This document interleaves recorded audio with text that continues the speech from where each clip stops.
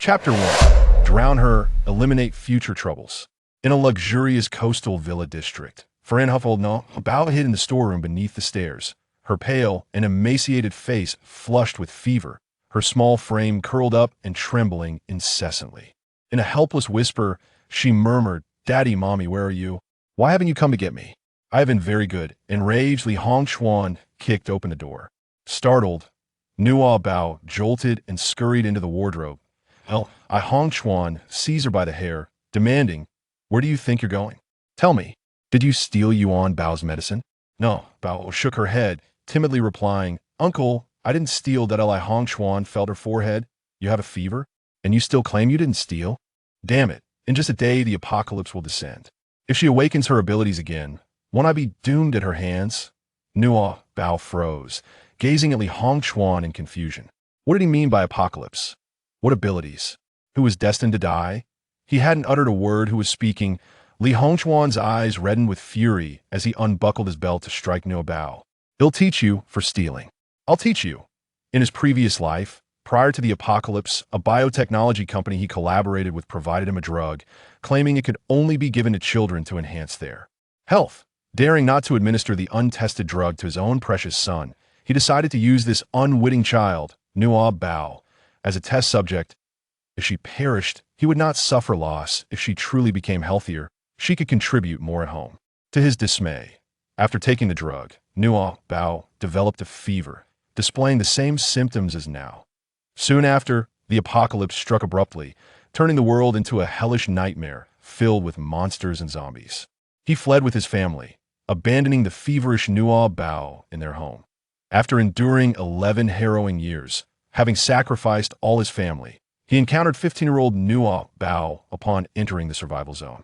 In a world where the strong prevailed, she had awakened her abilities, becoming the most formidable female general in the base. It took him 2 cigarettes worth of connections to finally stand before her, pleading for her protection, if only for the sake of having cared for her in her childhood. Cared? The female general laughed, as if hearing a joke. "Are you referring to raising a 3- or 4-year-old as a babysitter? Or the kind where you let me fend for myself while testing drugs on me? If it weren't for my resilience, I would have perished at the dawn of the apocalypse, yet it was also thanks to that drug that I stand here today." Though the female general spared his life, Li Hongchuan ultimately met his end at the hands of her subordinate. In his final moments, his mind was consumed by one word: drug. 15 days prior, Li Hongchuan was reborn. He swiftly liquidated his assets, purchased a bomb shelter, and stockpiled vast quantities of supplies. Then he placed an order for the drug from that biotechnology company. However, the company informed him that the drug was still under development, fraught with uncertainties, and had yet to be tested on children. Li Hongchuan was infuriated. How could they dare to suggest administering an untested drug to his child? These individuals are utterly devoid of conscience. Yet, he had already witnessed the potency of the drug and felt no further need for experimentation. He signed a liability waiver and paid a steep price for a single pill. This time, he intended to administer the drug to his son, Li Yuanbao. Imagining his beloved son awakening formidable abilities, destined to become the mightiest general in this apocalyptic world, he envisioned himself as the emperor of the wasteland. Who could have anticipated that the wretched girl would dare to steal the drug and consume it herself? With only one day remaining and the company located in another province, it was too late to reorder the medication. Everything was lost. Li Hongchuan gritted his teeth, striking Nuobao with fervor. Nuobao, feverish and weak, could only curl up and plead for mercy. "Uncle, please don't hit me. I truly didn't steal." Li Hongchuan remained unconvinced, each lash of the belt delivered with full force, leaving behind trails of blood on her small frame in no time. Li Grandma, impatient at the doorway, exclaimed, "What is so crucial about this medicine? A few strikes will suffice. There are countless clothes yet to be washed, and the floor remains uncleaned. If you beat her to death, who will attend to these chores?"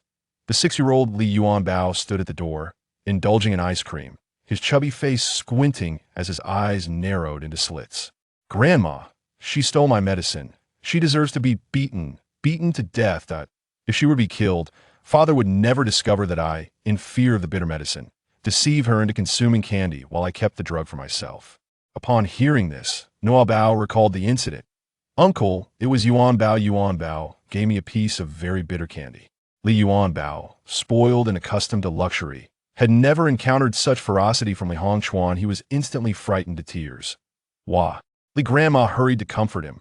Yuanbao, don't cry. Grandma knows it wasn't you. Hongchuan, why frighten Yuanbao? It must have been that little wretch who stole the candy. Just then, Lu Hongmei, who had come from the living room, interjected, "Oh, what a trivial matter. Yuanbao dislikes bitter medicine. You know that. I saw him secretly giving it to Nuobao."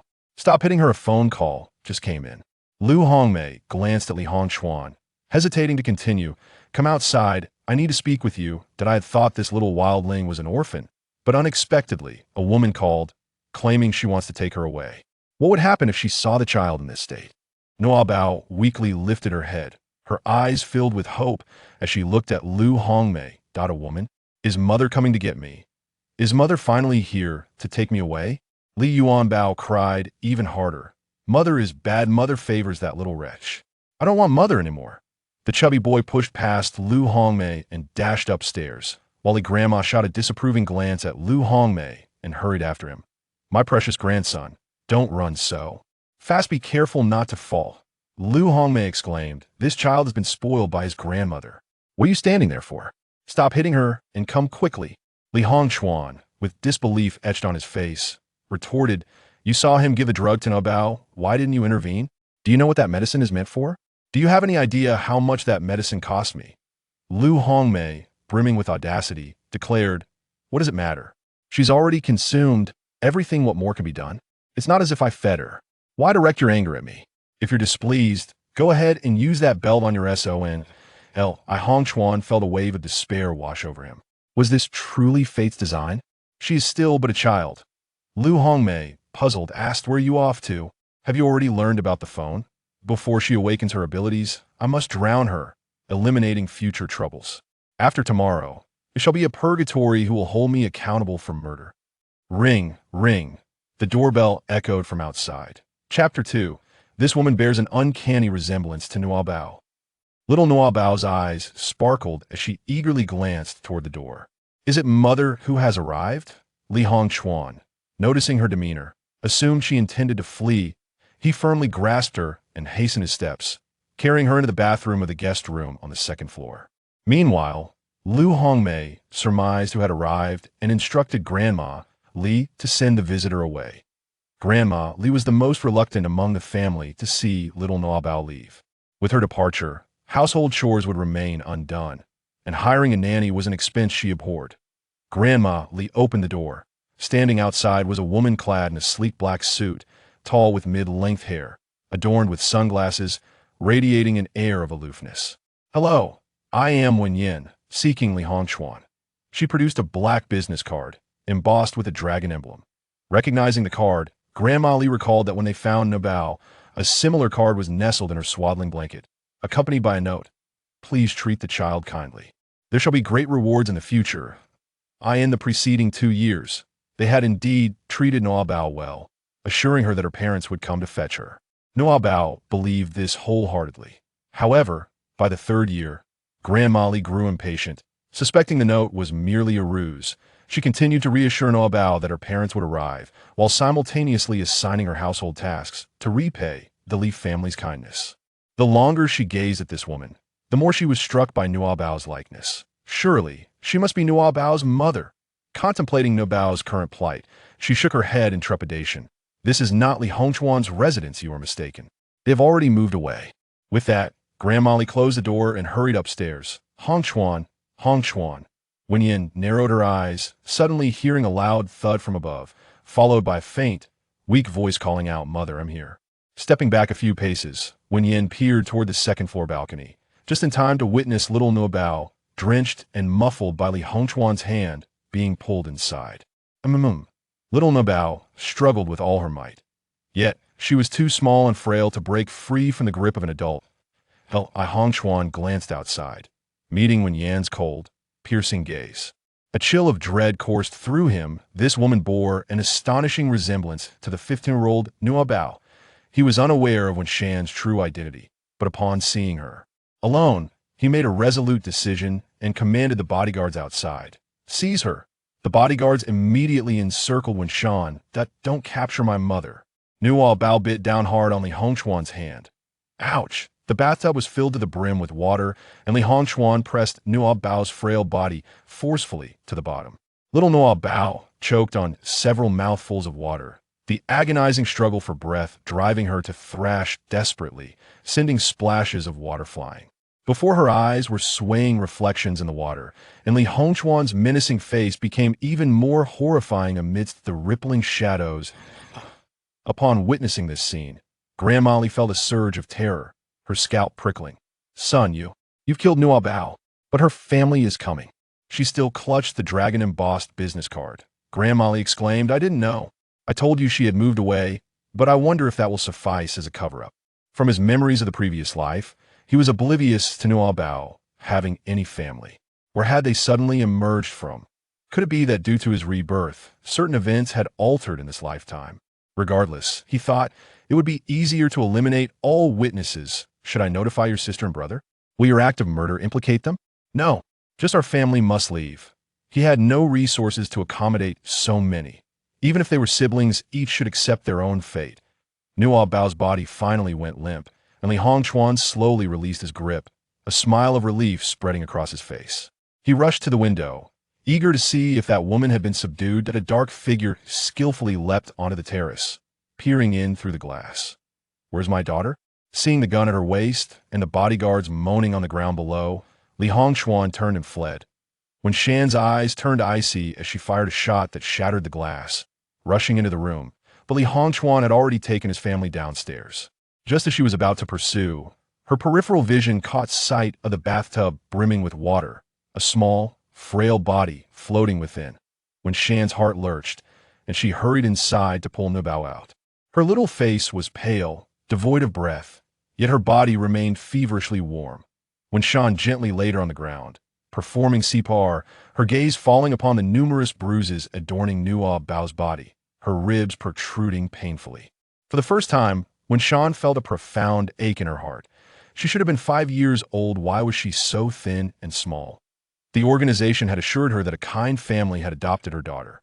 Were kind-hearted people truly those who raise children with whips?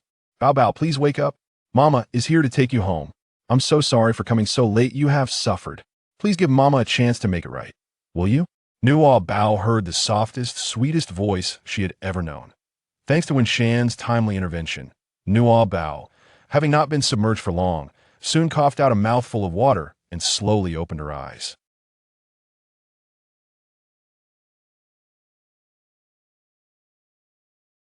Chapter 3. Hearing my mother's heartbeat before I could discern the features of those around me, my cold body was enveloped in a warm embrace, held tightly. You're awake? It's all right now. The voice that reached my ears was markedly different from what I had just heard. It was the cool, authoritative tone of a mature woman, evoking a profound sense of detachment. Nuobao was too preoccupied to notice the change in tone. It was her first experience being held.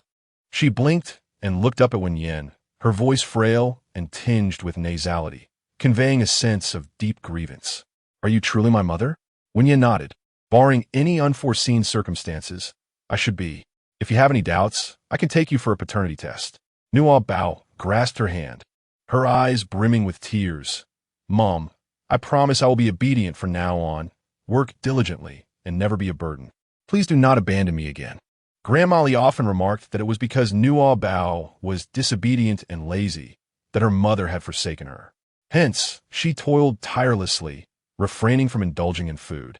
And when faced with grievances, she stifled her tears, yearning for her mother's return. She must not cry. Adults harbor disdain for children who weep. Witnessing Nuobao's pitiful demeanor, even the coldest heart of Wan softened. The words she uttered were evidently a product of the Li family's manipulation. Suppressing her ire, Wan asserted, You are wonderful, not a burden. I will never abandon you again. If it weren't for my confinement by the organization, I would have sought you out long ago. They share in this debt. Nuobao opened her eyes wide. Mother's lips did not move at all. What was it that she heard? Was it the voice within her heart? How wonderful it is to realize that Mother does not dislike me, but rather has simply forgotten me. Suddenly, with a loud thud, a seabird collided with the window. Nuobao trembled in fear and burrowed into Wenyan's embrace. In a moment of panic earlier, Wenyan had held Nuobao tightly, but now that Nuobao had instinctively sought comfort, she felt a touch of awkwardness. Her fingers stiffly patting the child's head, merely a bird. Yet almost immediately another, then two, then three. A flock of seabirds launched themselves against the glass window in a frenzied suicide. Bang, bang, bang. The cacophony of impact was deafening. The window was smeared with blood, and the ground below was littered with the lifeless bodies of seabirds. More seabirds surged through the shattered window, heedless of their fate, colliding with the walls, the crystal chandelier, and the cabinets. In an instant, the room was engulfed in a nauseating stench of blood. Little Nuobao covered her mouth, her eyes wide with shock. Wenyan gazed out at the sky, which was dark and ominous, filled with thousands of seabirds still advancing. She lifted Nuobao in one arm, wrapping her in a bath towel, and maneuvered the screen in the bathroom to shield them from the birds, hastily exiting the room. Just as she closed the door behind them, a deafening crash resounded as several seabirds' sharp beaks pierced through the door like blades. Another series of loud bangs followed, causing cracks to form in the sturdy wooden door.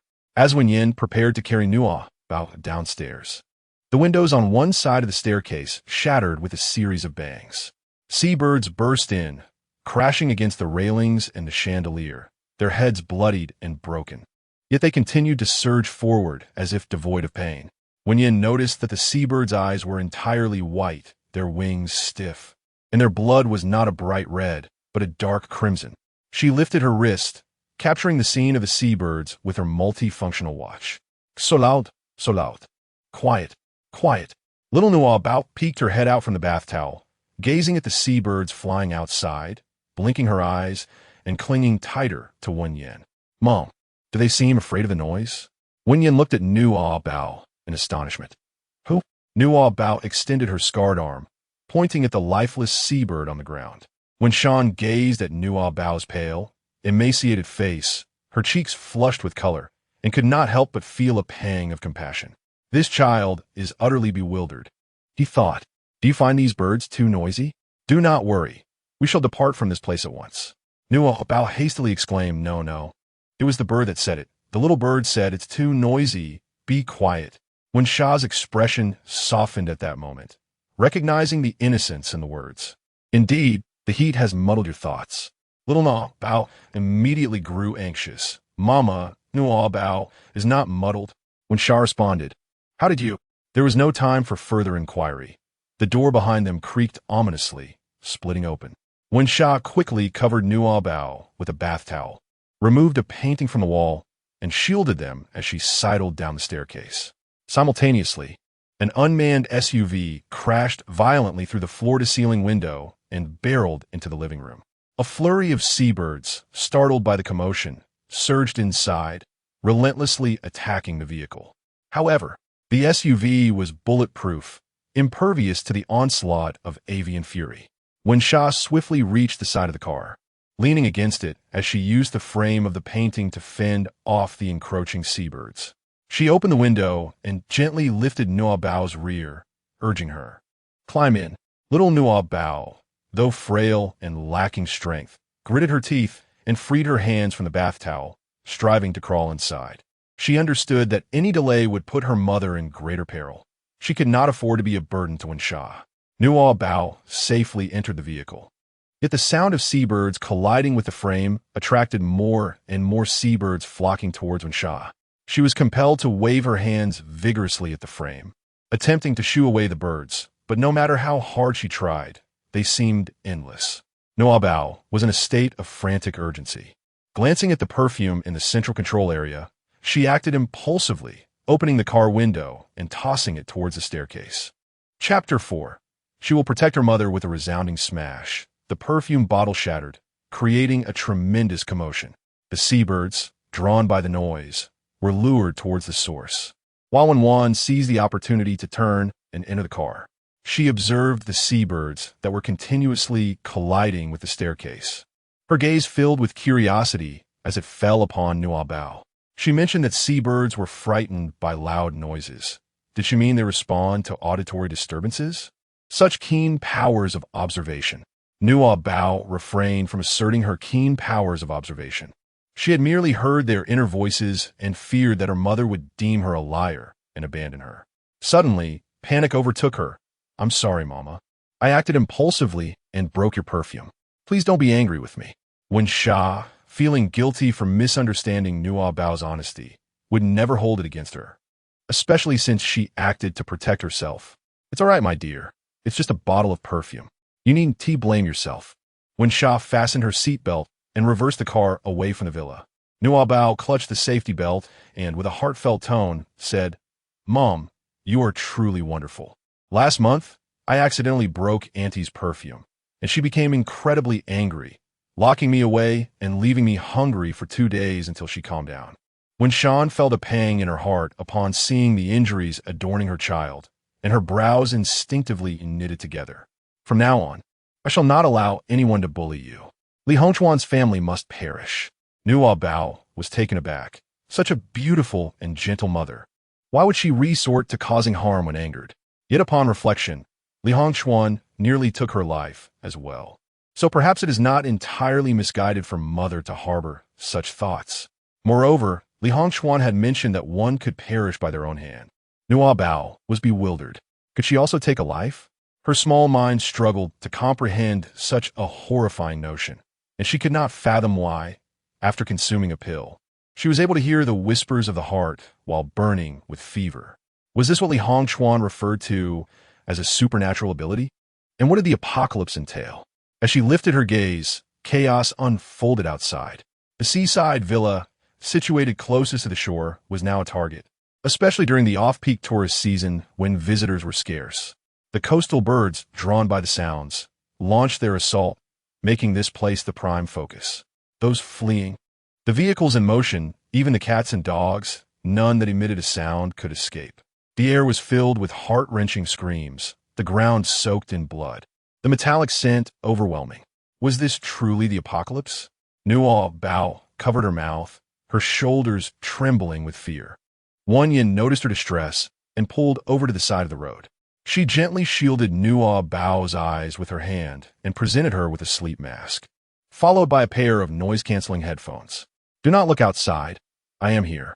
There is no need to be afraid, she reassured. After connecting the headphones to her smartwatch and selecting the most popular children's song, she did not release Nuobao's hand, continuing to drive while holding hers. The melody began to play in Nuobao's ears. In the little garden, we dig and dig, planting tiny seeds to bloom tiny flowers. She recognized the tune. Now, she had someone to comfort her, someone to care for her, and the fear of being hurt faded away. Nuobao relaxed, clasping her mother's warm and soft hand, her little legs joyfully swaying along. When Sean felt a sense of comfort, how delightful. Soothing a child seems not as challenging as I had imagined. Nuobao nodded in agreement. Indeed, I am not difficult to please at all. In fact, I require no coaxing. Your mere presence is sufficient for my contentment. Nuobao felt a warmth enveloping her heart, as her pale lips curled into a sweet smile. Unbeknownst to Wen-Sha, despite the absence of visual stimuli, Nuobao was still able to hear the whispers of the heart. Even with headphones on, the agonizing cries resonated with undiminished intensity. She heard the bodyguard, who had previously obstructed Wen-Sha, being pecked to death by seabirds at the roadside. Oh no, my eyes. Oh God, help me, I beg you. Save me, I don't want to die, I don't want to. In the villa ahead, the newlywed young wife of a wealthy businessman sought refuge in her car, speeding away in a panic. I'll run you over. I'll crush you all. Soon, the seabirds shattered the car windows, piercing her neck, and a multitude of others followed suit, rendering her unrecognizable. I worked so hard on my face. Bang! The out-of-control vehicle collided with a large tree, erupting in a blaze that illuminated the night sky. It's so hot, I'm gonna die. Was that yet another voice of the little birds? Were they afraid of the heat? Nuobao quietly noted this. Plant grand seeds, and they shall blossom into magnificent flowers. Nuobao hummed along, unafraid of anything, for her mother was there to protect her, and she would, in turn, safeguard her mother. Chapter 5. A well-behaved child. The vehicle journeyed on for an indeterminate duration, and amidst the swaying motions, Nuobao succumbed to slumber. Upon awakening, before even opening her eyes, she discerned whispers of discontent. Is this truly the eldest daughter? She is rather unappealing, bearing no resemblance to the striking beauty of her parent. Is the organization truly burdened with such a child?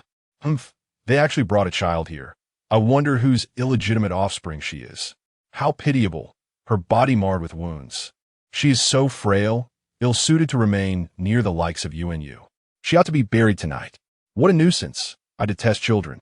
Would cutting out her tongue render her quieter? Nuobao gradually opened her eyes, clad in a black adult t-shirt that enveloped her figure like a sack. Surrounding her were 4 individuals, each bearing a distinct expression. The man standing by the bedside was the first to speak. Hello, my name is Zhao Wuying. I am your mother's most loyal subordinate. You may call me the extraordinarily handsome uncle. Do say it aloud, I wish to hear. This was the man who had called her unattractive. Nuobao pouted. You're the ugly one. I resemble my mother and am quite beautiful. She feigned fear, saying, Uncle, you look quite frightening. Zhao Wuying's smile froze as he pulled a small folding mirror from his pocket to inspect his reflection. What kind of eyes do you have? Little one, I am extraordinarily handsome, you know? Have you never seen a handsome man before? A woman behind him laughed derisively. Ha, don't be so shameless. You look utterly ridiculous, yet still dare to call yourself handsome? That little girl is not blind. Ignore him, little sister. Yamsuyilan, a dear friend of your mother. Call me beautiful sister, and I shall give you candy. This was the woman who had insulted her as an illegitimate child. What is a friend? Nuobao stared at her with wide eyes. You have as many wrinkles on your face as Grandmolly. How could I possibly call you sister? Suilan's charming smile instantly faded. Ha. You're even more shameless than I am, asking a little child to call you sister. Unfortunately, she is not blind. You could easily pass for a grandmother.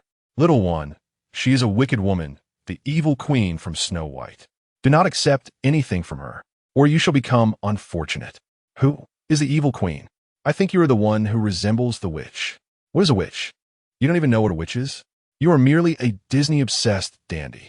Nuobao cast her gaze towards the elderly man with silver hair and the woman with long, straight black hair behind her. They were undoubtedly the ones who intended to bury her alive and sever her tongue.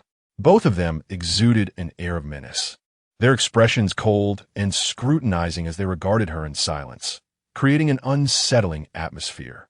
Nuobao clutched the pillow, instinctively shrinking towards the wall. The mere thought of her mother straightened her posture. She felt unafraid, for she was now a cherished child under her mother's protection. Let us see who has the bigger eyes.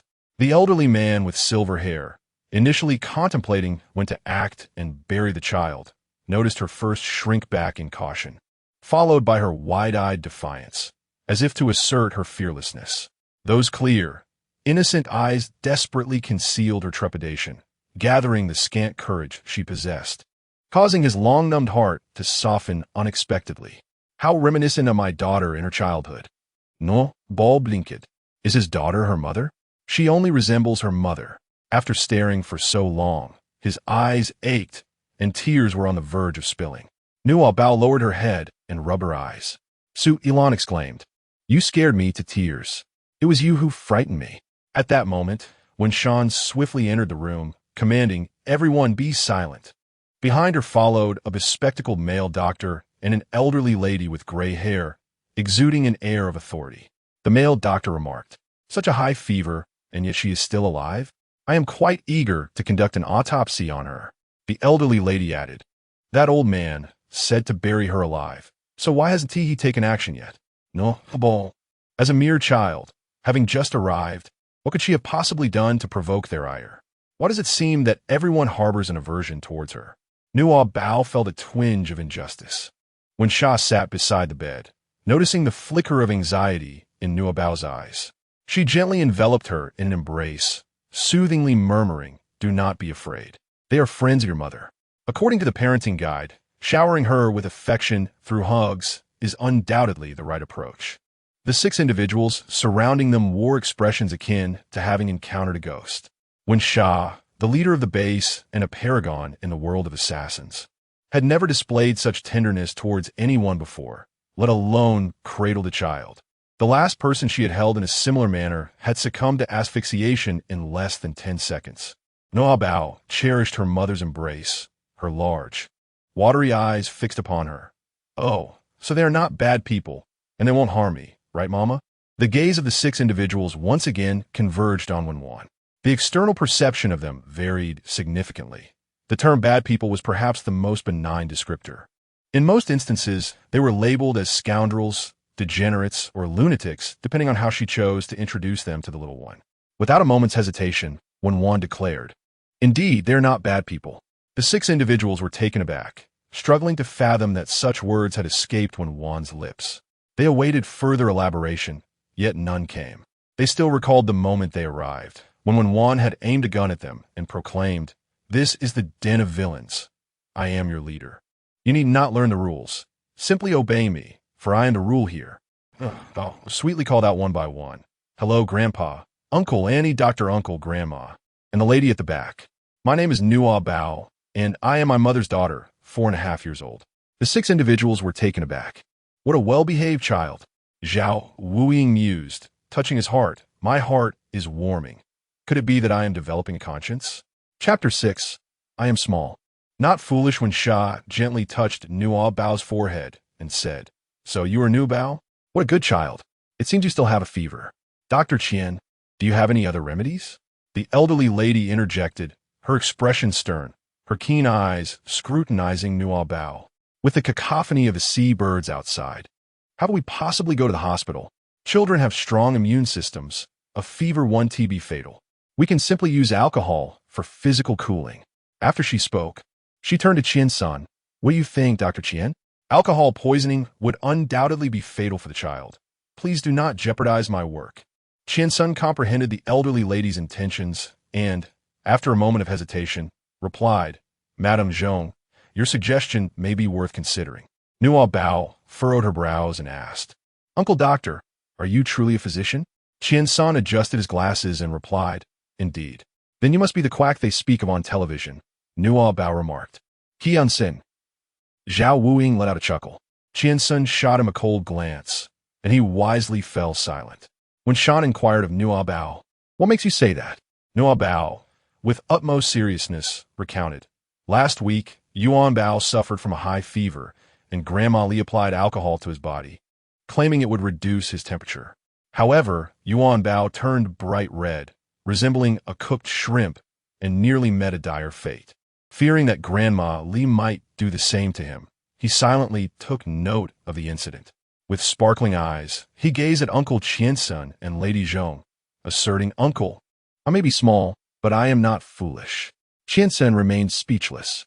When Sha also regarded Qian-san, her piercing gaze sweeping over Lady Zhong and the others present in the room. Nuobao could perceive the chilling aura emanating from Wen, instilling fear in everyone present. They bowed their heads, none daring to voice a dissenting opinion. Wen reigned in her murderous intent, cradled Nuobao in her arms, and her expression swiftly transformed into one of tenderness. The rapidity of this change left the onlookers utterly astonished. Experts advise that speaking gently to children allows them to feel love. Wen devoted herself to learning how to be an exemplary mother. "Nuobao, let's go to the hospital." How could she bear to put her mother in danger when her mother treated her with such kindness? "Mother, there is no need to go to the hospital. My fever is not due to a virus, but rather because Uncle Li gave me a pill." Wen gazed at her, inquiring, "What pill?" Nuobao pondered for a moment and recounted. He mentioned that it was an exceedingly expensive medication, which he initially intended for Yuanbao. However, Yuanbao, disinterested in taking it, deceived me into believing it was candy. Having never experienced the delight of candy, I succumbed to the temptation and consumed it. Madame Zhong scoffed, "Never tasted candy? What a master of dramatics. At such a tender age, already so cunning." The silver-haired elder shook his head. "It seems that gluttony has led to this predicament. Such a child is truly troublesome." The woman with long, dark hair expressed her disdain. "No wonder he is covered in bruises. It appears he is a master of deceit, deserving of his punishment." Su Ilan, possessing a forthright nature, voiced Madame Zhong's sentiments. "You are not raised in a remote village. How could you have never tasted candy?" Little one, remember that lying can elongate your nose. Did you perhaps indulge in it secretly? Nuobao lowered her head and softly retorted, I did not lie. Yet, the truth remained that her indulgence in sweets had indeed caused trouble for her mother, and she was at fault. Thus, her defense lacked conviction. When Sean, having gained a preliminary understanding of the Leaf family, lifted Nuobao's chin and gently asked, Tell your mother, is it the Leaf family who has denied you sweets?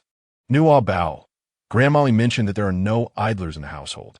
When Sean continued her thought, speculating, Thus, every morsel of food you consume, every garment you wear, and every medicine you take when unwell must be repaid through labor? With an endless array of tasks each day, one cannot even dare to indulge in snacks. Am I correct? Nuobao lowered her head again, saying, I'm sorry, Mama. I will not indulge myself anymore. When Sean, feeling a pang of sympathy, gently patted her shoulder and replied, It is not your fault. You need not apologize. Madame Zhong, the elder, and Su Yilan were taken aback. They had not anticipated that this child lived such a wretched life despite being in a wealthy family. Zhao Wuying crossed his arms, impatiently remarking, Miss Su, coming from an esteemed background, it is naturally difficult for you to fathom the struggles of others. In my childhood, no one bought me sweets. It was only through my own efforts that I savored my first piece of candy.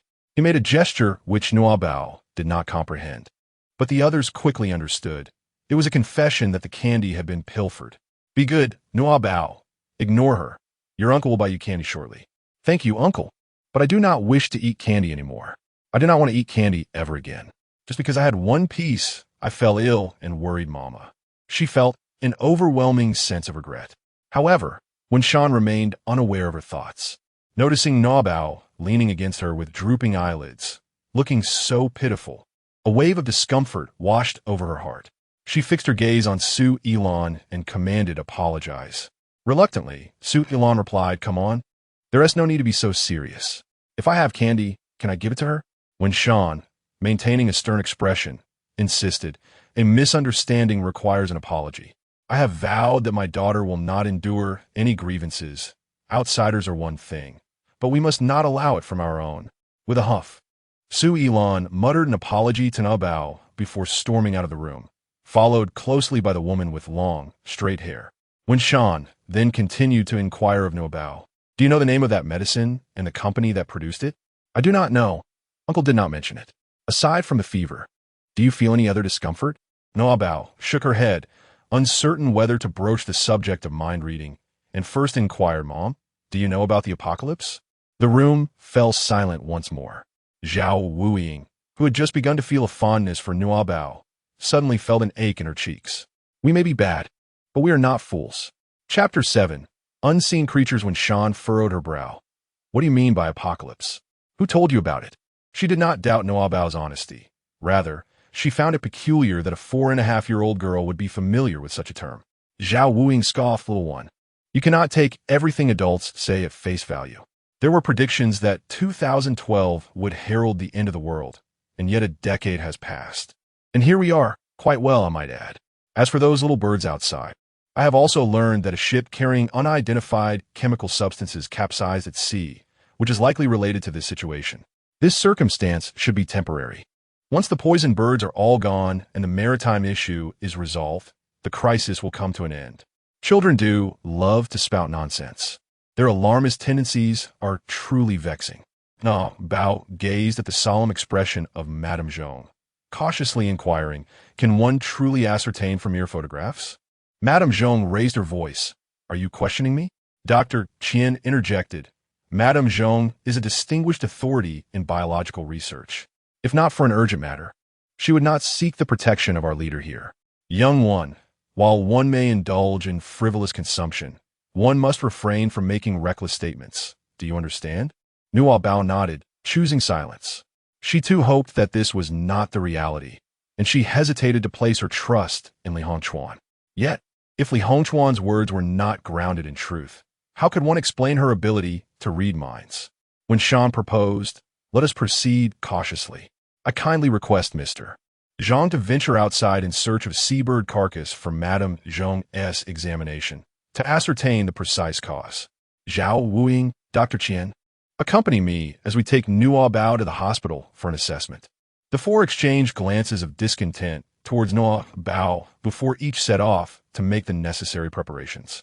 Nuobao rested her chin on her hand and sighed, "Mother, if we must venture outside, might we take a torch?" The four individuals preparing to depart exchanged glances. "So, think, Nuobao.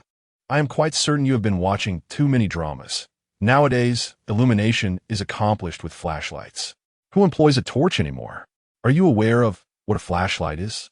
He opened the storage cabinet in Wenwei's room and retrieved a military flashlight, waving it before Nuobao. "Behold, this is it." Wenwei cast him a sidelong glance. "Enough with the banter. Go prepare the vehicle." "Understood, boss." The four exited the room. Wenwei opened the equipment room and produced a small, black object resembling a firecracker. Handing it to Nuobao, Nuobao could only nod in agreement, unable to provide an explanation. When Shan embraced her, saying, "I will have them send all these toys over for you to enjoy. Nuobao, your mother will strive hard. I hope that in the future, your sense of security will come from me." As Nuobao smiled, she remarked, "Mother is truly wonderful." The four of them set out together as old Zhang opened the door to the base. It was then that Nuobao realized they were ensconced in a forest, surrounded by towering trees. As dusk descended, the sky outside had yet to darken fully, yet the light of day was already extinguished within the woods. An unsettling silence enveloped the forest, devoid of the chirping of insects or the songs of birds, creating an eerily surreal atmosphere. Old Zhang glanced upward, clad in a specially designed bulletproof vest, only to find not a single seabird in sight. This unsettling phenomenon intensified his unease. Suddenly, a faint rustle emerged from behind him. He whirled around, only to be met by a pair of ghastly, pallid eyes staring directly at him. Bang! The report of a shotgun reverberated through the entire forest. Nuobao had no shoes, and throughout the journey, when Fan held her in his arms. Upon hearing the gunfire, Zhao Wuying slammed on the brakes, questioning, "Where's that gunfire coming from? Is it old Zhang?" Nuobao also sat up from Wenyan's embrace, gazing intently at the roadside. Within the thicket, for pairs of murky, pallid eyes glimmered with a bloodthirsty light. So hungry, not enough to eat, not enough to eat." Nuobao gently shook Wenshan's hand and implored, "Mom, could you please drive faster?" At that moment, Wenshan was engaged in a phone conversation with the base, verifying the well-being of Mr. Zhang. Upon hearing Nuobao's voice, she instructed Zhao Wuying to continue driving. Suddenly, something lunged at them but missed, chasing the off-road vehicle for a brief spell before shifting its focus upon realizing it could not keep up. When Shan concluded her call, Mr. Zhang was unharmed. Although he had not located the seabirds, he had captured a peculiar and aggressive creature, deciding to study it first. When Shan received a photograph from Madame Zhong and examined it alongside Dr. Qian, the creature measured over 1/2 meter, its body drenched in dark blood, with a gaping wound in its chest. Its limbs were sharp, and its teeth resembled those of a wolf, while a bullet hole marred its forehead. Its eyes, clouded and pale, bore resemblance to those of seabirds. Dr. Qian deduced, the bullet hole was inflicted by Mr. Zhang. The blood has yet to coagulate, indicating a recent injury. The wound in its chest, however, has coagulated blood, suggesting a potentially fatal injury. How is it still able to move? Furthermore, I have never encountered such a creature before. It resembles both a jackal and a weasel. Yet, this forest is interconnected with the scenic area ahead, and such aggressive animals have never been observed here. A soft, sweet voice emerged from Wenshan's embrace. Chapter 8. I can hear the voices in your hearts, what? Wenshan momentarily failed to grasp the meaning behind her words. Nuobao lifted her head and pointed out the car window, exclaiming, just now, there were little mice in the grass. They said the birds aren't getting enough to eat. Wenshan responded with a silent pause, while Zhao Wuying rolled his eyes, thinking to himself, this child needs to have her mind examined. That creature was far too large to resemble a mouse. Nuobao lowered her head, pouting in resignation, as her two index fingers playfully poked each other. I speak the truth. The encyclopedia states that the fur color of the mouse ranges from brownish to grayish on the back, with a mix of black hairs on the head and back. Its forelimbs are short, while its hind feet are robust, equipped with sharp beaks and incisors, and it is omnivorous, becoming particularly active at midnight. Zhao Wuing, having never consulted the encyclopedia, felt as if his CPU had overheated. Is that true? Do you really know that many words? He questioned in disbelief. You grasped it after just 2 listens? You must be boasting. Nuobao lowered her head once more, saying, If you do not believe me, there is nothing I can do. Dr. Qian coldly inquired, Since you have seen it, you should be aware that the average size of a common mouse is approximately 17 centimeters. This creature is nearly half a meter in length. Nuobao expressed her confusion, stating, I do not comprehend why it has grown so large. Zhao Wuing scoffed, remarking, Children should refrain from speaking indiscriminately when they lack understanding. No adult appreciates a child who indulges in nonsensical chatter.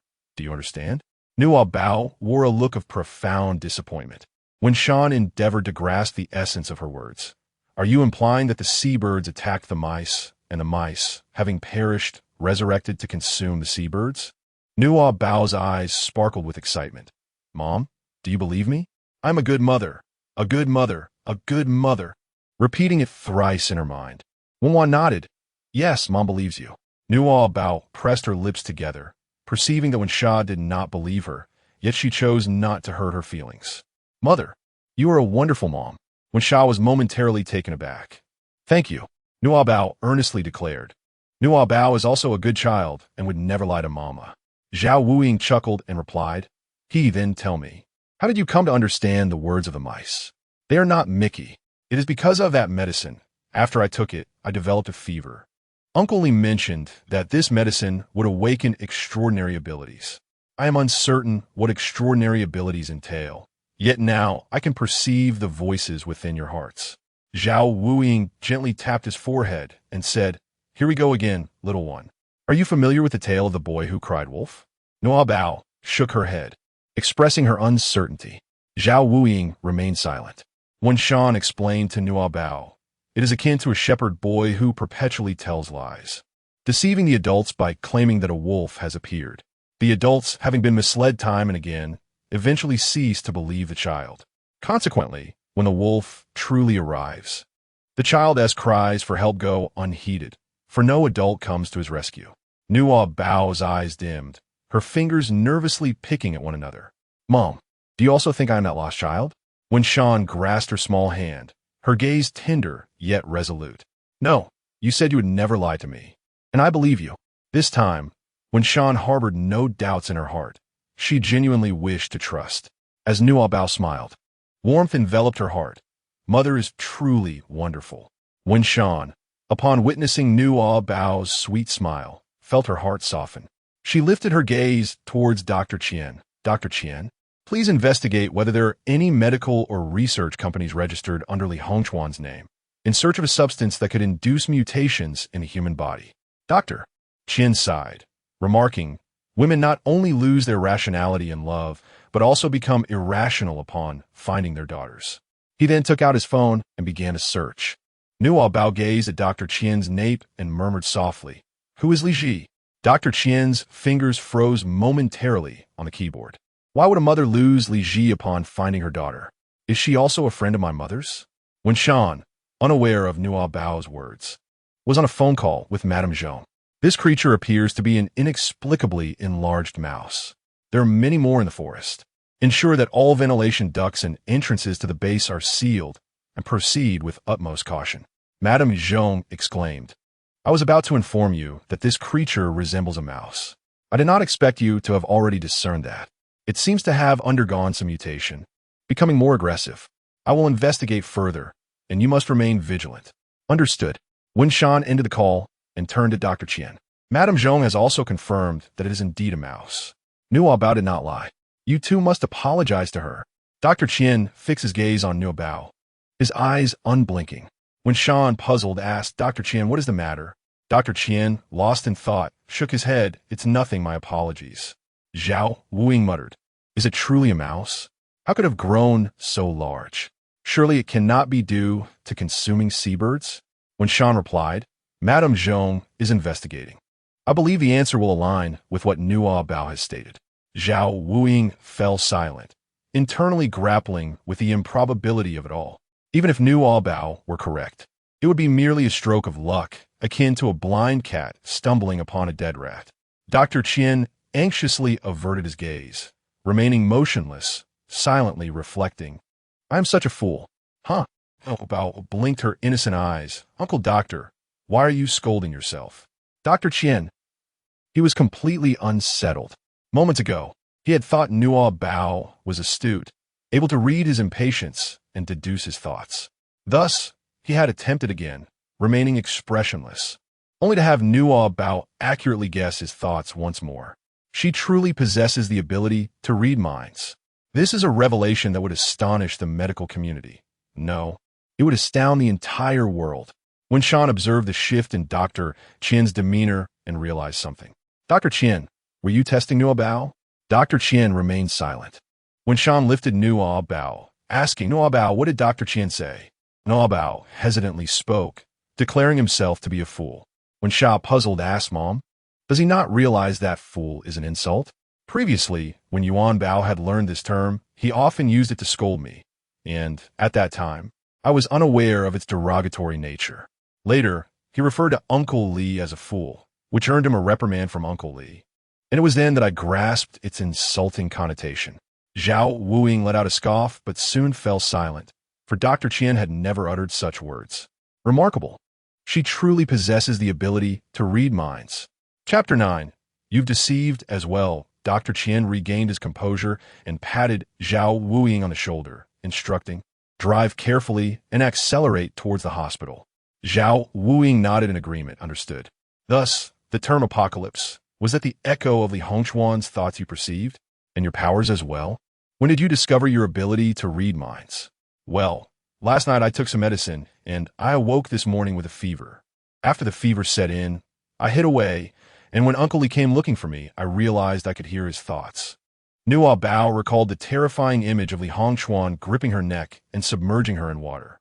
Her delicate fingers brushed against the bruise on her neck, and her long eyelashes trembled with unease. Wan Yin removed his coat and draped it over her shoulders, holding her gently and offering soothing pats. "Do not dwell on the past. I shall avenge you," he reassured her. Zhao Wuying inquired, "How does Li Hongchuan know of these matters? Is he a scientist or a fortune-teller?" Nuobao tilted her head in contemplation for a moment and mused, "I am uncertain of his profession. Yet my aunt refers to him as a nouveau riche." "What does nouveau riche signify?" Zhao Wuying could not contain his laughter and replied, "It refers to a person of humble origins who has encountered unexpected fortune." Nuobao blinked and inquired, "What exactly is dog luck?" Zhao Wuying scratched his head and replied, "Well," he turned to Dr. Qian for clarification. Adjusting his glasses, Dr. Qian explained, in the past, when chemical fertilizers were scarce in rural areas, people would use fermented manure as fertilizer. Thus, discovering dog droppings could be lucrative. Consequently, this stroke of fortune was dubbed dog luck, signifying good fortune. However, some individuals today, with a touch of cynicism, have adopted this term as a pejorative. Zhao Wuying gave a thumbs up, exclaiming, "Truly impressive, a man of culture." Nuobao's mouth formed an shape, and she promptly inquired, "What is a lemon essence? Is it a seasoning like chicken essence?"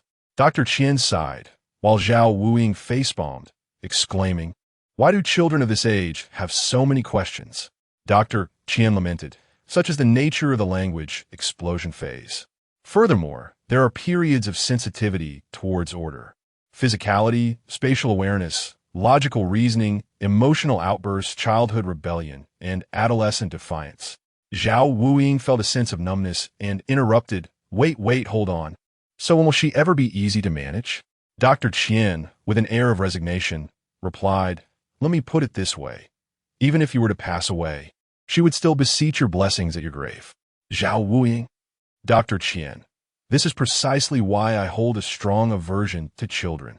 Nuobao wore a sorrowful expression and asked, "Mother, do you dislike me?" Wen Xuan cast a glance at the two of them and replied, "They are speaking of other people's children. My Nuobao is the most well-behaved, not at all bothersome. I eagerly anticipate spending each day with you, and you can come to me with any questions you may have." When Nuobao smiled and inquired, "What exactly is a lemon essence? Is it edible?" She found the question rather perplexing, as when Sean rarely ventured online. She took to her phone to search for the answer and candidly admitted, "I am uncertain as well. Let's seek the answer together." Experts have noted that adults need not be omniscient. It is perfectly acceptable to demonstrate vulnerability and progress alongside children.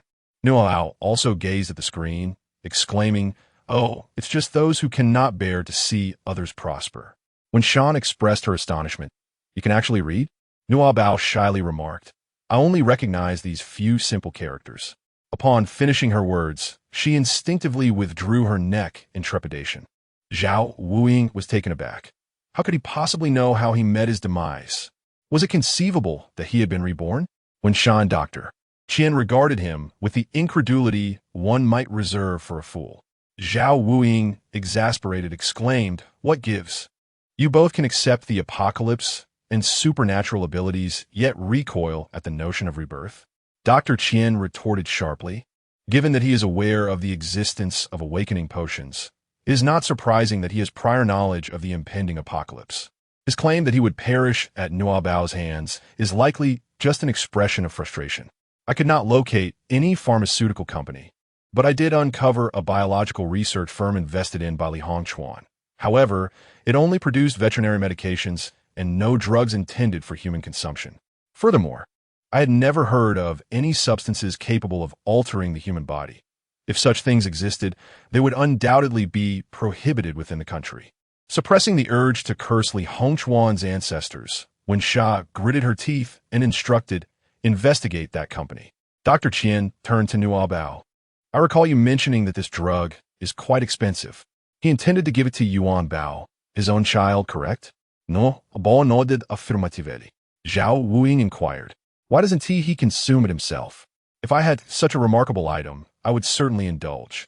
Dr. Qian shot him a disdainful glance. "Would you dare consume a product with no guarantees, intended for animal use?" Nuobao is still running a fever. The potential for other side effects remains uncertain. Zhao Wuing replied, "It should not be a product devoid of guarantees.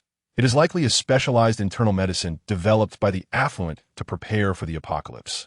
After all, he wouldn't want to harm his own child, would he?" Dr. Qian scoffed. "Human nature, particularly in times of crisis, is the most terrifying aspect. A selfish individual who loves only themselves, their kin, and their offspring is capable of discarding any principle. Such a person need not perish at your hands. I shall take care of that." Zhao Wuing was momentarily taken aback. "Damn, I've been fooled by you." Suddenly, he jolted. "Nuobao, disregard that last remark." "Nuobao, what does it mean to have heard it?" and packed it away. Dr. Qian squinted his eyes, casting an annoyed gaze at Zhao Wuing. Zhao Wuing forced a smile. "It simply means he is incredibly handsome, extraordinarily so." Nuobao responded with a half understanding. "Uncle, you two are pretending." Zhao Wuing remained silent. Chapter 10. An apology ode to Nuobao. The stoic Dr. Qian couldn't help but chuckle softly. Zhao Wuing felt increasingly exasperated. "Your deadpan expression, what are you laughing about?" When Shan admonished sharply, "Hurry up, I have no mood for your banter," the two promptly fell silent and focused on their tasks. Nuobao stifled her laughter and looked at Winshan. "Mom, are you angry?" Winshan gently ruffled her hair and replied, "No, my dear. Mother is merely concerned for you. But do not fear. No matter what happens, I shall always protect you."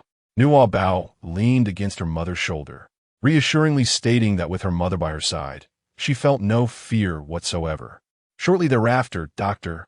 Qian informed Winsha that the legal representative of that company was Fan Chong, a graduate of a prestigious university in Country Y, holding a doctorate in biopharmaceuticals.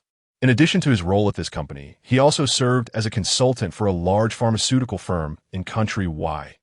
Coincidentally, the chemical agents involved in the maritime incident were produced by that very company.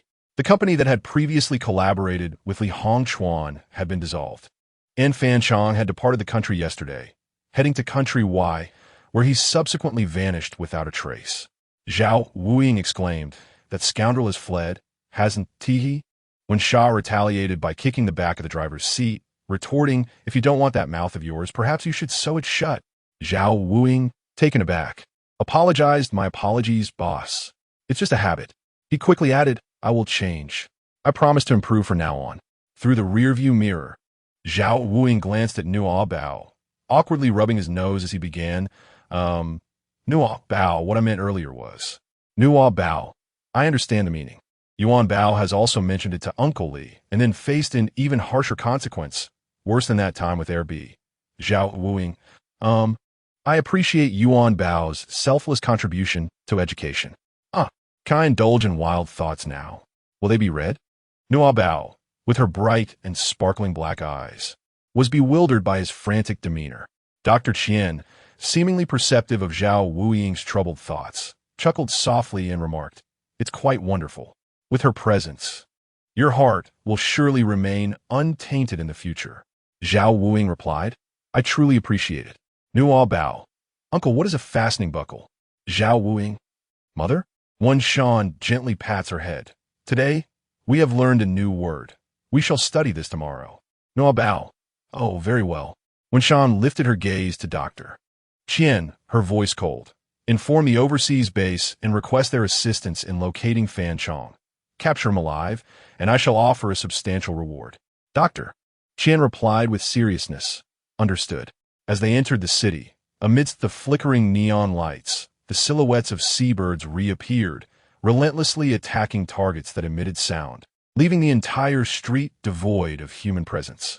Bloodied corpses lay strewn about, while wrecked vehicles blocked the road, forcing Zhao Wuiying to periodically clear a path through the debris to continue their journey.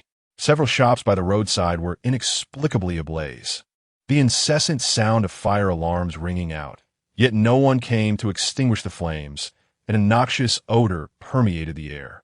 The three individuals, who had only recently come to terms with the arrival of the apocalypse, now found themselves engulfed in an atmosphere thick with suffocating horror, causing even the typically carefree Zhao Wuiying to wear a grave expression. The vehicle remained eerily quiet, save for the sounds of the seabirds colliding against it. Drawn by the impact, the off-road vehicle was resilient, yet soon the windshield was splattered with blood. Zhao Wuiying, in exasperation, repeatedly used the wipers to clear away the feathers and entrails that clung stubbornly to the glass, with the bodies of seabirds becoming lodged in the wiper blades. Countless curses swirled in Zhao Wuiying's mind, yet he could neither vocalize them nor harbor them within, further darkening his countenance. Silence. When Shan noticed that Nuobao's expression was also less than favorable, Zhao Wuiying fell silent, his cheeks puffed out in frustration. The three adults were accustomed to various gruesome spectacles. No matter how terrifying the current scene, it held little fear for them. However, it was evident that the child found it difficult to accept. When Shan gently reassured Nuobao, "Fear not, they cannot enter. Mama's car is very sturdy, and you are safe. We will all protect you." Nuobao's delicate face appeared pale, and not wishing to cause her mother concern, she forced a smile, saying, "Mom, I'm not afraid." Nuobao is very brave now. Witnessing her feigned cheerfulness, Wen felt an even deeper pang of sympathy. She embraced Nuobao tightly, shielding her from the view of the outside world. At that moment, Wen noticed the deafening sound of the fire alarm emanating from the burning shop. Even the seabirds refrained from approaching, deliberately steering clear of the flames. Suddenly, she comprehended why Nuobao had wanted the fire torch. "Did you already know that the little birds fear fire?" Nuobao nodded, her tiny hands gripping the torch apparatus tightly.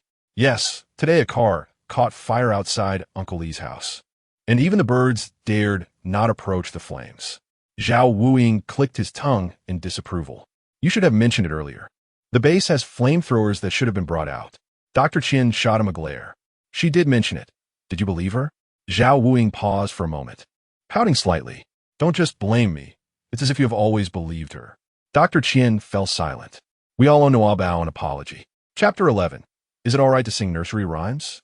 The issue is that when it comes to adults apologizing to children, it always feels difficult to find the right words. Nuobao suddenly spoke up. "You need not apologize. All I desire is for my mother to believe in me." She gazed at Wen Yan, her sweet smile revealing two charming dimples, radiating an adorable innocence. Wen Yin felt a surge of sweetness in her heart. You are my child. And of course, I believe in you. Unfazed by the exchange, Zhao Wuying and Dr. Qian remained silent. Wen Yin then inquired of Nuobao, what do the mutated mice fear? Zhao Wuying analyzed. Since the mice mutated after consuming the birds, could it be that they fear fire as well? Dr. Qian suggested. Let us find one to test this theory. Wen Yin turned her gaze toward the window. Nuobao. Besides the little birds, can you hear any sounds of the mice around here? Nuobao listened carefully, her expression turning grim, her voice trembling noticeably. I can't hear anything. When Sha gently touched her forehead, Nuobao, are you feeling unwell? Nuobao tugged at the corners of her mouth. Mom, I am not unwell. I merely find it exceedingly noisy. As she spoke, her delicate face appeared even paler than before, and her forehead glistened with beads of anxious sweat. Her gaze reflected a semblance of fear, intertwined with a tumult of emotions, evoking a palpable sense of unease. Dr. Qian pondered for a moment and inquired, apart from us, the whispers of birds and the hearts of mice, are you able to hear the thoughts of others as well? Dr. Qian gasped, his brows furrowing tightly, and a flicker of compassion emerged in his cold, dark eyes. Zhao Wuying switched on the high beams, yet found no trace of another soul. Where is everyone? Nuobao. Yes, there are many individuals. Some express a desire for their family members to perish, while others claim that daughters-in-law are outsiders and wish for them to be the first to go. There are those who even wish for their husbands to die, so they may inherit their wealth and be with their lovers. When Shan raised her hand to cover Nuobao's ears, do not listen to them, Nuobao. Focus on your mother. Disregard those voices. Nuobao's eyes were red as she said, Mom, I can't do it. Previously, whether in the seaside villa area or at the base, the surroundings were relatively tranquil, and Nuobao was not overwhelmed by the cacophony of voices. Now, in the bustling city center, where the crowd is dense and chaotic, especially during such a moment of despair, the inner voices must be as filthy as they are numerous. Even adults might struggle to bear it. How could a child possibly endure? When Shan attempted to assist her, asking, would wearing headphones help? Nuobao shook her head. Dr. Qian inquired, is there a limitation on distance? If we express our innermost thoughts, will you prioritize reading our sentiments? Nuobao appeared utterly bewildered, perhaps failing to comprehend the implications of Dr. Qian's words. Dr. Qian inquired, do my heartfelt sentiments overshadow the voices of others in the distance?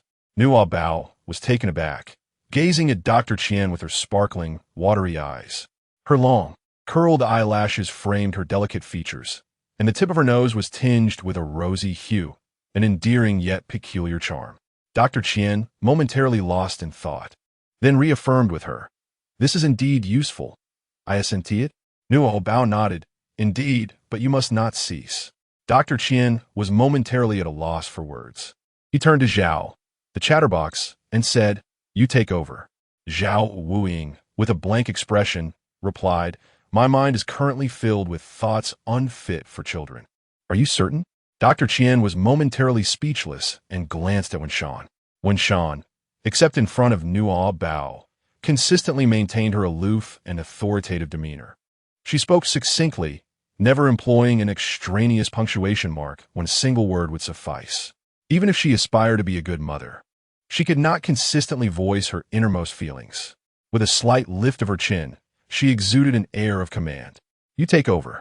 Dr. Qian, feeling utterly at a loss, sighed. What would you like to hear? Nuobao's eyes sparkled with excitement. Can we sing a nursery rhyme?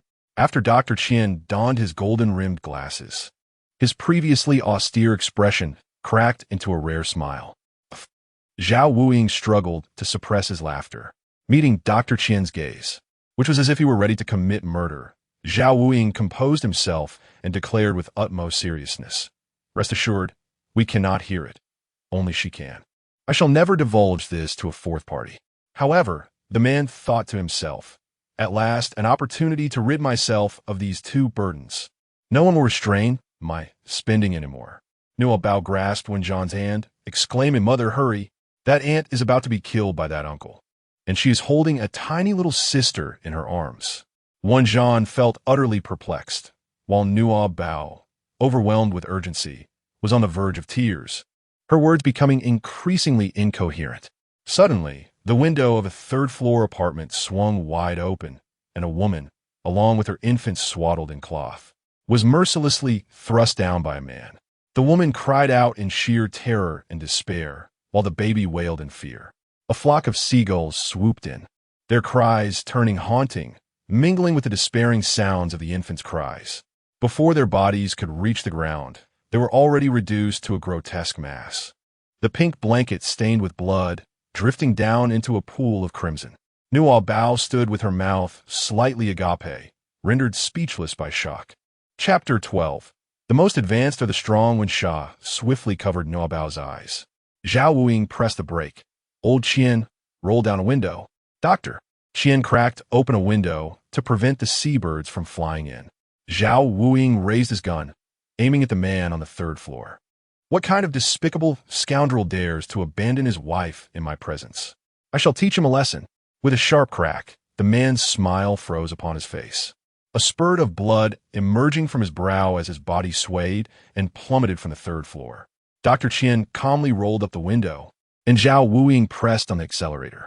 A multitude of seabirds descended upon the scoundrel, while a portion veered toward the SUV, unable to inflict any damage, leaving only stubborn stains upon the glass. Help! Someone has been murdered. Be quiet, or we might meet the same fate. Who is that person? Why does he have a gun? Crash! An ashtray struck the front of their vehicle. Zhao Wuing halted the car, once again as the three turned in unison towards the direction for which the ashtray had come. From the same residential building, at a fourth-floor window, a woman in her 40s, with short hair and tear-filled eyes, suppressed her fear as she gestured frantically, too afraid to make a sound. With her hands clasped in prayer, she pleaded and then cradled her daughter in her arms. I beg you, please save us. My daughter is injured and needs to go to the hospital.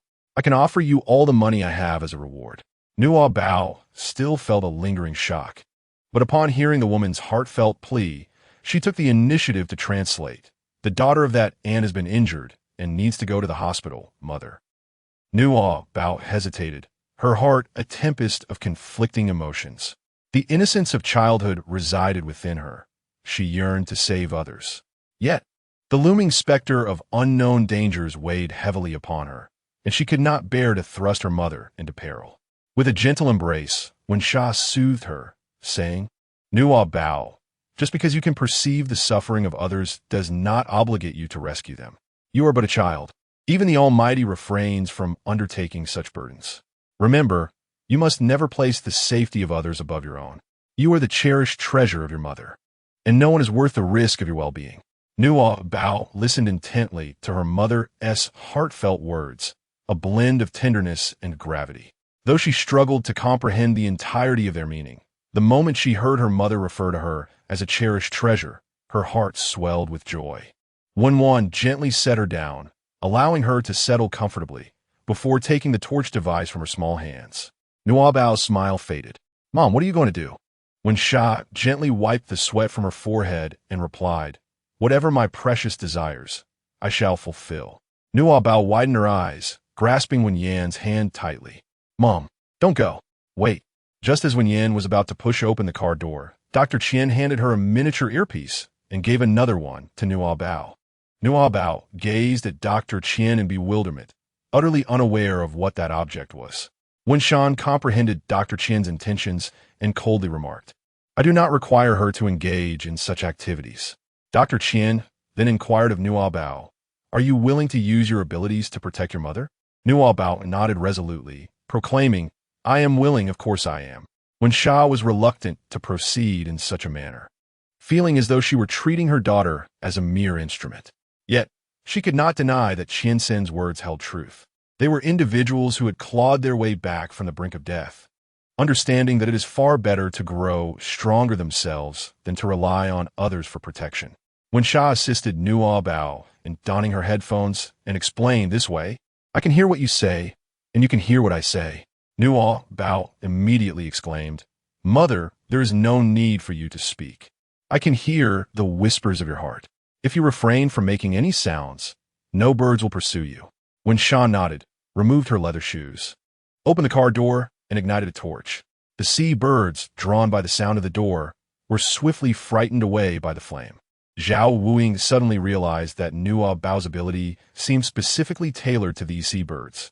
Dr. Qian reflected, all things exist in a delicate balance, even in the apocalypse.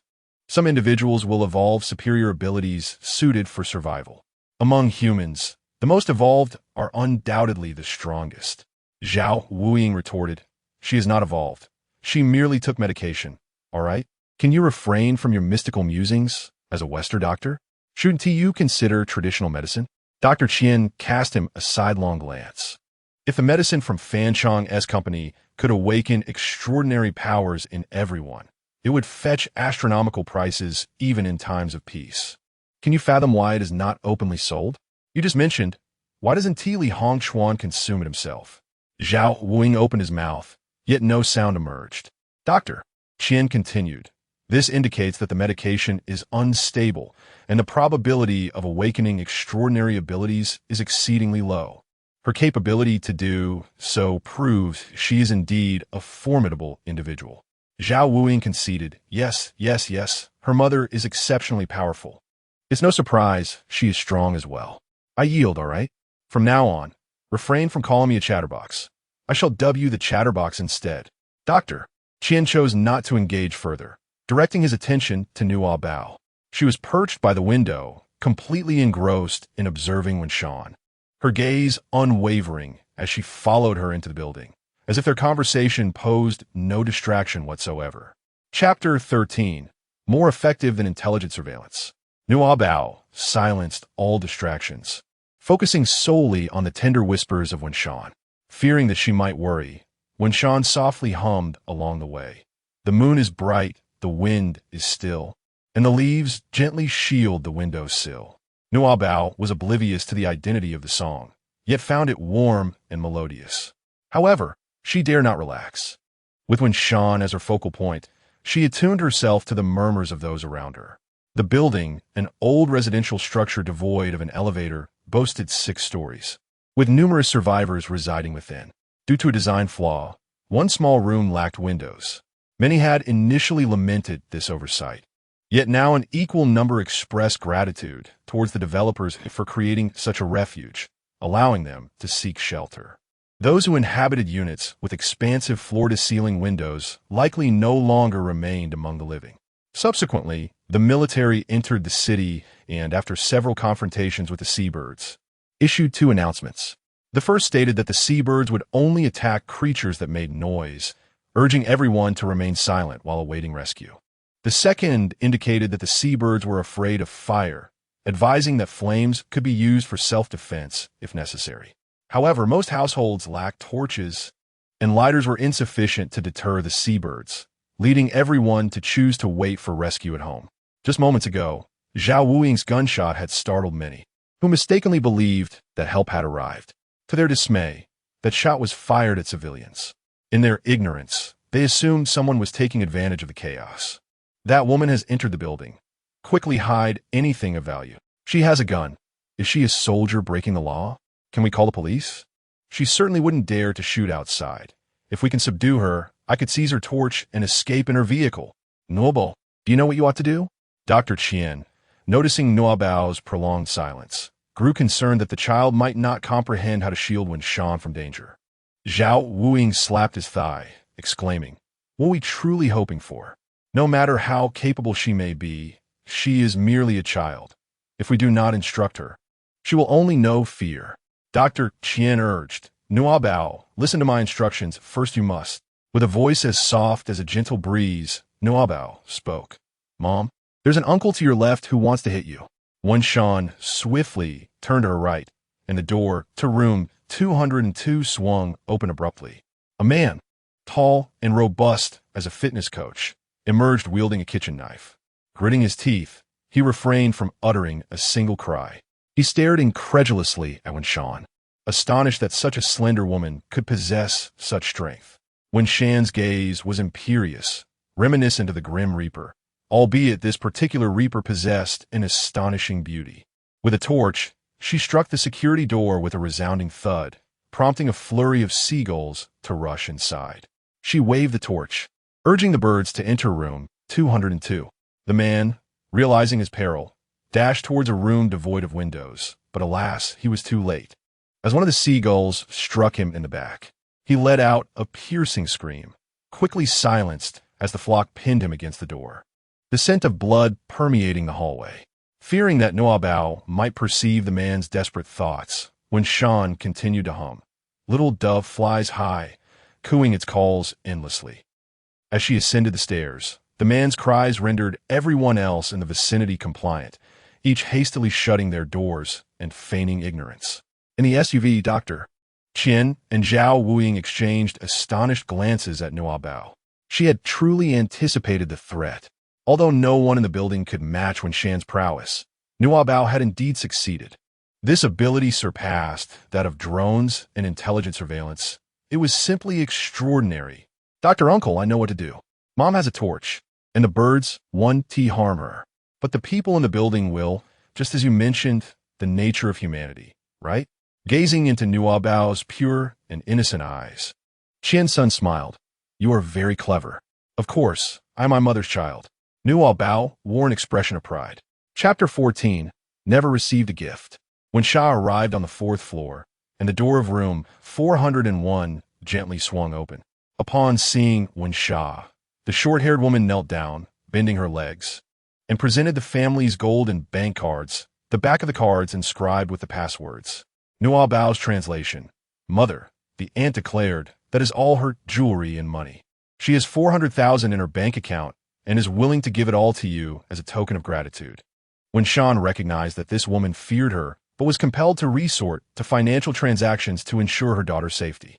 Without hesitation, she accepted the offering and tucked it into her pocket. The woman cradled her daughter in her arms. The little girl had a deep wound on her thigh, already bandaged. Yet the bleeding persisted, staining the gauze crimson and rendering her face pale. When Sean assessed the girl's physique and gestured towards her attire, the woman, perplexed, did not grasp her meaning. When Sean proceeded into the room, rummaging through the little girl's wardrobe and retrieving several garments suitable for Nuobao.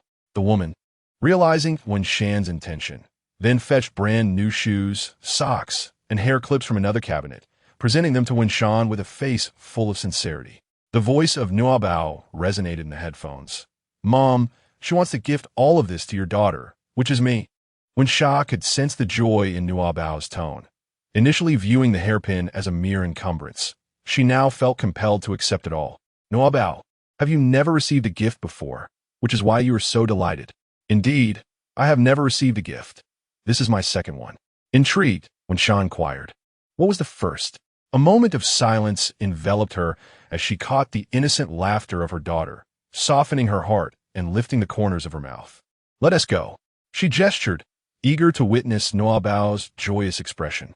After securing the gifts for Nuobao, the little girl clutched them tightly, while the woman, barefoot, embraced her daughter.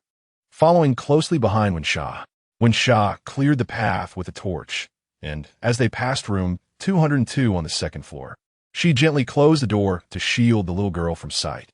If Zhao Wuing were to witness this, he would surely be taken aback. Wen Sha had never been one to exhibit such meticulousness.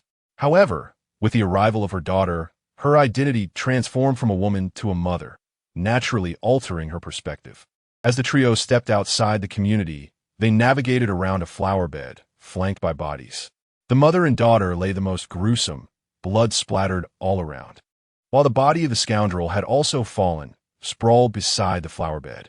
Several seabirds perched upon the corpses, their feathers stained crimson, eyes gleaming white, tilting their heads as if observing them, more so as if they were listening. The short-haired woman tightened her embrace around her daughter, feigning composure, covering her eyes to shield her from the horrifying scene. Yet the little girl trembled in fear. Suddenly, the woman stepped on something, a sickening squelch echoing as a viscous liquid coated her foot. Being a doctor, she recognized with dread that she had crushed an eyeball beneath her heel. The realization sent chills down her spine, and she dared not glance down, instead tremblingly casting her gaze toward the seabirds. They turned their heads, took flight, and swooped down to attack. When Shah swiftly waved her torch to disperse them, grateful that only these seabirds surrounded them. So loud, it's so noisy here. Just as they breathed a sigh of relief, Nuobao urgently exclaimed, "Mom, run quickly, more birds are coming." When Shah glanced up to see a dark cloud of seabirds, so dense that it obscured the light from the street lamps. With such a multitude of birds, a single torch would be futile. "Hurry," when Shah urged, giving the woman a gentle shove. The woman quickened her pace towards the SUV, with When Shah trailing behind, warding off the seabirds. But after only a few steps, the woman stumbled, crashing heavily to the ground, sending the little girl tumbling away, landing beside the scoundrel's corpse. "Mom, it hurts." The little girl, in pain, dropped the bag she held, sobbing as she attempted to rise. Upon seeing the mangled, blood-soaked body, she let out a piercing scream, her eyes rolling back as she fainted. The seabirds, drawn by the sound of the young girl's sobs, surged towards her. The woman instinctively threw herself over the girl, using her body as a shield against the oncoming flock. As a multitude of seabirds charged at them, When you found himself momentarily at a loss. The onlookers from the upper floors, anticipating a tragic outcome for the pair, reacted in various ways. Some closed their eyes in sympathy, while others mocked them for courting disaster. Zhao Wuing honked the horn in a desperate attempt to divert the birds, but it only attracted a fraction of them. Just as the two prepared to assist with their firearms, a distinct click echoed as the rear door swung open first. Chapter 15. I am not pitiful. I have a mother child. Do you wish for your end? Zhao Wuing reached out to grasp her, but was halted by Dr. Qian. In the next moment, they heard Nuobao murmuring softly, "Little birds, come this way." Her voice, though quiet and far less penetrating than the blaring horn, somehow compelled the seabirds to abruptly change direction, aligning themselves towards the SUV. Zhao Wuing widened his eyes in disbelief. Is this truly possible? Dr. Qian, quick-witted, swiftly shut the car door and secured Nuobao in the passenger seat. A cacophony erupted as the seabirds relentlessly assaulted the rear door, creating a thunderous racket. One Yu rushed over, yanking the mother and daughter to their feet, while also retrieving the gift intended for Nuobao. "Hurry, get in the car." The short-haired woman pressed against the besieged SUV, panicking. "Where do we get in?" One Yu shoved them forward, then brandished his firearm, shattering the window of the fourth-floor apartment with a resounding bang. The glass shattered into a myriad of fragments, and indeed, the seabirds were drawn to the commotion, veering towards that direction. The short-haired woman, shaken and heartbroken at the sight of her unconscious daughter, pleaded, "Please, can we get to the hospital quickly?" Zhao Wuing, exasperated, gestured towards the obstructed view through the shattered glass.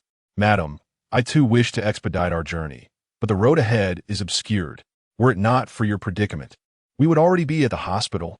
The woman bowed her head, tears silently streaming down her cheeks. Nuobao weakly wriggled free from Dr. Qian's embrace, calling out, "Mama, hold me."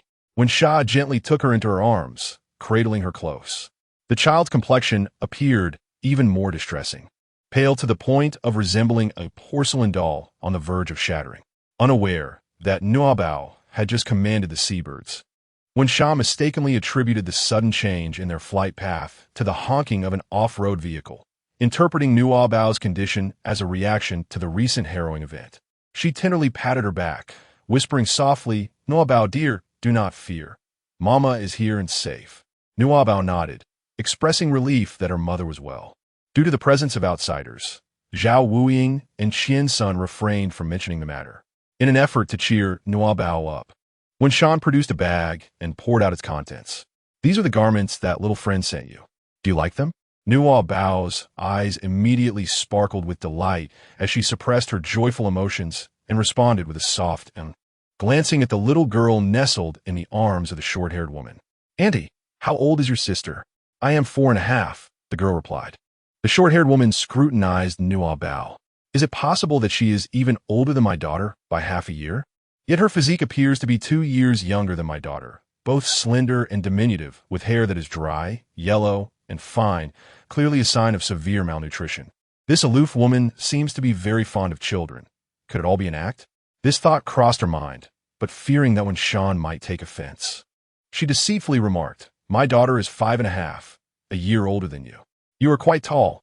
By the time you reach 5.5, you will surely be taller than my daughter." Nuobao's smile gradually faded. "Auntie, will your daughter not grow any taller next year?" The short-haired woman was taken aback. Nuobao remarked, "As I grow taller, so shall she. How could I possibly surpass her?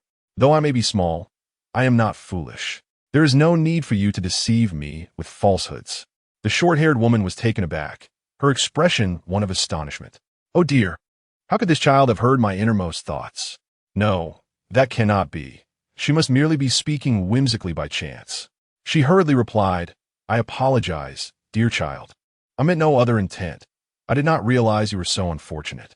Nuobao corrected her once more, stating, "I am not pitiable. I have a mother. There are many children in this world who do not have a mother, and they are far more unfortunate." The short-haired woman fell utterly silent. Her gaze filled with a complex mix of emotions as she looked at Nuobao. This child is far too perceptive. Wen Shan, overhearing their conversation, discerned the woman's thoughts and understood the reason behind Nuobao's unhappiness. Nuobao shook her head, saying, "It's all right, Mama. This is a gift from Annie and her daughter, and I truly adore it." The short-haired woman also urged, "It may not be entirely suitable, but let us make do for now. I have heard that several nearby malls are filled with those strange birds, and many have perished. You must avoid them. It's far too perilous." Wen Shan was indifferent. She sought not merely to purchase clothing, but had an array of items in mind. Given the apocalyptic circumstances, Zhao Wuing and Qian Sun also had numerous supplies they wished to hoard. Since the sea birds were currently manageable, it was essential to stock up while they could. However, the space within the vehicle was limited, and they would soon need to find a truck. The three of them silently agreed upon a procurement list. Chapter 16. I wish to hear the brave ones when Shan dressed Nuobao in her new clothes, adorning her hair with a delicate bow. The outfit was indeed a tad oversized, and the shoes too large, yet they were far more appealing than the t-shirt Wen Shan had previously donned. She captured a couple of photographs of Nuobao with her phone, showing them to her while embracing her, saying, "Look, my daughter, you look lovely in anything you wear, and you are braver than other children. Today, you protected me and assisted that auntie and her daughter. You did wonderfully." Experts suggest that encouraging educational methods foster better parent-child relationships. Wen Shan was a woman of action, adept at applying her knowledge. Zhao Wuing, still unaccustomed to Wen Shan's maternal transformation, shivered slightly. Yet it must be said that Nuobao was indeed courageous and remarkably strong. She surpassed not only her peers but even the adults around her. Little Nuobao was delighted. "Thank you, Mama, for your praise. From now on, I will always protect you like this. Does that mean Mama should sing for you?" Zhao Wuing trembled slightly.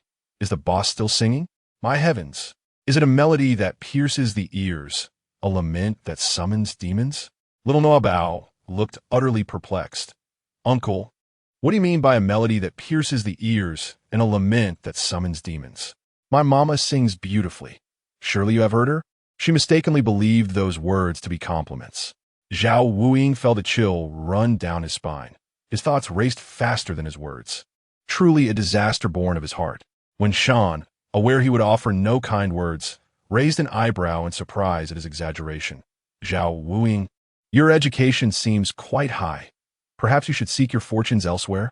With a mournful expression, Zhao Wuing replied, "Boss, I was wrong. I spoke out Turno. My heart was in the wrong." Dr. Qian shot him a glare, cautioning him not to speak carelessly in front of outsiders. Fortunately, the woman was wholly focused on her daughter and had no energy to listen to their idle chatter. When Shan continued to address Nuobao, "Don't mind him. What song would you like to hear? Is it the same one as before?" In her heart, as she sang, no one else could hear, with her daughter's praise. When Shan found it not so difficult to express herself, Nuobao thoughtfully remarked, "Mom is tired. Why not take a rest? Doctor, could you sing for me?" Dr. Qian. The short-haired woman observed them.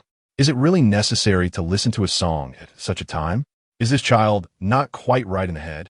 Nuobao leaned against Wen Yin like a silent gourd, the discomfort of being unable to defend herself weighing heavily upon her. When Dr. Qian turned to observe her listless demeanor, He assumed she had once again heard the thoughts of others outside. Reflecting on the frail and broken state in which he had just held her, an inexplicable tenderness stirred within him. Suddenly, the melody of a familiar tune echoed in Nuobao's ears. Two tigers running swiftly. Nuobao shifted her position in Wenjuan's embrace, gazing at Dr. Qian. This seemingly cold man exhibited an unexpectedly gentle demeanor when he sang. Wenjuan surmised that Dr. Qian was likely attempting to soothe her. Observing Nuobao's emotions gradually stabilize, Wenjuan cast a grateful glance towards Dr. Qian. To her surprise, Bao suddenly spoke up. "Uncle, can you sing the Lone Brave?" A chuckle escaped Zhao Wuying, as Wenjuan's appreciative gaze transformed into a playful smile. Dr. Qian replied, "Do not push your luck. Is the Lone Brave a children's song?" Zhao Wuying interjected. "It is widely acknowledged that the Lone Brave is indeed a children's song." Dr. Qian retorted coldly, "I cannot sing it. If you cannot, then I shall not listen." Nuobao said, her head drooping in disappointment. Dr. Qian pondered. Why was it that she was in the wrong? Yet she felt compelled to apologize, while Qian's son felt disproportionately guilty. Not long after, she furrowed her brow again, unable to resist glancing outside. Qian's son felt a deeper sense of sorrow. After 2 decades as a physician, he understood the terrifying nature of humanity far too well. How could such a young child possibly comprehend this? Zhao Wuying began to sing softly, "I love you," walking alone through dark alleys. Nuobao shrugged her shoulders and said, "Uncle, perhaps you should focus on driving." Zhao Wuying replied, "Hey, I was merely trying to cheer you up, and yet you expressed disdain towards me?" Nuobao earnestly remarked, "But it truly sounds dreadful," lacking the melodious quality of the doctor's voice, resembling that of Donald Duck. Zhao Wuying, visibly hurt, responded, "Nuobao, you have forfeited all my affection, you heartless little one." Nuobao was initially indifferent to his peculiar affection, merely responding with a nonchalant "oh." Zhao Wuying felt increasingly disheartened.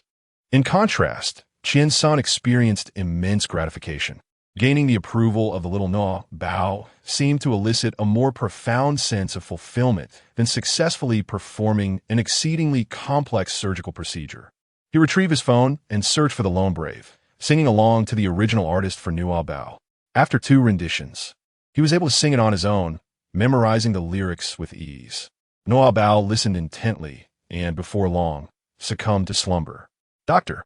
Qian gazed at Nuobao's serene, sleeping face, and a sense of fulfillment blossomed into a gentle smile upon his countenance. Mere moments later, he was taken aback. "What am I doing? Did I not despise children the most?" Chapter 17. The allure of little Nuobao. They arrived at the hospital, which had recently been occupied by the military as a rescue center. From a distance, one could discern the hospital's main hall filled with injured individuals, including numerous soldiers. A 4-meter-long, 3-meter-high asbestos net had been unfurled at the entrance, entwined with flammable materials, creating a formidable firewall to deter seabirds from encroaching. The hospital boasted 5 stories, each with soldiers patrolling the windows, brandishing torches. Outside, a throng of vehicles congested the area, as several soldiers, holding torches, took turns recording the names of those wishing to enter, though not everyone was permitted inside. Zhao Wuying parked the vehicle at a distance. "Not bad. These soldiers have some sense. They know seabirds fear fire. But boss, how do we get in?" When Sha donned a mask, cradling Nuobao in her arms. "I'll go in by myself. You all wait in the car at a distance." Dr. Qian unfastened his seatbelt and put on a mask as well. "I'll accompany you. The hospital is even more crowded, and should Nuobao awaken, it would be prudent to have an extra set of hands." His primary intention was to continue singing to Nuobao, drowning out the voices of others. Zhao Wuying remarked with a hint of sarcasm. Who would have thought that the cold-hearted Dr. Qian would show such compassion? It seems little Nuobao possesses quite the charm. He too unfastened his seatbelt and donned a pair of black-framed glasses. Dr. Qian inquired, "What are you doing? Since you're going, how can I not join you? If things go awry, I might be of use." No sooner had he spoken than 2 soldiers approached and tapped on the car window, one wielding a torch, the other a rifle. Zhao Wuying, feigning fright, pressed down the window with a forlorn expression. "Comrades, it is a relief to see you. Please help us. We are terrified. The soldier quickly gestured for him to lower his voice. The hospital is already at capacity with the injured. We can only allow the wounded inside for treatment. I see you two are uninjured. Please remain in the vehicle. These seabirds fear fire. Take these 2 torches, and they will not dare to approach. We will arrange another shelter as soon as possible. When Shao whispered, "My daughter has a fever and requires examination," the short-haired woman added, "My daughter is injured and has already lost consciousness. She needs urgent care." The soldier moved to the rear, and when Shao lowered the window again, revealing the sleeping Nuobao and the injured, unconscious little girl. Nuobao's complexion was pallid, her eyes tightly shut, conveying an unmistakable discomfort. The young girl was drenched in blood, presenting a more tragic sight. The soldiers assisted in opening the car door. "You two, take the children and disembark quickly. Come with us. Your fathers are waiting for news in the vehicle." Zhao Wuying protested, "That won't do, comrade. The child needs her father. If she cannot see him, she may start crying, which would only complicate matters." The short-haired woman, equally anxious, implored, "Comrade, my child's condition cannot afford any delay." Another soldier, spotting several flocks of seabirds approaching, swiftly raised his torch. "Then let us proceed together, quickly." The 2 soldiers instructed them to lead the way, while Zhao Wuying and Dr. Qian assisted in carrying the 2 children, with Wen supporting the short-haired woman. As they neared the fire barrier, a military truck had just halted on the other side, for soldiers skillfully covering the 2 injured doctors as they disembarked. The passenger door of the truck swung open, revealing a tall, austere man who fixed his gaze upon them, suddenly drawing a crossbow and swiftly loosing 2 arrows. Wen instinctively reached for her firearm, but upon seeing the short-haired woman protecting her head with one hand while clutching Zhao Wuying's daughter with the other, she quickly mirrored the action, turning to embrace Nuobao tightly. The crossbow bolts whizzed overhead, striking the 2 seabirds that had followed them, causing the remaining birds to veer away. A fine shot. They quickened their pace and finally reached safety behind the fire barrier, the seabirds no longer daring to approach. Zhao Wuying quietly inquired of Wen, "Do you think they fear fire or the arrows?" Wen could not ascertain, yet she realized that in these times, a soldier capable of responding with a crossbow faster than drawing a gun was no ordinary fighter. Zhao Wuying pondered, what could it be? Nuobao timidly gazed at the hospital, feeling an overwhelming pang of hunger. "I'm so hungry, so very hungry. Why am I this famished?" Nuobao shook her head, unable to articulate the feelings swirling within her. It was a voice she had never encountered before. "Mom, can we not go to the hospital?" When Shan sensed that something was amiss with Nuobao. "What is wrong, Nuobao? Are you afraid of the crowd?" Dr. Qian gently patted her head, saying, "Nuobao, we need to examine your body to understand what the issue is. Regardless of your fears, it is essential for you to cooperate with us." Zhao Wuying also encouraged her. "Nuobao, I understand that children often fear hospitals, but this is not the time for stubbornness. I promise that I won't administer any injections. All right?" "All right," she replied. Nuobao rested her head on Dr. Qian's shoulder, repeatedly reminding herself to be courageous, vowing to protect her mother no matter what transpired. "I apologize, Captain. We have been negligent." The man handed them the crossbow and, upon noticing the injured children, promptly directed them to the emergency area. The short-haired woman expressed her gratitude, followed closely by Wen, who also offered her thanks. The man's gaze lingered on her, intently watching her silhouette as she entered the hall. "She seems somewhat familiar." Chapter 18. 2 fathers, do you know my mother? Shui Nuo's watery eyes met the man's piercing black ones. He raised an eyebrow. "You weren't frightened to tears by me?" Nuobao blinked in confusion, unable to comprehend why she had been frightened to tears. The man, although somewhat cold and with a fierce countenance, possessed a strikingly handsome visage that, when compared to the more gruesome scene she had encountered earlier that day, could almost be deemed a sight of beauty. Cold E, the deputy team leader, emerged and inquired about the situation at the Chinese medicine hospital. The deputy sighed, expressing that the outskirts of the city were teeming with seabirds, making it difficult for the rescue teams to approach. Strangely, the city hospital appeared to be relatively unaffected. Since half an hour prior, the seabirds had almost entirely vanished. The deputy continued speaking, but cold, he sidestepped him and entered the hospital, joining Winshan and her group. They proceeded into the hospital lobby. Nuobao inhaled sharply, her large, glistening eyes fixated on those wounded by the seabirds. Some bore gaping wounds on their faces, while others were missing arms or legs. Some had lost an eye or an ear, and a few had abdomens that were grotesquely mangled, with bandages failing to staunch the bleeding. Everyone was fearful that the seabirds would hear any noise and rush in. Thus, each person was exceedingly cautious. Even their cries of pain were uttered in hushed tones. Yet, Nuobao could distinctly hear their unspoken thoughts. So hungry, yearning for food. She noticed a soldier gazing intently at the nurse's neck, several times parting his lips to speak, only to restrain himself once more. Nuobao nestled into Dr. Qian's embrace. Dr. Qian gazed down at her, assuming she had once again perceived some extraordinary sentiment, and initiated a conversation with her. "What are you afraid of? Are you afraid of the injection?" At that moment, a nurse nearby was administering a tetanus shot to an injured patient. Nuobao pointed at the injured soldiers. "Their bodies marred with wounds. I fear them. Indeed, they are quite terrifying." However, Dr. Qian remained unfazed. He had witnessed far more horrific injuries. Dr. Qian attempted to divert her attention. "Nuobao, listen to the soldiers' voices. Do you recognize any of them?" Nuobao whispered softly, "Uncle, do you know them?"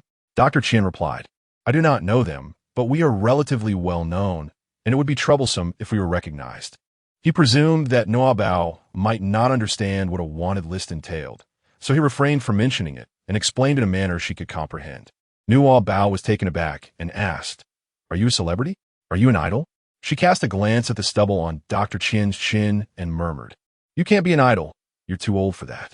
Dr. Qian replied, "What do children these days even pay attention to?" He patiently explained, "I am not an idol. Just do as I say and refrain from asking so many questions, will you?" Nuobao tilted her head and asked why.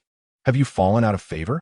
Dr. Qian replied, "I believe it is best for me to remain silent, allowing you to relish the beautiful voices of everyone." Nuobao swiftly rejected, "No, I don't want it. They did not recognize you." Dr. Qian exhaled in relief. In the next moment, Nuobao added, "But that uncle said my mother looks familiar. He seems to know her." Coughing slightly, he signaled to Winshan. Winshan nodded and quickened her pace to catch up with Zhao Wuying and the short-haired woman. Dr. Qian sang nursery rhymes while closely following Winshan towards the emergency room. The short-haired woman handed her child over to the doctors for emergency care. Suddenly devoid of her emotional support, she collapsed onto the ground in despair. Winshan supported her. "Your daughter's injuries are not severe. Don't worry. She'll be fine." The woman cast a grateful glance at Winshan. "Thank you." Lung approached. "Ladies, I am Lung E, the captain of the advanced rescue team. May I ask you a few questions to assist with our rescue investigation?" Both women nodded in agreement. "Names and addresses?" "Winshan, I am her neighbor," she replied. Ruan Hongye chose not to reveal the truth. Lung E pointed to the two gentlemen and inquired of Winshan, "Who are these two?" Before Winshan could respond, both men chimed in unison, pointing at Nuobao. "I am her father, Ling Yi." Winshan, the two men. Nuobao widened her eyes as she gazed at the two men. "Is it true? Do I really have two fathers now?" Ruan Hongye was taken aback. "I suspected these three had an unusual background, but I never anticipated the relationships would be so complicated." Lung Yi regarded them with suspicion. "Are you all her fathers?" Zhao Wuying shot a glare at Dr. Qian. "Is there really such a lack of coordination here?" Unperturbed, Dr. Qian tightened his embrace around Nuobao. "I am." Zhao Wuying, forced to smile, explained, "So, Captain Lung, the situation is this. I am the child's stepfather. We are both remarried. He is the child's biological father. Given the child's illness, he is understandably concerned and has come along. In essence, we are both her fathers. One is the biological father, and the other is the stepfather." Chapter 19, Uncle, what are you incapable of? Upon Zhao Wuying's declaration, the surrounding crowd regarded the three of them with curiosity. The deputy captain approached, intrigued by the scene. "Well, it seems you are all good fathers." Zhao Wuying chuckled modestly. "You flatter me." Lung Yi lowered his voice. "What brings you here?" The deputy captain, wearing a smirk that did not reach his eyes, replied, to catch you in an abuse of power. This isn't the person you're looking for. They are already married with children. Lungi retorted, you know nothing. She could never be the person I seek, but she might very well be my enemy. An enemy? Who could that be? Aunt Ruan, or perhaps Mother. Dr. Qian's attention remained fixated on the two soldiers, causing him to forego his lullaby. Nuobao was swiftly drawn in by the murmurs of those surrounding her. All right, I don't know. As long as you are aware in your heart, that's sufficient. The vice captain, accustomed to Lung Yi's demeanor, did not take it to heart. He took out a notebook and inquired with Wan Hongye about the number of survivors in her neighborhood. Wan Hongye felt quite flustered, replying, I'm sorry, I'm not sure. My daughter is injured, and I have only been focused on her, neglecting everything else. What about you? He then turned his gaze to Wan Yen. I'm the same, she replied, moving closer to Nuobao. She noticed Nuobao tugging at Qiansen's clothing. Her eyes filled with curiosity as she whispered, Uncle Doctor, everyone is sympathizing with you, saying you might not be capable, which is why you divorced such a beautiful wife. Uncle, what is it about you that is lacking? Qiansun felt a pulse in his temple, an expletive bubbling within but unspoken, for fear that this little ancestor would grow more inquisitive. Yet, meeting Wen Yan's suppressing laughter, he could not help but feel his cheeks flush, softly clarifying, I am not lacking.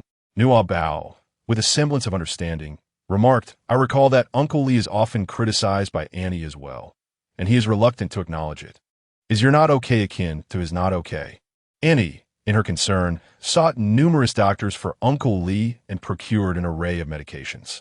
Yuan Bao suffered a beating for mistakenly consuming those medicines, and since then, he has refrained from taking bitter remedies. I still remember the names of those drugs, such as Shun Bao. When Sha couldn't help but let out a chuckle, albeit stifling it politely.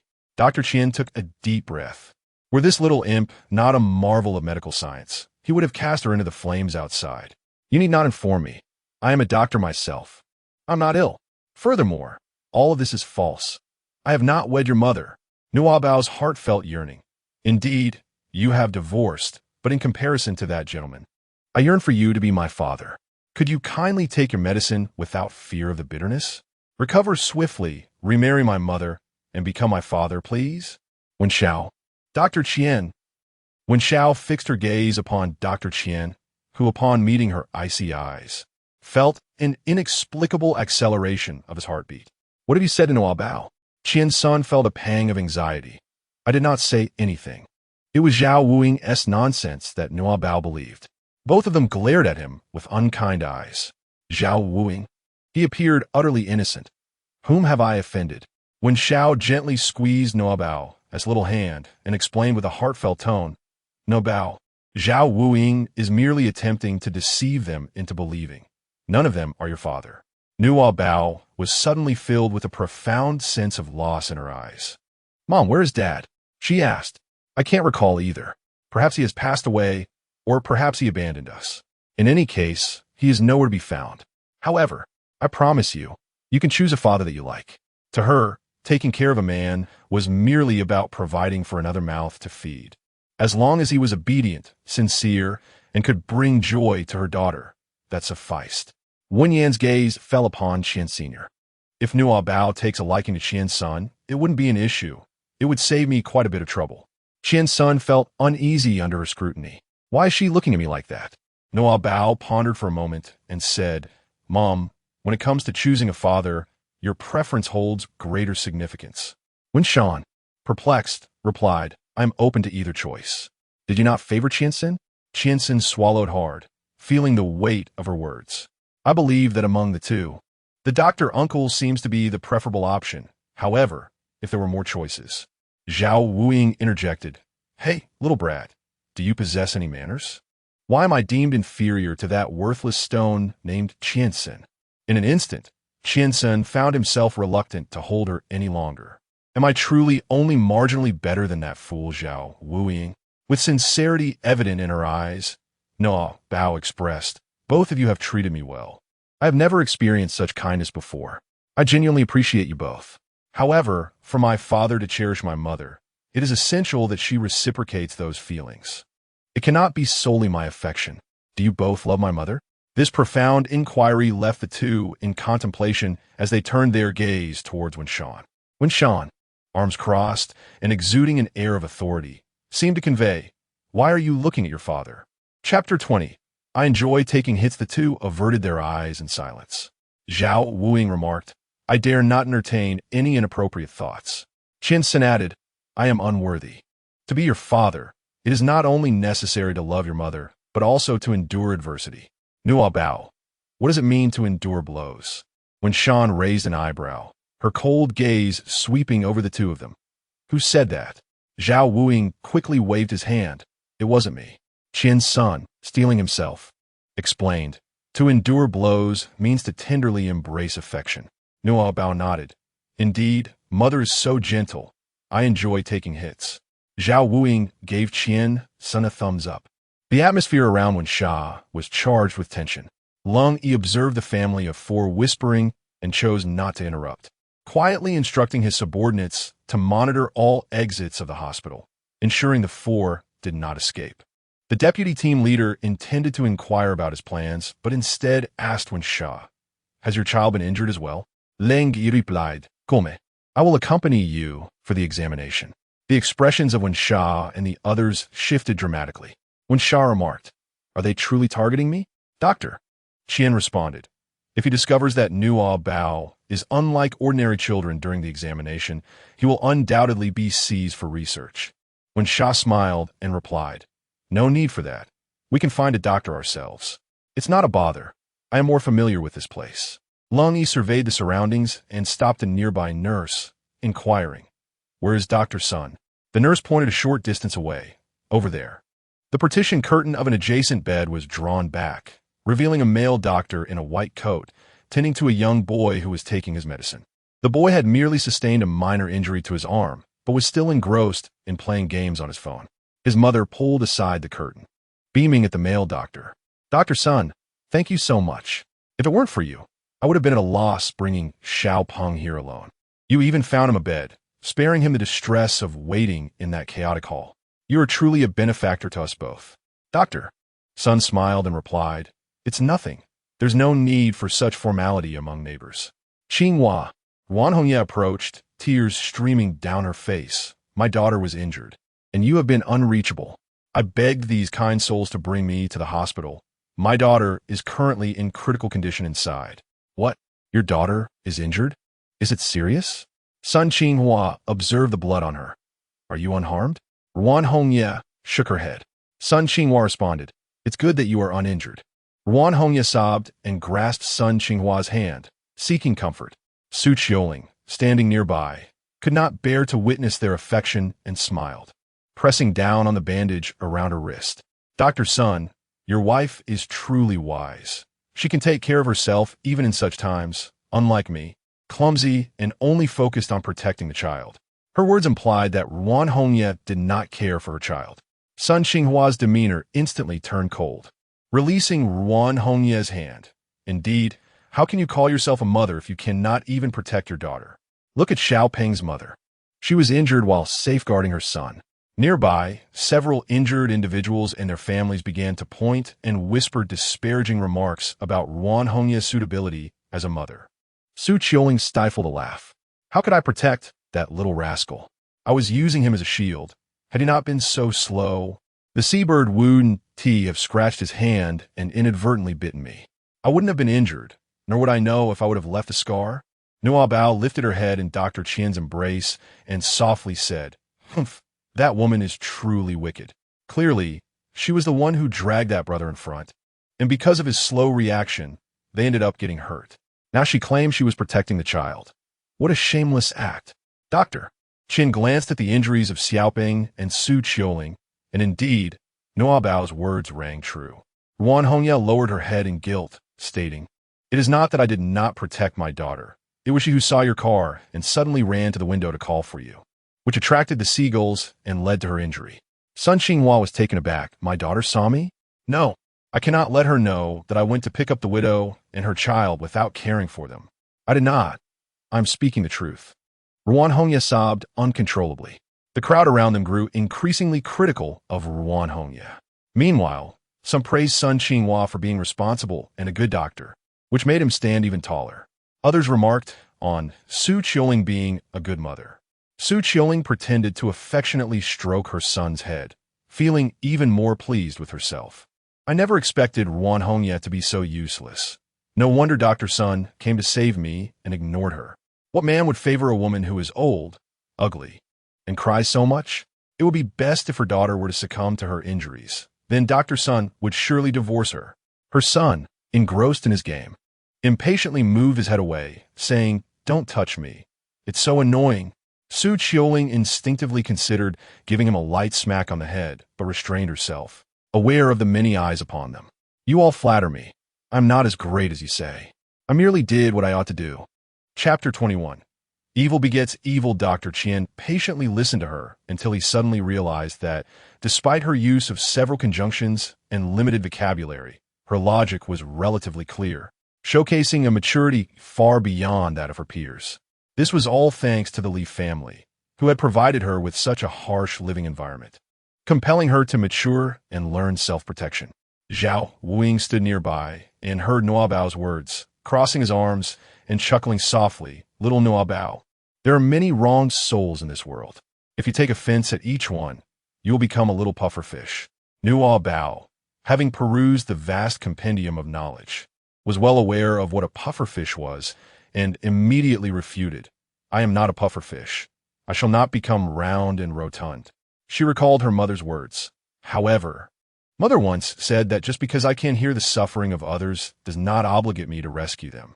One must not place the safety of others above their own. Yet, at this moment, everyone was safe. There were no little birds outside, and the kind aunt had even gifted her a present. She did not wish for the aunt to be mistreated. She blinked at Wen Jian. Although this was not the opportune moment for altruism, a bit of chaos was necessary to elude Leng Yi. Wen Jian, with a tone of indulgence, reassured her, "Fear not.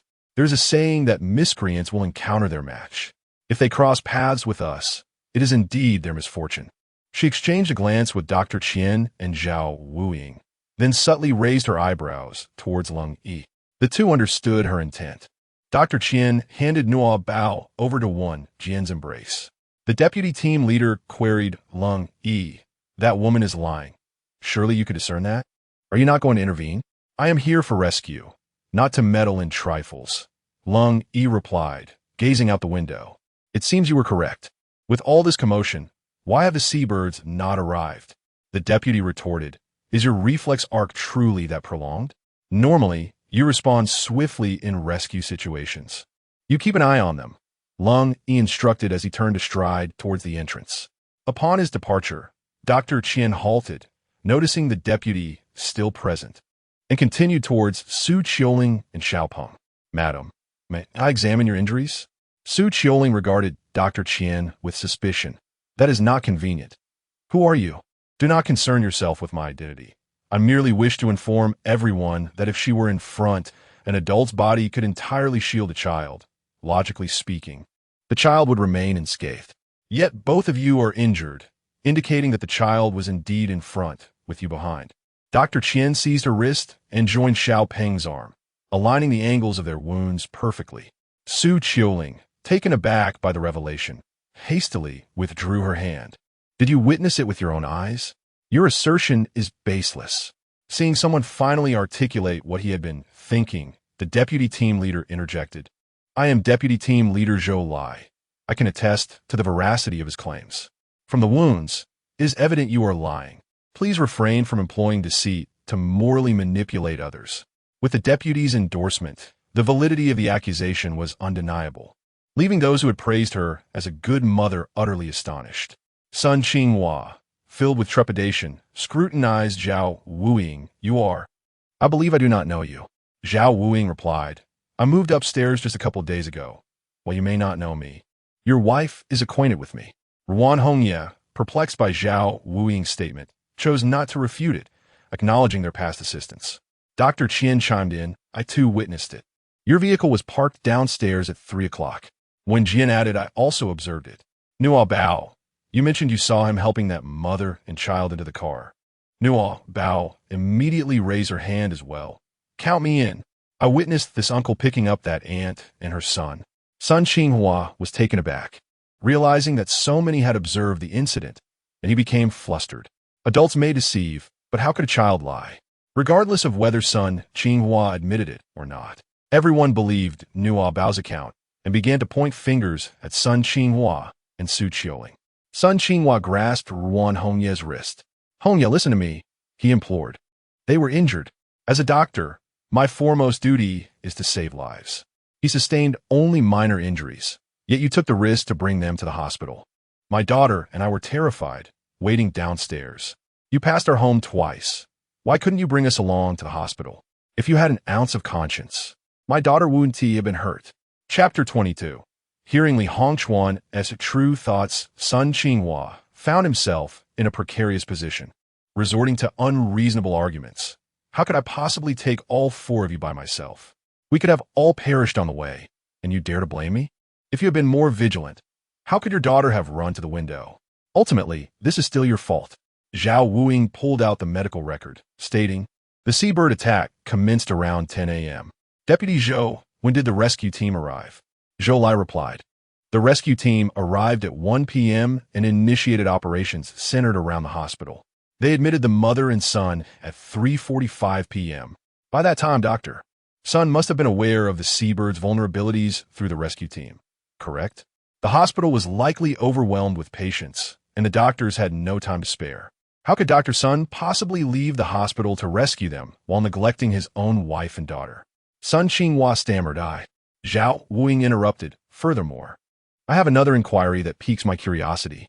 With so many injured patients in the hospital, why does this child, who clearly has only minor injuries, occupy a hospital bed, especially an emergency bed? Shouldn't that space be reserved for those with more severe injuries?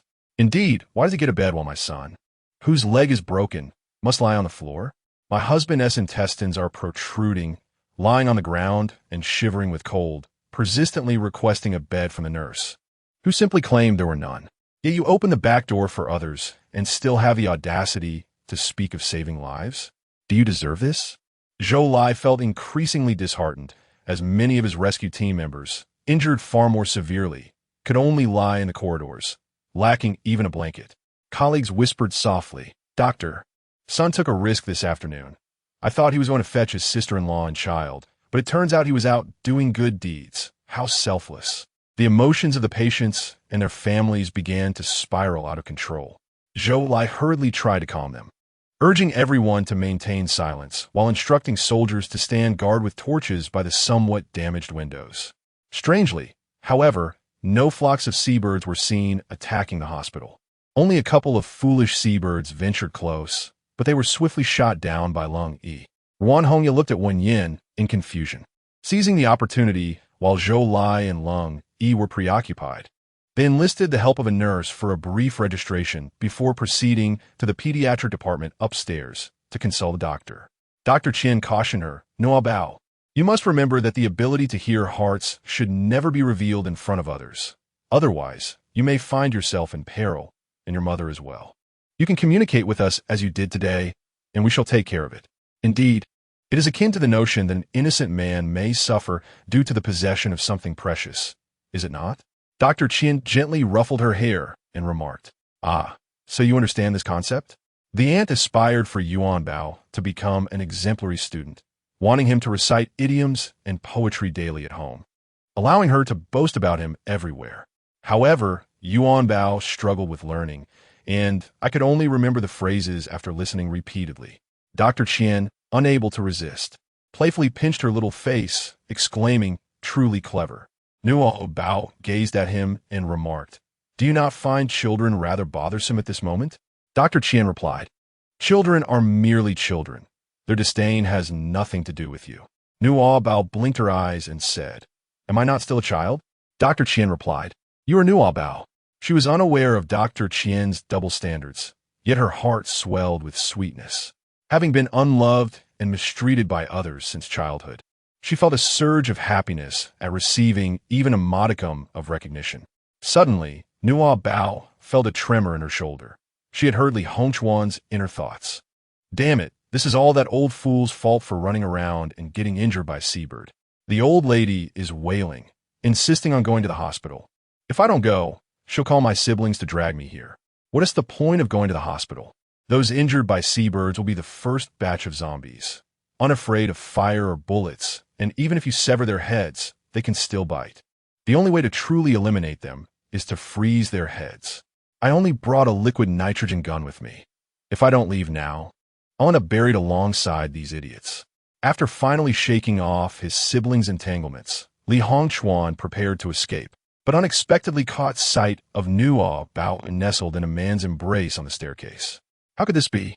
He pushed through the crowd and dashed upstairs, searching frantically on the second and third floors, but found no one. Did I see wrong? If she is still alive, she must have awakened her powers. The more he pondered, the more restless he became, hastily dialing Fan Chong's number. Chapter 23. A narrow path for rivals at that moment. Nuobao was waiting in the pediatric consultation room, taken aback by the unexpected encounter with Li Hongchuan. Thoughts of his inner voice flooded her mind, and she involuntarily recalled the suffocating despair of when he had gripped her neck and pushed her underwater, causing her to instinctively shrink her shoulders. When Yin noticed that something was amiss with Nuobao and crouched down, asking Nuobao, "Are you feeling unwell?" Nuobao leaped into Wan Shan's embrace, exclaiming, "Mom, I believe I can hear Uncle Li." When Shan's eyes turned icy, what a coincidence. I was just lamenting the lack of an opportunity to settle accounts with him. Zhao Wuying's expression darkened with malice. Is he the scoundrel who has left our Nuobao in such a state? Dr. Qin sighed. Why didn't you mention this sooner? It would be a perfect chance to inquire about the nature of the medication he administered to you. Where can we find him? Nuobao wore a perplexed expression. I merely heard his inner voice, sometimes distant, sometimes near. She still did not comprehend how to discern the source of the sounds. If the inner voice did not reveal a location and the other party was in motion, she was utterly incapable of making a judgment. When Shan inquired, what did he say? Nuobao stroked his chin and said, he mentioned that Grandpa Li was injured by a seabird, and Grandma Li insisted on coming to the hospital. Uncle and Nan also arrived. He said something about excrement, not fearing fire or eggs, wanting to freeze. I can't recall the rest. Zhao Wuying was a loss for words. Why is this guy so disgusting? Why freeze excrement? As long as he is hospitalized, it can be clarified. When Shan stood up, but Nuobao grasped her arm tightly. Mom, are you really going to harm Uncle Li? The three were taken aback, not expecting Nuobao to utter such words. When Shan recalled that she had indeed expressed such sentiments before, unaware that Nuobao could read minds. Nuobao, your mother is not a benevolent person. I cannot repay malice with kindness, nor can I be magnanimous. I only wish to protect you and ensure that those who bully you pay the necessary price. In the emergency room, where is everyone? Zhou Lai pointed at Ruan Hongya, Su Qiuling, and Sun Qinghua. Aren't they all right here? Lung Yi replied, pulling Zhou Lai aside. Did I ask you to keep an eye on them? I instructed you to watch over Wen Shan and her group. Oh, clarify that. Zhou Lai looked around, realizing the individuals had vanished. They mentioned treating a child. They surely haven't gone far. I suspect that child is merely a decoy, and they must have ulterior motives. Lung Yi sighed. I will search for them myself. You contact the higher-ups. I suspect there is something in the hospital that frightens the seabirds. They should dispatch experts promptly for an investigation. If we can ascertain what it is, this disaster may conclude sooner. Understood. Zhou Lai departed. Sun Qinghua nodded. Yes, Captain Lung. Rest assured. Mrs. Sun, please prioritize the greater good and take care of your daughter. Ruan Hongya nodded, glancing at the rescue room, tears silently streaming down her face. Ms. Su Qiuling greeted with a smile. Captain Lung, how may I assist you? Please take your son to the lobby and free up the bed for someone in greater need. Su Qiuling's smile faltered, yet upon seeing Lung Yi's stern demeanor, she dared not retort, only casting a pitiful glance at Sun Qinghua. Ruan Hongya felt anger rise as she saw Su Qiuling feigning innocence, clenching her fists and glaring at her through gritted teeth. Lung Yi addressed Su Qiuling. Moreover, Ms. Su, while disrupting someone else's marriage may not be illegal, it is morally reprehensible. As a mother, I advise you to cultivate some virtue for your child. Su Qiuling remained silent. Others began to voice their disapproval. The nurse also chastised Sun Qinghua. Dr. Sun, there are patients upstairs awaiting your attention. Now that you've concluded your personal matters, it's time to attend to your duties. Sun Qinghua did not dare glance at Su Qiuling again, lowering his head as he ascended the stairs. Suku Yuling, feeling aggrieved, dragged Xiaoping to the lobby.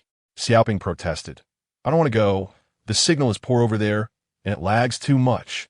As the ancestral spirit would have it, whether you wish it or not, we have no choice but to comply with their demands if we wish to remain here. Do you understand? Just as when Shan was preparing to step out in search of Li Hongchuan, the doctor fortuitously entered the room. 5 pairs of eyes met, and the atmosphere became momentarily tense. Zhao Wuing remarked, "What a narrow path for adversaries." Sun Qinghua added, "The heavens have truly opened their eyes." Dr. Qian spoke directly. "We request a change of physician." Sun Qinghua settled into a chair. "I apologize, but currently I am the only pediatrician on duty in this hospital." "Very well, doctor." Qian cut to the chase. "We simply wish to perform an MRI on the child. Could you kindly issue the examination order? We do not wish to waste your time." Sun Qinghua maintained an air of authority. "An MRI?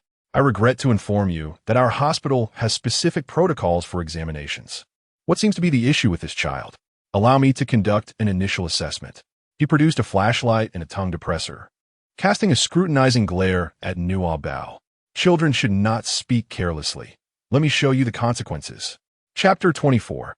I advise you to be kind. Nuobao covered her mouth and shook her head vehemently, declaring, "I do not want it." Wan Shan positioned herself protectively in front of her, stating, "There is no need for an examination. By the looks of her, she seems to have a fever. You do not take children with fevers to see a doctor? Surely, you cannot be human traffickers? Lung DUI is still downstairs searching for you. If I were to inform him that you are not my neighbors, but rather traffickers, what do you suppose would be your fate?" The trio, Wan Shan, Zhao Wuing, and Qian Doctor, fell silent. Zhao Wuing thought, "This despicable creature is seizing the opportunity for revenge. Perhaps we should eliminate him." Qian Doctor cautioned, "We cannot commit murder in front of Nuobao. Let us endure for now and allow her to exit first." When Shan concluded, "It seems I must play the role of the Good Samaritan to the very end, sparing them even the trouble of a divorce, and rendering them widowed instead." As Nuobao stood on tiptoe, her little head emerged from behind the desk. "Uncle, I advise you to be kind." Sun Qinghua. During his ascent, Sun Qinghua sent a message to Wan Hongye. "If you dare to humiliate me in public, I shall seek a divorce. For all these years, you have consumed my resources, earned nothing, and caused our daughter to suffer grave injuries. I will ensure you leave with nothing." Wan Hongye was still reading the message when the emergency treatment for their daughter concluded. The doctor stated that while her injuries were not severe, the bleeding was relentless, and despite various attempts, they had proven futile. If this continued, the child might not survive the night. The hospital was in dire need of blood and could not procure any for the child. Wan Hongye, being of AB blood type, could not donate to her daughter, who was of O blood type. Thus, she messaged Sun Qinghua, "I am willing to leave with nothing, if you would only donate blood for our daughter as safety." Upon hearing the notification sound from his phone, Sun Qinghua diverted his gaze from Nuobao's face to the screen and, without a moment's thought, typed, "You do not understand. Wounds inflicted by seabirds do not heal. Many have succumbed to such injuries today. My donating blood would be futile and merely squandered." Wan Hongye replied, "But if you do not donate blood, she may not survive the night." Sun Qinghua responded, "Isn't this all you're doing? You should go before our daughter and confess your sins. I cannot prioritize my daughter over myself. Once this calamity passes, the hospital will dismiss me due to today's events, and I must consider my own future." Nuobao gazed at him, her brow furrowed.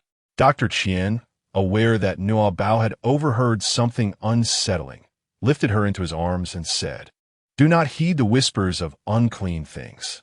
Nuobao murmured softly, "He is so selfish, not even caring for his own daughter." Dr. Qian had previously observed the injured individuals downstairs. Their wounds were not healing, and the bleeding was incessant, leading him to suspect a blood transfusion issue. "What have I told you?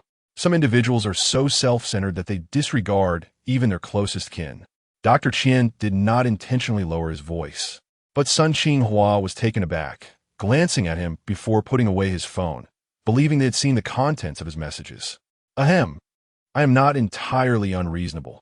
I can overlook today's events for 500,000. When Shan replied calmly, 500,000 is not excessive. Sun Qinghua felt a pang of frustration, thinking, it seems they are indeed affluent. Nuobao murmured softly, even with money, I won't give it to you. Dr. Qian clicked his tongue, holding Nuobao as they moved to the window, softly humming two tigers to shield her from hearing Sun Qinghua's vile thoughts. Sun Qinghua remarked, the MRI technician is also injured. I can take you for 1 million. Zhao Wuying scoffed. Are you really trying to raise the price? It's not much anyway. When Shan tugged at the curtains in the room, her fingers brushing against the window screen. Sun Qinghua, please produce his phone, saying transfer the money now, and I'll take you immediately. Don't rush, when Shan retorted, pulling out a knife and slicing through the curtain fabric. Sun Qinghua was left speechless. Ruan Hongye felt a mix of anger and sorrow. She had lost everything, her home, her husband, and she could not save her child. In her despair, her body suddenly felt unwell. She rushed to the stairwell, her vision blurring and her breath faltering, a singular thought consuming her mind. I am so hungry. Yes, she had not eaten lunch or dinner. Hunger was only natural. Yet, as a vegetarian, why was she now craving meat? Glancing down at the blood on her clothes, she swallowed hard. Her hands moved uncontrollably to lift her shirt, and she licked the bloodstains, feeling an overwhelming sense of satisfaction.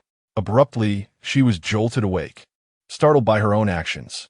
As she lifted her shirt, she discovered a deep scratch on her abdomen, blood still fresh and uncoagulated. She had overlooked the pain while holding her daughter. It dawned on her that the blood on her was not solely her daughter's. She touched the wound, feeling no pain, and realized why her daughter had stopped crying out in agony. Did that mean she, too, would crave blood and meat? What had caused this transformation? Was it true? Could one gain abilities by drinking the blood of the supernatural? How marvelous! An excited male voice echoed from upstairs. It's not my son. That medicine was consumed by my adopted daughter, Nuobao. What am I doing? I'm at the municipal hospital in Ning City, surrounded by seagulls. Why am I still here? I must hurry to find Nuobao. Chapter 25. Drain the blood of this dog, oh man. The man ended the call and chuckled to himself. He tucked his phone away and exited the stairwell. Ruan Hongye stood in shock. Could an injury truly lead to becoming a zombie? Would both she and her daughter transform into the undead? Nuobao, the child embraced by Wensha. Can her blood save my daughter? In Sun Qinghua's office. When Ruan Hongye entered, she found him bound tightly, his mouth sealed. He stared wide-eyed at her, attempting to convey his urgent plea for rescue. Unfortunately, Ruan Hongye could not comprehend his silent cries, nor did she wish to acknowledge the desperation in his gaze. While cradling Nuobao, she softly sang two tigers in her mind, oblivious to the numbing reality surrounding Dr. Qian, TSK. I forgot to lock the door. Wensha regarded Ruan Hongye, her knife glinting dangerously near Sun Qinghua's throat. Are you prepared for divorce or mourning? After a brief separation, Ruan Hongye appeared pallid, darkness shadowing her eyes. Her lips stained a deep crimson, casting an eerie aura. Zhao Wuying sensed the disquiet. Hiss. You don't look well. Ignoring him, Ruan Hongye hastened towards Wensha, seizing the knife and plunging it into Sun Qinghua's abdomen. A gasp escaped him.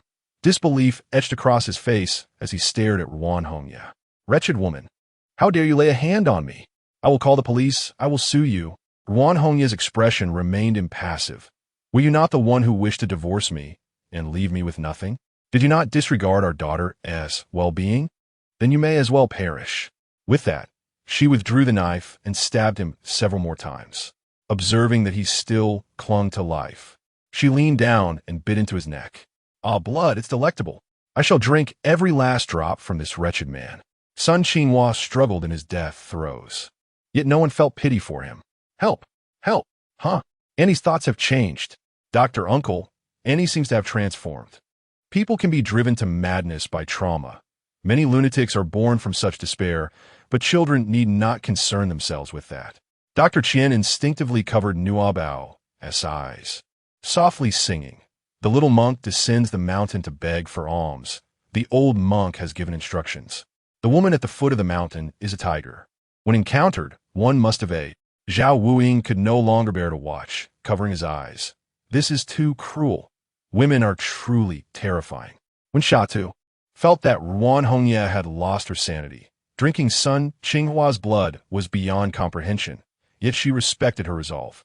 Moments later, the five departed from Sun Qinghua's office. Ruan Hongye wiped her mouth while locking the door behind them. She inquired of Wen Sha, "Has Nuobao undergone a physical examination? Did that wretched man deliberately make things difficult for you by denying the checkup? I was also a doctor at this hospital prior to giving birth to my daughter. I can take you for an examination." Dr. Qian interjected, "We need to conduct an MRI." Ruan Hongye did not question the necessity and simply agreed. "Follow me." Zhao Wuing smiled. Good deeds indeed bring about rewards.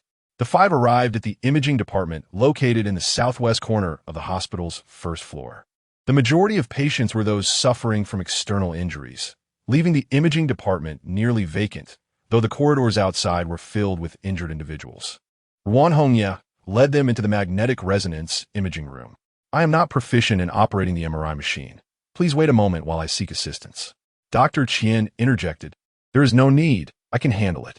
He gently placed Nuobao down, removed her small hairpin, and checked her for any other metallic objects. When Shan crouched beside her and whispered, "Do not be afraid. You will lie inside for a checkup, and your mother will be right here waiting for you." "Okay," Nuobao replied, showing no fear. To demonstrate her bravery, she took the initiative to step into the examination room. Ruan Hongye observed Nuobao with a thought. Is she truly an extraordinary being? Such a slender child seems to possess no remarkable abilities at all. How could Aunt Ruan be aware of extraordinary beings? Did Uncle Lee inform her as well? Nuobao was perplexed, yet refrained from inquiring for Dr. Chen had cautioned her that revealing her ability to read minds could endanger both herself and her mother. The moment the MRI scan was revealed, Qian-san was taken aback. Her cerebral structure had diverged entirely from that of a normal person, a transformation that he, with his current knowledge, could scarcely comprehend. The astonishing nature of merely scanning the brain's cross-section left him in awe. One could only imagine the marvels that would unfold if the changes in neural cells and neurons were observed. Wen Shan and Zhao Wuing were unable to decipher the images, left to silently await Dr. Qian's interpretation. However, Ruan Hongye could understand, her eyes sparkling with realization. That man speaks the truth. Nuobao is extraordinary. Perhaps her blood could save both me and my daughter. Chapter 26. Human Traffickers Nuobao. Aunt Ruan, what do you mean? Do you want me to donate blood to your daughter? When Sha's expression changed dramatically as she forcefully kicked open the door. Ruan Hongye, where are you going? Nuobao struggled with all her might, crying out for her mother and Aunt Ruan. Unfortunately, as a small child, her strength was insufficient to free herself from the altered form of Ruan Hongye. Aware of Wen Sha's formidable nature, Ruan Hongye rushed to find Captain Lung and the others. "Captain Lung, they are human traffickers. I am not their neighbor. They threatened me, and I only pretended to cooperate with them. I have now seized the opportunity to rescue the child." Just moments ago, when Sha had removed her mask in haste and had forgotten to put it back on as she emerged, Captain Lung recognized the strikingly beautiful and cold visage of Wen Sha at once. It truly is you. So I have been recognized." As Wen Sha's hand moved toward the gun at her waist, Captain Lung swiftly aimed his weapon at them. "Don't move." Nearby, the injured witnesses, alarmed by the tense standoff, hurriedly sought cover to avoid any accidental harm. Nuobao, in a state of urgency, exclaimed, "Uncle, that is my mother, not a trafficker. She is lying.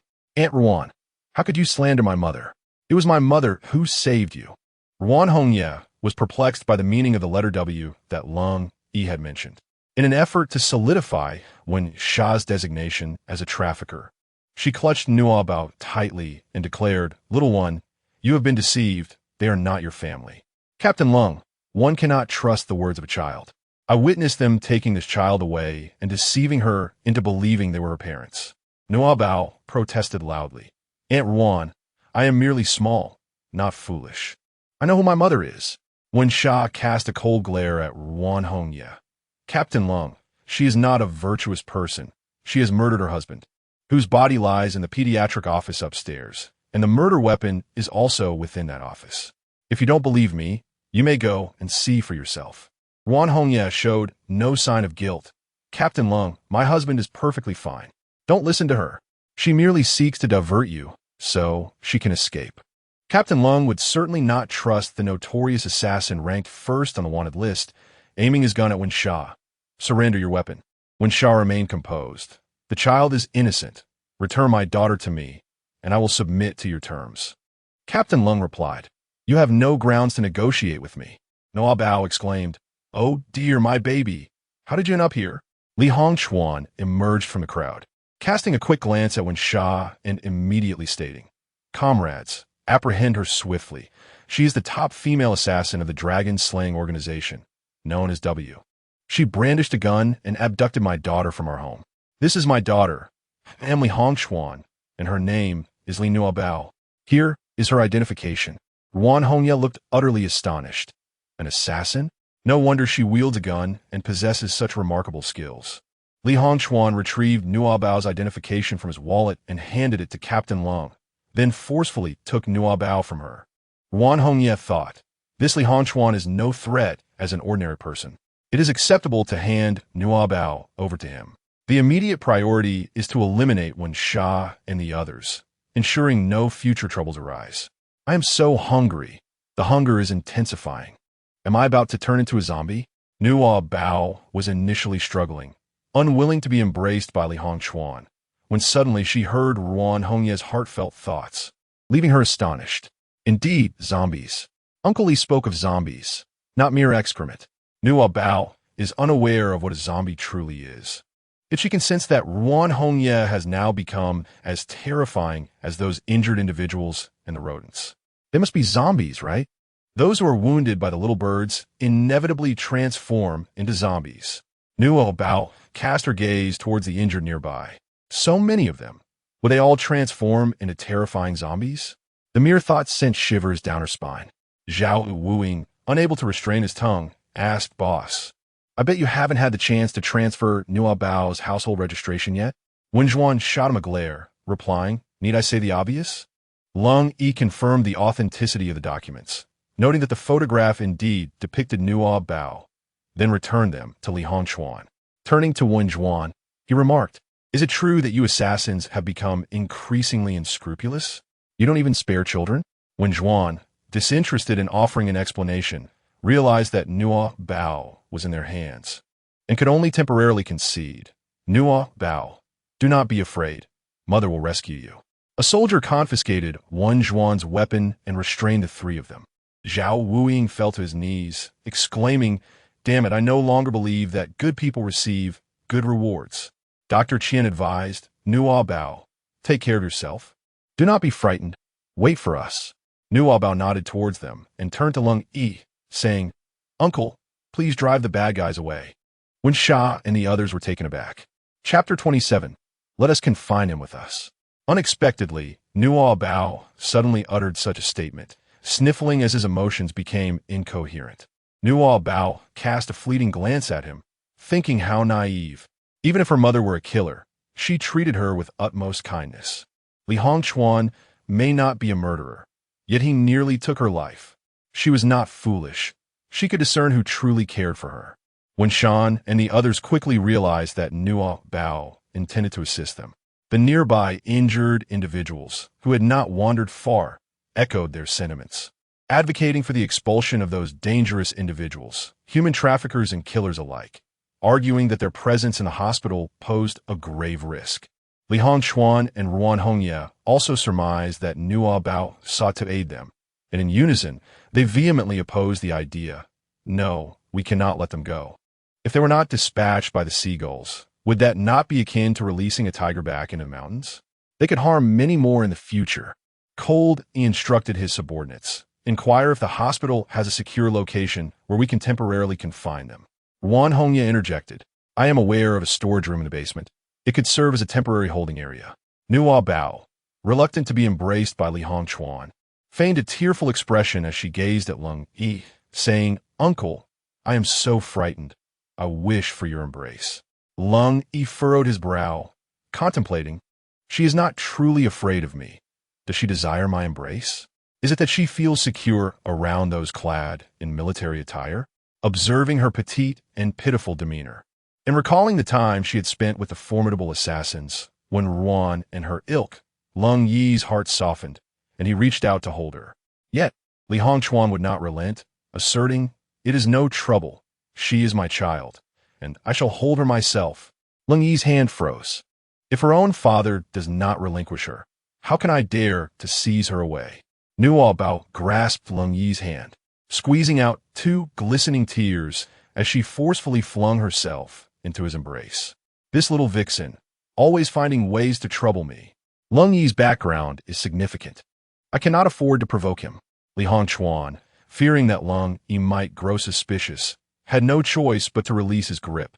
Upon hearing that he could not provoke Nuobao felt a sense of relief and tightened her embrace around him. Although she harbored reservations about Lung, who had threatened her mother with a firearm, he was still preferable to Li Hongchuan. Lung Yi carried Nuobao towards the basement, with Ruan Hongye leading the way and Li Hongchuan following closely behind. The group arrived at the storeroom that Ruan Hongye had mentioned. The storeroom lacked windows and was secured with a sturdy anti-theft door, featuring a small iron grate that rendered it as secure as a legitimate prison. Ruan Hongye remarked, "Let's see how they managed to escape." Nuobao was quite pleased with this place. Neither zombies nor little birds could penetrate its defenses. To her surprise, the ant was rather kind. However, Lung Yi remained uneasy and instructed his subordinates to restrain when Sha and the other 2 with handcuffs, confining them within. He would keep the key for himself.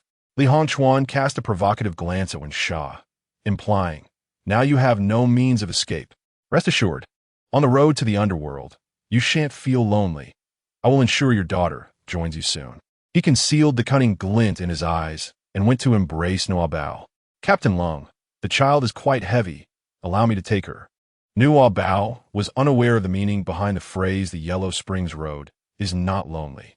Yet she instinctively sensed that Li Hongchuan was not genuinely benevolent in his intentions to have her accompany her mother.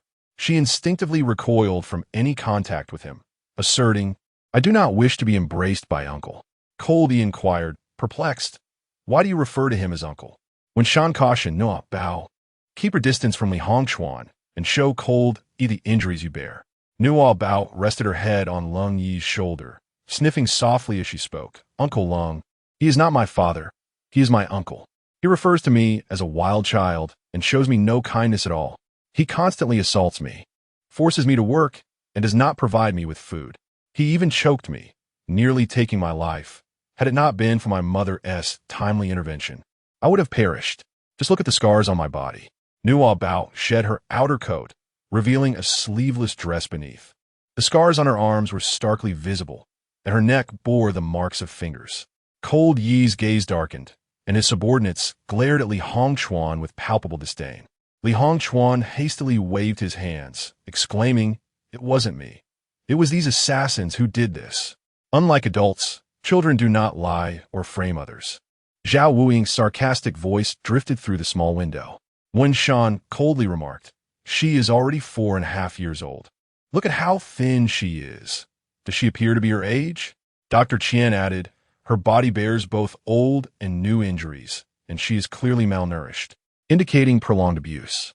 The finger marks on her neck suggest a ring on the middle finger, precisely the type that Li Hongchuan wears. Even without Dr. Qian's words, Cold, he had already noticed. Li Hongchuan, feeling guilty, turned away, pleading, "No, Cold team, let me explain." Zhao Wuing scoffed, "Are you trying to justify yourself? Cold team, why not lock him up with us? After all, we are all villains." Li Hongchuan retorted, "If I am locked up with you, how will I survive?" Chapter 28. It's a zombie. Li Hongchuan took 2 steps back, panicking. "You cannot imprison me. I am her legal guardian. What is wrong with a few slaps? Quickly, return the child to me." Nuobao instinctively shrank into Lung Yi's embrace, trembling with fear. Lung Yi gently evaded his hand, stating for the time being, "I shall take care of the child. You are also required to remain in the hospital. Once it is safe outside, I will notify the authorities to handle this matter. The sweet and gentle voice of Nuobao expressed her gratitude. Thank you, uncle. Hearing this soft and tender tone, Lung Yi felt his heart soften. What a well-behaved child. I cannot allow her to fall into the hands of these individuals. In his eyes, he had already classified Li Hongchuan and Wen Sha among the same category. He carefully helped Nuobao in her coat once more. Wen Sha and the others also breathed a sigh of relief. Although they did not particularly favor this foolish soldier, it was certainly safer for Nuobao to be with him than to be in Li Hongchuan's grasp. Li Hongchuan, gritting his teeth in frustration, exclaimed, "What are we to do? There's not enough time." Nuobao gazed at him. Is time running short? Are the zombies about to emerge? Nuobao timidly scrutinized Ruan Hongye, her complexion pale, yet devoid of any further alterations. Ruan Hongye offered a gentle smile. Captain Lung, your responsibility to ensure everyone's safety and attend to the children is quite burdensome. Perhaps it would be more convenient to entrust Nuobao to me. I have a daughter as well, and we can care for them together. A woman's nurturing touch in caring for children is always more meticulous than mine.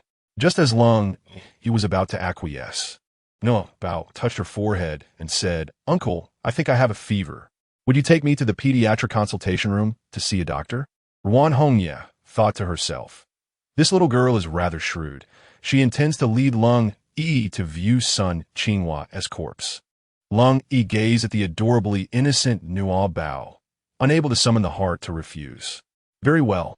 Within the small iron window, Zhao Wuing and Dr. Qian gave Nuobao a thumbs up. Well done. Nuobao gave him a wink.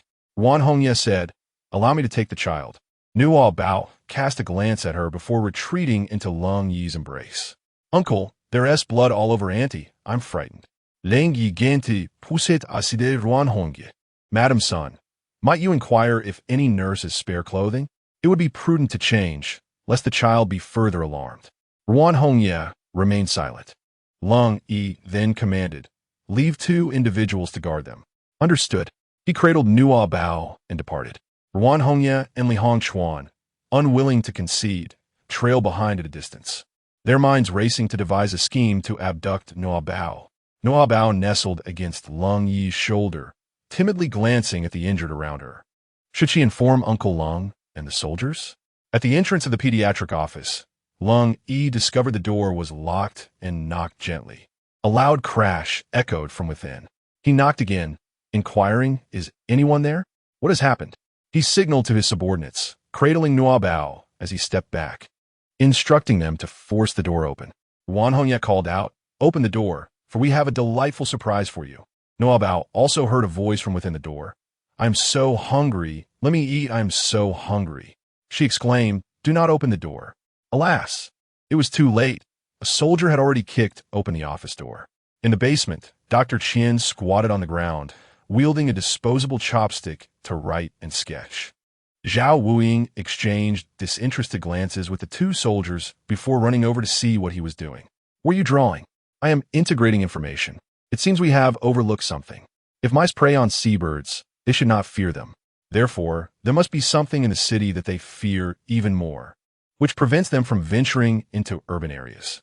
Before, Nuobao mentioned that there were creatures in the hospital that frightened seabirds.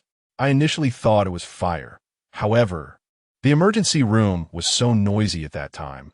With only a few torches by the window, it seemed improbable that they could intimidate the seabirds. Doctor, Qian discarded his chopsticks and remarked, it's zombies. Li Hongchuan was referring to zombies. Nuobao, unfamiliar with the term, misheard it as something else. Zhao Wuing gasped. They're not afraid of fire or eggs. It must be bullets, right? How come the zombies we encounter are so different from those in the movies? They lack martial ethics. Bullets can't even kill them. A beastly roar echoed from outside. Help! Don't bite me. Please, husband, I'm begging you. Hurry and shoot. Kill him. Don't come any closer. The air was filled with screams and pleas for mercy, mingled with the growls of beasts, the sounds drawing nearer. Su Qiuling, already unwelcomed, was shoved to the stairs leading to the basement, and Xiaoping frequently complained about the poor signal as a result. Suddenly, some injured individuals began to bite. Instinctively, Su Qiuling pulled Xiaoping in front of her, but to her shock, he seized her hand and began to bite. Ah! That hurts. Are you out of your mind? You little rascal? Su Qiuling pushed Xiaoping away. He turned, his eyes completely white, a mouth frothing with dark green foam, baring his teeth like a beast. Su Qiuling was momentarily stunned, then turned and ran towards the basement. Soldiers, save me. 2 soldiers, seeing her, rushed to rescue Su Qiuling, neglecting their watch over the other 3. However, their guns could not kill Xiaoping, attracting more individuals eager to bite. The soldiers grabbed Su Qiuling and fled, but she suddenly rolled her eyes and lunged at them. After a series of gunshots, only the sounds of wailing remained. Zhao Wuying discerned from the commotion. They really aren't afraid of bullets. What should we do? Can we even get out? Chapter 29. The zombie outbreak at that moment when Wan, who had been eavesdropping on Nuobao's situation through his headphones while softly singing a lullaby, heard Nuobao shout, "Don't open the door." Immediately after, a beastly roar erupted from that side, and the signal was lost. When Wan stood up, opened the door quickly. "Something has happened to Nuobao," Zhao Wuying replied. "There is chaos outside, and we have no idea how to deal with those zombies. Now we are even disarmed. Are we supposed to fight them hand to hand?" While speaking, Zhao Wuying deftly freed them from their handcuffs, a trivial task for a thief like him. When Wan raised his foot, extracting a sharp dagger from his shoe sole, simple. "We just need to dismember them." "Nuobao, can you still hear your mother's voice? Don't panic, don't be afraid. You are the smartest. You know the zombies' weaknesses, right? Find a safe place to hide, and wait for me to come for you. Make sure to hide well." Zhao Wuying opened the door, and the zombie, Su Qiuling, lunged at him first. When Wan swiftly raised his knife and severed her head. Pediatric office. Sun Qinghua has transformed into a ghoul. His body is drenched in blood. His eyes are a ghostly white, his complexion is pallid, and his lips are a shade of dark purple. His mouth foams with a murky green substance, which drips down his chin and chest, and he lunges at anyone in sight. The soldier who kicked down the door is the first to be overpowered. His strength is astonishing, even though the soldier is trained. No matter how fiercely he struggles, he cannot break free. A knife plunged into Sun Qinghua's abdomen proves futile as he is pinned to the ground, where he savagely tears open the soldier's belly, spilling blood and entrails everywhere. The soldier's anguished cries echo throughout the second floor, the surrounding injured patients and their families, upon witnessing Sun Qinghua's transformation, flee in terror, only to find that their own kin have also succumbed, turning on them with ravenous intent. The hospital is instantly engulfed in screams and howls. Countless seabirds circle ominously above, their wings blotting out the moonlight, casting a haunting mosaic of shadows upon the desolate streets below. Those who manage to escape the hospital, against all odds, become targets for the seabirds, ultimately joining the ranks of the undead. The number of ghouls multiplies, yet fortunately, before long, only Sun Qinghua stands. He quickly retreats with Nuobao, preparing to strike back. After firing 2 shots at Sun Qinghua's vital areas to no effect, Lung Yi charges forward, delivering a powerful kick that sends Sun Qinghua sprawling. He then bends down to pull his injured subordinate to safety. In the process, Nuobao's headphones are knocked away. As she crouches to retrieve them, she finally locates the device, but before she can grasp it, Lung Yi inadvertently crushes it beneath his foot. "Oh, what did I step on?" "Nuobao." "Ooh, the headphones my mother gave me." A gentle voice resonates in my ears. Nuobao gazed at the terrifying Sun Qinghua, biting her lip to suppress her tears. "Do not panic. Do not be afraid. Identify the zombie's weaknesses and hide." "Oh, what weaknesses do zombies possess? Uncle Zombie, could you please enlighten me?" The corridor was as chaotic as a bustling market, and although Lung Yi could not clearly hear Nuobao's mutterings, he caught the sound of her sobs. Furrowing his brow, Lung Yi pulled Nuobao behind him and urged, "Do not fear. Stay close to me and do not run off." Sun Qinghua rose once more, and with unwavering composure, Lung Yi aimed his weapon and delivered a decisive shot to Sun Qinghua's head. The 2 other soldiers also opened fire on him. The bullets pierced through his head, body, and limbs, yet, apart from the viscous, foamy green liquid that oozed forth, there was no sign of his forward motion being impeded. A soldier lying at Lung Yi's feet grasped his leg and implored, "Captain, we must flee." "How I long to bite," I am so hungry. Nuobao. Could it be that those who are bitten by zombies will also transform into zombies? Nuobao patted Lung Yi's leg. Uncle, However, Lung Yi was too preoccupied to acknowledge her, coldly commanding, "Step back. Take delay with you." He turned and lifted Nuobao, cradling her in his arm to shield his teammates as they retreated. Two subordinates dragged delay a few steps, but delay's eyes remained wide open, refusing to close. Delay, Captain Delay, Lung Yi, witnessing the tragic demise of his comrade, felt a profound ache in his heart. He then turned his gaze to Sun Qinghua and fired several more shots with fierce determination. Can't be killed? How could that possibly be? Nuobao recalled Li Hongchuan's words. Not afraid of eggs? Is it not afraid of bullets? So what does it truly fear? Think swiftly, think earnestly. Nuobao, in a fit of desperation, pounded her small fists against her head. Yet the more anxious she became, the more her mind succumbed to a void. The entire building resonated with a cacophony of chaotic thoughts, flooding her consciousness and causing her great distress.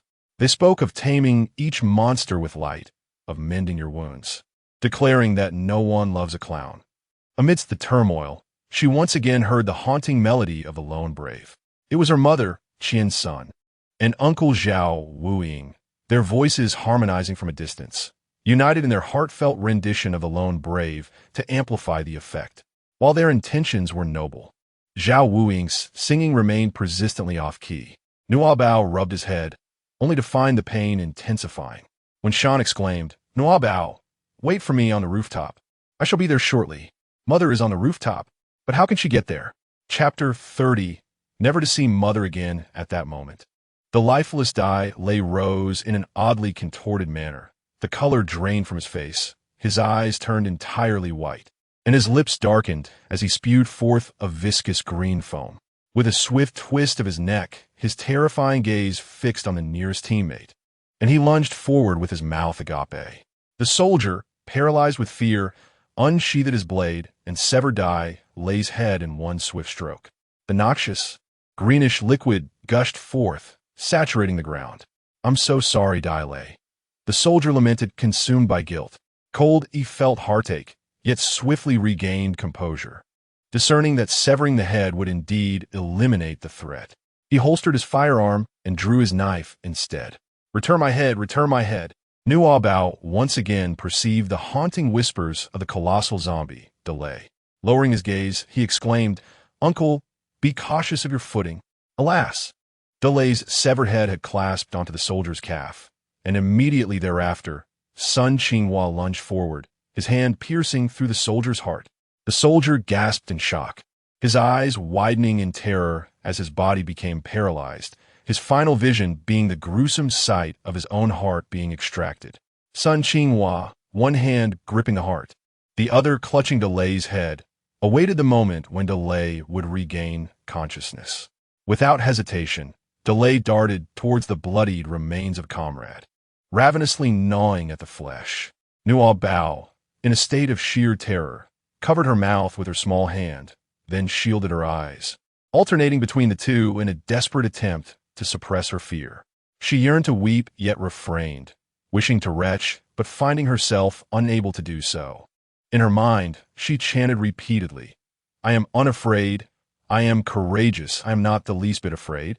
I am exceptionally brave, however." The sight before her was so nauseating that a soldier, unable to contain himself, succumbed to his own retching, his weapon slipping from his grasp. Although they had undergone rigorous training, this grotesque spectacle was unlike anything they had ever encountered in their lives. Cold E, undeterred by the scene, bore the weight of leadership as the captain and commander of the city's advance rescue team. He refused to be rendered powerless against this enigmatic creature.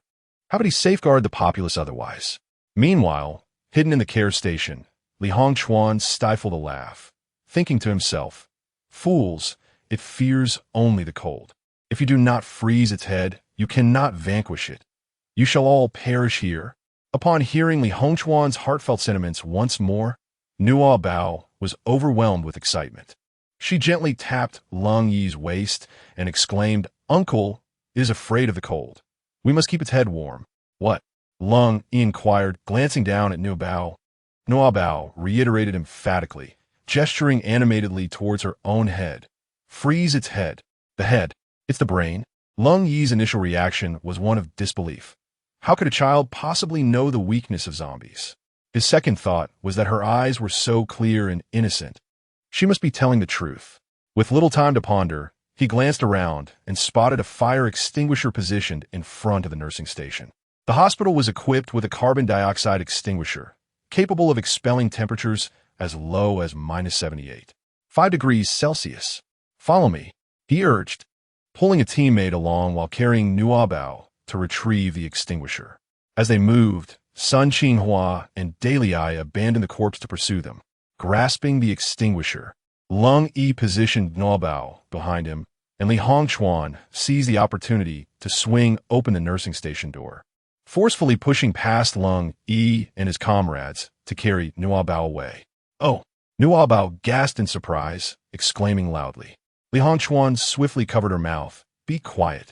These zombies, like seabirds, are blind. They can only hear sounds.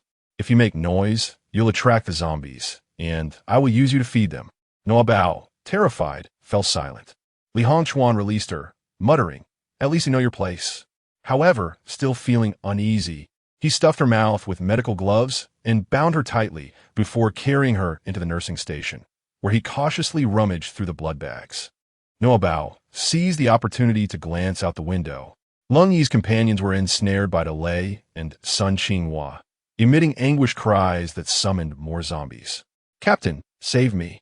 The soldier, whose heart had previously been extracted, had also metamorphosed into a zombie, lunging towards Lung Yi.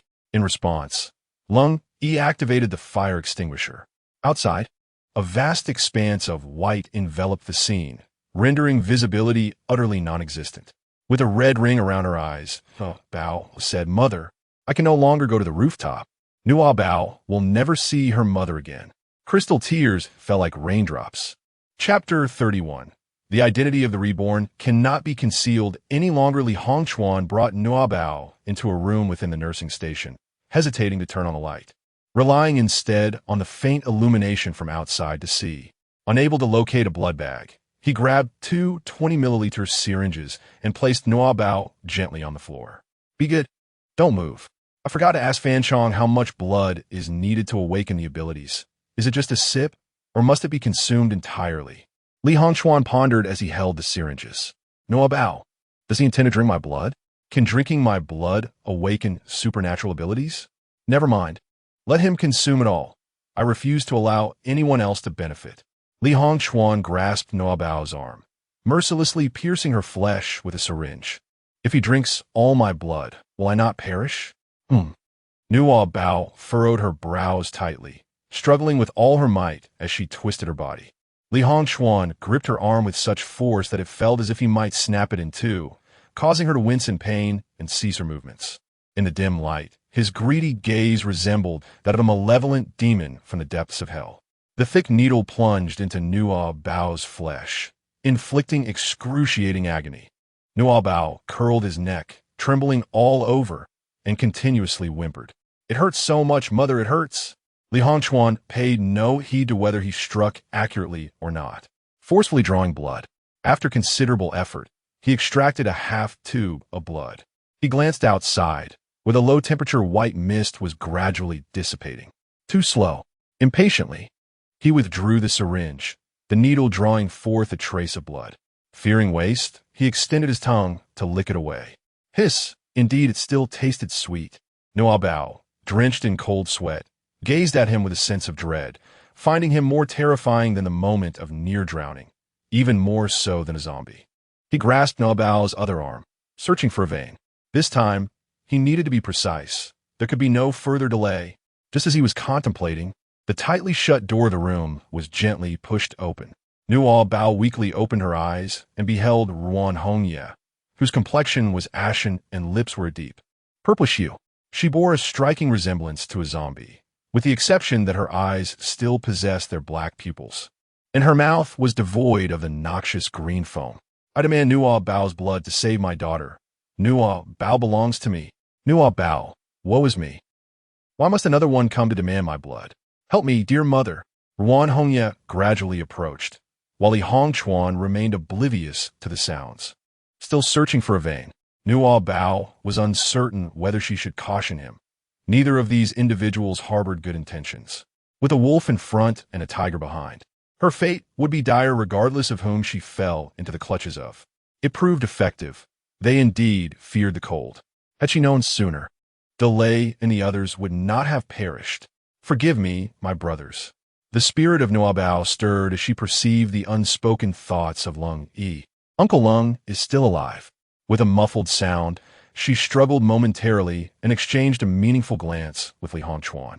However, Wan Hongye was a step quicker, lunging forward to seize his neck, and the two became entangled in a fierce struggle. Taking advantage of the moment, Nuobao kicked the iron door of a nearby cabinet, creating a slight noise. The surrounding zombies had been frozen and dispatched by Lung Yi, and the sound made by Nuobao did not attract any additional undead. Hearing the commotion within the nursing station, Lung Yi surmised it was Li Hongchuan and Nuobao, and swiftly grabbed another fire extinguisher before pushing the door open and stepping inside. At that moment, Ruan Hongye, relying on her strength, had gained the upper hand, while Li Hongchuan's eyes rolled back, teetering on the brink of asphyxiation. Upon entering, Lung Yi spotted Ruan Hongye and, mistaking her for a zombie, delivered a powerful kick that sent her sprawling. In a hurry, Li Hongchuan produced a liquid nitrogen gun and aimed it directly at Ruan Hongye's head.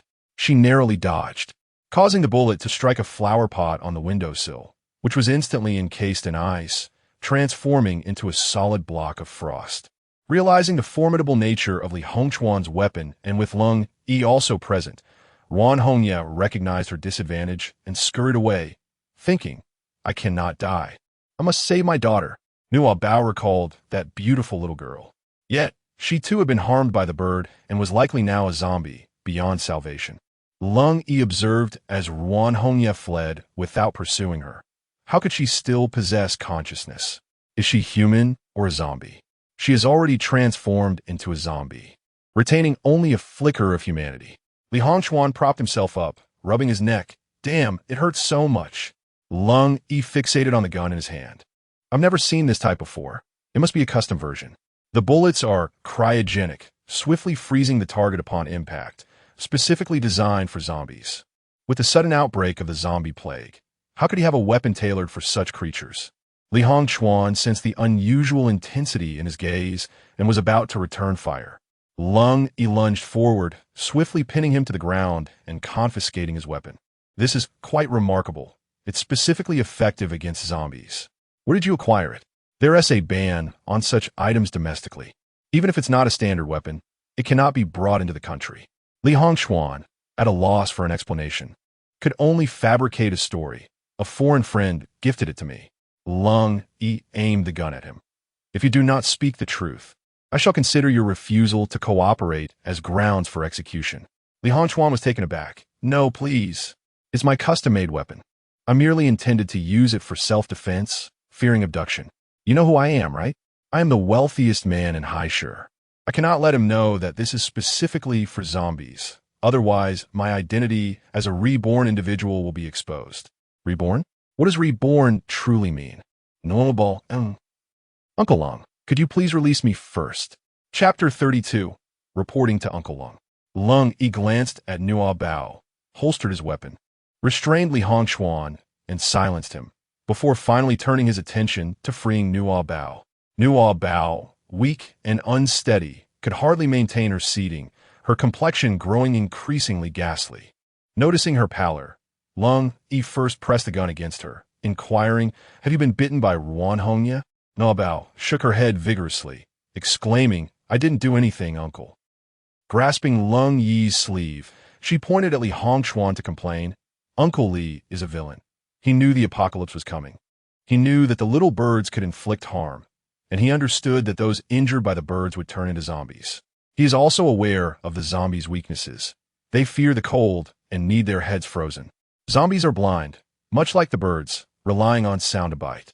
This device of his is meant for combating zombies, and he pricked me with such a thick needle. In a flurry of words, Nuobao spoke breathlessly. She refrained from mentioning her abilities, as the doctor uncle had advised her to keep it a secret. Upon seeing the needle in Nuobao's arm and the 20-milliliter syringe, Lung Yi delivered 2 fierce punches to Li Hongchuan. Are you even human? Li Hongchuan, with his mouth stuffed, could only emit muffled grunts, his eyes wide as he stared at Nuobao. How does she know so much? I never told her. Did she guess? Or could it be that her awakened powers allow her to read minds? Nuobao, feeling a pang of guilt, averted her gaze, insisting, I am not. I have not. Do not speak falsely. It is inconceivable that one could discern her thoughts. How could mere mind reading elevate her to the position of a general in a post-apocalyptic realm? I recall hearing in a past life that the general possessed the mightiest of abilities, that of lightning among the elemental powers. What? Are there elements within these abilities? What do these elements entail? She was destined to awaken the power of lightning, yet had already manifested the skill of telepathy. Could Uncle Li have erred in his recollections? Cold E dressed Nuobao, skillfully wrapping her wounds with gauze. Concerning her claims of the apocalypse, the evidence lay before him, compelling him to believe. The firearm of Li Hongchuan served as ample testament to the veracity of her words. However, he lacked the luxury of time for an interrogation. Nuobao. The pressing matter at hand is to rescue those in peril. Remain here and keep an eye on him. I shall return for you both shortly. What? Nuobao clutched him tightly. Uncle, I am but a child. A very fragile child at that. Cold E reassured her, do not fear. I have already vanquished the zombies in this vicinity. I shall divert the remaining ones away. Li Hongchuan is incapacitated at present, ensuring your safety. Once I have rescued those here, I will conduct a thorough inquiry. Nuobao timidly glanced at Li Hongchuan, who was glaring at her. It seemed that apart from glaring, he was incapable of doing anything else. All right, if you wish to save my mother, she is on the rooftop. The rooftop? Shouldn't she be in the basement? Well, given W's capabilities, it's not surprising she could escape. What is curious, however, is how this child knows about it. When he posed a question, Nuobao had no choice but to reply, my mother told me. I have an earpiece, but you accidentally broke it earlier. So that is how it is. The rooftop is currently safe. Once I rescue all the survivors, I will take you to find her. Nuobao hesitated for a moment, straining to change positions, resting upon his shoulder. I am so hungry, so very hungry. There is no food, absolutely no food. What shall I do? I have hidden in the wrong place. Who would come to this most remote ward in the east to seek survivors? Moreover, in such an inconspicuous location as a restroom, where zombies roam freely, I dare not call out. I am doomed, utterly doomed. Either I shall perish by a bite, or by starvation. Oh God, I implore you, inform the captain that I am in the restroom of the ward on the 3rd floor. In light of my desperate efforts to save 6 individuals, please grant me this one favor, and let your presence be known. Amen. Nuobao softly remarked. The 1st floor is deserted, inhabited solely by zombies. On the 2nd floor, there are 4 individuals, taking refuge in the restroom of the easternmost ward. The 3rd floor harbors 7 people, including a soldier. They are concealed within the restroom of the central ward. The 4th and 5th floors seem distant, possibly accommodating even more individuals amidst the chaos. Their exact whereabouts remain uncertain. You must seek them out yourself. Nuobao succinctly summarized the heartfelt whisper she had heard and shared them with Lung Yi. Lung Yi gazed at her in astonishment, questioning whether she was jesting or speaking earnestly. How is it that this child's words become increasingly startling with each utterance? Surely, she cannot be deliberately fabricating tales to delay my departure. Nuobao, with a look of helplessness, exclaimed, everything I said is true. I merely wish for you to take me to find my mother and the uncles. Otherwise, I would prefer to remain silent. Who desires to be repeatedly suspected of being a mischievous child? Even if she is but a child, she possesses her own sense of dignity. Lung Yi hesitated and asked, how do you know this? Nuobao's cheeks have grown slender, accentuating her eyes, which, instead of appearing hollow and lifeless, possess a captivating glimmer, rendering her quite lovely. Previously, Lung Yi had overlooked this detail, but upon closer inspection, he discerned a striking resemblance between her features and those of Wensha. This is a secret. Once you take me to meet my mother, I shall reveal it to you. Lung Yi. This little imp dares to keep me in suspense. Rationality urged him not to listen, yet he instinctively felt compelled to trust the child. Very well, let's begin our search on the second floor. If she speaks the truth, I shall place my faith in her. Nuobao, release him. The petite figure leaned against the wall, saying, then you should hurry. Chapter 33. Once again, she was right. Lung Yi left the nursing station, making noise to draw the zombies on the east side to the doctor's office, and swiftly made his way to the furthest patient room. He pushed the bathroom door, which indeed was locked. He dared not kick it open recklessly, fearing that another son, Qinghua, might leap out. Knowing there was someone inside, he knocked twice on the door. There were 2 knocks in response. Lung Yi exclaimed, this is truly unbelievable. Nuobao rested her chin in her hand, exuding an air of calm confidence. Was it a ghost? Surely, she must have encountered someone. Moments later. The restroom doors swung open, revealing 4 survivors, 4 female university students. Lung Yi was taken aback. She was right again. The 4 girls gazed at Lung Yi, their expressions a mix of sorrow and shyness. It was only natural. Who wouldn't feel a flutter of emotion upon witnessing such a tall and handsome hero descend from the heavens in a time of peril? Leng Yi, now accustomed to such scenarios, inquired softly, are you all injured? They shook their heads in unison, pleading, police brother, you must rescue us. We do not wish to become zombies. Within Lung Yi's mind, an escape plan began to take shape. Upon their arrival at the hospital, they had secured the rooftop to prevent seabirds from infiltrating the building. Surely, there would be no zombies on the rooftop. Wensha was astute enough to suggest making their way to the rooftop, though was uncertain how Zhou Lai was faring. If he were also on the rooftop, he could contact their superiors to arrange a helicopter for the survivors' extraction. Could someone lend me a phone? His own device had been entrusted to Zhou Lai to avoid alerting the seabirds during the rescue operation. On the hospital rooftop, at the onset of the zombie outbreak, Zhou Lai had contacted his superiors to report the situation. They assured him that a helicopter would arrive in half an hour. He promptly organized the remaining rescue team members to escort the survivors to the rooftop. Although Wensha and her companions were unable to kill the zombies, they could sever their limbs, employing their fierce combat skills to carve a path to safety during the zombies' recovery time. Wensha sought out Zhou Lai, asking, where is Lung Yi? She presumed he had already taken Nuobao to the rooftop for safety and was following the main group. To reassure Nuobao, they hummed the song Lonely Brave in their hearts, letting her know they would await her on the rooftop. However, upon reaching the rooftop door, they found it locked. Zhou Lai smacked his forehead in frustration. I thought Lung Yi had already arrived. What do we do now? The key to the rooftop door was in Lung Yi's possession. As the horde of zombies approached, Zhao Wuying swiftly employed his ancestral skills to unlock the door. All the survivors rushed onto the rooftop, only to be met with another wave of seabird attacks. While Zhou Lai commanded the others to secure the door, he set up a fire barrier to fend off the seabirds. Those injured by the seabirds were isolated beyond the barrier, and should any show signs of mutation, they would be promptly disposed of from the rooftop. Once the rooftop was finally secure, Wensha insisted on descending. I must go rescue my daughter. Zhou Lai replied, your daughter is with Lung Yi. He is the strongest among us. You must trust him. He will surely reunite with us. Wensha's expression hardened. I do not trust him. I do not trust any of you. Step aside. There are zombies outside. You cannot go down. That is my concern. Open the door. Are you disregarding not only your own safety, but the safety of all these survivors as well? The survivor retorted, indeed, your daughter's life is precious, but are ours not?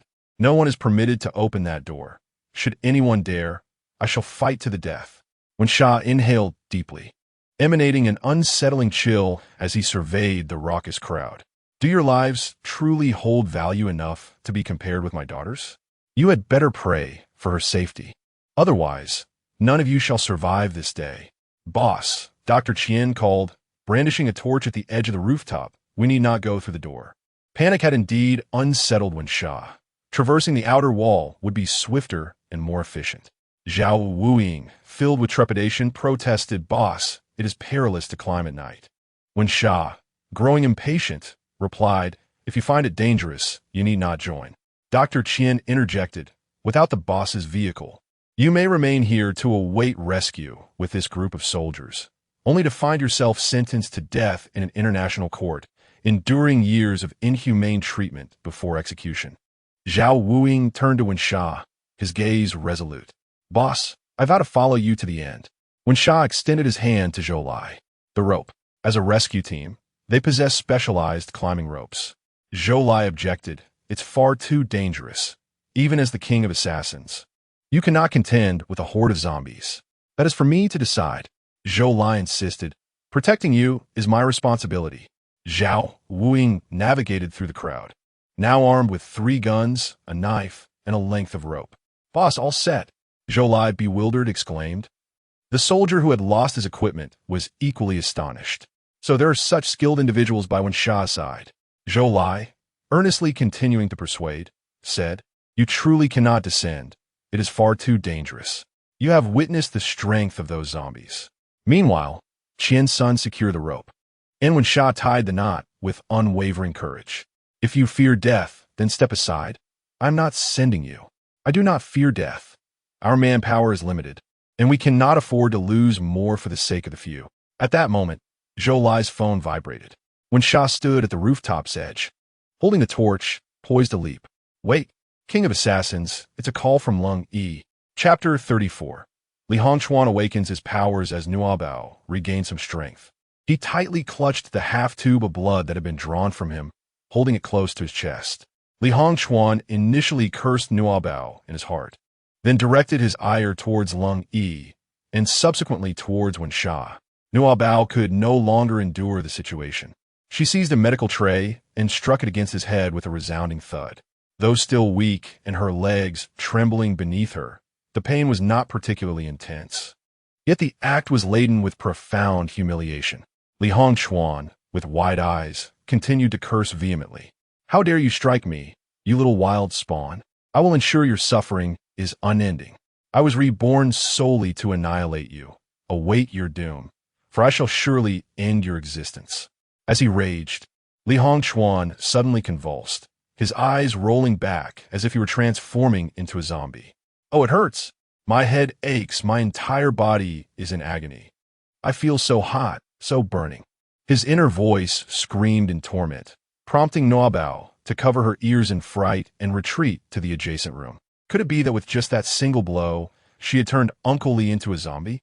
Not far away, the door to the doctor's office burst open with a crash as a horde of zombies surged forth. Almost immediately, another loud sound emanated from within the room. As Nuobao peered inside, he beheld Li Hongchuan breaking free from his bindings and rising to his feet, his head striking the wall. Has he also succumbed to the fate of a zombie? Both inside and out, the place was overrun with the undead. Nuobao yearned to vanish into thin air. Yet her extraordinary ability fell short of this desire. She noticed a refrigeration unit within the nursing station. The undead were averse to cold. If she could manage to conceal herself inside, the zombies would surely refrain from approaching. Yes, that was the solution. She hurried over and opened the refrigeration unit, revealing dozens of medicine vials. If she were to remove them one by one with her small hands by the time she finished, the zombies would have devoured her to nothingness. What could she do? Was there a way to make them all disappear? Nuobao covered her eyes, listening to the howls from outside, her scalp tingling with fear. Her voice trembled as images of her beloved animated shows flooded her mind. She waved her hands as if casting a spell. Yiluoli magic, disappear, quickly disappear.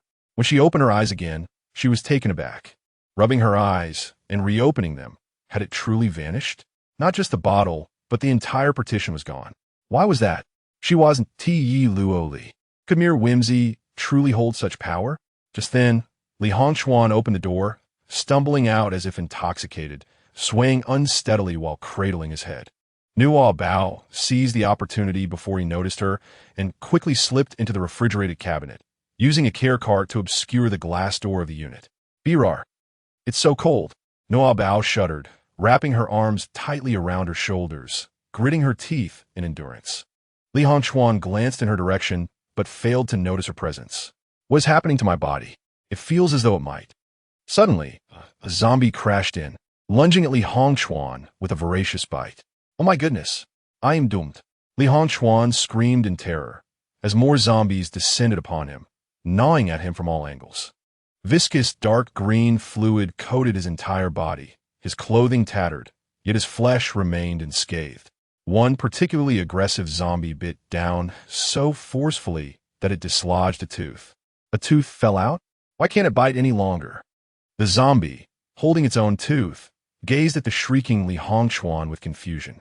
Li Hongchuan met its gaze for a fleeting moment.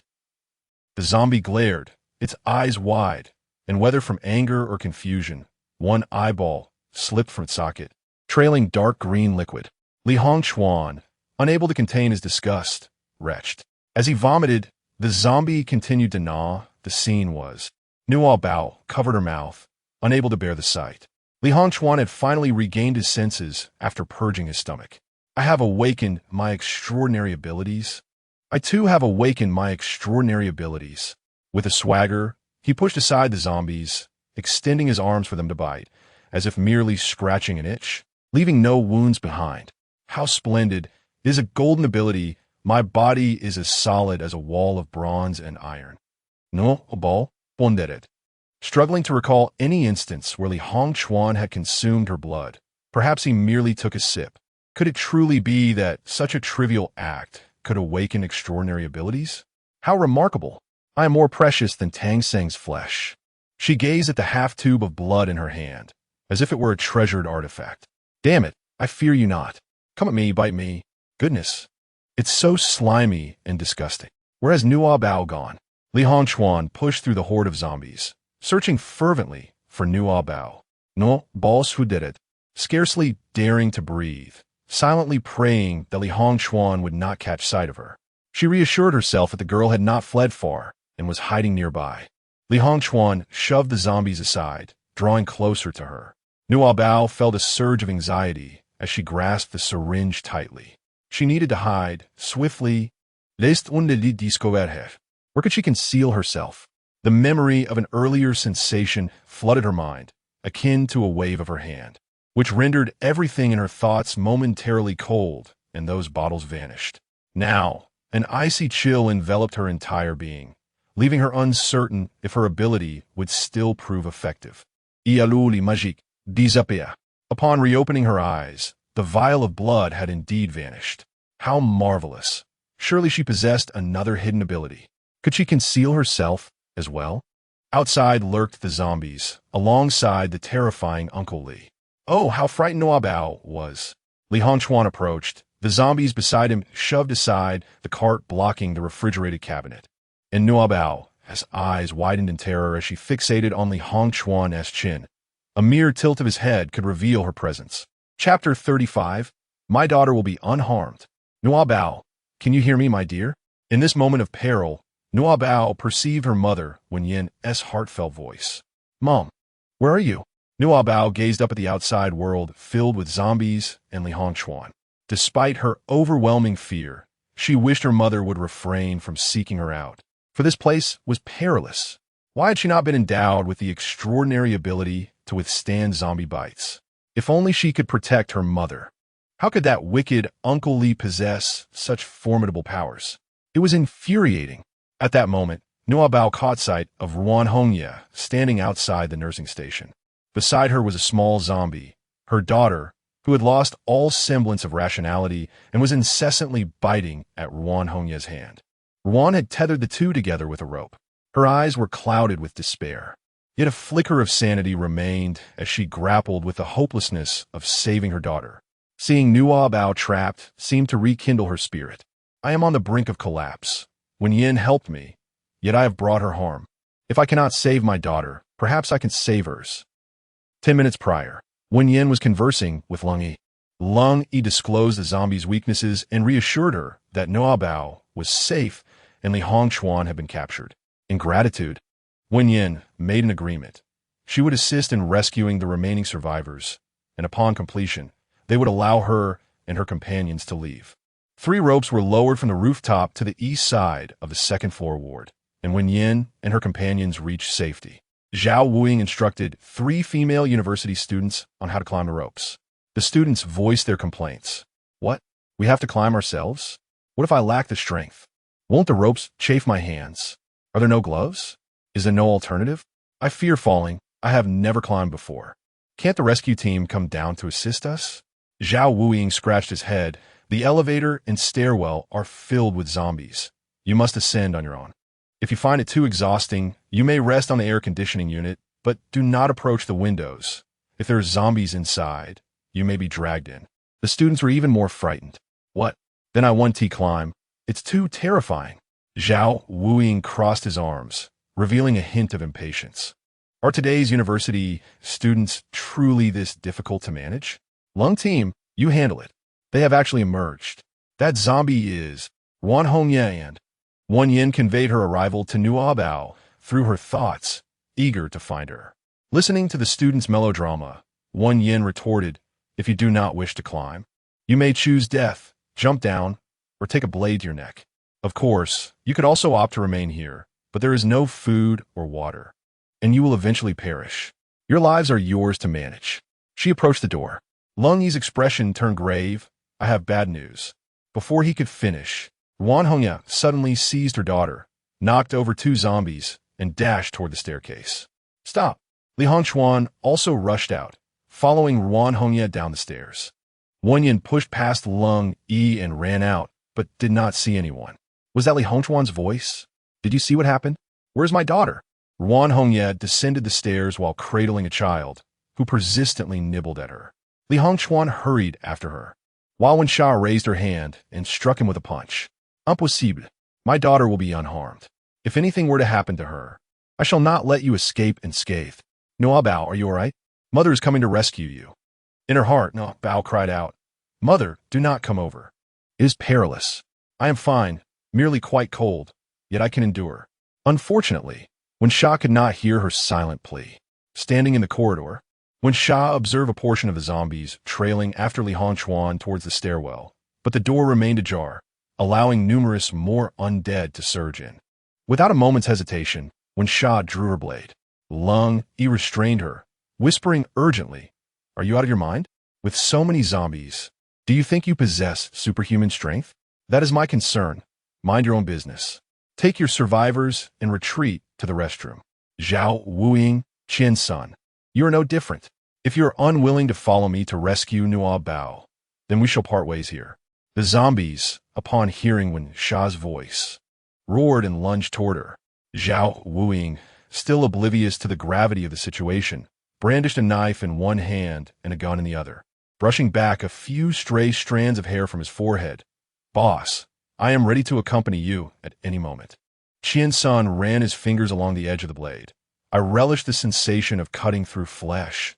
It is rare to have such an opportunity to indulge. Nuobao exclaimed, What? Does Mom also believe that Aunt Ruan has taken someone away? This is disastrous. The first floor is teeming with zombies.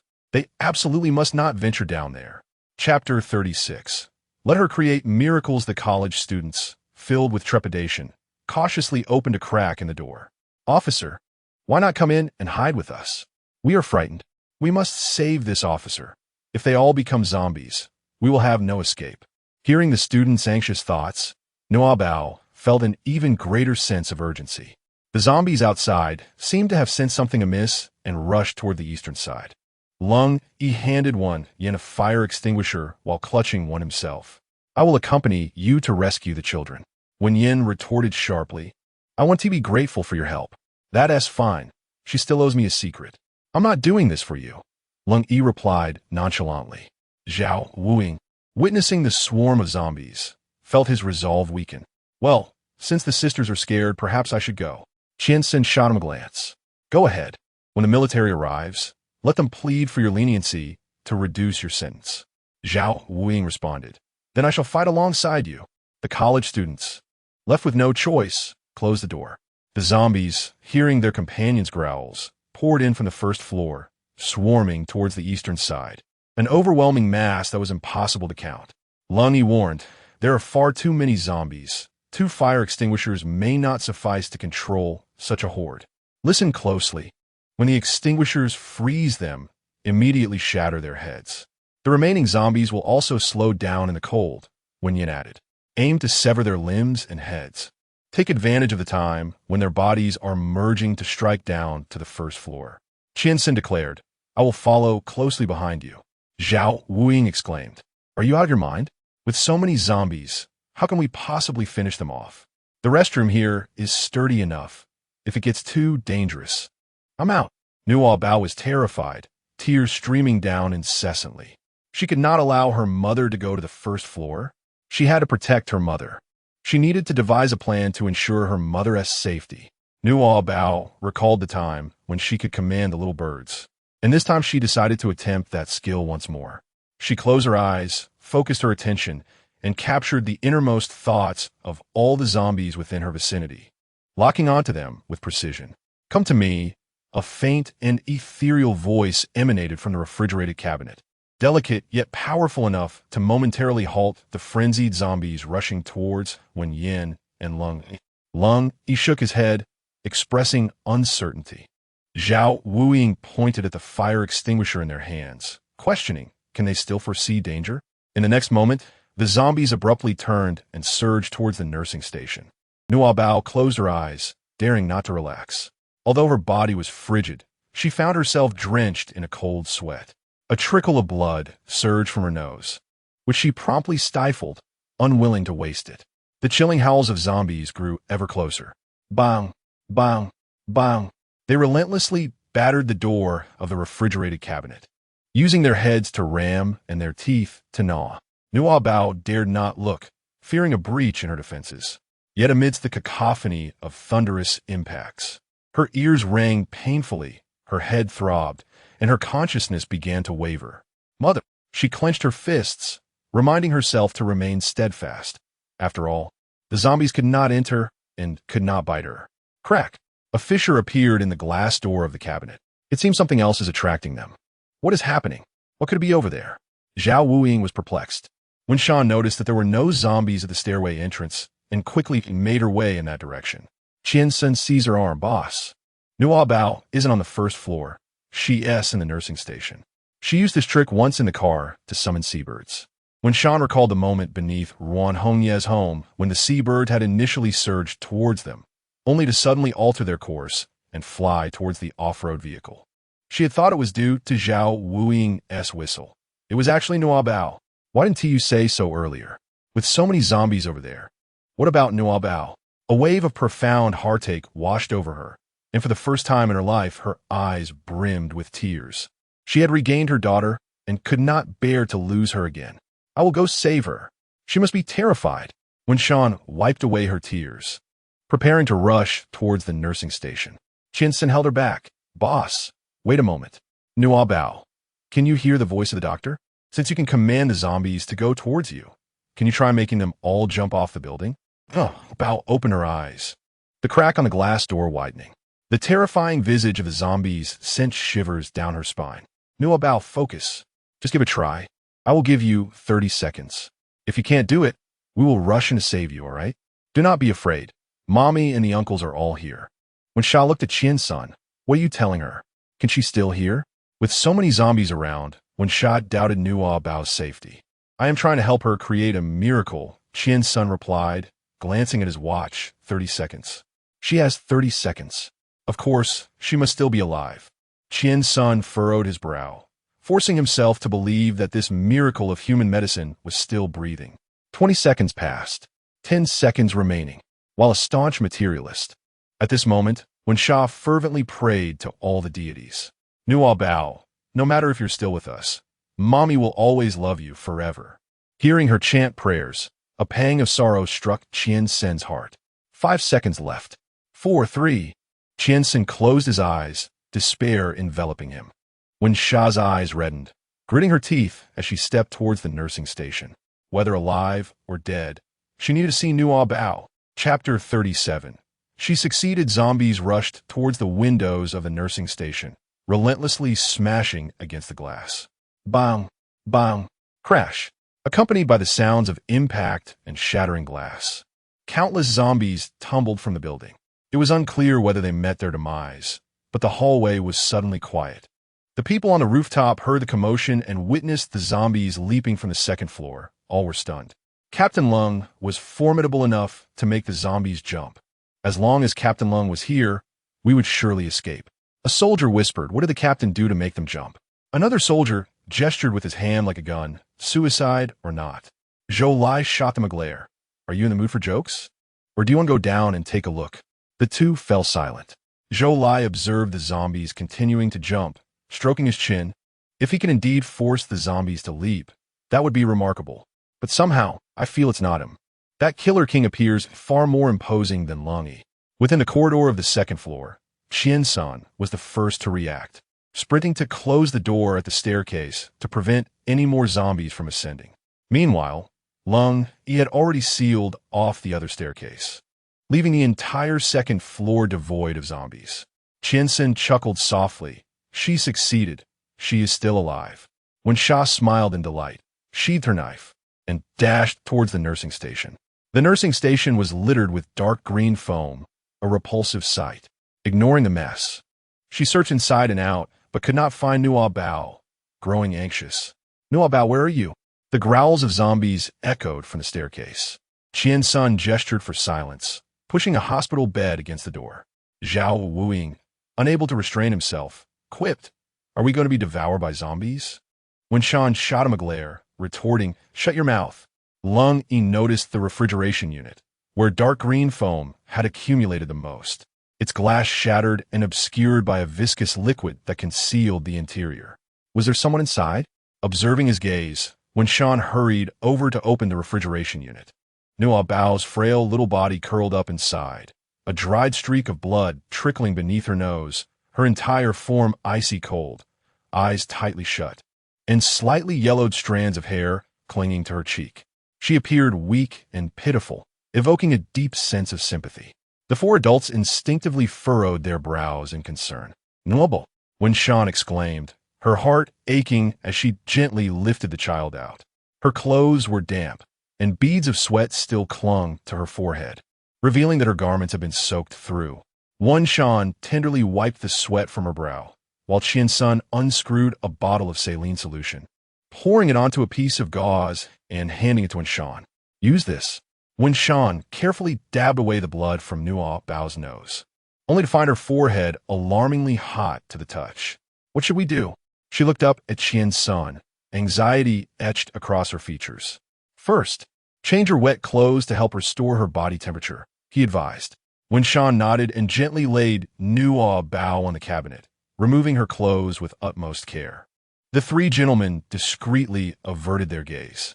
Qian-san rummaged through a drawer for a thermometer and discovered 4, pocketing them, along with 2 blood pressure cuffs, preparing to take them along. Zhao Wuing idly searched for anything of value, while Lung Yi silently observed the two, his thoughts consumed by Wen Shan's helpless expression. With a weary sigh, he realized at that moment that his heart was utterly entangled with this mother and daughter duo. He momentarily forgot his responsibilities, her identity, and the misdeeds she had committed, neglecting to ponder what Nuobao as various abnormalities might signify.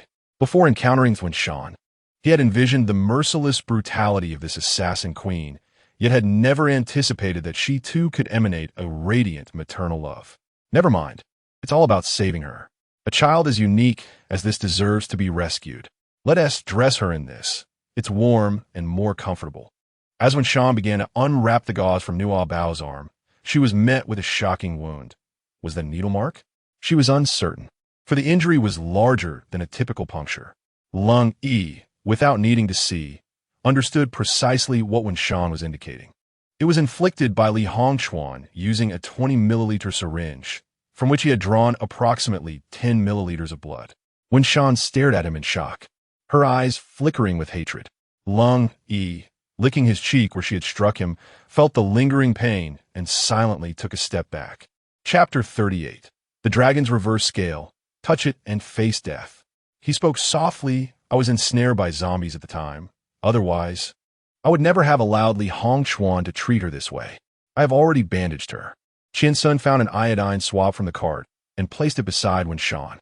First, disinfect her. I'll look for some medicine. He hurried to the nurse's lounge. laid a sheet on the floor, and began searching the nursing station for usable medications to pack and take away. I excel at finding things. Zhao Wuing offered to assist him. What a wallet, a watch, and designer bags all find their way inside. Zhao Wuing interjected. Please refrain from speaking so harshly. What if you were to depart first? Dr. Li adjusted his gold-rimmed glasses, the lenses glinting with a sudden cold light. I am certain that I shall outlive you. Unable to contend with him, Zhao Wuing, in a fit of frustration, retorted, Then I shall keep you company in death. Be gone. Very well. Zhao Wuing had no choice but to relocate those delightful items. This was the second time Lung Yi had encountered the term apocalypse. Is this truly not a disaster, but rather the end of the world? How does Li Hongchuan possess such knowledge? And how is it that Nuobao is aware of these matters? How is she able to accurately ascertain the presence of survivors and even command the zombies to leap from heights? If she were by one's side, the chances of rescue would undoubtedly increase. Does Wenshan hold such affection for Nuobao because he recognizes her extraordinary abilities? Such a gift should not be monopolized by a killer organization. She rightfully belongs to the nation.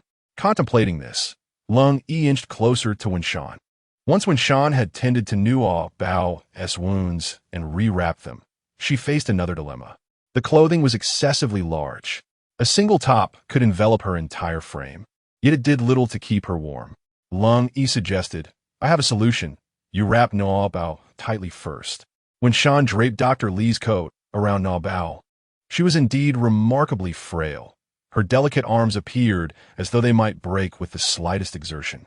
Following his guidance, Wenshan dressed Nuobao, and it was, at best, a makeshift fit. Nuobao's feet remained frigid, exposed to the chill of the air.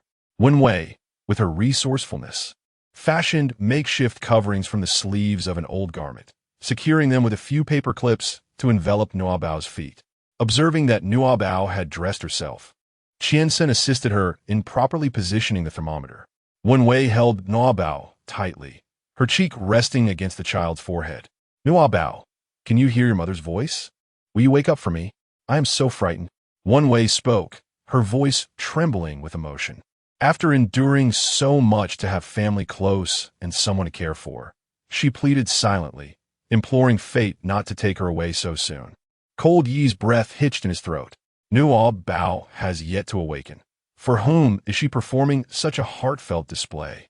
Qiansen and Zhao Wuing paused in their search. Qiansen shot him a disdainful glance. You understand nothing. If one truly did not care, they would not feel sorrow. The boss has someone he deeply cherishes. Zhao Wuing exclaimed. Then she will possess a vulnerability in the future, no longer an invincible being?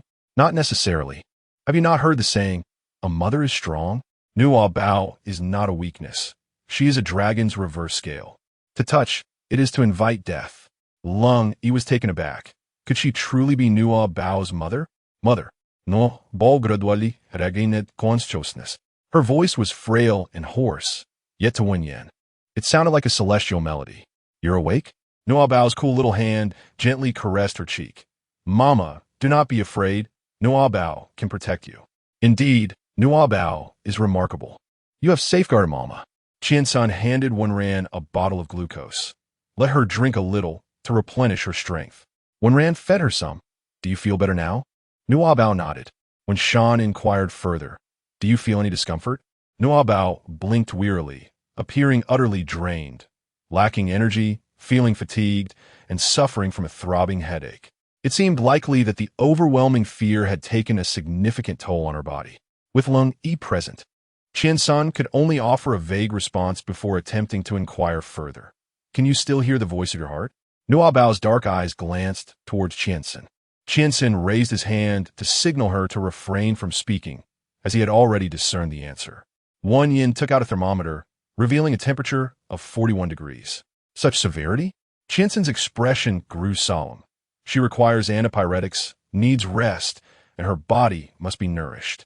Nuobao swallowed hard and said, Mom, I am so hungry. Wenwei glanced at them and asked, Does anyone have something to eat? Zhao Wuing produced a small snack he had salvaged from the lounge and said, This is all I have for now. Qiansen expressed his dissatisfaction. These are all puffed snacks, unsuitable for young children. Zhao Wuying retorted, "This is a hospital, not a restaurant. Am I expected to conjure up a nutritious meal? Just make do with what we have." Wenwei took the snacks and offered them to Nuobao, suggesting he drink glucose if he felt thirsty. Qiansan began to hum a lullaby softly, shielding Nuobao from any chaotic sounds while searching for fever-reducing medicine. Lung Yi glanced at his watch and said, "The helicopter will arrive in 13 minutes. We need to hurry." Chapter 39. 0 yuan purchase. When Wei raised her head, her gaze shifting from gentle to fiercely resolute. "Nuobao needs rest. We shall wait until we find the fever medicine before leaving. You take the 4 college students first." Lung Yi pointed at Nuobao. "Her presence here complicates your actions. Should I carry her to the rooftop?" When Wei replied firmly, "She is my daughter. I shall carry her myself." Lung Yi questioned, "Can you manage to climb to the rooftop with her?" When Wei raised an eyebrow defiantly. "Who do you look down upon? Do you think I am as incapable as those college students?" Lung Yi remained still, pondering. She wouldn't be trying to escape, would she? Nuobao sat up straight, poised to speak. Yet, with just a glance from Lung Yi, Shan instinctively understood his thoughts. "Do you truly believe I would contemplate escape? The upper and lower floors are teeming with zombies. The only means of egress are those 3 ropes. How could I possibly flee? Rest assured, I shall fulfill my promises. There is no need for you to use my daughter as leverage." Lung Yi touched the tip of his nose, stating, "That was not my intention. I merely feared it might be inconvenient for you." "We are not the ones who find ourselves in a predicament," Nuobao replied. "It is those 4 who are truly in a bind. If you wish to rescue someone, do not squander time. I shall not engage in idle chatter with them." Nuobao finally seized the opportunity to interject, "Uncle, the 4 sisters will have to climb the rope by themselves." Upon hearing this, Lung Yi hurried towards the hospital room. However, just as he turned around, when Shan called out to him, "Please keep my daughter's matter confidential." Lung Yi did not respond directly, merely nodded ambiguously before hastily departing. Zhao Wuying scoffed, "I would wager 100,000 that he will certainly not keep it secret. It's a guaranteed loss." Nuobao, perplexed by the meaning of the term, looked up at Wen Yan. With a reassuring smile, Wen Yan replied, "It's all right, just eat. Mother will never part with you again." No one can. Inside the hospital room, a sudden scream pierced the air. "Ah, I can't hold on anymore." Her terrified cry attracted the attention of the zombies outside, who gathered beneath the window. A sea of grotesque heads, spewing green foam, filled her view, evoking a profound sense of dread. The college student, horrified, clutched at Lung Yi and exclaimed, "Police brother, you're still alive? You scare me to death. I can't climb any further. Could you carry me up, please?" With an icy demeanor, Lung Yi brusquely pushed her away. "I'm already married. I ask that you maintain your dignity." The student, feeling humiliated, began to protest irrationally. "Is this how you conduct a rescue? On television, rescue teams carry or assist the injured out. We have never climbed a rope. You expect us to scale it with our bare hands? What if we fall and die? Will you take responsibility? Are you a killer or a savior?" With a stern expression, Lung Yi tore strips from the bedsheets and curtains, handing them to the other 3 students to bind around their hands. "Do you not understand that you are carrying an injured person, not a fool? This is the only escape method available. The helicopter will arrive on the roof in 11 minutes, and I have many more lives to save. You have a maximum of 3 minutes." Despite wanting to argue further, the college student fell silent as Lung Yi pressed a button on his watch. "The timer starts now." Nursing station. Qiansun gathered a plethora of usable medical supplies and medications, but alas, there were no antipyretics. He applied a fever patch to Nuobao first. "We need to stockpile medications. We must visit the pharmacy." Zhao Wuying pointed below. "The pharmacy is on the 1st floor. Are you certain? The zombies are most numerous there. Before we can gather supplies, we might already become zombies ourselves. Then we must find a pharmacy outside to stock up," Qiansun insisted. Nuobao's condition remains unstable. Even if it stabilizes, children are bound to suffer from fevers, colds, and diarrhea. We must be prepared with all kinds of medicine. Not just medicine, but food, water, and supplies. We need to stock up on everything. Surely, we should acquire a few hundred more sets of clothes? Luxury items, luxury cars, high-end watches, gold. Out there, it's a zero-cost shopping spree. At the mention of zero-cost shopping, Zhao Wuying became exceedingly excited. For a thief, it was nothing short of a carnival. Qian Sun stroked his chin thoughtfully. Shall we head to the car market to find 2 trucks? Zhao Wuying replied, but there are no workers to help us load them. Are we expected to move steel bars by hand? Mother. Nuobao's voice was barely audible. Her single utterance failed to capture Wen Sha's attention. She decided to call Mr. Zhang to inquire whether alternative building materials could be utilized, requesting him to compile a list, preferably of items we could manage to transport ourselves. I'll do it myself, Wen Sha retorted, somewhat irked. Who would take on such a task? Wen Sha opened her mouth to speak, yet no one came to mind. Qianxin summarized, among the 6 of us, including yourself, not a single person possesses culinary skills. Wen Sha mused, I still need to prepare meals. Fast food is detrimental to Nuobao's health. If necessary, I shall learn. After all, cooking is merely a task. I can take on 10 challenges. Surely I can manage a single meal. Mother. Nuobao increased the volume slightly. Chapter 40, Spatial Abilities. Each of the 3 harbored their own thoughts, and thus failed to hear Nuobao's voice. Qiansun pointed at the items on the bed sheet. Let us take it one step at a time. Today we must stockpile medicines, testing supplies, and construction materials. I intend to take all of these with me. Zhao Wuying, arms crossed, retorted, this hefty burden is too cumbersome. It won't even fit in the vehicle. If we find ourselves outside without a chance of locating any medicine, this will be our last hope. If you don't allow me to take it, don't come crying to me when you're injured. He added, for heaven's sake, this is the apocalypse. Sustaining even a minor injury could lead to becoming a zombie. Is there even a point in treating it? Zhao Wuying then countered. And what if your hemorrhoids act up? Zhao Wuying, flustered and incensed, exclaimed, Hey, why are you bringing up hemorrhoids now? Must you embarrass me in front of the boss and Nuobao? Meanwhile, outside the corridor door, the zombies, hearing Zhao Wuying's voice, roared even louder and battered against the door with increased ferocity. Zhao Wuying, now even more irate, remarked, And what are these zombies? Just because they cannot speak does not mean they cannot understand. Right, Nuobao? Nuobao. Are you thinking of me now? Qiansun lowered his voice. When the time comes, don't seek me out. Just let a zombie take a bite out of you, and you'll resolve your unspoken troubles and issues of pride. Zhao Wuying pursed his lips, glanced at Nuobao, and said with a lack of conviction, Uncle does not suffer from hemorrhoids. He is slandering me. Nuobao, with a look of bewilderment, inquired, What is hemorrhoids? Is it something related to a certain lineage? Qianxin patiently replied, That refers to nail fungus. Nuobao, what exactly is onychomycosis? Hello, are you also experiencing that? Qianxin narrowed his eyes, recalling her admission of inadequacy regarding that matter. You've been watching too many advertisements. Zhao Wuying clicked his tongue and shook his head. What kind of person is she, unwilling to even purchase a membership? Nuobao, hello, are you also experiencing that? Is a reference to Huiyuan Qiansun interrupted. Enough, let us return to the matter at hand. Wen Sha rubbed his temples. Let us take everything with us. We'll head downstairs directly. I still have 2 grenades in my car. Nuobao was taken aback, exclaiming, Mother, is this really appropriate?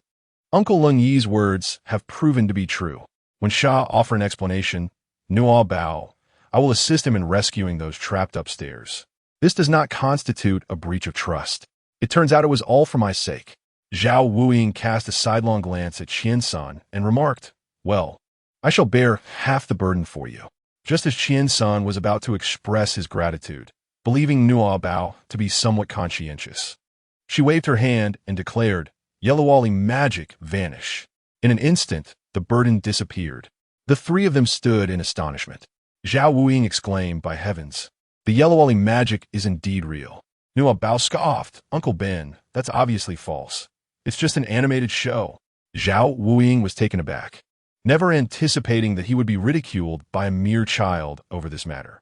After a moment of gloom, his eyes suddenly widened in realization. So that is spatial ability. Have you awakened another power? Why didn't you tell me sooner? Nuobao pouted, expressing her frustration. I have been trying to tell you all, yet none of you are paying attention to me.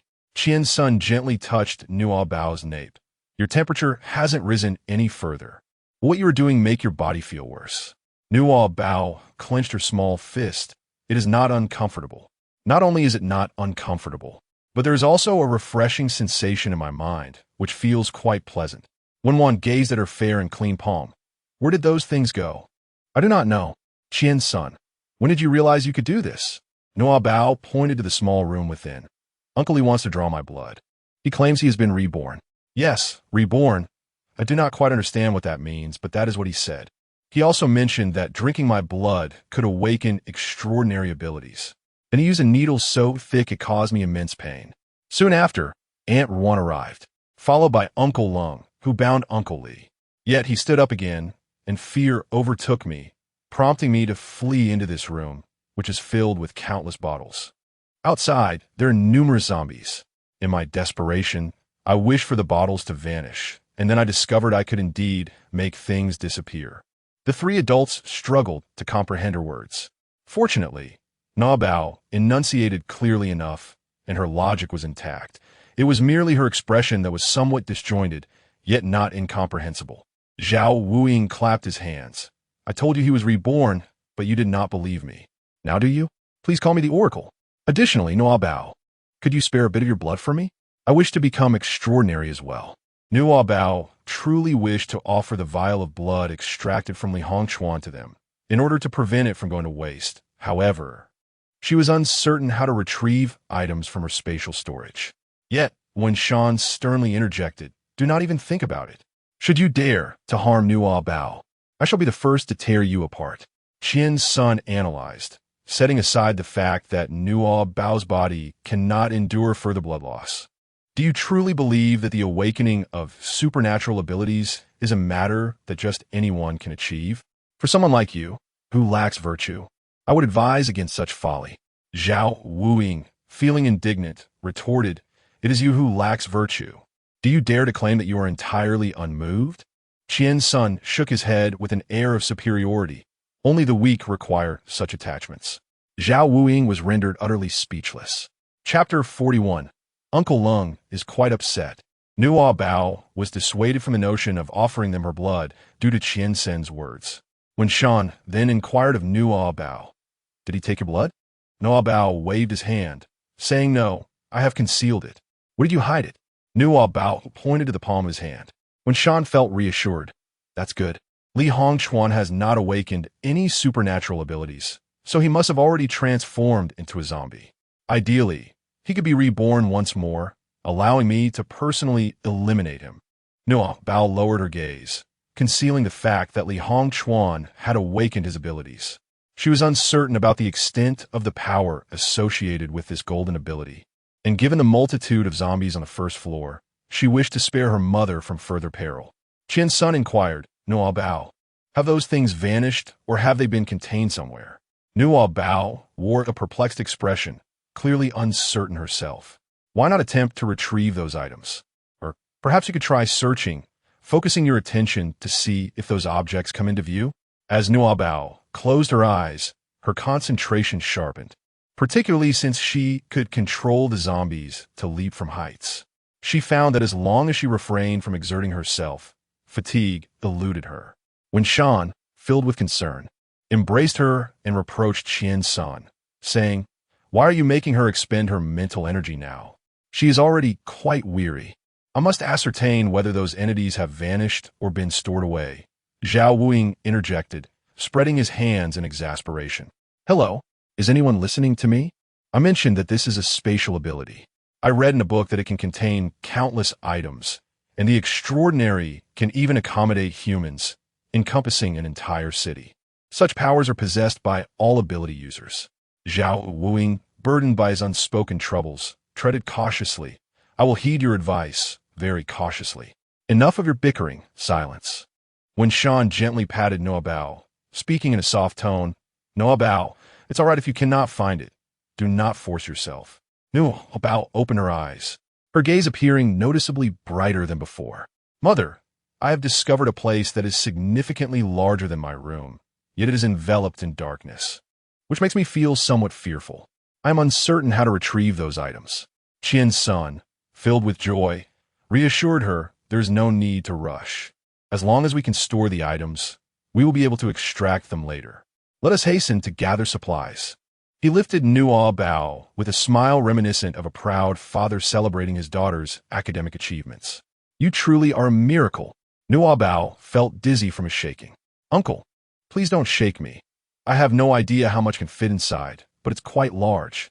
When Shan kicked Zhao Wuing, saying, stop shaking her. She is very weak right now. Yes, we mustn't shake her, Zhao Wuing replied, unperturbed, gazing at Nuobao as if she were a priceless treasure. If we were to take her to rob a bank, wouldn't that empty the vault? Nuobao gazed at him and inquired, why must we empty the bank? Wouldn't that attract the attention of the police? When Shan coldly fixed his gaze on Zhao Wuing and retorted, are you seeking death? Zhao Wuing chuckled awkwardly twice and replied, I was merely pondering aloud. It won't come to fruition. With the current trend of $0 purchases, who still desires money? By the way, Nuobao, how spacious is your room? Nuobao pondered for a moment and replied, it's the storage room beneath Uncle Lee's staircase. The three of them froze, seemingly having overestimated a child's understanding. The space was much larger than a mere storage room, yet it did not appear particularly spacious. Amidst their disappointment, they soon realized that the scoundrelly Hong Chuan had actually made Nuobao sleep in the storage room. Their expressions turned icy. When Shan glanced toward the staircase door, exclaiming, what a pity! I wasn't able to deal with it myself. Nuobao, feeling a sense of guilt, lowered her head and fidgeted with her fingers. She could still hear Li Hongchuan cursing on the first floor, telling the zombies to cease their gnawing on him. If the zombies could not harm him, surely her mother would not be able to do so either. Forgive me, mother. Just this once, please. When Zhu said, let us leave this place, they tore the curtains apart and bound them together to fashion a rope. When Zhu left a wider section, securing Nuobao to herself, Zhao Wuing was at the nursing station, tossing objects down to create a commotion to draw the zombies' attention. When Zhu maneuvered the remote-controlled off-road vehicle to the window of the opposite ward, opening its sunroof, Lung Yi was still assisting the last university student in securing her rope, urging her to climb upwards. Suddenly, the sound of an engine caught his attention. He initially thought he was mistaken. Who would dare to drive on the streets at such a time? Turning around, he saw Wenju carrying Nuobao, using the woven rope to descend to the window, leaping into an off-road vehicle, followed by Qian Sun and Zhao Wuing. Wenju, Lung Yi shouted in frustration. You deceived me. You still chose to flee. Nuobao rested on her mother's back, feeling a sense of guilt that prevented her from looking up. Mom, Uncle Lung is very angry. Chapter 42. The chew toy of the undead. When Sha closed the sunroof, drew back the curtains, and positioned Nuobao in the passenger seat, fastening her seatbelt with care. Nonchalantly, she opened the glove compartment and handed a hand grenade to Qian Senator. It's nothing. Soon he will thank me for this. Hold on tight. With a swift press of the accelerator, when Sha honked the horn vigorously, the faces of the onlookers turned ashen, their lips darkening to a deep purple, as they expelled green foam from their mouths. Some were missing limbs, while others had their entrails spilling onto the ground. Some had half a face, lacking eyes and ears, presenting a grotesque and unsettling sight. When Sha instructed Qian San to place a blindfold on Nuobao, continuously humming a soothing melody to her, Nuobao felt rather indifferent. After her experience in the refrigerated cabinet, she had become significantly bolder. Lung Yi watched as the off-road vehicle drove into the distance, with hordes of zombies trailing behind, her anger subsiding somewhat. This woman, it seemed, had kept her promise, yet it was a pity for Nuobao. Whether they would meet again remained uncertain. When Zhan, driving the off-road vehicle onto the main road, heard Qian Sun holding a grenade, remarking that its explosive range was too limited for such a multitude of zombies. Fearing it would be ineffective, Wen Zhan rapped the steering wheel twice, asserting she had her own methods. Initially intending to locate a gas station, she suddenly spotted a fuel truck by the roadside and veered towards it. Zhao Wuing straightened up, exclaiming, wow, little zombies, the bonfire party is here. When Zhan collided with the vehicles surrounding the fuel truck, drifting around it, zombies from several nearby streets were drawn in, encircling the fuel truck along with the off-road vehicle. Observing that the number of zombies was sufficient, when Zhan slammed the accelerator, clearing a path and swiftly evading the horde. Qian Sun rolled down the window and tossed the grenade beneath the fuel truck. With a deafening boom, flames erupted, engulfing thousands of zombies in fire. Lung Yi, spotting the blaze, hurried to the third floor to rescue people, while Wen Zhan sped towards the nearest washing mall. In the midst of their frantic endeavors, a naked little green creature dashed into the street, awkwardly entering a shop, only to realize it was a funeral attire store. Damn it, why are there only funeral clothes? With no other options, he reluctantly donned a burial garment to cover himself. This was Li Hongchuan, who had awakened his metallic powers. Although the zombies could no longer kill him, their sheer numbers could easily trap him. He found himself amidst the zombies, serving as a chew toy, his clothing shredded, forced to flee stark naked, covered in a repugnant green viscous substance. Later, he discovered that Wan Hongya was holding a small zombie, not Nuobao. He was oblivious to Nuobao's fate. Having awakened his powers, she seemed irrelevant now. Furthermore, the current zombies were of the non-evolved variety, utterly useless. His abilities, despite being formidable, lacked lethality. In truth, metallic powers were quite potent, ranking third among the 6 elemental abilities, surpassed only by lightning and fire. In 3 months, as zombies evolved into mid-tier and high-tier forms, defeating them would enhance his powers. In due time, numerous mutants would emerge, categorized from levels 1 to 5, with level 5 being the mightiest. These mutants possessed attributes, and vanquishing those corresponding to 1's powers would accelerate their enhancement. He resolved to outpace everyone else, aiming to become the mightiest ability wielder on the continent before the survival zone was established. He intended to dominate the survival zone, to become the emperor of the apocalypse. Regardless of whether it was Nuobao or Wen Zhan, if they were to meet again, it would mark their demise. Chapter 43. Can I have it all? Upon arriving at Huaxin Mall, the trio disembarked with Nuobao, seeking a place to conceal themselves. Wen Zhan activated the horn of the autonomous vehicle, drawing the surrounding zombies away, allowing them to enter the mall and secure the entrance against the encroaching undead. This mall, the largest in the city, encompassed a shopping center, supermarket, and food street, with an imported cosmetic store on the first floor. However, the once vibrant atmosphere had vanished. The gleaming floor was now marred by bloodstains mingled with a viscous, dark green substance, exuding an odor reminiscent of decaying seafood, provoking nausea. As the four entered the mall, they instinctively held their breath. Nuobao, suppressing her voice, remarked, "I haven't heard any zombies on the first or second floor. It's safe." When Wan surveyed the surroundings and thought, this must be the extent of Nuobao's telepathic abilities. Nuobao. Indeed, this place is exceedingly vast. In the distance, the haunting echoes of the undead resonate, yet she cannot discern their precise location. Unlike humans, the zombies do not reveal their positions. Qiansun inquired, "Is anyone present?" Nuobao shook her head, indicating that she had not heard. The survivors were still engulfed in panic, unaware that they needed to venture out to gather supplies. "We must hasten," she urged. "Let us first visit the pharmacy." The four of them made their way toward the apothecary, and Zhao Wuing curiously leaned closer to Nuobao, inquiring, "What does the heart's voice of a zombie sound like?" Nuobao raised her hands, playfully gesturing, and exclaimed, "I am so hungry, so hungry. I long to eat meat, roar." The three were amused by her adorably innocent demeanor. Wen Zhan affectionately ruffled her hair, remarking, "You truly are a little treasure." Nuobao tilted her head and asked, "Mom, what is a lively treasure?" Wen Zhan patiently explained, "It is someone who brings joy to others." "Then I wish to be a lively treasure, your little lively treasure, Mom."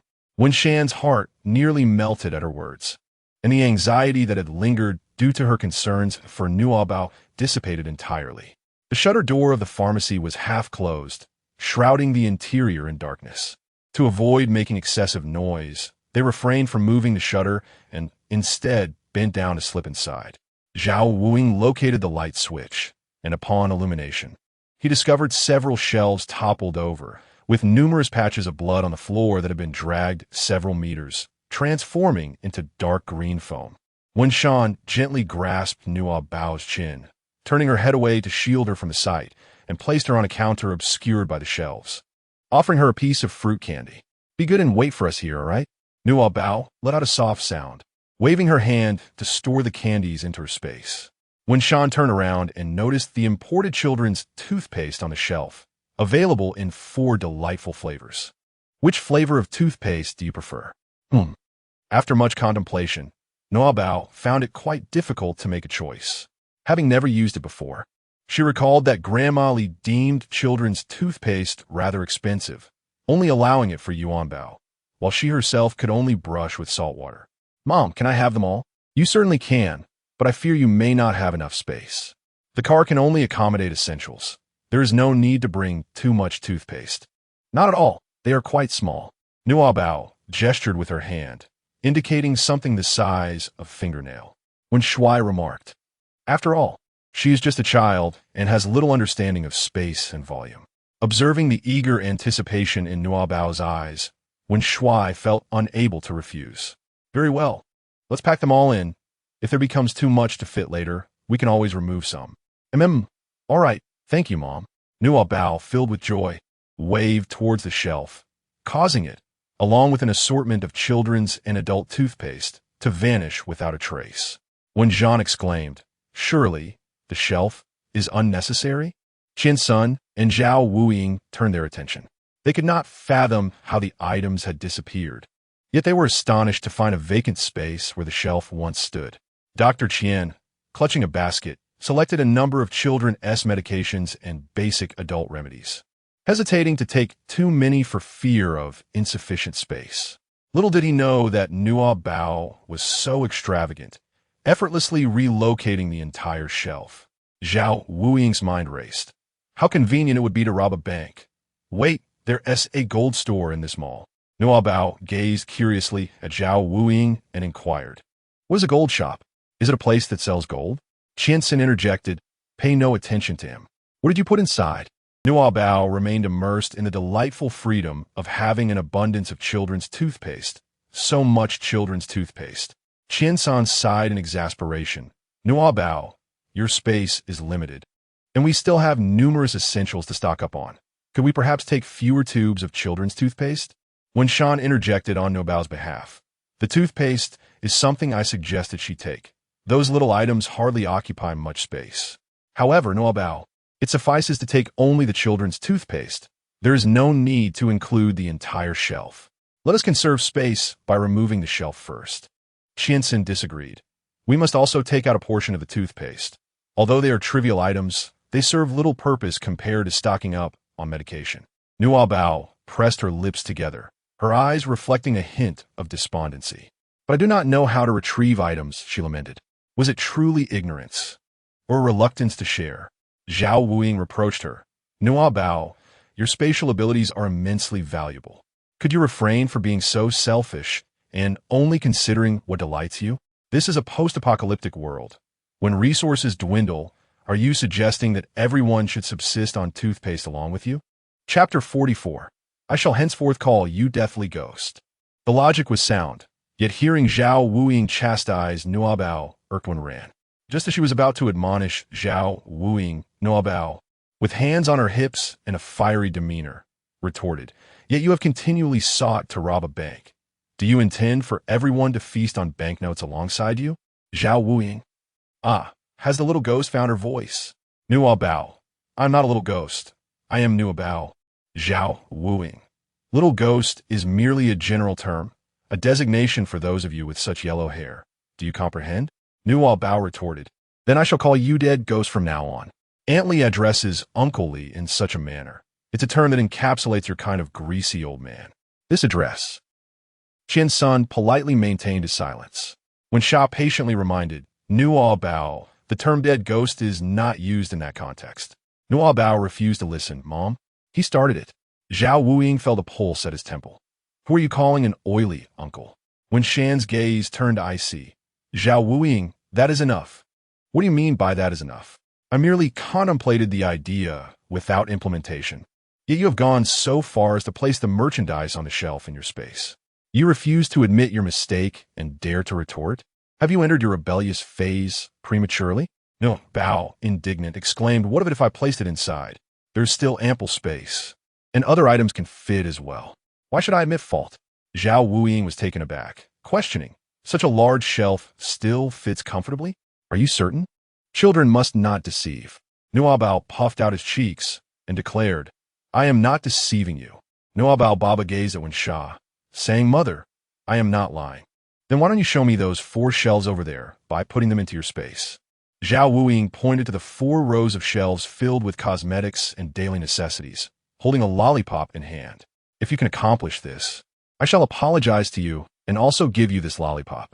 Nuobao leaped down from the counter and waved a hand towards the shelves, causing the majority of the cosmetic store to be emptied. The 3 individuals were momentarily astounded once more. Zhao Wuying was left speechless, exclaiming, did it truly fit in there? Wasn't it said to be only the size of a few storage rooms? Dr. Qian's basket clattered to the floor as he pondered. Have I overlooked some critical issue? Nuobao leaped up and snatched the lollipop from Zhao Wuying's hand. Just as she finished the fruit candy in her mouth, she turned to Wenshan for confirmation. Mom, may I have a lollipop too? With a gaze filled with complexity, Wenshan replied, Yes, you may. Nuobao tore open the packaging with her teeth, placing the lollipop in her mouth and squinting her eyes in delight. This is delicious, she mused. She glanced down at the packaging adorned with strawberries. Is it strawberry flavor? No wonder Yuan Bao always sneaks candies, enduring punishment just to savor them. Truly delightful. Zhao Wuying slowly straightened, hands tucked into his pockets, feigning profundity. If you love sweets, indulge yourself. When you grow up, candies will no longer taste sweet. Why? Nuobao asked, puzzled. Zhao Wuying sighed softly, because life is too bitter. Why is it bitter? Nuobao inquired further. Zhao Wuying continued his act of solemnity. There are too many desires, and when one cannot attain them, it feels bitter. Just like you're yearning for children's toothpaste, while I crave an abundance of gold and jewels. Nuobao tilted her head and squinted her eyes at her uncle. Are you reluctant to apologize to me? Zhao Wuying looked down at her. Not exactly. Wenshan took Nuobao into her arms and, with a swift motion, kicked Zhao Wuying. Apologize. Zhao Wuying, supporting his aching waist, replied, Isn't it sufficient to say I'm sorry? Lao Qian, hurry, fetch me some ointment. Qian's son, uninterested in his grievances, approached Nuobao with a thermometer. Beep. Nuobao's temperature had already dropped to 39. 2 degrees. Take this medicine. It's sweet. Open your mouth. Qian's son offered Nuobao a dropper of fever-reducing medicine, pocketing the remainder. Nuobao obediently took the medicine and continued to suck on a lollipop. Doctor, what did you just say? Wensha also looked at Qian's son, who had remained silent. What Nuobao heard must have been his innermost thoughts. Qian's son inquired, Do you still have space available? Nuobao nodded and replied, Indeed, it is quite spacious. Zhao Wuying, with a playful grin, leaned in and quipped, Nuobao, isn't your space not as small as you described? How about accompanying your uncle to the jewelry store for some fun? Wensha raised her leg, ready to kick him. Zhao Wuying quickly dodged, saying, Boss, since there's a space available, why not make use of it? It might come in handy in the future. Wensha pondered for a moment, thinking, that seems plausible, though I'm unsure if Nuobao's space will suffice. Nuobao, enough, mother. Whatever you desire can be contained within. Qian's son inquired further. Do these items compress upon entering your space, or do they retain their original state? Nuobao was perplexed. What is compression? Wenshan, realizing belatedly, remarked, Nuobao just stated that things become significantly smaller, hence it must involve compression. Qiansen exclaimed, That is astonishing to instantaneously alter the size of an object. This defies science. Zhao Wuying chuckled. In this post-apocalyptic world, you still cling to the notion of science? Someone used a vehicle to lure the zombies away. Evidently, I am not the sole one aware of their weakness. That individual surely does not intend to raid them all, does he? There's no way. Everything here belongs to me, and I must drive him away. Does he truly believe himself to be the kingpin? You fear death, but I do not. Why should I serve as his shield? Goodness, turning on the central air conditioning feels like a zero-cost purchase, with no zombies around. This place is nothing short of paradise. A surge of voices flooded in, and Nuobao's expression shifted. Mother, someone is coming. Many people over there. Chapter 45. The entire store is empty. These voices were chaotic, and Nuobao could not extract any useful information, making it impossible to ascertain their numbers or specific locations. She could only gesture towards the front entrance of the cosmetic store. Zhao Wuing assumed she was referring to the mall entrance and replied, "The mall doors are locked. They cannot enter. Besides, there's so many zombies outside." Nuobao, it draws ever closer. Their anger is palpable, and they intend to expel us. When Shan also detected faint footsteps approaching from the underground parking lot, likely 7 or 8 individuals. Qian Sun stood precisely beneath the central air conditioning vent, lifting his gaze to feel a refreshing breeze.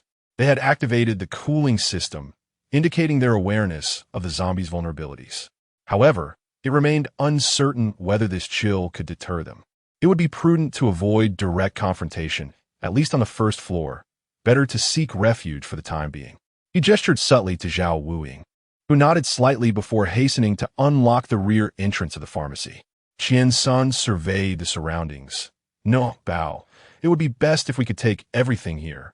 Could you attempt to do so?" With a mere flick of her hand, Nuobao caused the entire cosmetic store to be stripped bare, leaving not even the cartoon-stickered wall panels intact. Qian expression momentarily froze. Despite his mental preparations, he was still taken aback. "You could even dismantle the wall panels?" Nuobao curled her fingers.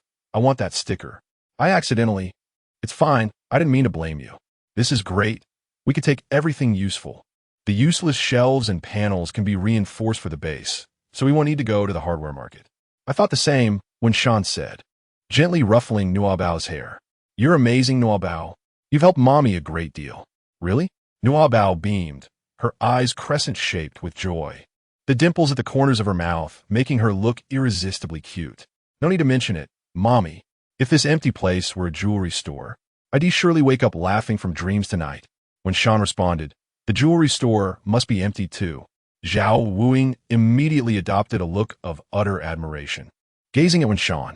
"Boss, I adore you. How wonderful. The door of the cosmetic store is still unlocked. No need to pick the lock. All those expensive imported items can now be taken freely." Nuobao softly whispered, "Mom, they're here."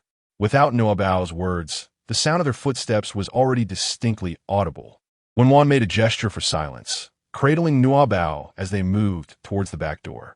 Just as they exited, the group arrived. Upon pushing open the roll-up door, 7 individuals stood in astonishment at the vacant cosmetic store and the lime-washed walls. Why is this place so unrenovated? Among the 7, 5 were mall security guards donned in their uniforms, wielding standard-issue batons and shields. The other 2 were bystanders, clad in similar suits, resembling employees of a real estate company. When the seagulls became aggressive, the security team leader, Wu Long, had led his subordinates to hide in the basement parking garage's storeroom, which was devoid of windows and secured with an iron door, offering protection from the seagulls. Later, when the zombies appeared, the 2 bystanders fortuitously stumbled into their hiding place. The pursuing zombies halted outside the storeroom door, paralyzed by fear. Wu Long deduced that the zombies were averse to the cold and could not perceive humans. Thus, when they heard Wan's whistle diverting the zombies, they activated the mall's central air conditioning to drive the zombies away. However, upon their initial venture outside, they found nothing. Wu Long slapped his subordinate on the head, exclaiming, "Are you foolish? This cosmetic store has existed prior to your arrival. How could it not be renovated?" With an exasperated tone, he continued, "Have you ever seen a person lift iron? Have you ever seen a zombie gnawing on iron?" The subordinate sheepishly smiled. "Boss, to be honest, I had never seen a zombie before today." Wu Long pointed towards the entrance. "Shall I escort you outside for a proper encounter?" No. I was wrong, boss." One of the real estate employees remarked. "Why is the front door closed? It wasn't shut when we rushed in just moments ago." Wu Long, towering and fierce, replied, "Someone must have entered. We must search quickly and ensure they do not tamper with our belongings." Another real estate employee murmured, "How could such a large store be moved without a sound? Are we certain it was humans?" Wu Long was rendered speechless. "Zombies eat people. They don't hoard supplies." The employee suggested, "In this day and age, who knows if they're not just zombies, but also individuals with supernatural abilities, perhaps spatial powers? Are you familiar with that?" His colleague tugged at his sleeve. "You really should read fewer novels." My apologies, sir. He just tends to speak nonsense. We shall heed your guidance. This was somewhat well received, prompting Wu Long to nod. Regardless of whether they're supernatural beings or not, we can ascertain that there are others in the mall. They will undoubtedly head towards the jewelry store. Let us proceed to investigate. If we discover anyone, we shall confront them together. Agreed. Wu Long naturally fell to the rear of the group. As he walked, he mused, this situation is exceedingly peculiar. Perhaps there truly are individuals with spatial powers. I must ensure they are of use to me, and then I shall lead them to plunder every jewelry store in the city. Nuobao extracted the lollipop from his mouth and exclaimed, Mother, they have discovered my abilities and wish to take me to rob the jewelry store. Qianxin cast a sidelong glance at Zhao Wuiying, inquiring, Your competitors? Chapter 46, Overindulgence. Then complete acquisition. Zhao Wuiying brushed his hair back, asserting, How could that be? I am a master thief, reaching a realm unparalleled in history. What petty minions could possibly seek to infringe upon my territory? Boss, let's proceed swiftly. When Sean spotted a dessert shop with the food street just ahead, saying, Let us head this way, Zhao Wuiying pointed towards a different path. Boss, this route is closer to the jewelry store. Ignoring him, when Sean turned to Nuobao and asked, Are you still hungry? What would you like to eat? This food street has everything delectable. Nuobao seemed to have discovered a new world. Is this the food street? I have never visited a shopping mall nor encountered a food street before. The aroma is delightful, and oh, there's a hint of burnt flavor. Several shops still had their dishes in the process of being prepared, as the owners had either fled or were caught off guard, leaving the fires unattended, resulting in charred food.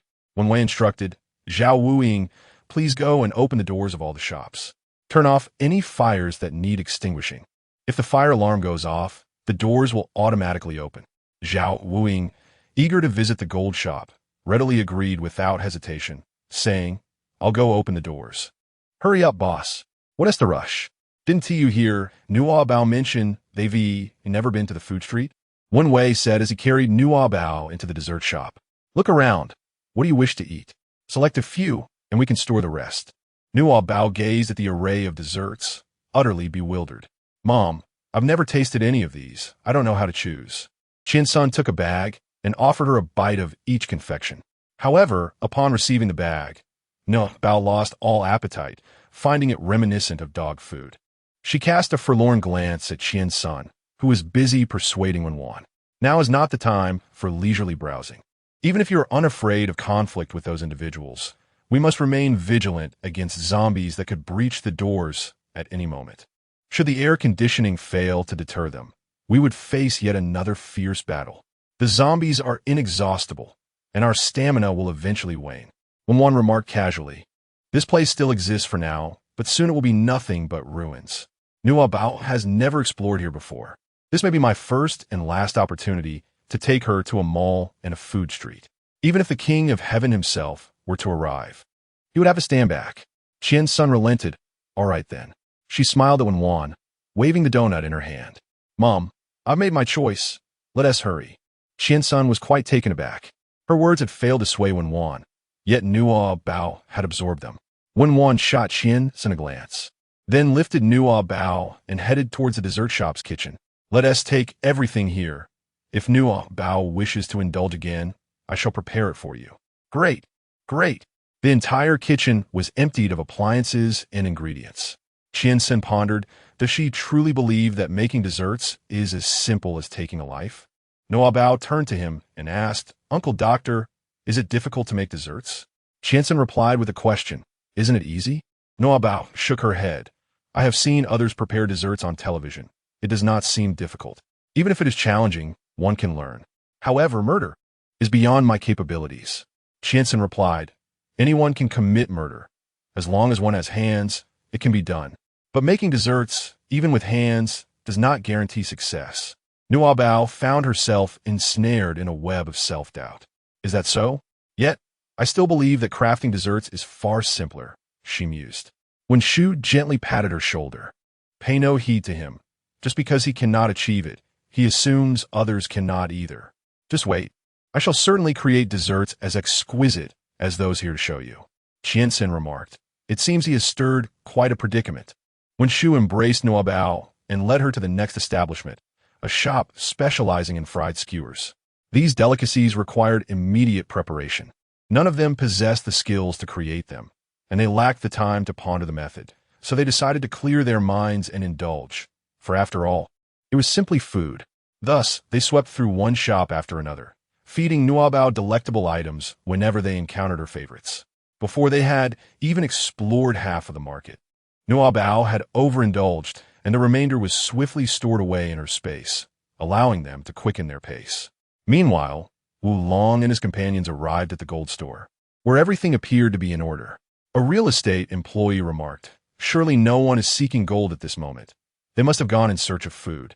Wulong replied, "Indeed, sustenance is of paramount importance. They must have ventured to the food street or supermarket. If they had access to space, they would undoubtedly be stocking up in bulk at the supermarket. I am on the verge of starving. I shall first satiate my hunger before dealing with that group." Nuobao let out a satisfied burp and exclaimed, "Mom, they have arrived at the food street." Zhao Wuing snapped his fingers, saying, "Perfect timing. Passing through this establishment leads directly to the jewelry store. This way, please." When Shan gazed affectionately at Nuobao, inquiring, "Have you ever visited the jewelry store?" The two individuals accompanying Wulong were his trusted confidants. Wulong chuckled, "Let them toil in their search. We shall indulge in our meal first." Brother Long is indeed wise. I have long asserted that following Brother Long is a virtue accumulated from my past life, another remarked. Wulong retorted, "Cease the flattery. What is the most expensive and delectable offering at the food street? Come, let us feast to our heart's content." Upon arriving at the food street, the trio was taken aback. Aside from the storefronts remaining intact, all the establishments inside were vacant, pristine to the point of appearing unrenovated, much like a cosmetics shop. "What is there left to eat?" Wulong clenched his fists, demanding, "Quickly locate them. Otherwise, the entire mall will be emptied." Chapter 47. The possibility of many fathers. The central air conditioning continued to operate, causing the temperature within the mall to plummet. Zhao Wuing sneezed and tightened his coat, exclaiming, "Goodness, it's freezing. This mall is becoming a cold storage facility."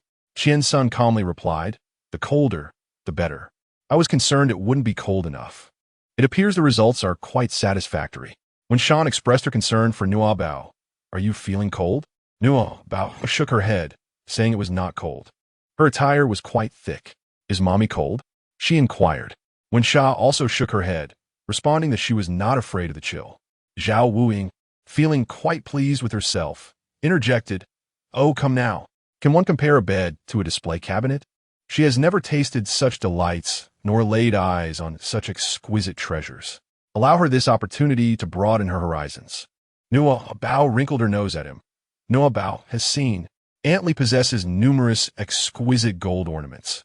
Yuan Bao has a golden ingot pendant. Grandmotherly owns grand gold bracelets and rings, while grandfatherly boasts a prominent gold tooth."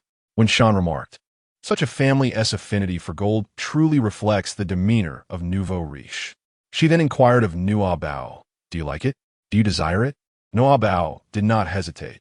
"I have no fondness for those things, nor do I desire them." "Why?" Nuobao gazed at her hands. "How can I work while adorned with such trinkets?" It was precisely because Grandma Li and Aunt Li feared tarnishing their jewelry that they entrusted all the household chores to me. When Shan felt a pang in her heart, from now on, Nuobao need not toil, and she can don exquisite adornments. However, don't you all lack culinary skills? Only Nuobao possesses the ability to cook. How could she possibly prepare meals while wearing jewelry? The three of them, inexplicably looked down upon by a child. Zhao Wuing could hardly believe it. "Is this true? How can you cook? You hardly reach the height of a countertop." Nuobao squinted her eyes and proclaimed, "I am taller than the kitchen counter." Zhao Wuing gestured to indicate her height and asked, "Are you certain?" Nuobao turned her face away, saying, "Just step on a stool." Qiansun and Zhao Wuing exchanged incredulous glances. They arrived at the jewelry store, where Zhao Wuing immediately transformed into an eager assistant, leading the way. "This way, esteemed guests. What do you require? I can fetch it for you, and you may try it on." Just moments ago, Nuobao had expressed her disdain for gold. Yet now she was taken aback. Wow, these radiant, glimmering items are so exquisite, even more beautiful than Aunt Lee's. Her small face was pressed against the counter, captivated by the display. Zhao Wuing skillfully located the alarm system, severed the power, and opened the counter, retrieving a box of diamond rings for Nuobao. Come here, little one. They're all yours. Extend your petite fingers and let me adorn you. Nuobao withdrew her hand, declaring, I do not want it. Zhao Wuing was taken aback, remarking, such a character. Have you truly come to regard wealth as mere refuse? She continued, I merely find these items exquisite. They are befitting for mother, these, all suitable for her. With a swift motion of her delicate hand, gold and the counter vanished, along with the box of rings that Zhao Wuing held. And even the wall panel was dismantled in the process. Zhao Wuing was left in stunned silence, enveloped by the profound sorrow of a love lost.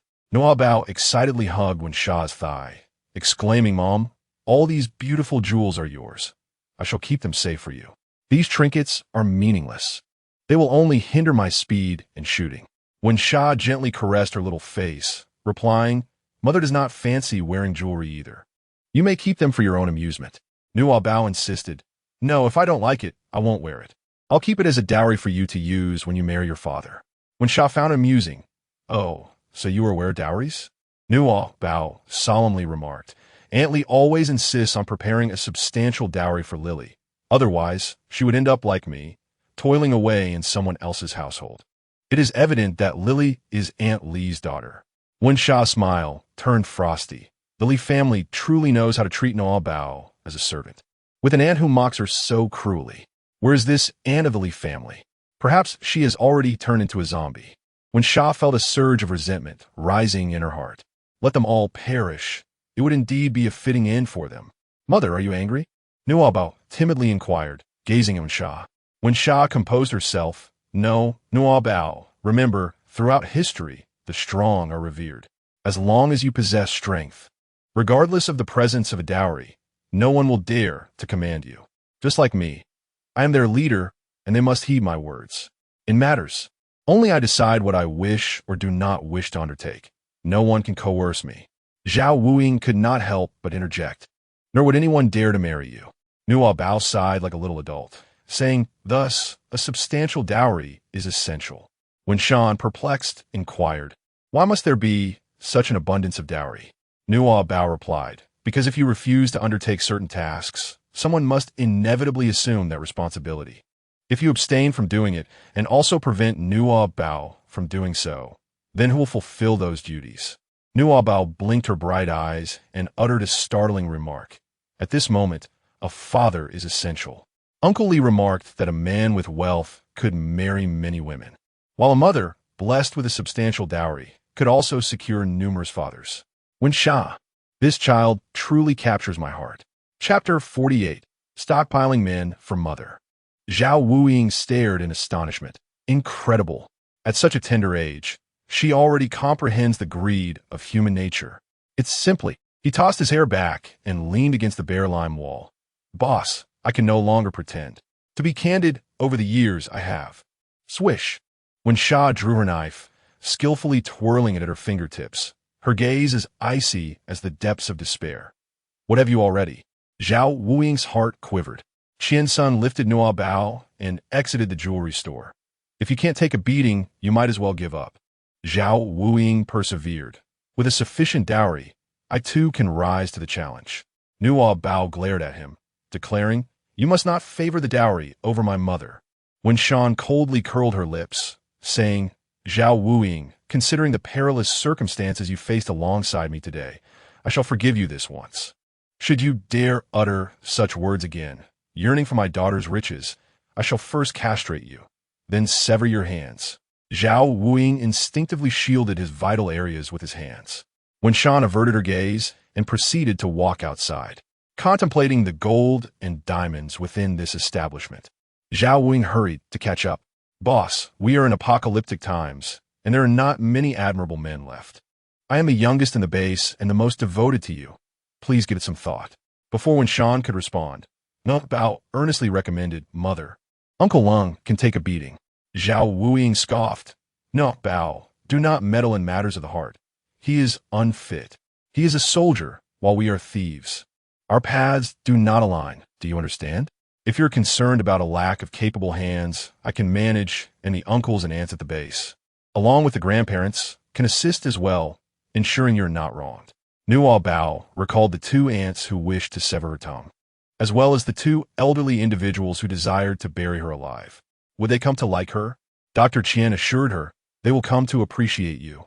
But you must afford them some time to understand you, much like I did with Zhao Wuying. The condition is that she must first strive to survive beneath their very noses. Nuobao was filled with distress. Yet, her worries deepened. Mom, people will turn into zombies. When Shan reassured her, no, Mommy will protect you. But what about those uncles who can withstand the blows? She did not comprehend. Who are you referring to? Qian Sun understood Nuobao's implication. She meant that men who meet your criteria should be safeguarded promptly, lest they transform into zombies, leaving you with no choices. Nuobao, indeed, that's the case. Zhao Wuying gasped in surprise. So we merely wish to stockpile resources, while Nuobao aims to gather men for her mother. Such ambition. However, Nuobao, there's a saying, the rich waters should not flow to outsiders. Do you understand? Nuobao shook his head, expressing his confusion. Zhao Wuying remained silent. Wu Long and others convened in the second-floor supermarket, yet they found no one. Brother Long, we've searched everywhere, but there's no one here. Have they possibly fled? The real estate employee scratched his head in perplexity. Logically speaking, if they have arrived at the mall, it is unreasonable for them not to come to the supermarket. Wu Long asserted, regardless of their whereabouts, we must act decisively and first deplete the resources of the supermarket. Nuobao gazed toward the second floor. Say, Mom, they're going to empty the supermarket. Chinsen glanced at the mall map and inquired, the supermarket is on the second floor. Should we go up? Let them move. Replied Wen Sha, even exhausting themselves, 1 tea allow them to carry much away. We shall head to the clothing section on the 3rd floor. The base lacks clothes for Nuobao, and we must ensure she has enough. Wen Sha pressed the elevator button, covering Nuobao's eyes, fearing that the sight behind the opening doors might frighten her. Ding! The elevator doors slid open. As expected, Wen Sha was met with a scene of blood-red chaos inside, mingled with a viscous green liquid and a severed hand writhing on the floor. Nuobao inquired, Mother, has the elevator arrived? Why must you cover my eyes? Wen Sha tightened her grip, replying, just a moment, this one is at full capacity. Nuobao, I cannot perceive the whispers of the human heart. Wen Sha. She braced herself to explain, I placed other items inside. Qianxin opened the door to the freight elevator. The elevator was relatively spacious, with a cart stationed in the center, upon which several cardboard boxes rested, devoid of any bloodstains. Qianxin beckoned everyone. It is safe here. Let us take this one. Wen Sha carried Nuobao into the freight elevator and only then released her grasp on her eyes. Nuobao rubbed her eyes and noticed the cardboard boxes. Mama, what is this? Zhao Wuying opened a box and peered inside. Oh, popcorn, French fries, cola, Fanta, soda, and all in large packages. Qian-san observed the label on the box. It was merchandise from the 3rd floor cinema. Zhao Wuying tore open the popcorn and tossed a piece in his mouth. It is well known that the popcorn from the cinema is the best. Would you like some? Nuobao, seeing how kind your uncle is. Perhaps he could be your father? Nuobao politely waved his hand, stating, I shall not partake any further. Indulging in the food street has left me quite full. Zhao Wuying, having failed to flatter him adequately, resorted to enjoying the meal by himself. Unexpectedly, Nuobao added, I do not wish for you to assume the role of my father. Your singing is rather unpleasant. When Shan raised an eyebrow and cast a cold glare in his direction. Chapter 49.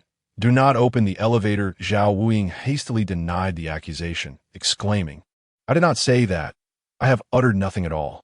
Nuobao, children ought not to speak frivolously. This is slander. Do you understand? Nuobao pouted. I did not slander you. Zhao Wuying gently patted her little face and replied, It's all right. Uncle is very magnanimous and will not hold it against you. Just be mindful not to do this again next time. Nuobao, feeling wronged, exclaimed, Mom, I did not. Her mother was aware. When Sha let out a half-smile, half-scoffed toward Zhao Wuying, saying, Nuobao, please put away the boxes. All right, Mom, Nuobao replied. Zhao Wuying, puzzled by Nuobao's sudden compliance, watched as she waved her hand, causing several cardboard boxes along with a cart to vanish in an instant. Zhao Wuying, leaning against them, stumbled and fell head over heels. What on earth? You all? When Sha remarked, I feared you might not comprehend. Zhao Wuying quickly smiled. I understand. Nuobao clapped her hands and laughed. Ha ha. Bullying children. You wicked uncle, take a tumble. Zhao Wuying remained silent, glancing at the time and shaking his head in resignation. The elevator reached the third floor. As the doors opened, the smile on Nuobao's face vanished instantly. The corridor was drenched in blood, with several horrifying handprints smeared across the walls, yet there were no bodies to be found. Wenyan covered her eyes once more, whispering, Do not be afraid. Who turned on the air conditioning? Their movements have slowed. Could we seize the opportunity to escape? Please do not notice me. Move away. Do not come closer. Xiao Min, do not blame us. One of us must perish. You shall be the one to appease the zombies. A woman's piercing scream echoed throughout the third floor, immediately followed by the guttural howls of the undead, plunging the outside into chaos. So cold, there's no meat to be had. The three did not act immediately, but instead turned their gaze toward Nuobao. Nuobao exclaimed, There are 4 individuals on the third floor. One lady has pushed another towards the zombies, and the rest have fled. The zombies fear the cold and cannot move swiftly. Before finishing her sentence, hurried footsteps approached, and 3 women clad in server uniforms rushed over. Upon seeing the 4 standing before the freight elevator, they instinctively perceived them as zombies. Screaming as they dashed towards the nearby observation lift, their trembling hands desperately pressing the buttons. Hurry up, quick! The zombies behind them seemed to be moving in slow motion, struggling with each step, their growls faltering, dark green liquid oozing from their mouths and trailing behind them. The 4, led by Wan, remained silent, unnoticed by the zombies, who continued to pursue the 3 women. The elevator ascended gradually. They breathed a sigh of relief. We will make it. I'm so hungry. How do we escape this place? I am so hungry. Do not open the elevator, Nuobao shouted. Only then did the 3 women realize that they were not zombies, but human. The zombies trailing behind turned their heads, their gaping mouths inching toward Wan and her companions. Nuobao, terrified, covered her mouth, too afraid to utter another word. When Shan, on the other hand, remained unfazed. She found the zombies rather amusing. Why did that child warn against opening the elevator? Why weren't they fleeing? Were they so startled that they could only laugh? Surely the child wanted them to wait. Should they offer assistance? The elder woman, growing impatient, remarked, Let them fend for themselves. In times like these, everyone must look after their own safety. No one can save anyone else. With that, she pressed the down button several more times. When the elevator doors opened, 6 zombies finally caught sight of them and surged forth. The observation elevator was warm, leaving their movement unhindered by the cold. The 3 attendants could not escape, pinned helplessly to the ground. Regret came too late. The elder woman, attempting to shield her 2 subordinates, struggled for a moment longer, only to collide with the slower-moving zombies, who quickly surrounded her and bit into her neck. Help, please! She looked towards Shan and her companions, extending a hand for aid from within the horde. After a brief cry, she coughed up blood, one of her hands severed by the undead. With defiance in her eyes, she glared at them, to see someone in need and do nothing. Are you even human? I curse you to a wretched fate. When Shan tightly embraced Nuobao, pressing the girl's small head against her shoulder, her expression cold and indifferent as she evaded the throng of zombies and hastily exited the elevator. The woman, fueled by an unknown strength, managed to push through the horde, struggling to reach the elevator door. Zhao Wuying casually locked the door and, looking through the upper window, taunted, Fool, you were the one who said no one could save anyone else. Why hurl insults? Our Nuobao even had the kindness to warn you. Who told you not to listen? Qiansan obstructed Nuobao's view, humming softly to himself, Little bunny, be good, open the door. Nuobao, uncle, your singing is quite fitting for the occasion. Qiansan felt a hint of embarrassment. I sing whatever comes to mind, don't dwell on it too much. Just ignore that person's inner thoughts. They're quite foul. When Sha called out to Zhao Wuying, why waste words with her? Let us go. All right. Zhao Wuying followed the pace of Wen Sha and Qiansen. The woman glared, leaving a bloodied handprint on the window with one hand, before ultimately collapsing into a pile of zombies. Chapter 50. I wish I could offer you the stars nearby. The zombies were lured into the elevator by the three women, while the distant zombies, drawn by the commotion, approached slowly, posing no real threat. Nuobao once again heard Wulong's inner thoughts. Is there truly a survivor upstairs? What good is calling for help? Who has the time to pay you any heed? You deserve it. The third floor is merely filled with clothing, which is of no use for the time being. I shall ascend only after the zombies have succumbed to the cold. Nuobao said to Wenran, Mom, the people on the second floor have heard there are zombies here, so they won't come up. Wenran then approached a nearby mother and baby store and gently placed Nuobao in a crib. Do not worry about them, she advised. Take a look around and see what you like. Choose a set of warm clothes to change into. Your current outfit is far too oversized. As Nuobao nestled into the crib for the first time, albeit a tad cramped, she found great delight in it. The white railings adorned with charming stickers, a headboard embellished with dainty trinkets, and a romantic canopy of delicate floral fabric rendered it a dream bed for every child. Truly exquisite. However, despite her fondness, Wenran noticed a hint of disinterest in her demeanor. Nuobao, please do not let the indifference of others affect your mood, all right? Nuobao lowered her head. Mother, have I done something wrong? It seemed to stem from the incident with Ruan Hongye, compounded by the woman's curses, leaving her with a haunting shadow of rescue. When Shan gently caressed her small face, Nuobao, human nature is such. Within each person lies both good and evil. Under the constraints of legal governance, individuals tend to conceal their malevolence, revealing only their benevolent side. However, in moments of life and death, the darker aspects can emerge, prompting them to commit regrettable acts. Especially in this apocalyptic era, where order has collapsed, the malevolence within people's hearts can magnify infinitely. This is not your fault. It is theirs. Nuobao gazed at Wenshan with a mixture of understanding and confusion. Is it the apocalypse that has transformed them this way? Qiansen Diaklet, idly toying with a baby shoe in his hand. Not quite. Some individuals are inherently selfish and self-serving. A son neglects his elderly parents, refusing to provide care or medication, watching them succumb to illness. Couples abandon their sick children without a second thought, displaying utter irresponsibility. A husband, in his desire for a son, disregards his wife's health, forcing her into repeated abortions. When she suffers severe hemorrhaging during childbirth, he signs to save the son at the expense of his wife. Such incidents unfold almost daily. These individuals possess no moral compass, and the law cannot reach them. They roam the earth like malevolent spirits in human guise, committing atrocities wherever they go. Nuobao comprehended these words, her lips curling in disdain, tears welling in her eyes.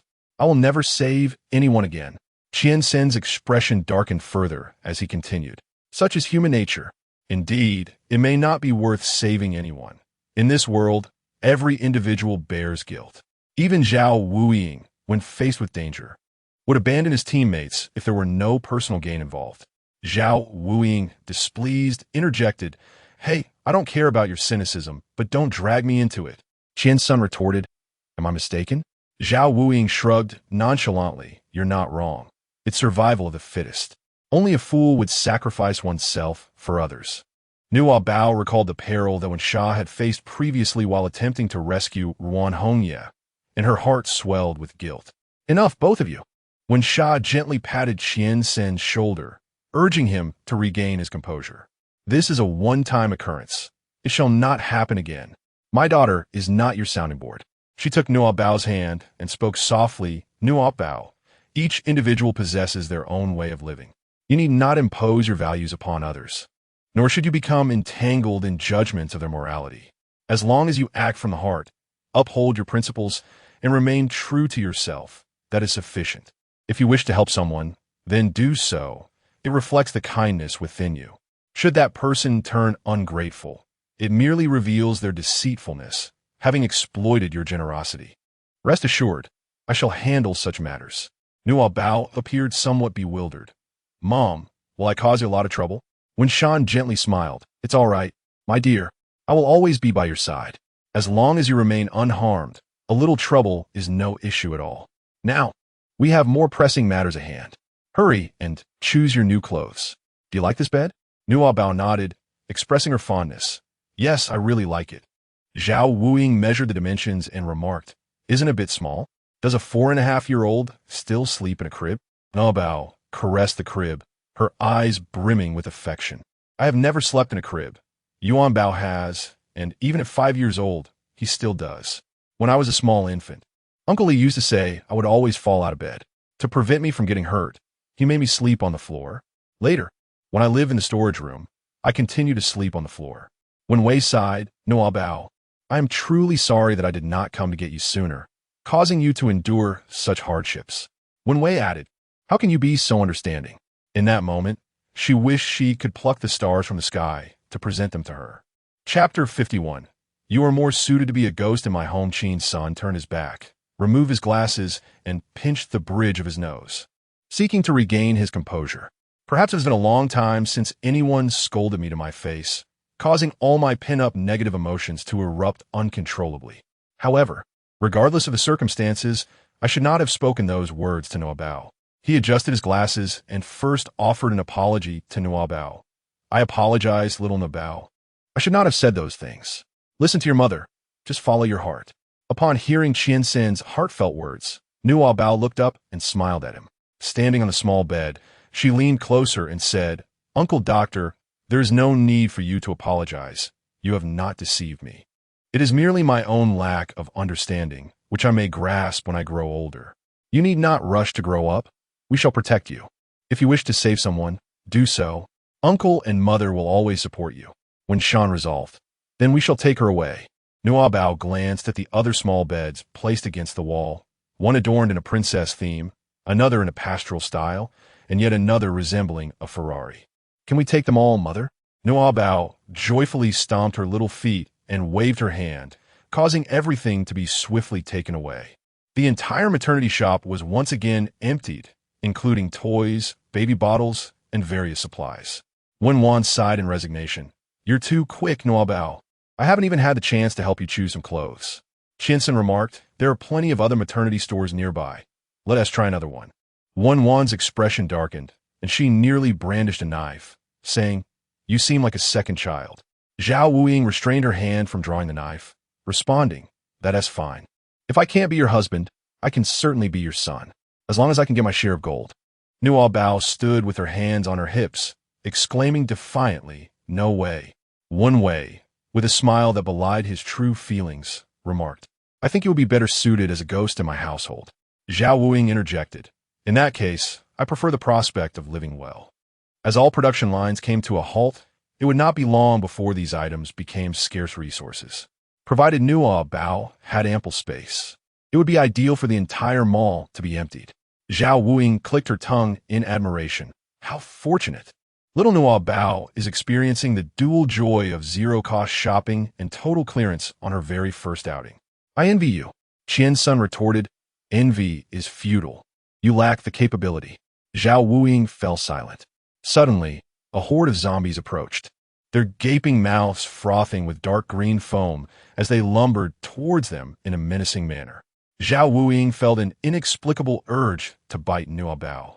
Yet fearing that she might meet her end before any transformation could occur, she quickly dismissed the thought, prioritizing her survival. The four of them circled around to an exit with fewer zombies and proceeded to the next door. As the number of pursuing zombies increased, they found themselves in a predicament despite the creature's sluggish speed, compelling them to quicken their pace. After selecting a relatively warm autumn outfit for Nuobao, they escalated their shopping speed, opting not to enter the stores, but to ensure they were devoid of corpses before swiftly collecting items. After raiding the 3rd floor, they ascended to the 4th and 5th floors, gathering furniture, bedding, appliances, leather goods, footwear, and even the massage chairs provided by the mall, all into their space.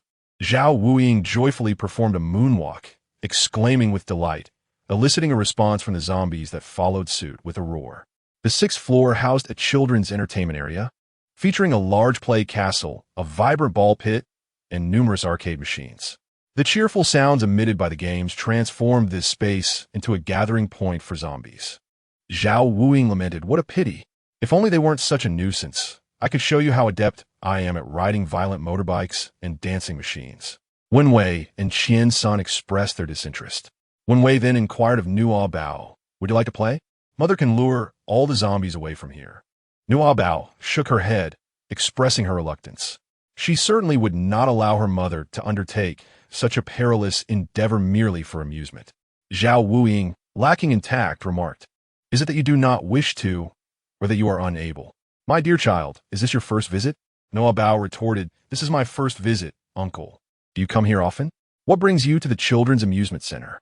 Zhao Wuing, unperturbed, replied, "There is a saying that a man remains a boy until death." "Do you understand?"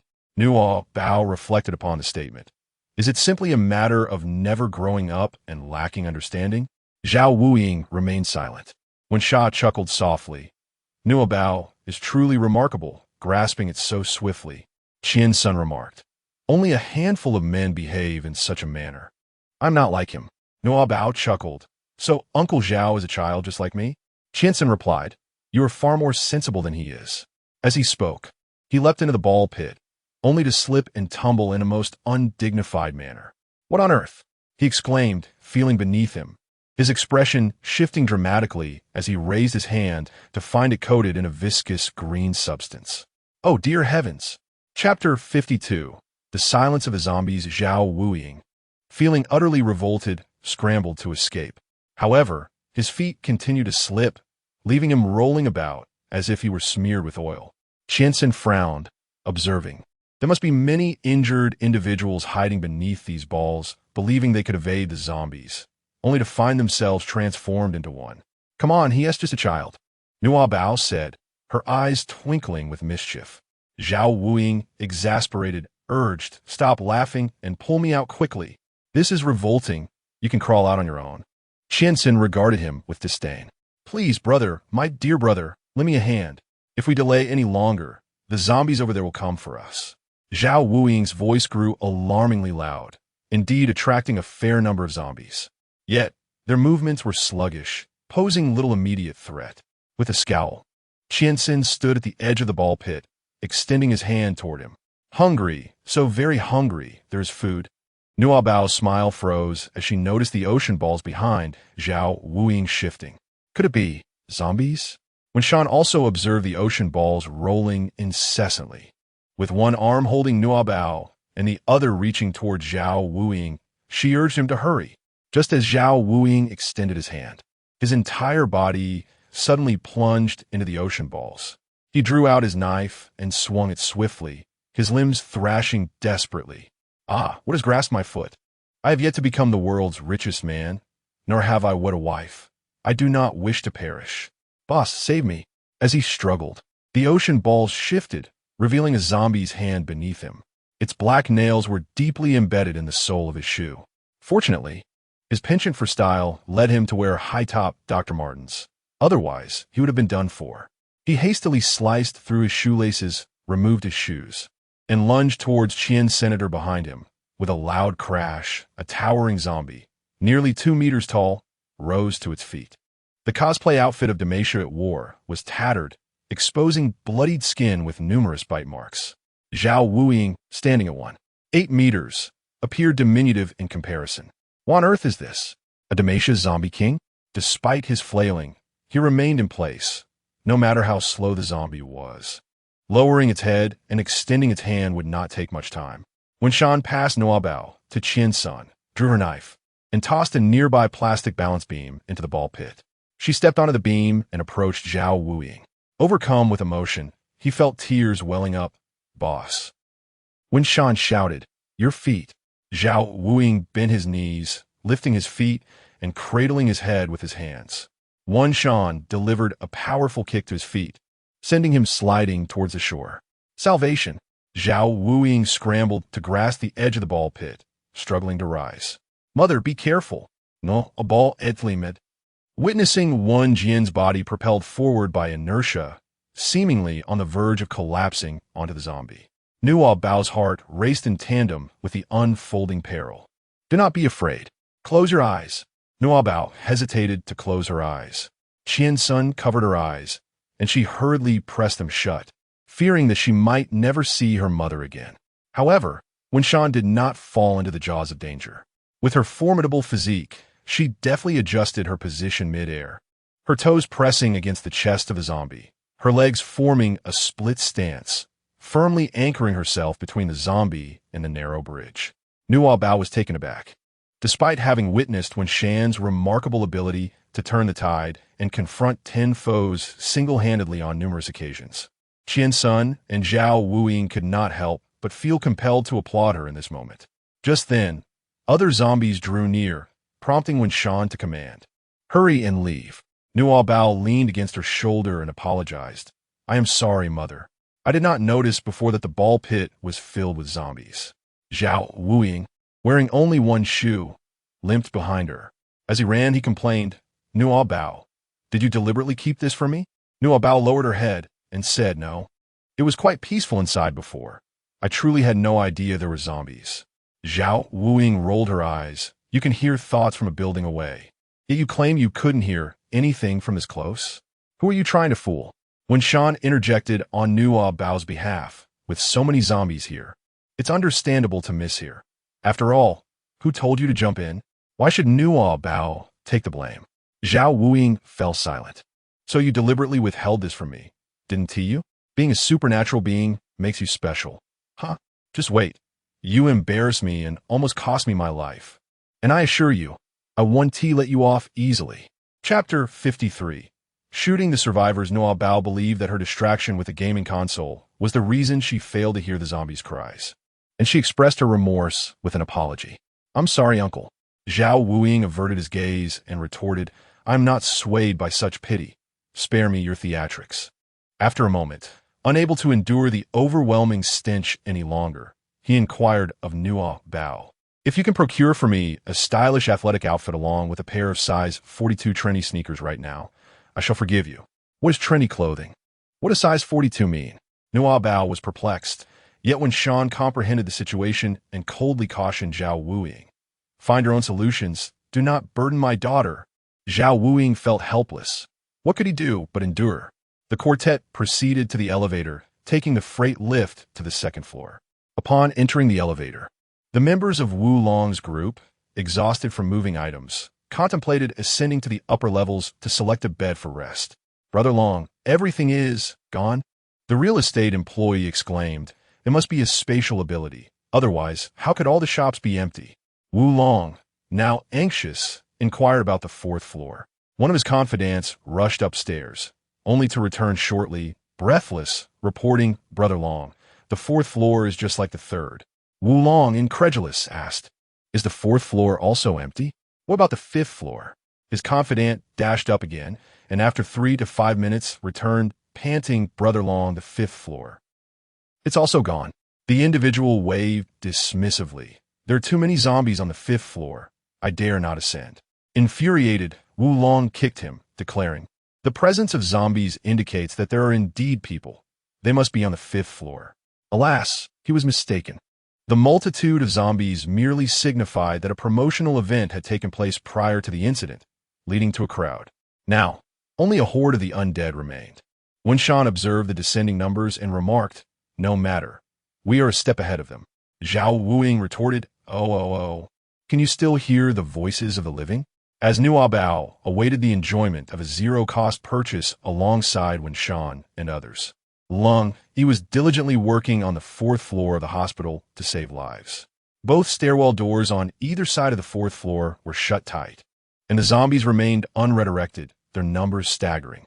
Without any rescue information from Nuobao, he had no choice but to devise a solution on his own. The higher authorities had dispatched 2 rescue helicopters, and Zhou Lai organized the uninfected injured, along with women and the elderly, for evacuation.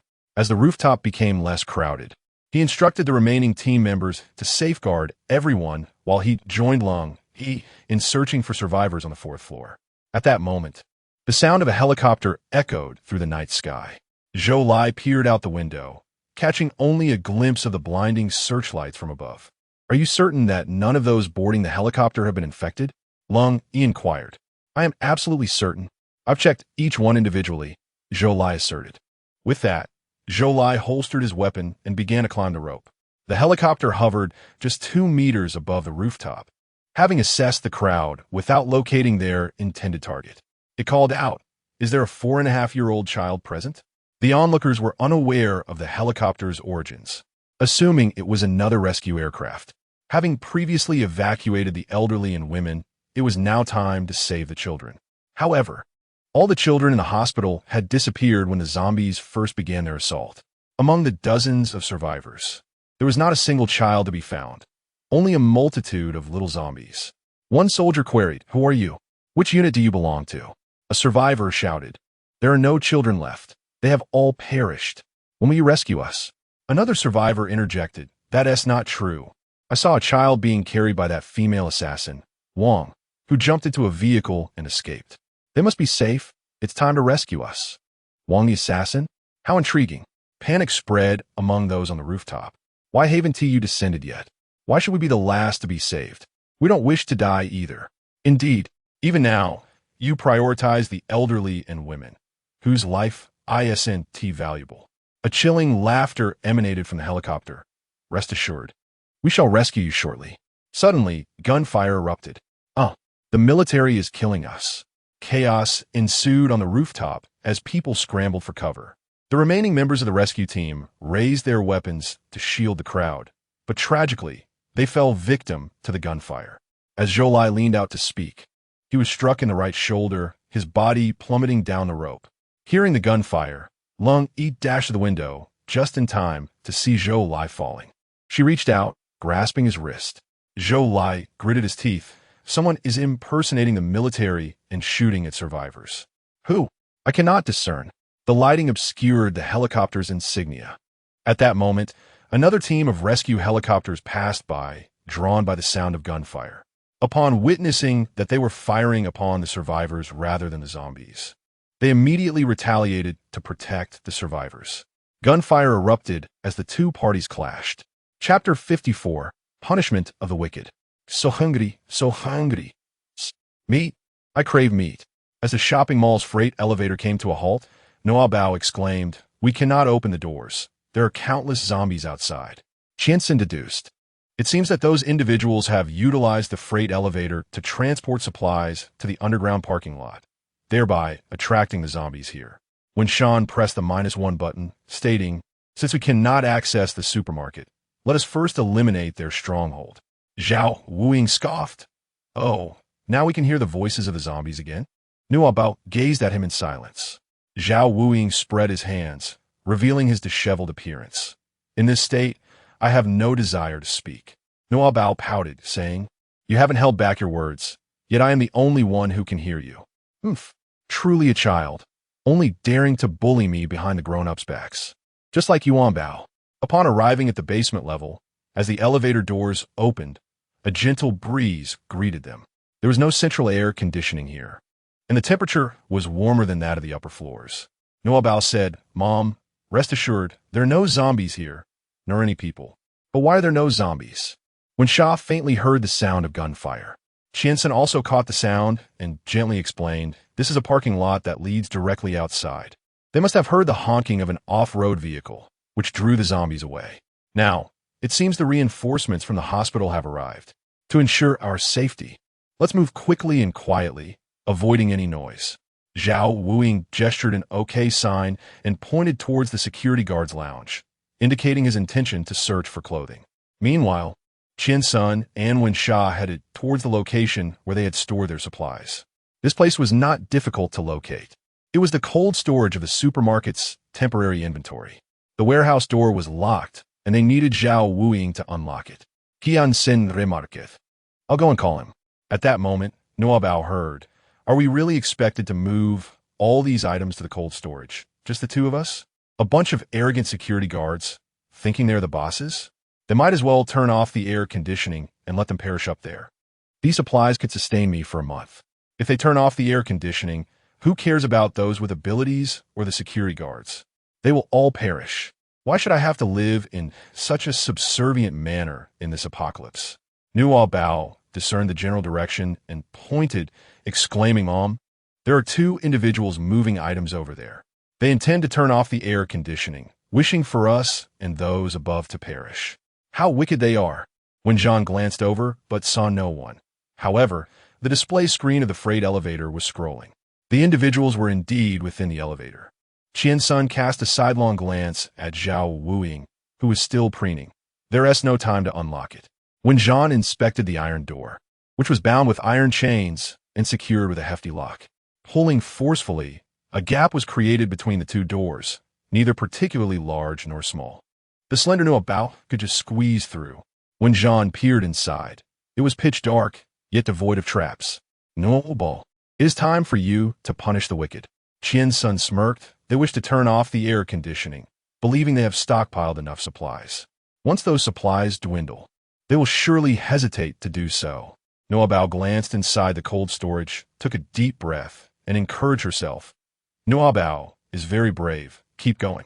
Qian-sun handed her his phone to use as a flashlight, while he and Winshan each took a side of the iron door to facilitate Nuobao's entry. As the beam of light illuminated the space, they beheld a wall piled high with instant noodles and beverages, along with numerous self-heating meals. Winshan was quite surprised. I never expected these individuals to be so efficient, having moved all these items. What a pity they encounter my Nuobao. Nuobao emerged in less than 5 seconds. Returning the phone to Qian Senator, the cold storage was completely empty, with even 5 military coats taken away. Zhao Wuing stepped out of the office clad in a security uniform. Well, am I not the most handsome in the world? I look dashing in anything. When Sha shot him a cold glance, signaling that there were individuals nearby. In an instant, Zhao Wuing transformed from the most handsome into the most furtive, bending low and hastily slipping into the elevator. I hope I wasn't seen, he thought. When Sha and Qian-sun exchanged exasperated looks, closing the elevator doors. Nuobao, with a puzzled expression, inquired, Are you truly the most handsome in the world? Is that for real? Qian-sun promptly dismantled the pretense, stating he declared it himself. Nuobao, remember, such behavior is known as narcissism. Do not emulate it. Nuobao, indeed, I shall not indulge in self-admiration. Zhao Wuing, enough of you two. Is it appropriate to insult someone face to face? Do I not care for my dignity? When Sha is not in a hurry to press the button for the first floor, attentively listening to the commotion outside. Did I just hear someone speaking? Could it be that group of supernatural beings? The iron chains are still intact. It cannot possibly be them. They have completely emptied the entire mall. Would they still concern themselves with this trivial matter? What are you doing? Chapter 55. The flaw in the telepathic ability. What are you doing? These supplies are sufficient only for myself. I can only escort you away. You wretched creature. Since you entered the city, I have been guiding you every step of the way, teaching you the art of making a living. And yet you repay my kindness with enmity, behaving worse than a mere beast. Nuobao gasped, Mom, someone has killed another person. When Shan was not the least bit surprised, she embraced Nuobao and said, Do not be afraid, my dear. Do not listen to that person's thoughts. Let me sing you a lullaby. Nuobao could only hear, not see, and thus felt less fear in his heart. As when Shan hummed a tune with his inner voice, a clattering sound erupted outside, followed by the jangle of chains. Before long, a panicked voice echoed, exclaiming, How is this possible? Everything is gone. The door lock is intact. How did those superhumans get in? Those wretched superhumans. All the supplies I painstakingly moved are lost, and I even killed the manager. What am I to do? I need to turn off the air conditioning. If you want me dead, then let no one live. When Shan drew his gun, activated the elevator, and fired 2 shots at the iron door of the cold storage. The individual outside screamed in terror, Don't kill me. I beg you, don't kill me. Soon, the gunfire and his frantic cries attracted the attention of the zombies. Roaring and howling, the undead approached. There is no food here. Only a few boxes of water I just moved. I can't be trapped to die here. The man bolted toward the freight elevator. To his dismay, the zombies, unbound by the constraints of low temperatures, were faster than him. As he entered the freight elevator, he barely had time to close the door before 3 zombies surged in. One bit his hand that pressed the elevator button, another sank its teeth into his abdomen, and the third clamped onto his throat. Ah, help! Someone save me! Manager, manager! In his moment of despair, he instinctively called out for the one who often assisted him, only to abruptly remember that he had choked the manager to death. He succumbed in a haze of unending fear and guilt. When Sean and his companions reached the first floor, a chilling breeze rushing into the elevator. Zhao Wuying tightened his collar, remarking, "It seems that man had no chance to turn off the air conditioning." When Sean shot him a glance and adjusted Nuobao's jacket collar. "Let us linger on the first floor for a while. If those people in the supermarket don't wait for the two individuals, they'll head to the parking lot to search for them. We can then make our way to the supermarket." Nuobao nodded in agreement. Seeing that she was not affected by the recent events, when Sean felt a sense of relief. Although this kind of growth is harsh, it is better to adapt swiftly in a post-apocalyptic world. Zhao Wuing snapped his fingers, declaring, "I'll go unlock it." With the zombies no longer posing a threat, he seemed to regain his vitality. However, just as they stepped out of the stairwell, Nuobao heard Wu Longchao's loud exclamation in his heart. "Oh no, I forgot about the jewelry store. We must hurry and check it out." The jewelry store was situated not far from their location. Nuobao grasped Wen Shan's arm and said, "Mom, those people have gone to the jewelry store." The establishment they were in was in close proximity to the shop. Wen Shan glanced at the luxury boutiques ahead, which held no allure for her, and replied, "Let us ascend the stairs." Zhao Wuing, filled with disappointment, lamented, "Are we truly not going? The newly released autumn collection. Save me, do not leave. I implore you, rescue me." Nuobao halted her steps, gazing towards the exhibition hall in the shopping mall. "Mom, there seems to be someone over there." Wen Shan also turned her gaze in that direction. "It appears to be an auto show. Are you certain it is a person?" Nuobao nodded, affirming, "Indeed, it is the voice of the human heart. She implores us not to depart, to rescue her." Zhao Wuing retorted with a sardonic tone, "Then why did you not hear it when we first entered?" Nuobao appeared quite perplexed, expressing her uncertainty. "I just heard about it moments ago. It was not my intention." Qian-sun gently rested a hand on her shoulder, saying, "I have been contemplating the matter of the ball pit. Nuobao surely does not harbor any intention to conceal the truth. I suspect there may be a flaw in her telepathic abilities. After all, she possesses the gift of reading minds, not foreseeing the future, nor does she have the omniscience of distant sight or hearing. If someone were to faint, fall asleep, or remain in a cadaverous state before becoming a zombie, devoid of any thoughts, she would be unable to extract any information, thus leading to potential omissions." Nuobao also contemplated this possibility, yet she found herself at a loss for words. Qian-sun articulated her unspoken thoughts, prompting her to nod repeatedly in agreement. "Yes, yes, precisely." Qian-sun gently patted her head and remarked, "We cannot solely rely on Nuobao. We must remain vigilant at all times to prepare for unforeseen circumstances." Zhao Wuing's lips twitched in amusement. "Is that so? If we encounter zombies, shall we merely lie down and feign death?" Qian-sun replied, "You could certainly try that next time. With a stroke of luck, you might escape unscathed. However, should fortune frown upon you, I shall take responsibility for your demise."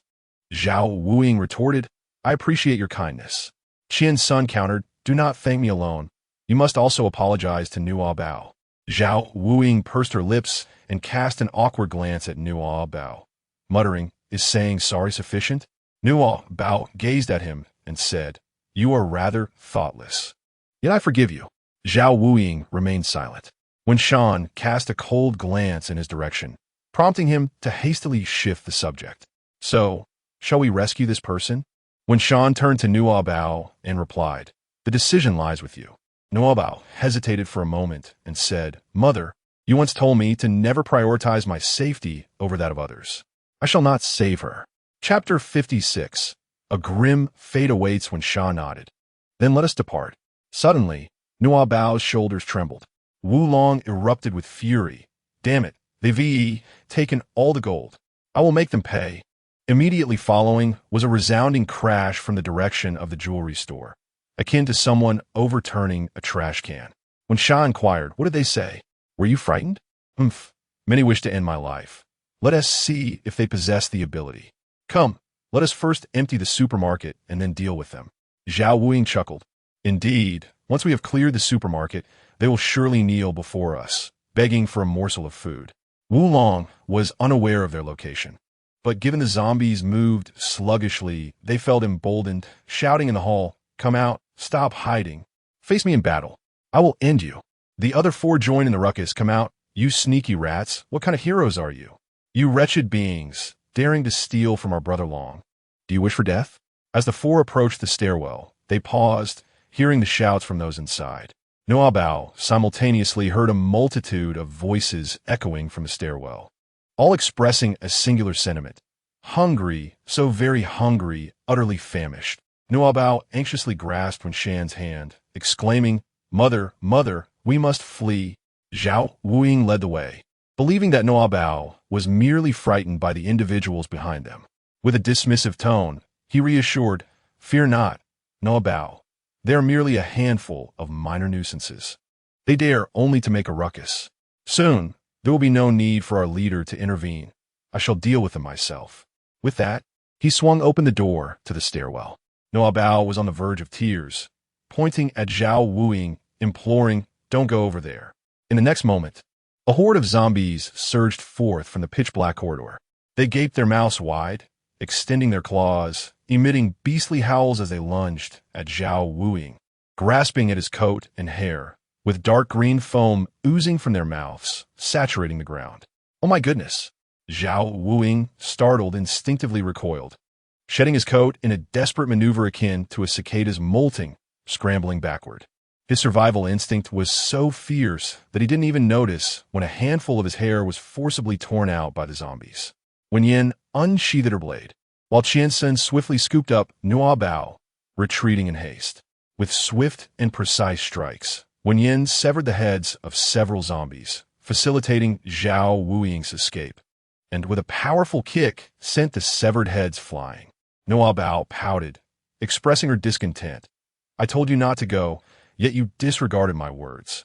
The corridor lacked central air conditioning, rendering the zombies particularly agile.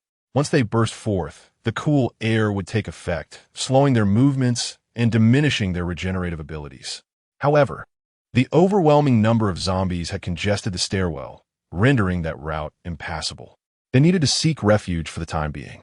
"Doctor!" Qian cradled Nuobao as Wen Wan severed their connection before they all dashed towards the vehicle exhibition. This section featured a showcase of recreational vehicles, comprising 7 distinct models of varying sizes. Zhao Wuying squeezed into a luxurious RV, followed closely by Qian Sun and Wen Wan, who promptly shut the door, hiding within. Wu Long and his companions, hearing the commotion, rushed to the stairwell and observed the horde of zombies shifting towards the RV exhibition, leading them to conclude they must have fled in that direction. Wu Long commanded, "Chase them." Meanwhile, the 4 concealed within the RV also spotted them. Qian Sun murmured, "So, it's a group of security guards. No wonder they're so familiar with this area."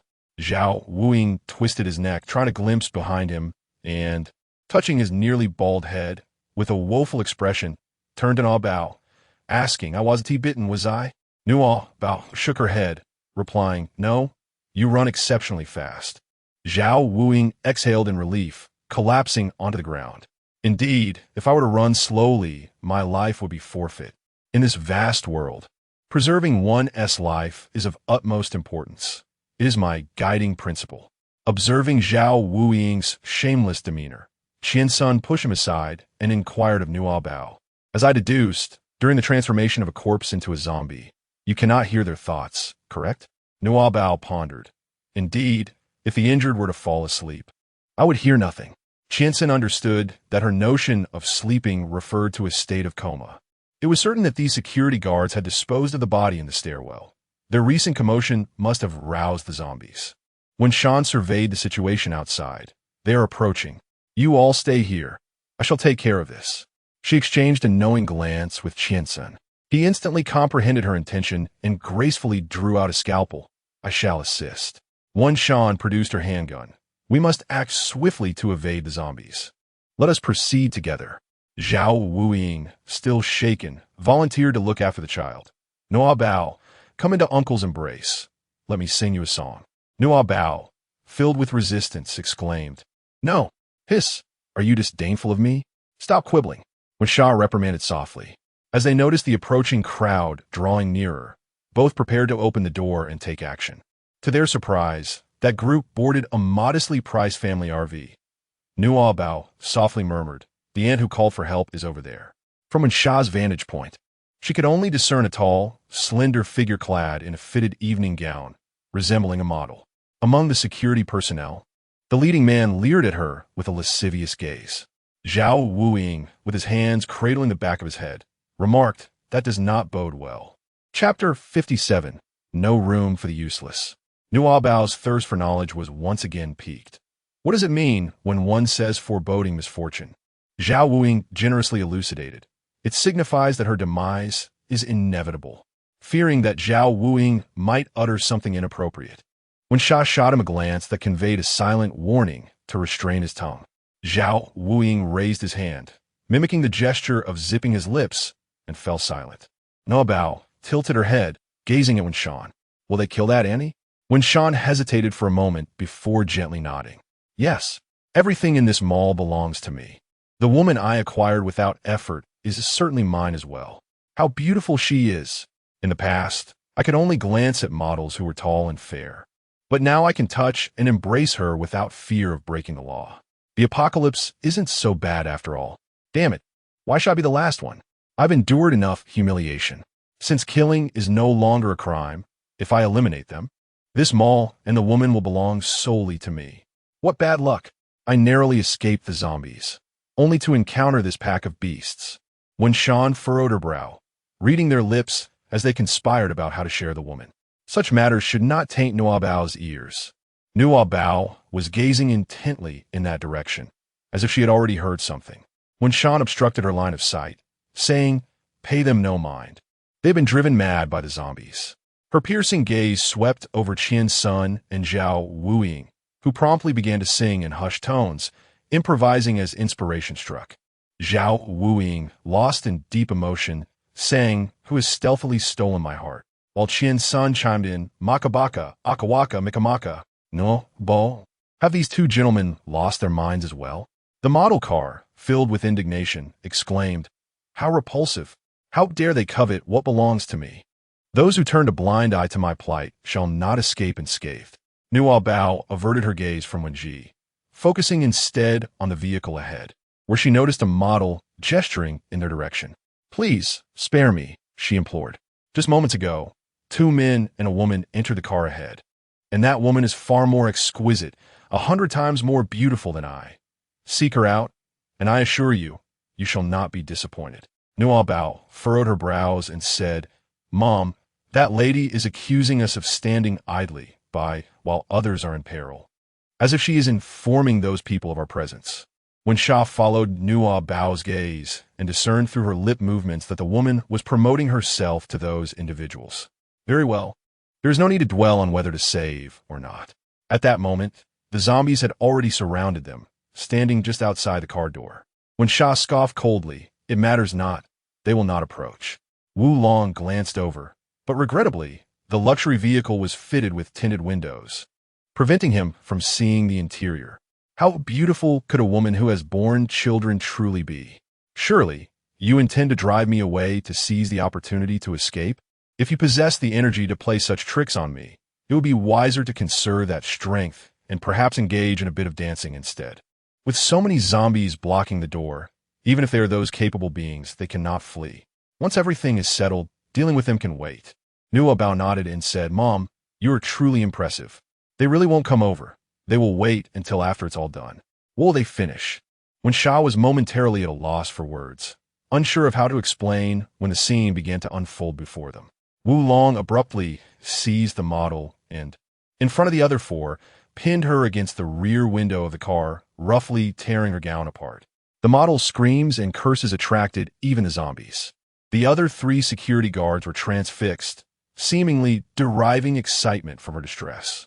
Only the inconspicuous short security guard in the corner reached for his pocket, thinking, now's the time. Let's gamble on turning a bicycle into a motorcycle. When Shah's expression darkened as she drew the curtain and prepared to step outside. Nuobao grasped her mother's arm and asked, Mama, are you going to rescue that lady? Winsan replied coldly, No. I cannot allow these people to stage a reality show in front of my daughter. Nuobao, what reality show is this? Mother, did you predict that they would fight? Have you also developed the ability to read minds like me? When Shan certainly could not read minds. She pulled back the curtain and beheld a diminutive security guard stab someone nearby, then attempt to attack another individual who was enjoying themselves. Wulong, having trained in martial arts for 2 years, swiftly subdued the little guard with ease. You ungrateful wretch, I have treated you well, yet you choose to betray me? You are no different from the mindless zombies outside. If that is how you wish to be, then embrace your fate. The small guard hastily pleaded for mercy. Boss, Brother Long, I was wrong.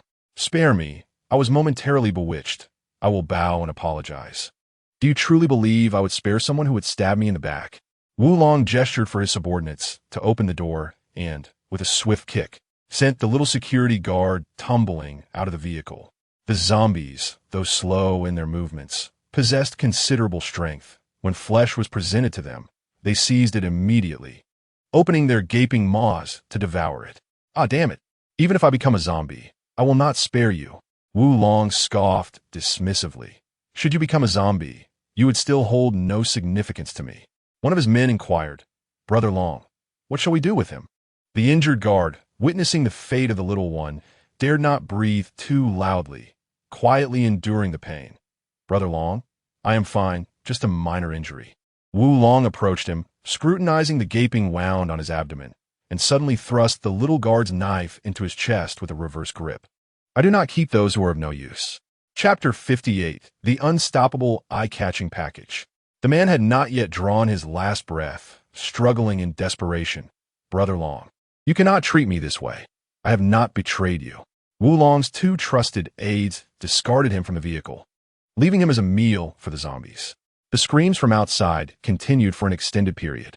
When Shan embraced Nuobao, do not listen to their cries. Zhao Wuing, engrossed in the unfolding events outside, forgot to sing with his heart. Damn, these are not human. They spare no one, even their own. Qian's son remained diligent, yet he had grown numb. Unable to sing a lullaby, he recited loudly with fervor, eating grapes without spitting out the skins. Nuobao struggled to suppress a laugh. Feeling it would be impolite, his lips pressed tightly together as he endured the discomfort. He brazenly removed his shirt, revealing his unsightly beer belly, intending to continue his antics. The model outside the car banged on the window, shouting desperately at Wenxian, Help me, please. Just as she was calling out, the model lowered her head and swallowed hard, saying, I'm so hungry I want meat. Wenxian quickly took action to prevent their impromptu reality show from continuing, instructing Nuobao, Go find the doctor. Mommy will step out for a moment. Nuobao, not comprehending Wenyan's intentions, clutched her tightly and implored, Mother, please do not rescue that lady. It's perilous. Nuobao, feeling aggrieved, bit her lip and said, I am not. It is a zombie. Zhao Wuing rose to his feet and declared, Enough.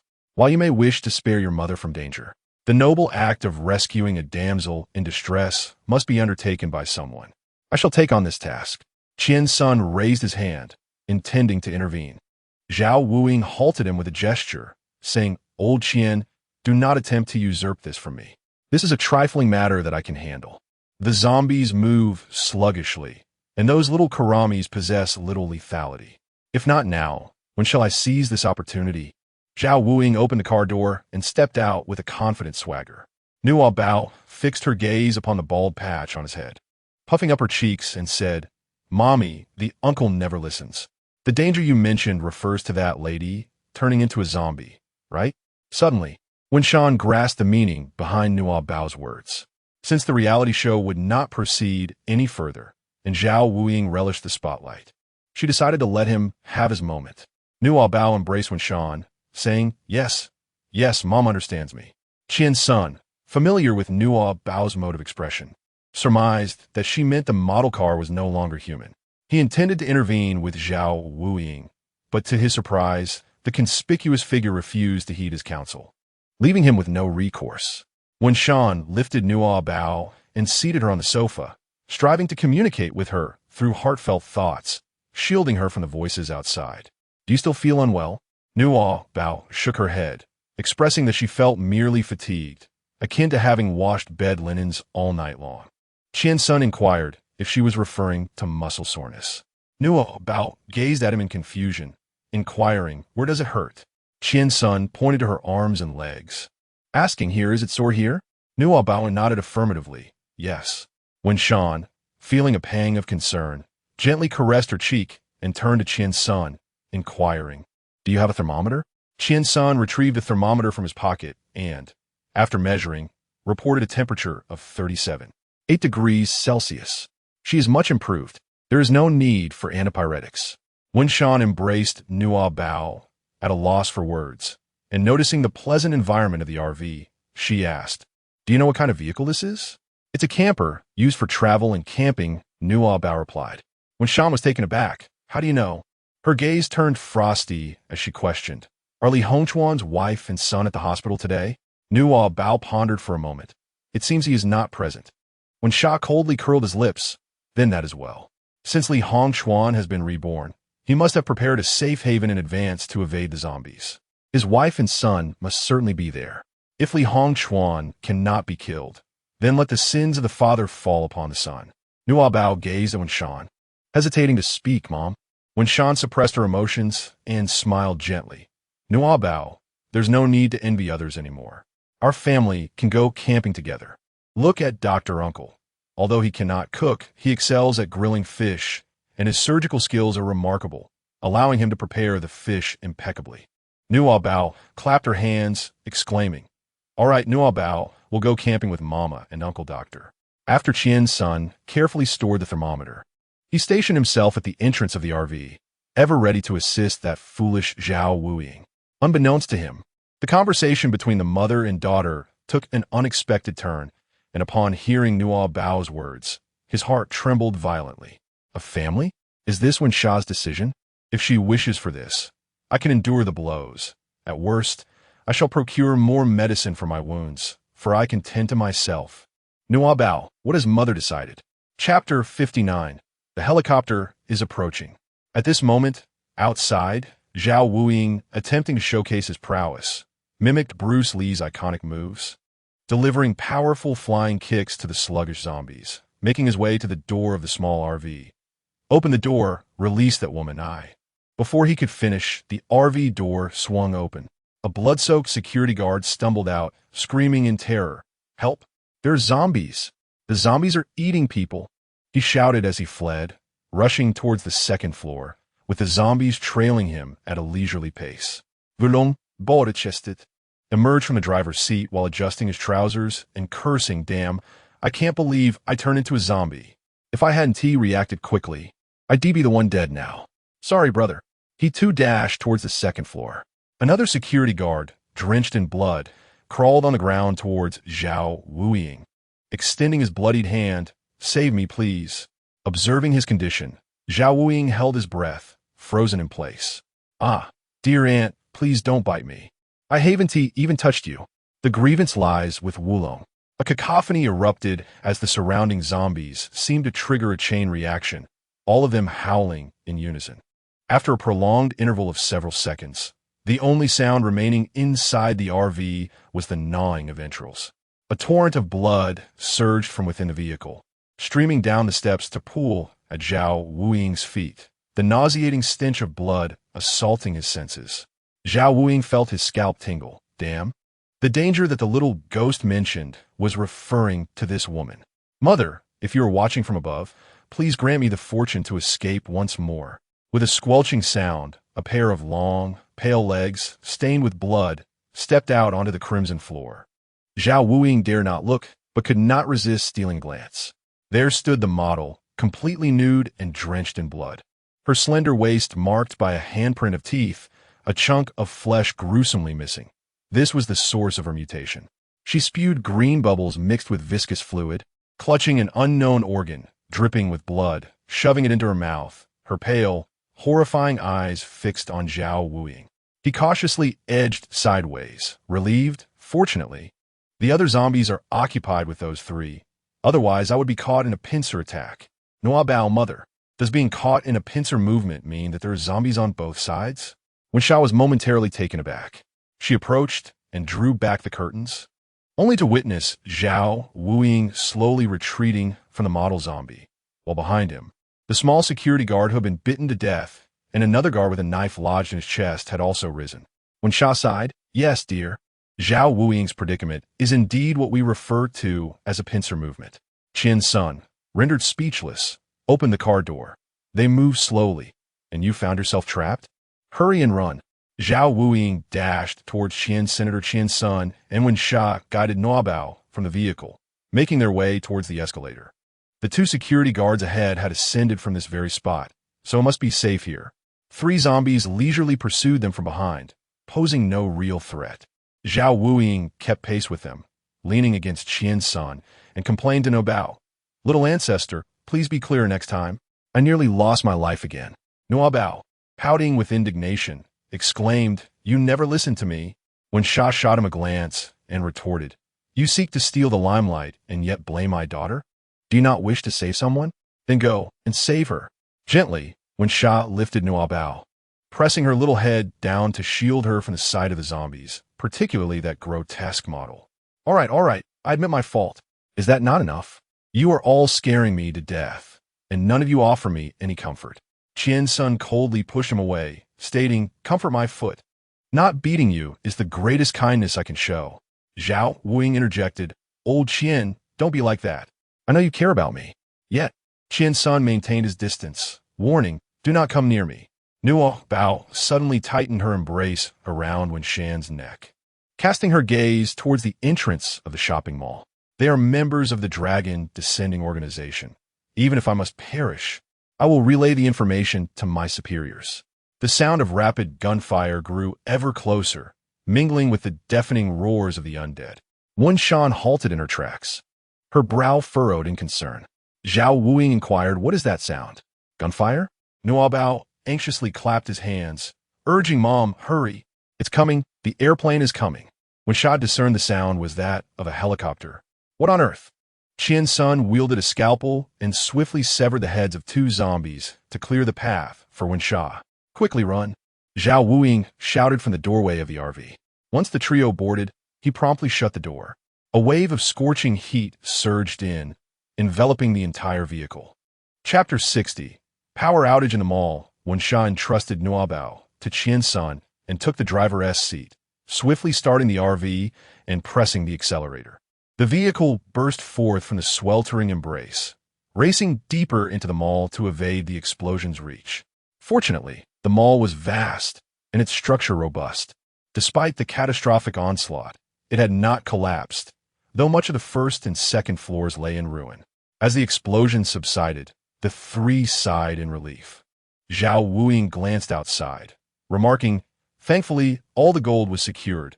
It would have been a shame if it were destroyed." Wen-sha observed the first floor of the mall, now largely a wasteland. Is this the rescue helicopter that Lung, Yi, and the others were waiting for? Why did it crash? Another uncle mentioned it was a dragon descending. Even in death, one must report to superiors. What exactly is a dragon descending, Mom? Is it a dragon from the sky? Do dragons really exist? Upon hearing the term dragon descending, the expressions of Wen-sha and the others shifted dramatically. Zhao Wuying, feeling uneasy, asked if Lung Yi finds out about this. Would he think it was our doing, would he?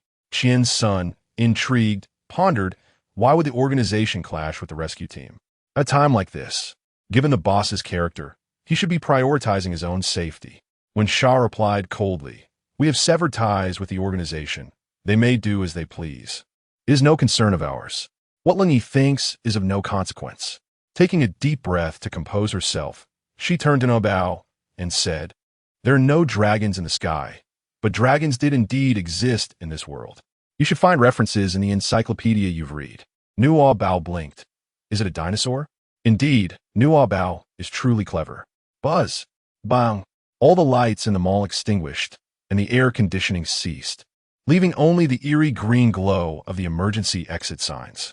Qiansen exclaimed, "Oh no, the explosion has disrupted the mall's power supply.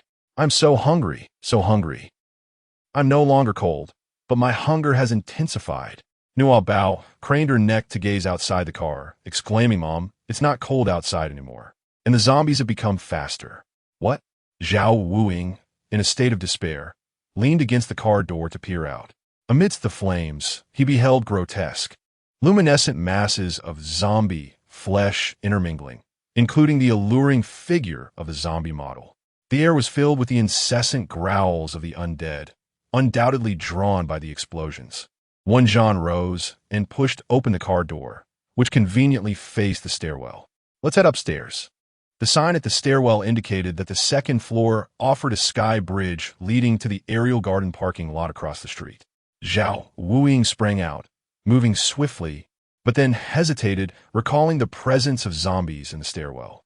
"Nuobao, are there still zombies in the stairwell?" Qian's son, carrying Nuobao, moved more slowly. Upon entering the stairwell, Nuobao's voice trembled slightly as she replied, "Not for now." Having learned from past experiences, she had become more cautious in her expressions. The three of them were taken aback. Zhao Wuing's jaw nearly dislocated in astonishment. "How is that even possible?" Nuobao, "Indeed, it is spacious and accommodating." Zhao Wuing inquired further. "What purpose does a motorhome serve if it cannot be housed at the base?" "No worries. It can stay with me until we set off for camping." Nuobao gazed at Wenxian with eager anticipation.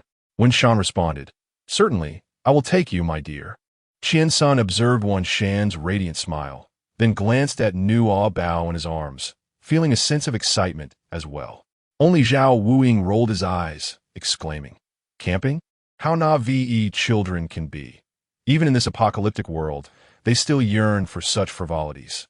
Isn't that akin to serving an al fresco feast to the zombies?" Nuobao glared at him, saying, "Humph. You are an outsider. I shall not take you with us." Zhao Wuing replied, "Who cares?" The four of them entered the stairwell, and Wenxian secured the door behind them. Nuobao gazed at the dark staircase, glimmering with an eerie green light, and feigned calmness as she said, "Mom, there's zombies in the distance. Keep your voices low." The three nodded in agreement and treaded lightly up the stairs. Upon reaching the second floor, Wenxia pushed open the door, revealing the entrance to the supermarket. This area remained unscathed, untouched by the devastation of the explosion on the first floor, and the temperature was still quite cold, safe. The four entered the dimly lit supermarket and secured the door to the stairwell. Qiansen noticed that Nuobao's small hand was icy. Given that the temperature had been even lower before, she should not have felt so cold. He quietly inquired, "Nuobao, are you scared?" Wenxia also leaned in to ask, "Were you frightened by the explosion just now?" Nuobao shook her head and said, "Mom, I am afraid of the dark." Chapter 61. What you mistake for a soft persimmon is actually a solid iron plate. This aspect was overlooked by the three of them. Wenxian took Nuobao in her arms and held her tightly, reassuring her, "Do not fear, Mommy is here." Qiansen used his phone as a flashlight to illuminate the surroundings, asking, "Is this better?" Zhao Wuing, feeling around, picked up a piece of gum from the supermarket checkout and tossed it to Nuobao, saying, "Have you ever tried this kind of gum? You must chew it and not swallow it, or it will stick to your stomach." Qiansen shot him a disapproving glance and remarked, "Nonsense. Nuobao, don't listen to him, but do refrain from swallowing." Nuobao held a piece of candy. Gazing at Wenwan, "I have already indulged in 2 pieces of candy today." Wenwan smiled and replied, "I shall permit you this exception just this once." Nuobao nodded with delight, expressing her gratitude. "Thank you, Mama." Qiansen assisted Nuobao in unwrapping the package. Nuobao experienced a delightful sweetness that illuminated her eyes. "It is delicious and refreshing." Zhao Wuing remarked, "Are you no longer afraid?" "I am merely seasoned in this matter." Qiansen chuckled. "Indeed, you possess ample experience in overcoming fear." Zhao Wuing responded with silence. Wenxia's adaptability shone through, as she could now clearly observe the supermarket's overflowing shelves. "Nuobao, feeling better, let us commence. As per our usual practice, gather everything that can be taken." With a cheerful smile, Nuobao responded, "All right, Mom." Consequently, a scene that delighted the hoarders unfolded. Wenxia embraced Nuobao as they traversed each aisle, and with a mere wave of Nuobao's hand, the shelves themselves vanished. Household goods, snacks and seasonings, pots and pans, rice and flour, an array of bottled waters and beverages, all were completely emptied. Upon reaching the fresh produce section, vegetables, fruits, dairy products, and frozen goods, along with the freezers, were cleared out as well. Zhao Wuing, intrigued, inquired, "You even took the freezer? Is there electricity in your space? Will these perishables spoil?" Nuobao felt a pang of sorrow. "I don't understand such an abundance. It seems far too wasteful to let it spoil." Zhao Wuing, gazing at the fresh meat and fish ahead, pondered while stroking his chin. Might it be that the flavors will intermingle? Qiansun shot him a glance. In the future, there may be nothing left to eat. Do you still care about mingling flavors? Zhao Wuing replied, "Not at all," with a mere wave of her hand. Nuobao summoned the meat cabinet and fish tank into oblivion. Moments later, the supermarket lay desolate, save for the glaring stains of fresh blood and green liquid upon the floor, accompanied only by the slow, shuffling approach of the undead. The four stood at the entrance of the cold chain storage room. The door was locked, and a steady stream of cold air wafted out from within. Nuobao gazed at the two imposing iron gates and remarked, "Mother, those two individuals are hiding inside." When Shan coldly replied, "That is but a fleeting moment. If they wish to remain here, let them. We shall take our leave." Just as they turned away, the iron gates creaked open, revealing Wu Long and his confidant, each wielding a cleaver. Upon seeing the supermarket devoid of any patrons, their expressions transformed into one of shock and disbelief. Wu Long pointed his knife at them, exclaiming, "It is you. Who among you possesses the space? Speak, who is it?" His keen gaze swept over the four, concluding, "It must be one of these three adults. The child appears on the brink of death, lacking such capabilities. Perhaps they will soon transform into a zombie." Nuobao, you are the one who is nearing death. You are the one turning into a zombie. So rude. When Sha and the others completely disregarded them, unwilling to engage with such riffraff in front of Nuobao. As the zombies approached, when Sha tossed her head, "Let us go. Wu Long. Damn it. How dare they ignore me?" He swung his knife towards the seemingly cultured Qian senator. A look of disdain crossed Qian Sen's handsome face. "Nuobao, close your eyes." Nuobao obediently closed her eyes, resting in Wen Shan's embrace. Qian Sen turned, and with a flick of his wrist, the glint of silver flashed as the cleaver fell to the ground. Wu Long was taken aback, a sudden chill enveloping his wrist. 3 seconds later, his entire hand severed and tumbled to the floor, blood gushing forth like a torrent. "Ah, my hand." Zhao Wuing let out a whistle. "Didn't he see that coming, did you? The soft persimmon you thought was merely a solid iron plate." The zombies, invigorated by the scent of blood, quickened their pace. Wu Long's eyes burned red, a mixture of pain and fury. As the zombies drew ever closer, the four hastened toward the sky bridge. Unwilling to accept the loss of his hands so easily, Wu Long set his sights on Wen Shan.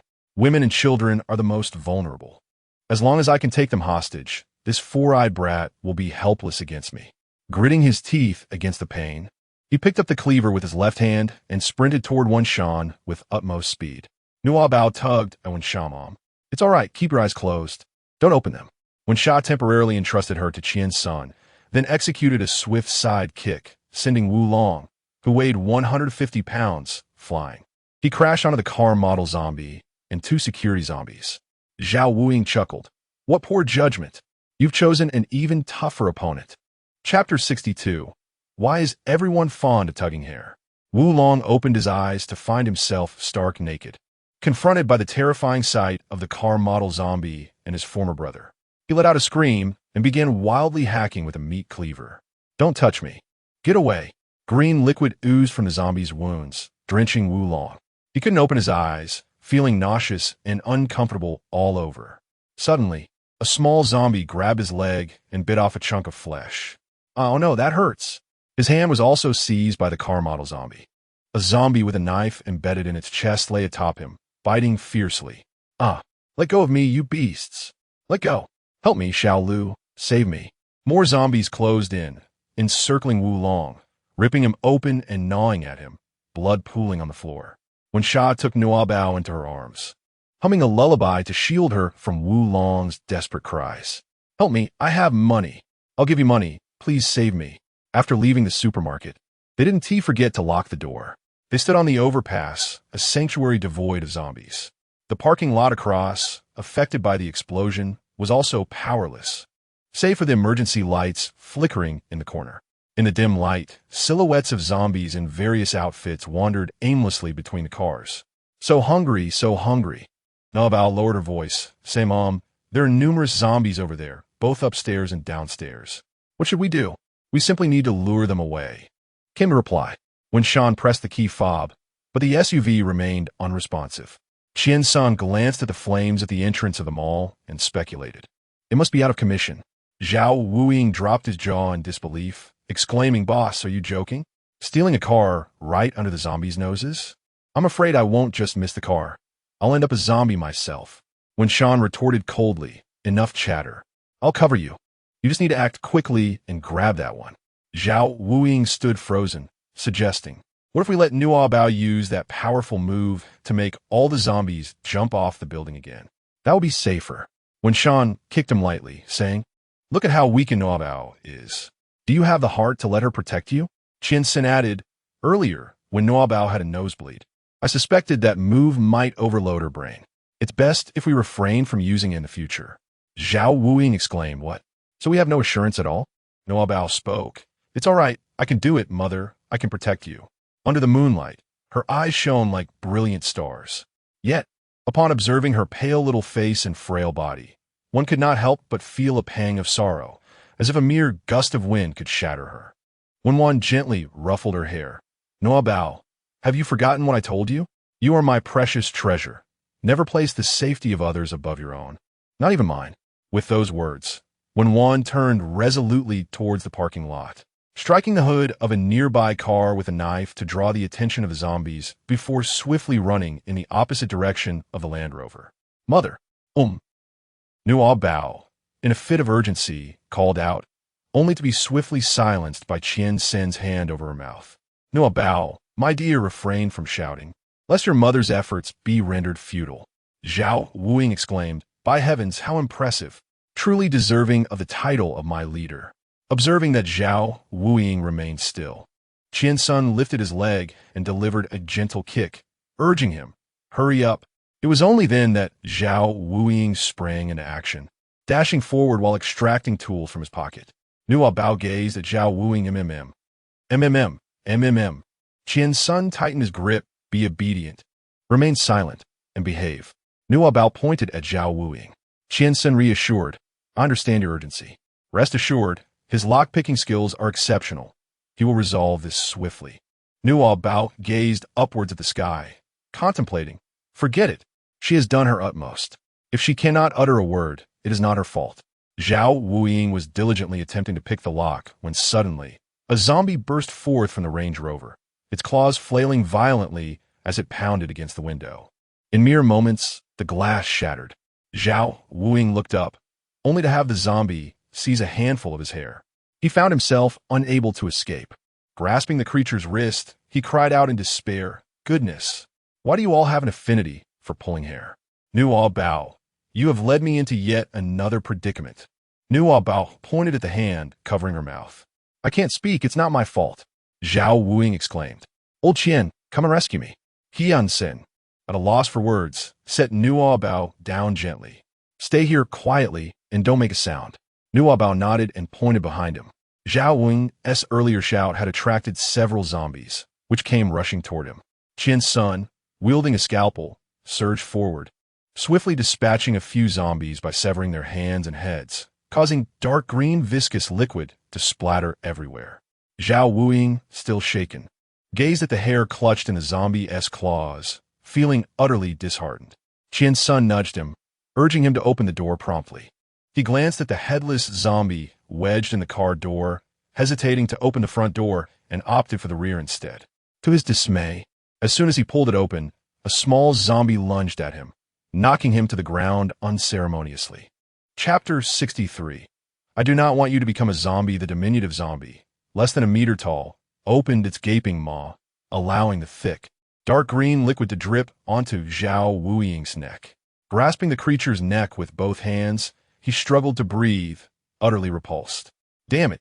A dual assault of physical and magical attacks. How ruthless! Qian Sun delivered a swift kick, sending the little zombie flying. Zhao Wuying scrambled to his feet, hastily shedding his shirt to wipe off the goo. Am I bitten? No, but keep your voice down. The small zombie lunged at him again, attempting to bite his thigh. In a panic, Zhao Wuying seized the creature and hurled it away. Unfortunately, his aim faltered, and the little zombie crashed into a nearby car, triggering its alarm, which blared throughout the parking lot. Zhao Wuying stood dumbfounded.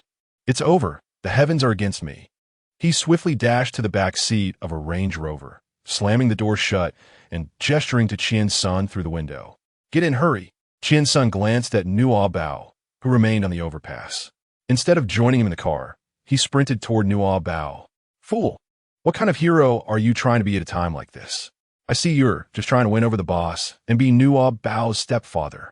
When Zhan, clutching a decorative vine in the corner, braced herself against the walls, suspended in mid-air, occasionally striking the walls with her knife, attempting to lure the zombies like fishing. Idiot! She cursed upon seeing Qian Sun dash toward the overpass, drawing the zombies after him. Nuobao stood in the middle of the overpass, and when Zhan, feeling desperate, leapt down and kicked a nearby Porsche with force. To her astonishment, such an expensive car lacked an alarm system, attracting only a handful of zombies despite her efforts. When Zhan circumvented them, leaping onto the car, drawing her handgun, and firing multiple rounds until she exhausted her ammunition, Qian Sun, holding Nuobao, raced to the other side of the overpass, only to find it swarming with zombies, leaving them with no escape. If they continued this way, their demise was inevitable. Zhao Wuying. Sound the horn. Wen Zhan shouted to Zhao Wuying, who was hiding inside the vehicle. Yet, Zhao Wuying was acutely aware of the need to honk the horn to save them.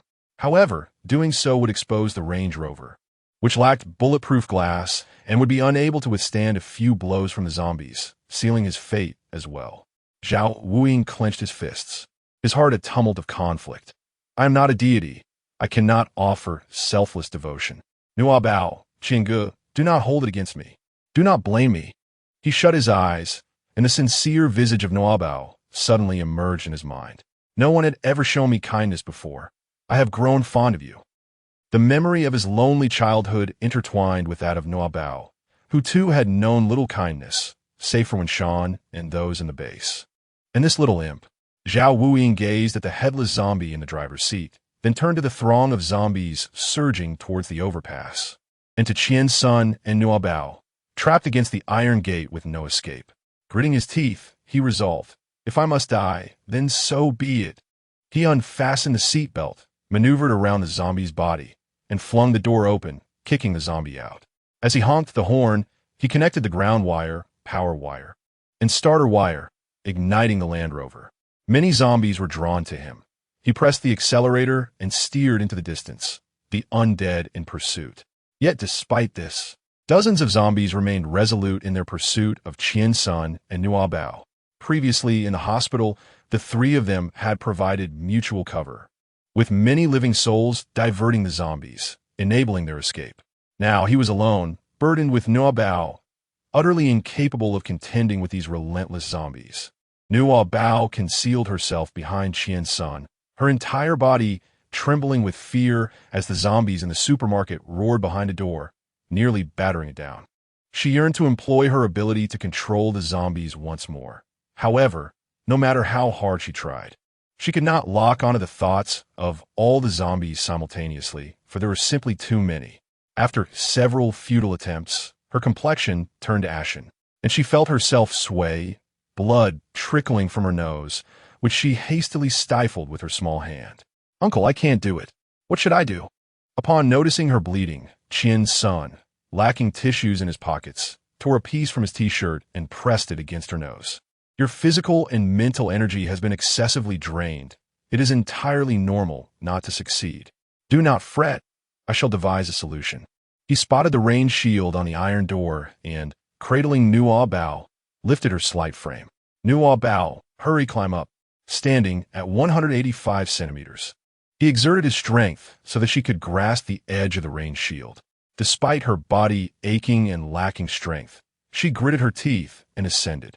After a laborious effort, She finally reached the top, gasping for breath, and turned to extend her small hand toward Qiansun and her uncle.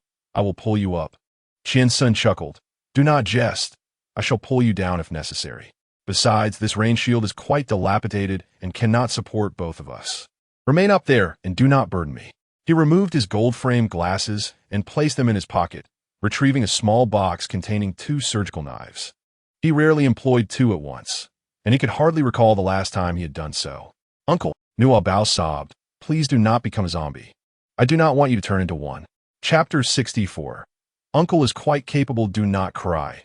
It is inauspicious to weep at this moment. Rest assured, I have yet to take you and your mother on a camping trip. You will not perish. Nuobao stifled her tears, saying, All right, I won't cry. Good, close your eyes. Qiansun instructed. With a swift motion, he severed Zombie's head and kicked it off the overpass. Following that, with a flurry of precise strikes, he dismembered its limbs. Viscous green fluid splattered everywhere, yet not a drop touched Qiansun. Did you see that, Nuobao? Uncle is quite formidable, he remarked. Uncle, see what? You told me to close my eyes, she responded. Qiansun replied. Nothing, just keep them shut. He remained utterly focused on combating zombies. Just as he had anticipated, a zombie without a head would not perish, but the regeneration of its remaining body parts would slow down. Another zombie approached, and he similarly decapitated it, kicking the head down beneath the overpass. The body clumsily stretched its arms forward in an attempt to retrieve its head, only to stumble and fall. Meanwhile, Zhao Wuying drove to pick up Wenwan. Wenwan stood atop his vehicle, tapping lightly. Take me there. Zhao Wuying swerved to evade a zombie, but there were too many, rendering the car nearly immobile. He pressed the accelerator fiercely, barely managing to advance. At long last, as they neared the overpass, Wenwan spotted Nuobao and Qiansun. Nuobao rested upon the rain shield, unreachable by the zombies. With no need to divert his attention to her protection, Qiansun dealt with the undead with remarkable composure. When Shan observed as he severed a zombie's head and then kicked it off the overpass, watching it tumble down on its own. Without a head, the zombies struggled to discern sound and direction, their movements becoming sluggish. This method proved effective when Shan began to similarly decapitate the zombies, using the back of her blade to send them flying, thus diminishing the resistance. Alas, the sheer number of zombies was overwhelming. Despite her relentless efforts, the impact was minimal. The sound of a helicopter echoed from above. There are no vehicles on the way to the base. They must still be within the city, carrying the child, and they cannot have traveled far. Nuobao looked up at the helicopter. Wow, what a magnificent aircraft. Is it from a base? Are they coming to find us? Nuobao waved toward the helicopter, yet the occupants remained oblivious to her presence. The cacophony stirred the surrounding zombies, inciting their excitement. They howled in unison, their heads thrown back, roaring at the helicopter. Seizing this opportunity, Qiansun ceased all sound, prompting several nearby zombies to pursue the direction of the helicopter's flight. However, the engine's roar from Wenyan's vicinity persisted, preventing the zombies from following the helicopter. Wenyan initially believed it to be a rescue team's helicopter passing by. Upon noticing Nuobao waving, she glanced up and caught sight of the golden dragon motif emblazoned on the tail. Members of the organization, Nuobao, hold steady. Do not move erratically, and ensure you remain unnoticed by those aboard the helicopter. Nuobao was momentarily taken aback. What organization? She did not comprehend, yet she obeyed her mother's instruction to hold on tightly, refraining from attempting to attract the helicopter's attention. At that moment, Nuobao heard the excited murmurs of the zombies within the supermarket. Food is over there, food. I am so hungry. The chilling effect dissipated, and their mobility was restored. They crashed against the door with renewed vigor, causing the rain shield to tremble precariously. Qiansun had yet to notice the condition of the iron gate and was about to assist when Shan and the others when Nuobao suddenly shouted, Uncle, be careful behind you. No sooner had her words left her lips than the iron gate was violently burst open by the zombies, and a multitude of them surged forth. Nuobao swayed precariously on the rain shield, nearly losing balance. Qiansun had no time for contemplation. He swiftly maneuvered off the overpass, gripping the lowest railing with both hands, suspended over the edge. A surgical scalpel slipped from his grasp, plummeting from the second floor. producing a sharp sound that instantly attracted a horde of zombies, encircling the spot. Alas, my knife. Nuobao patted his chest. As long as one is unharmed, the blade will always be at hand. Over there lies sustenance. How famished I am. The zombie disregarded the person leaping from the building and instead rushed towards the sound of the engine. Mother, a pallid visage, eyes entirely white, a gaping maw bubbling with dark green foam, roared at her, grotesque and terrifying. Nuobao, trembling with fear, dared not utter another sound. Upon seeing this, when Shan shouted, using her voice to attract the zombies, "Do not make a sound, Nuobao. Mama is fine. You must ensure your own safety. Do you understand?" Nuobao nodded vigorously, covering her mouth as she beheld the grotesque sight of Wulong, now transformed into a zombie, bloodied and missing an eye, with his entrails dragging on the ground, crushed underfoot by the horde of encroaching undead. Overwhelmed with despair, she chose to shut her eyes. Fear not, fear not. Mother is unafraid, and neither shall her child be. The zombies surged towards the Land Rover, which struggled to move. They began to pound relentlessly on the car windows, the driver's side already devoid of glass. Several pale hands reached in, grasping at Zhao Wuing. Without a shirt, fearing the infection that could turn him into one of them, he awkwardly shifted his body to the center console, one leg pressing the accelerator, one hand gripping the steering wheel, and the other wielding a knife in frantic slashes. Thank goodness for my long legs. You repugnant fiends, get away. In no time, several severed hands lay on the driver's seat. The zombies wail, "Return my hand, my hand." Art. Chapter 65. Too many to cut down Zhao Wuing. Damn it, my knife. Nuobao opened her eyes, and the bridge was devoid of zombies. Qian's son, his arms weary, was struggling to ascend. All the zombies from the first 3 floors of the mall had emerged, encircling Wenshun and Zhao Wuing. Those on the 4th floor and above were likely oblivious to the commotion below. Otherwise, there would have been even more zombies. Fortunately, Wenshun was agile. Otherwise, she would have been shaken off long ago. However, this predicament hindered her ability to strike effectively. Zhao Wuing, steady the vehicle. Zhao Wuing grimaced in discomfort, his arms aching. Competing in strength against the zombies was challenging enough, and with the glass of the car door behind him shattered, he had to evade the grasp of the zombies as well, complicating matters further. I wish I could steady it, but these wretched creatures won't allow it. Wenshun swiftly dispatched the hand of a particularly audacious zombie, severing its head as well. The head tumbled to the ground, soon crushed underfoot by other zombies. The audacious zombie lamented, "I've been stepped on. I can't see anymore. Who is it? Stop stepping on me." Nuobao. Why has the vocabulary surrounding zombies proliferated? If I were to crush its head, would it perish?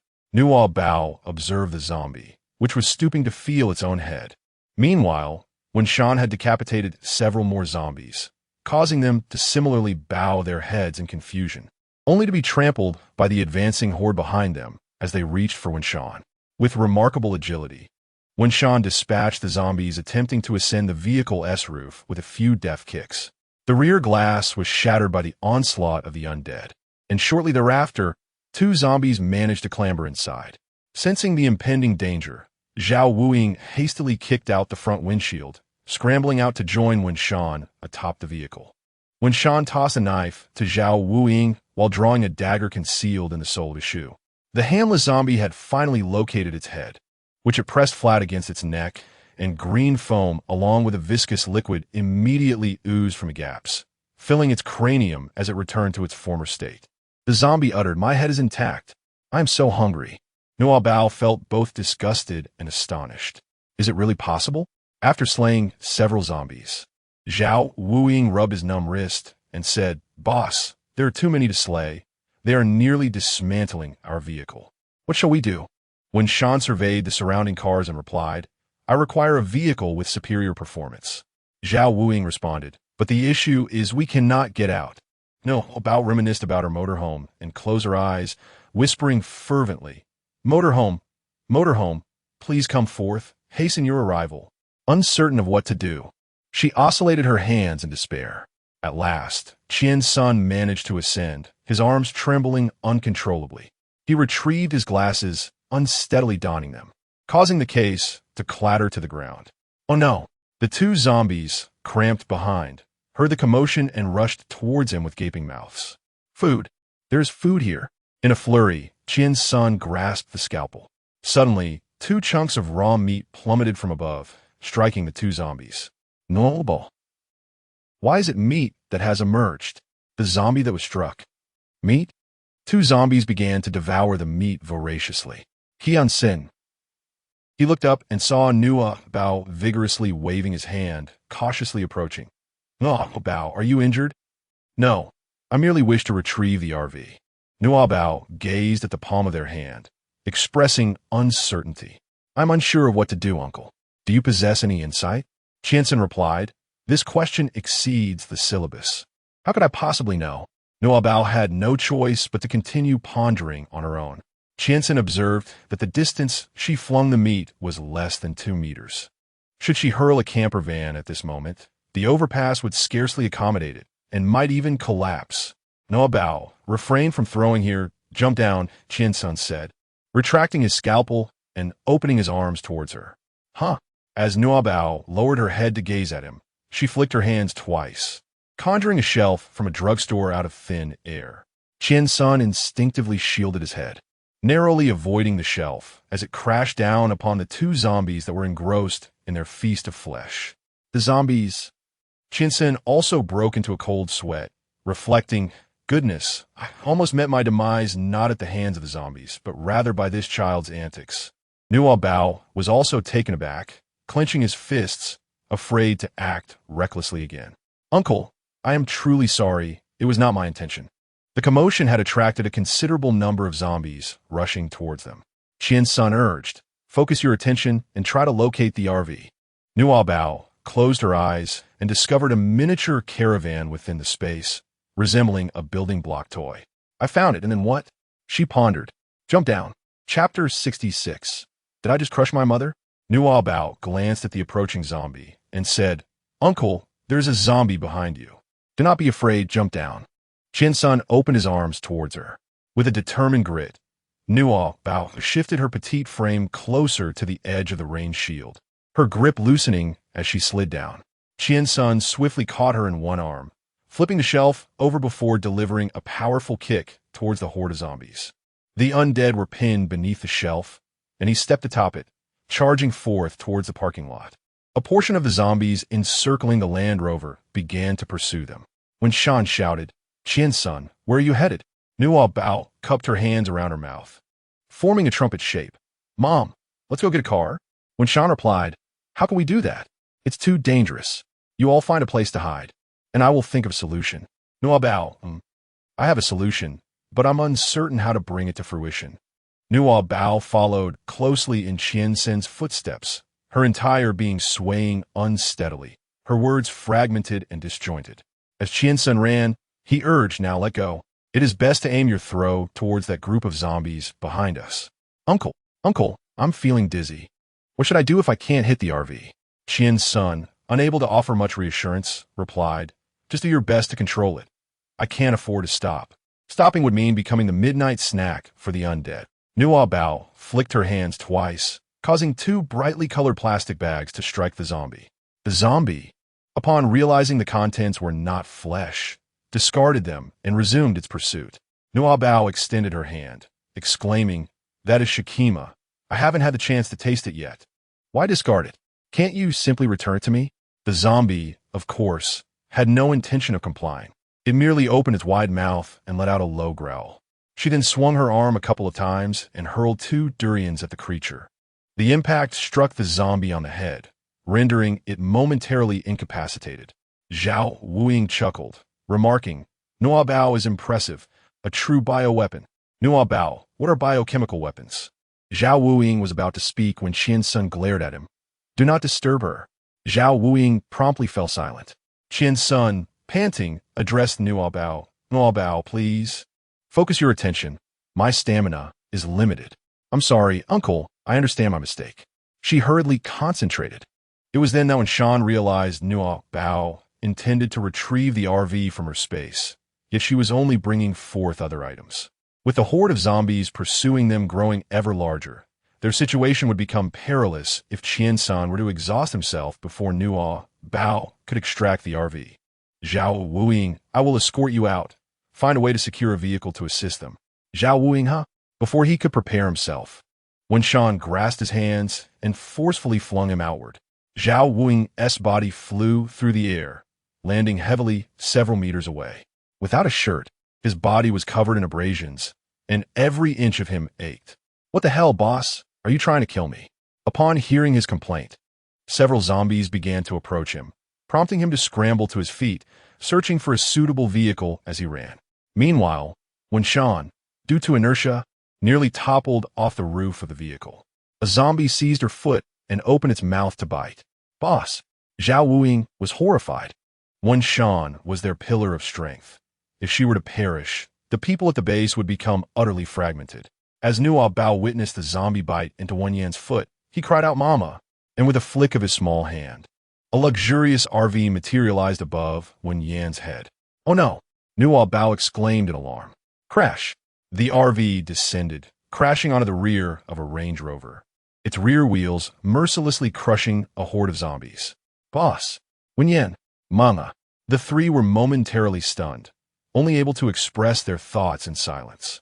Zhao Wuing, in particular, was so terrified that he curled up on the ground, clutching his head. The tremendous commotion attracted the zombies, diverting their attention from Qian-san and Zhao Wuing, as they all rushed to claw at the RV. This opulent vehicle, designed for the affluent, boasted robust performance and a sturdy exterior. No matter how fiercely the zombies struck or clawed, the vehicle sustained only minimal damage. Yet Wen Yan, Nuobao, bit her lip, her eyes wide with terror, a metallic taste of blood filling her mouth, tears welling in her eyes. Mother, I have crushed Mother to death. Chapter 67. Are you human or ghost? No, it cannot be. Qianxin spoke with unwavering conviction. Wen Shan is incredibly strong. She is the most formidable person I have ever encountered. There is no way she could simply perish like this. He placed Nuobao atop the roof of a CRV and then leaped up beside her. From their elevated position, they gazed down towards the RV.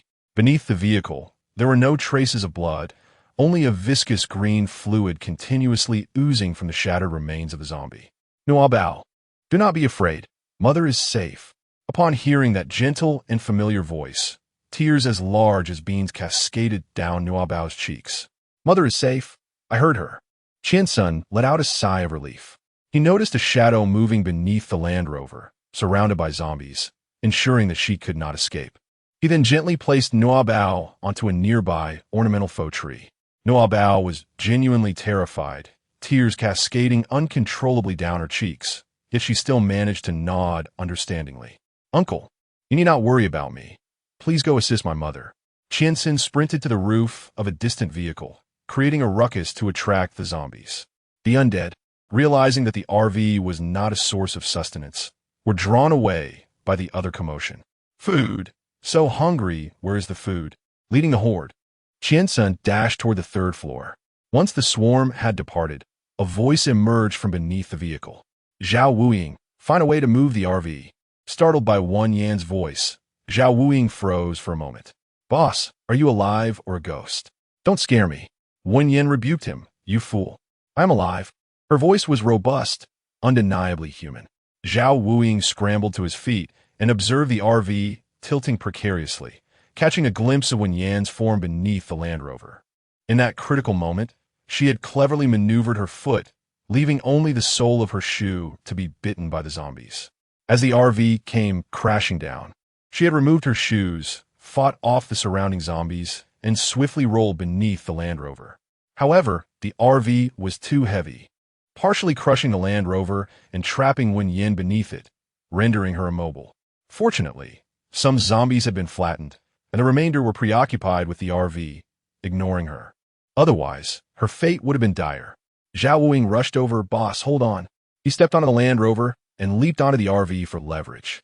After starting the RV and reversing to stabilize it, he averted a potential rollover. With the pressure alleviated from the Land Rover, it rebounded, allowing Wen Yan to gradually roll out. As she emerged, her shirt had been torn by the zombies, leaving her face and arms marked with various abrasions. her athletic tank top exposed, and one shoe missing, revealing her fair foot. Zhao Wuying descended from the RV and hurried to her side. Since joining the base, he had never seen Wen Yin in such disarray. Observing her tattered shirt, he instinctively reached to remove his own shirt for her, only to realize he was also without an upper garment, leaving him at a loss. Boss, I'm sorry, but I don't have anything either." Wen Yin shot him a sidelong glance and decided to simply remove her shirt altogether, discarding her shoe and standing barefoot, her figure on full display. Zhao Wuying had never witnessed Wen Yin in such a provocative state, his eyes unsure where to rest. Afraid to utter a sound, lest Nuobao catch wind of his thoughts and inform Wen Yin, sealing his fate.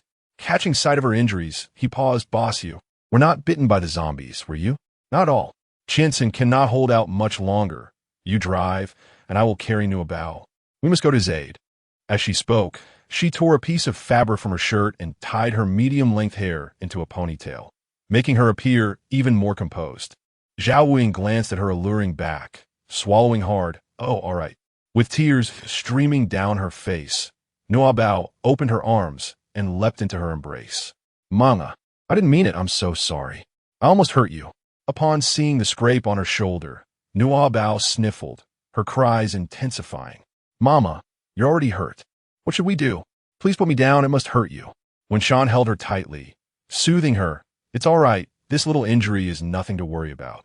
Do not be afraid." Zhao Wuying turned the car around, and when Shan led Nuobao into the RV, "Let's go to the third floor to find Qiansun." "Okay."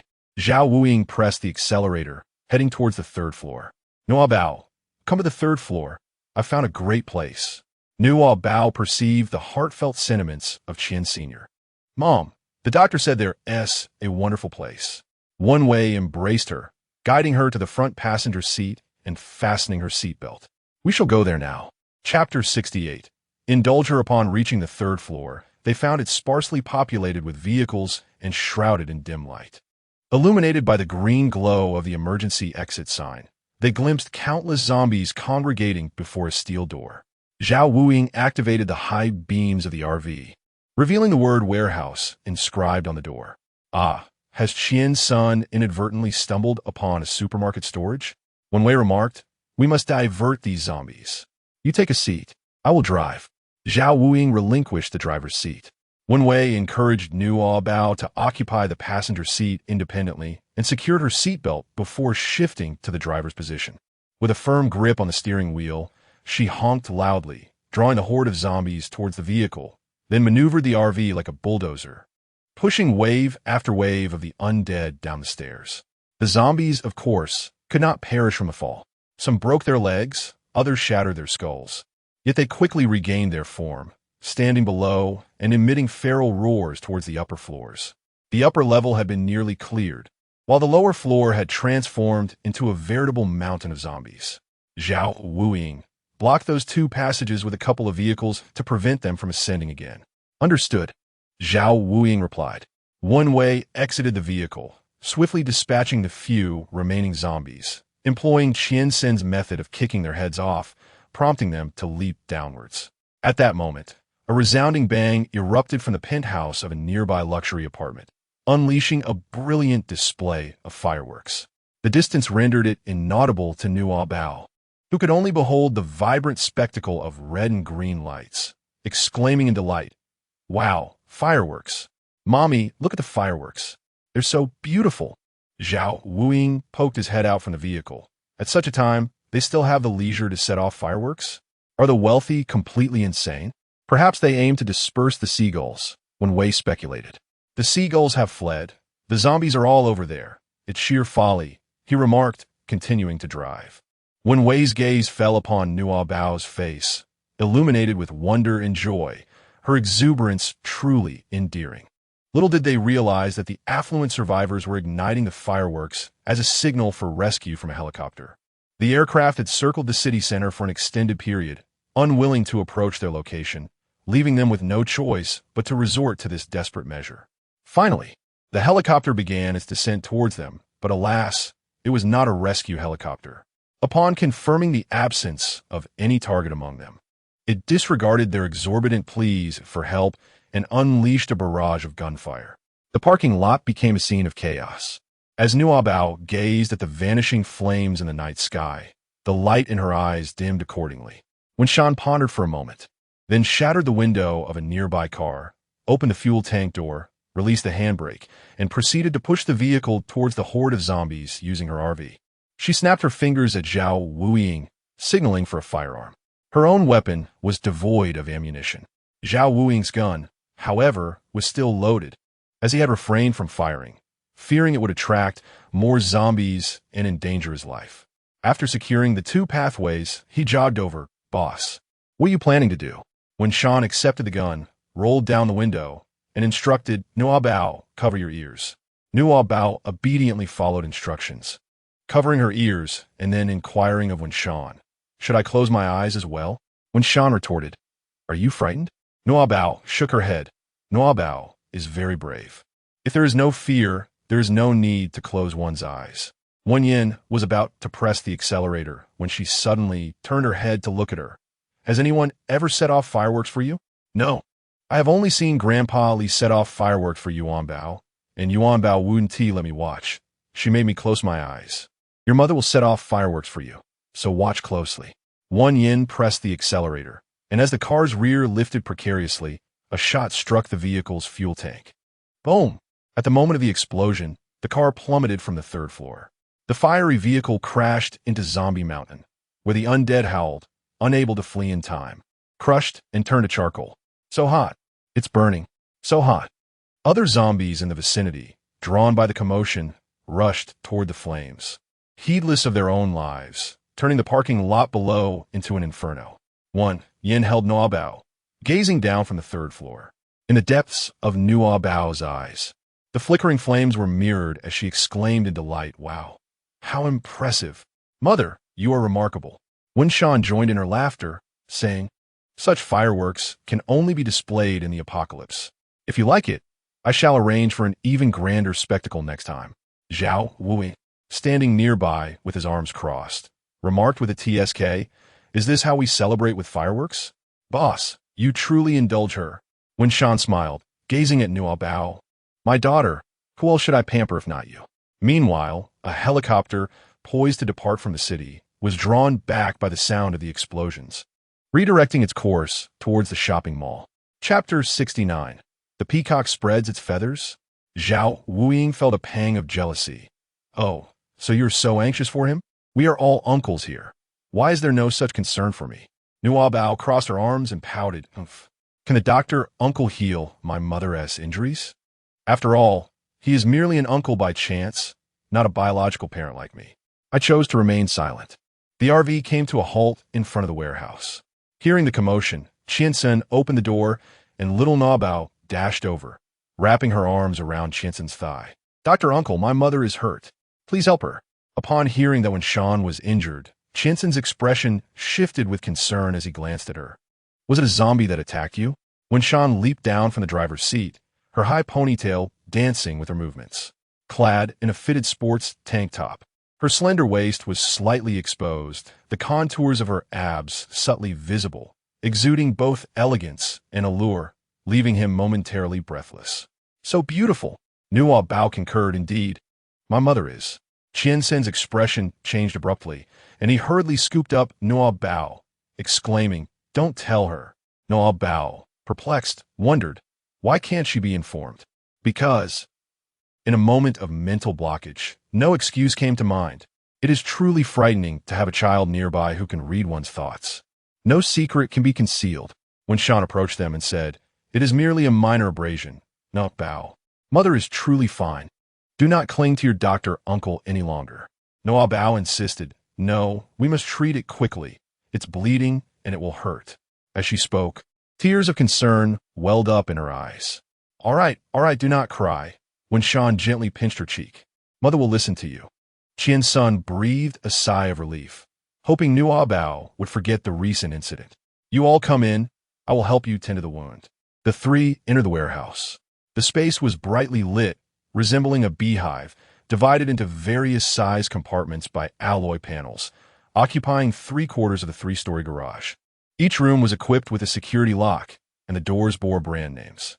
The largest of these rooms served as a supermarket warehouse.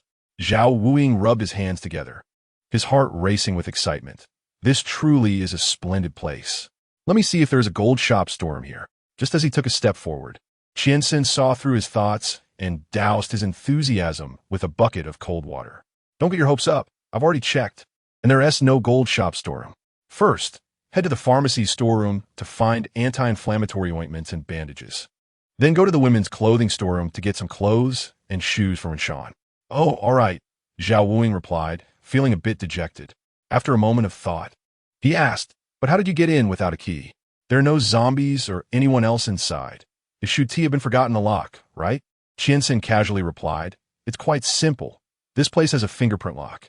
I found a zombie dressed in a mall manager's uniform, severed its hand, and unlocked it. Zhao Wuing was impressed. You're quite remarkable. When Shan scrutinized Qianxin from head to toe, you managed to navigate among so many zombies and even find one in uniform? You weren't injured, were you? Qianxin's thin lips curled slightly, feeling a sense of pride as he removed his jacket and draped it over her shoulders. As a doctor, I generally do not partake in the organization's missions, but that does not mean I lack capability. When Shan nodded in understanding, accepting the jacket without formality, Zhao Wuing stood there, mouth agape, staring at Qianxin in disbelief. I must have misheard. Were you just showing off like a peacock? Showing off like a peacock? Nuobao circled around Qianxin's backside and observed, Uncle Doctor does not possess a peacock's display. He lacks a peacock's tail. Ah, Nuobao, you misunderstand. When I refer to a peacock's display, I do not mean the literal act of spreading its feathers, but rather actions akin to those of a peacock in courting. This question, Nuobao can answer. Courtship? Zhao Wuing snapped his fingers in affirmation, precisely. Nuobao, resembling a little adult, stroked his chin thoughtfully. No wonder. The doctor just remarked to my mother. So beautiful. Zhao Wuing's eyes widened as he pointed at Qianxin, as if he had caught him in a compromising situation. Qianxin, feeling awkward, cast a sidelong glance at Shan. Apologies, it's just the natural thought process of a man. I cannot help it. To alleviate his own discomfort, he countered Zhao Wuing's accusation. Do you not feel the same? Are you not a normal man? Zhao Wuing replied, of course, I am a normal man. Shan regarded the two of them with a cold stare. Zhao Wuing stammered an explanation. Boss, there's nothing I can do. I hold great respect for you. Yet I cannot ignore the fact that you possess an admirable figure and striking beauty, especially since you rarely dress this way. I suggest you wear such attire more often. We will grow accustomed to it and learn to control ourselves. Before Shan could respond, Qianxin, displeased, took hold of the large and small figures, leading them away. Enough of the jokes. Let Shan rest. We must hasten to gather supplies. The zombies do not wait for anyone. No, bow. But uncle, the zombies are quite far from us. As long as we remain silent, they won't come near. Qianxin, aren't you worried about getting your mother treated? Nuobao, in a state of urgency, exclaimed, oh, right, we must hasten to treat mother's wounds. She hurried after Zhao Wuing towards the storeroom of the apothecary. At last, after a brief interruption, Qianxin found himself perspiring profusely. Qianxin remarked, regarding the fortification of the base. Nuobao, Chapter 70, they all seem quite similar. The door to the pharmacy's storage room swung open, and the three of them began to rummage through the contents. The shelves were filled with the trending cosmetics and snacks of the moment, with no trace of ointments or bandages. Qianxin glanced down at Nuobao and said, I have seen hemostatic ointments and bandages in the pharmacy. Search in your space and find a way to retrieve them. Nuobao pouted slightly and cast a furtive glance at Shan. I still don't know how to retrieve items. I nearly caused harm to my mother before, and I can't bring myself to attempt it again. Qianxin instructed Zhao Wuing to continue unlocking, then led Nuobao to a more secluded area. He encouraged her to try it here. Calm your mind, focus on the object, envision where you wish to place it, and then release your hand. No one will disturb you now. You are certain to succeed. Really?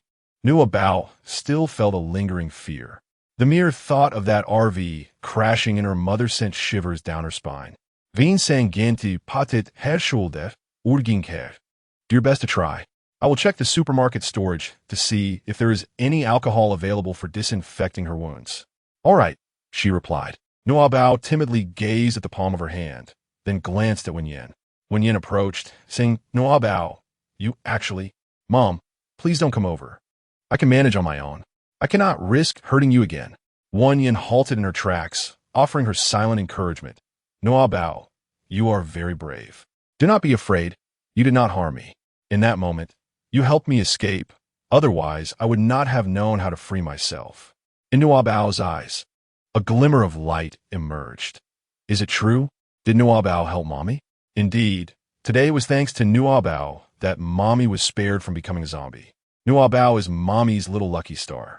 Children universally cherish the praise of adults, and Nuobao is no exception.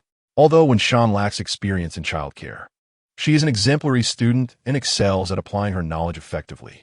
Encouraged and brimming with confidence, Nuobao declared, Mother, wait for me. I shall retrieve the medicine for you shortly. With her small hands placed defiantly on her hips, she closed her eyes and concentrated, but after a considerable while, no objects materialized around her. Wen Yin furrowed her brow, pondering, is it still not possible? Wen Yin, at a loss, was uncertain about the appearance of the ointment, and thus called upon Qian's son, the only one who had seen it before. Fortunately, the internet remained accessible, and Qian's son swiftly searched for an image of the ointment to show Nuobao. Here it is. It was a paper box adorned with a blue and white design, entirely devoid of Chinese characters, featuring only English text. Nuobao glanced at the photograph, closed her eyes for a moment, then looked at the picture again, only to shut her eyes once more. It was evident that recalling such unfamiliar characters posed a challenge for her, especially since many products of the pharmacy bore similar packaging. How demanding this was for Nuobao. Qiansen said, Nuobao, why don't you take out the items with similar packaging? I will assist you in finding them. Nodding slightly, Nuobao's hand swiftly grasped another item. Is she able to extract so quickly now? Have you mastered it already?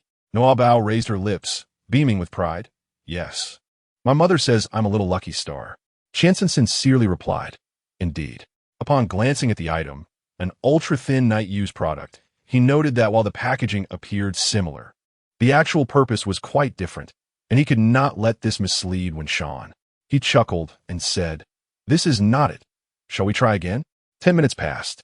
Zhao Wuing opened all the warehouse doors and donned a rather trendy top, layering it with a windbreaker for the crucial moment when he might need to make a swift escape. He also fetched clothes and shoes for Wen Shan, and inexplicably found a can of coffee, sipping it while yawning. Wen Shan was accustomed to pushing her physical limits, and staying up late was no challenge for her. She was not tired, merely concerned as she watched Nuobao. In truth, her injury was not severe. She could manage without a bandage, but Nuobao insisted on providing care. Reluctant to dampen the child's enthusiasm, she chose to offer encouragement and support. She and Qiansun sat upon a large cardboard, surrounded by an array of small boxes, yet devoid of any ointment. Qiansun found himself at a loss for words of encouragement, his expression one of numbness. Nuobao stifled a yawn, her expression growing increasingly listless. Were it not for the resolute belief in healing her mother's wounds, she would have succumbed to slumber long ago. Suddenly, a jolt of realization coursed through her, and she sat upright. The explosion originated from the parking lot. They must have come to the mall to stockpile supplies, intending to lure the zombies away with the blast. The entire shopping center had been evacuated. It was evident that mere manual effort could not account for this. If I am not mistaken, that Li Nuobao must have awakened her spatial abilities. What? There are survivors in the supermarket? Wen Shan sensed something amiss and rushed over to embrace Nuobao, asking, What is it, Nuobao? Mother, someone is coming. As Nuobao spoke, she attentively listened to the voices from the other side. Survivor Xiao Lu inquired, Who are these individuals? They are all armed. Are they part of the rescue team? Huh. I haven't said anything. Why must they kill me? I never expected to find them here. How are they managing to handle these zombies? Surviving without weapons until now, these individuals are formidable. They truly deserve to be the elite of Team 1. Chapter 71. Not a single survivor must be left behind. When Sha confirmed with her, Are they human? The rescue team? Nuobao nodded, affirming, indeed, they are human, numerous in number, armed, and they are aware of my name. They even surmise that I possess spatial abilities. Moreover, they took the life of the uncle at the nearby supermarket, proclaiming their prowess as the elite of Team 1. Would the rescue team truly take a life? Nuobao attempted to distill the essence of the situation. When Sha contemplated the organization's helicopter, since they have eliminated the survivors, they must have learned our whereabouts from them. She picked up Nuobao and said, we must leave at once. But mother, you haven't treated your wounds. Nuobao protested. It matters not, my dear. Gather all our belongings. At this point, when Sha hesitated, they know Nuobao's name. Are they targeting him? No, we cannot depart like this. We cannot leave a single witness behind. Nuobao gazed at Wen Sha in astonishment, meeting the cold fierceness in her eyes, momentarily rendered speechless. Yet, deep down, she understood that her mother was acting to protect her. Zhao Wuing suddenly regained clarity. The elite from Team 1, are they not from within the organization? So, are those individuals part of the organization? Are they here to rescue us? When Sha's gaze turned icy, what do you think? Zhao Wuing replied, but they cannot possibly be here to harm us, right? We have done nothing to provoke them, and there have been no violations on our part. You are retiring normally, aren't you? When Sha, disinterested in further discourse, pushed Nuobao towards Qian-san. Qian-san, take Nuobao and leave first. Upon hearing this, both of them surmised her intentions. Zhao Wuing urged anxiously, boss, we still have time to escape together. There is no need to confront them head-on, especially since we do not know how many adversaries we face or the extent of their weaponry. It is far too perilous. When Sha retrieved her firearm, inspecting the bullets, that helicopter is an AW-139 model, capable of carrying a maximum of 15 individuals. She turned to Qian-san. Where is your gun? Qian-san replied. I lost it while fleeing. When Sha furrowed her brow, we are left with only 4 bullets. Rising, she proceeded toward the supermarket. Are there any knives here? Zhao Wuing lamented, boss, please do not jest. A knife may suffice against zombies, but it would hardly be effective against fully armed individuals. Would it? Qian-san, cradling Nuobao, followed suit. Let Zhao Wuing take Nuobao away. I will stay with you. Zhao Wuing, deeply moved, held Nuobao tightly. You are right, boss, rest assured. I will risk my life to protect Nuobao. Do you expect me to believe that? When Sha halted before the entrance of a branded fishing gear warehouse. I have a plan. You take Nuobao and gather all the supplies here. Qian-san, help me collect all the high-proof liquor. Observing her reach for a fishing line, Qian-san promptly responded, understood. Nuobao swiftly collected the items. Thereafter she remained vigilant, closely monitoring the movements of that group. Zhao Wuing ascended onto the alloy partition to assist them. They were likely not far away, as they were not on the second floor. Deploying a helicopter might alarm them. Thus, utilizing a drone would be a more efficient approach. Nuobao said, Mom, they're on the second floor, using drones to search for us. Zhao Wuing, intrigued, asked, You know about drones? Uh-huh, replied Yuanbao. I have one that can see far away. He always uses it to spy on the neighbor's sister swimming. Zhao Wuing scoffed. What is so fascinating about swimming? She asked, wearing a swimsuit. Wan Jian shot him a glare. Do you wish to lose your tongue? Zhao Wuing grinned sheepishly. No. Wan Jian hastened her movements. We don't have time. The third floor is blocked by cars. It's too conspicuous. Qian-san patted her shoulder. Don't worry. I'll distract them. Wan Jian replied, No need. In a moment, you two hide, and I'll find a way to lure them into this area. Qian-san dissected. Nuobao needs you to stay with her. I'll lead them away. Wan Jian removed her coat, revealing her injuries. In my current state, I am best suited to mislead the enemy. Don't argue with me. It's a waste of time. You two ensure Nuobao's safety. Qian-san reluctantly nodded. All right. She then looked towards Nuobao. Nuobao gazed at her with wide, sparkling eyes and asked, Mom, is it very dangerous? Wan Shan leapt down from the partition and gently ruffled her hair. Not at all, she replied. This is merely a part of what I used to do for work. I have grown accustomed to it. Promise me, my dear, that you will not wander off. Whatever happens, you must not expose yourself, understood? Nuobao grasped her hand tightly. I promise you, Mama. It turns out they were merely on the third floor. This group of fools was so petrified by the zombies that they resorted to using drones to search, despite being so close. Nuobao, feeling anxious, exclaimed Mother. They have discovered our presence on the 3rd floor. When Shan proceeded to finalize their preparations, Qian-sun ventured outside to disable the warehouse's lighting, plunging the entire space into darkness. The sound of footsteps echoed as the group began to move the obstructing vehicles. When Shan also heard the approaching footsteps and urged Zhao Wuing to swiftly take Nuobao to hide beneath the RV. Nuobao clung to Zhao Wuing's chest like a koala, his hands and feet supporting himself beneath the vehicle, his body suspended in midair. A group approached, inspecting the interior and underside of the RV, confirming it was unoccupied before redirecting their firearms. They must be hiding inside. Open the door. One individual stepped forward to attach a small bomb. Upon hearing the beeping sound, Zhao Wuiying's heart sank. This is bad. Chapter 72. Encountering an archenemy. Nuobao. Cover your ears. Nuobao. Her hands are too occupied. How can she cover? Hurry up. Nuobao released her grip, her body tumbling down from Zhao Wuiying. Fortunately, Zhao Wuiying was swift and agile, catching her in the nick of time and landing on his side, thus averting a significant commotion. With a resounding bang, the bomb detonated just as the door swung open. Zhao Wuiying, with his back turned to the explosion, held Nuobao tightly in his embrace, covering her ears gently. Are you all right? Nuobao's ears buzzed, and he shook his head in discomfort. Zhao Wuiying was at a loss. You must not come a harm. The boss will kill me. Nuobao waved his hand, indicating that he was fine, and pointed behind him, urging him to check on whether his mother was all right. Zhao Wuiying furrowed his brows, exclaiming, damn, the boss was right.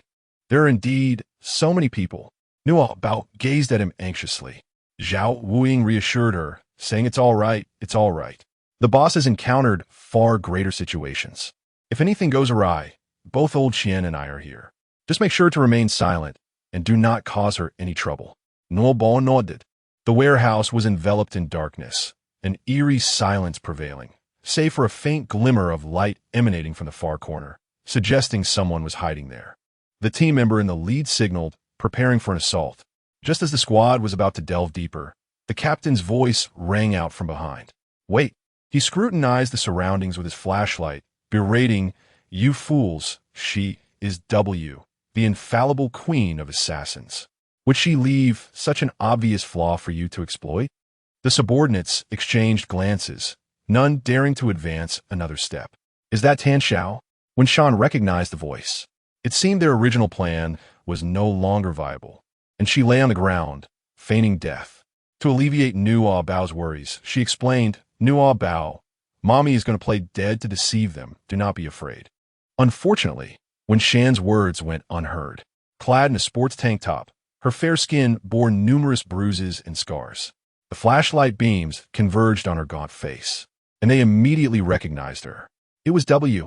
Everyone circled around to the back of the door, and Zhao Wuiying seized the opportunity to carry Nuobao into the RV to hide, always ready to start the vehicle. Through the crack of the door, they observed someone approaching to examine Wen Shan's injuries. The abrasions on her body bore a striking resemblance to zombie claw marks, and the poor lighting further obscured the truth. That individual felt her carotid artery.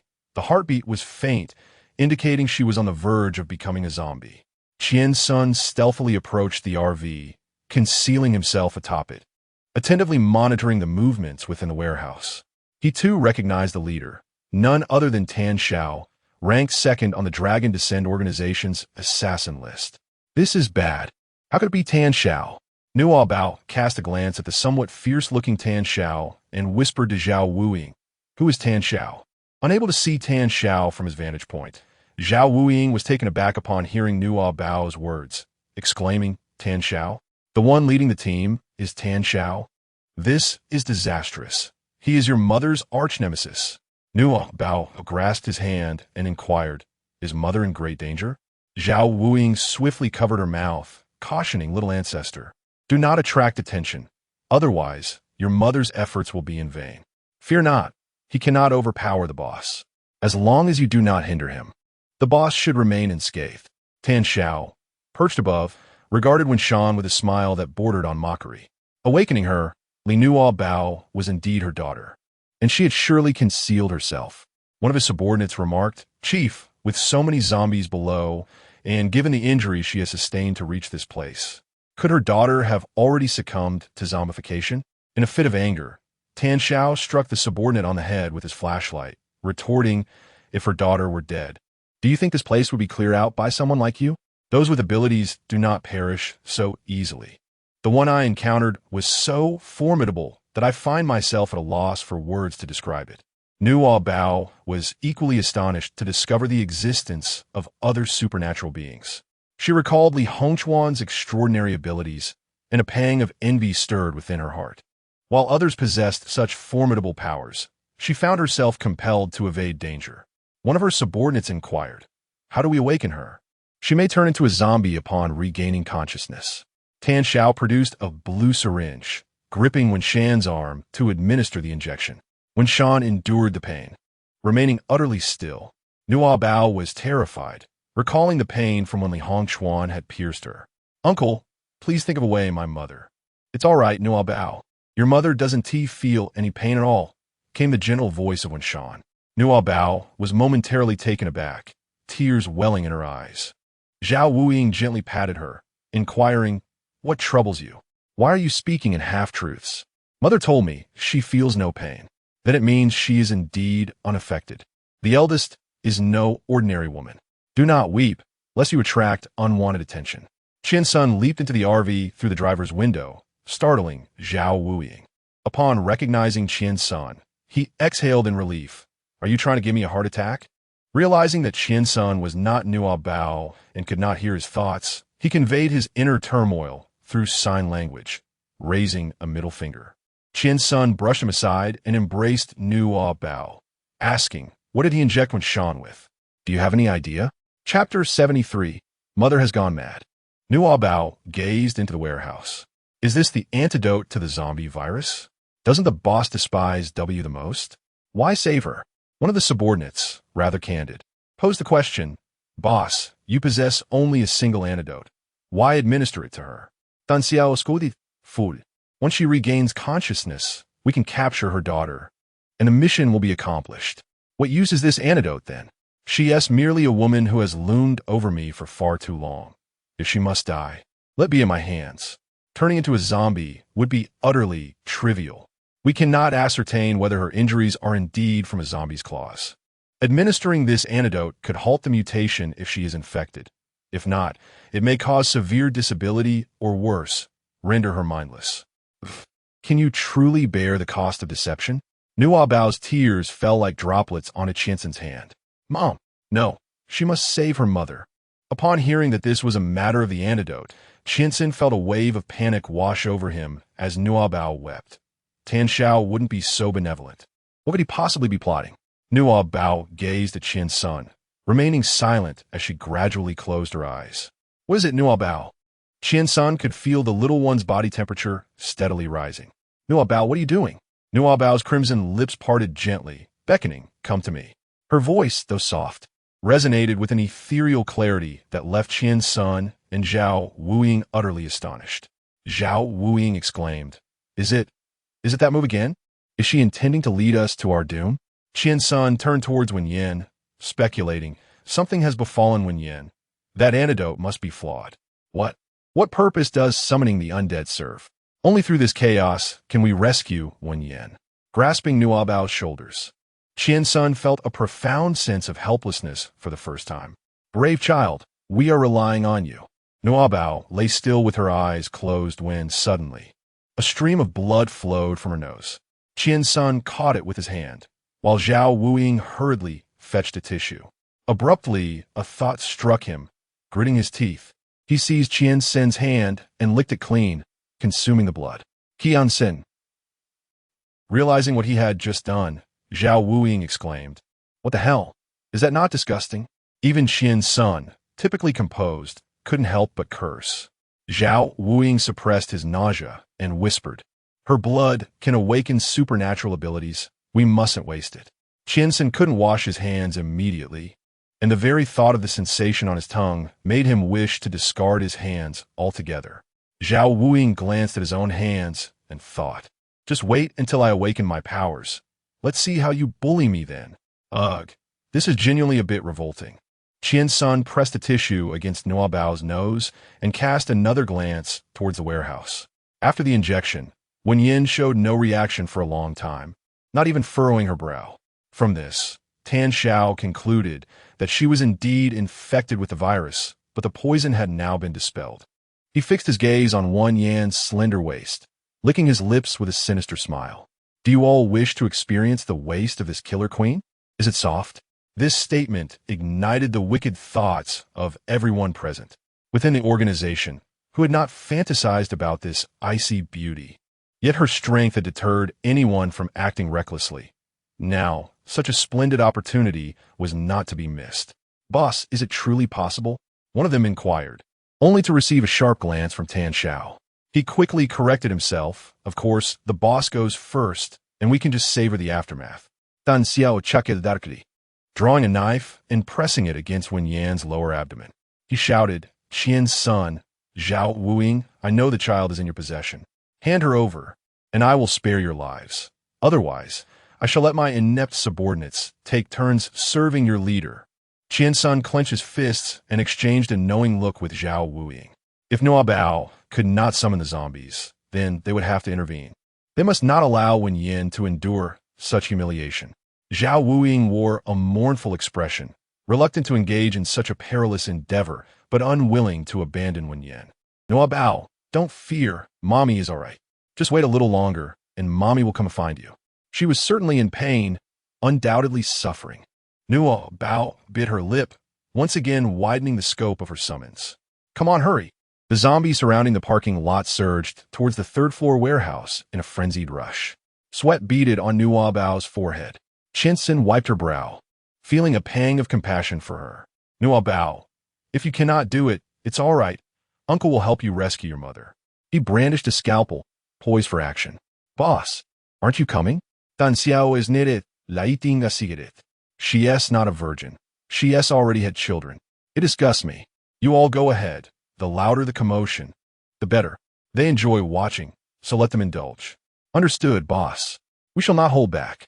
The 14 of them were eager to be the first to act. As they began to disarm, Qian seized the moment, ready to rush out.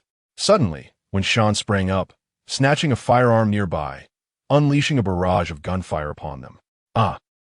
The frontmost individuals fell before they could fully dress. Chapter 74. The horde approaches when Shan glanced at Qian, shaking her head, her piercing gaze fixed on Tan Xiao. Qian dismissed her with a wave. Coward. Zhao Wuing remarked, well then, go ahead. I want to stop you. Qian remained in place, waiting at the door to support Wen Shan. With her gun trained on Tan Xiao, Wen Shan aimed for vital points. Tan Xiao seized one of his subordinates, using him as a shield against the bullets. Boss, the subordinate succumbed with a fatal wound, and Tan Xiao disdainfully pushed him aside, maintaining his composure. Indeed, what a steady hand W possesses.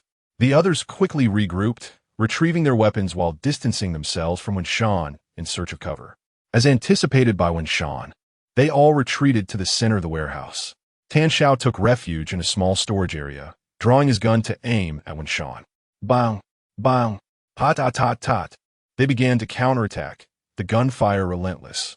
Wen Shan took 2 steps back, sheltering behind an iron door to shield herself from the bullets, while simultaneously pulling a fishing line hidden behind the door. Bottles of high-proof liquor from the ceiling plummeted, some crashing onto the enemies, while others were struck by quick-reacting individuals, who inevitably ended up drenched in alcohol. Tan Xiao caught the scent of liquor and shouted, "It's alcohol!" No one dared to fire again, fearing an explosion.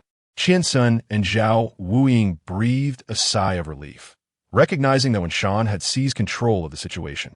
Zhao Wuing chuckled, as expected of the boss. Old Qian, you only fantasized. Look, the boss is just fine. Qian pondered. Could it be that Nuobao misunderstood? Tan Xiao produced another weapon, stating, she certainly doesn't comprehend the power of a liquid nitrogen gun. Today will be an eye-opener for her. Nuobao is familiar with this type of gun. Uncle Li had used it, but it was later seized by Uncle Lung. Mother has yet to see it, and neither the doctor nor Uncle Zhao has encountered it. Nuobao, unable to alert when Shan, could only grasp Qiansen's sleeve weakly, her eyes fluttering open. "Doctor, please save my mother." Zhao Wuying dismissed her plea nonchalantly. "Nuobao, your mother is in a frenzy. She requires no assistance from us.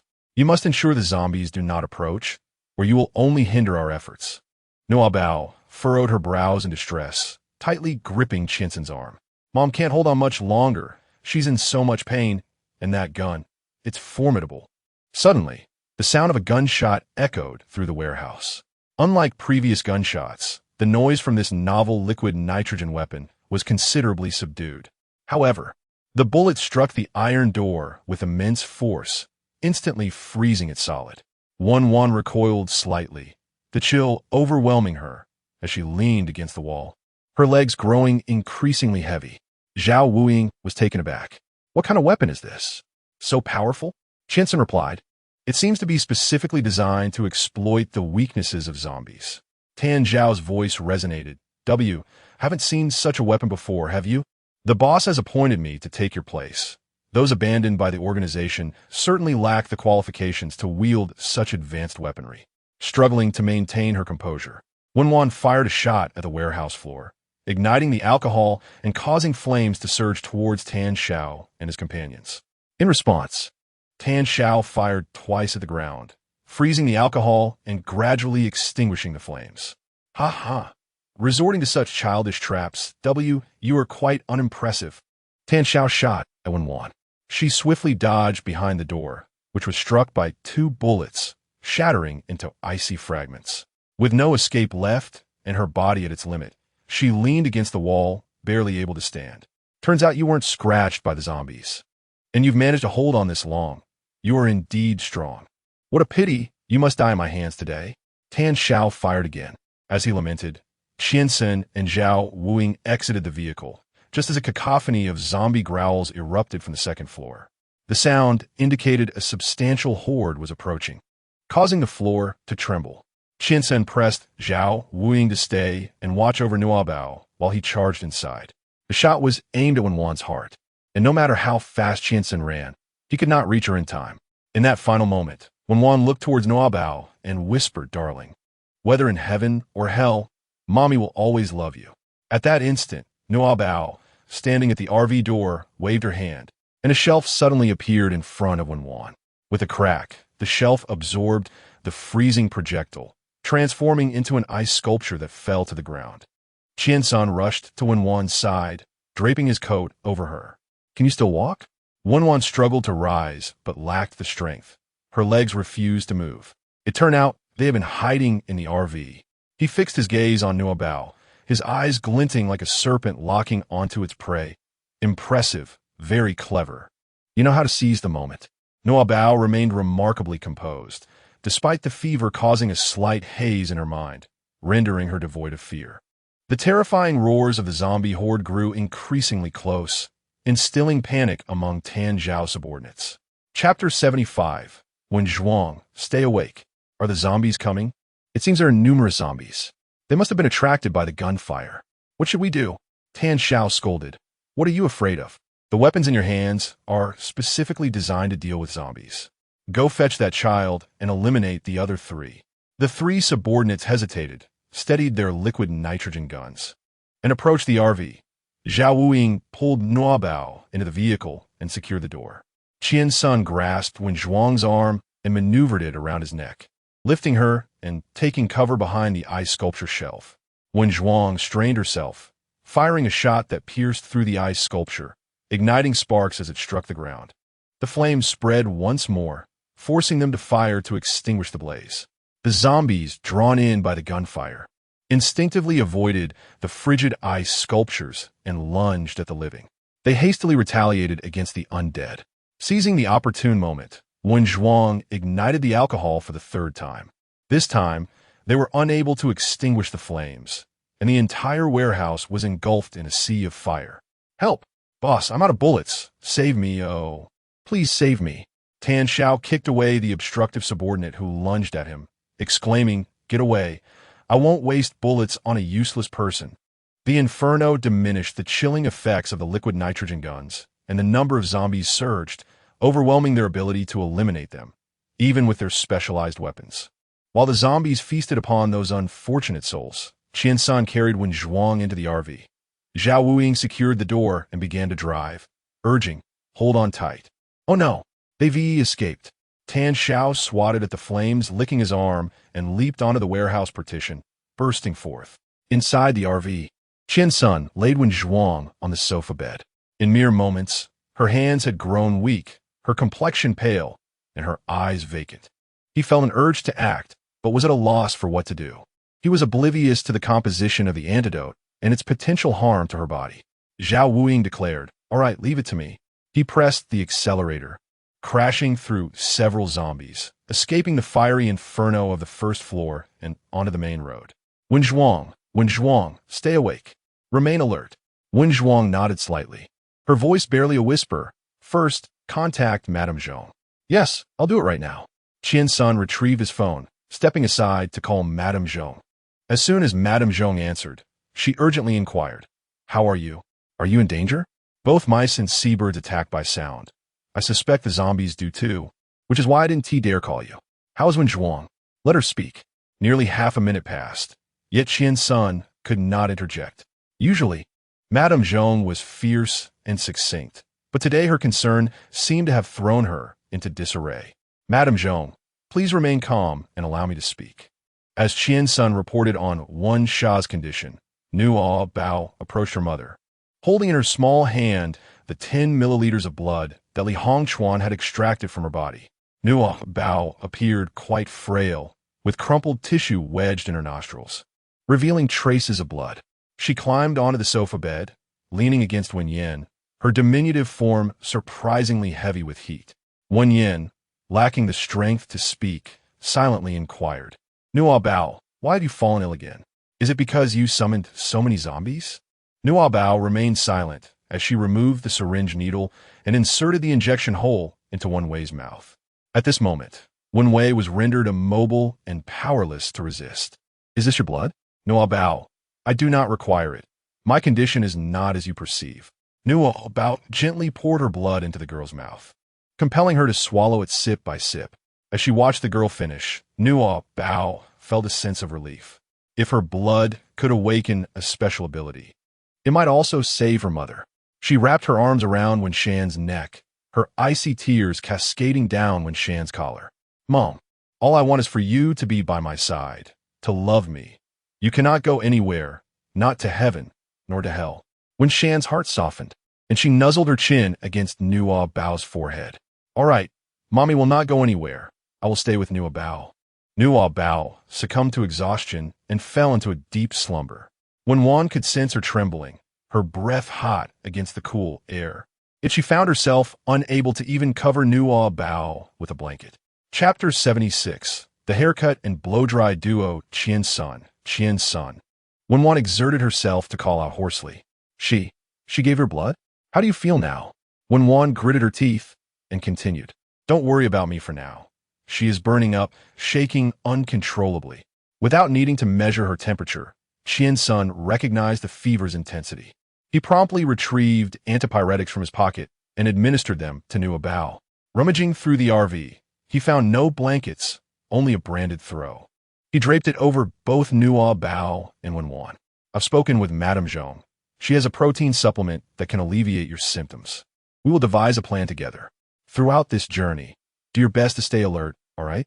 Although Wen Wan longed for sleep, seeing Nuobao in such a state prevented her from allowing herself to succumb to unconsciousness. "For Nuobao, I will persevere." As Qian-san removed the syringe, about to discard it, he noticed the zombies pursuing the RV. Zhao Wuying might be right. One must seize every opportunity to awaken their abilities. In this apocalyptic world, countless unknown dangers lurked. No matter how strong a person was, fists alone could not contend against many foes. Just like Tan Xiao, who led an elite team equipped with specialized gear, yet still faced utter annihilation. Qian-san withdrew the syringe and, with Wen Wan on his back, tasted the remaining blood within. To his surprise, Nuobao's blood bore no metallic tang, but rather a sweet flavor. Half an hour later, the RV exited the urban area, the number of pursuing zombies dwindling, while seabirds began to follow them.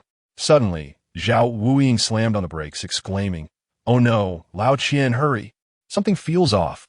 My whole body aches. I feel so hot, so much pain." The sounds of impact echoed from the back of the RV as seabirds and zombies collided with it. Qian-san assessed his condition, like Nuobao.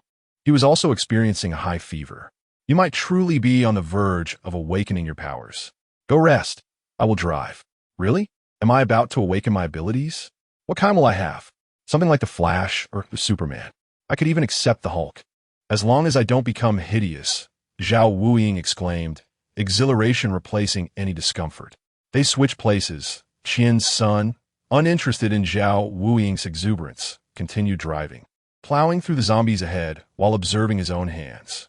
Why had he not exhibited any symptoms? Was he truly inferior to Zhao Wuying? This was impossible, absolutely inconceivable. After a while, Zhao Wuying felt a lightness in his body, as if something was coursing through him. He extended his fingers, and a small whirlwind gradually formed within the RV. The breeze was gentle, akin to that of a fan on its lowest setting, harmless, yet sufficient to bring Zhao Wuying delight. "Old Qian, come quickly and take a look." Qian-san glanced over with a cold expression, unwilling to engage. Suddenly, a splash of water struck Zhao Wuying's face. "What the? How did you?" Zhao Wuying was taken aback. Wen Yan's hand had regained its mobility, yet curiously, she held no cup from which the water could have originated. "Do not wake Nuobao," Wen Yan cautioned. "Are you all right, boss?" she asked, sitting up and cradling Nuobao in her arms. "I've been fine for a while now," came a reply. "Then why didn't you say anything?" Wen Yan shot him a sidelong glance. "Am I supposed to shout like you?" Zhao Wuying wiped the water from his face. "Nuobao is truly blessed. She gave you so much blood that not only healed your body, but also awakened your abilities." Wen Yan retorted, "Well, of course, I am her mother. How did you acquire her blood?" Qian's son darkly interjected, "Nosebleed." Wen Yan furrowed her brow, but quickly relaxed. "Fine, you managed to obtain it through your own means." Zhao Wuying chuckled awkwardly. Such acknowledgement was hardly necessary. Wen Yan ungraciously quipped, "Don't get ahead of yourself. I can only create water spheres of this size. Besides splashing someone's face, they hold no lethal force. And your wind ability appears rather mediocre as well, at best. It saves a bit of electricity from the fan in summer. Is it a combo move? A wash, cut, and blow-dry combination?" Wen Yan possessed considerable strength and was indifferent to the awakening of powers. Yet, during her immobility, she felt a profound anxiety, fearing that in such dire circumstances, she would be unable to protect her daughter, coveted by many, and would only become a burden. Fortunately, Nuobao's blood had miraculous properties, restoring her body and awakening her abilities. However, she found the powers underwhelming. Why should the abilities gained from her daughter's substantial blood be so lackluster? Was it due to her physical condition? Zhao Wuying, with an air of mystery, remarked, "Boss, you might not know this, but abilities can be upgraded. It's written in novels." Wen Yan's interest peaked at the mention of upgrades. "How does one upgrade them?" Chapter 77. The villains are coming. Zhao Wuying pondered carefully. Some upgrade through physical training, others by slaying zombies. Each book varies. "Wait a moment, let me check." He pulled out his phone and began to search intently. Wen Yan thought to herself, why was she wasting time listening to this unreliable person? Qian-san then spoke, "Regardless, it is fortunate that your body has recovered." Wen Yan clenched her fists. Indeed, an hour later, they neared the scenic area where the base was located, the road becoming somewhat bumpy. As Nuobao swayed, she heard Tan Zhao's inner thoughts. "Finally, you have arrived. After making me wait for so long, I am determined to capture that child this time." W has become a mere shell of a person. Only Qianxin and Zhao Wuying remain, and they are no match for me. I shall first send the RV flying, and then deal with them one by one. Nuobao awoke, grasping Wen Shan's hand tightly. "Mom, the bad man is chasing us. He intends to ram our RV. He has not turned on his headlights, and the scenic area is too dim for Qian-sun to notice." As Nuobao spoke, Qian-sun hastened the vehicle's speed, causing a more pronounced jolt within the car. Suddenly, A resounding crash echoed as the off-road vehicle grazed the rear of the RV, producing an unpleasant clamor. Dan xiao just. They managed to evade me. Despite the bumpy mountain road, they dared to accelerate. Is it sheer luck on their part, or have they anticipated my approach? It matters little. They cannot escape now. I shall take another chance at the bend ahead. Nuobao. Dr. Uncle, she relayed. He mentioned to take the bend once more. Uncertain of what Tan Xiao meant by once more, she could only echo his words, urging Qian-san to exercise caution. Upon glancing in the rearview mirror, Qian-san noticed that the SUV had vanished from sight. After awakening her latent abilities, when Shan found her night vision enhanced, she precisely detected the SUV barreling across the lawn and commanded, Qian-san, reduce your speed. Qian-san pressed the brake, decelerating the RV. Tan Xiao had not anticipated their sudden slowdown. The SUV veered away, now positioned directly in front of the RV. A bit of cleverness. Yet you cannot escape my grasp. Watch as I shatter your windshield. You will find yourself helplessly ensnared. Nuobao exclaimed, Dr. Uncle, he intends to shatter your glass. The off-road vehicle opened its sunroof, revealing a fully automatic Gatling gun protruding from above, its barrel aimed directly at the RV. Chinsen once again reduced the speed of the vehicle, but with the mountain road and sloping lawn beside him, he found himself unable to turn around. Zhao Wuing attempted to utilize his little whirlwind technique once more, only to ultimately abandon the effort, realizing it bore no fruit. What should we do? Shall we alight and flee? The base is not far from here. We could run there. I'm so hungry, so hungry. Food is coming, food is coming. Nuobao gazed out at the grass thicket, anxiously clinging to Wenshan. Mom, we can't get out. There's so many rats around. What? Wenshan, lost in thought as she contemplated a strategy, momentarily failed to respond. Rats that have grown large after consuming little birds. Nuobao demonstrated the exaggerated size of the rodents with her hands. Zhao Wuing, with a glum expression, lamented, what we do now? We can't get down, and there's no way to escape. Wenshan's eyes darted. Even if the organization is well informed, it cannot swiftly grasp the situation of all biological mutations. He should be unaware of the existence of these mutated rats. Qian-san, stop the car, raise your hand, and signal surrender. Huh? Zhao Wuing exclaimed in despair. Is this your plan, boss? If we fall into Tan Zhao's hands, we're surely doomed. Qian-san quickly comprehended Wenshan's intention, halted the vehicle, illuminated the interior lights to make himself visible to Tan Xiao, and then raised his hand in surrender. Tan Xiao also came to a stop, grinning with satisfaction. That's right. Those who know how to adapt are the true heroes. 18 years later, you are still a worthy adversary. Nuobao mother. He said that a wise person knows how to adapt to circumstances, and that after 18 years, one can still be a valiant hero. What does that mean? Zhao Wuing, looking dejected, replied, it means he will kill us. Oh wait, he will kill us both. But he must possess the capability to do so. Wenshan remained still, lifting Nuobao and handing him over to Zhao Wuing. Zhao Wuing, take Nuobao to the front and signal that you are to hand him over. Zhao Wuing slapped his forehead. Right. Boss, he doesn't know you have recovered. When he gets in the car, you can catch him off guard. Brilliant. No need for me to lift a finger. Wenshan shot him a glance, too weary to explain, and gently pinched Nuobao's little face. Be good. Don't be afraid. Trust your mother. Nuobao nodded, likely anticipating her mother's intentions, and obediently nestled into Zhao Wuing's embrace. Zhao Wuing winked at Wenyin, signaling, behold my acting skills. He bent slightly, cradling Nuobao in his arms as a shield, and slowly advanced, embodying the demeanor of a sycophant pleading for mercy from a tyrant. Qian-san could hardly bear to watch. Upon concluding his performance, Zhao Wuing lifted his chin towards Qian-san, concealing his mouth behind Nuobao to avoid being lip-read by Tan Xiao, and boastfully declared, what do you think? Is this performance worthy of an Oscar? A glimmer of excitement shone in Qian-san's eyes. Chapter 78. The Battle of the Mice Against the Villain. Nuobao gazed at Qian Sr. Is the Dr. Uncle also about to awaken his extraordinary abilities? When did he drink her blood? Nuobao rolled up her sleeves, revealing her arms, and noticed there were no new puncture marks. Zhao Wuing maintained a smile, internally urging Nuobao. Nuobao, you might want to struggle a bit, show some fear. What does rolling up your sleeves mean? Are you planning to confront him? Zhao Wuying. What purpose does seeking out puncture marks serve? Where would they come from? Was it from Li Hongchuan's little jab? Qian Sun, aware of Nuobao's thoughts, took the initiative to clarify. I did not pierce you. It is merely residual blood from the syringe. Thank you, Nuobao. As a doctor, he could vividly perceive the changes within the body, both miraculous and eagerly anticipated. Nuobao let out a sound, relieved that she had not been struck again. She was genuinely frightened by Li Hongchuan's intimidation. Lowering her sleeves, she remembered Zhao Wuying's instructions to appear fearful, and instinctively she shrank her neck. Zhao Wuying nearly burst into laughter.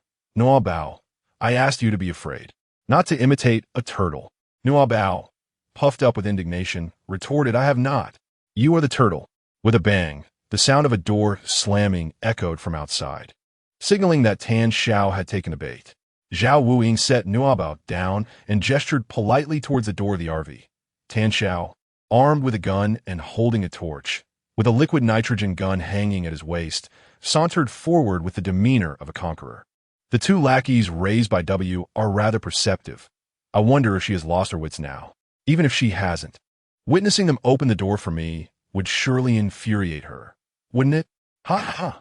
Nuobao puffed her cheeks and exclaimed, You are the sycophant. You are the simpleton. Nuobao pointed at him and exclaimed, The wicked villain claims that you and the doctor are sycophants, and he says that my mother is foolish. Nuobao. Indeed, I cannot scold him face to face. The doctor advised me not to let others know that I possess the ability to read minds. Zhao Wuying chuckled. It matters not. Your concern alone touches us deeply, does it not, old Qian? Qian's son paid him no heed. While the sentiment was appreciated, his focus remained fixed on the thicket. When Shan also glanced toward the underbrush. Why have those rodents not yet emerged? Qian's son furrowed his brow. Could it be that the mutated rats fear fire? Nuobao heard a voice exclaiming, Hurry, come quickly, there's food. I am so hungry, I can hardly wait. She glanced at Qiansun and whispered, Uncle Doctor, it seems that the mice are not afraid of fire. They are gathering together. Qiansun responded, They have mutated, yet they still retain their instinct to congregate. Nuobao, it seems so. Tan Xiao approached the door of the RV, while Zhao Wuying moved to open it, preparing to invite the guest into the trap. Qiansun's body still radiated warmth, yet he could already perceive the surge of energy within him. He panted softly, lowering his head to spread his palm, concentrating his energy, and gradually a small orb of water began to form in his hand. A subtle smile crept onto his lips, his heart swelling with an unusual delight. It is just like the one with Wen Yin. Nuobao gazed at the small orb of water cradled in his palm, his eyes suddenly widening as he looked outside. They have arrived. The mice are set to battle the nefarious villain. Let the confrontation commence. Beyond the flickering shadows cast by the headlights, countless black rodents emerged, bearing their sharp teeth and claws, with bulging white eyes and bodies exceeding 1/2 meter in length. Zhao Wuying opened the door, bowing his head with a sycophantic smile. Please, Leader Tan, do come in. Tan Xiao glanced at the interior of the RV. Noticing Wan Yin sprawled on the sofa bed, her eyes tightly shut. Tan Xiao harbored no suspicions and confidently ascended the steps, muttering, She won't awaken. However, as he lifted one foot, he felt something tugging at his pant leg. Suddenly, a sharp pain shot through his calf, followed by a bite on his thigh. Looking down, he saw a creature with red eyes and a gaping maw full of green foam lunging at his face, swiftly severing his upper lip. With a gasp, Tan Xiao coughed up blood, his speech becoming slurred. Damn it, these accursed beasts, who let them in? Zhao Wuying witnessed the fleeting shadow of the giant mouse, and with Tan Xiao's disfigurement, he swiftly shut the door with a decisive clap. Tan Xiao, bewildered, struck the door twice with the butt of his gun, but it would not budge. In that brief moment of vulnerability, the rodents nimbly climbed atop his head. Chapter 79. Disappointment awaits. Tan Xiao hastily stamped his feet, kicked out, swung the gun barrel, and even resorted to using fire, all while brandishing a liquid nitrogen gun, yet found himself at a loss. He could hardly shoot himself in the head, could he? Those damned mice seemed endless. They showed no fear of the flames, engulfed in fire. They continued to leap at him, bringing the blaze along. The more he flailed about, creating a ruckus, the more relentless the pursuit became. Zhao Wuing suddenly realized, is this your plan, boss? To use their strength against them? Wow, these mutated mice are formidable. Tan Xiao is doomed. His mouth spewed profanities, cursing continuously until he became a bloodied figure. Zhao Wuing closed his eyes, overwhelmed. This is too cruel, more terrifying than a horror film. Qian's son shielded Nuobao. Don't look. Go to your mother. As Nuobao took its first steps, it discerned the inner thoughts of Tan Xiao. So their weakness lies in the head. After all, he was a formidable figure, ranked second on the assassin's list. Initially, he suffered some setbacks, but once he regained his composure, he employed both fists and feet, alongside gunfire, swiftly identifying the vulnerabilities of the mutated rats, which could no longer approach him. Do not strike the head. Hitting their spell's doom. I crave flesh. How I yearn for a taste. Nuobao cast a glance at the door. Amidst Tan Zhao's engagement with the rodents, he redirected the firearm towards the door of the camper. They must have been aware of the mutated mice all along, eager to witness my demise. Even in death, I shall take you down with me as a cushion for my fall. Do they think a mere door can impede my passage? I could obliterate it with a single shot. Zhao Wuing stood with his eyes closed before the door, while Nuobao widened his eyes and suddenly lunged towards him. With a resounding bang, the lock of the door was shattered. Metal shards whizzed past Nuobao's ear. Oh dear! Nuobao felt a sharp pain in her ear. And in the next moment, Qian's son scooped her into his embrace, lifting her and placing her upon the high shelf. Are you all right? Qian's son inquired, tilting his head to glance at her injury. Fortunately, the wound was not severe. Nuobao shook her head, tears welling in her eyes. Understanding the gravity of the situation, she refrained from crying out, lest it cause them further distress. Zhao Wuing, still shaken to his core, gazed at Nuobao in disbelief. Are you willing to risk your life? His heart raced with an intensity he had never before experienced, overwhelmed by emotions he could scarcely articulate. At that moment, a mutated rat leapt forth, darting onto Tan Zhao's shoulder, and bit off his ear. Ah! He screamed, flinging the creature away and firing a shot that obliterated its head. He then kicked open the door, only to be besieged by several mutated rats that surged into the RV, lunging at Zhao Wuing. It was over. As he opened his eyes, he saw Qian's son conjuring countless small water spheres with his hands, skillfully sending the mutated rats flying one by one. Wen Sha also rolled off the sofa bed, wielding a knife with precision. In one swift motion, he severed the heads of several mutated rats. He noted that, unlike zombies, when their heads were removed, the creatures simply collapsed to the ground, motionless. Nuobao spoke. Yes, Mommy hit the rat on the head. Tang Xiao raised his head and, following the sound, discovered Nuobao. How does this child know to hit the monster rat on the head? Could it be that she can read minds? No, that's impossible. A person with abilities can only awaken one type of power. Since her ability is spatial, she cannot possess any other power. She must have seen W strike the head and is just following along with the commotion.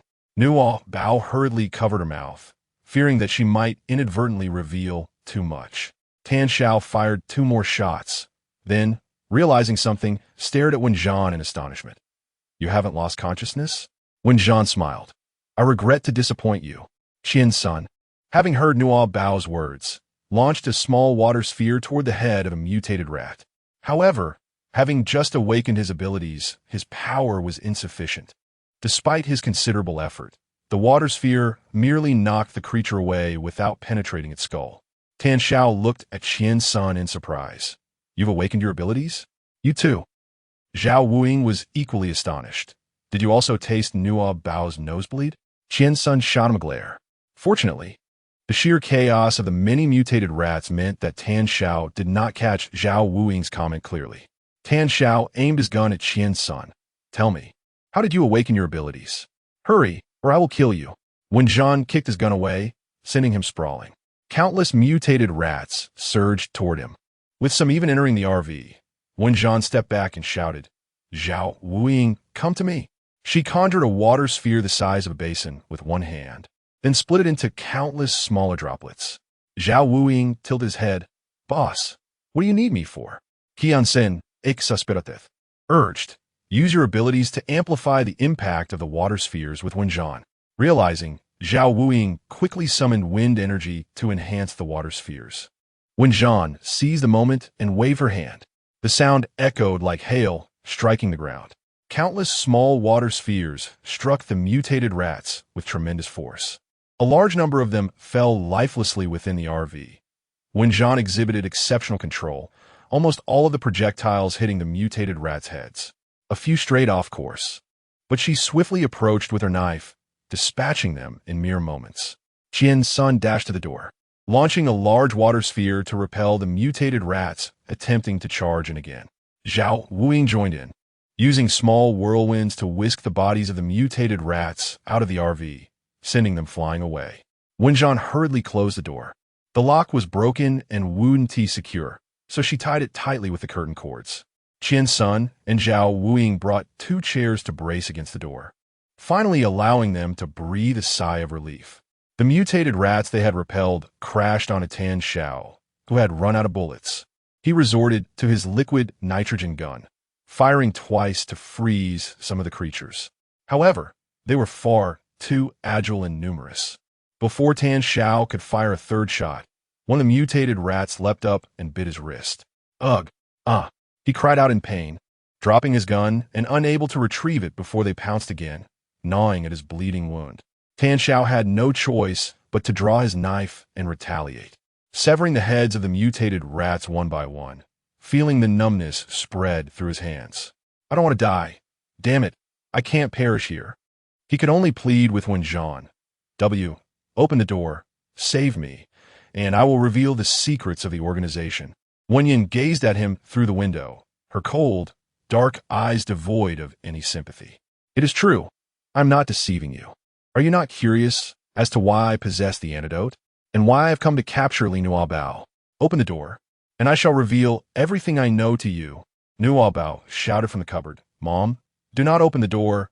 He is deceiving you. Wenjian lifted her head and opened her arms toward her. Nuobao hesitated slightly and asked, Mom, are you feeling better now? Not only am I better, but thanks to you, I have become even more extraordinary, she replied, referring to her awakened abilities. Nuobao had just observed that her abilities were identical to Qiansen's, and thus she confidently leaped into her embrace. When Yin positioned her to face the window and deliberately inquired, What is he pondering? Nuobao gazed at the formidable adversary outside, indignantly exclaiming, He intends to capture us all and exchange us for the potion that awakens our abilities. He claims that those with powers are the property of the company, and furthermore, he asserts that Uncle Li informed them of my awakening.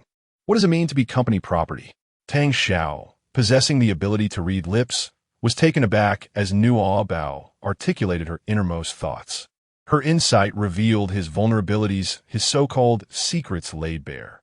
Why? How was she able to do this? At that moment, a mutated rat seized the opportunity to scuttle up his abdomen and bit down harshly. Tang Xiao clutched his stomach, blood seeping through his fingers as he gritted his teeth and raised his hand to continue wielding his blade. Li Hongchuan mentioned that Li Nuobao had awakened her powers. Could it be spatial abilities? How is it possible that she can also read minds? Are not those with powers supposed to possess only one ability? If she is not a spatial ability user, then who among them is? W possesses water elemental powers, Qian's son too, and Zhao Wuying commands the wind. They have all manifested their abilities, leaving no room for a second one. Only this child, only her. Tang Xiao looked up at Nuobao once more, his eyes filled with reluctant disbelief. Is it possible that the first-generation ability users can awaken multiple powers? Is it true? His body had reached its limits. A mutated rat crawled up his back, and he was too weak to retaliate, soon engulfed by countless others. When Shan, convinced of his impending demise, calmly drew the curtains, enfolding Nuobao in her arms as she took the driver's seat, starting the RV and crashing it into Tang Xiao's vehicle, continuing their journey. The heart-wrenching screams of Tang Xiao echoed, lingering for several seconds before fading into silence. In the serene landscape of the pre-dawn park, only the sound of mutated rats gnawing on bones remained. Zhao Wuying collapsed onto the ground, his face pale, gasping for breath. At last it was over. Oh heavens! Utilizing abilities was indeed so exhausting. It drained physical strength, mental energy, and required unwavering focus. I am on the verge of collapse. Nuobao. I apologize for speaking so loudly to you earlier. You have been reading minds all day. No wonder you've been running a fever. Nuobao remained silent, nestled comfortably in her mother's embrace, gradually succumbing to drowsiness. When Shan inquired, Nuobao, before you drift off, could you share with me what Tan Xiao was contemplating in his final moments? She deliberately aimed to reveal to Tan Xiao that Nuobao possessed the ability to read minds, hoping to elicit some information. Based on his earlier words, it was evident that the organization had connections with Fan Chong and Li Hongchuan. When Shan cast a glance at Nuobao, while Zhao Wuying and Qian Sun, upon hearing her words, turned their attention towards Nuobao as well. Nuobao, perplexed, inquired, "Why are you all staring at me?" Zhao Wuying replied, "You are the original." Chapter 81. The six-person zombie special effects makeup. Nuobao was utterly bewildered. Huh? Why me? When Sha explained, the first generation refers to the initial batch of awakened powers, and you belong to that group. We all gained our abilities because of you, making us the second generation. However, we are uncertain about how many individuals like you exist in the first generation. Qiansen remarketh. If all first-generation abilities could awaken 2 or more powers, just imagine how formidable they would be. If they all turned into adversaries, I shudder to think. Not only Qian Sun found it hard to contemplate, but Nuobao also nervously swallowed. These small creatures, rodents, and zombies were already challenging to deal with. How could they possibly confront a new wave of powerful ability users? Zhao Wuying also recognized the gravity of the situation and looked at Nuobao with resignation. We are all first generation, but if they awaken powers such as metal, wood, water, fire, or lightning, while you only possess mind reading and spatial abilities, how can you compete against them? Nuobao, with a sense of grievance, lowered her head and said, "This is not my fault." When Shan shot a glare at Zhao Wuying and retorted, "What purpose do you serve then? Since it was Nuobao who granted you the opportunity to awaken your abilities, it is your responsibility to protect her to the best of your abilities. Did you not claim that your powers could be enhanced? Once you comprehend the details, do inform me." When Shan then reassured Nuobao, saying, "Do not dwell too much on this. We are here for you, and we shall all protect you." Nuobao, has he not said anything else? Nuobao shook her head. "Then you should rest for a while. We will arrive home shortly." Qiansen sat still for a moment before propping himself up to gaze at Wenshan. "Are you all right?" Wenshan nodded. "I'm a bit tired, but I can manage." Qian-san extended his hand. "Then allow me to carry Nuobao." Nuobao had not yet drifted into slumber. Aware that her presence might distract her mother while driving, she turned and nestled into Qian-sen's embrace. He held her gently as they settled into the passenger's seat, whispering, "Continue to sleep." Nuobao adjusted into a comfortable position and closed her eyes. Qian-sun murmured, "Did Tan Xiao imply that the awakened individuals are merely corporate assets? Is he referring to Fan Chong's company? The organization is in collaboration with Fan Chong, or perhaps." When Sha interrupted him, "Our earlier inquiry into Fan Chong may have inadvertently alarmed them. Coupled with Li Hongchuan tipping off Fan Chong, they were able to ascertain our location with alarming speed. The rescue team must have been compromised. That Li Hongchuan, even in death, continues to be a nuisance. Should I encounter him as a zombie, I would undoubtedly desecrate his remains. That's futile. The pressing matter at hand is to find a more suitable place for survival." Tan Zhao's eagerness to uncover the method of awakening abilities indicates he has likely encountered formidable awakened beings. If they were to come after us next time, escaping unscathed would be far from assured. Ordinary mercenaries, no matter their numbers, do not instill fear in Wensha. Yet, the powers of awakened individuals are utterly unpredictable. She cannot lead everyone to wait for death within the confines of the base. Qian's son, troubled, remarked as it stands, "The most fortified and suitable location for withstanding zombies and other mutated creatures is base 1. Finding an alternative is arduous, unless we consider seizing a military base. When Sha shook her head, that is unrealistic. Currently, military bases have either fallen entirely, overrun with special forces turned zombies, or are heavily fortified under high alert. With merely our 8, we lack the strength to mount a successful assault. Qian's son fell into silence. No, Bao suddenly spoke up. What if we hide?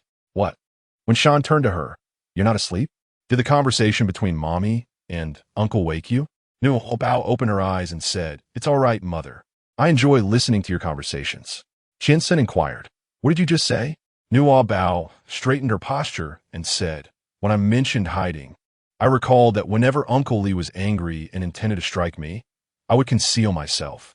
He would search for me in vain and, unable to find me, would refrain from hurting me. Once his anger subsided and he eventually spotted me, he would no longer lash out. Qiansun rubbed his brow and replied, Nuobao, the situation is different. The individuals at base 1 are well acquainted with the surroundings and are unlikely to overlook our presence. Moreover, what if they possess someone capable of reading minds, just as you do? Nuobao sighed in agreement. Indeed, this strategy is unfeasible. Suddenly, when Shan's eyes sparkled with realization. No, your suggestion is brilliant. Thank you, Nuobao. You have been an immense help. Nuobao appeared bewildered, yet joyfully replied, You're welcome, Mom. When Shan turned to Qiansun and said, There is no need to seek a new location. We shall remain at the base. Hurry and contact Su Ilan. Instruct her to prepare materials for 6 sets of zombie special effects makeup. You intend to disguise ourselves as zombies? Indeed, it is the most effective method of concealment. Chapter 82. Grandparents? One Shan nodded, only by letting them understand that we have all transformed into zombies, thus losing our value. Will they abandon base 1 and cease sending people to pursue us? Zhao Wuing interjected, but 6 sets may not suffice, right? Including Nuobao. There are 9 of us in total. Lady Zhong and Mr. Zhong are unnecessary, and Mengda also does not require it. Qian's son comprehended, indeed, to outsiders. They merely appear as elderly individuals and a large simpleton, posing no threat whatsoever. I will contact her immediately. Moments later, they arrive at the base, the dawn light already illuminating the horizon. Su Ilan, fully armed and with a cautious demeanor, stood at the entrance of the base, gun in hand. Beside her were 2 barrels and a half-height rolling makeup case. As the RV halted, Su Ilan did not approach, but instead scrutinized the vehicle with utmost care. Dents, bullet marks, claw scratches, along with an array of inexplicable mixed fluids and shades of red and green, indicated that their journey had indeed been perilous. Are they still human? Yes, we are all human. Nuobao waved at her through the windshield. Su Ilan furrowed her brow, pondering, is this little rascal still alive? No, bon. Madame Zhong approached with a syringe, accompanied by Old Man Zhong. When Sha addressed Zhao Wuing and Qiansun, urging them to keep matters of their extraordinary abilities confidential. Both men comprehended her reasoning. When Sha then turned to Nuobao, cautioning her, Do not reveal your mind-reading and spatial abilities to them. Why, Mother? Are they not trustworthy? Nuobao inquired. Past alliances do not guarantee present loyalty. Until I am certain they will not betray us, discretion is paramount. Nuobao nodded in a manner that suggested a mixture of understanding and confusion. Zhao Wuing opened the door of the RV. Ah, my dear friends, I did not expect you to be so eager to see me. A mere few hours apart feels like an eternity. I have truly missed you. The 2 brushed past him, heading straight for Winshan. Zhao Wuing. Old Master Zhong. My daughter, my precious daughter. Madame Zhong, is all that wretched child's fault. If only they had been dealt with sooner. My daughter would not have suffered. If anything were to happen to her, I would not hesitate to end that child's life. Nuobao's shoulder trembled, and her hand, which had been poised to greet them, hung suspended in midair. Did they just say that their mother was their daughter? So, they must be her grandparents. But why did it seem as though her mother did not recognize them? Could it be that, for some reason, they had sent her mother away to another home? The elderly couple, upon seeing Winshan safe and sound, immediately breathed a sigh of relief. Winshan rose to her feet. Everything is fine now. It was merely a false alarm. Where's Su Ilan? Mrs. Zhong seemed poised to say something further, but old Zhang grasped her arm, urging her to step back. We must not appear overly anxious, or we risk revealing the truth. Old Zhang cast a glance at Qian-san, who was cradling Nuobao. Indeed, she bears an uncanny resemblance to young Wenshan. Nuobao opened her mouth, uncertain whether to address him politely as grandfather. Yet, the thought of being buried alive by him and the disdain from her grandmother weighed heavily on her mind. She also wondered whether her mother wished to acknowledge them. Old Zhang composed himself and said to Wenshan, "The old lady has concocted a dispersant that proves quite effective against the mutated rats. They dare not gather near us anymore. You may disembark the vehicle with peace of mind shortly." Wenshan replied, "Thank you, Mr. Zhang and Mrs. Zhong." In unison, they responded, "No need for thanks." Zhao Wuing, puzzled, interjected, "You two, there's still 2 living souls here." "Oh no, 3. We have all narrowly escaped death." "And your only concern is for the eldest's safety? One might think she's your own daughter." To mask her unease, Mrs. Zhong raised her voice slightly. "What nonsense are you spouting? I was alarmed when I heard from Xiao Qian about Wenshan's grave injuries. She is our pillar of strength. If I do not concern myself with her, should I worry about you? Does that even matter?" Zhao Wuing, with a sheepish grin, replied, "Why wouldn't it matter? I am, after all, a crucial member of the base." Old Zhang scoffed. "Oh, you need my concern, do you? I see your hair has been frightened to the point of thinning by the zombies. Perhaps I should shave it all off for you." Zhao Wuing gasped. "Thinning? How could that be?" Su Elon gracefully approached, casting a sidelong glance at Zhao Wuing. "Oh, what sort of hairstyle is that? Have you been ravaged by zombies multiple times?" Zhao Wuing dashed into the restroom to examine his reflection. "Will you be quiet? I have no time for you right now." "Ah, my hair. Eldest, old Qian. Nuobao, why did none of you tell me?" Oh no. I cannot lose the quintessential hairstyle of a handsome man." "Nuobao, you never inquired about me. You merely asked if I'd been bitten by a zombie." Zhao Wuing. "Is it my fault then?" Qian-san disregarded Zhao Wuing and spoke to Su Elon with discontent. "Su Elon, with Nuobao present, please be mindful of your words. Stop your nonsensical chatter." Qian-san pinched Nuobao's small face. "How could such fortune possibly fall upon me?" Su Elon, her thoughts disjointed, exclaimed, "Have you been possessed?" Chapter 83. A family does not lie when Wei coldly admonished. "If you cannot control that mouth of yours, perhaps Madame Zhong should render you mute. We seek some peace." Though Su Elon's words were careless, she dared not truly offend Wen Wei or Qian-san and chuckled. "Do not be angry, my dear leader. It was merely a jest. Wen Wei, spare my daughter your jokes. Let's commence quickly. Daybreak approaches. Where is Mei Xian? Summon her to assist." "I am here." Dressed in an artistic manner, with long black hair cascading down and dark circles under her eyes, Mei Xian entered. Her gaze swept over Nuobao. "Still alive? What a bother. It appears I must take action." She then turned to Wen Wei. "You truly have a robust constitution. Very well. I need not change locations." Nuobao. The phrase "to love the house" and its crow seems inapplicable here. Why does everyone harbor disdain for children? They have not wronged anyone. Nuobao's spirits were increasingly low. In the household, she was unwelcome, toiling daily just to earn her keep. Must she endure such a life here as well? Well, if it was for her mother, she would not mind. Su Elon had just displeased when Xiao and, wary of incurring further wrath, focused on Zhao Wuing, applying special effects makeup to his face. "Stay still, or else my hand may tremble, and I might shave off the remainder of your hair." Zhao Wuing, unable to provoke her, held back his retorts for the sake of his hair. Skeptical, Zhao Wuing questioned, "Would you truly be so benevolent?"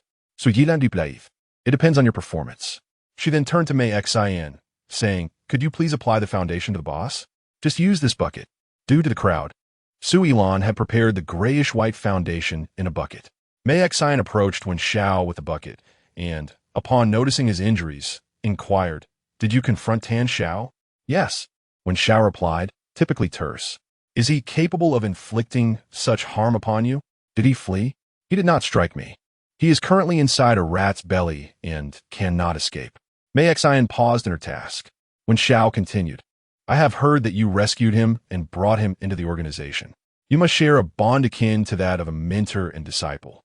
Would you like me to suggest a location where you can erect a grave for him and weep a bit? Magshin scoffed lightly. I have brought many into the organization, including you. If I were to mourn for each of them, would I not be more wretched than Meng Jiang? Death is but a part of life. It does not concern me. I merely inquired out of curiosity. Alas, yet another has departed. Nuobao gazed upon her silhouette. Her heart was undeniably heavy with sorrow, yet she feigned indifference. Chinsun observed her quietly watching Meishin and Wenshan, silently inquiring with his heart. What have you heard? Nuobao looked up and asked, Uncle, why do adults often speak differently from what they truly think? The RV was enveloped in silence, and everyone heard her words. Mei Xian remarked, Here comes the little troublemaker. Su Ilan added, Little imp, what prompted you to say that all of a sudden? Are you referring to someone in particular? Is Qian's son speaking ill of me? Qian's son chuckled softly and explained, It is because for various reasons, adults tend to be duplicitous, often expressing insincerity in their dealings with others. Nuobao pressed her lips together tightly and remarked, This is not right. In the past, Uncle Li often had me feign illness, deceiving Aunt Li into believing he was taking me to the doctor, while he would rendezvous with a beautiful lady. They would dine together, leaving me locked in the car for an extended period. Aunt Li would similarly mislead Uncle Li, claiming to take me shopping for clothes, only to elope with her fitness coach, again leaving me confined in the car for a long time. They both threatened me, insisting that I remain silent. Otherwise, my parents would not be allowed to pick me up. It was quite bothersome. Zhao Wuiying chuckled. It seems this couple indulges in quite the frivolity. Nuobao earnestly stated, Please do not treat me this way. A family should not tell lies. This declaration warmed Zhao Wuiying's heart, causing the smile on his face to freeze. No wonder she was willing to take risks for me. She truly considers me family. Ah, family. I too shall have a family. Listening to Li Hongchuan being cuckolded brought a flicker of satisfaction to Wen Yan's heart. She comforted Nuobao, saying, Indeed, a family does not lie. Rest assured, with your mother by your side, no one will dare to exploit you any further. Nuobao nodded in agreement. Mei Xian rolled her eyes in exasperation. Su Ilan let out a disdainful laugh. Qian-sun maintained a smile and said, I shall never deceive you again. Any questions you may have, I will answer without reservation. Nuobao nodded again, saying, All right, it's a promise. But what about the uncle? Qian-sun's smile faltered as he replied, What does that have to do with him? Zhao Wuiying chuckled. First, you shall address me differently. Then I shall ponder the matter further. Nuobao exhibited a hint of impatience. What title should I change it to? Zhao Wuiying replied, If I ask you to change it, you may choose whatever you desire. Nuobao pondered for a moment and said, I shall call him Dr. Uncle, and you shall be known as Thief Uncle. Puffed. Su Ilan couldn't help but burst into laughter. That's a splendid change, quite incisive. Chapter 84. Nuobao holds great affection for Aunt Mei Xian. Zhao Wuiying expressed his discontent. What do you mean incisive? You should be called Master Thief Uncle. Nuobao, with reluctance, exclaimed, Narcissistic. Su Ilan's smile deepened as she remarked, This little imp is quite intriguing. I find myself beginning to take a liking to her. Nuobao, why is that? Is it because she said Uncle Zhao is narcissistic? Zhao Wuiying, TSK. Can't you show a little more kindness to family? Nuobao let out a sigh and adopted a tone typically used to soothe children. Very well, Uncle Thief. Zhao Wuiying straightened his posture. Ah, indeed, that sounds much more pleasant. From now on, Uncle Thief shall not deceive you. Sujidan Skof. Nonsense. You want to tell the truth unless you become a zombie and lose your ability to speak. Be wary, for you deceive even children. May heaven strike you down. Zhao Wuiying replied, There is no need for divine retribution. If I dare to bully Nuobao, the boss will take care of me. Whether you believe it or not is of no concern, as I have only made promises to Nuobao. When Shan subtly curved her lips, that is understood. Hasten your pace and cease your banter. Su Ilan fell silent, observing Zhao Wuiying with a face full of skepticism. Could it be that this fellow has been possessed? Or perhaps brainwashed by a little ghost? Nuobao could not comprehend her meaning and chose to disregard it. As Mei Xian had applied an exquisite makeup for Wenshan, who was about to seek Su Ilan for special effects on her wounds. She came to apply a foundation for Nuobao. Nuobao was sweetly called out, "Hello, Aunt." Mei Xian gazed at her adorable dimples with an expressionless face, thinking, she is as bothersome as a wagging-tailed dog. Nuobao. She is certainly not akin to a dog. Qian's son, unable to hear the unspoken thoughts, perceived that Mei Xian was ignoring Nuobao and expressed his dissatisfaction. Mei Xian, Nuobao is speaking to you. Mei Xian did not even lift her eyelids. I heard her, I am not deaf. Qian's son, maintaining a stern expression, inquired. Then why do you not respond to her? Mei Xian shrugged. I simply have no desire to engage or converse. What of it? With a swift motion, she smeared white paint across Qiansen's face, blunt and unrefined, even daubing his glasses. You intend to strike? Mei Xian gripped the brush in her hand, as if it were a weapon. Are you defending your new family member? Indeed, Qiansan was no match for her. Were it not for his position as a doctor, Mei Xian would not extend him a shred of courtesy. Wenjuan approached, giving Mei Xian's shoulder a light pat. If you can assure that you will not sustain injuries, fall ill, or require Dr. Qian's treatment in the future, then you may engage with him physically. Mei Xian cast a sidelong glance at Wenjuan, relinquishing the brush. My hand slipped just now. Out of respect for Wenjuan, Qiansan refrained from pursuing the matter, removed his glasses, and proceeded to clean them, stowing them away, for a zombie in glasses would be an obvious giveaway. Wenjuan added, treat my daughter kindly. Understood. My scene, thou jet thou, gupping Nuobao 15, Nuobao, is. Look up. Andy is going to apply some lovely fragrance for you. As Wenjuan continued her makeup, her footsteps receding, Mei Xian's fingertips began to press down with increasing intensity. Nuobao inhaled sharply, attempting to evade, yet she could not free herself from the grip of her hand. You little rascal, are you rather pleased that when Sean publicly chastises me? However, her lips uttered, do not move recklessly. Auntie will be gentle. Nuobao's brow furrowed increasingly tighter. It hurts, Annie, it hurts. Don't be so dramatic, it will be over soon. When Qiansan had finished applying the foundation on his face, when Sean had also completed her special effects makeup and approached, at which point Mei Xian released her grip. Nuobao touched his aching chin and gazed at Wenjuan, exclaiming, Mom, it hurts. Wenjuan knelt down and asked, what does it hurt? Nuobao pointed at her chin. Wenjuan glanced over, but discerned no apparent issue. Magxin remarked. She remains unaware that the red mark caused by a pinch on her chin has been concealed by foundation, rendering it entirely invisible. Even if she chooses to complain, it will merely reveal her as a mischievous little troublemaker. She then sighed in resignation. Children simply do not heed instructions. The moment they are reprimanded, they feel wronged and rush to tell their mothers. Very well, I acknowledge my mistake. I should not have caused you any pain. Su Ilan approached with a suitcase in hand, saying, Sister Mei Xian, you mustn't be this way. Children are inherently capricious, and if you continue to indulge her, she will become even more unmanageable.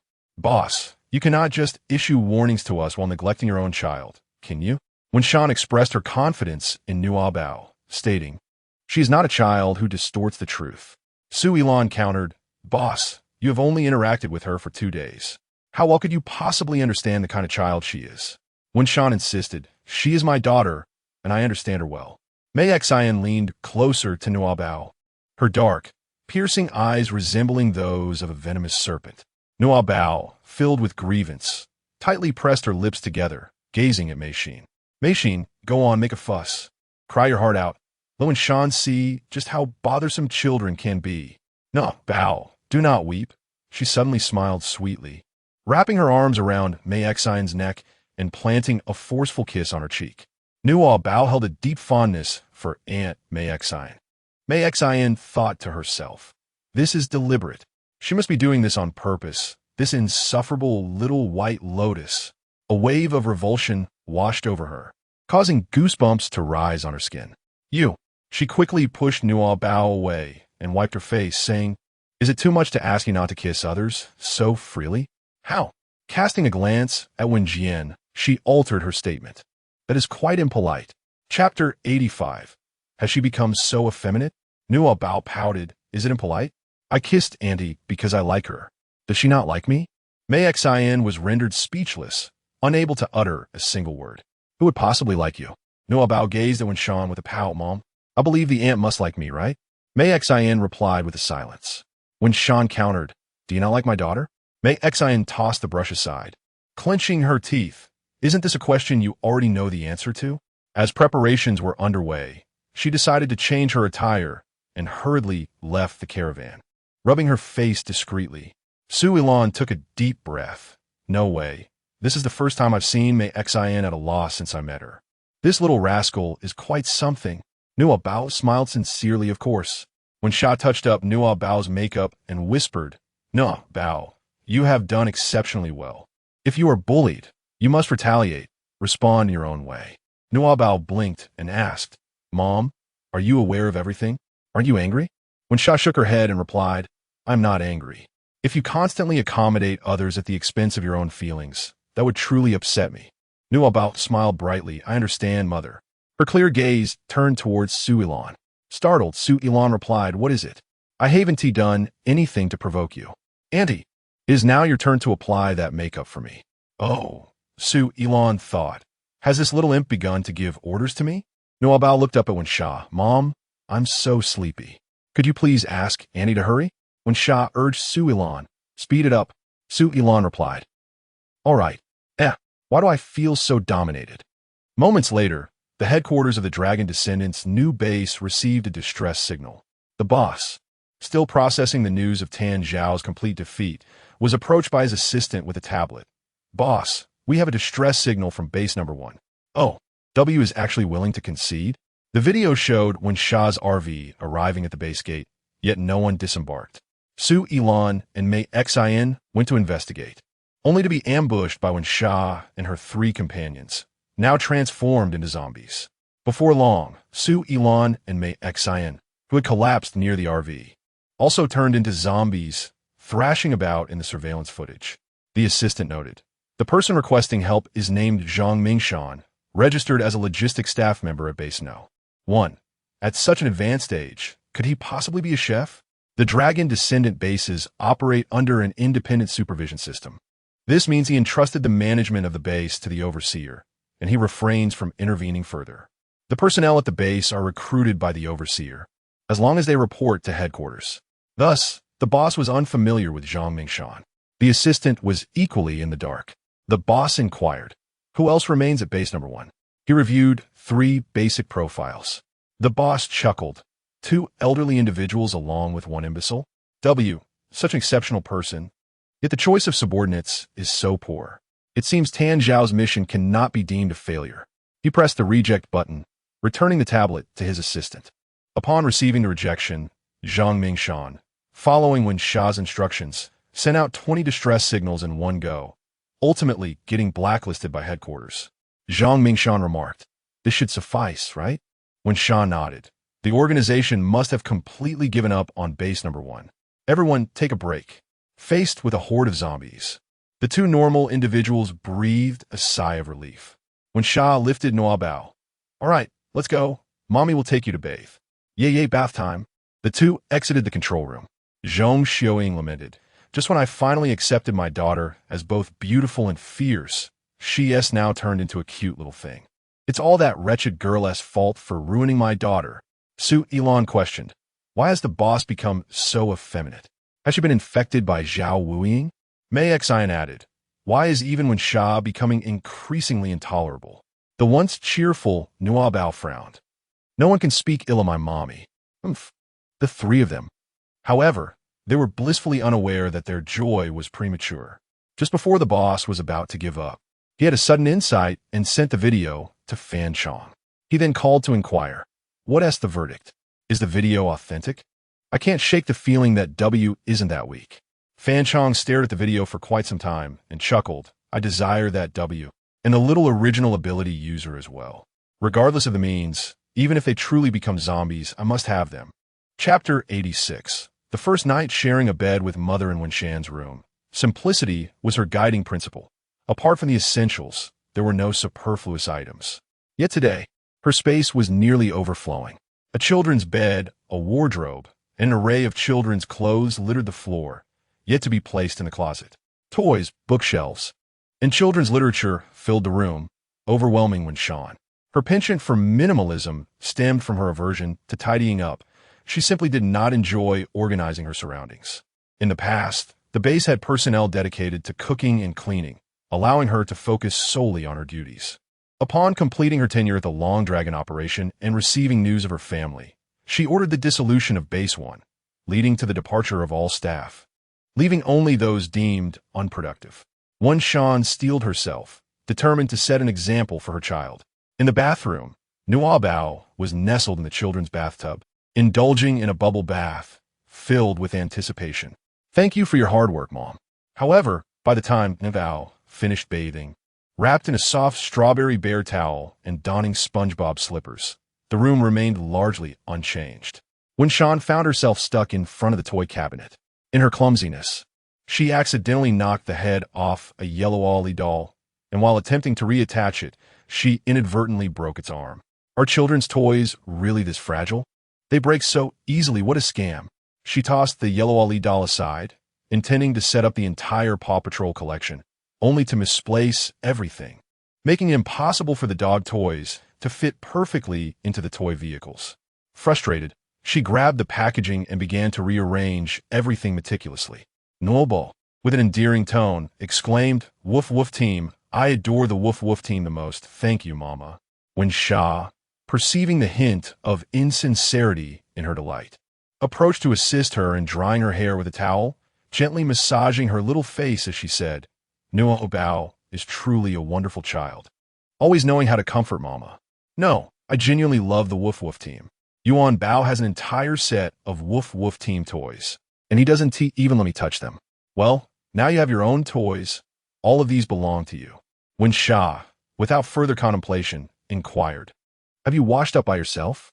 Did you not wait for me to help you? Can a little child truly wash themselves clean? Should I assist her again?" "I'm all done, Mama. Look, it's very clean." Nuobao proudly exhibited her arms to Sha. Her delicate, fair arms bore needle marks, scrapes, and numerous bruises, causing Sha's heart to ache. How could I be so inadequate, failing to protect my daughter? Nuobao hastily withdrew one arm, revealing another, only to find it similarly marred by injuries, adorned with numerous old scars. "Let me apply some medicine for you," her mother offered. One Wei, adept in such matters, retrieved the medicine box and gently applied a specially formulated bruise ointment crafted by Qian's son, before assisting her in drying her hair. Once her hair was dry, the ointment had been absorbed. One Wei rummaged through the garments scattered on the floor and selected a charming princess-themed nightgown for her daughter to wear. "You must be tired. It's time to sleep. I will keep you company," she reassured. Nuobao, given the tumultuous events of the day, One Wei feared her daughter might have nightmares, so she opted for them to share the larger bed instead of allowing her to sleep in the small one. Nuobao was originally quite fatigued, yet this was her first occasion of sharing a bed with her mother, and she felt an exhilarating excitement that kept her awake. Meanwhile, when Sean was so exhausted that she lay down and fell asleep instantly. However, she was prone to light slumber and often experienced peculiar dreams. This time, she found herself in a dreamscape filled with playgrounds, verdant lawns, and a gentle breeze, where the distant shouts of boys playing basketball echoed. "Do you fancy the senior from the neighboring college?" inquired a girl beside Sean, gazing at the setting sun. Sean replied, "Of course not. My destined one has yet to appear. To capture my heart, he must be an unparalleled hero, the kind who descends from the heavens." No sooner had she spoken than a fleet of helicopters soared overhead, buzzing ominously. Tears streamed down Shan's cheeks, as an overwhelming sense of emptiness engulfed her, rendering her utterly fragile. "It seems I have forgotten someone of great significance." Nuobao gently wiped away her mother's tears. "Is it Dad?" she asked. "Mom, it's all right if you can't remember. Both Dad and I love you dearly." She pressed her forehead against Wenhua's, and a gentle green aura emanated from her body, enveloping Wenhua like a tender spring breeze. The unease and regrets haunting Wenhua's dreams dissipated, and her furrowed brow finally relaxed. Unbeknownst to her, Nuobao also drifted into slumber. Chapter 87. I have a jar of pickles. You can make do with that. It was unclear how long she had been asleep, when Nuobao was stirred awake by an irksome voice. Nuobao, Nuobao, wake up. I still have a fever, and I'm so hungry that I can't sleep. I need instant food and fever-reducing medicine. When I sent that bunch of rascals away yesterday, they took the ice trays with them, and the fridge at the base is empty. Please, hurry and get up, or your thieving uncle will truly become a legend. Nuobao slowly opened her sleepy eyes, hazily glancing at the warm light. Fortunately, Zhao Wuying did not resort to calling out loudly. Instead, he gently roused her with his silent thoughts. Puffing her cheeks, she descended from her bed and opened the door, squinting at Zhao Wuying, who was clad in his pajamas. She waved her hand, beckoning him to crouch down. Zhao Wuying complied, bending his knees and grasping the hem of his sleepwear, forming a makeshift net in anticipation of receiving some snacks. To his surprise, Nuobao tossed a box of instant noodles at his face before turning around to shut the door. Zhao Wuying stood there, momentarily stunned, then leaned his ear against the door. Silence? Nuobao, I know you're listening. Stop pretending to be asleep, or I shall be compelled to knock on the door. I truly will knock on the door. Nuobao, unable to endure any longer, opened the door and stepped outside, closing it behind her. Zhao Wuying was taken aback by her expression. Well, I must say, the more I look at you, the more you resemble the boss. Nuobao relished this compliment. Of course, I am my mother's daughter. Lead the way. To where? The kitchen. What for? To cook. Zhao Wuying candidly admitted, I cannot cook, and besides, the kitchen has been completely cleared out. Nuobao took a deep breath, declaring, I possess all the kitchenware necessary. I shall cook. Zhao Wuying was instantly moved, exclaiming, Nuobao, you're truly going to prepare a meal for me. I'm overwhelmed to tears. I wish to cook for my mother, for she's been plagued by nightmares in her sleep and must be hungry, especially since she is also feverish. Zhao Wuying gently touched her forehead. I too am feverish. Quite severely. If you do not believe me, feel for yourself. What is this? She exclaimed, as she conjured a soup pot from her space, which appeared in Zhao Wuiying's hands with a flourish. You may cook your own noodles, she stated. Zhao Wuiying retorted. Hey, is there no regard for feelings whatsoever? Wait a moment. Your demeanor yesterday was not so haughty. Nuobao, have you perhaps been possessed by the boss?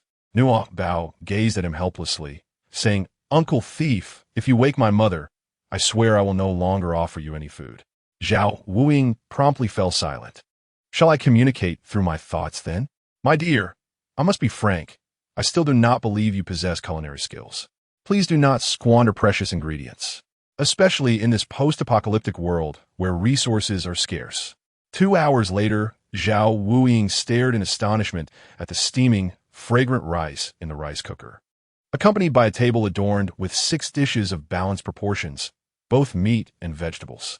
In truth, he had worn this foolish expression ever since he witnessed Nuobao's tiny hands skillfully slicing potatoes into perfectly uniform strips with a fruit knife. After all these years, it dawned on him that he was in fact quite inept. Nuobao wholeheartedly agreed. You cannot even wash a pot, and you struggle to distinguish between salt and sugar when adding seasonings. Truly, you are utterly useless, fit only to carry the pot for me and assist me in moving from chair to chair.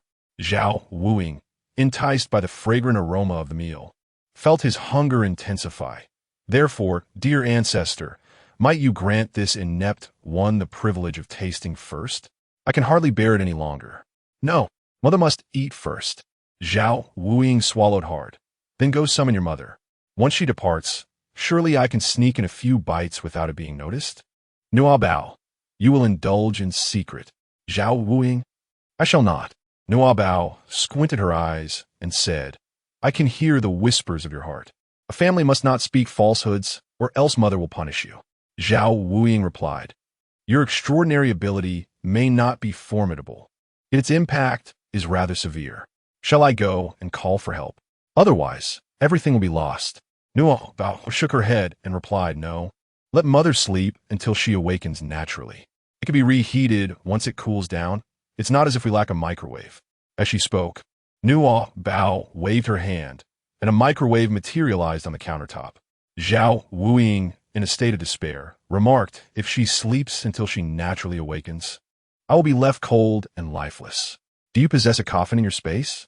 Nuobao pondered for a moment before producing a pickled vegetable jar. Isn't cremation all the rage now? Grandma Lee has long purchased a pure jade urn for ashes. I have this pickled vegetable jar, which bears a slight resemblance to an urn. You may have to make do with it. Zhao Wuying remained speechless. Fortunately, since no one had dined the previous evening, everyone was quite famished after an entire night of fasting. The enticing aroma of food soon drew them in, or else Zhao Wuying might have been driven to exasperation by Nuobao prior to their meal.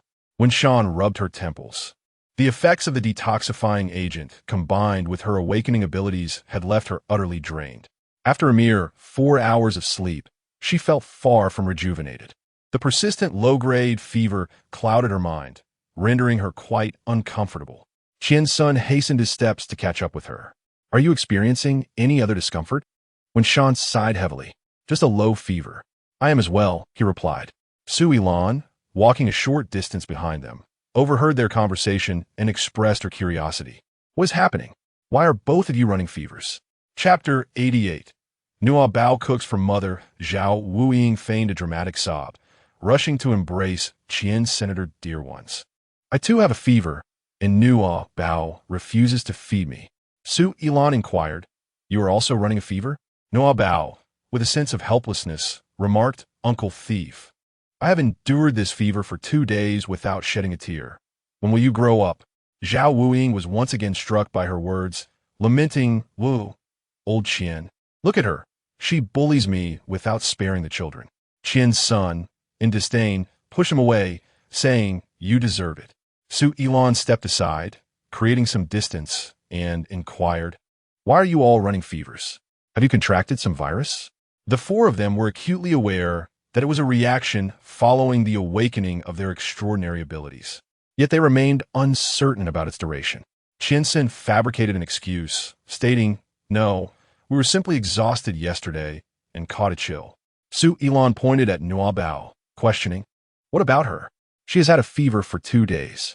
She continued, She was examined at the hospital yesterday and diagnosed with a viral flu. But before she could obtain her medication, the doctor turned into a zombie. Su Yilan cast a disdainful glance at Nuobao, exclaiming, It must be her illness that is contagious. Nuobao, what she has transmitted to them is not an illness. Mei Exine gazed at Nuobao, somewhat dazed, recalling the kiss from earlier that morning. Half of her face still tingled from the affection. Could she be trying to infect me with her feelings? That wicked little imp. Nuobao was truly rendered speechless. She hurried over to seek out Shan, deliberately circumventing Mei Exine, and cleared her throat twice. Mei Exine promptly moved aside, cautioning, Do not cough in crowded places. You have. Nuobao disregarded her concerns and turned her attention to Wensha. Mom, are you feeling unwell? Wensha gently caressed her little face. I am merely a touch unwell. Why don't you rest a bit longer? Oddly enough, I seldom sleep so soundly that I did not even notice your departure from the room. Mom, you're overworked and fatigued. Nuobao shot Zhao Wuying a glare. It's all the fault of that thieving uncle who kept complaining of hunger and roused me from slumber, prompting me to prepare a meal. The other four exchanged astonished glances at Nuobao. They then turned their gaze to the 6 dishes on the table, shredded potatoes and sour and spicy sauce, scrambled eggs with tomatoes, stir-fried pork with green peppers, musu pork, cold cucumber salad, and braised lotus root cubes. Although these dishes were not overly intricate, they would struggle to replicate them. Did you truly prepare this? Zhong Xiaoying questioned Nuobao. Nuobao nodded. Indeed, Grandma. She must have let the adults take the credit for it, while she subtly claimed the glory for herself. Nuobao glanced at Zhao Wuying beside her and said, Uncle Thief did this with me. Zhong Xiaoying looked up at Zhao Wuying and immediately countered, It certainly wasn't this fellow. Who else could have assisted her? Nuobao remarked. The crafty uncle said that no one can cook, so to ensure that mother enjoys a warm meal, I must take it upon myself to prepare it. With that, she gestured towards Zhong Xiaoying, implying, Believe it or not, it is indeed me. Zhao Wuying responded, Indeed, I had not anticipated that the combined culinary skills of everyone in our base would pale in comparison to that of a mere child. Just look at how vibrant and aromatic this dish is. Little Nuobao, I can hardly contain myself. May I begin? Not yet, Nuobao declared as she served rice onto the table, pulled out a chair, and handed chopsticks to Wenwei, saying, Mother, please sit. You eat first. You are so well-behaved. Wenwei took a bite of the scrambled eggs with tomatoes, her eyes immediately lighting up with delight. The balance of sweet and sour was exquisite, truly delectable. Nuobao's culinary skills are remarkable. However, cooking can be perilous, so Mother shall take over next time. Nuobao. Mother, did you not mention that you're not adept at cooking? I am willing to learn. Nuobao pulled out the chair beside Wenyu. Then I shall learn alongside you, Mother. What do you enjoy eating? I will learn to prepare it. No need. These household chores do not require your assistance. Zhao Wuing, ever attentive, graciously assisted Nuobao in taking her seat, lifting her onto the chair with care. Noticing her petite stature, which left her unable to reach the table, he even sought out a metal basin to elevate her. Seated in such discomfort, Nuobao contemplated retrieving her high chair from the space. Yet, given the presence of so many, she reluctantly decided to endure the situation for the time being.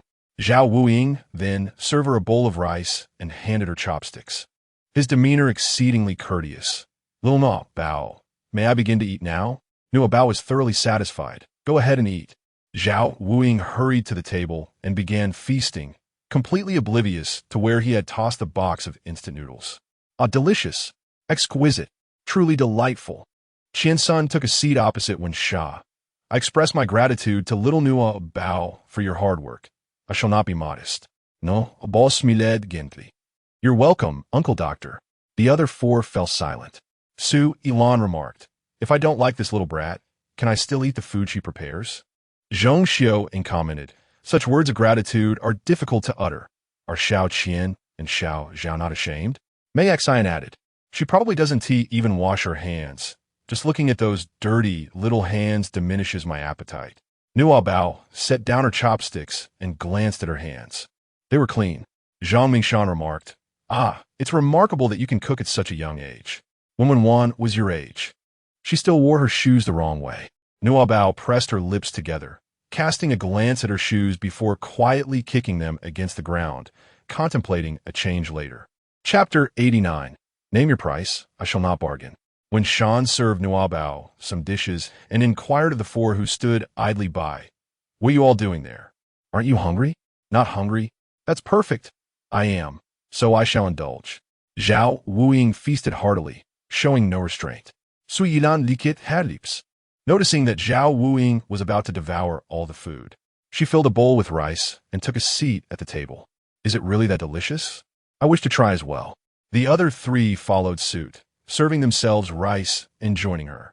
After tasting the food, a look of surprise illuminated Su Ilan's eyes. Delicious. Who would have thought this little one had such hidden talents? Perhaps I should consider keeping her as a free servant. Maxing munched nonchalantly. I can't believe she can actually eat. Zhong Xiaoying commented, this one is too sweet, that one too salty, and this one too tough. Utterly unpalatable. She limited herself to rice. Nuobao tasted the dishes prepared by her grandmother and remarked that they were too sweet, too salty, and too tough, even though they clearly exhibited none of these flaws. Could it be that her criticism stemmed from a dislike for her? Zhang Mingshan thought to himself, they are indeed delicious. The culinary skills of both the old woman and Wen Sha are lacking. Has this child perhaps inherited my talents? Nuobao. Is grandfather's culinary skill exceptional? Wen Sha observed Nuobao's gaze fixed upon them, and upon scrutinizing their expressions, surmised that there were unspoken grievances. She set down her chopsticks and declared, let this meal serve as a welcoming gift from my daughter to all of you. From this day forth, we shall take turns preparing our meals. Su Ilan interjected with discontent. On what grounds? I am not adept in the kitchen, and you never required us to cook before. Wen Sha replied, in the past, we had chefs and servants at our disposal, but now, within this base, it is solely us. If one cannot cook, one must learn. After all, it is unreasonable to expect my daughter to prepare meals for you. Isn't she merely a servant? What else can she do besides cooking? Even zombies would find her insufficient to satisfy their appetites. Su Ilan chuckled lightly. Isn't there a saying that those who are capable should bear more burdens? I see she is quite eager to cook for everyone. Henceforth, let her take charge of the kitchen, and I shall simply contribute towards the meal expenses. Nuobao swallowed her food and glared at her, saying, Aunt, I am not a servant. I am only willing to cook for my mother. It is only because she allows you to eat that I consent to your presence at the table. It is not out of my own desire to serve you. Su Ilan was taken aback, thinking, how does she know what I am contemplating? It must be mere coincidence. Just moments ago, I distinctly heard you agree to let Zhao Wuying and Dr. Qian partake in a meal, and yet you shift the responsibility onto your mother? They are family. Upon hearing Nuobao's words, Mei Xian and Zhong Xiuying also set down their chopsticks. Zhang Mingshan hastily took a couple of bites, but upon Zhong Xiuying's fierce glare, he too relinquished his utensils. Zhong Xiuying inquired, when you say you are referring to the four of us, correct? Su Ilan found it amusing. We are all here willingly, choosing to follow your mother. Do you consider us outsiders? Nuobao emphasized that family members must not lie and should treat each other with respect and love. Yet, none of you have succeeded in this. The three displayed an air of disdain, while Zhang Mingshan appeared to be seething with unspoken anger. Zhong Xiuying, with a frosty demeanor, remarked, Family? This little brat dares to speak of family while clinging to my daughter? Does she deserve such a title? Without her, my daughter would not have become what she is today. Nuobao, what has she become because of her? She glanced at Wen Yin, who seemed somewhat haggard. Nuobao served vegetables to Wen Yin, saying, Mom, please eat more. Wen Yin smiled at Nuobao, replying, Good child. Zhong Xiuying, unable to bear the scene, stood up and left. Mei Xian remarked, I shall not indulge in this child's play any longer. She too departed. Su Ilan retorted, What? Must we also coax children like Zhao Wuying and Qian Sun, engaging in such nauseating and sentimental acts, or we shall be deprived of our meals? Qian Sen, with piercing clarity, responded, Is it distasteful to ask for honesty and sincerity? Su Ilan tossed her chopsticks aside, exclaiming, Who wishes to be sincere with you? Zhao Wuying scoffed lightly. Do you think anyone cares? As Su Ilan rose, Qian Sen added, Make sure to wash your own bowl. Must we wash the dishes if we are denied food? Wen Yin interjected, Do you not have hands? It has been stated that there are no servants. If you do not wash them, who will? She raised her voice, ensuring that Mei Xian and Madame Zhong, who were leaving, could hear her. Even if you choose not to eat, as long as you reside here, the cleanliness of the common areas must be shared responsibility, while personal rooms are to be maintained individually. Today, Qian Sun and Zhao Wuying will handle the common area, and tomorrow it will be Mei Xian and Su Ilan. Su Ilan rolled her eyes, discarding her bowl and leftover rice into the trash bin. Zhao Wuying lamented, Oh, do you not realize how hard each grain represents? Su Ilan placed her hands on her hips, declaring, I do not do housework, have never washed a dish, and thus must discard it. Will I be charged for this? Name your price. I shall not haggle. Chapter 90. Coaxing fool. Su Ilan tossed her head and departed. How heartless to turn against me. It is not your time to seek favor from me. More despicable than any man. Zhao Wuying shook her head. She no longer possesses the privilege of a young lady, and with her affliction unhealed in this apocalyptic era, who will coddle her? Nuobao, pay her no mind. Nuobao was not particularly angry, merely lamenting the waste of that bowl of rice. Wen Wei turned to Zhang Mingshan and inquired, Do you have anything to say? He continued, I have but one question. When the chef departed yesterday, he took all the ingredients and utensils with him, leaving the refrigerator completely bare. Where did these ingredients and utensils come from? Zhao Wuying replied with a mysterious smile, I shall not disclose that to you. I shall not disclose that to you. Qian Sun remained silent, suggesting, Take your time to guess. Nuobao glanced at the two of them, then lowered her head to continue eating. Wen Wei remarked, It appeared out of thin air. This statement holds truth. It is up to you to believe it or not. Zhang Mingshan responded, I suppose my inquiry is unnecessary. Clearly unconvinced, he departed. Zhao Wuying watched him walk away and, lowering his voice, asked Boss, How long shall we keep this under wraps? I am rather eager to see their reactions upon discovering our abilities. Wen Wei picked the eggs from his plate and placed them into Nuobao's bowl, replying casually, Until their attitudes satisfy me. Qian Sen inquired, What are the next steps? Wen Wei instructed, retrieve the miniature surveillance cameras from the warehouse and install some around the perimeter of the base. We must inspect the interior of the base, reinforcing any areas that require it, and organize the vacant rooms for storing supplies. Ensure they are locked. Zhao Wuing snapped his fingers. Leave that to me. Not only can I unlock doors, but the locks I secure will remain unyielding to anyone else. Wen Wei then turned to Nuobao. One more crucial point. Arrange for a thorough physical examination for Nuobao and devise a plan for nutritional enhancement and fortification. Nuobao wholeheartedly agreed, expressing her eagerness to grow taller and mature so she could protect her mother.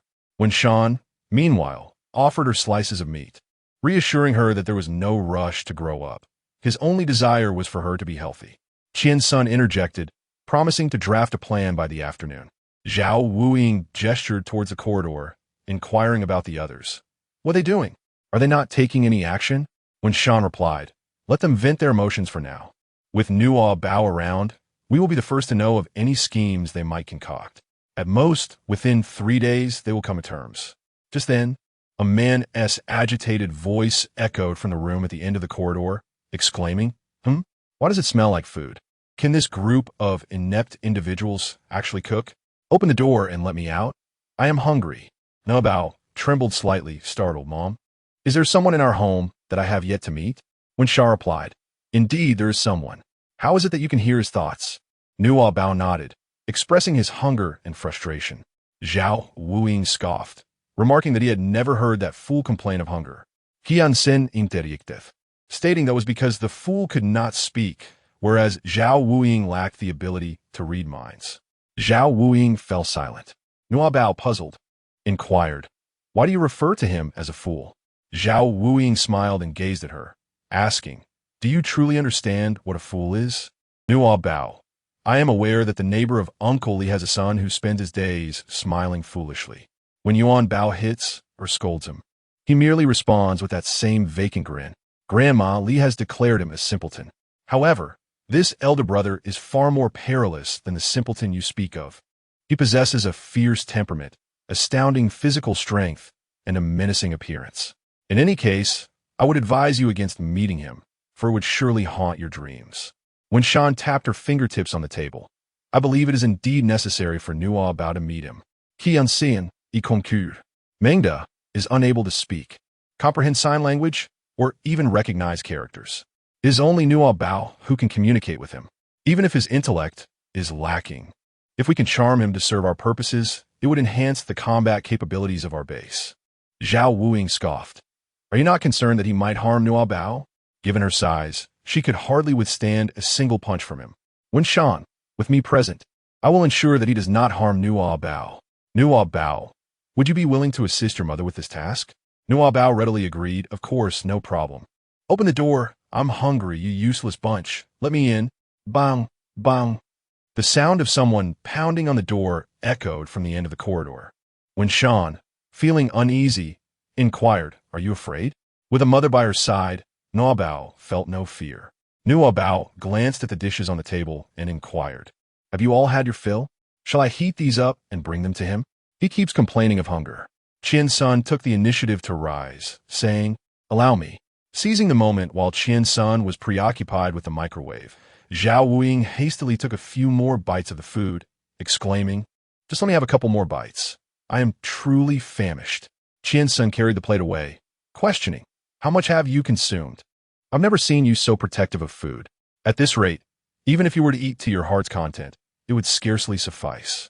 Please, I toiled at the gates of the underworld all night. Is it so unreasonable for me to eat a little more? Nuobao, genuinely concerned that the uncle might not have enough to eat, retrieved a packet of chips from her space and offered it to Zhao Wuing. Here, have this, she said. Zhao Wuing accepted it, responding with a hint of amusement. Nuobao, are you treating me like a child? Nuobao, are you going to eat? Zhao Wuing, yes. Chapter 91. The fool is about to lose control again. The sound of banging on the door grew increasingly loud. Su Yilan, still unsated, felt a surge of irritation. As she opened the door to unleash her frustration, she spotted Qian's son carrying a meal, Wen Wan cradling Nuobao, and Zhao Wuing trailing behind with a packet of chips, munching as they made their way toward the room at the end of the corridor. Su Elon snatched the chips from him. Where did you get those? She shot him a disdainful glance. Have you abandoned your wig? Zhao Wuing licked his lips and handed her the remaining half of the bag. Hurry up, I can't face anyone looking like this. With a sidelong glance at Wan, Su Elon lowered her voice. What is the boss doing with the little one? Visiting the big fool? Just as Zhao Wuing was about to respond, he fell silent. It's none of your concern. Just give me that wig. He joined the procession. Mei Xian emerged and, upon seeing the chips, promptly snatched them away. Su Yidan. Mei Xian, why are you calling me? Su Elon replied. They're taking food to the big fool, preferring to feed him rather than us. What's the boss thinking? Ever since that little one arrived, the boss has changed. She used to be indifferent to everyone, lacking empathy, but now, she only shows disregard for us. Mei Xian munched on the chips. If it were me, I'd also go placate the big fool. In terms of physical strength, he surpasses all four of us combined.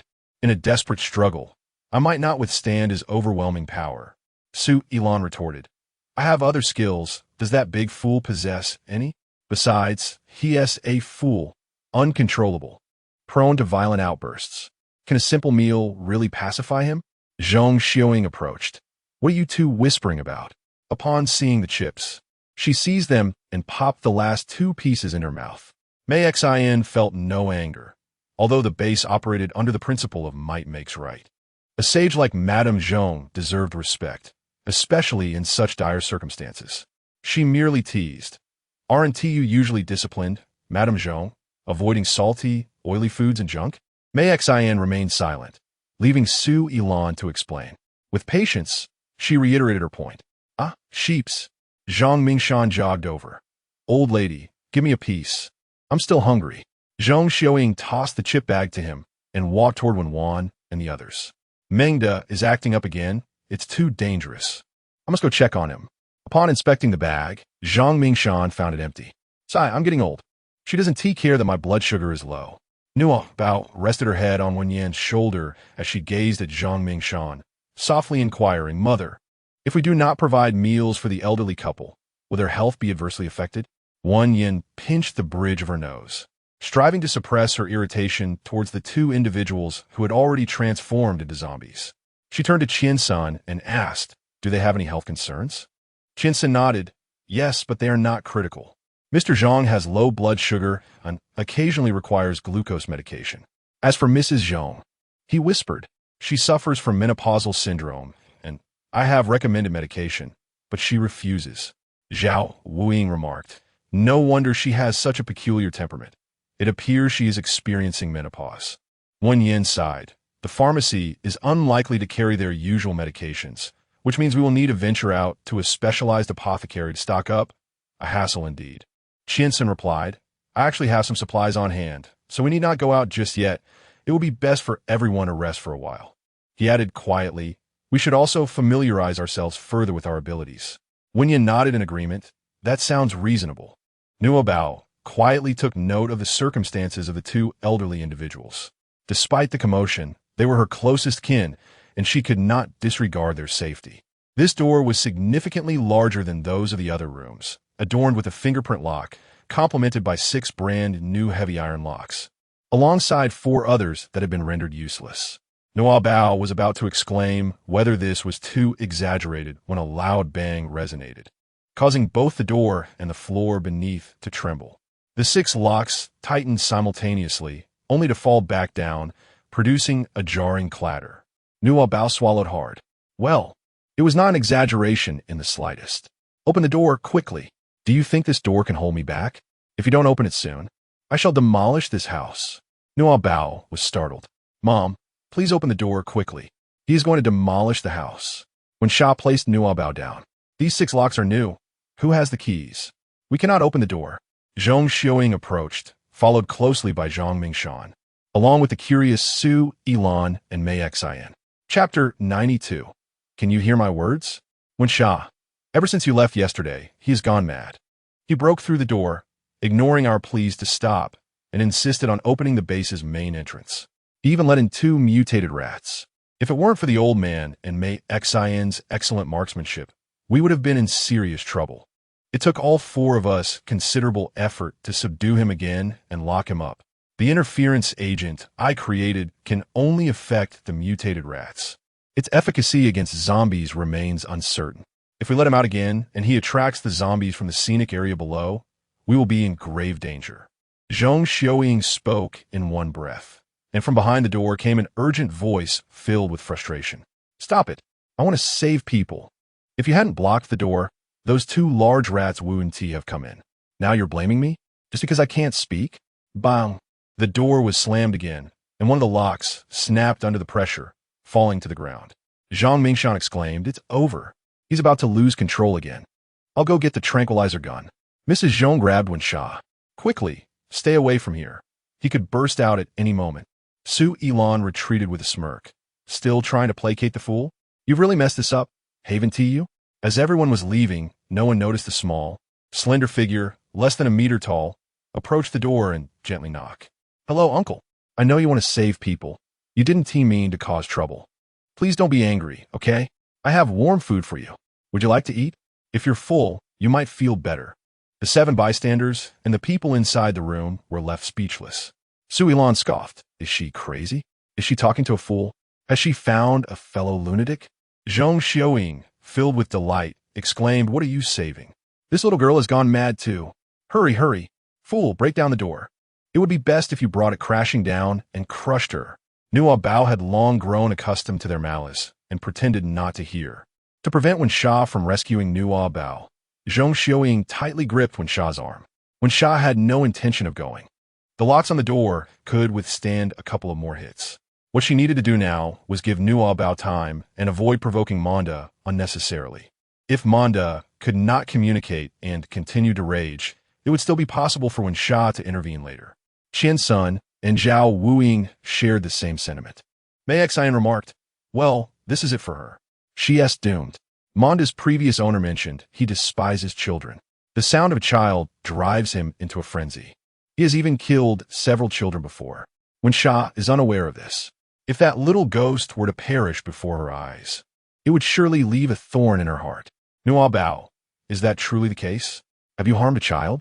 She nervously swallowed, adding, Uncle, though I am just a child, I'm a very well-behaved one. Please, do not hurt me, I beg you. Mei Xian scoffed. Does he even care if you are well-behaved? He is merely a lunatic. However, the room remained silent for several seconds, devoid of the frenzied sounds of Manda banging on the door. Mei Xian queried, How can this be? Zhong Xiaoying inquired, What is happening? Why has he stopped assaulting the door? Manda, feeling incredulous, responded, Are you speaking to me? Can you hear me? No. Can you understand me? I have never uttered a word. No one has ever heard my voice. How is it that you can? Nuobao could not divulge her mind-reading abilities. She could only say, I can hear you. Could you perhaps calm down and eat first? As Mingda began to settle, the deep and rugged thoughts resonating within him no longer seemed so intimidating. May I open the door? When Shan, feeling anxious, embraced her and handed her over to Qian's son, saying, Stay here while I go answer the door. Nuobao, feeling anxious, called out loudly, Uncle, my mother will open the door for you. Please do not harm her. Manda inquired, Who is your mother? Upon realizing, Manda responded, Is it Wen Yen? Very well. Let her open the door. I shall not harm her. Nuobao turned to Wen Sha. Mother, please open the door. Wen Sha nodded. Gesturing to Zhang Mingshan, Give me the keys. Zhang Mingshan produced 6 keys, but Zhong Xiaoying abruptly snatched them away. You cannot trust her. She is merely a thoughtless child, spouting nonsense. Who knows? Mengda might be feigning silence, waiting for you to unlock the door. You are well aware of how perilous he is. With the chaos outside, I suggest we eliminate him to avert any potential disaster. Bang! Mengda, upon hearing this, resumed his assault on the door. You wretched old hag, if you wish for my demise, I shall claim your life first. Nuobao stepped forward and said, Uncle, please don't. Grandma merely suggested it, and Mother would never accept that suggestion, would she? When Sha calmly replied, Mengda, I will not harm you. Mengda fell silent once more. Zhong Xiaoying interjected, Wen Sha, she is not your own child. Having grown up alongside others, her temperament is unpredictable. You've only known her for 2 days. How can you heed her words so recklessly? Mengda is dangerous. If she injures you or anyone else, who will take responsibility? Will it be her? Zhong Xiaoying pointed accusingly at Nuobao. Chapter 93. She is my own flesh and blood. I trust her. Zhao Wuing could no longer tolerate it. Madame Zhong, this is excessive. Isn't it? How long have you known Nuobao to harbor such a strong prejudice against her? Zhong Xiaoying retorted. Is it I who hold a bias against her? Or are you all blinded by her innocent facade? She continued, tell me, why did you instruct Wen Sha to release Mengda? Nuobao was taken aback. I did not. Zhong Xiaoying continued. You are lying, surely to make us believe you are impressive, to attract the attention of adults. But do you understand the consequences of your actions? Even if you do not care about our lives, what about your mothers? Qianxin retorted haughtily. Madame Thong, do you truly wish to hear the words you speak? What malice could a 4.5-year-old child possess? She could never harm Wenjian. Zhong Xiaoying's heart churned. She has harmed her. She has long since harmed her. Wenjian stepped forward, pulling Nuobao behind her and snatching the keys from Zhong Xiaoying's grasp. Madame Zhong, this is my domain, and I hold the authority here. Listen carefully. She may not be my raised child, yet she is my flesh and blood. No matter what transpires, I trust her. If you cannot accept her, then you're not welcome here. Yet, given your age and the fact that the city is overrun with zombies, expelling you would violate my principles. Thus, I offer you a chance to apologize to Nuobao. You would do well to cherish it. Tears welled in Zhong Xiaoying's eyes. Blood is thicker than water? You still remember that? You are my child as well. Why do you not trust me? And you expect me to apologize to your daughter? Zhang Mingshan supported Zhong Xiaoying's faltering form. Have you been triggered by your daughter again? What need is there for this? I will apologize on her behalf. She is unwell, and her emotions are easily stirred. When Lauda, please be understanding. When Zhan fixed her gaze on Zhong Xiaoying as she descended the steps in silence. Regardless of the circumstances, she ultimately could not bear to leave her daughter. When Zhan nodded, if she is ill, she must be treated. Qian-san, from today onward, you shall be responsible for ensuring Madame Zhong takes her medication. Understood. Qian-sin replied. Tears streamed down Zhong Xiaoying's face. Very well, my dear daughter. Is this how you treat your own mother? Nuobao, feeling an overwhelming sense of compassion, contemplated offering some comforting words, yet was rendered speechless by a single, piercing glance from her. It's all because of you. This gaze was more fearsome than that of Grandma Li, prompting Nuobao to remain silent. When Shan unlocked the door, revealing a room twice the size of their usual quarters, in utter disarray, with a bed in ruins. At the center of the room, a towering figure, over 2 meters tall, sat cross-legged. With a buzz cut and a square jaw, his fierce eyes scanned the group, reminiscent of a wolf locking onto its prey, exuding an air of disdain and an undeniable sense of inevitability. In an instant, the 7 assassins present became alert, on guard. He raised his hand and beckoned Nuobao with a mere curl of his finger. Is it you? Come here. His demeanor was less volatile than before, and having encountered numerous zombies, Nuobao felt little fear. She turned to grasp Qian-sin's sleeve, intending to approach together as he held the food. However, when Shan intervened, saying, I will do it, Qian-sun, noticing the petite tranquilizer gun concealed in her sleeve, willingly relinquished the tray. When Shan accepted the tray and accompanied Nuobao to stand before Mengda, she offered the tray to Mengda, saying, let us eat first. You must be hungry. Mengda glanced at the food, leaned in to sniff it, and then looked at Nuobao, asking, who prepared this? Nuobao pointed to his own nose, declaring, I made this. Give it a try. Mengda picked up the chopsticks, grasping a small bowl that seemed diminutive in his large hands. The ordinary chopsticks felt akin to children's utensils, proving somewhat unwieldy for him. He took a sip, visibly pleased, and remarked, the flavor is delightful, far superior to this group of inept individuals. Alas, it is too scant. It does not suffice to satiate my hunger. Wait a moment. Nuobao swiftly exited the room, returning shortly with a soup spoon and a bowl. She diligently scooped the remaining rice and carefully carried it to Manda. Is this sufficient? She inquired. Manda, with a slight grin, revealed a surprisingly gentle expression amid his fierce features. He accepted the bowl, placing on the ground, and then lifted Nuobao by cradling her under her arms. One Wei, Qian's son, and Zhao Wuing were taken aback, rushing forward in alarm. Manda, what are you doing? Meanwhile, Zhong Xiaoying, Mei Xian, and Su Yilan were utterly delighted. Oh, wonderful! Quickly, throw her. In eager anticipation, Manda tossed Nuobao into the air. Given his height and the distance of the throw, it seemed she would fall from over 3 meters, likely to suffer serious injury. Wen Wei and Qian Sun reached out to catch her, while Zhao Wuying lagged slightly behind, her face etched with concern. Yet, before their hands could grasp her, they were met with Nuobao's gleeful laughter. Mama, I'm fine. Uncle is playing with me. She landed safely in Manda's arms once more. The expressions of Zhong Xiaoying and the others froze in disbelief. Playing? What nonsense is this? Chapter 94. Would you like to be my family? However, the two appeared genuinely engaged in play. Manda disregarded the trio's anxiety, exuberantly tossing Nuobao into the air once more. Can you truly hear my voice? Splendid.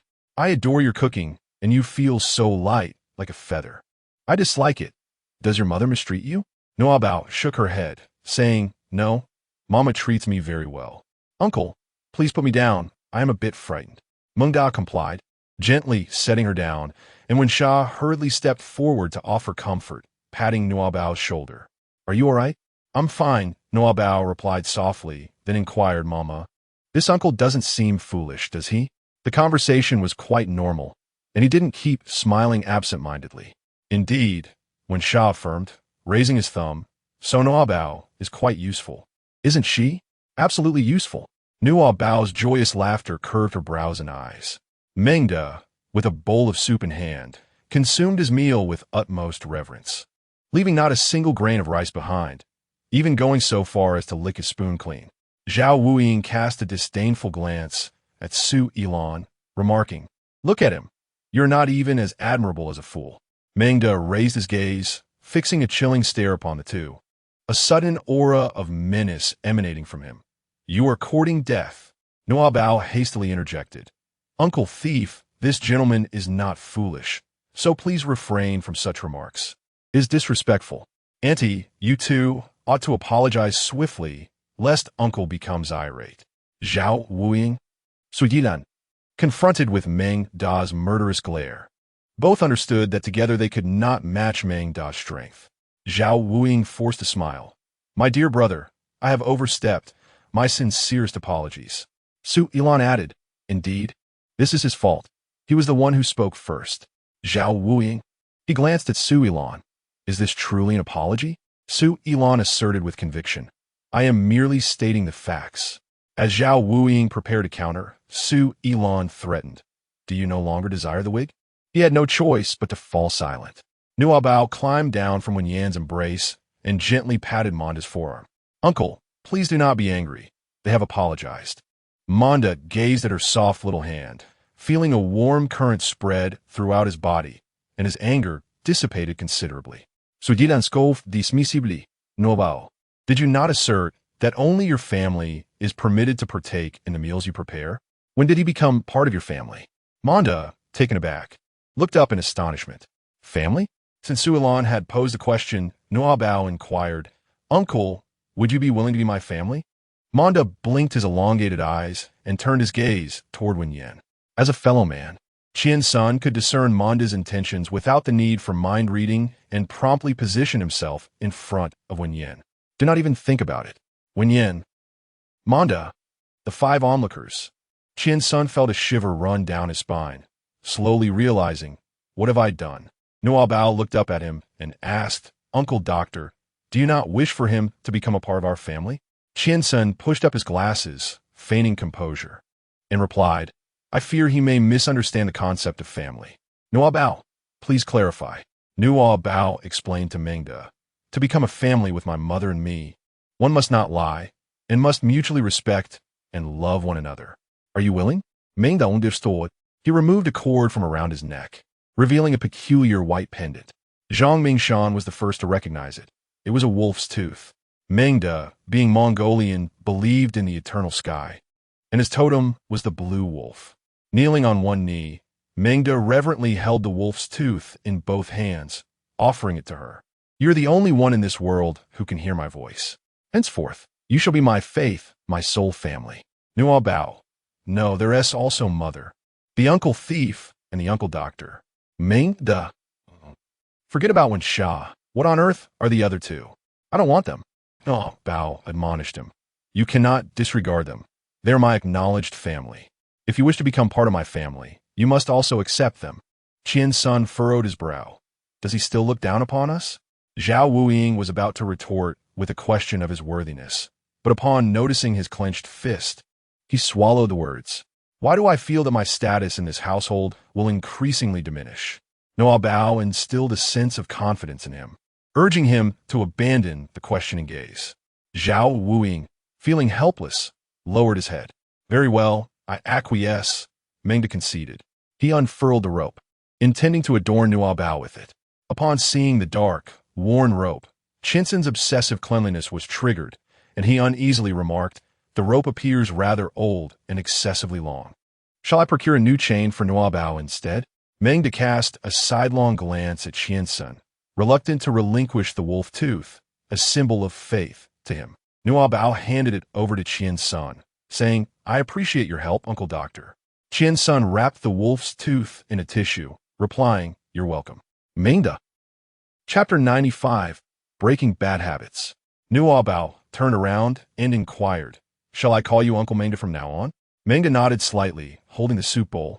He stood up with her cradled in one arm and proceeded towards the exit. The crowd silently parted to make way, following behind. Sui Yilan vispirit. Where is he going? Surely he doesn't intend to go outside again. Mei Xian pointed Nuobao, perched on Mengda's shoulder. Ask her. She can communicate with the Mengda. At the mention of fool, Mengda halted, a fierce glare directed at her. Although Mei Xian was undeterred by him, she opted for discretion and altered her phrasing. I'm not a fool. You useless lot. You must never refer to me as a fool again. Upon finishing her declaration, she turned her gaze towards Nuobao. Nuobao conveyed. Uncle Mengda asserts that he is not a fool, and henceforth, you shall refrain from addressing him as such. However, out of respect for Uncle Mengda, it would be prudent for you to cease referring to them as worthless, if you please. The crowd responded with disbelief. Su Ilan exclaimed, Dare you call me worthless? If I were not at a disadvantage, I would strike you down. Zhong Xiaoying interjected, Who is worthless? I have always strived for excellence and have never associated myself with such a term.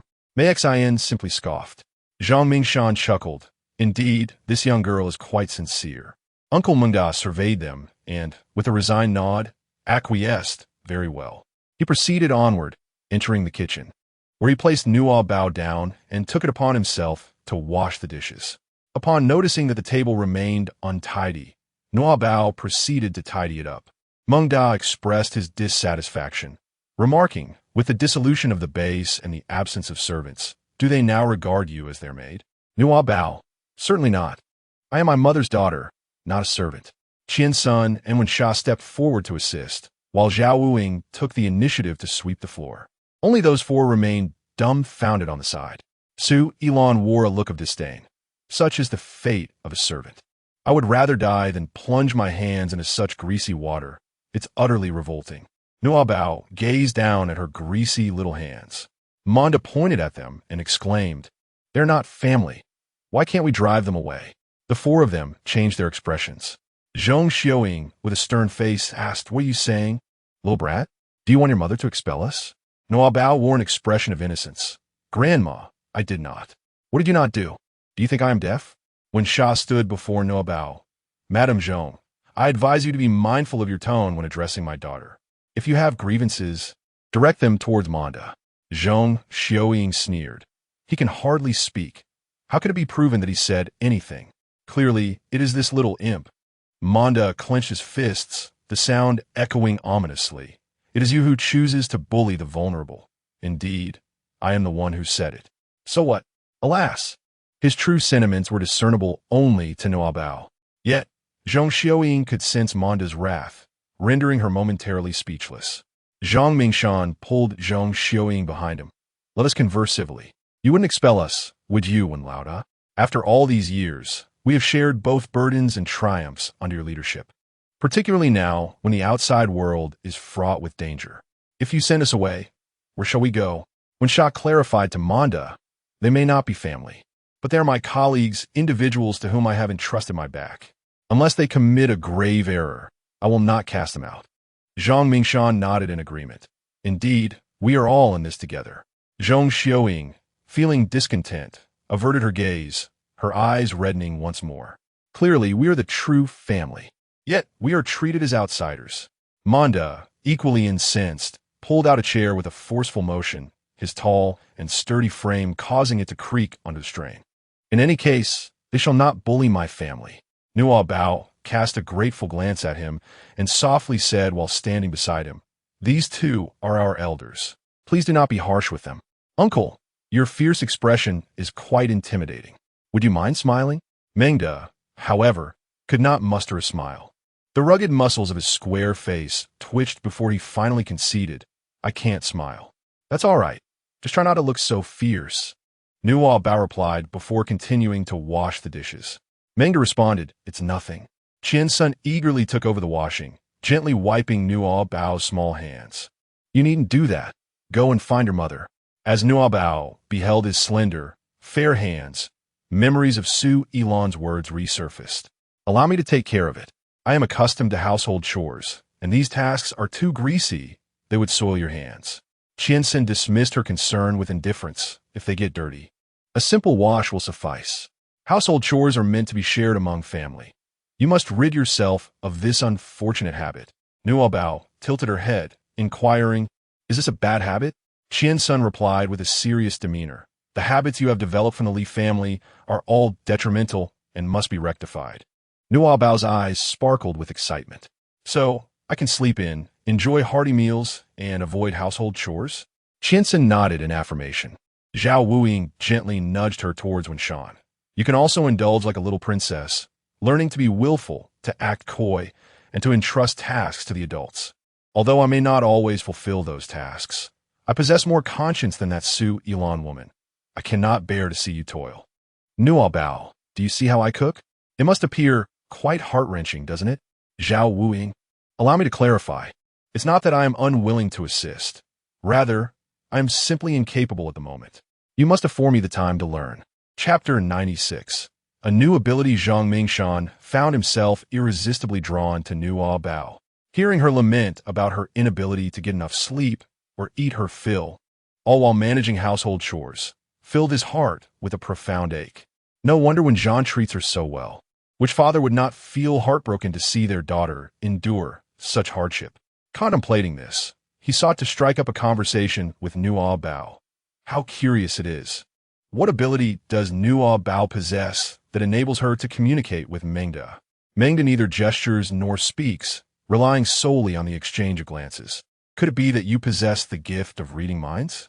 When Zhang and the others exchanged glances, each reflecting a mixture of surprise and intrigue. Zhao Wuying, "Indeed, Zhang, your vast experience is evident. You have astutely deduced the truth." Mengda, he ding minds. "What is that?" Nuobao felt a hint of joy.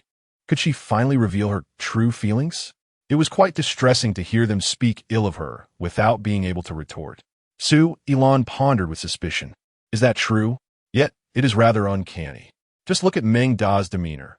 Since he arrived at the base 3 years ago, I have never seen him so composed. Could it be that Nuobao truly possesses the ability to read minds?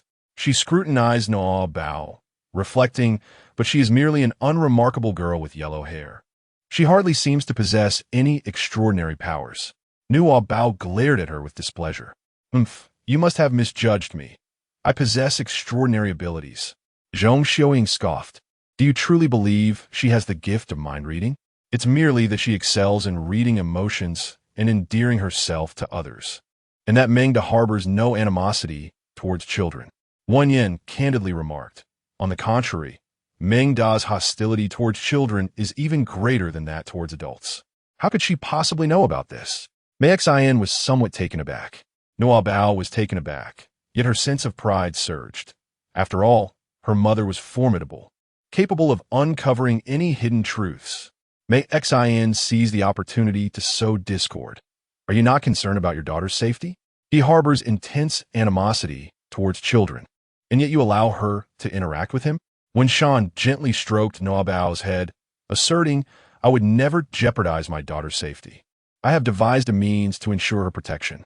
As she spoke, she retrieved a compact tranquilizer gun from her pocket, an exclusive design crafted in collaboration between Zhang Mingshan and Zhong Xiuying, the sole one of its kind. Though diminutive, its potency was formidable. The tranquilizer, a proprietary concoction by Zhong Xiuying, could incapacitate even an elephant with a single injection. No matter how formidable Meng Da might be, he would not withstand 2 shots. Furthermore, I once ventured to Meng Da's hometown to investigate the incidents involving his harm to children. His actions stemmed from mania, exacerbated by the incessant torment of those unruly children who relentlessly pursued him, deriding him as a fool, pelting him with stones, and even setting fire to his makeshift shelter. He acted out of desperation. Fortunately, the children sustained severe injuries but did not perish. Their parents, in an effort to amplify his culpability, falsely reported to the media that the children had died. Before Meng Da was even sentenced, he faced a torrent of online harassment. It is likely that this unbearable pressure drove him to flee, is it not? The last remark was directed at Meng Da. He was taken aback by Wen Shan's investigation into his past. Old wounds resurfaced, and he felt a surge of panic and anger, his fists clenched, veins bulging on his forehead. Why do you bring up these matters? To mock me? To provoke me? You are all just like those children looking down upon me. The onlookers instinctively recoiled, adopting defensive postures. When Shan attempted to pull Nuobao away, but she stepped forward and grasped Meng Da's hand. Uncle Meng Da, no one is mocking or belittling you. My mother has spoken the truth, and now everyone knows it was not your fault. There is no reason for anyone to misunderstand you, so please do not be angry, all right?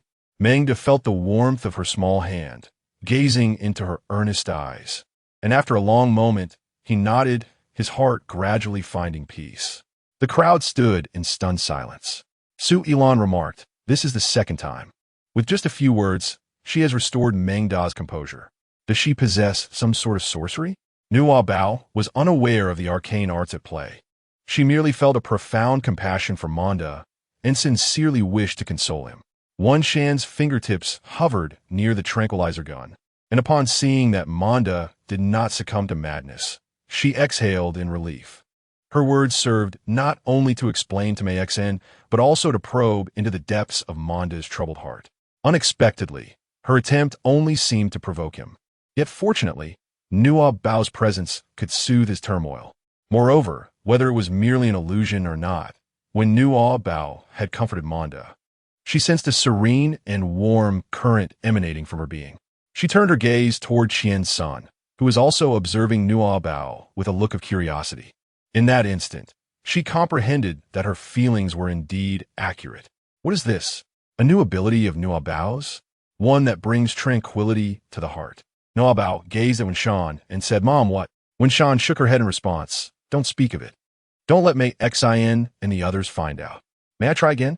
Nuobao nodded in agreement. Chapter 97. Here, I am the authority. When Sha opened her mouth, I also found the director of your orphanage during my visit. From her, I learned that you are not inherently mute. Rather, your introverted nature and reluctance to speak, compounded by your appearance, led to your ostracization and ultimately the development of your aphasia. As you grew, your unusual height and fierce demeanor instilled fear in others, further isolating you and prompting you to retreat into yourself. When others spoke ill of you, your anger was misdirected, and in your frustration, you resorted to intimidation, causing everyone to perceive you as a simpleton prone to violence. The 6 individuals nearby exchanged glances. Zhao Wuing quietly inquired of Wen Sha, Boss, are you comforting him or speaking truthfully? Wen Sha replied earnestly, Of course, it is the truth. The intelligence assessments conducted during his childhood are securely stored in my safe. Zhao Wuing recoiled slightly. Then why didn't you mention it sooner? Wen Sha responded, You never inquired, did you? Meng Da clenched his jaw, glaring at him with renewed intensity, fresh veins appearing on his forehead. Zhao Wuing discreetly stepped back. Brother, there's a saying, ignorance is no excuse. You should be aware of this, correct? After speaking, he turned his gaze towards Nuobao. Zhao Wuying then looked at Nuobao. He has forgiven us, hasn't he? Nuobao. He mentioned a saying that goes, "It is not a crime to speak ill of someone behind their back." Does that imply forgiveness? Zhao Wuying, on the verge of tears, replied, "Of course not. Is there truly such a regulation? I have read little. Please do not deceive me." Manda, gesturing to himself with a thumbs up, remarked, "I made that rule." Nuobao. He claims it is his decree. Zhao Wuying positioned himself behind Wen Yin.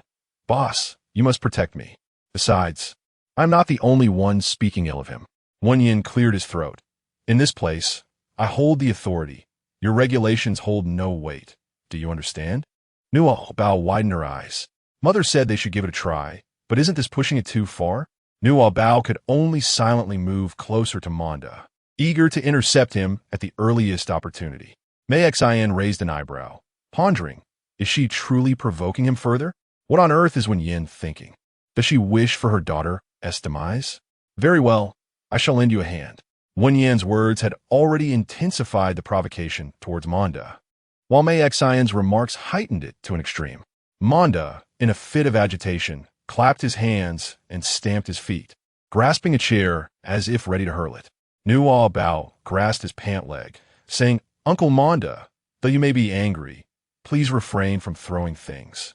It could hurt someone." Mei Xin thought to herself, "Do you really believe you can halt the frenzied Manda? Do you think of yourself as some celestial angel?" Zhong Xiaoying exclaimed, "The opportunity has arisen. Strike her down quickly." Manda gazed at her, his chest heaving violently. This time, even Nuobao noticed the unconscious warmth emanating from her, which, upon touching Manda, entered his body and gradually dissolved his fury. Manda set down the chair and began to express himself through heartfelt thoughts. As Nuobao listened intently, she endeavored to connect with Zhong Xiaoying through that peculiar flow of energy. However, Zhong Xiaoying was overly resistant, and her attempts proved futile. It seemed that this ability was not akin to telepathy, which could yield results with anyone. Nonetheless, to those around them, it was nothing short of miraculous that her mere words had calmed Manda. In the past, Manda might have wreaked havoc throughout the kitchen. Zhong Xiaoying let out a disappointed sigh once more. Mei Xin began to question the authenticity of Manda's affliction. It simply did not make sense. Upon hearing Wen Wei continue to provoke Manda, Qian Sun surmised that she was eager to ascertain the precise effects of the energy emanating from Nuobao. Observing Manda's emotional turmoil without descending into madness, Qian Sun felt a surge of anxiety, prepared at any moment to whisk Nuobao away to ensure her safety. Manda expressed a multitude of sentiments, and Nuobao, furrowing her brow, struggled to digest his words. When she relayed Manda's sentiments to Wen Wei, she could only respond with two words. Same question. Wen Wei? Manda? In disbelief, he turned to Nuobao and spread his hands, exclaiming, "Is that all?" Nuobao gently patted the back of his hand, conveying that, ultimately, this was the essence of the matter. There are certain vulgarities that, being a child, I ought not to utter. When Sha, initially merely testing the waters, now found her temper genuinely ignited. "Do not speak foul language in front of my daughter, Manda." Belatedly realizing the inappropriateness of the situation, silently nodded in agreement. Chapter 98. Only I can scold my granddaughter. Nuobao, you are truly impressive. Nuobao felt a tinge of embarrassment of the praise, yet was eager to share her newfound abilities with her mother. However, casting a glance at Madame Zhong and the others, she restrained herself. "Since you have entered my domain, it is only prudent that I gain some understanding of you to ascertain your potential value. In truth, I possess the ability to read lips. When you first arrived at the base, I attempted to communicate with you, but you disregarded me and refused to speak. In my desperation, I had no choice but to investigate further. Had you been willing to engage in conversation at that time, it would have spared me considerable effort.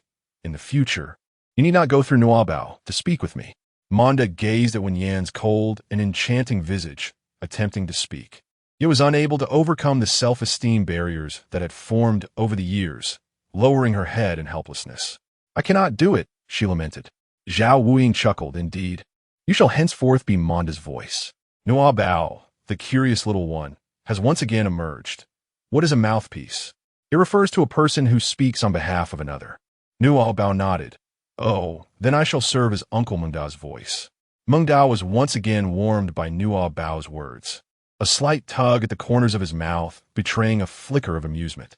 However, on his face, the smile appeared more sorrowful than joyful. The others, apart from Wenyan, displayed varying degrees of disdain, yet Nuobao remained unfazed. Indeed, Uncle Mengda, you ought to smile more and forget your troubles. Noticing the reactions around him, Mengda's expression darkened once more, and he lowered his head. You children know no worries. Are you not aware that some matters are not so easily forgotten? Nuobao crouched down, lifting her gaze to meet his face, and whispered softly, Uncle Mengda, let me tell you, Yuanbao also calls me a fool. Mengda was taken aback, a surge of anger igniting within him. Who is Yuanbao? He is merely an insufferable child. He also calls me short, ugly, a little wretch, and a bastard. Yet, I remain unfazed, for I am none of those things. To be angered would only serve to validate his words, would it not? Nuobao believed she was speaking in hushed tones, yet everyone nearby could hear her. Su Ilan and Mei Xin echoed in unison. Who speaks such candid truths? The others, including Madame Zhong and Zhang Mingshan, seethed with barely concealed resentment. Zhong Xiuying declared, only I have the right to chastise my granddaughter. To call her a bastard is to insult my entire family. Zhang Mingshan added, who dares to bully my granddaughter? They seek their own demise. With a surge of spirit, Nuobao wonders, my granddaughter, have they ceased to harbor any disdain for me? Nuobao once again employed her newfound abilities to approach the two individuals. Zhong Xiuying remained resistant, yet Zhang Mingshan had already embraced that current of energy. When Shan, recalling that her grievances had yet to be avenged, beckoned Zhang Mingshan aside to inform him of the details regarding Li Hongchuan's family, seeking his assistance in the matter. Zhang Mingshan inquired, is this the family referred to as Yuanbao? When Shan nodded, indeed, Li Hongchuan is Nuobao's adoptive father, aside from his wife and children. The rest have likely succumbed to the fate of becoming zombies. Zhang Mingshan waved his hand dismissively. Enough, you need not concern yourself with anything else. This old frame of mine is still intact. I shall take it upon myself to locate them and ensure their demise. When Shan expressed her bewilderment, isn't he siding with Madame Zhong?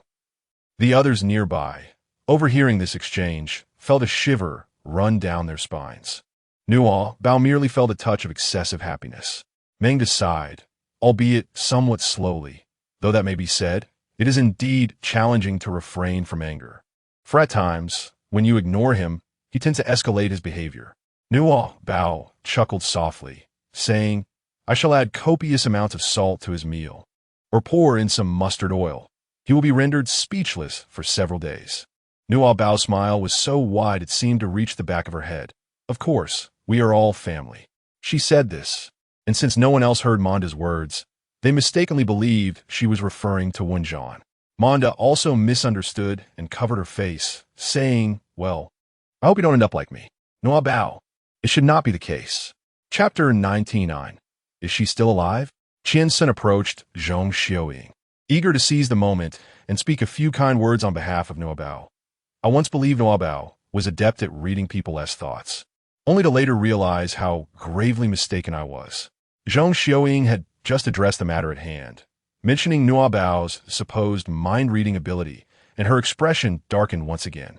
Are you suggesting that she truly possesses such a gift? Little Qian, being a medical student, should understand that such abilities are mere illusions. Mind-reading is nothing but a magician's trick. How could you utter such words? Qian's son smiled enigmatically. Perhaps you should set aside your preconceived notions about the child and endeavor to engage with her, to understand her. It may yield a profoundly different experience. Zhong Xiuying rolled her eyes. Su Ilan, observing Nuobao's foolish grin, speculated wildly. Could she possibly be a robot? AI brainwashing. Have you all been brainwashed? Zhao Wuyi countered. No one has been brainwashed. Only the human brain is foolish. Su Ilan, who are you referring to? I speak of whoever is overly anxious. Su Ilan, don't you want the wig anymore? Zhao Wuyi momentarily faltered. I am foolish. Is that satisfactory? Only then did Su Ilan find contentment. Zhang Mingshan, on the other hand, felt pleasantly surprised. Mind reading, you say? The little girl is quite capable. She truly is my granddaughter.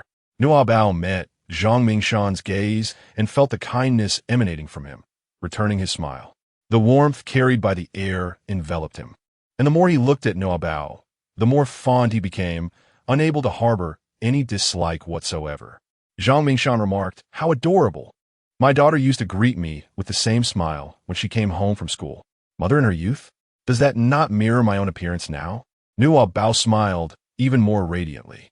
Mengda, upon hearing Qiansen's words, looked at Nuobao with astonishment and asked, "Did you use mind reading to hear my thoughts?" Nuobao nodded at him, making a shushing gesture. Mengda. I wouldn't speak anyway. Oh, right. Nuobao recalled something. Uncle, you mentioned wanting to go out to save someone. Who do you intend to rescue? Do you have family outside? Mengda, upon encountering Nuobao, felt a surge of delight that made him forget the pressing matter at hand. A week ago, a livestock guide was invited to the scenic area. I heard her sing in Mongolian and couldn't resist going to see her.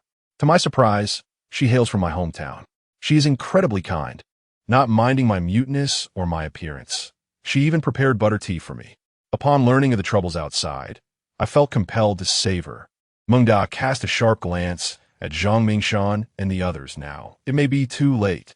Zhang Mingshan, despite his advancing years, still clung to his pride and retorted, "Did you just glare at me? Am I wrong for stopping you from going out to meet your demise?" Nuobao stood in the middle. Grandfather, Uncle Mengda is truly going to rescue someone. It's the aquaculture guidance lady from the scenic area. She is a fellow townsman of Uncle Mengda, right? What is a fellow townsman? Mengda. Qiansen, accustomed to her multitude of questions, replied, "It means someone from the same hometown." Oh, Nuobao understands now. Su Ilan wore an expression of amusement. Oh, who would have thought that Uncle Mengda could find a girlfriend in the brief time he patrols with old Mr. Zhang each day? Perhaps a certain single dog ought to reflect on this? Qiansan felt inexplicably targeted, casting a glance at Wenshan, pretending he was not involved. Mengda clenched his fists and slammed the dining table with force. Zhang Mingshan, this time, did not let his anger get the better of him and endured it. However, Zhong Xiaoying was decidedly unsettled. Previously, Nuobao's words could be interpreted as mere fabrication. But how does she know about this female guidance officer? Did Wenshan tell her? Mei Xian thought mockingly. How is it that everyone seems to believe she can read minds? It's quite absurd. What ailment spread so swiftly? Nuobao disregarded the two of them and turned her thoughts to the matter at hand. She pondered carefully and recalled that last night, while dealing with Tan Shao, she had sensed some voices beyond the usual whispers, yet they were too distant for her to comprehend clearly. Mother, she gazed at Wen Yen, hesitating to articulate her thoughts. Wen Yen discerned her meaning. Can you hear them? No, Bao nodded. But I am uncertain if it was indeed Uncle Mengda who spoke of it. When Sha replied, Are you certain it was a person? Nuobao scratched his head, remarking, In any case, it is not a zombie. Mengda, filled with excitement, rose to his feet and exclaimed, Have you seen Ulan Tuya? Is she still alive? Nuobao waved his hand dismissively, insisting, No, I did not see anything. When Shan resolutely declared, We shall ascertain the truth by investigating. After all, I intend to gather some supplies nearby to fortify our base. She emphasized, prior to her mentioning that lady, I was entirely unaware of this matter. The site manager merely consulted me regarding the renovation of the scenic area and requested my understanding, but that was the extent of it. I am completely uninformed about whom he engaged or how the transformation is to be executed. Zhong Xiaoying was taken aback. If it wasn't you, it must be that old man. Zhang Mingshan wore an expression of innocence. It wasn't me. Zhong Xiaoying was adamant. Then it must be Zhao Wuying and Qiansan. Surely someone has informed her of this matter. Otherwise, how would she know? Chapter 100. Arriving at Annie's place, Zhao Wuying wore a mischievous grin. It wasn't me who divulged it. Take a wild guess, dare to speculate. How did she come by this information? Upon seeing his cheeky demeanor, Zhong Xiaoying immediately understood. It must have been Zhao Wuying. This fellow never engages in straightforward conduct. Nuobao, although you are correct, it truly is not him. Zhong Xiaoying sidestepped Zhao Wuying and grasped Wen Sha's arm. Look, Zhao Wuying has admitted it, which proves that there is no such thing as mind reading. You cannot place your trust in her. Zhao Wuying? Wait, Mrs. Zhong. Which ear did you hear me admit this with? Get away. Zhong Xiaoying pushed him aside and continued. Regardless, Wen Sha, you must not go out. The scenic area is crowded, and undoubtedly, many have turned into zombies. I have yet to fully comprehend this zombie virus, and if you become infected. Wen Sha interrupted her. I have faith in my daughter. Even if she is mistaken, I am willing to bear the consequences. Zhong Xiaoying laughed in anger. Very well, then. As an outsider, I shall refrain from further comment. Do not seek my assistance should you perish outside, as I lack the capability. She stormed out of the kitchen. Su Yidan, fearing that Wen Sha might invite her join, quickly said, I will go persuade Mrs. Zhong. Mengda looked at Wen Sha. May I also go? I promise I won't lose my mind. I am strong and can be of assistance. Nuobao pointed at Manda and said, Mom, Uncle Manda wants to go. Zhang Mingshan thought to himself, my wife may appear obstinate, but she is undoubtedly concerned about our daughter. He then remarked, I have always been responsible for maintaining the base. Since we need to reinforce it, I shall accompany you. Unexpectedly, Mei Xian spoke up. I, too, wish to venture out and witness the zombies, and perhaps seize the opportunity to resolve this minor inconvenience. Nuobao approached Wen Sha and said, Mother, must we really face so many people? Mei Xian gazed intently at Nuobao, bending down her level. My dear child, do you have any idea how many staff members and visitors there are in the scenic area? Not to mention the numerous mutated mice and other aberrant creatures. Those seabirds might very well be lurking outside, waiting for humans to appear. With such a multitude of potential dangers, do you truly intend to leave your mother to bear the burden alone? Just look at the wounds on her body. Do you not feel any sorrow for her? Nuobao, filled with trepidation, clung to Wen Shan and pleaded, Mom, can we not go out? You need to rest well. Mengda replied, Then I shall go alone. I am determined to go. Nuobao gazed at Mengda. Must we go? If so, perhaps Mother should refrain from joining. Wen Sha cast a sidelong glance at Mei Xian. If you wish to seek inspiration, then go. Those zombies are not as perilous as you claim. Do not frighten my daughter. Mei Xian, with her long, straight black hair and dark circles beneath her eyes, spoke in an eerily ominous tone, gesturing once more, conjuring a scene as terrifying as it could be. Nuobao shook her head like a rattle. Then I won't go. I need to take care of my mother. How can you not go? Aren't you able to read minds and communicate with Manda? Wen Sha discerned Nuobao's fear of Mei Xian and comforted her. Mother will accompany you. Do not be afraid. You can stay here and wait with your uncle for a moment while I prepare some things. Mei Xian wished to interject, but Wen Sha placed a hand on her shoulder and guided her away. Zhang Mingshan remarked, by the way, I have a small bulletproof vest. Nuobao should be able to wear it. Then I shall also prepare some weapons, Zhang Mingshan said as he jogged away. Nuobao gazed at Zhang Mingshan's slightly hunched back, then turned and approached the kitchen counter, effortlessly conjuring a blender with a flick of his wrist. Mengda exclaimed, What? You can perform magic tricks too? Nuobao retrieved glutinous rice, longan, and red beans, placing them into a bowl for cleansing. As she washed them, she explained, I do not possess magical skills. This is known as spatial abilities. Mengda replied, What exactly are spatial abilities? Does such a thing truly exist? Do not deceive me. In a family where honesty prevails, I assure you, I am not deceiving you. Zhao Wuying stated proudly, Our Nuobao is exceptional. Prepare to be amazed. Chapter 101. Stay with me in Hell Qian Sun. Having finished washing the bowl, observed Nuobao's actions and speculated, Are you planning to prepare something for Mr. Zhang? As Nuobao perused the instruction manual for the blender, she remarked, Aunt Li also suffers from low blood sugar. She drinks a bowl of this soy milk every morning and doesn't need to take medicine. Grandpa wants to go out with us, and he cannot do so on an empty stomach. Making soy milk is quite swift. Indeed, Mengda had not eaten enough. Nuobao has soaked some beans again, and after cleaning the blender, she adeptly selected the function key. Qian Sun picked up the instruction manual and inquired, Are you familiar with all these characters? Can you really just glance at it and know how to use it? She replied, I can comprehend the simpler words. I often used a blender at Uncle Li's house, and although this one is different from the one I used before, I can easily figure it out by comparing the buttons. Qian Sun sighed, wearing an expression that conveyed unutterable sentiments. He marveled at her intelligence, while also feeling a sense of pity for her circumstances. Zhao Wuing, however, was less sentimental, his thoughts consumed solely by food. Nuobao, please add a bowl for me as well. I'm still hungry. How are those cold chain foods in your space? Nuobao glanced at the space and shook his head. I do not know. There is no scent in the space. Let the blender run for now. We shall find a room and take it out to examine, Qian Sun suggested. Zhao Wuing stepped back a few paces, peering down the corridor to catch a glimpse of Su Yilan and Zhong Xiuying's room. He hissed softly and pointed to an empty bedroom closest to the kitchen. The three of them entered, with Mengda, filled with curiosity, following suit.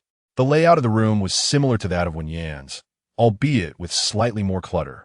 Zhao Wuing remarked, there is no need to waste Nuobao's space. Let us three move everything out and dispose of it. Not for now. Making such a commotion will alert Su Yilan and the others. Let us first have Nuobao store it in the space, and we shall dispose of it later. Nuobao acquiesced, for her space was still quite ample. With a mere wave of her hand, the room became utterly vacant. Mengda was once again taken aback. Is it really gone? Nuobao smiled at him, gesturing to the palm of her hand. I've placed it in my space. Zhao Wuing, assuming the role of an experienced individual, attempted to pat Mengda on the shoulder, but alas, he could not reach and settled for a light tap on his chest. It's all right, my brother. After a few more times, you will grow accustomed to it. Mengda cast a disdainful glance at his impudent hand, fiercely brushing it away. Zhao Wuing, undeterred, retorted, Hey. Nuobao said you cannot be fierce, and certainly must not strike family. Mengda took a deep breath, struggling to suppress his explosive temper. Nuobao's soft, delicate hand intertwined with his larger one. Uncle Mengda, I wish to bring out the freezer, but I can never seem to position such a large item properly. Would you assist me in arranging it? Mengda hesitated for a moment, gazing into Nuobao's large, innocent eyes, her cheeks adorned with two charming dimples. The anger that had flared within him dissipated like a heat stroke victim finding relief from a cool, sweet ice cube. All right, you direct me, and I shall arrange it as you say. Qian Sun felt that warm, spring-like breeze brushing against him once more, and his disdain for Zhao Wuing dwindled. He pulled Zhao Wuing aside, warning, Mengda is not like us. We may not truly wish you harm, but if he loses control, you certainly won't survive. His emotions stabilize only in Nuobao's presence, so if you wish to live, avoid flaunting yourself before him and go find some power strips. Zhao Wuing, finally realizing the gravity of the situation, hurriedly slipped away. Meanwhile, in Wenzhan's room, she was direct. I'm aware of what you endured during those 2 years away from the base. You have assisted me, and I can accept your current state, but I will not tolerate any malice directed towards my daughter. I advise you to refrain from harboring any ill intentions. Should you harm her, I will retaliate against the man you cherish, as well as his entire family. Xian looked at her in disbelief. You've been investigating me? How did you uncover this? It was not I who sought you out. It was the boss who instructed me to look into your affairs. You left the base upon completing your term and suddenly sought refuge with me, raising concerns that you might be coerced by the police. You once shared a photograph of your childhood friend with me. Given his current status, it was not difficult to track him down. Xian chuckled. And how do you presume that I would be intimidated by them? When Jean corrected her, I am not threatening you. I wish for you to empathize with me. Our fates are quite similar. We have both encountered scoundrels. At least you remember who he is, while I cannot even recall that person. My sole focus now is my daughter. Your son Estimise is unrelated to my daughter. You may resent all children, but do not unleash your wrath upon her. Xian closed her eyes in anguish, as the past she most wished to avoid was brutally exposed, reminiscent of a fresh torment. Since I am unworthy of happiness, you shall not be either. I will destroy your happiness, dragging you down to hell with me. Chapter 102. He is also a child in that empty room. Nuobao extracted 8 units, a refrigerator, a freezer, and a cold storage cabinet, nearly filling an entire room. 3 individuals were tasked with arranging them meticulously, leaving only a narrow passage for one person to traverse. In addition to the items that were originally within, Nuobao also removed an assortment of frozen goods, fresh meats, fruits, and vegetables, scattering them across the floor. They soon realized that Nuobao's space possessed the remarkable ability to lock in freshness, as though time itself ceased to flow within her domain. What was placed inside yesterday remained unchanged upon retrieval today. Even the fish and meats showed no signs of coagulation in their blood. Manda gazed at Nuobao with increasing reverence, as if his faith had been further solidified. The trio began to diligently organize the items. Qian-sun initially took the lead, instructing Zhao Wuying and Manda on their tasks. However, as he encountered various unfamiliar vegetables and was uncertain about their preservation methods, he contemplated searching online for guidance. Just then, Manda took the produce from his hands, skillfully wrapping it in cling film before handing it to Zhao Wuying and gesturing toward the cold storage cabinet. Zhao Wuying, bewildered, asked, "Are you sure? Should we place it in the refrigerator?" Manda straightened up, narrowing his eyes, and replied, "Do you dare to question my expertise?" Nuobao translated, "Certainly." Zhao Wuying, "Oh." Mengda glanced at Nuobao. "Cannot you translate my words directly?" Nuobao blinked with a pair of clear eyes and said, "Uncle Manda, I am just a child. There are some things I truly find difficult to express." Manda pondered for a moment and decided to let it go. Zhao Wuying, feeling dejected, asked, "Did he scold me?" Nuobao shook his head, saying, "Come on, Uncle, there's still much to do. You all need to hurry." Zhao Wuying responded with silence, returning to his work. Nuobao let out a sigh of relief. Qian-sun guessed that she had once again evaded a futile argument and gave her a thumbs up, saying, "Nuobao truly understands." Nuobao smiled with a slight squint, saying, "It's a trivial matter." After finishing with the vegetables and fruits, they proceeded to handle the fresh meat. Unable to consume fish and meat for the time being, they placed them into preservation bags for freezing. Prior to this, Mengda skillfully removed the scales and entrails of the fish. This task fell into Qian-sun's domain. "Leave it to me," he said, donning gloves. His golden-rimmed glasses glinted as his expression remained cold and professional. With a surgical precision, he effortlessly sliced open the fish's abdomen. Mengda cast a glance, remarking, "Not bad. He has some use. What else can that guy do besides eat?" Zhao Wuying hid behind the freezer, disdainfully pouting, and with a feeble tone said, "Oh, how cruel and bloody. Dr. Qian, if you keep this up, no woman will like you." "Oh dear, I can't bear to watch." Nuobao, He is part of the ambience team." "Manda, what is the ambience team?" Nuobao was only familiar with the term, yet she found herself at a loss to articulate its true meaning. "Doctor, what is an atmosphere group?" Qian-sun, with a serious and professional demeanor, disposed of a pile of entrails into the trash without lifting his gaze, responding, "They're the ones responsible for creating the atmosphere. What he does not constitute an atmosphere group. It is merely repulsive." Mengda nodded in agreement. "Indeed, I concur." Zhao Wuying, rendered speechless, felt a surge of indignation, yet remained silent. It's one thing for him to say that, but you two are in agreement? What do you both mean by that? "I only aim to alleviate your fatigue by adding a touch of amusement. Otherwise, the readers would find this dreadfully dull." Though they could not hear Zhao Wuying's grumbling, Nuobao could. However, upon hearing Zhao Wuying's words, he hurriedly covered her mouth. "Good heavens, are you trying to get me killed?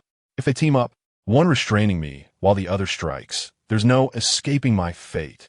Nuobao withdrew his hand, saying, "I thought you might require me to speak on your behalf." "No need. Thank you." Qian-sun coldly retorted, "If you have something to say, say it to my face. If you speak ill of me behind my back, I shall." He plunged a knife into the fish's belly with precision, the blood oozing forth. Zhao Wuying chuckled awkwardly. "No, I merely expressed a slight grievance. Please do not take offense. My esteemed brothers." Mengda gently squeezed Nuobao's small hand, remarking, "Isn't this a direct translation?" Nuobao spread his hands. His words can be spoken, for he too is a child. "Mengda." Zhao Wuying also could not comprehend. "Why do you say this about me?" Nuobao, with reason and evidence, remarked, "You yourself stated that you shall remain youthful until death." Zhao Wuying replied, "No, this is merely a metaphor. Nuobao stood with her hands on her hips, declaring, "Moreover, Uncle Thief, no matter how you pretend to be a child, the readers are undoubtedly here to see me. Not you. You ought to understand that." Zhao Wuying remained silent. In the end, Qian's son, after conducting a tally, remarked, "The meat supply is relatively abundant. Yet milk has a shelf life. Even when stored in a space, it cannot be kept for long. The quantity of eggs is also limited. Henceforth, everyone shall abstain from consuming them, reserving them exclusively for Nuobao, who will inevitably deplete the supply. Her body requires daily nourishment, and these essentials, such as eggs and milk, must not be neglected. It would be optimal to have live chickens and dairy cows." Zhao Wuying replied, "For heaven's sake, even the mice have mutated. Where am I to find live chickens and cows? I am still running a fever. Let us conclude for today. The freezer cannot accommodate any more, and anyway, those remaining in Nuobao's space will not spoil." "Nuobao nodded." Mengda inquired, "Is the refrigerator outside left empty?" Nuobao conveyed his message, and Zhao Wuying replied, "Indeed. Let it remain empty. Otherwise, how can we compel them to seek our assistance?" Mengda understood. Qiansun glanced at his watch and remarked, "The time is nearly upon us. We must set off." Zhao Wuying installed a smart lock on the door, securing it with a sense of assurance. Chapter 103. This batch of adults is truly challenging to manage as they emerge from the room, unnoticed by anyone. They feigned nonchalance while meandering about the kitchen.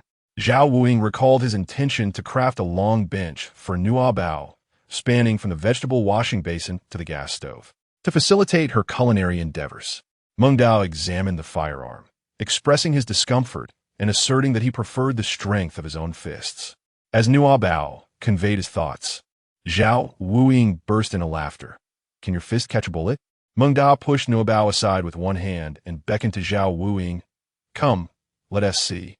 This phrase, left untranslated, was nonetheless comprehensible to Zhao Wuying. "Are you serious? You really want me to shoot?" Mengda nodded in affirmation. Nuobao stood firmly in the middle, exclaiming, "No, a family must not fight." Qiansun refrained from intervening, as he too was eager to witness the extent of Mengda's prowess. Previously, they were only aware of his immense strength, resorting to a tranquilizer gun to subdue him when he became enraged. However, none knew the true measure of his capabilities. He gently moved Nuobao aside and gestured for Zhao Wuying to proceed. Nuobao, feeling uneasy, tensed her body and asked, "Doctor, why don't you stop them? Guns can kill." "It's all right, they're merely sparring." Zhao Wuying isn't foolish enough to aim for the heart. "Oh, right, not the heart, just a little warning shot. I'm used to it." Zhao Wuying, realizing the gravity of the situation, shifted the gun slightly to the side, now aiming at his arm. Nuobao, striking her forehead, lamented the difficulty of managing this generation of adults. Unable to intervene directly, she resorted to her newfound abilities to gently influence Mengda, urging him to remain calm and composed, avoiding any outburst. Zhao Wuying observed Mengda intently, ultimately issuing a stern warning. "Bullets are indiscriminate. If you cannot withstand them, then evade." Yet Mengda stood resolutely, showing no intention of retreating. "Then I shall fire," Zhao declared. At the very moment he tensed his arm, preparing to shoot, Mengda suddenly lunged forward with remarkable speed for such a large frame, astonishing all. As a paragon of stealth within the thieving realm, Zhao Wuying was accustomed to leveraging his agility. In the split second before Mengda's hand reached his weapon, Zhao instinctively redirected the gun to aim at Mengda's chin and pulled the trigger. However, no shot rang out.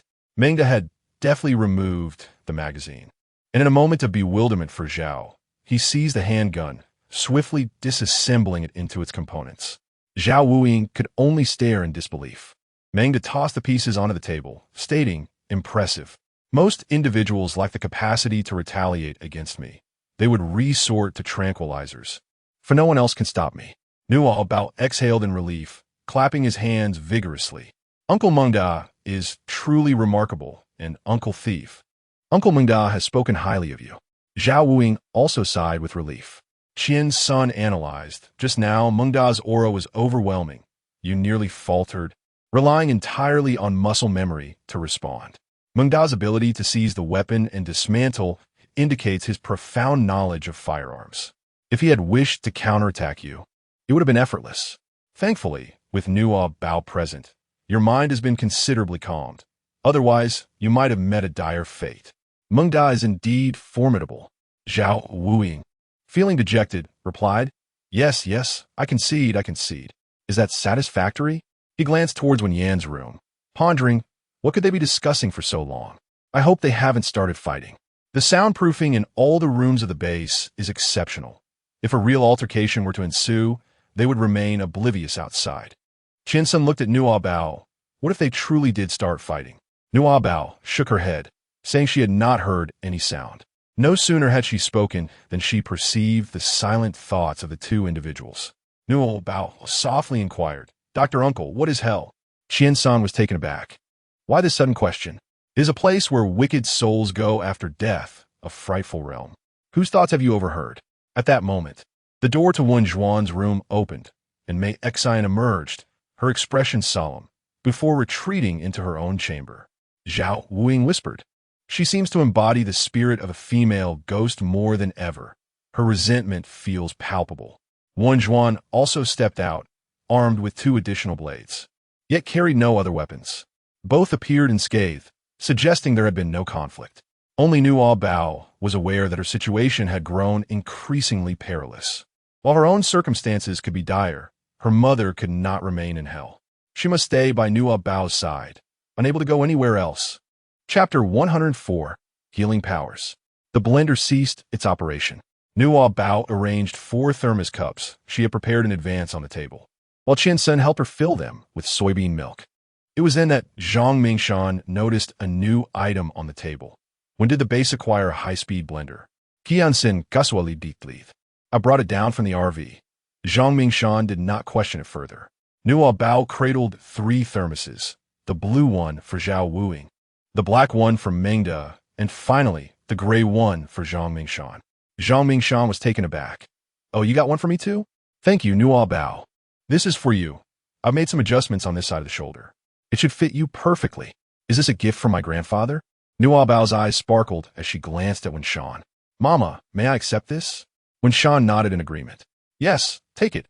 It may prove useful. However, remember to stay close to me when we are outside. Zhang Mingshan assisted Nuobao in donning her bulletproof vest and opened a thermos, taking a sip of the warm beverage. Delightful. It warms me from the heart to the stomach. Observing him, Zhao Wuing also took a sip, only to sputter it out, his tongue scorched and tingling. With a lisp, he exclaimed, Old man, clarify for me. Was it warm or scalding? Zhang Mingshan chuckled. At my age, I simply relish something warm. Don't compare yourself to me. Zhao Wuing gave a thumbs up. You are impressive. You are remarkable from your heart to your stomach. Nuobao handed the last pink thermos to Wen Yan. Upon receiving it, Wen Yan remarked, I am satiated and no longer hungry. Please enjoy it yourself. I shall hold it for you. Nuobao intertwined her fingers with her mother's, saying, Mom, let us drink together and enhance our well-being. At that moment, Mei Xian had just changed her attire and emerged from her room, noticing that each of them held a heart-shaped thermos. She wore a stern expression as she proceeded towards the entrance of the base. Eat up, eat up. A full stomach will prepare us for the journey ahead. No, bon. Observe her timid demeanor once more. Wen gently lifted Nuobao and, while making her way outside, spoke earnestly. Bao. Mei Xian does not harbor any dislike towards you. She simply struggles to accept the presence of another's child in her life due to the loss of her own. There is no need for you to fear her. I have already clarified this matter with her. Nuobao pondered. Mother, could it be that you have not expressed yourself clearly enough? When Shan noticed the weight of her thoughts and turned her gaze towards Mei Xian, did you hear her innermost feelings? Nuobao lowered her head, unable to deceive her mother, and simply nodded. When Shan inquired further, is she being obstinate then? Nuobao pressed her lips together, choosing silence. She wished to spare her mother any discomfort. When Sha took a deep breath and said, I understand. The standard off-road vehicle at the base could not accommodate so many individuals, forcing them to board the RV parked outside. Initially spacious, the RV felt cramped as soon as Manda entered. When Sha carried Nuobao into the innermost room to rest. Nuobao softly inquired, "Mother, is Aunt May Xin your dearest friend?" Nuobao straightened up and exclaimed, "Mother, it seems I have awakened a new ability. This power allows others to take a liking to me. I shall attempt to make Aunt May Xin fond of me, but first she must accept my breath, this warm and comforting essence." When Sha was filled with a sense of pride as she gazed at her, saying, "Nuobao, you are truly remarkable, having discovered yet another extraordinary gift. When did you realize you possessed this ability?" Nuobao shook her head, expressing her uncertainty. "I was unaware until you enlightened me. It was only later, witnessing how you calmed Manda's turbulence, that I came to realize your newfound ability has influenced me. I cannot ascertain whether this power has existed within you all along, which I only became aware of after awakening my own abilities, or if it emerged due to your exhaustion yesterday from overexerting your powers. Nonetheless, I speculate it may be a derivative of your telepathic abilities, a form of spiritual healing. However, akin to hypnosis, it requires acceptance and trust to achieve its healing effect. For instance, with Manda, you can perceive his innermost thoughts. His trust in you allows him to receive your healing. In contrast, those like Madame Zhong, who harbor doubts in their hearts, will undoubtedly find it ineffective." Pausing momentarily, when Sha's gaze turned frosty, "What is their current attitude towards you? Since action is inevitable, it may be prudent to address them all at once." Nuobao gasped in dismay. "No, that is your father and mother." Chapter 105. "Are you trying to drive me away?" Nuobao exclaimed. "Grandfather has now accepted me. He treats me very well. Look, he even gifted me this bulletproof vest." She pointed to the protective garment adorning her. When Shan pondered for a moment and replied, "Mr.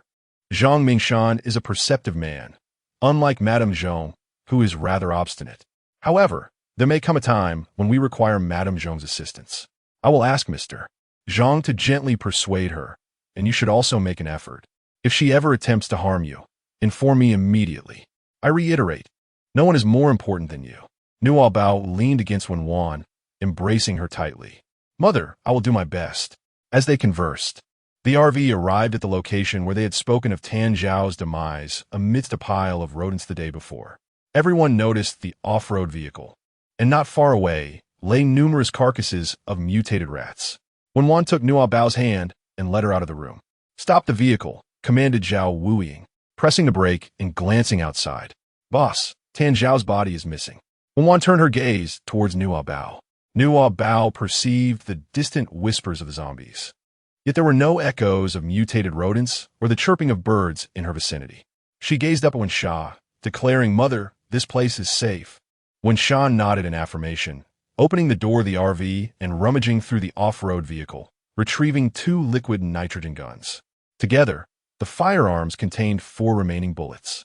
Unlike standard ammunition, these bullets were larger and exuded a chilling exterior. She recalled another gun that had fallen near the corpse of Tan Xiao. Approaching the area, she discovered the liquid nitrogen gun beneath a pile of rodent carcasses, which still held a solitary bullet. When Sha extracted the bullet and placed it into the other gun, Zhang Mingshan and Mei Xin emerged from the vehicle. She handed the empty gun to Zhang Mingshan, who accepted it with curiosity. "A new weapon? From Tan Xiao?" he inquired. "Indeed, it is designed for dealing with zombies. They cannot be killed by conventional means. Their sole weakness lies in their aversion to cold.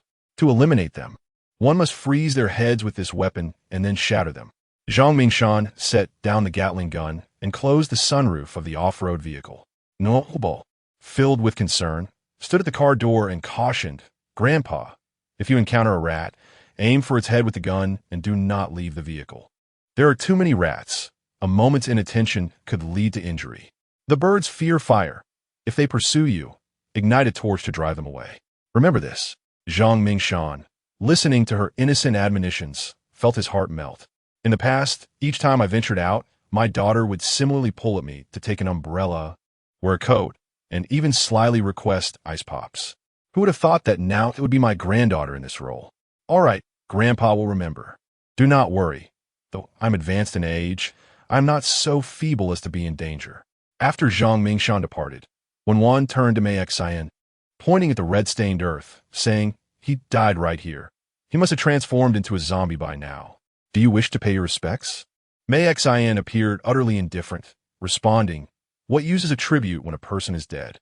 Who would it be for? Guns are rather entertaining. May I have one?" To her surprise, Wen actually handed her a gun, stating, "It contains 2 bullets. You have heard the weaknesses of the mutated creatures I am aware of. I have done my utmost. You may leave now." May Xin toyed with the liquid nitrogen gun in her palm and laughed. "I suspected you had ulterior motives for sending Zhang Mingshan away, and it seems I was correct. Is it because of her that you wish to drive me off?" With that, May Xin adeptly gripped the gun, aiming it at Nuobao. Qian's son hastily leaped from the vehicle, embracing Nuobao. "May Xin, don't act recklessly." Mengda could no longer remain seated and burst out of the car, exclaiming, "If you dare to harm her, I will take your life." Wen positioned himself in front of the gun's muzzle, declaring, "Do you seek death?" May Xin scoffed. "You protect her so fiercely? Would you truly die for her?" Wen replied with certainty, "I would. If your son were still alive, you would do the same." "I would not. That selfish little brat who sought my life is not my son. Had he lived, he would not have been as manipulative as this little girl." Seeing that she was impervious to reason, Wen decisively drew his blade. In close combat, May Xin was no match for him. After exchanging a few moves, she retreated into the thicket. Zhao Wuying, observing from the driver's seat, smirked. "The mutated rats emerged from there yesterday. She will surely be bitten to death." Wen did not pursue her. If she manages to survive the descent, it is her own skill. From this point forward, our paths will diverge. Nuobao then inquired, "Dr. Uncle, what does it mean to captivate one's heart?" Qiansun could easily surmise that this was the voice of May Xin. Nuobao puffed her cheeks and replied, "I haven't." When Sha smiled at her and said, "We know you haven't. She's gone now, so there's no need to concern yourself with her thoughts." Nuobao nodded in agreement. She pointed toward a cluster of pastoral buildings at the foot of the hill and asked, "Mom, is that the place we are heading to?" "Yes. Do you hear the heartbeat of the living?" Mengda looked at Nuobao with eager anticipation. Is there? Chapter 106. In Need of Scapegoat. Nuobao closed her eyes, concentrating intently. After awakening her healing abilities, her telepathic skills had also intensified, allowing her to discern thoughts with greater clarity while filtering out unwanted noise. Moments later, upon sensing Manda's anticipation, she shook her head. Manda covered his face with his hands, his brow furrowed in anguish. "I should have recklessly charged in yesterday. I possess the power to protect her, yet I failed to act. It's all that damned old man's fault, and those responsible for Ulan Tuya's demise. I shall avenge her." Manda turned his gaze towards Qiansun's gun. Sensing Manda's fury, Qiansun quickly holstered his weapon. "Manda, please remain calm." Manda swung a fist at him, prompting Qiansun to evade hastily. That punch was no jest. A solid hit would surely bring grave consequences. When Shan lacked the confidence to withstand Manda's full force, swiftly kicking his wrist, gun aimed at his forehead. "Stop." Unfazed, Manda pressed on, unyielding against the muzzle of her gun. "Uncle Manda," Nuobao tugged at his pant leg, pleading, "Do not fight with Mommy or the doctor." "Fine, I want to fight them, but you must let them hand me the gun." Nuobao advised, "Uncle, if you must place blame, let be on this calamity. Grandfather and the others only sought to protect you. They were unaware of your intention to save lives." Qiansun added, "Given the circumstances at the time, even if you had all rushed out to assist, you might not have reached the scenic area before being bitten to death by the mutated rodents on the mountain. You would have been unable to save anyone and would have lost your own lives in vain." Mengda stood in a daze, gazing at the multitude of mutated rodent carcasses scattered around, seemingly contemplating his ability to confront them. When Shan interjected, "Calm yourself in the vehicle. We must hasten to the scenic area to gather supplies. If you fear encountering the undead of Ulan Tuyu, you may wait in the car." The RV resumed its journey. Entering the scenic area, this place combined inns, shops, and scenic attractions, and even outside the peak tourist season, it was not devoid of visitors. Now, however, they had all transformed into zombies, men, women, and children alike. Some wandered aimlessly through the streets, while others emitted bizarre cries at the fountain. The majority of the zombies congregated before the barn warehouse at the back of the square, howling like wild beasts. "Help! I'm so scared. Please help." Nuobao blinked, pondering the peculiar voice she had heard that day. It was neither the voice of a human nor that of a zombie. Zhao Wuying gazed towards the warehouse and remarked, "Why are all the zombies clustered there? Could it be that there are still people inside?" After a moment of calm, Mundar rose and exclaimed, "People? It must be Yulan Tuaya." Nuobao exclaimed, "No." He pushed Nuobao aside, flung open the door of the RV, and dashed out.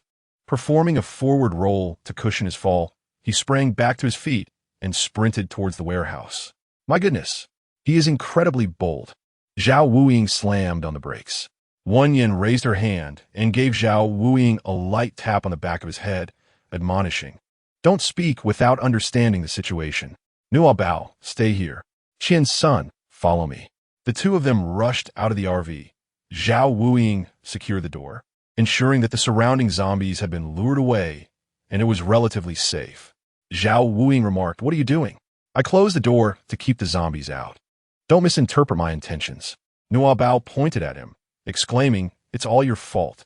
If it weren't for your careless words, Uncle Mengda wouldn't have run out. Come on, I merely expressed a conjecture.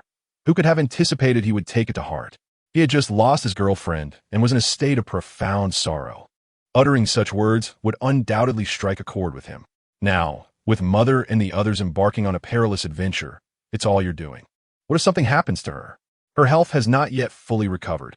As she spoke, Nuobao's voice trembled, on the verge of tears. Zhao Wuying, at a loss, replied, All right, it's my fault. Is that satisfactory? Please do not cry.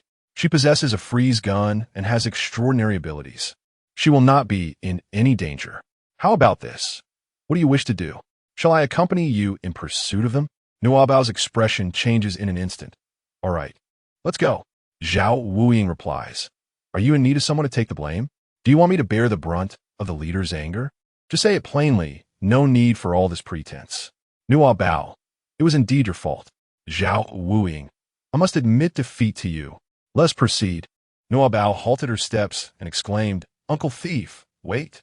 Aunt Meishin is here. Be careful." Just as she spoke, Meishin emerged from beneath the car and swiftly rendered Zhao Wuying unconscious with a single blow. Nuobao, startled, took 2 steps back, rushing towards the door of the driver's seat while calling out, "Mom, Mom, come save me." Mei Xian, unable to deliver a finishing blow to Zhao Wuying, hurried over to cover Nuobao's mouth, tore down the curtains, bound her tightly, and gagged her. "Your mother has run too far to hear you. Cool, Mei. I shall take you to see her one last time." Mei Xian hoisted her onto her shoulder and made her way toward the office building in the scenic area. Chapter 107.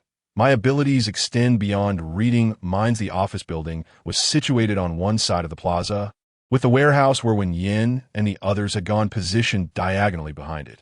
As they entered the office building, Nuobao began to hear the thoughts of Wen Yin and the others, along with the countless voices of the zombies. "Manda, Olentia, wait for me. I'm coming right away. Do not fear. Qian's son. We've only known each other for a few days. Can feelings run so deep that one is willing to die for her? Have I underestimated my understanding of Manda? Wen Yin, damn it. Not even 8 bulls can stop me. I cannot give up on him. Otherwise, Nuobao will be heartbroken. I should have never let her get so close to him. Food, I am so hungry." Bang. It was the sound of the liquid nitrogen gun.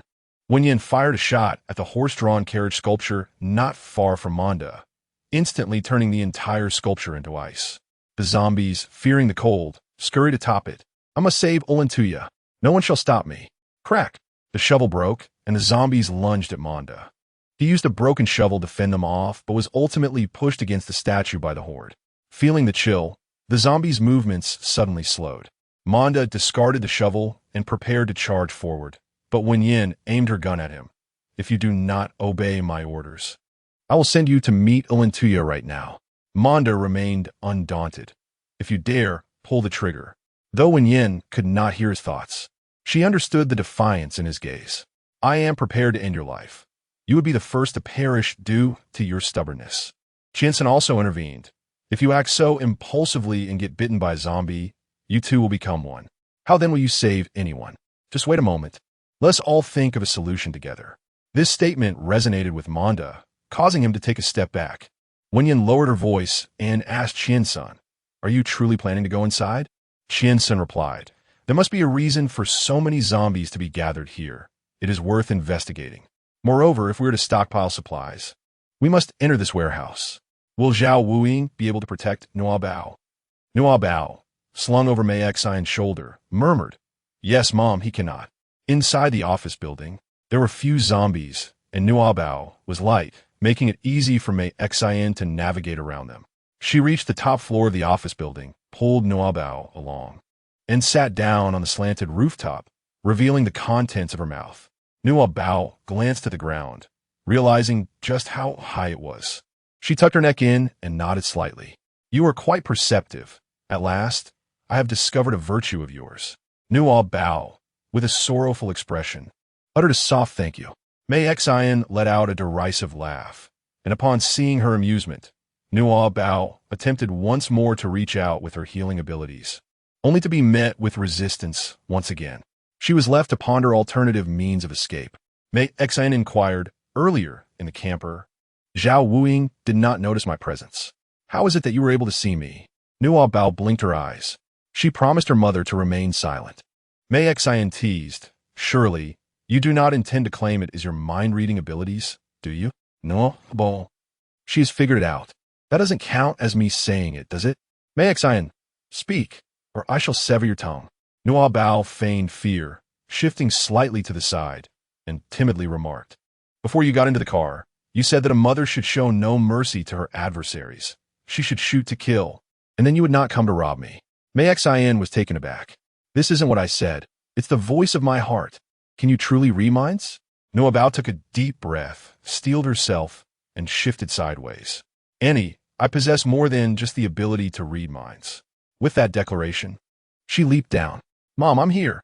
Simultaneously, a heap of refuse materialized beneath her, along with blood-soaked bags filled with fish entrails and two thick, 2-meter mattresses. In the past, she had watched Yuanbao bounce high on the mattresses. Despite his ample size, he would land without injury. She, being so light, would surely be caught by the 2 mattresses. When Shan and the others heard Nuobao's call and looked up, their hearts racing with concern. Nuobao, however, before she could touch the ground, Mei Xian severed the rope securing the flagpole atop the warehouse, leaping down while grasping one end of the rope. She swiftly seized Nuobao's clothing, swinging her up to the rooftop of the warehouse. When Shan and the others followed their gaze to the warehouse, behind them, there were 2 loud thuds as the enormous mattresses hit the ground, stirring up a cloud of dust. The bags containing the fish entrails burst open, splattering the gory insides everywhere. The zombies, drawn by the commotion, rushed over to snatch at the entrails. Sensing an opportunity, Mengda dashed forward, slamming against the door without hesitation. The zombies, once again attracted by the noise, turned their attention toward him. When Shan fired a shot toward the nearby flower bed railing, Qiansen, the zombies, sensing the chill, dared not approach. On the rooftop, Mei Xian held onto the flagpole with one hand while gripping Nuobao's neck with the other, looking down at Wen Shan with a provocative glint in her eyes. Nuobao was on the verge of asphyxiation, desperately struggling, her little legs flailing in the air, the pain rendering her speechless. Chapter 108. No child loves their mother. When Shan raised her hand, gripping the gun tightly, her brow furrowed, her heart in turmoil as never before, a fierce hatred surging within her, threatening to tear Mei Xian apart. Mei Xian smiled slyly. "You hate me, don't you? Go ahead, pull the trigger. Aren't you known for your marksmanship? Let's see if you can make the bullet curve, bypass your daughter's head, and strike me instead." If her opponent were anyone else, Wen Shan would be confident in rescuing Nuobao, but Mei Xian's words. They knew each other all too well. Moreover, Wen Shan dared not gamble with Nuobao's life. "Dare you not?" A hint of triumph graced Mei Xian's face. "Wen Shan, you claim to care deeply for your daughter. Show me just how much you care. Aim the gun at yourself and fire 3 shots. Hesitate for even a moment, and I shall let her fall." Upon hearing the commotion, Nuobao lowered her head and saw Wenwen resolutely redirecting her weapon. With a fierce grip on Mei Xian's wrist, She shouted, "Mom, no." In a swift motion, she flung her hand, conjuring a massive shelf that crashed down towards Mayexan. In that fleeting moment, Wen hurriedly ran to catch Nuobao, certain that Mayexan would throw Nuobao aside to save herself. However, in an instinctive reaction, Mayexan embraced Nuobao tightly and rolled away. This unexpected action astonished not only Wen, but even Mayexan herself. The shelf came crashing down, leaving a gaping hole in the warehouse ceiling. With no time to escape, Mayexan and Nuobao fell through the opening. Nuobao. Wen's heart raced with urgency. She summoned a large orb of water, the size of a basin, to strike down the zombies before her, while wielding a knife to sever the heads of several more, clearing a path towards the warehouse entrance. Just then, Mengda burst through the warehouse door, and the three of them rushed inside. Qian's son positioned a barricade of ice at the entrance, deterring the zombies from advancing, before retreating inside and securing the door. Upon entering, they realized that this place resembled more of a menagerie than a warehouse. The scenic area had endeavored to attract visitors by breeding numerous gentle creatures, such as sika deer and alpacas, and this was their enclosure.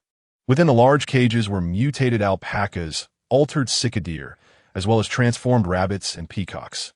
Each creature bore varying degrees of injury, some with internal organs hanging out, leaving the cages stained with blood. Their bodies exhibited mutations akin to those of the mutated rats, sharp claws and milky eyes, though not as exaggerated. Upon hearing the commotion from Wen and the others, the creatures shrieked and bared their teeth, desperately attempting to escape their confines. Fortunately, the heavy iron locks on the cages were sturdy, preventing their escape. Qian-san examined the wounds on their bodies, noting they were inflicted by seabirds. As herbivorous animals, they were unlikely to prey upon seabirds like the mutated rats. This raised a troubling question. Who had confined these injured creatures after they were harmed? By ordinary reasoning, one would expect injured animals to be treated or buried, not imprisoned. Wen, however, had no time to ponder this mystery. Ensuring the creatures could not break free, she hurried to search for Nuobao. Beneath the flagpole lay a pile of fodder, and Mayexan and Nuobao tumbled down amidst it. Mayexan held Nuobao tightly. The child wore a bulletproof vest that cushioned her fall, landing atop Mayexan, who bore the brunt of the impact. Nuobao appeared uninjured, though visibly shaken. Mayexan, however, was in a more precarious state, suffering various bruises and abrasions from the fall and the weight of Nuobao. She struggled to rise. Wen rushed over, calling out, "Mom!" Nuobao's voice trembled, laced with a cry. The courage she had summoned moments ago had dissipated, leaving her frightened. Mayexan, with a knife pressed against Nuobao, braced herself on her shoulders, laboriously attempting to stand. "Stay back," she warned. "Ouch! This is excruciating. How infuriating. Why must I protect her? Is it solely because she was willing to perish alongside me to save Wenjan? Is there truly such a foolish child in this world? Why is it that my own child?" Wenjan halted his steps. Meishin released Nuobao. "If you have grievances, direct them at me. Nuobao, are you hurt?" Nuobao, still shaken from a recent ordeal, shook her head. Her gaze fell upon the injury on Meishin's wrist, and she pondered how Meishin had risked her safety to save her. Surely, her healing abilities had played a significant role. Grasping Meishin's wrist, she endeavored once more. A warm current of air began to swirl around them. A shaft of sunlight streamed through a gaping hole in the roof, casting illumination upon Nuobao and Meishin's heads.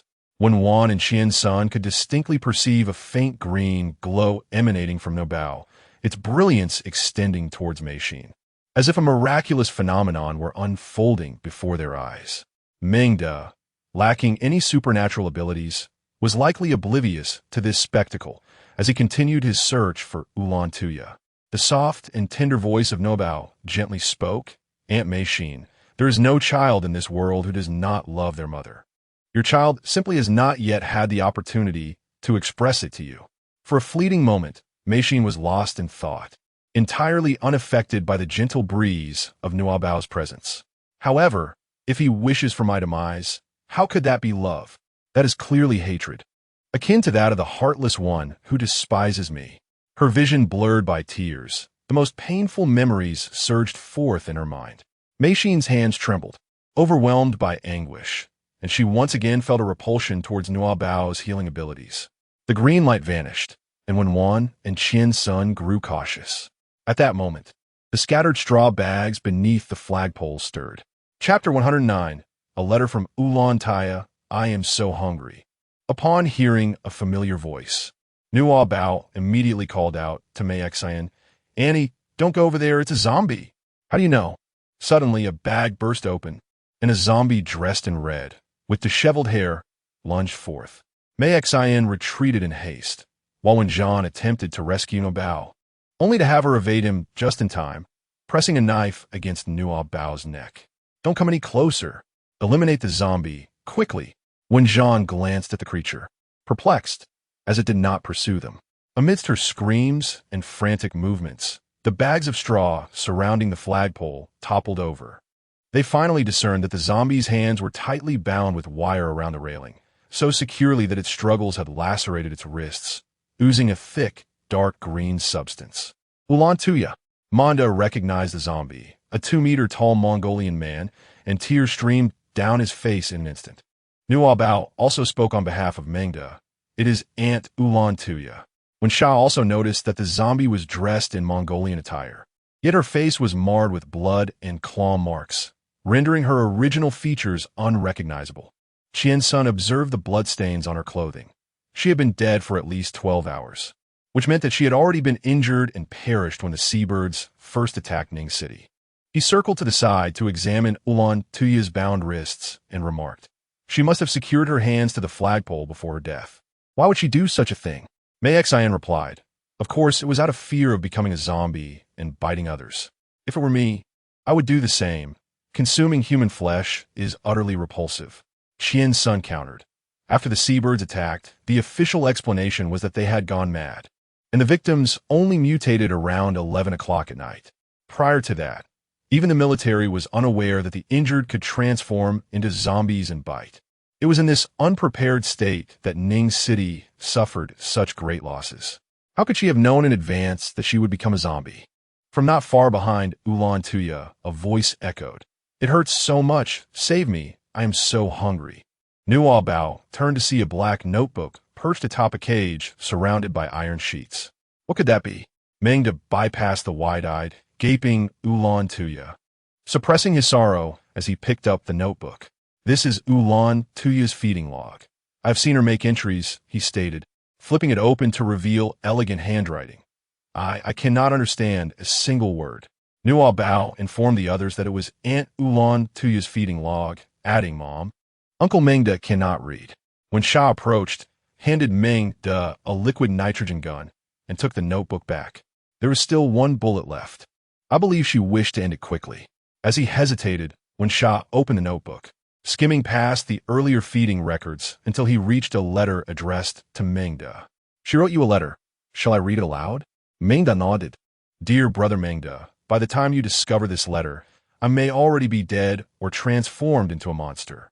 I cannot be certain that you will even see this, but I hope you will come and find me. If I truly become a monster, please put me out of my misery. You are a kind person, and I know it will be difficult for you to do such a thing, but it is necessary. My brother works at a biotechnology company, and the animals he has cared for have turned into man-eating monsters after being injected with a certain drug. Carrying his work ID, if you encounter soldiers in black clothing, show it to them, and they will spare me. I thought he was trying to scare me away from this job, but I never imagined that the man-eating monsters would actually come. If possible, please take Jasmine with you. She is about to give birth and has been confined in a windproof cage, safe from the monsters. I am sincerely grateful, Ulan Tuya. Wan Yin turned to the next page, discovering a work card from a biotechnology firm, the very company associated with Fanchong that Qian's son had investigated. She extracted the work card, and a key fell out from behind it, presumably the key to the windproof cage. She handed the journal and the key to Mengda, holding onto the business card and remarking, this could prove useful. Mengda was indifferent. He neatly stored the journal and used the key to unlock the windproof cage, revealing a full-grown cow lying within, its abdomen swollen and stained with blood, barely clinging to life. Nuobao peered inside and exclaimed, this is it. It has been calling out to me, Uncle Mengda, saying it is so hungry and in such pain. Mengda closed his eyes, raised his hand, and with a single shot struck the howling Ulan Tuya, which instantly transformed into a statue of ice. With an expression of serene composure, he approached, gathered the fodder, entered the windbreak enclosure, and closed the door. Rest assured, Ulan Tuya, I shall take care of Jasmine for you. Nuobao was sorrowful for Ulan Tuya when suddenly the sharp edge of Meishin's blade pressed against her cheek. Chapter 110. Can you postpone my demise for a moment? When Sean, I never anticipated that you would discover such a treasure, one capable of reading minds and conjuring mattresses. Nuobao corrected her. It's not about conjuring. It's spatial abilities. Aunt Mei Xen momentarily choked, unable to deny the truth, as she had witnessed it with her own eyes. Most importantly, she would risk her very life for you. Ah, wait, can she hear this? Lowering her head, Mei Xen felt exposed, while Nuobao looked up and smiled at her. Aunt, she is my mother. I will undoubtedly risk everything to protect her. Mei Xen, her thoughts laid bare, felt a surge of anger. Shut up. If you wish to die, should I assist you? No sooner had she spoken than Nuobao heard. Food, there's food here. I'm so hungry, hissing. When Sha stepped forward, Mei Xen, if you dare. Nuobao exclaimed, Mother, do not move. Everyone, remain silent. Something is approaching, hissing and puffing. Hissing and puffing? Qian-san was utterly perplexed. What could it be? A zombie that has indulged in spicy hot pot? Nuobao lowered her voice and said, It's not a zombie. Qian-san furrowed his brow and asked, Could it be a snake? Nuobao's eyes widened in terror. No, please. I'm terrified of snakes. Instinctively, she grasped Mei Xen's hand. Disdainfully, Mei Xen attempted to shake her off. Yet Nuobao clung on. Auntie, could you perhaps postpone my demise? I'm frightened of snakes. Observing her palpable fear, a wicked smile crept upon Mei Xen's lips. Perfect. You shall serve as the snake's meal. Despite her words, she kept the knife at a distance from the girl and did not release her small hand. Wen Yin noted Mei Xen's actions and felt a slight sense of relief. Just then, a sound emanated from the windproof cage. Nuobao heard a cry for help. Help! A terrifying creature is approaching. Animals often possess a heightened sense of impending danger compared to humans. However, before Nuobao could alert everyone, a tremor reverberated through the ground, and all could feel the earth shake beneath them. Then came a resounding crash from beneath the windbreak cage, as if something had forcefully struck the metal plate. It seems that Ulan Tuya had thoughtfully reinforced the area beneath the windbreak with a steel plate. The cow, Jasmine, emitted a mournful sound, Moo! I am so frightened. Is there anyone who can save me? Nuobao dispered softly, unchlemonda. Jasmine is very frightened. Nuobao is also quite frightened. Please, snake, do not come any closer. Mengda reassured, do not worry. With me here, Jasmine will be safe. What on earth is this creature, possessing such immense strength? Fortunately, the iron plate prepared by Ulan Tuya is remarkably sturdy. It cannot penetrate through. Nuobao's brilliance sparked. Mom, quickly run into Jasmine's cage. When Shan cast a glance at Qian-san, urging him to go ahead, she then fixed her gaze on Mei Xen. Release Nuobao first. We must resolve this predicament. Otherwise, we all face peril. Nuobao grasped Mei Xen's hand and said, Auntie, let us also go to the cage. It is safe over there. Mei Xen stood her ground and replied, I shall not go to that cow cage. Come here. She seized Nuobao and began to walk towards the flagpole, intending to climb it. Nuobao had initially been quite obedient, but suddenly he heard that voice again. Food. There's food here. The ground beneath him trembled violently. Nuobao suddenly panicked, Mom. What should we do if the snake comes? Don't be afraid. I'm coming right now. When Wei dashed towards them, Mei Xen swiftly grabbed Nuobao and tossed her onto the top of the hay bag, then leaped up herself to land on the flagpole. Below, the enormous snake failed to locate its target and turned its attention towards Wen Wei, who was rushing in their direction. Food is over here. Mom, don't come here. Nuobao scoted anjosely.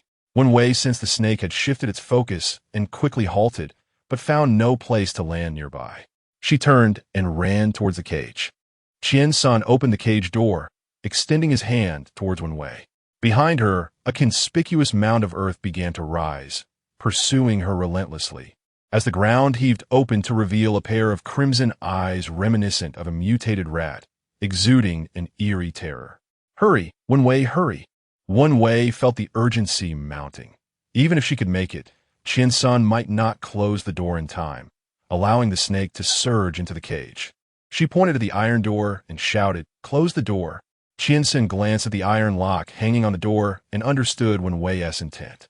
He placed the lock outside, shut the iron door, and secured it with a chain, gripping it tightly. "Manda, I fear I cannot manage alone. Please assist me." Manda replied, "I cannot. The amniotic fluid has broken." Unfortunately, Qian-sun could not hear his thoughts. Nuobao was unaware of the circumstances within and dared not call out recklessly. Wen-wei rushed to the iron gate, forcefully stepping on the lock to propel herself upwards onto the windproof cage, swiftly crouching down and gripping it tightly. In the next moment, a resounding crash echoed as a massive serpent collided with the iron cage, causing it to tremble. Fortunately, Wen-wei had the foresight to hold on firmly, preventing her from falling. Qian-sun gritted his teeth, bracing himself. Yet the iron gate was pushed open by an overwhelming force. Chapter 111. I grew up in fear. Crimson serpent's tongue slithered in, revealing a colossal serpent head that measured nearly a meter in size. What the hell? He rarely resorted to such exclamations unless utterly overwhelmed. The three outside also beheld the enormous serpent head emerging from below. Its earth-brown scales were marred with blood, and its half-meter thick body bore numerous wounds of varying sizes. From her elevated position, Wen-wei hurled a knife at the serpent's head, but the blade failed to penetrate. Hiss, hiss, food, food. It pressed eagerly into the cage, while Jasmine, terrified, continued to moo in distress. Wen-wei drew her gun, firing twice at the serpent's head. The bullets pierced through its skull, spewing forth a repugnant, viscous, dark green liquid, yet it appeared to suffer little damage and remained relentless. Wen-wei turned to Nuobao, inquiring, "Nuobao, are you all right?" Nuobao's little face turned pale, and she looked at her mother in a state of shock, nodding slightly. "Do you know the snake's weakness?" Nuobao was bewildered. The snake had said nothing, yet its wounds appeared strangely familiar. "Manda, hurry, I can't hold on any longer." As he watched the snake's tongue inch closer to Qian-sun, his patience waned, prompting him to call out for Manda. Jasmine was slow to give birth, leaving Manda in a foul mood as he rose. He gazed at the snake's head, feeling not fear, but an overwhelming restlessness. He lifted his size 45 foot and forcefully kicked the snake's head away, then extended a water-soaked hand to brace against the iron door. Qian-sun sighed in relief upon seeing Manda's impressively muscular arm. "It's still you," he remarked just as the liquid from Manda's hand dripped onto Qian-sun's shoulder. A faint metallic scent wafted to Qian-sun's nostrils. "This is..." Manda gestured towards Jasmine. Upon glancing over, Qian-sun felt a pulse at his temple. Jasmine's amniotic fluid. The mutated snake, incited by provocation, let out a deafening roar and burrowed into the ground, thrashing about beneath the entire warehouse. May Xin inquired of Nuobao. "What's it doing?" Nuobao was unaware, yet felt as though it had been kicked in the face, which must have been quite infuriating. May Xin cast her a glance of disdain, utterly unreliable. Nuobao, puffing her cheeks, retorted, "Annie, I can only read minds. I am not a zombie zoologist. How could I possibly know what it intends to do?" When Shan exclaimed, "Do not blame my daughter.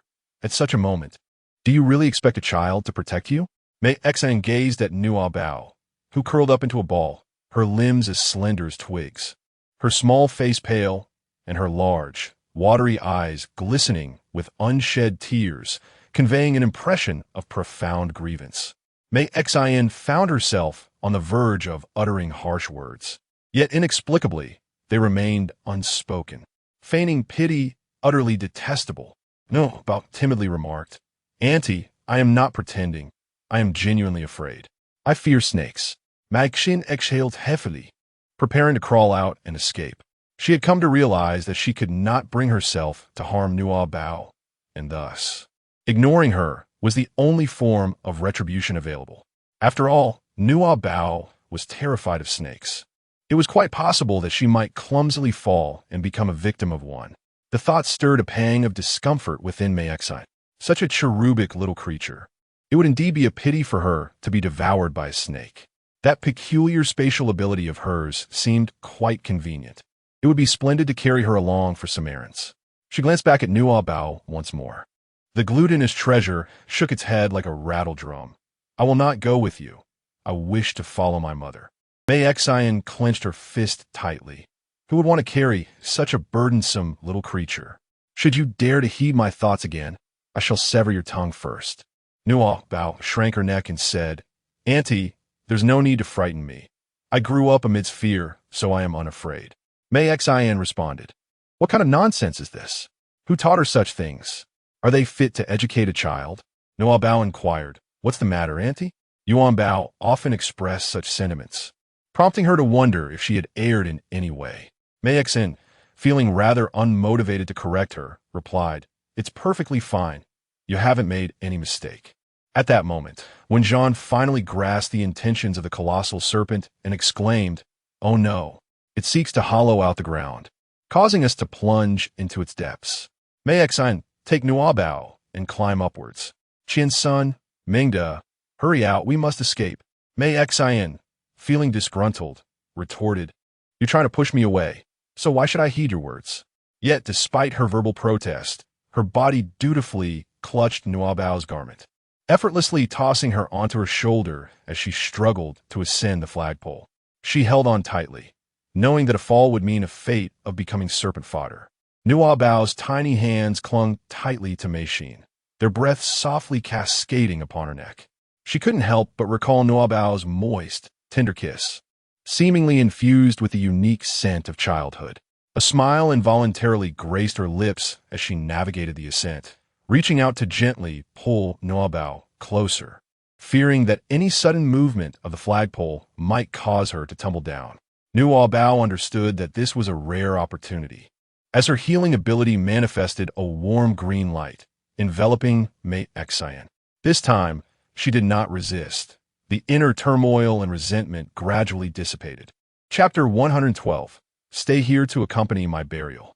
In the crucial moment of Jasmine's delivery, Qian-sun assisted Mengda, resulting in a soiled appearance, just as he caught sight of the calf's legs.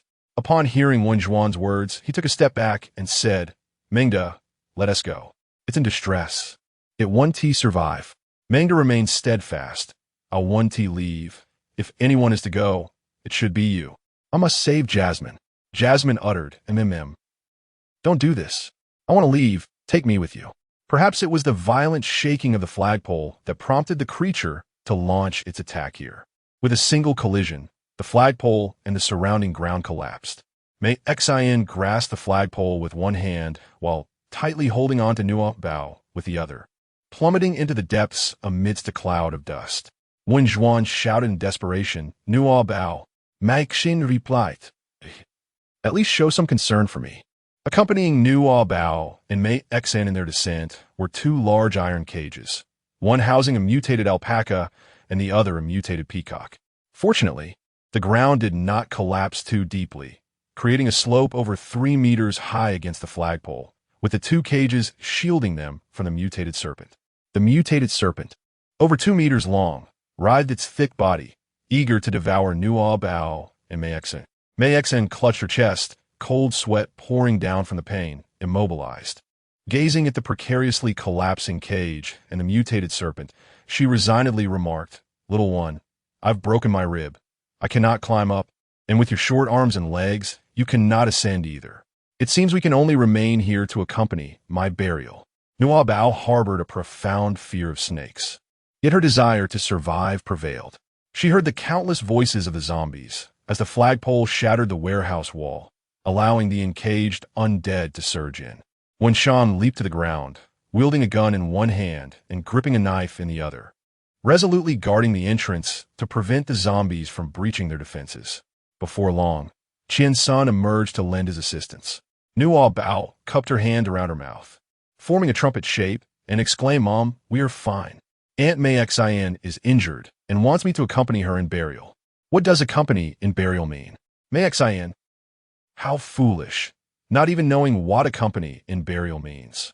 Nuobao pouted and said, "Auntie, I'm still just a child. It's perfectly normal not to understand what being buried with someone means. You could enlighten me. I have a good memory, and I shall remember it for the future." When Sha urged from above, "Nuobao, ignore her and climb up." Maisin zimak gunli. Ah, such a plastic friendship. A bag of fodder slid down from above, followed shortly by 5 or 6 more, ample enough for Nuobao to ascend. Mei Xian gazed at Nuobao with icy indifference, her uninjured arm concealed within her embrace. Gripping her blade, "Let us go, what are we waiting for? Don't mind me. Your mother only cares about you. Are you not ecstatic?" It had already broken through 2 cages, releasing the mutated alpacas and mutated peacocks, devouring them one by one. "Ugh, this food is unpalatable. I demand sustenance." It curled its body, howling in a frenzy, and in no time, its size had multiplied several times. Nuobao. How intriguing it is to discover that mutated creatures consume their own kind, leading to their growth. No wonder the mutated rats have increased in size. Nuobao gazed at the enormous serpent, covering her small mouth, on the verge of tears, her complexion visibly pale. Mei Xian, with a smile that was both teasing and playful, urged, "Why are you still here? Are you waiting to feed the snake with me? Aren't you afraid of serpents?" A voice from above, warm and insistent, called out, "Nuobao, hurry up and climb up, quickly. The number of zombies is increasing. We cannot afford to linger any longer." Mei Xian added, "We must leave swiftly. They cannot hold out much longer." Nuobao bowed her head in contemplation, then suddenly clenched her fist. "I will not leave." Mei Xian was taken aback, her grip on the knife loosening. A fissure formed in her once frozen heart. "If I go, the serpent will devour you, and then feast upon the zombies, growing ever larger. None of us will escape. Mother will be harmed, and our home will be ravaged by the serpent." Nuobao bit her pale lips, forcing herself to be brave and unafraid. "I must protect my mother, safeguard our home." Although Nuobao's resolve was not solely for her own sake, Meishin couldn't help but reminisce about the stubbornness of when she first entered the dragon subjugation. Appearing delicate on the surface, yet possessing an unparalleled inner calm and ruthlessness. No matter how long she was immersed in darkness, a glimmer of light remained within her heart. So similar. Having shared many years together and bound by fate, Meishin felt a twinge of jealousy towards Wenshan's life always held a flicker of hope. While she had lost everything, what was it like? Nuobao couldn't help but ask out of curiosity. Meishin awkwardly chose to ignore her. Nuobao closed her eyes, attempting to exert control over all the zombies present, urging them to vacate the warehouse. However, the sheer number of zombies was overwhelming, and after a day and night of hunger, their resistance to her command was formidable. With considerable effort, she managed to drive away a portion of them. Yet a substantial number remained. Beads of sweat dotted her forehead as she gasped for breath. Realizing this tactic was futile, she shifted her approach and called out to the mutated snake. "Great serpent, what is your weakness?" Maxin, the mutated snake. Above, Wenwei and Qian Sun exchanged glances, bewildered. Chapter 113. Summoning the mutated rat, Qian Sun adjusted his nearly slipping glasses, incredulous at her directness. Wenwei's expression turned grave as she observed a fraction of the zombies turning away, sensing something amiss. This foolish child is about to make another reckless move. "Hold on for a moment." She rushed to the cave entrance and urged, "Nuobao, you need not do anything. Just climb up, leave the rest to me." As she spoke, she hurled a water sphere the size of a basin, followed by a shot, instantly encasing the serpent in ice. For a brief moment, Wenwei felt a sense of relief. Yet, in the next heartbeat, the frozen mutated snake began to writhe violently, shards of ice cascading down. The serpent regained mobility, growing more frenzied as it thrashed against the 2 iron cages, its gaping maw roaring menacingly. Seeing it about to break free and charge towards her, Nuobao, filled with trepidation, waved her hand, exclaiming, "Do not come any closer."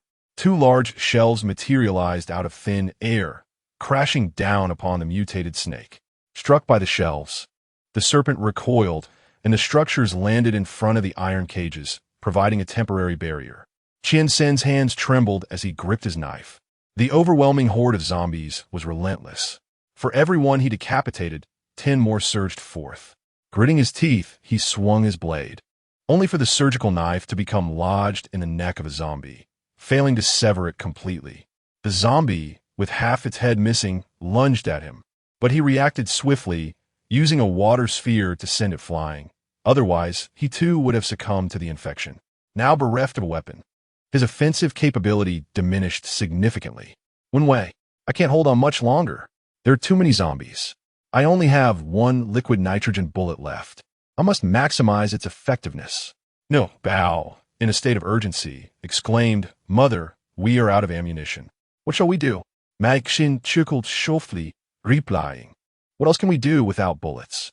We could either perish within the belly of the serpent or be devoured by the zombies, meeting the same fate as Tan Xiao. How would you prefer to meet your end? I could even offer you a special option, to die at my hands. At the mention of Tan Xiao, Nuobao finally recalled why the wounds on the serpent's body seemed so familiar. They were strikingly similar to those on Tan Xiao. It was evident that the creature had engaged in a battle with Shu Shu and had emerged the loser. She could summon zombies. Perhaps she could also summon Shu Shu. Mother, I have devised a plan. Please hold on for a moment longer. Nuobao closed her eyes. So hungry you're going to go out, longing for meat. Following the heartfelt whispers of the little rodents, she discovered several mouse holes.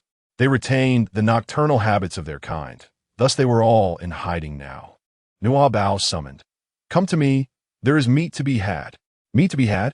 Meat to be had. Hurry, let us go. There is meat to be had. Did you hear that? Someone said, there is meat to be had. Why should we heed someone else's words? Because we feast on humans. Nuobao. Why the voices of the mice increased? Weren't they previously akin to zombies, only capable of expressing hunger?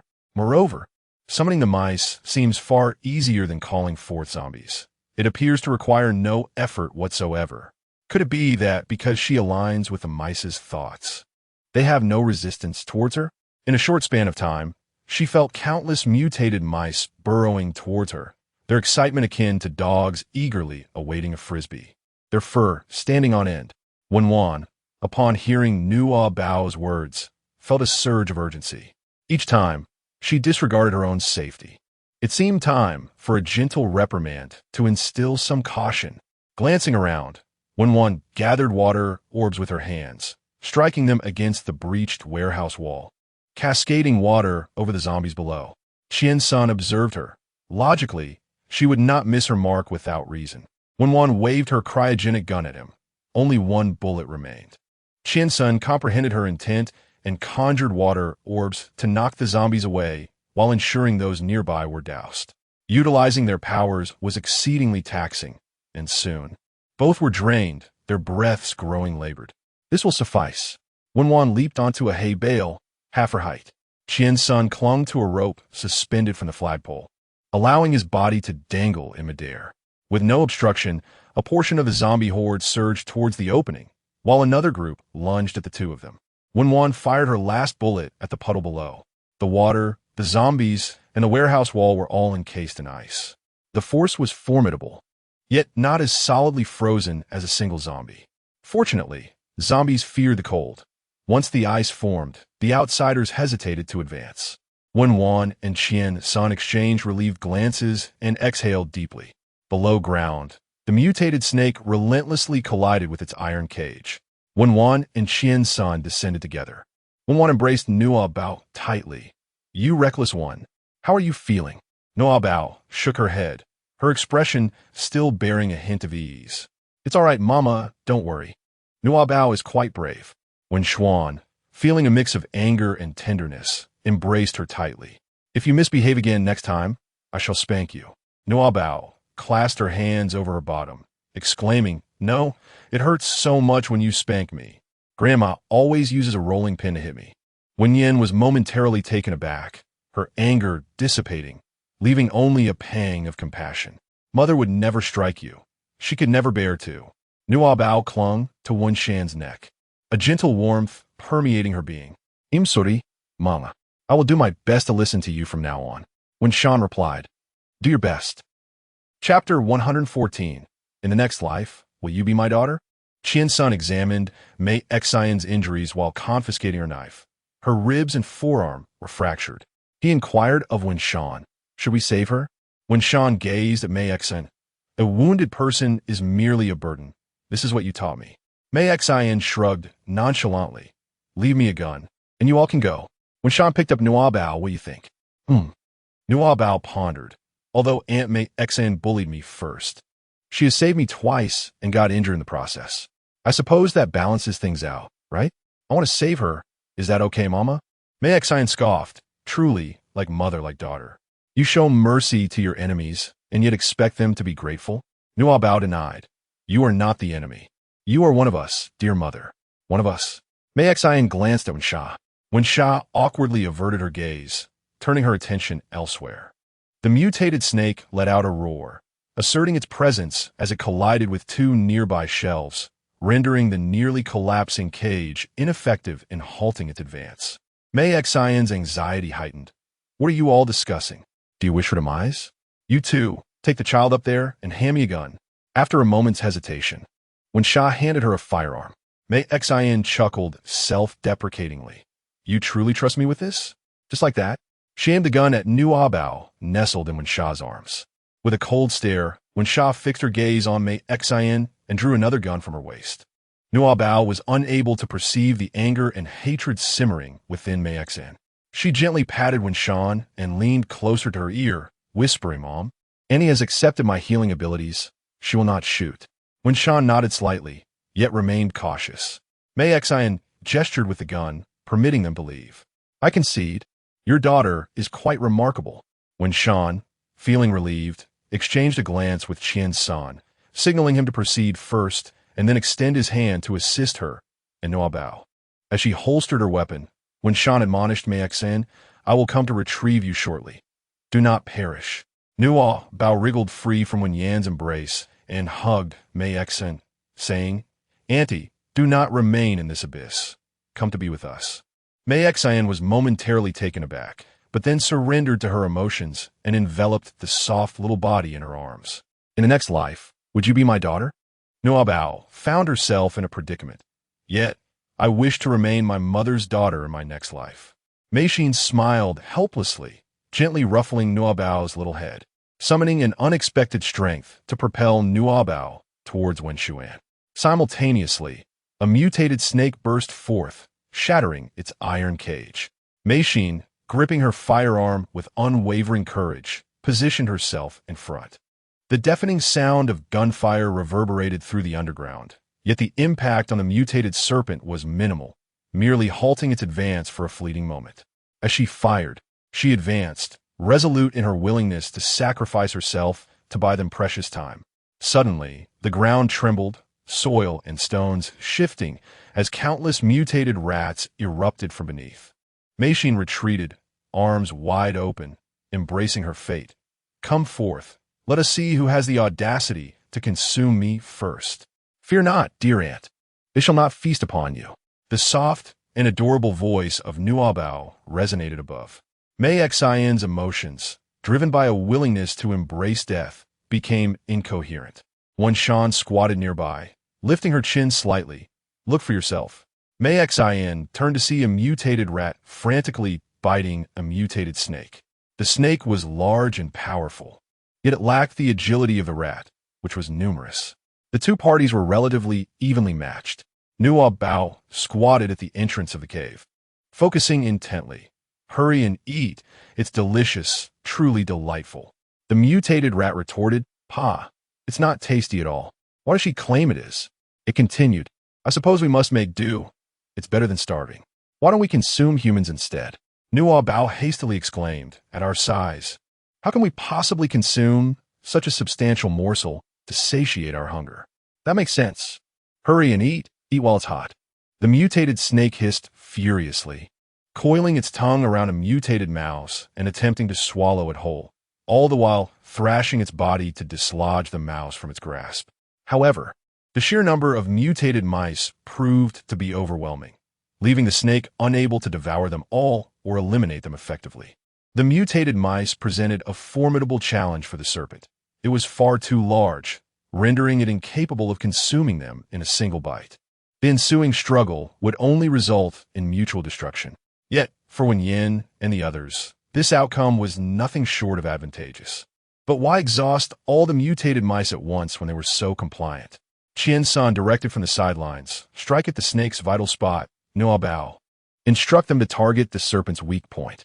Nuobao contemplated the 7-inch position mentioned in the encyclopedia and instructed the mutated rat to bite that specific spot. When Shan, with arms crossed, remarked, "It is already mutated. Will targeting the 7-inch position still be effective?" Qian-sun replied, "Let us treat a dead horse as if it were alive." Nuobao confidently asserted, "It is indeed useful. The mutated mouse still retains its rodent behaviors, so the snake must still fear being struck at its vulnerable point." As she observed the mutated snake up close, surrounded by a multitude of altered mice, Mei Xian felt a sharp pain in her eyes. This is the end. My fear of clusters has been triggered. Nuobao exclaimed, "Doctor, please hurry and rescue Aunt Mei Xian. She is unwell." Mei Xian responded, "This is not an illness." Qian Sin replied, "All right." He then descended once more to carry Mei Xian back up. Nuobao eagerly boasted to Mei Xian, "What do you think, Aunt? I've done well, haven't I?" Mei Xian merely glanced at Wen Xiao, while Qian-san remained silent. Chapter 115. Which uncle of yours is so impressive? Mei Xian cast a sidelong glance at Wen Xiao and inquired, "How do you educate your child?" Wen Xiao sighed, "It's Zhao Wuying's fault." Mei Xian was at a loss for words, then remarked, "In the future, keep him away from the children." Wen Xiao corrected Nuobao. "Nuobao, while what you said is not incorrect, it is generally advisable to refrain from expressing it in such a manner." Nuobao, perplexed, inquired, "Is it not permissible? Does it not imply that it looks exceptionally handsome?" Wen Xiao guided, "How about rephrasing it?" Nuobao heeded the advice and exchanged her words. "Auntie, do you think I am impressive?" Mei Xian nodded in agreement. Impressive. Striking at the critical point proved effective. The mutant snake was swiftly overpowered by the mutant mice. As the mutant mice feasted upon the mutant snake, Nuobao waved at them from the cave entrance. "Goodbye, little mice. After you've had your fill, be sure to devour all the snakes on the mountain, for I am afraid of snakes." "Thank you." The mutant mice exchanged glances, pondering. Is she speaking to us? Aren't we supposed to eat them? I'm too full. Can anyone still eat? I can't eat anymore. I can't eat anymore. I can't eat anymore. Mei Xian wore a conflicted expression and quietly asked Wen Zhan, with such formidable abilities, why was she afraid of the zombies earlier? Mei Xian remarked, "Well, it's somewhat useful, but not significantly so." Nuobao. Never mind. She has grown accustomed to Mei Xian's sharp tongue and no longer takes offense. Wen Zhan, albeit reluctantly, supports her. With injuries this severe, you should refrain from speaking too much. Qian-sun lifts Nuobao into his arms. "Come with me to see Mengda. He insists on delivering that cow, undeterred by even the thunder." Nuobao, "That is not a cow. It is Jasmine." Qian-sun nodded helplessly. "All right, Jasmine." Inside the protective cage, Jasmine was already on the brink of death. "I am dying. I am dying. This is so dangerous. I do not want to give birth anymore." Mengda exhausted all efforts but found himself utterly despondent. As Nuobao observed his despondent demeanor, she freed herself from Qian-sun's embrace and rushed towards him. "Uncle Manda, what troubles you? Are you exhausted?" Manda gently caressed the head of Jasmine, his touch imbued with the tenderness one might reserve for a beloved. "I can no longer save it. It lacks the strength to bring forth the calf.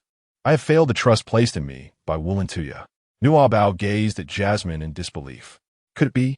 Just moments ago, when Shushu devoured the snake, I distinctly heard its exuberant cries. Mengda replied, "It was merely a reaction to overwhelming fear.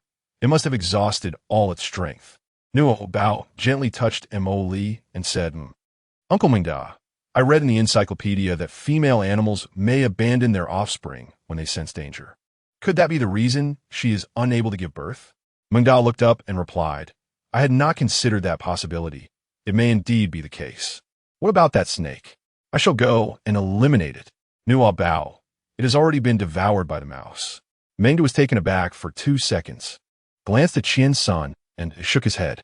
Qian-san, Mengda, which of your uncles is so formidable? Nuobao emphasized, it is a mouse, a rat, a mutant rodent, not an uncle. Qian-sin, Mengda, duhad ziches nakis. After mutation, the rats have certainly become bolder. Nuobao, brimming with a sense of pride, remarked, I managed to persuade them to eat. Mengda, taken aback yet finding it plausible due to her, inquired, can you persuade Jasmine to give birth and bring the cubs back to life? Nuobao blinked, recalling her healing abilities. Let me give it a try. Nuobao's delicate hand rested gently atop Jasmine's head, and gradually a soft, verdant warmth enveloped her entire being. Wenhua and Meishin stood at the entrance of the windbreak cage. She could distinctly perceive that miraculous layer of green light, while Meishin merely assumed that Nuobao was employing some telepathic ability. Jasmine's anxious emotions were soothed as Nuobao patted her head, encouragingly saying, hang in there, Jasmine. Your little one will soon arrive. We will protect you, and you shall be safe. Jasmine lifted her head, her round eyes gazing at Nuobao. Amidst the dark fur of her chin was a patch of white fur resembling a flower, which likely inspired her name. She understood Nuobao's words and let out a soft sound, beginning to exert herself. Upon witnessing progress, Minda hurried over to assist with the delivery. In just 5 minutes, a calf was born. However, having lingered too long within its mother, it was lifeless, its heartbeat faint. Minda resorted to blowing into its nostrils and performing chest compressions for an extended period. Finally, the calf emitted a feeble bleat, its voice tender and reminiscent of Nuobao's. Chapter 116. The calf's long life. Minda let out a sigh of relief, feeling an immense weight lift from her shoulders. The 3 bystanders, however, were not particularly moved. Qianxin had witnessed too much. Meishin felt a sense of internal conflict, and as for Wenhua, she had long forgotten that part of her memory. Her cool demeanor offered little empathy. At most, she showed concern for Nuobao's situation. Nuobao, resembling a warm-hearted companion, continuously stayed by Mo Li's side, gently patting her head and reassuring her, it's all right now. The little calf has come back to life. Mo Li responded, I truly appreciate your efforts in rescuing us, mother and child. Nuobao, you're most welcome. All credit goes to Uncle Manda. What is the name of the little calf? Jasmine. My name was given by my master. Why don't you bestow a name upon it? Nuobao scratched his head in perplexity and said, I am at a loss for names. Perhaps Uncle Manda could suggest one. Uncle Manda, equally troubled, replied, I have not received a formal education and cannot conjure a fitting name. It would be better if you took the lead. Nuobao gazed at Qian-san, who encouraged, Speak your thoughts. We shall all offer our insights. Chongsheng. Nuobao murmured the name with a hint of uncertainty. Qian-san, somewhat surprised, responded, It's quite melodious, though it doesn't quite seem fitting for a cow. Nuobao, feeling insecure, asked, Is it not permissible? When Shah replied, Of course it is. My daughter loves it. There is nothing wrong with it. It symbolizes longevity and everlasting vitality, a beautiful connotation. Mondar, what are your thoughts? Mondar nodded in agreement, stating, It is bestowed by the heavens, and thus it is named longevity, enduring through the ages, thriving endlessly. Meanwhile, Jasmine hurriedly supplemented her nourishment, chewing on the fodder before her. Nuobao failed to grasp their meaning and interpreted it on her own. No, what I meant is that it took a long time for it to be born. Doesn't that signify longevity? The crowd responded with silence. Qian-san, filled with concern, remarked, What shall we do about those zombies at the entrance? We need to devise a way to divert them. When Shan added, Call Zhao Wuying, where has he gone off to? Nuobao Baba gazed at Mei Exin. Having been subdued by her, Mei Exin clarified, stating that she had merely knocked him unconscious and that her strike had been rather forceful. He would likely remain in a stupor for at least half a day. Qian-sun furrowed his brow, concerned, will he be safe alone in the RV? Lest he be bitten by a zombie? A heavy silence enveloped the group, as this possibility could not be dismissed. Nuobao gently tugged at her fine soft hair and mused, Shall I enlist the help of a mouse? Everyone assumed that Nuobao intended to use a mutated mouse to divert the zombies. Little did they know, she sought the creature to rouse Zhao Wuying from his slumber. Zhao Wuying, in a state of drowsy confusion, felt something bouncing upon him. Upon opening his eyes, he found himself locked in a fierce stare with the mutated mouse. Startled, he leaped up, conjuring a gust of wind that sent the mouse spiraling away. The mutated mouse thought to itself, "Such kindness has gone unappreciated. Nuobao, what has transpired? It seems that Shushu is upset. Why does it lament that good intentions go unrewarded? Qiansen, you sent the mutated mouse to awaken Zhao Wuying? Well, at least it proves that Zhao Wuying is still alive." Meixin scoffs, "Do not worry.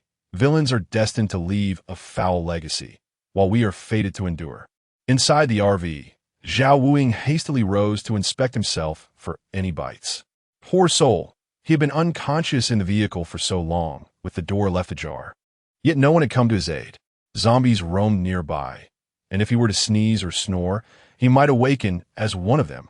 As he pondered this, unable to suppress his irritation, he accidentally let out a fart. At that moment, a zombie clad in mountaineering gear, passing by the RV door, abruptly turned to spot him. Help! Boss, old Qian, where are you?" Zhao Wuying's cries echoed throughout the scenic area. Indeed, the zombies at the warehouse entrance were drawn away by the commotion. When Wan supported Meixin, Qiansun carried the little Changsheng, and Mengda hoisted the frail and unable to walk Jasmine as they departed the warehouse towards the RV. Nuobao diligently searched for useful items to stash away. Nearby stood a small warehouse, to which Nuobao hurriedly approached, calling out to Uncle Mengda, "Uncle Mengda, I wish to enter." Mengda, carrying a jasmine plant, strode over and, with a decisive kick, flung the door open with a resounding thud. No security lock could withstand his might. This was indeed a bona fide warehouse. Inside, bags upon bags were stacked in the corner, reaching up to the ceiling, while two temperature-controlled boxes continued to hum with electricity. A veritable treasure trove of tools and renovation materials lay within. With a wave of her hand, Nuobao took them all away. Mengda was still trying to comprehend what kind of egg it was, left utterly dumbfounded. Jasmine stared wide-eyed. Wow, the little master is incredible. Chapter 117. A green light above the head. Zhao Wuying had already circled the scenic area. Upon seeing the people boarding the vehicle, he desperately waved his arms. "Help me, quickly. I can't run any longer." Qian-sun threw a water balloon, temporarily immobilizing the zombies for a few seconds, allowing Zhao Wuying to be pulled into the vehicle and the door shut behind him. Jasmine, frightened, began to bleat, and Nuobao, hands on her hips, commanded Brother's Mouse, "Drive them away. They have frightened Jasmine." The horde of zombies pursued into the woods, only to be halted by a few mutated rats, which seemed to instill fear in the zombies, causing them to turn back. The mutated rats, each letting out satisfied burps, showed no inclination to continue feeding. Zhao Wuying, still shaken, gazed at the mutated rats outside, rubbing his eyes. Am I seeing things? Did that creature just appear to grow larger? Nuobao waved kindly at them, saying, "Thank you. See you next time." The mutant rats replied, "We are all brothers. No need for formalities. Why are you still acting like siblings with a human? She provides us with sustenance. Calling her our sister is an understatement. She is our benefactor." "Indeed, that makes sense. Farewell, dear father." "Nuobao, why do they call me father? I am a girl. They should refer to me as mother instead." The others in the vehicle. Zhao Wuying tugged at Qiansen's pant leg. "Have I missed some crucial plot development?" Qiansen replied coldly, "Let go of your hand." With her fears dissipated, Nuobao proceeded to play with the little calf. "I am Nuobao, and you shall be called Changsheng. Do you understand?" The little calf responded, "Moo." Nuobao did not hear its inner voice. "Why are you not speaking?" asked Jasmine. Please do not blame the little master. It is still young." Nuobao nodded. "Then go drink your milk and grow up quickly." Mei Xin lay on the sofa bed, observing Nuobao's seemingly foolish conversation with the little calf, and called to her, "Nuobao, come here." Nuobao approached and inquired, "Annie, what do you need me for?" "Do not engage in such foolishness by conversing with a cow. Come lie down. May I hold you for a moment?" "I'm not foolish. I am Nuobao, and I am quite clever." After this retort, Nuobao added, "Only my mother is allowed to hold me while I sleep." Upon overhearing Nuobao's response, Wen Yen felt a wave of delight, and a smile graced her lips. Mei Xian, somewhat disappointed, settled for a compromise. Well then, would you sit by the edge of the bed and keep me company for a while? Nuobao, reluctantly conceding, thought all right. Previously, Mei Xian had been quite terrifying, but she had suddenly become clingy, which left Nuobao feeling somewhat unsettled. In truth, Mei Xian had sensed the unique warmth emanating from Nuobao. She wished to experiment further, pondering whether that very essence had continuously influenced her, rendering her into the pliable figure she had become, easily manipulated by others. Nuobao shifted a cushion and settled beside the sofa bed, allowing Meishin to grasp her hand. Sensing the deep yearning within her heart, Nuobao activated her healing abilities to mend Meishin's spirit. Overwhelmed by severe injuries and years of insomnia, Meishin finally succumbed to a deep slumber. Jasmine and little Changsheng, sensing the serene and warm aura, also drifted off to sleep. Zhao Wuing, who had just released his grip on Qian Sen's thigh, still shaken and bruised, found his tumultuous thoughts suddenly calmed by a wave of warmth coursing through him. It was at this moment that clarity returned to his mind, prompting him to ask, "Old Qian, what is the situation with Meishin? She was the one who knocked me out and took Nuobao away." Qian's son replied, "We are all aware," but she later changed her demeanor.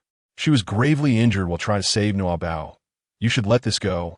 Zhao Wuying felt a tinge of dissatisfaction, but was oddly unperturbed, saying, "You have no idea. You nearly didn't see me again. Just moments ago, I fainted, and there was a mutated rat." Qian's son brusquely interrupted. "It was Nuobao who called the mutated rat to awaken you. Were you bitten by a zombie?" Zhao Wuying was taken aback. "Nuobao commanded the mutated rat to wake me? Has she gained control over them? Goodness, how much crucial plot have I missed?" Nuobao is developing at an astonishing pace. At this rate, she shall become more formidable than any of us. Qian's son seated himself nearby, earnestly attuning to Nuobao's healing prowess. Once a cynic, he found himself unexpectedly appreciating the beauty of life. Zhao Wuing, feeling a pang of jealousy, was about to make a sarcastic remark when he suddenly noticed a green light emanating from above Qian Sen's head. "Hey, old Qian, guess what? You have a green light hovering above you, which can't bode well," he exclaimed. Qian Sen's vitchid, silence. Chapter 118. The endless flow of tears. Zhao Wuing responded, "Hey, I'm just trying to warn you, and you still." The RV burst forth from a dense thicket, sunlight streaming through the windows. Under the sun's rays, the faint green glow became even more pronounced, enveloping the entire RV. Zhao Wuing was rendered speechless in astonishment. Upon closer inspection, he discovered that the source of the light was none other than Nuobao. "Is this Nuobao's new ability?" Nuobao tilted her head and gazed at him. "Indeed, uncle." Zhao Wuing, "What purpose does it serve?" Nuobao teased a mystery. "Can you guess?" Zhao Wuing, "Do you think I can guess?" Nuobao, "I suspect you will guess." "Indeed, who isn't a curious child at heart?" Zhao Wuing closed his eyes and savored the moment. It felt as though he were lying on a warm and pleasant beach, basking in the sun, sipping chilled fruit juice, and listening to the soothing sound of the waves, pure bliss. Upon opening his eyes, he noticed Qian's son, also with eyes shut, nudging him with his elbow and whispering, "Are you aware of Nuobao's new extraordinary ability? The young girl is indeed remarkable. In just a few days, she has acquired yet another power. What is this ability? One that conjures delightful illusions?" Qian's son rolled his eyes at him, healing. "Ah, how shallow of him." Observing the flush on Qian Sen's cheeks, Zhao Wuing couldn't help but inquire, "What did you see? Is your face as red as a monkey's backside?" Qian Sen stole a glance at Wen Yan, brushing his hand away. "Get lost." Zhao Wuing chuckled. "You aren't falling in love, are you?" Qian's son twitched the corner of his mouth. "You should thank Nuobao. Without her healing ability, I would have thrown you out of the car by now." Upon returning to the base, Zhong Xiaoying was anxiously waiting at the door. Mei Xian was sound asleep and had not yet awakened. Mengda first carried Jasmine to his room before reluctantly going to embrace Mei Xian. Yet, Mei Xian clung tightly to Nuobao's hand, refusing to let go. The harder he tried to pry her fingers away, the more she seemed to be trapped in a nightmare, gripping Nuobao even more fiercely. Nuobao furrowed her little brows and exclaimed, "Mom, it hurts." Upon hearing her cry of pain, everyone's hearts sank. When Shan said, "Dr. Qian, prepare for an amputation." Qian's son replied, "I will fetch the anesthetic and surgical knife." Zhao Wuying declared, "I can run fast. I will go get it." Zhang Mingshan cautioned, "Hold on, let's not rush. I will find a shield to prevent splattering Nuobao with blood." Mengda remarked, "Wouldn't it be simpler to just end it?" Nuobao. "Mother, grandpa, uncles. Are you serious? Perhaps I could accompany Aunt Mei Xian in her room for a little while longer." As she spoke, Nuobao gently patted Mei Xian's hand. "Auntie, just relax a bit. I won't leave." It seemed that Mei Xian could hear her soft, endearing voice, and indeed, she began to loosen her grip. When Shan sighed, "All right, we shall settle accounts with her when she awakens. For now, let us proceed to her room." Mei Xian found herself ensnared in an exceedingly long dream. In this reverie, the scoundrel remained steadfast, and her son did not depart. They lived joyfully as a family. In their leisure, they painted together. Het son imbranjit, saying, "Mom, I love you the most.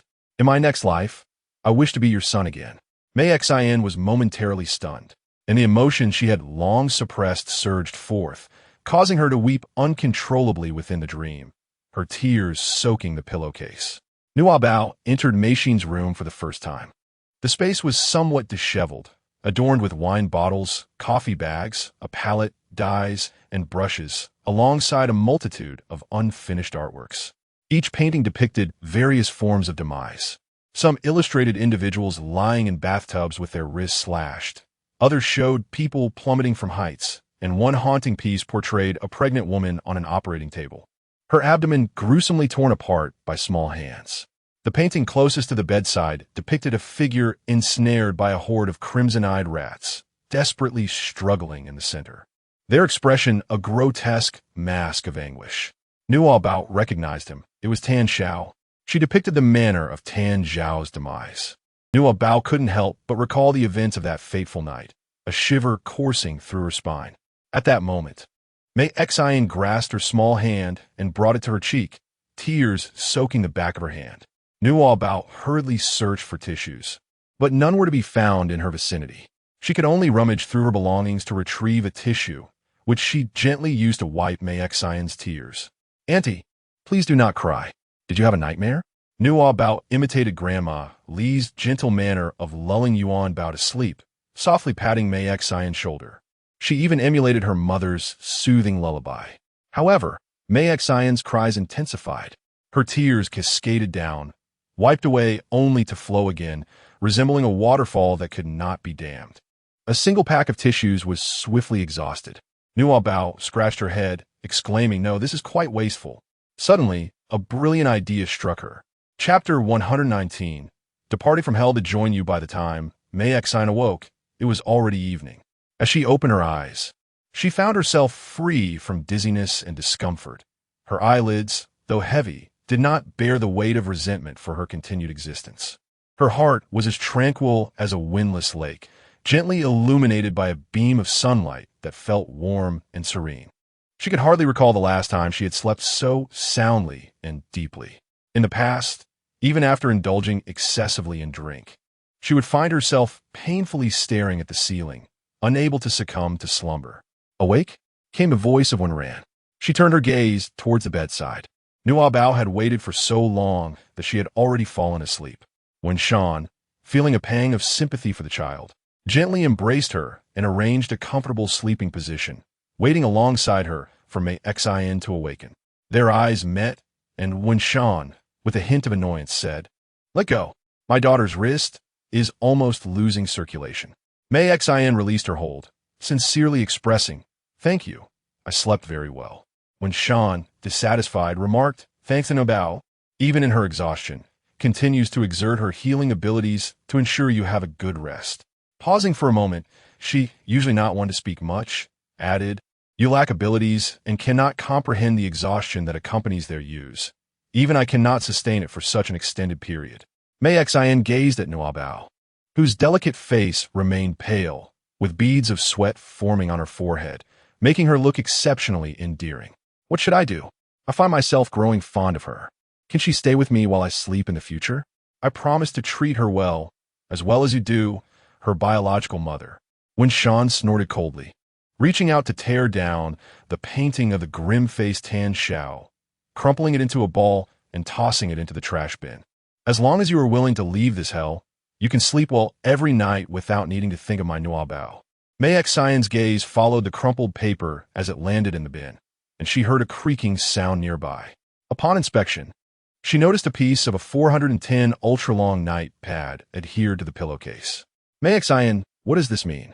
Nuobao had just awakened, rubbing her eyes. Aunt Meishin, you're awake?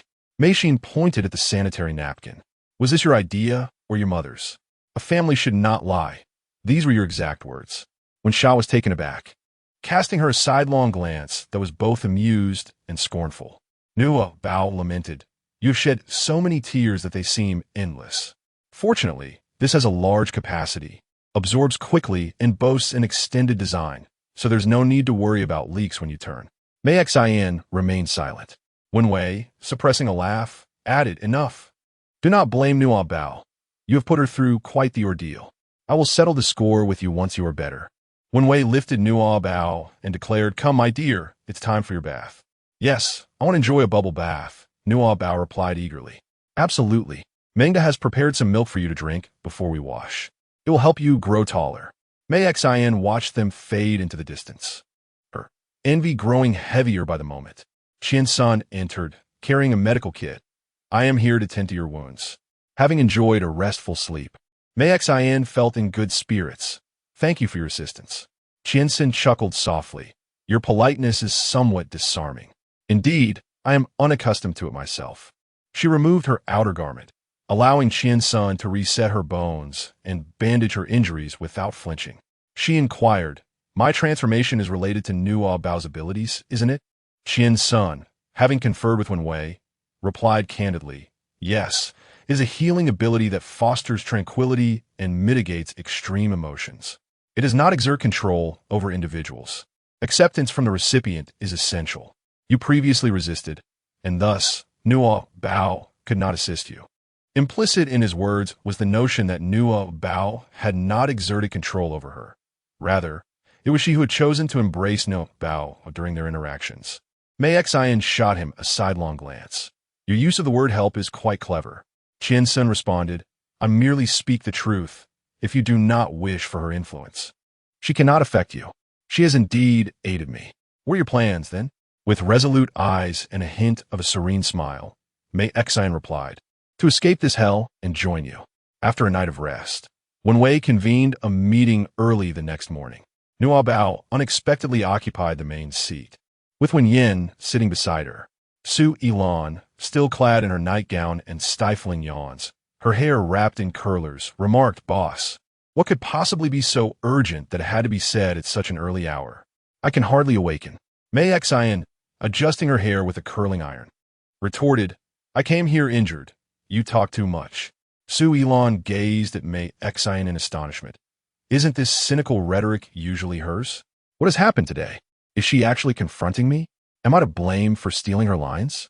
Mei Xian turned her head to face her. "What are you staring at?" Su Yilan was even more surprised. Is this really Mei Xian? After a good night's sleep, her dark circles had diminished significantly, and her complexion had become remarkably luminous. Previously, she often wore her long black hair down in a careless fashion, but now, with a simple sketch pencil, she had fashioned it into an elegant bun, exuding a lazy yet effortless artistic charm. It felt as though her beauty had not only flourished, but her aura had also become more endearing. Mei Xian pointed at Nuobao. "I used a youth elixir. Would you care to try?" Suijidan. "Although it's somewhat repulsive and I can't ascertain its authenticity, I am genuinely tempted to give it a try." Chapter 120. Nutritious breakfast exclusively for Nuobao. Nuobao glanced to the left and right. "Who is the youth?" Mei Xian replied with a smile. "It is you." Nuobao waved her hand vigorously, exclaiming, "Do not test my blood. It is the blood of Tang Sung, exceedingly precious." Zhao Wuying nodded in agreement. "Indeed, you two should not harbor any ill intentions towards her, or I shall sever ties with you." At that moment, Mengda entered, his face stoic and square, presenting a cup of warm milk and a plate of exquisitely crafted colorful crystal dumplings before Nuobao. The implication was clear: do not bully Nuobao. This sentiment was easily understood by Su Ilan without needing Nuobao's translation. She astutely remarked, "Look at how you all treat her like a treasure. Are we not allowed to jest?" "Right, Xian?" Mei Xian responded, "So, Nuobao's blood is indeed that of Tang Sung? My apologies, I should not have joked about it." Su Ilan interjected, "Is it just me, or has she taken the wrong medicine this morning? Has she injured her head?" Nuobao kindly reminded that Aunt Mei Xian did not suffer a head injury. Rather, she had sustained injuries to her arm and ribs.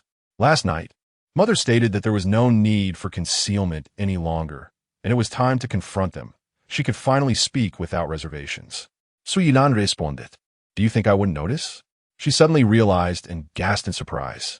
How could she possibly know what I didn't say? From the corner of her eye, she caught sight of Zhang Shan, resting his chin on his hands, gazing at Nuobao with a benevolent expression, while Zhong Xiaoing rolled her eyes. A bunch of spineless scoundrels. In the depths of her heart, Nuobao felt a surge of pride. "Huh, you're the only one left, Grandma. Mind reading. Is this truly mind reading? Goodness, could she be a monster?" Upon seeing the beautifully crafted, multicolored crystal dumplings, Su Ilan yearned to savor one to ease her nerves. However, just as she reached out, Mengda, with remarkable swiftness, seized her wrist, exclaiming, "This is not for you." Qiansen interjected on his behalf. "This is a specially prepared nutritious breakfast for Nuobao, and there is none for you. If you wish to indulge, you must earn it through your labor." It was only during last night's dinner that Qiansen discovered Mengda possessed not only formidable strength, but also exceptional culinary skills. At last, someone had taken on the responsibility of the base's meals, alongside Nuobao's nutritional fare. Communication with Mengda was challenging. Thus, Qiansen downloaded a plethora of images of children's nutritious meals, presenting each to Mengda to ascertain what he could prepare, and subsequently determining the menu for the following day. Mengda released Su Ilan's hand and, turning to Nuobao, adopted a much more amiable demeanor. "Come, drink up. Fresh milk, straight from Jasmine." Nuobao gazed at the milk in the cup and remarked, "Isn't the milk from Jasmine meant for Changshan?" Mengda replied, "Jasmine produces an abundance of milk sufficient for both Changshan and you. After a while, once Jasmine's health improves, she will be able to yield even more milk.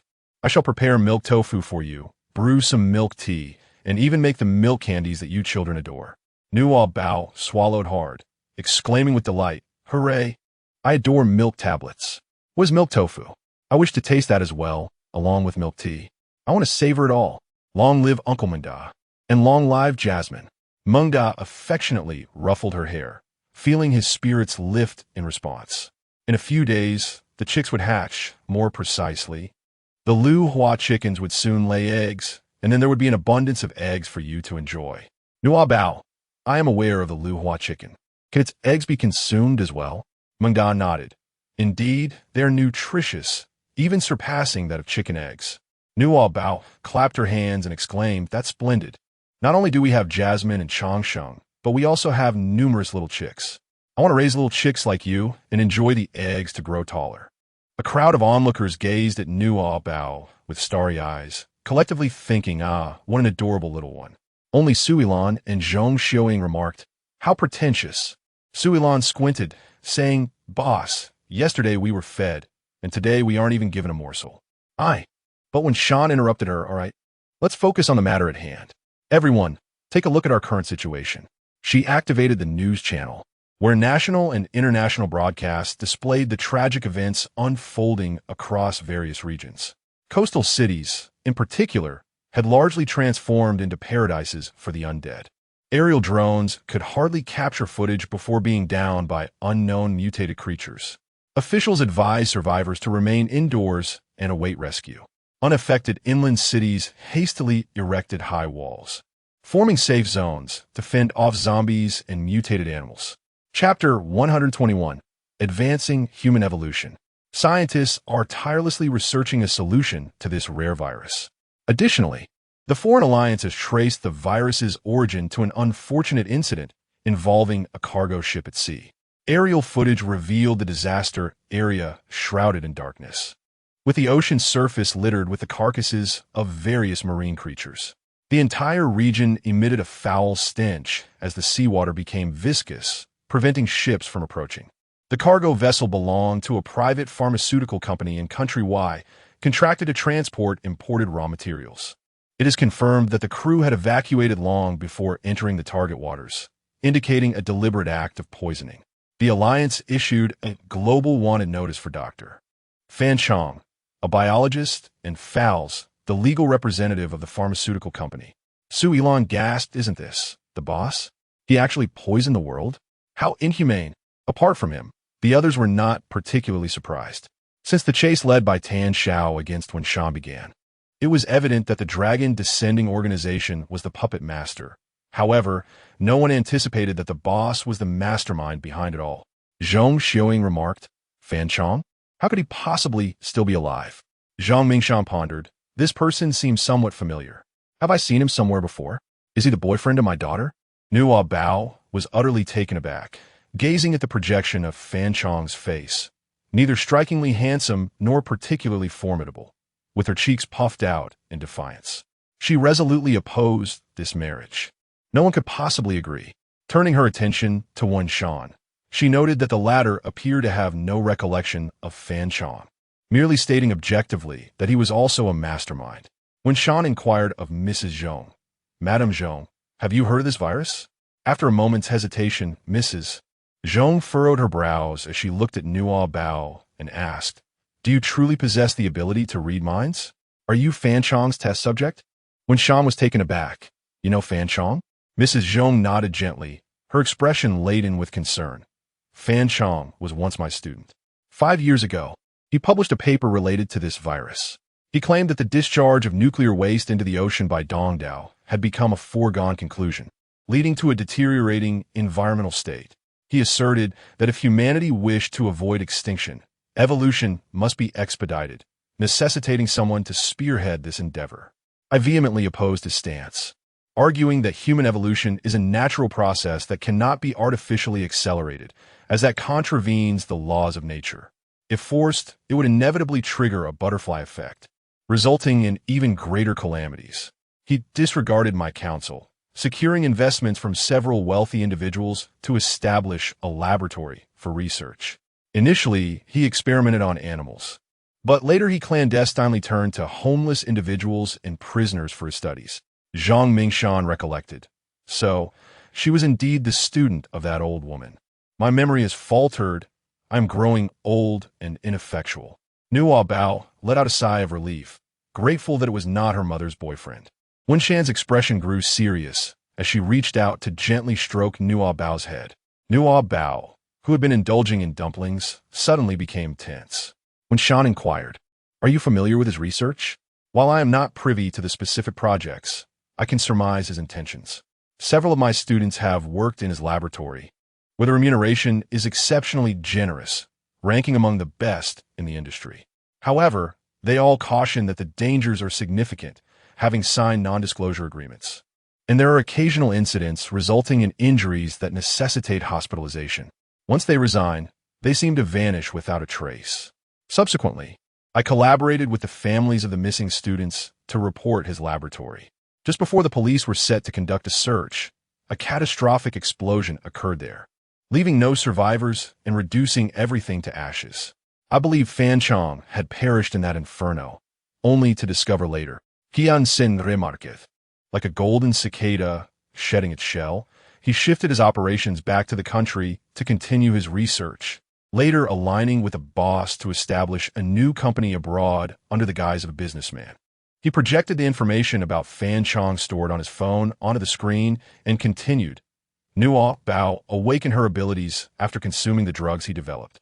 Li Hongchuan is one of his company's investors. Zhong Xiaoying gazed at Nuobao, her expression betraying a concern that transcended her usual disdain. It was worry. Indeed, she has become Fan Chong's guinea pig, that scoundrel preying upon my granddaughter. Regardless of her fate, she must not perish at Fan Chong's hands. Nuobao felt a surge of joy within her. The opportunity had finally arrived. She swiftly employed her healing abilities, and this time, Zhong Xiaoying readily accepted her. How is your health now? Have there been any changes? Zhong Xiaoying inquired with concern.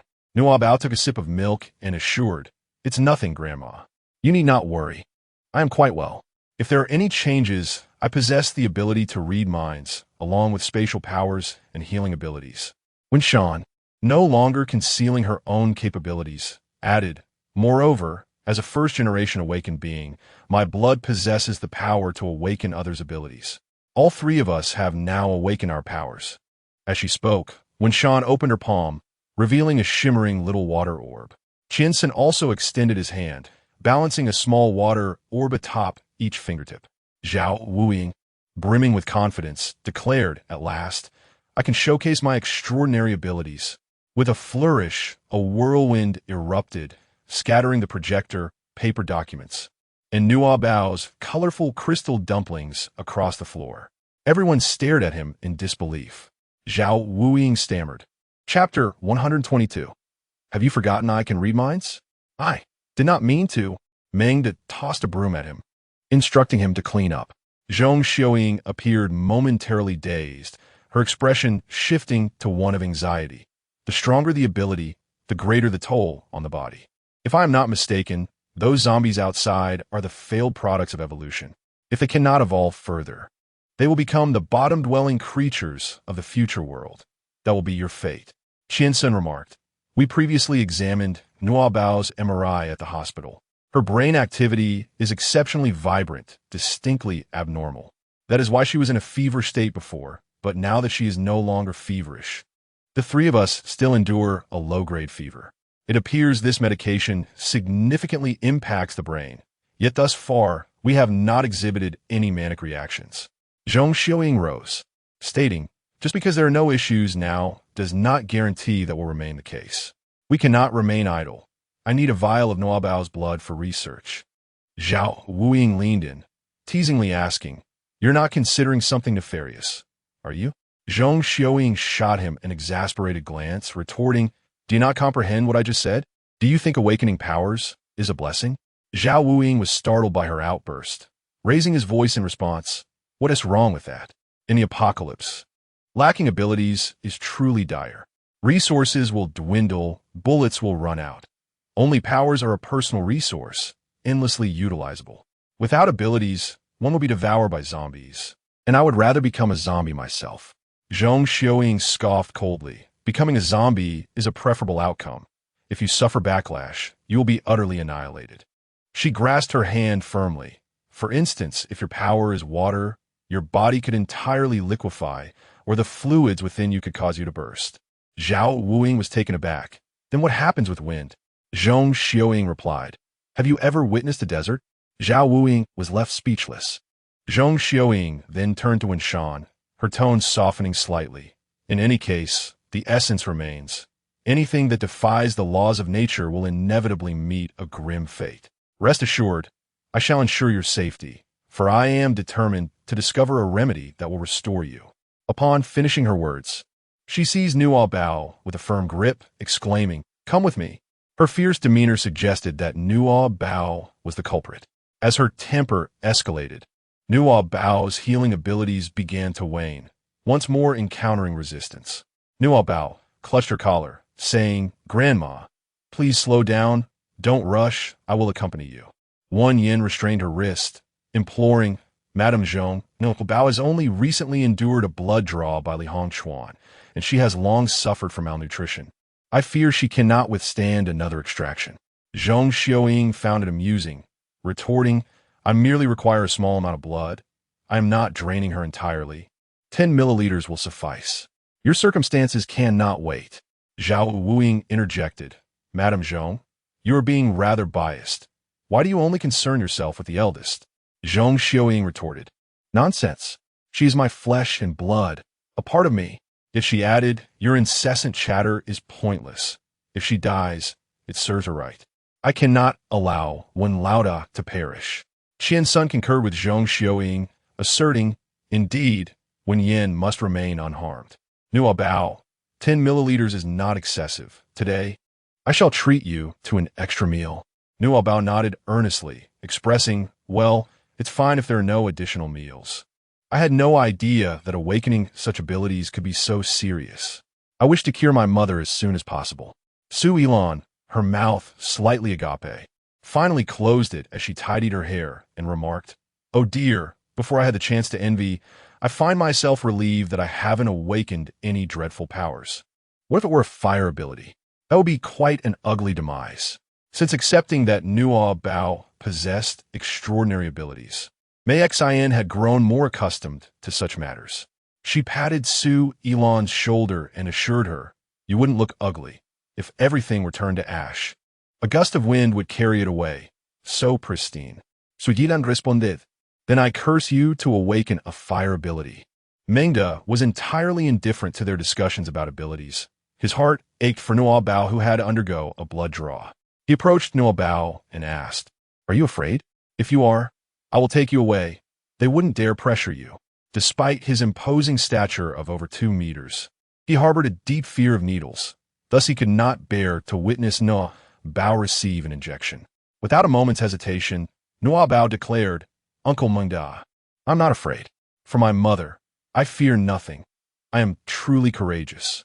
Unable to bear the sight, when Sha extended her arms, saying, take my blood for research. Zhong Xiaoying replied, that won't do. It pains me to think of drawing your blood. Instead, let us take Nuobao's, for she is the original and holds greater research value. Nuobao, grandmother, have you forgotten that I can read minds? Chapter 123. I have plenty, yet I no longer desire them. However, Nuobao still rolled up her sleeves. If they draw my blood or my mother's, it would pain me. A good daughter cannot allow her mother to suffer. Zhong Xiaoying felt a pang in her heart. My daughter no longer even recognizes me. I have endured so much for her, oh dear. When Shan gazed at her slender arms, feeling a deeper sense of sorrow. Such a good girl. Tonight, I will personally cook delicious food for you. Yes, indeed. During the blood draw, Nuobao did not shed a tear. Mengda remained hidden in the kitchen, fervently chopping bones, fearful of hearing Nuobao's cries. But they never came. Mei Xin, observing Nuobao puffing out his cheeks in an effort to suppress his tears, felt her heart nearly melt. She gently reassured him, Nuobao, be a good child, and later, and it will take you out to explore and paint, all right? Nuobao nodded gestant dorelic, fearing that her lack of fortitude might betray her with tears. Zhao Wuing remarked, drawing is rather mundane. Shortly, I shall teach you the art of lock-picking. This is far more intriguing and, in a world like ours, a vital survival skill. Nuobao nodded once more. Qian-sun, unwilling to fall behind, inquired, would you like to learn about anatomy? Nuobao, I really don't want to. Su Elon observed the group in the laboratory amusing the children and found it rather dull, so she ventured into the kitchen in search of food. Spotting Mengda chopping beef bones, she smacked her lips and asked, handsome, are you making soup? Could you spare me a bowl later? Mengda, wielding the cleaver, shot her a cold glance. Instantly, Su Elon felt a chill run down her spine, as though she were being targeted by some deranged murderer. Forget I said anything. Su Elon thought to herself, this won't do. I will starve. How can I avoid work, yet still have food to eat? All right. The little one possesses spatial abilities and must have plenty of delicious treats. Amusing the children should be a breeze. Nuobao, another who forgets that she can read minds. Once Nuobao had her blood drawn, Zhong Xiaoying immersed herself in the laboratory to conduct research, while Mengda prepared a pot of beef soup. After a simple breakfast, Wen Shan led the others to reinforce the base. As an injured party, Mei Xin was temporarily excused from work and tasked with watching over Nuobao. Mei Xin set up an easel beside Nuobao, which towered over her. Oops, how careless of me. This easel is non-adjustable in height. Perhaps I should just sit on the ground to paint? Mei Xin raised an eyebrow. Do you have an easel in your space? Nuobao, with a touch of pride, rubbed her little hands together and exclaimed, I possess an entire mall's worth of items in my space. Is that truly remarkable? Could you perhaps procure 2 cardigans for me? It is rather inconvenient to wear pullovers while I am using the flat iron. Nuobao pondered for a moment and inquired, is a cardigan simply a garment with a zipper in the front? Mei Xin sketched a few lines on the drawing board, outlining the style of a cardigan. Like this. To ensure her understanding, May Sheen added, or it could be a shirt like the one Uncle Chinson wears. With a sudden flourish, a multitude of packaged garments materialized out of thin air. There were both men's and women's cardigans, all in abundance. At that moment, Su Yilan happened to exit the base and was captivated by the scene before her. Does she have more clothes? Nuobao urged in a hushed tone. Aunt May Xin, please make your choice swiftly. May Xin caught a glimpse of Su Yilan from the corner of her eye, realizing that Nuobao was wary of her presence. It's all right. I'm here. She wouldn't dare to seize anything. Su Yilan approached, lifting her skirt slightly. Ah, so this is the power of spatial abilities. Nuobao, how impressive. What else do you have in your space? May I take a look, Annie? Nuobao shook her head innocently, exclaiming, There's too much to see. I can't possibly take it all in. Auntie, I still want to paint. You're exposing me to all this. The implication was clear. No way, you can't see it. This little one is quite difficult to deal with. I just want to take a glance. I won't snatch it away. To be honest, I'm rather hungry. How about we make a trade? She pulled out a rhinestone ring from her pocket. Little girls are often enchanted by such glittering trinkets, and she knew she could not resist. Yet, Nuobao didn't even lift her eyelids, resting her chin on her paintbrush and responding, That? I have plenty of those. I don't want it. Su Yilan's lips twitched slightly. You have many? From your mother? She had never seen the eldest wear jewelry, and even if she did, it would hardly be something so extravagant. Nuobao, well, everything belongs to my mother, and it's more beautiful than yours. Su Yilan, skeptic, replied, Little ones must not tell lies, or else their noses will grow longer. I am not lying. With a graceful sweep of her hand, Nuobao summoned 5 exquisite boxes of diamond rings, which sparkled under the sunlight, dazzling and resplendent. Su Yilan's breath caught in her throat as the water diamond ring she held slipped from her fingers and fell to the ground. Chapter 124. She truly does not consider her an outsider. How could you possess so many diamond rings? They must be fake, right? Su Yilan no long post reached out eagerly to grasp one. Nuobao took the lead, waving a hand to put away the diamond ring, preventing her from touching it. All of it is genuine, part of her mother's dowry, including these items as well. Nuobao has once again scattered a plethora of golden treasures, their radiant sheen blanketing the lawn. Zhao Wuing, in a fit of exasperation, shouted, Nuobao, refrain from flaunting such wealth. It will surely attract the covetous eyes of thieves. Nuobao exclaimed, Uncle Thief, you are the only rogue here. Do not covet my mother's dowry. Zhao Wuing replied silently, Though I truly do covet it, I would never resort to theft. Nuobao, with hands on her hips, declared, It's not acceptable to harbor such thoughts. Qian Sin retorteth. There is nothing that cannot be shared with others. If you refrain from harboring guilty secrets, you need not fear Nuobao. Zhao Wuing interjected, Hey, your words lack interest. Do you think I entertain guilty thoughts? Why speak of his privacy? Are you truly devoid of any concealed thoughts? Are you perhaps? Qiansen shot a glance at Wen Yin, perched on the ladder, and tossed a wrench in his direction, exclaiming, Silence. Zhao Wuing narrowly caught it, exclaiming, Are you trying to kill me? Wen Yin, too, discarded his gloves toward Zhao Wuing, stating, I'm done here. You two just need to seal the vent. I'll take a break. Oh, very well. After Wen Yin departed, Zhao Wuing leaned closer to Qian's son, teasing, I say, are you infatuated? Why are you gazing at the boss like that? Could it be? Qiansen hastily denied, No, absolutely not. Stop rambling and get to work. Zhao Wuing elbowed him playfully. Cease your denials. It's perfectly normal for a man to be attracted to women. If you persist in showing no interest, I might suspect you harbor feelings for me. Qiansan, exasperated, shot him a scathing look. Get lost. Ah, you have wounded my delicate spirit. Seal the vent yourself. I shall rest first. If I become too fatigued, I might indiscreetly reveal your crush on the boss. Qiansan responded with silence. Zhao Wuing winked mischievously at him and walked toward the group gathered in the shade. May Xin mused, To be honest, I rather look forward to a thief showing up. Aside from Zhao Wuing, it has been many years since a petty thief has sought me out. Hearing this from a distance, Zhao Wuing quickly retorted, I have never stolen anything from you. Ever since I joined the boss, I have turned over a new leaf. Any displays of my skills thereafter were merely for work purposes. As if you would dare steal. What thief would dare approach Mayexan? You be skin alive. Su Elon chimed in, picking up a phoenix hairpin to adorn her head. You cannot wear that. It belongs to my mother. Su Elon wrinkled her nose in protest. What are you being stingy for? Wearing it for a moment won't cost you any gold. It won't do. My mother wears it best. Nuobao, in a frenzy, lunged to snatch it away. Su Elon raised her hand high, evading her grasp, and twisted her wrist to put it on. Wan Yin seized her wrist, saying, Do you not understand my daughter's words? Su Elon chuckled, holding onto the pin. Boss, when did you develop a fondness for jewelry? Nuobao claims it is part of your dowry. Are you perhaps eager to marry? Wan Yin took back the pin and handed it to Nuobao. What concern is it of yours? It is mine, so refrain from touching it. Today marks the first day. If you do not work tomorrow, you shall vacate the base to avoid starving here. An ill omen. Nuobao hurriedly stowed away the remaining gold coins into the space, muttering, Humph. It's difficult to guard against thieves within one's own home. Su Elon remarked. The older one misbehaves, and the younger one follows suit. Truly believing that I am powerless to discipline you both?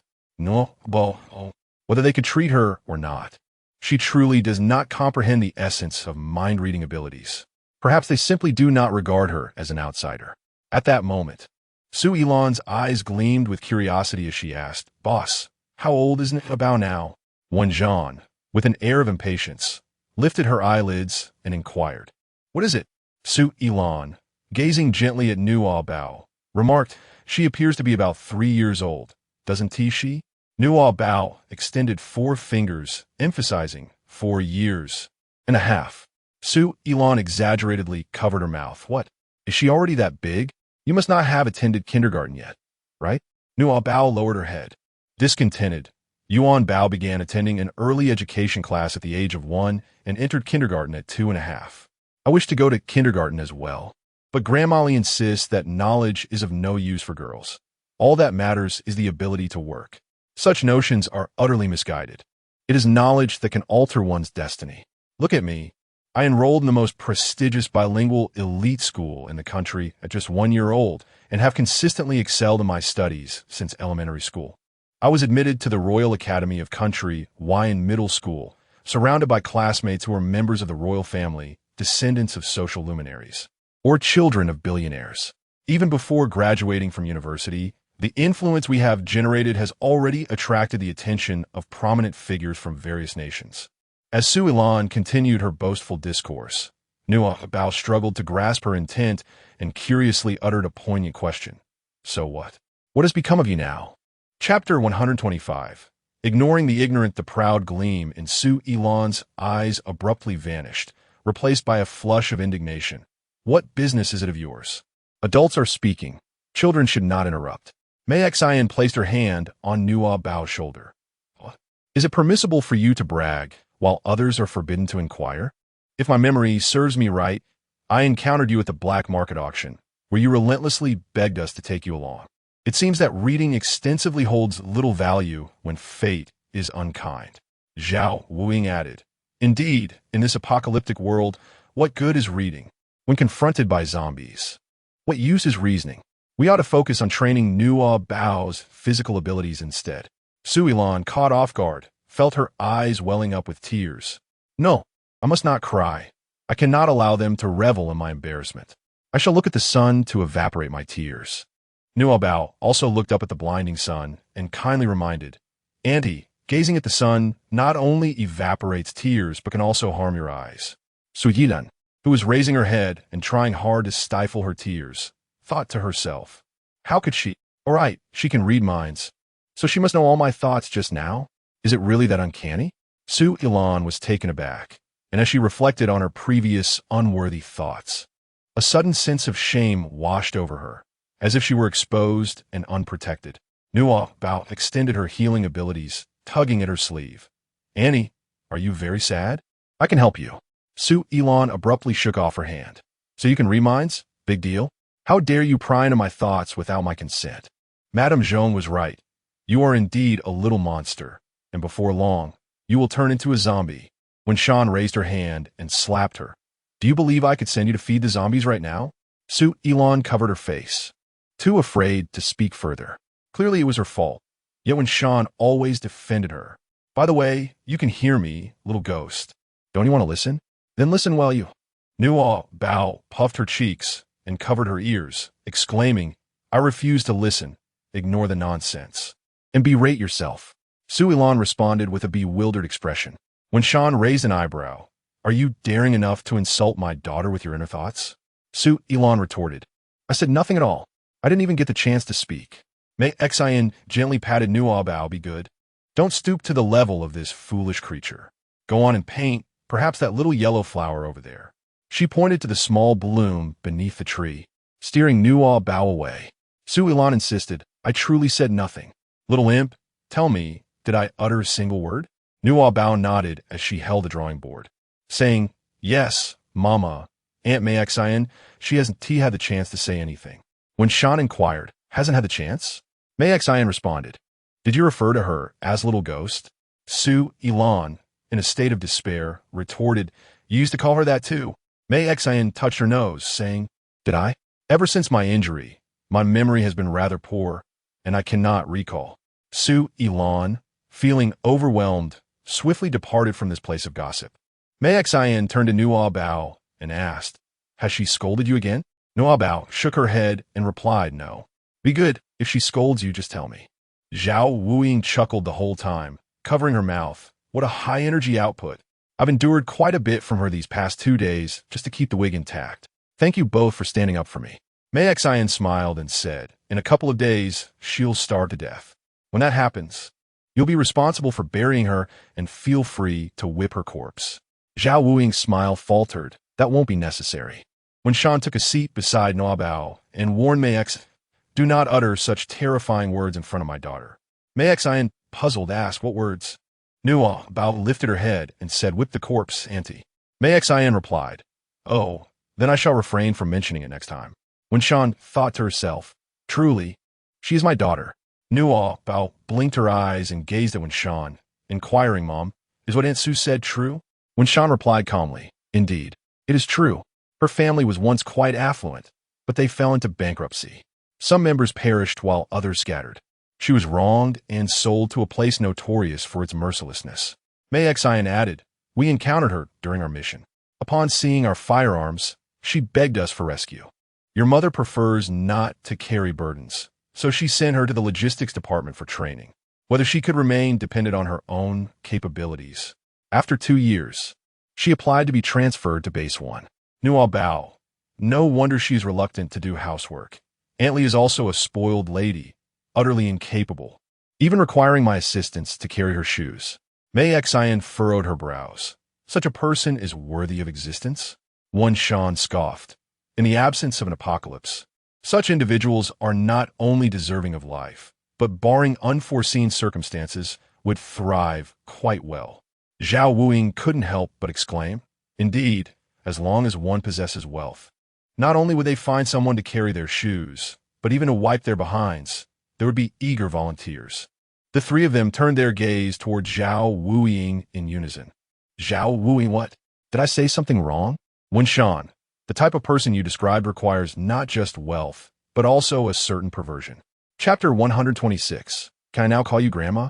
Old Master Zhang Mingshan approached with a ladder to install surveillance.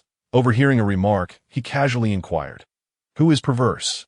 Isn't that call mutation? For instance, those enlarged rats. Is that evolution? May Xin, you haven't seen mutated snakes, mutated peacocks, mutated alpacas, or mutated spotted deer yet. Zhao Wuing, have you all been to the zoo? When did you go? Nuobao remarked. No wonder there were not as many heartfelt expressions from the mice in the past. Now they seem to have increased significantly. Is this what grandmother referred to as evolution? When Sha pondered, have the mutated mice evolved as well? However, upon further reflection, she found solace in the thought. After all, mutated snakes that consume other mutated creatures can grow larger. How much more so for the ever-consuming mutated mice? Nuobao acknowledged. Indeed, mother's quite clever. The child complimented warmly. You are also very intelligent. Nuobao set aside her drawing board and glanced at her petite hands. I am not irritable. It seems I have not evolved at all. Zhao Wuing chuckled. If we were to judge by that criterion, Madame Zhong would be on the verge of becoming a zombie. Wouldn't she? She is as volatile as a kettle boiling over, perpetually in a state of simmering agitation. Ha, ha ha ha. Only he laughed awkwardly amidst the gathering. Zhang Mingshan resumed his work, while Wen Shan and Mei Xian observed Nuobao as she painted. Nuobao, still possessing a kind heart, waved to Zhao Wuying, saying, "Take care, uncle." In the next moment, Zhao Wuying's smile froze. A palpable aura of menace loomed behind him. Zhong Xiaoying, clad in protective gear and with arms crossed, revealed a pair of piercing eyes behind her glasses that sent chills down the spine. "I have just developed a new poison, aptly named Kettle," she warned. "It would be wise to refrain from eating or drinking anything today, and do not even come into contact with the bathwater. When night falls, keep a vigilant watch with both eyes. Do not grant me the opportunity." Zhao Wuying clasped his hands in a plea for mercy. No, Mrs. Zhong. I was merely jesting. It's all Zhang Lao's fault. His drill was so loud that I couldn't hear your footsteps." Zhong Xiaoying's anger intensified. "When I am not present, you dare to speak ill of me? Nay, all the blame lies with me. I was foolish with my words. I shall chastise myself. I implore you, spare me." Yet, Zhong Xiaoying remained unfazed, declaring, "I have made myself clear. Do not give me a reason. If you survive today, I shall let you go." Zhao Wuying turned away, casting a pleading glance at Nuobao. "Please, assist me. Where is your healing power?" Nuobao, with a sense of resignation, spread her hands wide. Before she could utter a word, Zhong Xiaoying pointed at her and commanded, "You, come here." "Me?" she responded, taken aback. "Yes, you." "Oh." Nuobao rose, brushing off her clothes. When Shan interjected, "Mrs. Zhong, is there anything that cannot be discussed here?" Zhong Xiaoying, her expression stern, replied, "Rest assured, I shall not harm her. I merely have encountered some issues in my research and wish to converse with her regarding her abilities." When Shan, still unconvinced, insisted, "Then I shall accompany you." Zhong Xiaoying countered, "That is not permissible. How can I inquire if you're present? You must remain unaware of the fact that she is my daughter." When Shan, interpreting her words to imply that the healing abilities had some effect, felt slightly reassured and allowed Nuobao to follow Zhong Xiaoying to the laboratory. Upon entering the lab, Zhong Xiaoying locked the door, furtively closed the curtains, and, lowering her voice, asked, "Have you read my thoughts?" Nuobao had anticipated her inquiry and nodded sincerely. At that moment, when Shan's inner voice resounded, "Nuobao, I am just outside the door." Nuobao made a gesture for silence towards the emotionally agitated Zhong Xiaoying, tapping on the door and saying, "Mom, I'm fine." When Wei replied, "All right." Zhong Xiaoying thought to herself, "When Wei still doesn't trust me and has even followed me." Instinctively, she retorted, "Who wants to be your grandmother? Do not call me grandmother." Nuobao, puzzled, remarked, "But you are indeed my grandmother. You are my mother's mother. My mother's mother is grandmother, and my mother's father is grandfather. The nursery rhymes about the rocking horse all sing it this way." Zhong Xiaoying replied softly, "I am indeed your mother's mother, yet I harbor no fondness for you.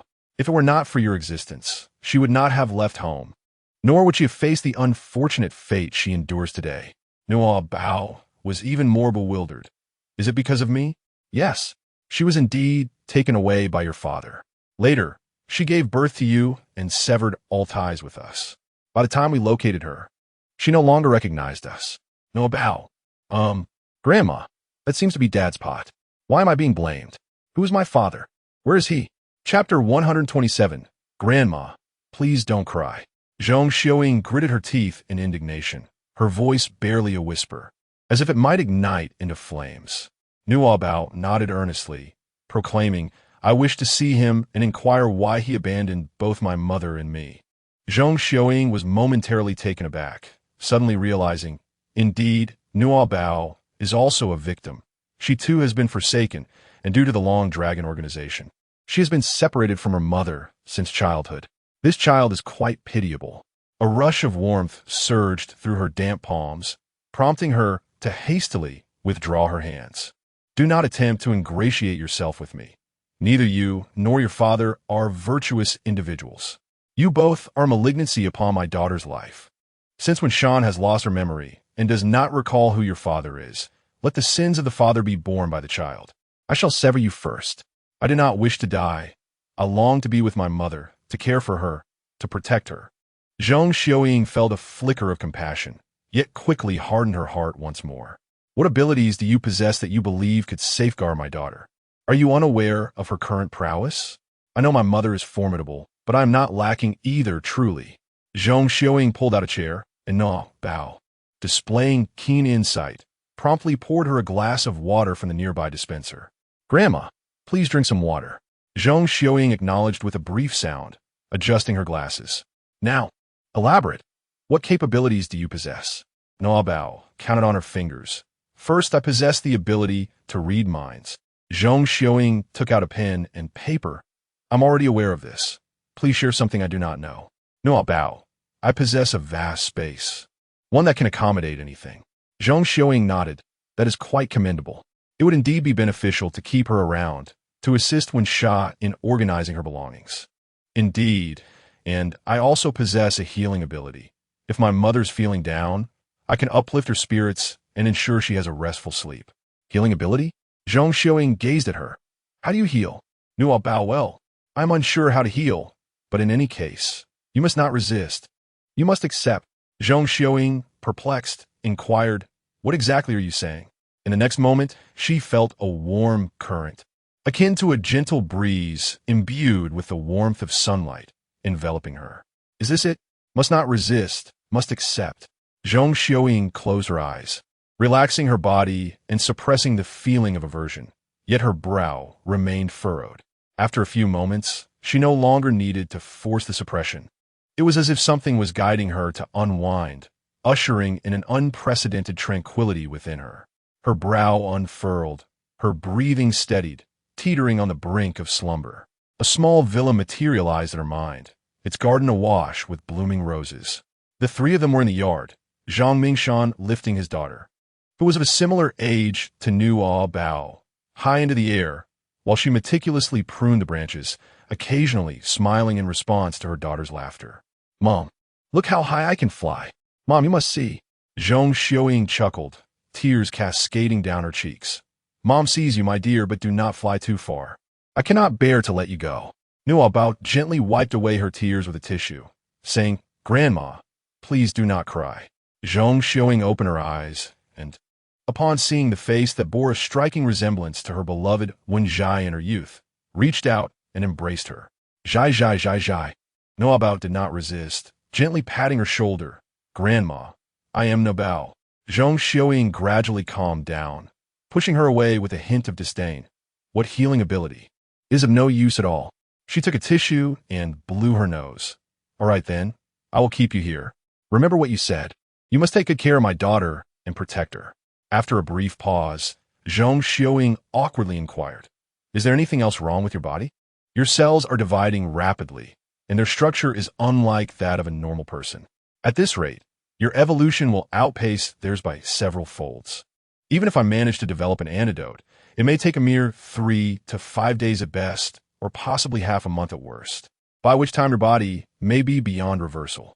If something unexpected occurs, you could become a zombie. It is also possible that you might simply vanish. The thought of this child, so reminiscent of her daughter, disappearing from this world brought fresh tears to Zhang Xiaoying's eyes.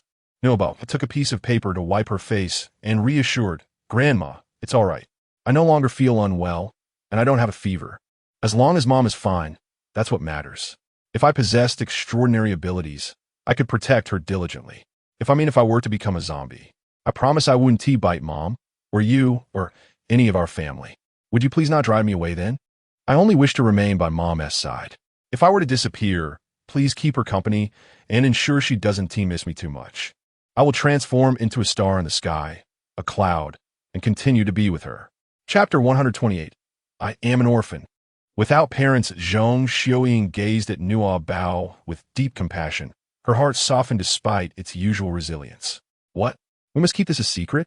Grandma, don't you wish to reunite with Mom? What if she longs for her mother as well? Zhang Xiaoying smiled wryly. She doesn't even remember me. How could she miss me? Even if she doesn't recall, she knows she has a mother. Surely, she would wonder where her mother is. When I was at Uncle Lie's house, I thought about Mom every single day. I've never met her, yet I still miss her. Zhong Xiaoying hesitated for a moment, then whispered, "Could you subtly inquire about her feelings? Ask her if she misses Grandma. Would you?" Nuobao nodded. "All right. However, please do not convey it directly to her. I wish to tell her myself."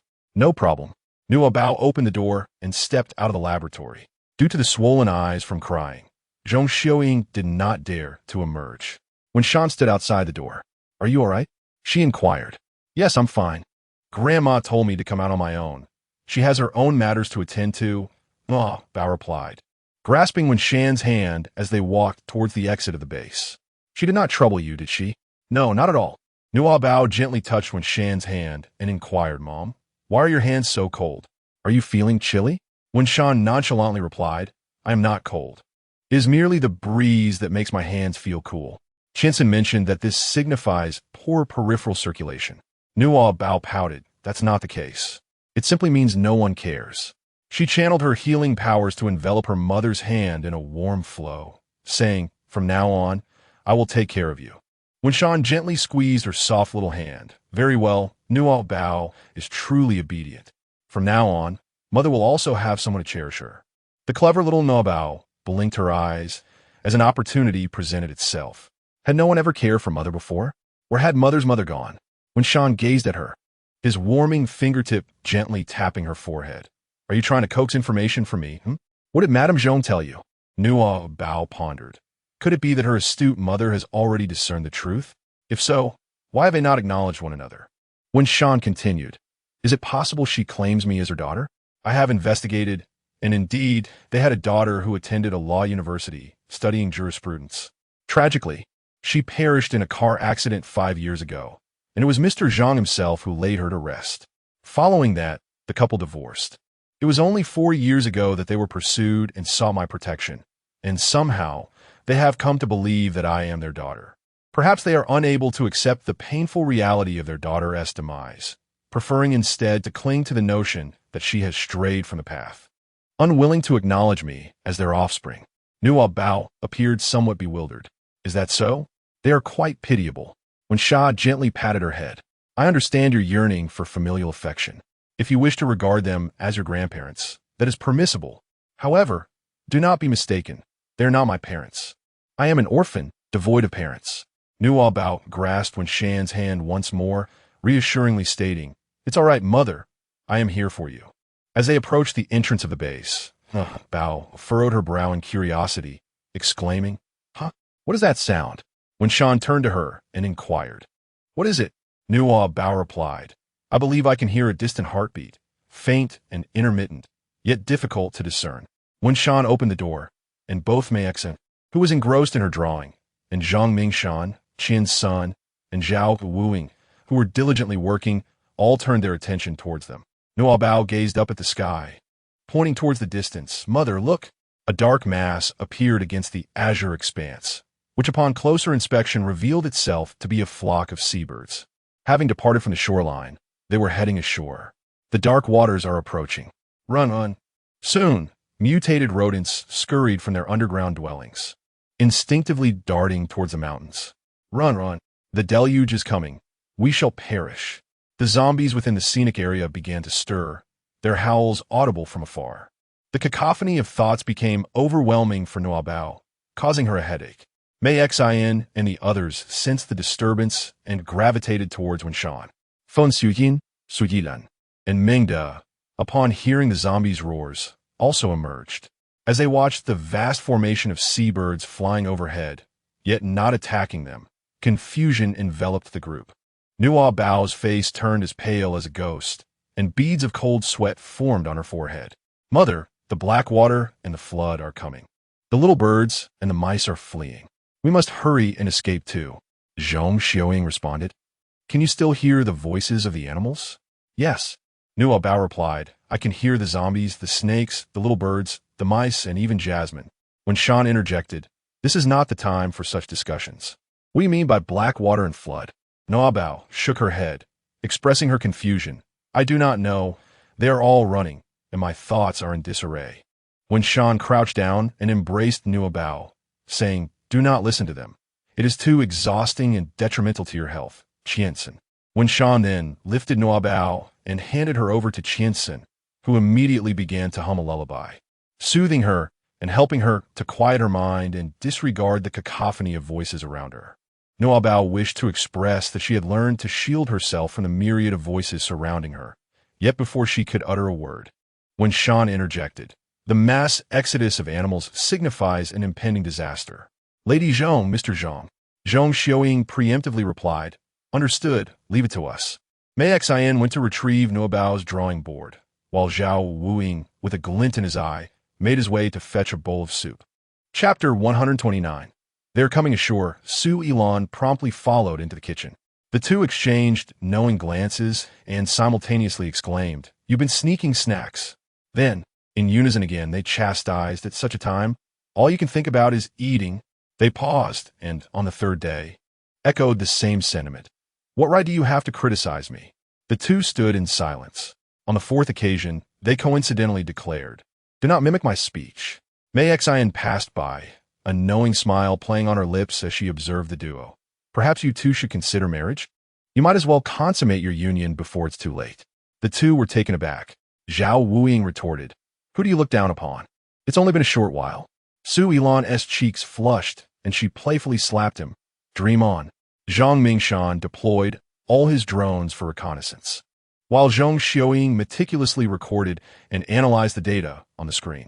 Everything appeared normal on the mountain. No earthquakes, no tornadoes, so they decided to investigate the coastline. Received. Zhang Mingshan acknowledged. Currently, no seabirds were attacking the drones, and he activated the drone sprayers to hasten their journey to the shore for assessment. As a leading figure in technological manufacturing, Zhang Mingshan's drones were remarkably powerful, their speed astonishing. Moreover, their footage was exceedingly stable. Upon witnessing the streets infested with zombies, bloodied and filthy, some even exhibiting various degrees of decay, the group frowned in concern. They gazed in disbelief at the monitor, which displayed a sea as dark as ink. The sea level had receded significantly, revealing a vast expanse of shallows where fish and shrimp, mottled with black, lay dying upon the sand. It was a tsunami, seemingly not threatening the mountains, but the blackened waters.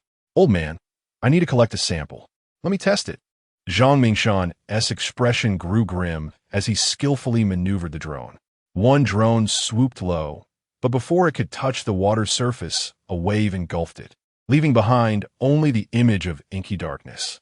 Zhao Wuing entered, licking the grease from his lips. Lady Zhong, this cannot be merely estimated. You must calculate precise values.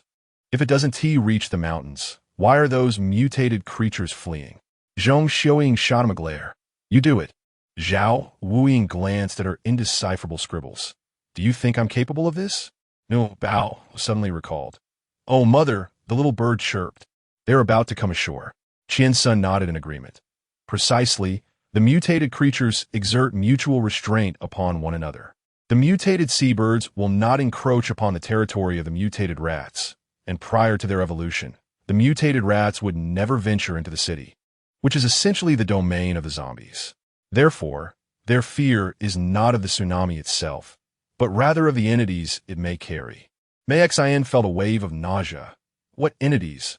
Mutated manta rays, or perhaps mutated octopuses? Surely it cannot be mutated sharks? Nuobao once again attempted to attune herself to the whispers of her heart. Aside from the chaotic cries of the zombies, the seabirds and rodents had all fled. When Shan inquired, how much longer? Qiansun gazed at Shan and replied, whether we depart or remain here, there is still time. When Shan disagreed, it remains uncertain what has come ashore. Evading a tsunami is one thing. Evading those unknown dangers is quite another. Furthermore, we must also consider Madame Zhong, Su Yilan, and others whose combat capabilities are insufficient. It will be wiser for them to stay at the base. Zhong Xiaoying felt a pang of discomfort in her heart. This is the first time when Shan has explicitly labeled me as useless. She looks down upon me. Nuobao gently patted her shoulder, reassuring, no, Grandma, you are overthinking it. Meanwhile, Su Yilan, also singled out, felt a surge of anxiety. She wouldn't take this opportunity to distance herself from me. Would she? No, I must stay. I must survive. Nuobao once again addressed Su Ilan. Auntie, you have finally come to your senses. Su Ilan merely responded with silence. Zhang Mingshan turned to Wen Shan. As per our usual practice, I will heed your command. Please proceed. Wen Shan promptly issued her orders. Mr. Zhang, instruct Mengda to continue reinforcing the base, and kindly notify him shortly. Madam Zhang, you will be responsible for monitoring the situation regarding the tsunami. Keep us informed at all times. Qian's son, Zhao Wuing Nuobao, and I shall venture to several small villages at the foot of the mountain to gather supplies as extensively as possible. Su Ilan, with whom will you accompany us? Or do you intend to depart? With determination, Su Ilan replied, I shall not leave. I will join you in gathering supplies. When Shan affirmed, very well, equip yourselves. We shall depart in 5 minutes. Mei Xian inquired, what about me? Wen Shan pulled her aside. You are tasked with keeping an eye on Mr. Zhang and Mengda. Ensure they do not come to blows. As she spoke, Wen Shan handed her a tranquilizer gun. Chapter 130. The granddaughter proves more reliable than the daughter. Mei Xian took the tranquilizer gun and gave a little shake. What? Do you underestimate the disabled? Believe me, I could subdue Su Ilan with one hand. It would be wiser to take me along. Should any danger arise, she certainly would not protect Nuobao. Nuobao has my protection. The base is equally crucial, so ensure your vigilance. In other words, her trust in Mei Xian was substantial, which is why such a significant responsibility was entrusted to her. Feeling much reassured, Mei Xian smiled. Take good care of Nuobao. If she were to get hurt, I'll be heartbroken. That goes without saying. Having just been incensed by Zhao Wuing, Su Ilan had not even managed to secure a morsel of food, and, rubbing her painfully empty stomach, exclaimed, let's find something to eat once we are outside. I am on the brink of starvation. Nuobao glanced towards the door, lowering her head to continue organizing the clothes she had neglected to tidy up yesterday. When Sha chose a long knife this time and donned gloves to avoid the discomfort she experienced during her last encounter, where her hands became numb from striking zombies. She also brought along several firearms. Even if she couldn't kill the zombies, shooting their heads would provide ample delay. Once prepared, she cast a glance at Nuobao, who was still busy arranging the room, and approached her to select a sports outfit for her to change into before donning her bulletproof vest. This time, she firmly instructed that Nuobao must not use her abilities recklessly. If she felt any discomfort, she was to inform her immediately. Nuobao nodded and said, Mom, you too. If you're feeling unwell, you must tell me immediately. What can you do by telling me? Have you forgotten? I possess healing powers. I can prevent Grandma from losing her temper, and perhaps I can also help you all remain calm. Wenwei paused for a moment and replied, so far, we have not experienced any signs of frenzy. Could it be due to you? Qiansen knocked on the door from outside, saying, Wenwei, we can set off now. All right. Wenwei picked up Nuobao and walked toward the door. Upon seeing Mrs. Zhong come to see them off, she inquired, has Mrs. Zhong informed you about Nuobao's healing abilities? Can she suppress our frenzied reactions? Mrs. Zhong responded, I came to remind you of this matter. It may prove effective. If you experience any symptoms of overheating or loss of control, you must inform Nuobao so she can assist you in regaining your composure. Nuobao patted his chest, reassuringly declaring, rest assured, grandmother, I shall safeguard mother. Nuobao retrieved Wen Yan's mobile phone, effortlessly unlocking it with her visage. She skillfully set the alarm to remind her every 30 minutes, 40 minutes, and 50 minutes. Finally, she presented the alarm page to Zhong Xiaoying, saying, Grandma, you can rest assured now, can't you? To her surprise, Zhong Xiaoying felt a considerable sense of relief. Why does it seem that my granddaughter is more dependable than my own daughter? Nuobao's expression darkened, unsure of how to convey to Zhong Xiaoying that her mother was not her daughter. If she spoke up, it would likely lead to profound disappointment. They set off, with Wen Sha cradling Nuobao as they took their seats in the rear. This time, to expedite their journey, they chose to travel in an off-road vehicle. Zhao Wuing took the wheel, while Qian's son occupied the passenger seat. Su Ilan, clad in a sleek black leather jacket that accentuated her enviable figure, reluctantly settled beside Nuobao. Nuobao presented a delectable donut, and Su Ilan's eyes immediately widened in astonishment. Oh, I see. knowing full well that I haven't eaten. You are deliberately tempting me, aren't you? When Nuobao opened her mouth and then quickly shut it again, she declared, I suddenly don't feel like eating anymore. Auntie, you can have it. My mother does not enjoy sweet treats. Su Yilan remained silent, while Qian Sun and Zhao Wuying exchanged knowing glances, both aware that Nuobao was merely pretending. When Shan turned a blind eye to the situation. Yet, Su Yilan, unappreciative of a gesture, retorted, what do you mean? Do you pity me? I don't want that. Nuobao. Oh, then Uncle Thief, you can have some. Zhao Wuying extended his hand. Great. Just as his fingers were about to touch the donut, Su Yilan swooped in and took a large bite. Chewing, she remarked, children are so clueless. How can one eat while driving? Do they even understand traffic regulations? I suppose I will reluctantly eat it. In this apocalyptic world, we cannot waste food. Observing her voracious appetite, it was evident she was truly famished. Qian Sun teased. Hunger brings out hidden potential. She managed to snatch it right from your grasp. Zhao Wuying chuckled. I'll let her have it. I certainly do not wish for my teammate to become so starved that they end up feeding zombies right after a mission. That would be ill-fated. Su Dilan, bah, bah, bah. You're the one with a mouth like a raven. You're the one who would feed zombies. When Sha knocked on the car window, time is limited. Drive faster. Yes, boss. Zhao Wuying adopted a serious demeanor and headed towards the nearest village at the foot of the mountain. As the scenic area continued to thrive, several surrounding villages flourished as well, most engaged in running inns and specialty restaurants, ensuring a steady supply of resources. The influx of visitors to the scenic area meant that the town below was even more populated. The streets were teeming with zombies. Yet survivors could still be seen on their rooftops, waving for help, though too fearful to shout aloud. Some had written on boards, please, help me. I do not wish to die. I can offer you money. On another rooftop, an elderly woman with gray hair trembled as she held up a white cloth, upon which was inscribed, kind-hearted souls, please save me. My son and daughter-in-law have turned into zombies, leaving only me and my young grandson. Su Yilan sighed. They are truly pitiable, boss. Shall I not save them? When Sha looked at Nuobao, seeking her decision, Nuobao remained remarkably composed. I won't save them. Chapter 131. This little short leg, she has made up her mind. Su Yilan disdainfully crossed her arms, so cold-hearted at such a young age, refusing to lend a hand in times of peril. Boss, this child's values are askew. You must teach her properly.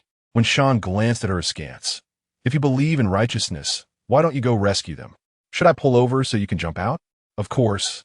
Su Yilan had no intention of risking herself for those unrelated individuals.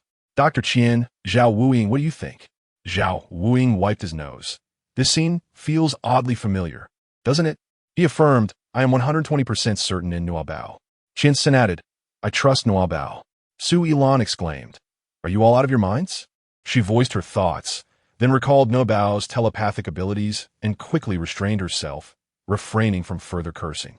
Nuobao replied, Auntie, you are indeed correct. They're truly unwell. Su Yilan? Nuobao spoke to herself.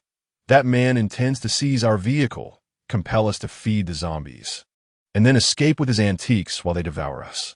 The elderly woman has already been bitten, and her grandson has transformed into a zombie. She beckons us over, merely wishing to use us as sustenance for her grandson. Su Yilan gasped, glancing at the two figures atop the roof, who bore no resemblance to Nuobao's description. Is it truly as you say? We cannot hear their thoughts. We shall discover the truth, won't we? Zhao Wuying accelerated the vehicle, aiming to charge forward. The desperate man suddenly changed his demeanor and drew a gun to fire at them. Fortunately, the SUV was bulletproof. Qian Sun adjusted his gold-rimmed glasses, his gaze icy. Armed and possessing antiques, it appears we have encountered a fellow traitor. The gunfire attracted the surrounding zombies, who gathered beneath his eaves. When the gun ran out of bullets, he stomped in frustration, losing his balance and tumbling down, becoming a meal for the undead. Turning back to the elderly woman on the roof, she leaped up in agitation. If you do not rescue us, can you still call yourselves human? My grandson has gone days without food. In her desperation, she accelerated her mutation. Her eyes rolled back, and a thick, Dark green fluid spewed from her mouth as her trembling body straightened on the roof. Her abdomen was a gruesome sight, bloodied and hollowed out, likely having been the source of sustenance for her grandson. She roared towards the SUV, even attempting to leap down. Zhao Wuying pressed the accelerator fiercely. Damn it. If you wish to ambush us, think again. The elderly woman miscalculated her jump, landing heavily on the ground as the vehicle sped past. The occupants felt the tremors beneath them. Yet moments later, the unconscious woman rose and joined the other zombies in pursuit of the SUV. Wen Yin chuckled coldly. Do you still wish to save them? Su Yilan shook her head. Wen Yin replied, This is the apocalypse. The benevolent do not survive beyond 2 episodes. Su Yilan. Nuobao curiously inquired, Mother, why are there so many survivors here? When Sha elucidated, this place differs from the urban areas, where everyone resides in apartment buildings. Here, the houses are all standalone with courtyards, and each household possesses a dedicated basement for storing food, making it easier to seek refuge. Food. I still have plenty of seeds in my space. Uncle Manda mentioned that merely having cattle and chickens is insufficient.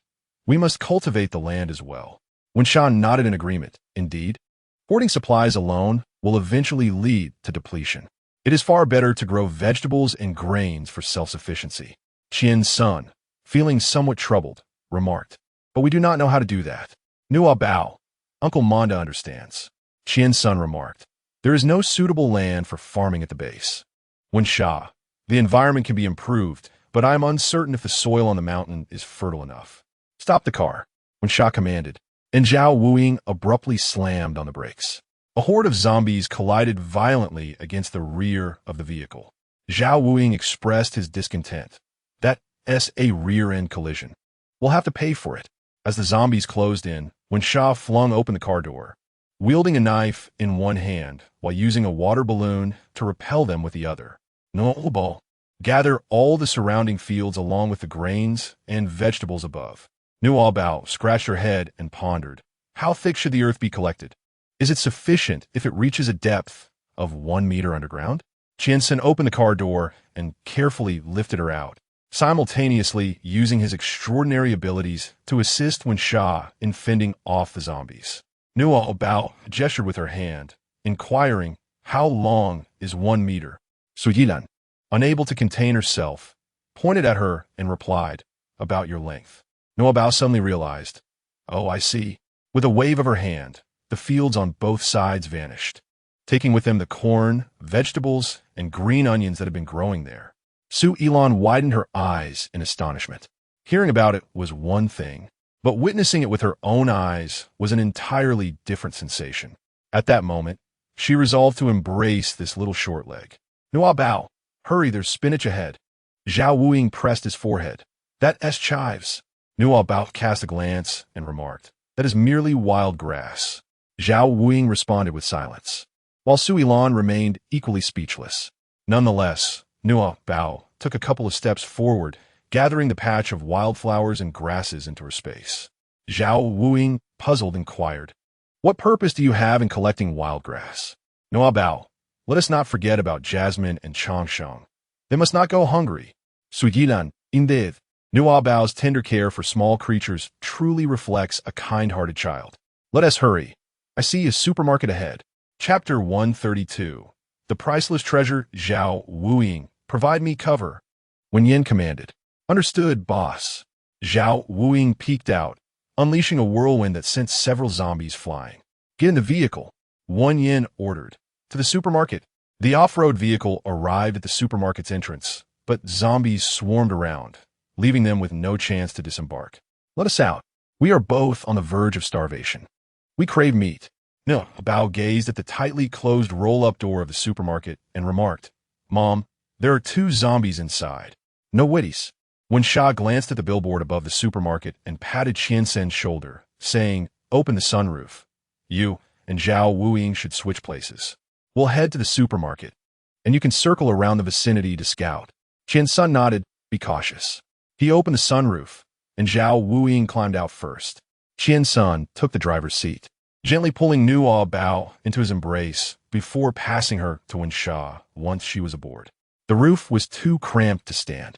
So when Sha pointed at the billboard and instructed Zhao Wuing, "You go ahead." Zhao Wuing hesitated, apprehensive at the sight of the rusted billboard. Yet he grasped it and ascended to the rooftop of the flat building. The billboard creaked under the strain, while the sounds of zombies battering against the roll-up door grew increasingly thunderous, causing the entire wall to tremble ominously. "This place is a death trap, boss. Hurry," Zhao Wuing urged. When Sha handed Nuobao to Zhao Wuing and reached for Suilan. Suilan, eyeing the zombies outside, swallowed hard. "If I'm to die, it may as well be from hunger or a bite. Going out could mean survival, while staying guarantees starvation." Gritting her teeth, she stood up and grasped Wen Sha's hand. Qin Sun honked the horn loudly, driving the zombies' attention away. When Sha bent down to pick up a brick and tossed it into the yard. Instantly, the two zombies dashed out, roaring at the brick. They hurried off in pursuit. Seizing the opportunity, when Sha grabbed an empty cardboard box from a yard and sealed it with one zombie in each end, tossing it over the wall. The two zombies began to crash into the wall in confusion. Initially frightened, Su Elon couldn't help but chuckle. "I never imagined zombies could be so adorably clueless." Zhao Wuing replied, "I didn't expect you to be so optimistic." Su Elon shot him an exasperated look. "What else should I do? Should I cry while scavenging for supplies?" Nuobao extended her hand and said, "Auntie, if you are afraid, you may hold my hand." Su Elon glanced at the small hand with a hint of disdain. Yet considering her spatial abilities, she forced a flattering smile and took hold of it, asking, "And then? Shall I accompany you in singing nursery rhymes?" As Nuobao unleashed her healing powers, Su Elon's smile froze. She felt a warm current surging within her, gradually soothing her inner fears and anxieties. "What is this?" She wanted to refer to it as sorcery, but, fearing it might displease Nuobao, she hesitated and instead said, "Extraordinary ability?" Nuobao explained, "It is a healing ability. My new power, isn't it remarkable?" Su Elon nodded. "Now I understand why Mei Xian has changed so much. All the troubles in her heart have been healed by this little spirit." "Oh, I apologize. I won't refer to you as a little spirit anymore. It's all right. After all, I'm not a ghost." Zhao Wuing remarked smoothly, "You are a little treasure." Sujidan. Nuobao. Both wore expressions of disdain in unison. Zhao Wuing. "Why are you looking at me like that?" "What I mean is, she's our treasure, a priceless gem." Suilan. "That's more like it." When Shan extended her hands from below, "Enough with the idle chatter. Nuobao, come down." Nuobao spread her arms wide and leapt without hesitation. To ensure her safety, Zhao Wuing used a gust of wind to gently support their little treasure's body, allowing her to land securely in Wen Shan's embrace. Holding Nuobao, Wen Shan gazed at Zhao Wuing and remarked, "Impressive. You have acquired quite the skill." Zhao Wuing winked. "Of course, you may refer to me as the unparalleled thief, Wuing." Wen Shan's expression darkened as she carried Nuobao into the supermarket. Suilan commented, "That's true." Zhao Wuing retorted, "TCH, does love among family ever fade?" He turned to Suilan, spreading his hands. "Would you like me to escort you down?" Suilan shook her head vigorously. "I fear you might send me down as well. I prefer to leap on my own." She found a wall to brace herself against and gradually slid down. Zhao Wuing, undeterred, attempted to support himself with a gust of wind, only to crash hard before Suilan. Suilan quipped, "Not trusting you is indeed my wisest choice." Zhao Wuing groaned while clutching his waist. "Alas, it seems I can only support Nuobao. I must strive to improve." In a lowered voice, Suilan inquired, "Aren't you afraid of going berserk and turning into a zombie?" "With Nuobao around, I'm not afraid." "You have such faith in her? What if she is also half-hearted?" Zhao Wuing interrupted, "She is not." Suilan looked doubtful. "How can you be so certain? If you had witnessed her strength, you would harbor no doubts." As they conversed, a wall stacked with pristine bottled water at the back door vanished into thin air. Suilan exclaimed in confusion, "Huh? Where did the bottled water go?" Chapter 133. Li Hongchuan is not dead indeed. If such a vast field can be contained, how could these waters not? They entered the supermarket, only to find that every shelf and freezer had disappeared. The entire establishment felt as desolate as an unfurnished house. When Shan stood aside, engrossed in her phone, unaware of the message that had arrived, Suilan quietly asked Nuobao, "Can your space still accommodate more?" Nuobao held a lollipop, savoring it. There's ample space, and it's quite spacious. Su Ilan, her hands clenched in excitement, exclaimed, Nuobao, I truly adore you. If only I had known you when I was wealthy, I would have purchased the entire mall to place you within my realm. Nuobao, now we can indeed fit an entire shopping mall without spending a dime. Su Ilan scratched her head. That's true. When Wei put away her phone, Madame Zhong has informed us that the Black Sea water is toxic and contains radioactive substances. Following the tsunami, there is no drinking water left. We must gather as much bottled water as possible. Let us hurry to the next supermarket. Su Ilan also perked up. However, she followed up with a remark that left the three of them speechless. Otherwise, how will I bathe and wash my hair in the future? When Wei halted her steps, gazing at Su Ilan's flowing curls. If I catch you washing your hair or bathing with bottled water, I will immediately put an end to you. Su Ilan. Zhao Wuying seized the opportunity to chide Su Ilan. Miss Su, enough is enough. The sources of drinkable water will dwindle. You're still thinking about washing your hair? I suggest you get a buzz cut to embrace the post-apocalyptic vibe. Su Ilan. I absolutely refuse to cut my hair. It's so beautiful. I wouldn't do it for anything. Nuobao's base is incredibly powerful and can hold a great deal of water. What is there to fear? Nuobao bit into the lollipop, her eyes sparkling with curiosity. Is it filled with water? Mother, is there a well around here? When you furrowed her brows. I am not certain, but there is a well in the scenic area, reputed to be a spring well, with water that is sweet in taste, warm in winter, and cool in summer. Zhao Wuying leaned in. What? Can you even store the well in your space? Nuobao. I am uncertain, yet I wish to give it a try. Qiansun swiftly arrived to escort them, employing his extraordinary abilities to shield them as they boarded the vehicle. Embarking towards the next supermarket. After depleting the supplies of 2 supermarkets in succession, when one glanced at the time, we are running out of time. We must also visit the scenic area. Qiansun replied, there's a large supermarket ahead, conveniently along our route. When one affirmed, very well. Let's clear this one before heading to the scenic area. The once clear sky had been engulfed by ominous dark clouds, occasionally punctuated by the distant rumble of thunder. The zombies raised their heads to howl at the heavens, as if lamenting the injustice of their fate. Seizing the moment, Qiansun pressed the accelerator, evading the encroaching zombies. At the entrance of the supermarket ahead, 6 zombies had been transformed into frozen sculptures, deterring others from approaching. The supermarket doors stood wide open, bloodstains lingering at the entrance, and a body could be faintly discerned among the nearby shelves. Indeed, it was a corpse, not a zombie. Someone had slain the supermarket owner and seized the supplies. When Juan cast a sidelong glance at Nuobao, noting her lack of fear, thus refraining from covering her eyes. After all, she must learn to adapt to the harsh realities of this post-apocalyptic world. Qiansun parked the vehicle beside the frozen figures and exited. When Juan followed suit, you all wait here. We shall investigate first. The 2 armed individuals entered the supermarket. Inside, the place was devoid of life. Even the back courtyard was empty, with shelves stripped bare as though someone had hastily absconded with the goods. It appeared that the individual's residence was not far from here, and astonishingly, he remained oblivious to the impending tsunami, neglecting to secure bottled water ahead of time. When Juan reached to embrace Nuobao, let us first gather the bottled water. Nuobao gazed towards a street corner. Mother, I seem to hear a familiar heartbeat. When Xiao paused in her tracks. Who? It wouldn't be a mutated snake, would it? We certainly don't have time to deal with that troublesome creature. No, it's a person. Damn it, after the mutation, these 2 have become even more ravenous. Otherwise, I wouldn't have risked venturing out to gather supplies. Fortunately, a fool opened the door for me. Otherwise, we would have been left to endure the bitter winds for the past 3 months. This foolish woman, too, despite awakening spatial powers, her range is only 10 square meters, requiring constant trips to move supplies. It's utterly bothersome and completely useless.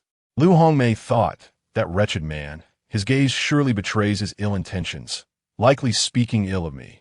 Once my powers strengthen, I'll venture to the first survival zone in the southwest to seek out my first love.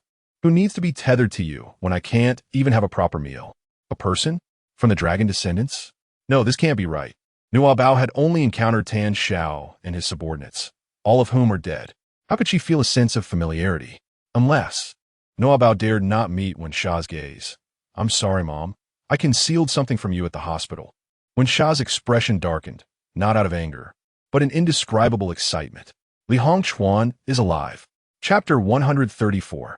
Is Su Yilan the district chief's wife? Zhao Wuying heard a jarring name. Who? Boss. Who are you saying is alive? Su Yilan emerged from the supermarket, munching on a bag of dry noodles. Who is alive? Who has died? Qian's son stroked his chin. If Li Hongchuan did not perish in the hospital, then he must have awakened his abilities? Nuobao nodded. It is a metal-based ability. He became as hard as iron, impervious to the bites of zombies. At that time, there were far too many zombies, and he awakened his powers, which is why I concealed this from you, to prevent you from pursuing him. I'm sorry, Mother. Mother does not hold it against you. When Shan inquired of Nuobao, is it only Li Hongchuan? There is also Aunt Li. Has she awakened her powers as well? Yes. Uncle Li mentioned that she awakened a spatial ability, albeit limited to just 10 square meters. When Shan, filled with ire, asked, did Li Hongchuan still take your blood? No, he did not take it. I remember vividly.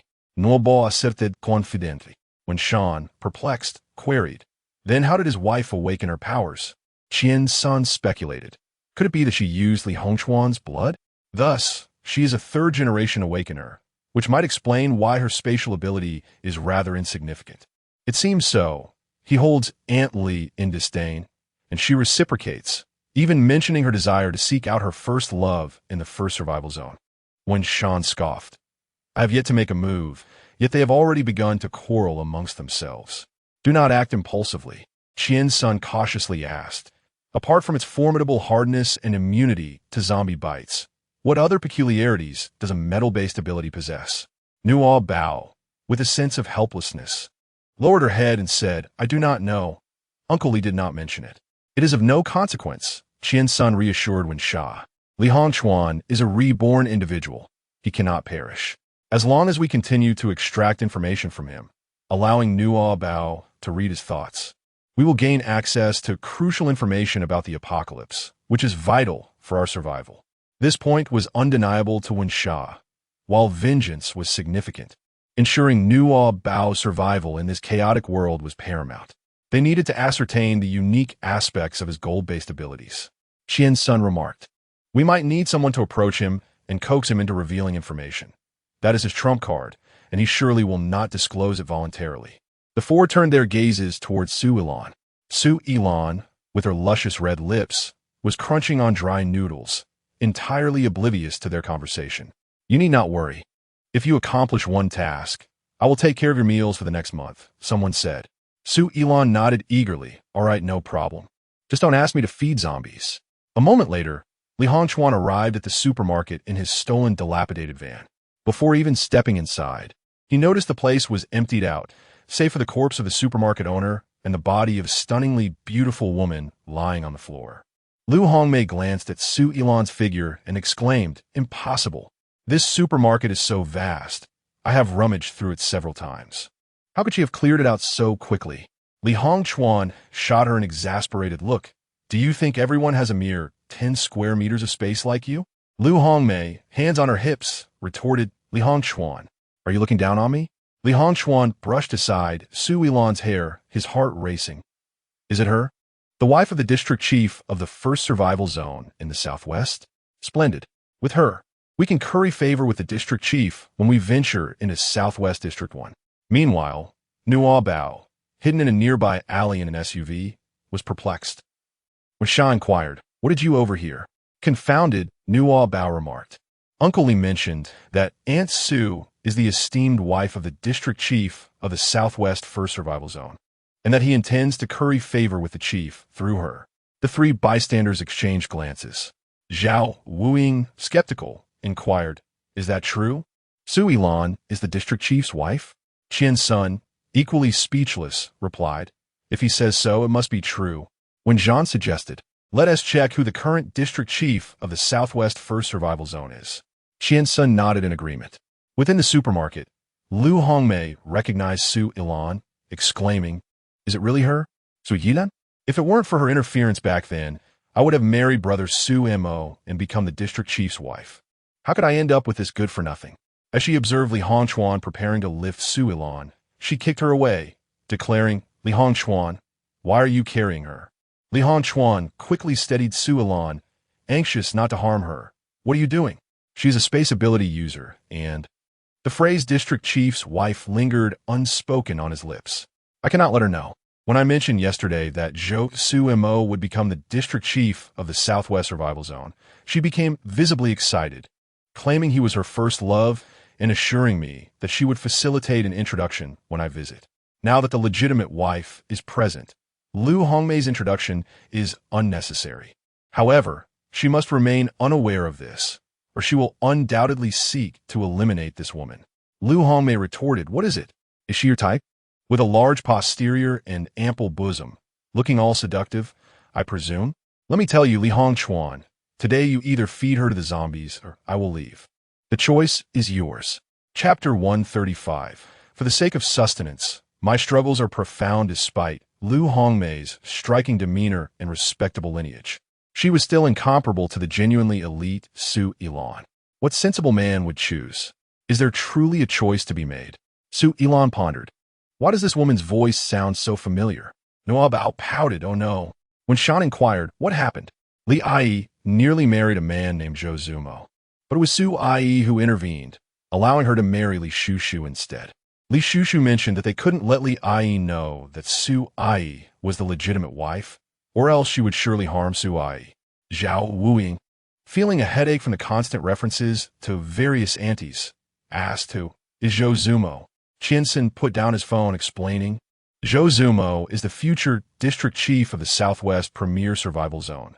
Currently, his father, Zhou Zhengheng, holds the position. The Zhou family commands great respect in the Southwest, having swiftly organized local forces to combat the zombies and generously donated resources to aid the populace. Hence, he was specially appointed as the district chief. When Shan found the name somewhat familiar and suggested, you should check Zhou Zumo's profile. After looking it up, Qiansen was surprised to discover Zhou Zumo was once engaged to Su Ilan. When Shan confirmed, indeed, it was him. At that time, the Zhou family was perceived as climbing the social ladder by courting the Su family. Zhao Wuying interjected sarcastically. What was Zhou Zumo doing when the Su family faced their downfall? Isn't it a bit contrived for old flames to rekindle under such circumstances? This Zhou Zumo must not be a good person. When Shan and Qian Sun exchanged glances at Zhao Wuying, Zhao Wuying retorted, why are you looking at me like that? I'm merely stating the facts. Qian Sun replied, oh, I see. I thought you were feeling jealous. Zhao Wuying scoffed.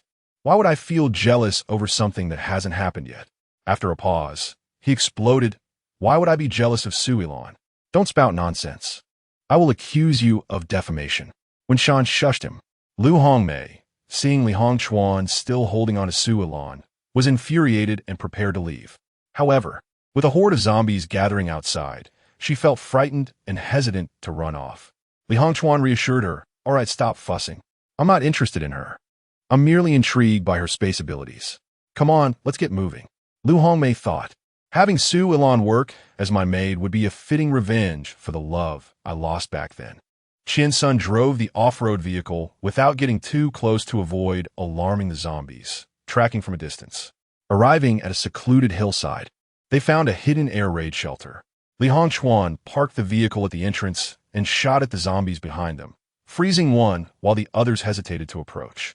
He then used branches to conceal the van and carried Su Ilan into the shelter. Nuobao complained, it hurts so much. I feel awful. I want barbecue and cola. Liu Hongmei approached and felt his forehead. You're still so hot. Li Hongchuan carefully laid Su Ilan down, took off his jacket, and draped it over her. As his fingertips brushed her cheek, he felt a jolt, thinking, she is incredibly soft. Su Ilan frowned, this is so disgusting. Struggling for food is too hard for me. Outside, the sounds of zombies echoed. In reality, it was Zhao Wuying using his wind-based ability to blow the zombies down the mountainside. Liu Hongmei expressed her dissatisfaction, exclaiming, it's unbearable. When will those wretched creatures leave? I'm trying to converse with you. Oh, why has it suddenly gone quiet? This silence was due to the zombies being blown away. When Shan delivered a kick to Zhao Wuying, who, in turn, had no choice but to mimic multiple zombies, emitting a cacophony of roars in varying frequencies. Fortunately, Lu Hongmei had yet to detect any discrepancies. Li Hongchuan's attention was fixated on Su Ilan, rendering him oblivious to the situation. How would I know? Aren't you the reincarnated? What else do you know? He queried. Many occurrences now differ significantly from what I previously witnessed. It seems Nuobao cannot awaken any abilities. Lu Hongmei's anxiety grew. What will happen to him? Liungwan Raplia. He will die. In the mid-apocalypse, various survival zones had only just begun to develop drugs for awakening abilities, yet these medications were far from perfect. Many individuals who consumed them merely developed fevers without awakening powers, leaving them to await their demise. Others, despite successfully awakening abilities, suddenly succumbed to madness and transformed into zombies, leading to the rapid downfall of numerous survival zones overnight. Consequently, the awakening drugs became classified as forbidden substances, which is why I remained without abilities until my death. In this lifetime, I consumed Nuobao's blood to awaken my powers in advance, but Nuobao had already perished in the hospital. It appears that utilizing my blood for awakening is insufficiently stable. Even if I manage to awaken abilities, they remain exceedingly weak. Nuobao quietly relayed these words to Shan and the others. Qianxin spoke in a low voice. This information must not be leaked, otherwise, Nuobao will be in peril. When Shan nodded. Thus, apart from Li Hongchuan, the others must be silenced. Chapter 136. The ungrateful wolf Qian's son did not object. Moreover, Nuobao, you must ensure that Li Hongchuan remains unaware of your mind-reading ability. This is your trump card. In the future, when anyone inquires, simply state that you possess only spatial abilities and that your space is quite limited. Do you understand? Nuobao nodded, acknowledging I understand, doctor. In truth, Uncle Li would not have known had I not spoken, for he has mentioned that in my past life, I awakened the power of lightning, and I was destined to become a general in the survival zone. The three were momentarily taken aback.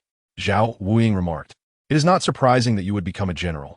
After all, a tigress offspring will not be a dog.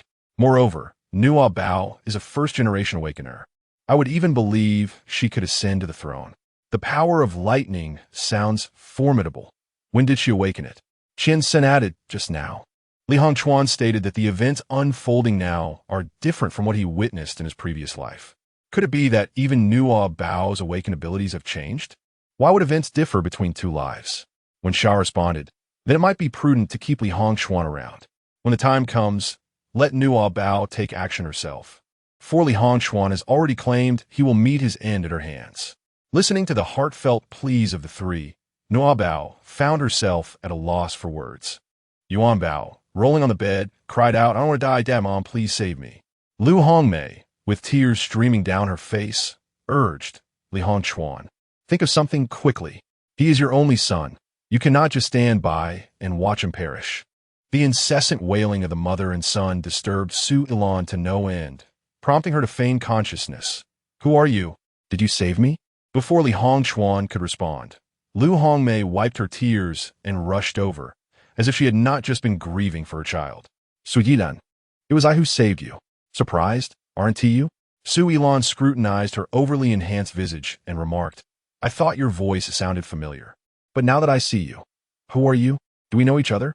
Lu Hongmei, taken aback, thought, "I can't believe the person I've held a grudge against for so long doesn't he even remember me." Lu Hongmei appeared as if struck by lightning, stunned into silence. Glancing at the time, Su Ilan realized it was running out. She quickly turned to Li Hongchuan. "Sir, it must have been you who saved me, right? You look quite formidable. I have awakened my spatial abilities, see?" She raised her hand dramatically, and Nuobao promptly cooperated, making a bag of pickled vegetable noodles appear on the empty ground of the air raid shelter. Su Ilan remarked, "Couldn't you have conjured up something more substantial? This is rather stingy, not befitting of my stature." Nuobao has added 10 more bags of old jar pickled cabbage noodles, murmuring to himself, "This is made by the barefoot uncles, suitable for Uncle Li and his companions." The three bystanders remained silent. Zhao Wuying gave a thumbs up, exclaiming, "Well done. Liungwan Ramarka. I have no desire to consume this." With a facade of laughter, he replied, "Oh, you have quite a spacious area, don't you? How about you?" Li Hongchuan thought to himself, "I certainly want to divulge to a stranger that I possess gold-type abilities, with unparalleled defensive prowess, impervious to zombie bites and bullets." He stated, "I lack any abilities. All I possess is a firearm. Can we travel together in the future?" Nuobao proclaimed outside, asserting that he possessed unparalleled defensive capabilities, impervious to both the bites of zombies and the penetration of bullets. When Sha remarked, "Is that all?" Qian's son chuckled, adding, "It's akin to wearing a full-body bulletproof suit, the sole advantage being that it cannot be removed. A reincarnator, how amusing." When Sha exchanged a glance with Zhao Wuing, who, cradling Nuobao, retreated. Within 3 seconds, Zhao Wuing unlocked the air defense shelter and rushed inside. Upon hearing the door creak open, Su Yilan drew her gun, aiming it at Li Hongchuan's head, and with a charming smile, said, "Apologies, whether you live to accompany us depends on our leader's mood." Li Hongchuan's expression shifted. "Who are you?" When Sha entered, holding Nuobao, and replied, "My people." Lu Hongmei, spotting when Sha and Nuobao, raised her voice in alarm. "It's over. They are coming." She dashed forward to scoop up Yuan Bao. "You all must flee." Li Hongchuan, unfazed by bullets, charged recklessly at Wen Sha and the others. When Sha sidestepped, lifting his foot to trip him, Li Hongchuan tumbled forward, landing awkwardly at the entrance of the air defense shelter. Ouch! Lu Hongmei barely glanced at him, swiftly tossing some supplies into her space and brandishing a liquid nitrogen gun as she sprinted down the mountain. Zhao Wuing and Su Yilan pursued her, but Lu Hongmei fired 2 shots backwards without even looking. Unfamiliar with the potency of the liquid nitrogen gun, Su Yilan assumed it was akin to conventional bullets and thought she could simply evade. "Be careful." Zhao Wuing tackled her from behind. Above them, a willow tree instantaneously transformed into an ice sculpture, its lower branches forming icicles that plunged sharply into Zhao Wuing's shoulder. "Hiss!" Zhao Wuing gasped, breaking the icicle with a swift motion, grimacing in pain. Su Yilan stared at him, momentarily stunned, then quickly scolded, "Have you lost your mind? Aren't you the one who values your life the most? Why rush in to meet your doom?" Zhao Wuing, taken aback, retorted angrily, "I saved you, and you dare to scold me? You ungrateful wretch." Blood trickled down Zhao Wuing's shoulder, swiftly staining his t-shirt crimson. "It hurts like hell." Su Yilan rushed to apply pressure to his wound, warm blood seeping through her fingers. Suddenly overwhelmed, tears streamed down her face against her will. "Qian Sr." Zhao Wuing shouted desperately, "Qian's son, hurry and staunch the bleeding. My blood could awaken powers. It's invaluable." Su Yilan's sorrowful emotions abruptly stifled. Chapter 137.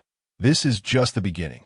When Sha awkwardly nodded smoothly, Zhong Xiaoying, realizing her previous actions were inappropriate, once more expressed concern for Nuobao. "Nuobao, grandmother, we are all well, it's just." Zhong Xiaoying did not genuinely concern herself with her, merely offering a perfunctory response. And before Nuobao could finish, she turned her attention to Qian's senator. Su Yilan assisted Zhao Wuing as he alighted from the vehicle, his body smeared with blood, his complexion ashen. With tears brimming in her eyes, Su Yilan said, "Madame Zhong, Zhao Wuing, Su Yilan." Zhao Wuing. Su Yilan, still bearing the traces of Zhao Wuing's blood on her hands, wiped the tears from the corners of her mouth. Zhao Wuing grasped her wrist tightly. "No, do not ingest my blood. The abilities of a third-generation ability user will be significantly diminished." Qian's son coughed, urging Zhao Wuing to cease his words. Zhao Wuing cast a glance at Li Hongchuan in the vehicle, insisting on addressing his wounds at the base first. Liungwan, his eyes blindfolded and limbs bound by Qian's son, thought to himself, what did he say about third-generation ability users? Do they know that Lu Hongmei is a third-generation ability user? Nuobao whispered to Wenshan, expressing that he had not heard clearly and assumed they were discussing Antli. Wenshan responded with a murmur, glancing at the ominously low-hanging clouds, and promptly drove the off-road vehicle into the base. Li Hongchuan was temporarily confined in the base's dungeon. The two teams coordinated their efforts, with Qian Sun assisting Zhao Wuying in stitching up his wounds, both of them absent from the scene. When Shan remarked on the urgency of their situation, noting the limited supplies they had managed to procure. However, it is worth mentioning that Nuobao had successfully stored the mountain spring well from the scenic area into his space. I have tested it. The water is drinkable. Zhang Mingshan gazed at Nuobao in astonishment, exclaiming, "You can even store wells?" Nuobao's space ability is truly remarkable. Zhong Xiaoying interjected, "What is there to commend? It's not as if she can swallow the well. Anyone with spatial abilities could accomplish the same." Nuobao retorted, "Not necessarily, Grandma. Aunt Li also possesses spatial abilities, and her space is quite limited." "Who is Aunt Li?" When Xia asked. "She is the wife of Li Hongchuan," came the reply. Zhong Xiaoying pointed outside. "Is that Li Hongchuan? Did his wife pass away?" When Xia replied, "She ran away." Zhong Xiaoying sighed deeply and, with a serious expression, remarked, "I told you we shouldn't have brought her along. Didn't she cause trouble?" Nuobao gazed innocently. "Grandma, it wasn't me. Suyilan reluctantly admitted. I was the one who held us back. Zhao Wuying was injured while rescuing me. But I truly had no idea that the liquid nitrogen gun was so powerful that it could freeze a tree in an instant." Mei Xian inquired, "How did Li Hongchuan acquire a liquid nitrogen gun? Isn't that a new weapon exclusively utilized by members of the organization?" When Zhai replied, "As I mentioned before, Li Hongchuan is also one of Fan Chang's collaborators." Mei Xian pressed on, "Did you manage to extract any information regarding Fan Chang's plans?" When Zhai responded, "We tried to extract information, but he is merely a pawn. Having lived 2 lifetimes, he knows less than we do." Detecting an inconsistency, Mei Xian asked, "2 lifetimes?" When Zhai confirmed, "Indeed, he is a reborn individual. In his previous life, he claimed to have died at Nuobao's hands, and in this lifetime, he resorts to tormenting her." Mei Xian clenched her fists.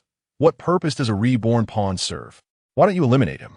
He is a metal-type ability user, with skin as hard as steel, impervious to zombie bites and bullets." "Is that true?"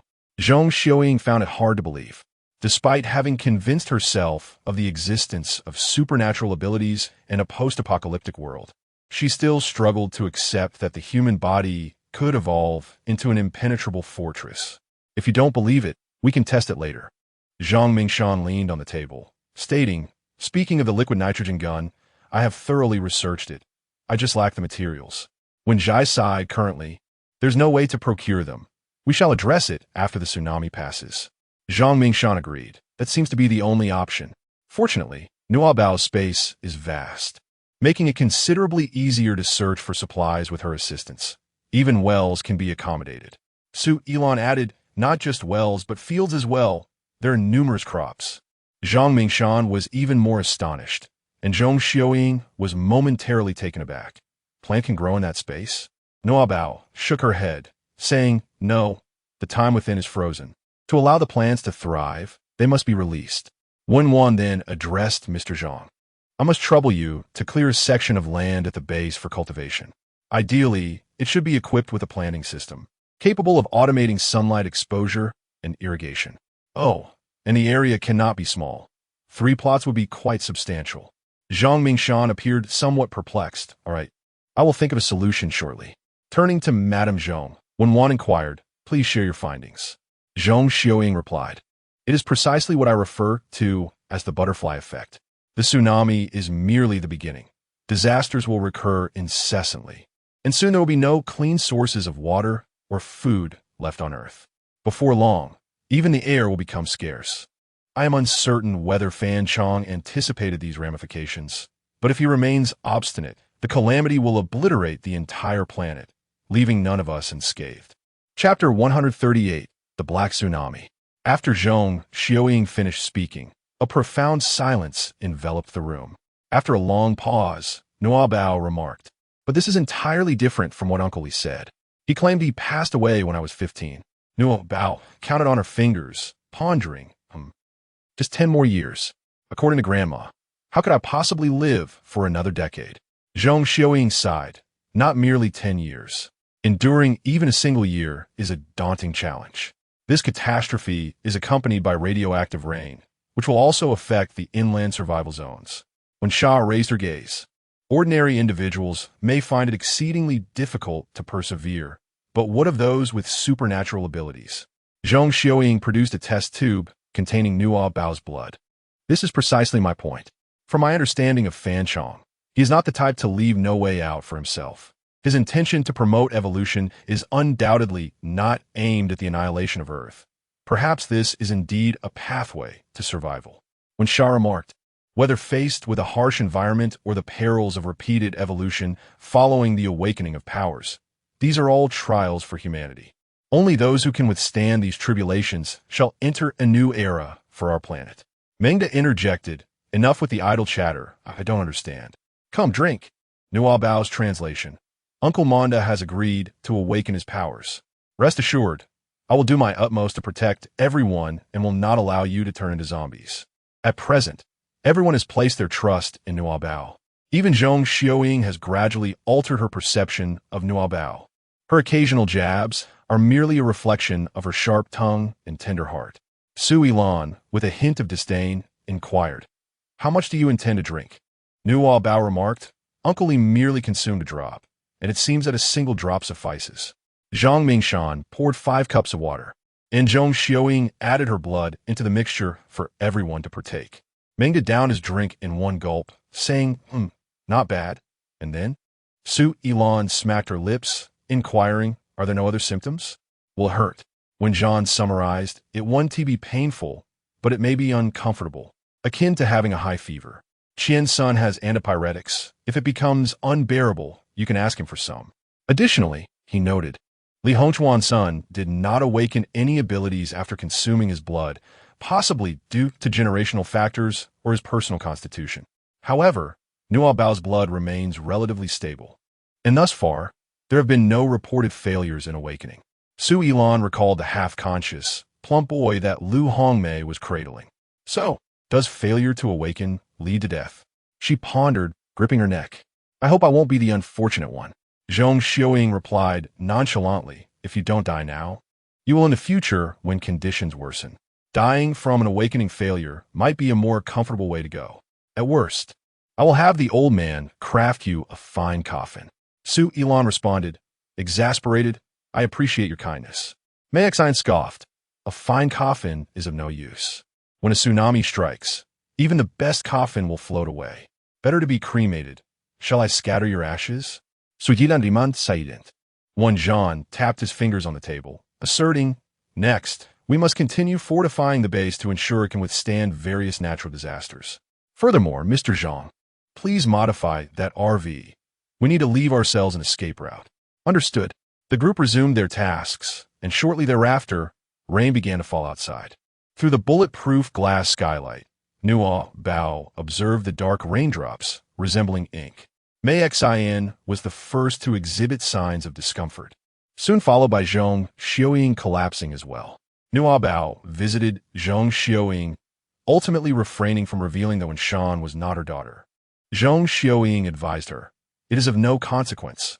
In due time, death comes for us all. I fear not my demise, but rather the thought of my daughter being left without care. In my youth, I was consumed by my research, and it was only in my 40s that I bore your mother. She is the very essence of my heart, the focal point of my existence.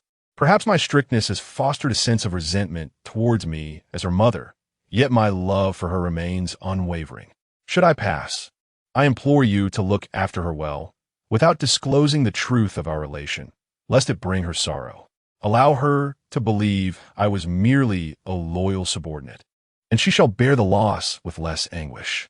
Nuobao, being still quite young, had encountered death, but had never witnessed the demise of someone close to her. Feeling a heaviness in her heart, she grasped her grandmother's hand and declared, Grandma, you will not die. None of us will perish. She dashed outside to summon Monda, who then used a wheeled hospital bed to transport Zhong Xiaoying to the kitchen. Subsequently, she went to retrieve the others, gathering them around the large round table in the dining room. She unleashed her healing abilities, enveloping each person in a warm, green light reminiscent of sunlight, dispelling the fears that lingered within their hearts. Manda prepared a pot of noodles using the soup he had made earlier, the steaming dish providing further solace. Suyidan, famist, devoured 2 bowls without concern for decorum. Zhao Wuying, having lost considerable blood, lacked the strength to tease her. Before they could finish their meal, the ground began to tremble violently. Zhang Mingshan instructed a drone to assess the situation, relaying the live footage to the television in the dining room. They beheld towering waves, dark and menacing, crashing upon the shore and swiftly surging towards the city. Nuobao beheld the sight of Li Hongchuan's residence engulfed by water, where an array of luxurious sports cars, opulent villas, and even the extravagant apartments in the city's prime real estate were all submerged. The zombies, once lurking in the streets and alleys, were swept away by the rising tide, vanishing without a trace. In the span of mere minutes, the city had transformed into a vast ocean, with only the rooftops of towering buildings faintly visible, serving as a testament to its former splendor. Suddenly, a familiar figure emerged on the screen. On the rooftop of the apartment known as the Sky Garden, the highest living point in the city, Lung Yi was seen waving at the drone, accompanied by a team of individuals. Chapter 139, Would Elemental Ability Mother, its Uncle Lung. Nuobao pointed at the screen. The others also noticed, yet they opted for silence. Mei Xin remarked, "How amusing. Do they expect the drone to rescue them? It's not a helicopter." Zhao Wuying commented, "Apologies, my friend, but no one can save you now." Su Elon added, "He has a decent appearance, but alas, he is destined for an early demise." Nuobao gazed at everyone, slowly lowering her hands. Her bright, dark eyes dimmed with sorrow. When Shan embraced her gently, "Say Nuobao, he has saved you. Mother understands that you wish to save him too, but..." Nuobao forced a bitter smile and said, "Mom, I understand." When Sha cast a glance at Zhang Mingshan, signaling him to redirect the drone's camera, Cold Yi's visage vanished from the television screen. In the next moment, the entire base was engulfed in darkness, only to be illuminated 2 seconds later by the backup power. Zhang Mingshan remarked, "The power supply has failed. We are now reliant on our own reserve electricity. The network is only accessible in the control room." Mengda glanced at the stove and inquired, "Is this contraption still operational?" Nuobao, feeling despondent, turned to Mengda and inquired, "Grandfather, can the stove still be used?" Zhang Mingshan replied, "Indeed. The reserve energy can last for 6 months." Mengda nodded in acknowledgement. When Sha issued a command, "Shut down the power in the other rooms. Those who are uninjured will take turns on night watch in the control room, closely monitoring the situation around the base." Qian's son stood up, declaring, "I will take the first watch. Everyone else should rest." Yet, no one moved, and the dining hall fell into a profound silence. The inner voice of Li Hongchuan mingled with the distressed cries of Jasmine, who was in a state of panic, exclaiming, "The flood is coming. Run, run." Mengda approached to soothe Jasmine. Meanwhile, Li Hongchuan was cursing, "What is happening outside? Is there an earthquake? How could there be an earthquake at this time? It has been tranquil for 3 months. The zombies won't evolve until 3 months from now, and the animals and plants will mutate. Since everything has changed, why on earth did I even reincarnate?" Frustrated, Li Hongchuan banged his head against the wall, which did not harm him, but only served to disturb the others further. Zhao Wuying kicked over a chair, exclaiming, "How outrageous! The antagonist is adding his own theatrics. Mengda, come with me to deal with him." Knowing that Li Hongchuan had bullied Nuobao before, Mengda eagerly seized this opportunity. In the dungeon, the two engaged in a flurry of activity, exhausting every method. Even after breaking an iron rod, they could not render Li Hongchuan unconscious. Zhang Mingshan brought a sedative, but the needle would not penetrate. Mei Xian directly shot him, yet he remained unscathed. Li Hongchuan, with a smug expression, remarked, "Save your strength. You cannot kill me." Nuobao rested her chin on her hands as she sat by the dungeon door, contemplating the deluge outside that had claimed Lung Yi's life. With a melancholic tone, she mused, "Is he afraid of water?" When Sha raised a hand, summoning a sphere of water that ensnared Li Hongchuan's head. He gasped sharply, his cheeks flushed, eyes wide with terror, and his body convulsed as he clenched his teeth, desperately struggling against his restraints. Alas, his arms were bound tightly, rendering him unable to escape. A smirk played on Sha's lips as she remarked, "Now it is quiet." Li Hongchuan glared at her, his expression contorted within the watery orb, betraying neither plea for mercy nor threats. When Sha added, "Nuobao, do not heed his inner voice, go play with grandmother," Zhong Xiaoying, still unwell, had not come to the dungeon. Nuobao made a sound of acknowledgement, stood up, patted her bottom, and dashed toward the dining hall. Bimban Liun, her smile cold and captivating, reminiscent of the mandrake flower by the banks of the underworld. There are myriad methods to end a life, and, curiously, we are well acquainted with them. There is no need for you to rush. We have ample time to engage in a leisurely game with you. Li Hongchuan. A minute later, he lay on the ground, helplessly flailing like a stranded fish. When one snapped her fingers and a water orb erupted. Liunwang gasped, lying on his side, curling his body, and coughed several times. You too have awakened your abilities? Indeed, just in time to counter you. You intended to drown Nuobao, didn't you?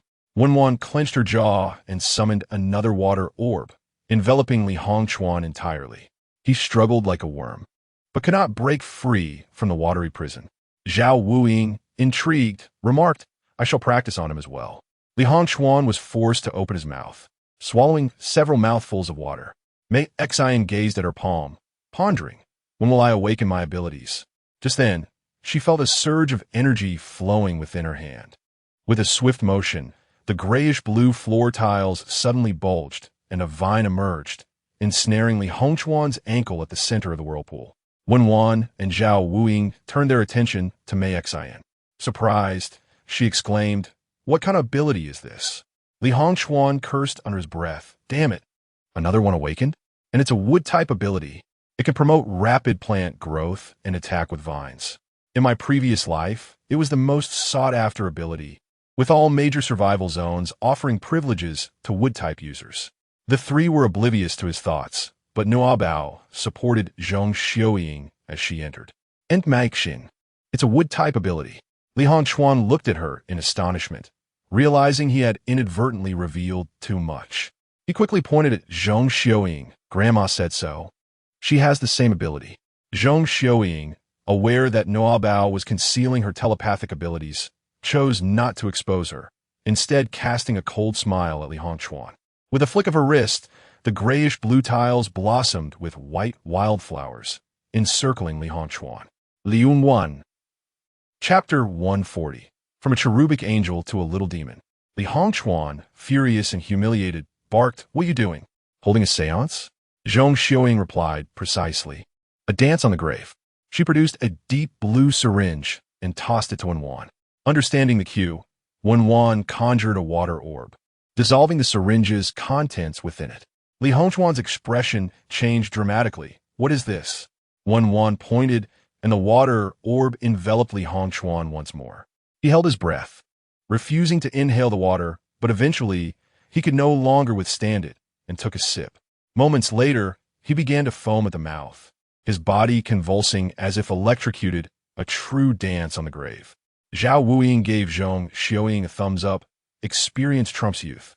Within a minute, Li Hongchuan was bleeding from all 7 orifices. One Yin shattered the water barrier, gazing down upon Li Hongchuan, who resembled a lifeless fish. "Is he dead?" Li Hongchuan gasped, utterly devoid of strength to resist, his eyes no longer able to glare. Zhong Xiaoying reassured, "Do not worry, he won't die. This way, he can remain quiet for the night. Tomorrow, I shall procure some more intriguing items to experiment with." Although Li Hongchuan lacked strength, he shook his head vigorously, akin to a rattle. Zhong Xiaoying scoffed, "How dare you bully our Nuobao? If I allow you to have an easy day, I shall change my surname." Mei Xian concurred. "Indeed, we shall take turns honing our skills on you."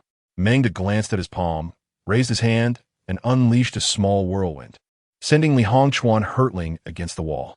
Though he would not sustain injuries, the pain was undeniable. "I have awakened my own powers." Mengda clenched his fist and delivered a series of whirlwind punches to Li Hongchuan midair. "There is no need to get my hands dirty, and the sensation of striking him is simply exhilarating." Zhao Wuying exclaimed in delight. "Mengda has awakened the same powers as I have. This is remarkable. Mengda, please teach me." He lifted his hand, inadvertently pulling at his wounds, eliciting a grimace. "Oh, wait for me. Teach me once I am healed." Li Hongchuan was violently thrust into the wall. Had it not been for the thick walls of the base's dungeon, he might have been sent flying outside. Oh dear, to kill someone is merely a matter of striking the head. What manner of people are these?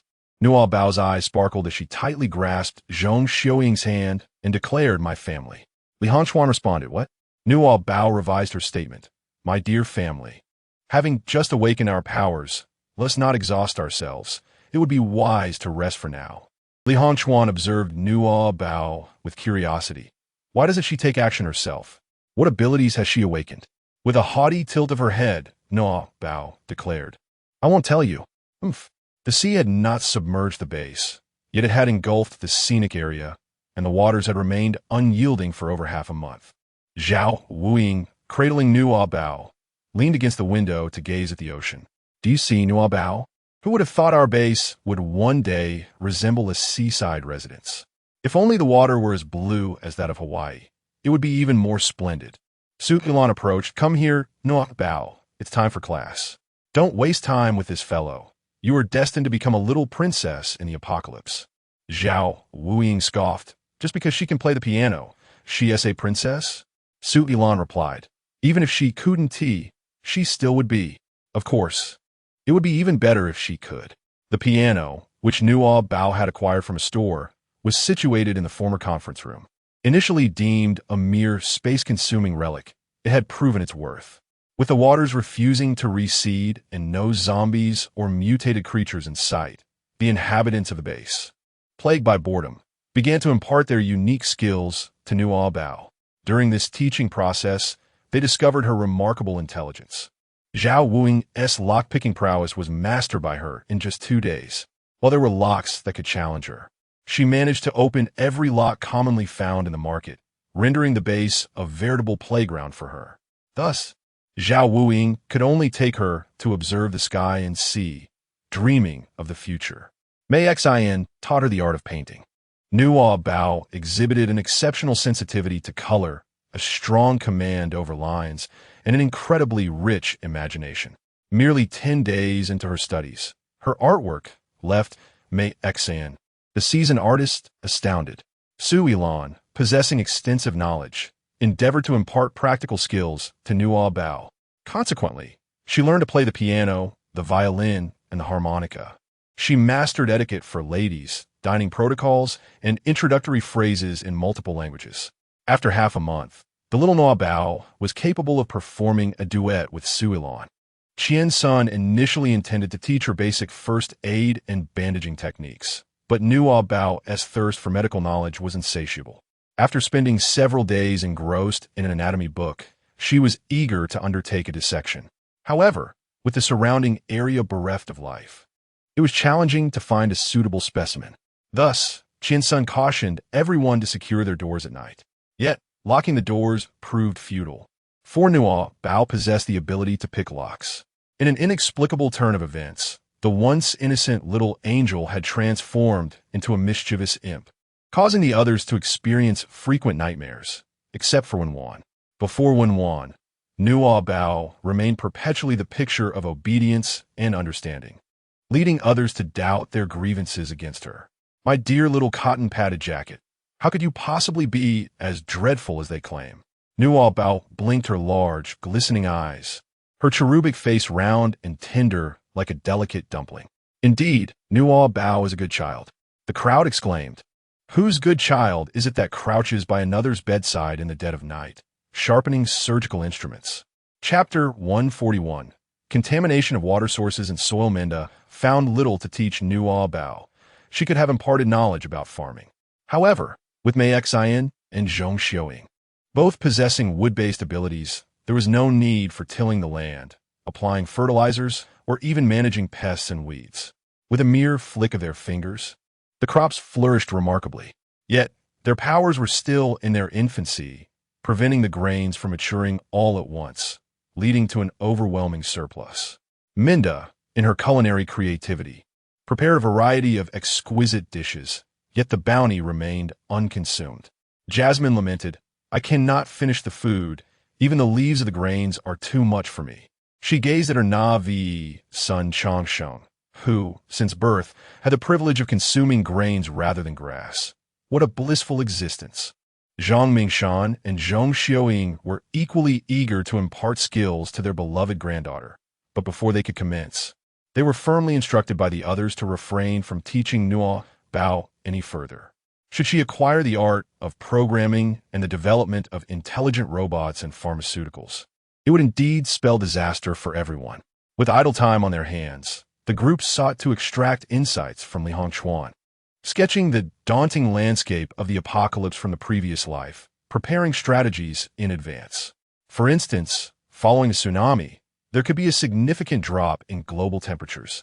At that juncture, Su Ilan's fire abilities would prove invaluable, though she harbored a deep-seated fear of being consumed by flames. She recognized that her powers could serve as a crucial resource in times of need. Naturally, this required the presence of Zhao Wuying to ensure the flames were controlled, preventing her from inadvertently harming herself. Additionally, Qian Sun would need to be on standby, ready to extinguish any potential fire hazards. Furthermore, they learned from Li Hongchuan about ways to enhance their abilities and planned to venture out as the tides receded, seeking monsters with elemental attributes for practice. However, a month later, Minda and Zhang Mingshan uncovered a grave issue. Seawater had infiltrated the soil beneath the base's flooring, rendering the indoor fields they had created contaminated. Nuobao arrived alongside Wenshan, her heart heavy as she beheld the once bountiful tomatoes now withering into a desolate black. With the loss of the tomatoes, Uncle Mingda would be unable to prepare his cherished tomato preserves. Zhong Xiaoying produced a seed and placed it into the darkened soil, fervently attempting to invoke her powers. Yet the seed failed to sprout. This was dire. Not only were the tomatoes gone, but it seemed that no crops could be cultivated in the future. Zhao Wuying, in exasperation, ran his fingers through his hair, lamenting, "Having grown accustomed to fresh vegetables, how can you expect me to consume instant meals? I fear for the health of my stomach." Qian Sun patted his shoulder, jesting, "Then you might as well eat feces. It too is organic." Zhao Wuying could only respond with silence. Suddenly, Meng Da recalled, "If the land is contaminated, what about the water?" He rushed to the reservoir at the base, only to discover that the water had indeed turned black. Just days prior, Nuobao had infused it with spring water, and now it was rendered unusable. When Shan attempted to purify the tainted water using her hydrokinesis, but all she managed to do was coalesce a mass of blackened water. Zhong Xiaoying, in resignation, remarked, "I shall analyze the composition of this water to determine if it can be filtered for consumption. If not, we will have to rely on bottled water until the tide recedes." Mei Xian chuckled, "Excellent, hurry along. With one less person drinking, we can endure a bit longer." Su Ilan remained silent. When Shan, eyeing the murky water mass with intrigue, suggested, "Today presents a novel opportunity. Mrs. Zhong need not analyze it further. Let us find someone to test this water and observe the effects." The group proceeded to the dungeon. As when Shan approached with the dark water mass, Li Hongchuan stared at her, numb with disbelief. "What trickery are you attempting now?" When Shan did not conceal her intentions, "The base's water source has been contaminated. Let us see if you survive after drinking it." Li Hongchuan recoiled in resistance. "Of course it will be fatal. That black seawater is toxic.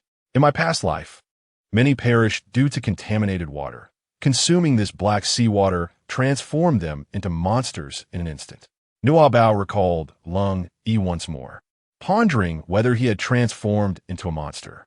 When Shan chuckled, "The more toxic, the better. Doesn't that mean you can find relief sooner?" Li Hongchuan yearned for Liberation Day in and day out. Yet when faced with the specter of death, he was seized by fear. "Please don't kill me. I possess knowledge of many things unknown to you. I'm a reincarnator." The crowd maintained an expression of tranquil indifference. Li Hongchuan exclaimed, "No, I am a reincarnator indeed. Are you not astonished?" When Shan expanded the water sphere, doubling its size. "Share something we do not know, or today you shall merely serve as a test subject for your demise." Chapter 142. Having loved in a flurry of panic, Li Hongchuan contemplated. "I know that the future district chief of the Southwest's foremost survival zone will be Zhou Zumo. I am acquainted with him. I can introduce you, making him your future ally. To survive in the apocalypse, one must have a strong backing. Surely, you would wish to release me now. Su Ilan raised an eyebrow. Zhou Zumo, the son of Zhou Jingheng? Li Hongchuan froze, sensing an unusual shift in Su Ilan's demeanor. In my previous life, I only knew her as the district chief's wife, unaware of the reasons behind her elevation to that status. Could it be that she and Zhou Zumo have long been familiar with each other? Nuobao posed his question. Annie, do you know Zhou Zumo? Su Ilan narrowed her eyes. Not just acquainted. She fixed her gaze on Li Hongchuan. Are you well acquainted? Li Hongchuan, unable to discern her feelings towards Zhou Zumo, hesitated. Familiar, but not too familiar. Su Ilan's palm ignited with flames. They have been honing your abilities, yet I have yet to try. You don't even know what my powers are, do you? Daring to mention that worthless name before me. Today, I shall let you experience the sensation of being tempered 1,000 times. As she spoke, a ball of fire enveloped Li Hongchuan. Ah! Li Hongchuan let out a heart-wrenching scream, collapsing to the ground and rolling in agony. The flames did not extinguish. Instead, they blazed even fiercer.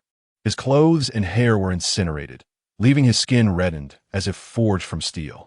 Li Hongchuan thought, indeed, the fire element ranks first among supernatural abilities, able to enhance power merely through anger without the need to confront monsters. If this continues, I shall be reduced to ashes. In an effort to quell Su Ilan's wrath, Li Hongchuan coaxed, Zhou Zumo is a scoundrel, worse than a pig or dog, utterly despicable. I have no idea how he has offended you, but if I find out, I shall personally twist off his head as an apology to you. Su Ilan raised an eyebrow, seeking death. Instantly, the flames surged again, engulfing the entire dungeon in a searing inferno. Nuobao quietly approached Wen and whispered, Mama, Uncle Li claims that the fire ability is the most formidable, requiring no monsters to defeat, as one's emotions alone can enhance its strength. Should I assist Aunt Su in calming down? Wen shook her head. Let us wait a moment longer and observe just how powerful this fire ability truly is. Qianxin, Gekkuning Topstai Venvioen, joined her in conjuring a wall of water to shield everyone, concentrating the flame's damage solely upon Li Hongchuan. Zhang Mingshan dashed outside to fetch a small fan, providing a gentle breeze for Nuobao and Zhong Xiuying. Oh dear, this perfectly good dungeon has transformed into a sauna. Mei Xian also edged closer to the fan, remarking, a sauna isn't so bad. Mengda, could you kindly bring 2 cases of ice-cold beer? Mengda shot her a glance, initially disinclined to respond. Yet upon noticing Nuobao drenched in sweat, he proceeded to the kitchen. A fan pales in comparison to my prowess. If you desire a breeze, merely call upon me. Zhao Wuying teased, his fingertips conjuring a small whirlwind to help ventilate the area and dissipate the heat. Unable to contain her curiosity, she leaned toward Mei Xian and inquired, what grievance does Zhou Xiuma hold against her? They can't even acknowledge one another, nor can they exchange harsh words. Mei Xian, perceptive as ever, simply uttered 2 words, once loved. Zhao Wuying felt an inexplicable wave of discontent wash over her. It seems there remains an unresolved attachment. Otherwise, why aspire to be the district chief's wife in the future? Mengda placed a tray before Nuobao, inviting her to choose, not sparing a glance from Mei Xian. Mei Xian sighed inwardly. Very well, it seems I cannot sway you. Nuobao chose milk, and Mei Xian said, Sweetheart, Annie is quite thirsty. Would you mind sharing a sip of your juice? Mengda replied, As you wish, it's all yours. Nuobao let out a sound of acknowledgement and emphasized to Mei Xian, You may have only 1 sip, dear aunt. Those who deceive children shall transform into wicked witches. Mei Xian responded, Then I shall abstain from drinking, you little rascal. Nuobao smiled mischievously, took a sip of milk, and expressed her concern, Uncle Manda, will Jasmine's milk be contaminated? Manda replied, First, let her eat feed, and refrain from giving her polluted grains and water. It should be fine. Nuobao nodded, contentedly sipping her milk. Mengda added, Even if it is tainted, it is alive and should be able to heal. Many people in this world suffer from ailments. Yet aren't they all capable of being cured? Just like my illness, which you have successfully treated. Nuobao, lost in thought, called out for milk. Just as Li Hongchuan was on the verge of turning Su Yilan into an artistic creation, Wen Sha intervened, suggesting that Su Yilan seek Nuobao for some calm. Zhong Xiuying, still clutching her milk cup, seemed to mention a trip to the restroom. The group abandoned the flushed Li Hongchuan and hurried to find Nuobao. Upon stepping into the corridor, they were enveloped by a refreshing breeze reminiscent of a gentle spring, mingled with the fresh scent of post-rain fields, soothing their frayed nerves. Following the soft green light, they arrived at the farming room. The door was slightly ajar, revealing a more intense green glow within, reminiscent of the aurora, breathtakingly beautiful. Chapter 143. The Power of Purification. When Sha gently pushed the door open, and the others followed in a steady stream. There stood Nuobao, her chubby little hands caressing the earth, as the green light seeped into the ground and radiated back out, gradually restoring the soil to its original hue. In just a few minutes, even the decayed grains returned to their former state. This scene was familiar to them. Over the past month, their hearts, once ashen, had been gradually healed by Nuobao's touch. However, no one anticipated that her ability could also heal. It should be termed purification. She purified the tainted land. They gazed in astonishment at Nuobao's diminutive figure, hesitant to disrupt the moment, as if participating in a grand blessing ceremony. Manda was particularly dramatic, kneeling on one knee, arms outstretched in reverent worship. The purification process was somewhat prolonged, until beads of sweat dripped from Nuobao onto the soil, her small frame appearing weak and on the verge of collapse.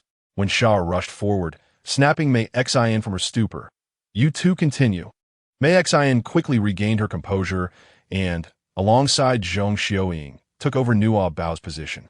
Seizing the moment while the green light's purifying power lingered, they utilized wood-based abilities to hasten the ripening of the crops and vegetables. Manda, Qian Sun, and Zhang Mingshan were not idle either, swiftly gathering bags to collect the ripened fruits. Manda even rushed to tidy up the leaves and roots. Once the fields lay bare, the green light faded, and the soil began to darken once more. When Sha scooped up Nuobao, "You are remarkable, Nuobao. You can purify the land," Nuobao weakly remarked. "It was Uncle Manda who reminded me that anything with life can be healed, and these tomatoes possess life as well." She pressed her pale lips together and added, "I feel a bit weary, Uncle Manda. I shall rest for a while, and once I awaken, I will assist you in making tomato preserves." Manda's heart ached for her. "There's no need for you to help. Simply wait to enjoy them. Go rest now." Su Yilan, equally fatigued, found herself overwhelmed as she seldom employed her abilities. "Boss, I wish to sleep alongside Nuobao." When Shan coldly replied, "No, she's already very tired and requires rest. You can brew some rose petals for yourself." Suyila murmured. "Nuobao, Annie needs you." Nuobao struggled to open her eyelids, and in a moment of unsteady hands, a box of tranquil oral liquid tumbled to the floor. "Auntie, drink this. Women should find peace and be happier every day." "Suyilan, I truly appreciate it." In the dungeon, Li Hongchuan continued to question the meaning of life. "Damn these beasts. They pay no heed to my words and only seek to bring me to ruin." He was now scantily clad, devoid of hair, and as bare as a boiled egg. "If this continues, I shall truly perish here." In his former life as a nouveau riche, by the time he amassed his fortune, the Su family had already fallen, becoming a mere legend. Thus, he was entirely unaware of Su Yilan's true identity, nor did he comprehend her connection to Zhou Zumo. Gazing at the charred walls, Li Hongchuan schemed his escape.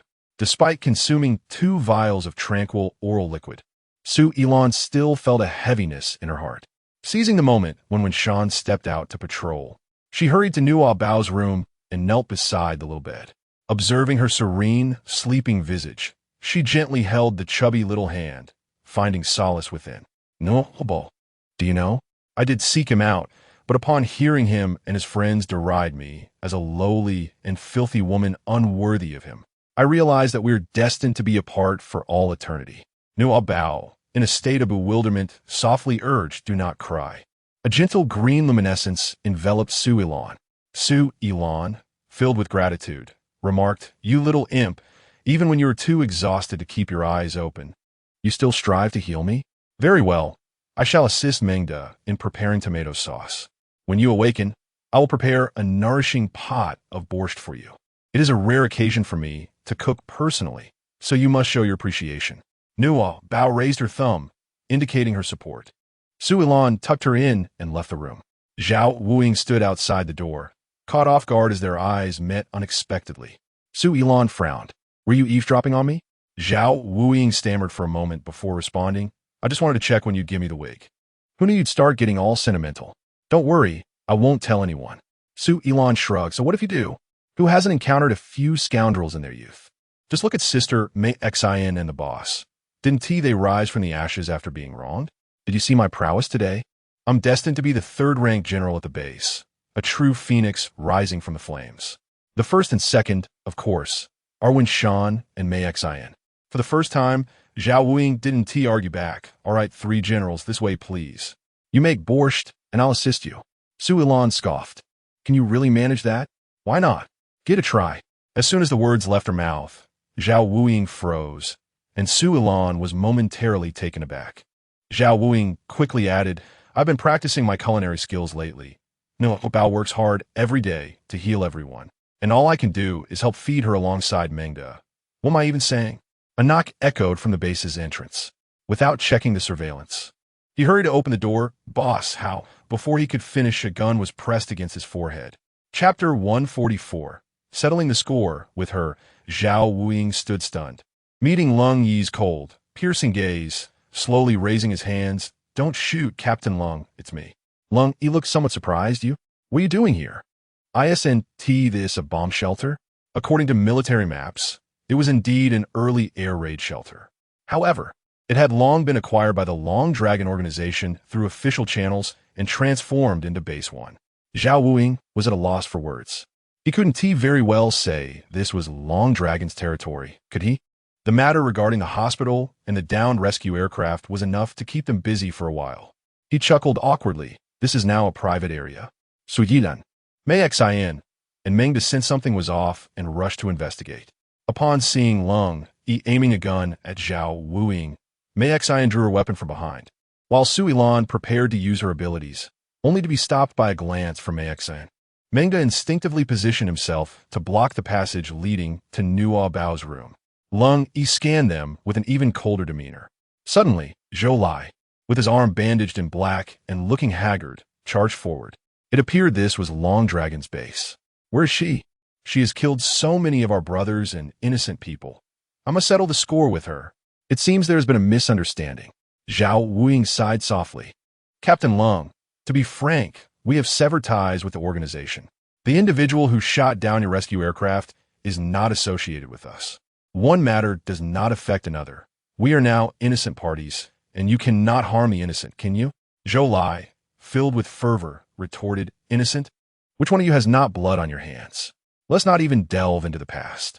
For years ago, a cruise ship sank in international waters, claiming the lives of over 5,000 souls, none of whom survived. That was the handiwork of W, was it not? Was she innocent? Captain Lung's fiancé, he perished on that very vessel. Previously, this matter had not been substantiated, and I had even acted with goodwill, only to find myself in a predicament akin to the farmer and the snake, resulting in the demise of my comrades." Upon hearing Zhou Lai mention this incident, Lung Yi furrowed his brows in distress.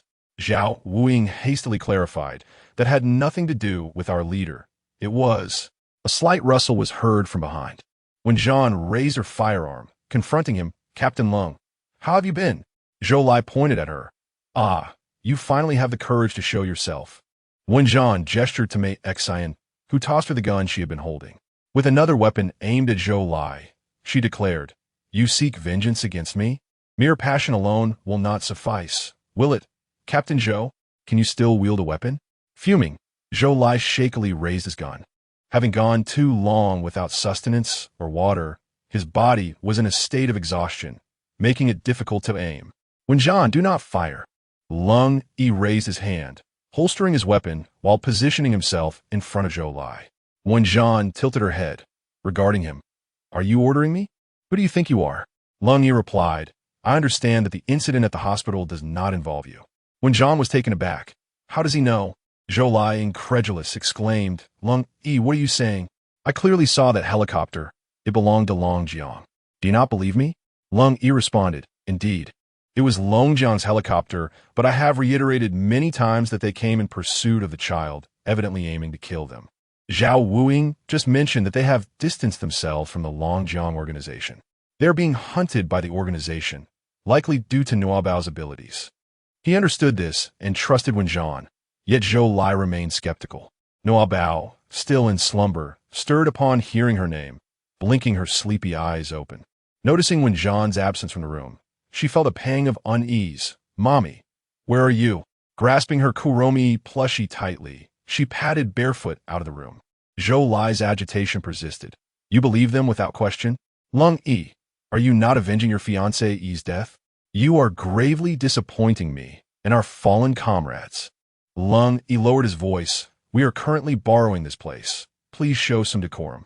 Zhou Lai inhaled deeply. I would rather perish outside than accept their help. When Zhan interjected, who said we intend to rescue you? Step aside and do not obstruct my family's doorway. Zhou Lai fell silent. Lung Yi pulled him aside. You wish for death? What about the brothers on the ship? What of the survivors? Will you lead them to their demise alongside you? Zhou Lai remained silent. Wen Yin raised an eyebrow, inquiring, do you intend to forcibly occupy a private residence? Zhou Lai retorted, is this truly a private residence? The air raid shelter belongs to the state. Wen Yin replied, I have acquired the rights to use this place through legitimate channels. I possess all the necessary documentation. Do you wish to conduct an inspection, Captain Zhou? She casually twirled her handgun, adding nonchalantly, moreover, given the current circumstances, not only can I refuse you, but I could also, under the guise of self-defense, eliminate you. No sooner had she finished speaking than Qian, Sun, aimed his weapon at the small boat, which carried a dozen civilians and the wounded, using his water-based abilities to propel it directly to the base's entrance. In a hushed tone, Wen Yin suggested, let us act swiftly while Nuobao is asleep. Qian Sen nodded and raised his gun. Chapter 145. Not lacking a few coins, the onlookers were oblivious to how Qian Sun had maneuvered the small boat. None considered the possibility of supernatural powers. They merely sensed they had stumbled into a den of thieves, triggered some hidden mechanism. However, with Lung Yi present, they believed these villains would not dare to fire their weapons, as it was merely an intimidation tactic. The survivors shouted defiantly, we have fought hard to survive. On what grounds do you intend to kill us? Soldiers, are you not here to protect us? Hurry and confront her. Please, kind brothers and sisters. We are all wanderers in this world. Let us not turn against one another. Can you spare us some water? We have not had a drink in ages. I beg you, I do not wish to die. I can smell something delicious. Do you have any food left? Hurry and show it to us. I am starving. The voices from the boat erupted into a cacophony as some even attempted to leap off, heading straight for the base.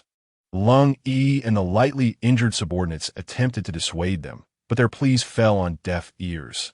Wen Yin gestured for Qian San to step back, and the two stood aside, observing the unfolding chaos. A torrent of disordered thoughts surged towards Nuobao. Nuobao stood at the edge of the corridor, her brow furrowed in discomfort. Meng Da, preoccupied with the situation outside, failed to notice her presence. As the tension escalated, when Shan fired a shot at the leader disembarking from the boat, the bullet grazing his cheek. Startled, the man froze in place, paralyzed by fear. In that instant, the ship was enveloped in an eerie silence. The sound of a pin drop could be heard, each face reflecting terror, resembling statues in their stillness, albeit with a hint of absurdity. Have they truly resorted to murder? Are they really going to kill? Who on earth are these people? They dare to kill even soldiers? I told you, it's the apocalypse.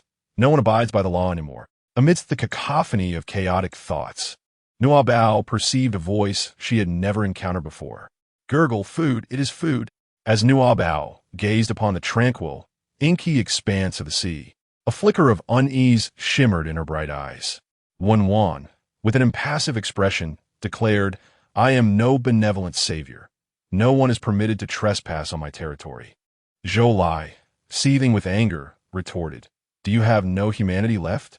Lung Yi tugged at him impatiently, urging, can you not speak civilly? When scoffed, indeed. I possess no sense of humanity. Now that you are aware of my base's location, you shall all perish today. The survivors aboard the vessel spoke up once more. Their demeanor markedly softened. Their previous ire was now directed solely at Lung Yi and his companions. Please spare us. We swear we will not speak of this. We have seen nothing. They continued with bravado. Why do you soldiers remain idle? Aren't you formidable? Aren't you sworn to vanquish all evil? Must we await our demise at our hands before you act? You soldiers are utterly inept. Swiftly subdue them and find a shelter, cold and wounded. Lung Yi and his subordinates stood little chance against Wen and her crew. A middle-aged woman implored, can you not show some decency? How can you stand by and let us die? We are gravely injured, devoid of any respect for the elderly and young. Wen chuckled lightly, given your dire state, spare me your moralizing. Allow me to expedite your journey. She raised her firearm, but Lung Yi turned, blocking the muzzle with his own body. I can offer you a deal, he proposed. Wen tilted her head in curiosity. Zhou Lai smirked. What?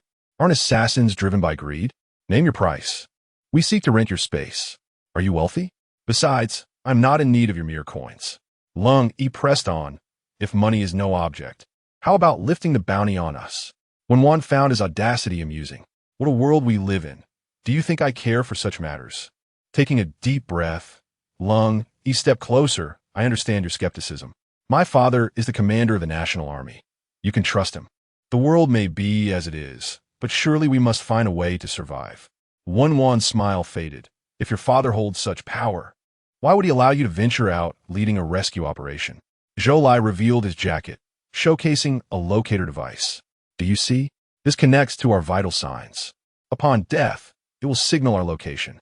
We may be insignificant, but should anything happen to Lung Yi, there will be dire consequences from above. Yet, Wen remained unmoved. Are you attempting to threaten me? Lung Yi glanced at his hapless companion. That was not my intention. Please, calm yourself. Zhou Lai interjected. What do you mean? That was not your intention.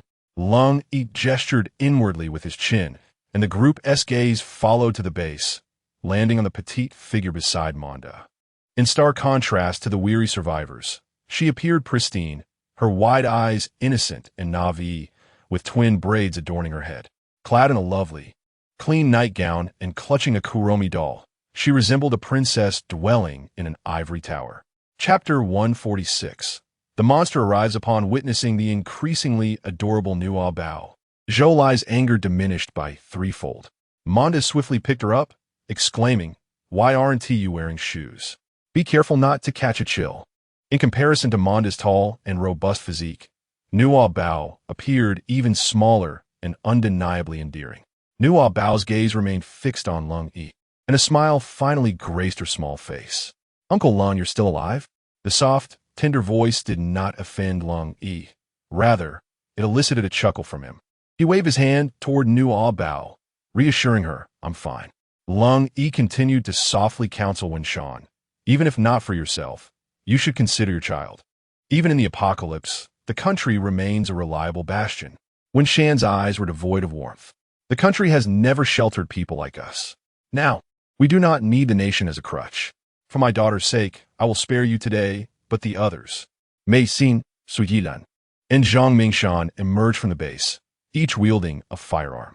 Zhao Wuing and Qiansen also took on serious expressions. They understood the necessity of preventing these individuals from entering the base. With land and water sources contaminated and resources limited, they could not afford to share even a morsel. Mei Xian declared, in this world, the self-righteous perish first. Zhao Wuing added, it's time for a bloodbath. Food, come to me, echoed the desperate heart's cry, drawing nearer. Suddenly, Nuobao's eyes widened. Mom, watch out behind you. A long-haired woman of mixed heritage, who had been silent at the stern of the boat, stood up and elbowed her way through the crowd, forcefully kicking the loudest, stout man beside her. The unsuspecting man stumbled backward, losing his balance and falling overboard. Yet, before his body could touch the water, he was ensnared by a tentacle. Oh my God, help! He screamed, his face turning ashen. In the next moment, the tentacle tightened, crushing his plump body, causing him to spew blood and lose consciousness. Hurry, get to shore into the base. Lung, E, and the others fired back, covering the other survivors as they made their way to land. However, the bullets merely punctured the tentacles, releasing a liquid akin to ink, causing no substantial damage.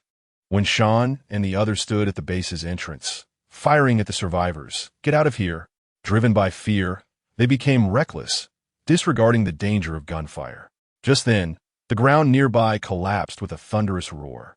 Lu Dan, Li Hongxuan, emerged from the rubble, his bald head gleaming. A middle-aged woman gasped, "Ah, what kind of monster is that?" Liungwan Raturta. "You're the real monster." Behind the crowd, a woman wearing a face veil and cradling a chubby child exclaimed joyfully, "Hongxuan, you're still alive." Zhao Wuing was taken aback. "Oh, it's Lu Hongmei. I thought it was some masked bandit." Su Ilan remarked, "Just in time, she is alive. I can finally settle the score for nearly being shot." Upon hearing Su Ilan's words, Lu Hongmei hurriedly ran to Li Hongxuan, clutching her child. Recognizing her, Li Hongxuan, astonished, asked, "You're alive? How did you survive?" The phrase space abilities remained unspoken, for in a crowd where eyes abound, the less known about such powers, the better. Lu Hongmei wept and lamented, "Hongxuan, Nuobao is on the brink of death. You must find a way. Why? Why have you shaved your head? Oh dear, why are you still not dressed?" "It's utterly ghastly." Li Hongxuan gritted his teeth and retorted, "Are you foolish? Raise your voice a little more." The onlookers cast disdainful glances in their direction, with some instinctively reaching for their phones. Li Hongxuan quickly tugged at Lu Hongmei's coat as the tentacles shot up once more, stained with blood, rendering the scene even more grotesque. "Run! The monster is coming again!" The survivors shouted, some brave souls engaging in fierce combat with Wenshan, while the timid scurried for cover. Lu Hongmei, terrified, emitted a dolphin-like wail. "I don't want to die. Don't drag me down with you. You bastardly Hongxuan." With a roar, the creature, having undergone mutation and evolution, now towered 2 stories high and spanned several meters in width. Its foremost tentacles bore fangs, instilling sheer terror. As it slithered ashore, it seized 2 individuals with its appendages and devoured them, retracting its tentacles back into the cavern. Witnesses stood frozen in shock, astonished at how such a massive creature could infiltrate a seemingly minuscule opening. Truly the essence of a mollusk. When Sean cursed under his breath, turning to dash towards the base and making haste for the dungeon. The others promptly followed suit. As when Sean passed by Manda, he commanded, "Take Nuobao outside and wait for me." Nuobao struggled a few times, but could not break free. "Mom, I want to go with you." "Uncle Manda, please let go." Chapter 147. Zhou Lai was left dumbfounded. Meng Da refused to release her. "Nuobao, it's dangerous. You cannot go." Lung Yi and Zhou Lai rushed in. Lung Yi comforted her. "Nuobao, do not be afraid. Uncle will help your mother. Please wait outside, all right?" "No." Tears streamed down Nuobao's cheeks. "Uncle Manda, if you won't let me go, I'll unleash the great monster. You know I can do it." Manda was taken aback, fully aware of Nuobao's capabilities. Lung Yi, who stood nearby, exhibited no surprise. He had witnessed Nuobao's affection for Wenjian and had seen her strength firsthand. Zhou Lai, utterly perplexed, pondered the child's words. How could she command the monster? Ignoring Zhou Lai, Lung Yi turned to Manda. "Please take her to Wenjian, otherwise she may resort to even more perilous actions." With a sigh, Manda took Nuobao in his arms and hurried toward the dungeon. Lung Yi instructed Zhou Lai to watch over the survivors outside before following. Naturally, Zhou Lai was apprehensive about Lung Yi's decision to venture out, so he briefed an injured subordinate to accompany him. The survivors outside were at a loss, uncertain of their next steps. They had initially sought refuge in the base to evade the monster, but now the creature lurked within. Was it truly safe inside? Some, unable to withstand their hunger, recklessly dashed into the kitchen of the base. An injured subordinate attempted to intervene. "Stop. This is no different from thievery. They're trying to kill us. Why can't we take their food? Even if it leads to our demise, we refuse to perish as starving ghosts." They opened the refrigerator, discovering untouched tomatoes, their eyes lighting up with excitement. "I can't believe it. After a month of flooding, they still have such ample provisions." So many tomatoes. Oh my, these tomatoes are incredibly sweet. Bursting with juice, it feels like a dream. Seeing their indulgence, others rushed in to partake. There's meat, actual meat. It was the beef Monda had stewed that morning, still uneaten. Who are these people? How can they possess so much food? I'm so fortunate. I would gladly die right now. Just as he spoke, he choked on the food and, noticing the bucket of water, drank from it without regard for its color. After realizing it was black, he hesitated briefly, but feeling no discomfort. He convinced himself that it must be filtered water. He drank without worry. Observing him, 2 others followed suit. However, some hesitated, deterred by the water's color. Zhong Xiaoying, armed with her secret weapon, rushed to the dungeon only to find these desperate individuals rummaging through the refrigerator and drinking from the bucket of water. Previously, she had considered testing it on Li Hongchuan to see its effects, but since Su Yilan had not been able to do so, she now had willing test subjects. Inside the dungeon, Li Hongchuan, wrapped in Lu Hongmei's coat, barely concealed his body. Lu Hongmei clutched Nuobao, hiding behind Li Hongchuan, her screams echoing with fear. After finishing his statement, Wen Jian holstered his gun and directly utilized his powers. Zhang Mingshan possesses abilities aligned with the metal element, yet he surpasses Li Hongchuan in strength. In addition to his body becoming impervious, he can manipulate metallic objects. The octopus emitted a piercing howl, commencing a vigorous resistance. When Lung, Yi, and Meng burst onto the scene, they were met with this astonishing spectacle. Lung Yi had previously witnessed Nuobao wielding his powers. Thus he was not overly astonished. However, he was nonetheless surprised to observe that even when Yin and the others had begun to harness their abilities, Zhou Lai's reaction was markedly more intense. He stood in a state of disbelief. I never anticipated that these individuals would possess such extraordinary powers. They are formidable. If they wished for our demise, they wouldn't even require a helicopter. Have I truly misjudged them? Nuobao tapped him from behind. Indeed. Chapter 148. Attacked from both sides. Nuobao slightly parted her lips, feeling a sense of dread. Oh no, have I been exposed again? When Shan caught a glimpse of Nuobao and exclaimed, "What are you doing here? Leave at once." As their relentless assault continued, the blue light gradually dimmed. Zhao Wuying appeared bewildered. What does this mean? Lung Yi was equally perplexed. What is going on? He had seen nothing at all. Liu Guan explained. This is a water-type monster. Only those with special abilities can see its markings. Ordinary people cannot perceive it. The brightness of the markings represents the monster's life force. If a water-type ability user defeats a water monster, it significantly enhances their powers. I cannot allow this opportunity for a first kill to slip away. While defeating monsters of different elements does not yield as great an enhancement as defeating those of the same element, this large creature will still provide a considerable boost. Despite my emotions, I cannot continue to be bullied by them. Meng Da, feeling apprehensive, carried her over to Wen Shan's side. Nuobao conveyed Li Hongchuan's heartfelt sentiments to Wen Shan. Wen Shan turned her gaze towards Li Hongchuan, wishing to free her hands to exert control over him, yet found herself too preoccupied to do so. With a swift glance, Nuobao called out, "Uncle Lung, Uncle Li is about to ambush Mom. You must restrain him."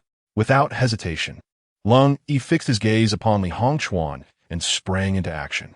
Li Hongchuan, though enduring the blows, possessed no real prowess, making it an effortless task for Lung Yi to subdue him.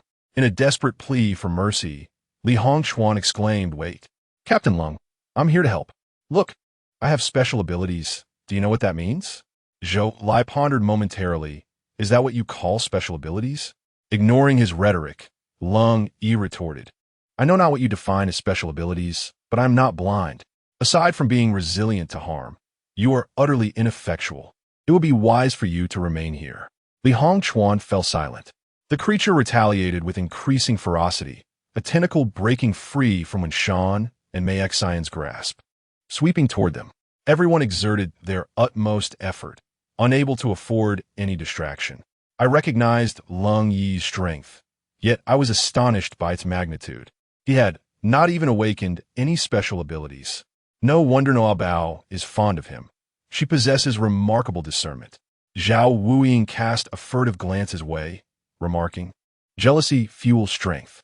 Let us try this, he said, targeting specifically the marine creature. It tastes unbearable.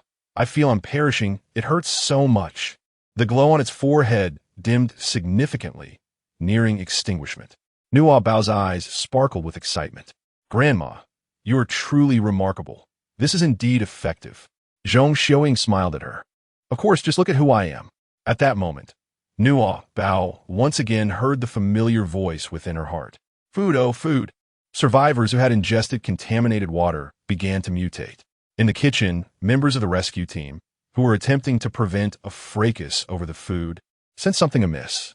One group obstructed the door to the dungeon, while another raced toward the main entrance to protect the survivors outside.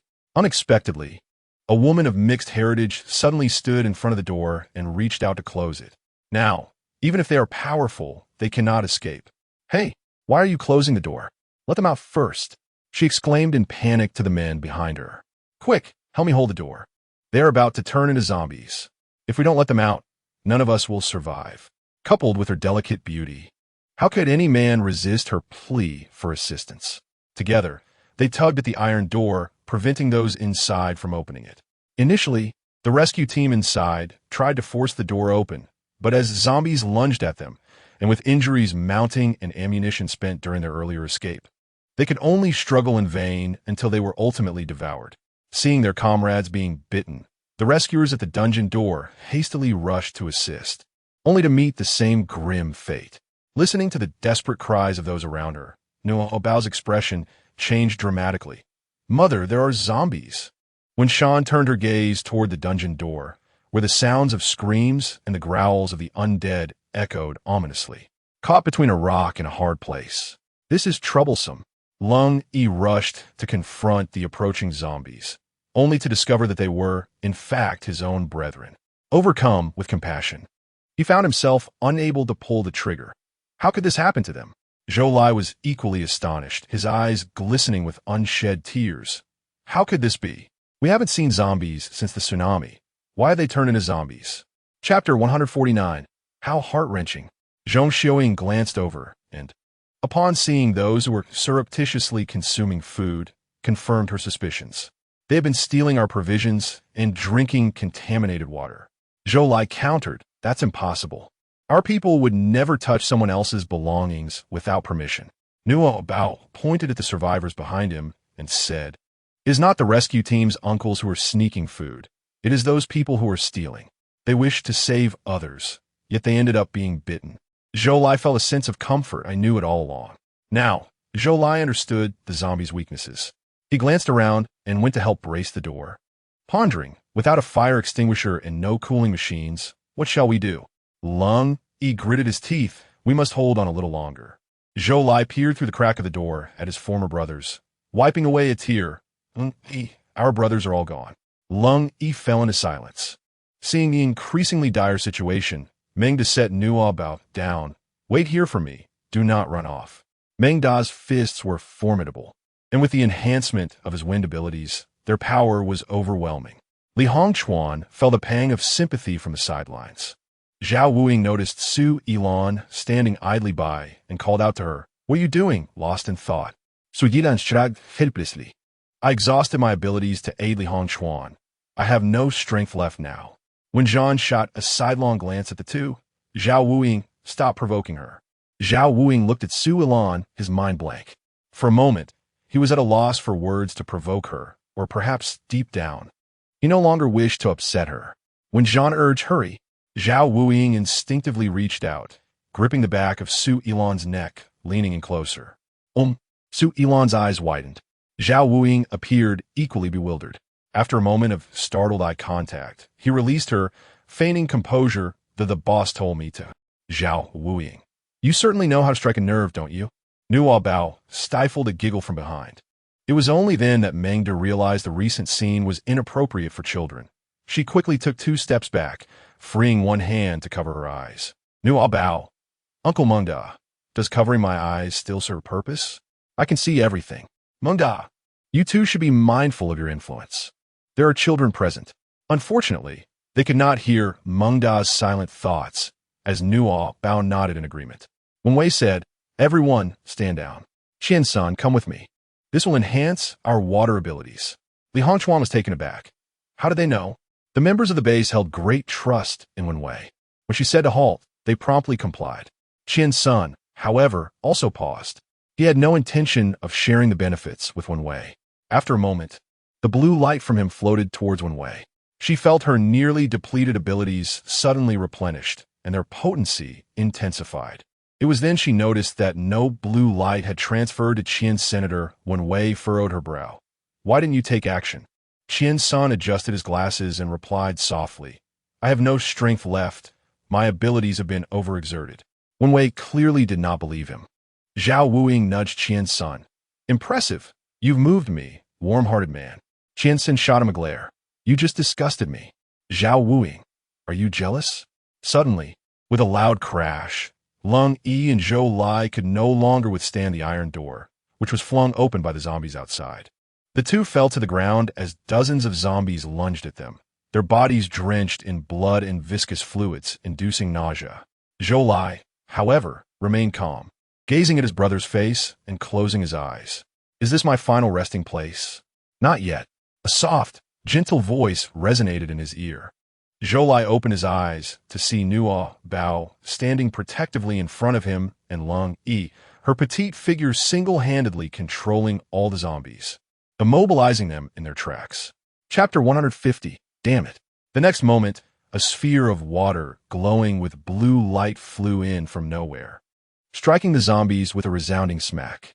All the zombies staggered and fell to the ground, their movements slowing down due to a slight solidification effect. Wenwei looked at her palm. Indeed, I have grown stronger. Zhang Mingshan promptly threw a makeshift freezing device to the ground before the slowed zombies could rise. The device came into contact with the water, visibly freezing at a rapid pace. In under a minute, all the zombies had been encased in ice sculptures. Meng Dao rushed forward, delivering a powerful punch, shattering the ice sculptures into fragments. Zhou Lai watched as his brothers simply vanished, breaking down in tears. Lung Yi patted his shoulder, offering silent comfort. In that moment of daze, a warm current enveloped the two of them.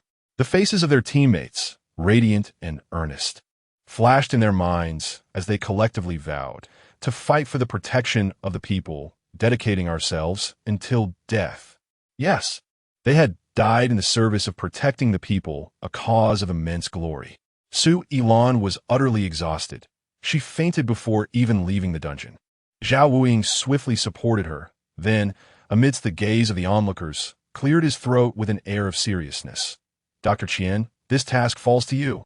Qiansen, indifferent, chose to remain behind to assist Meng Da in clearing the dust of the dungeon, while Zhang Mingshan prepared to reinforce the prison once more. When Sha, feeling fatigued, needed to further integrate the energy coursing through her body, Zhong Xiaoying turned to Mei Xian and said, If you are unharmed, accompany me to observe those outside. If there are any infected, we shall eliminate them first and drive away the rest. Mei Xian nodded in agreement. Very well, I shall accompany you. Li Hongchuan was forcibly dragged down the corridor by Lung Yi, while Lu Hongmei had ceased her weeping, silently following behind. Lung Yi warned him, do not even think about escaping. The outside is far less secure than here. Li Hongchuan retorted, what nonsense you speak. Even if the outside is unsafe, I must flee. After all, I cannot perish. The district chief's wife and Nuobao are in league with one another. It is undoubtedly through this connection that Nuobao has ascended to the rank of general.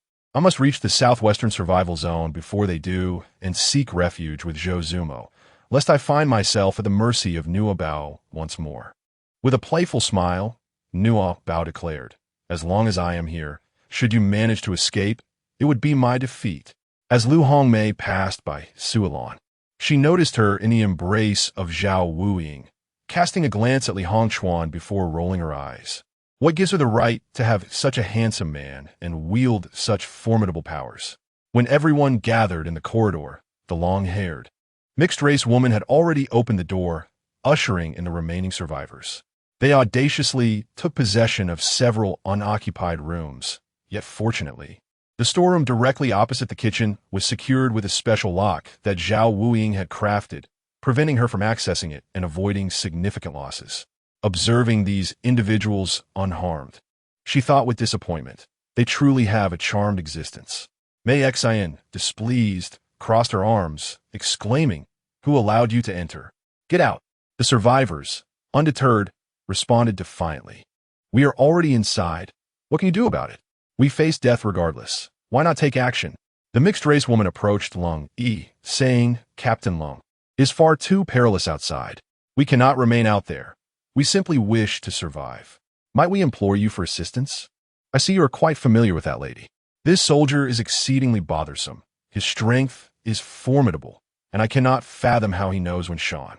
First, I will use these people to sow discord between him and When Shan. Then I shall seize that child."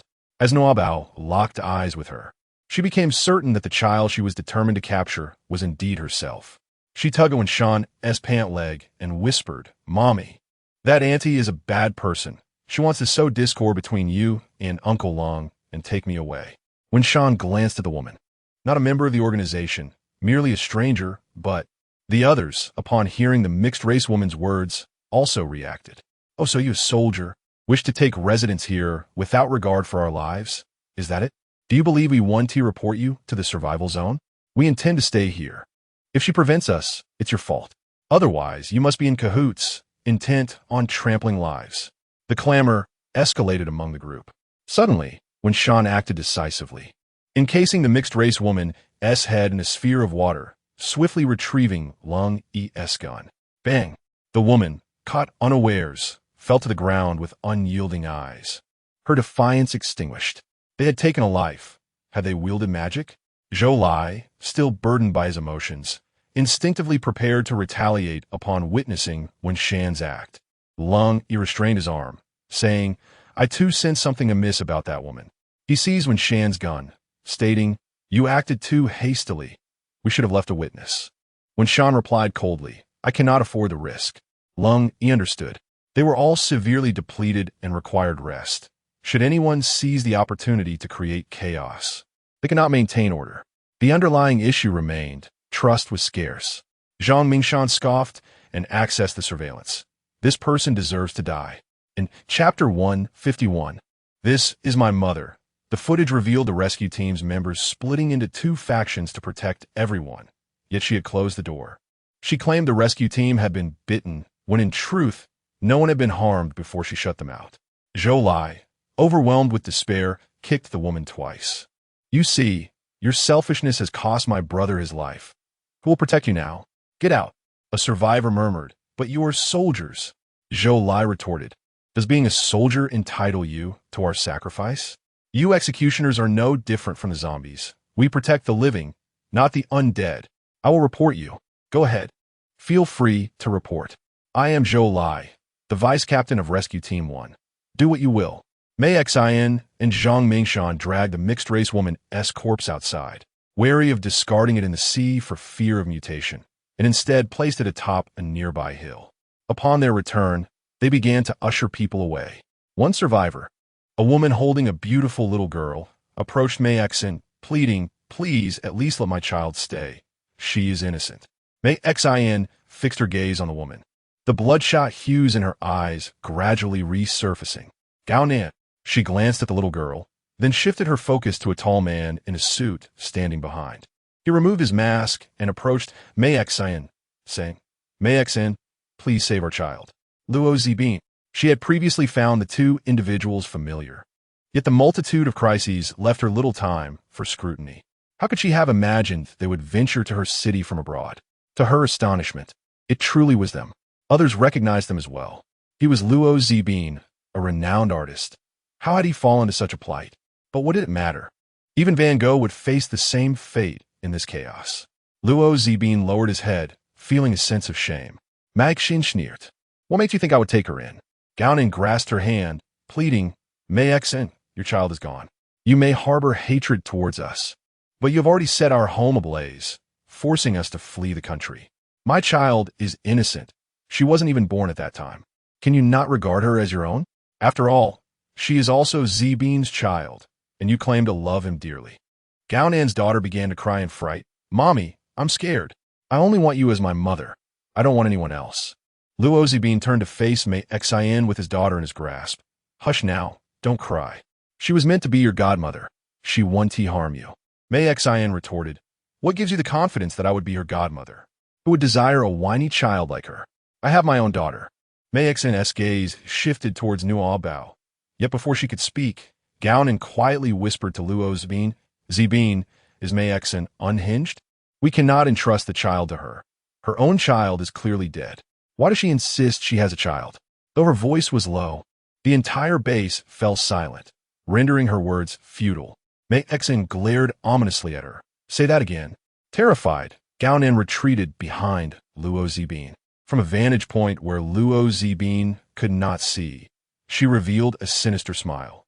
It matters not how many times you say it. Your child is dead.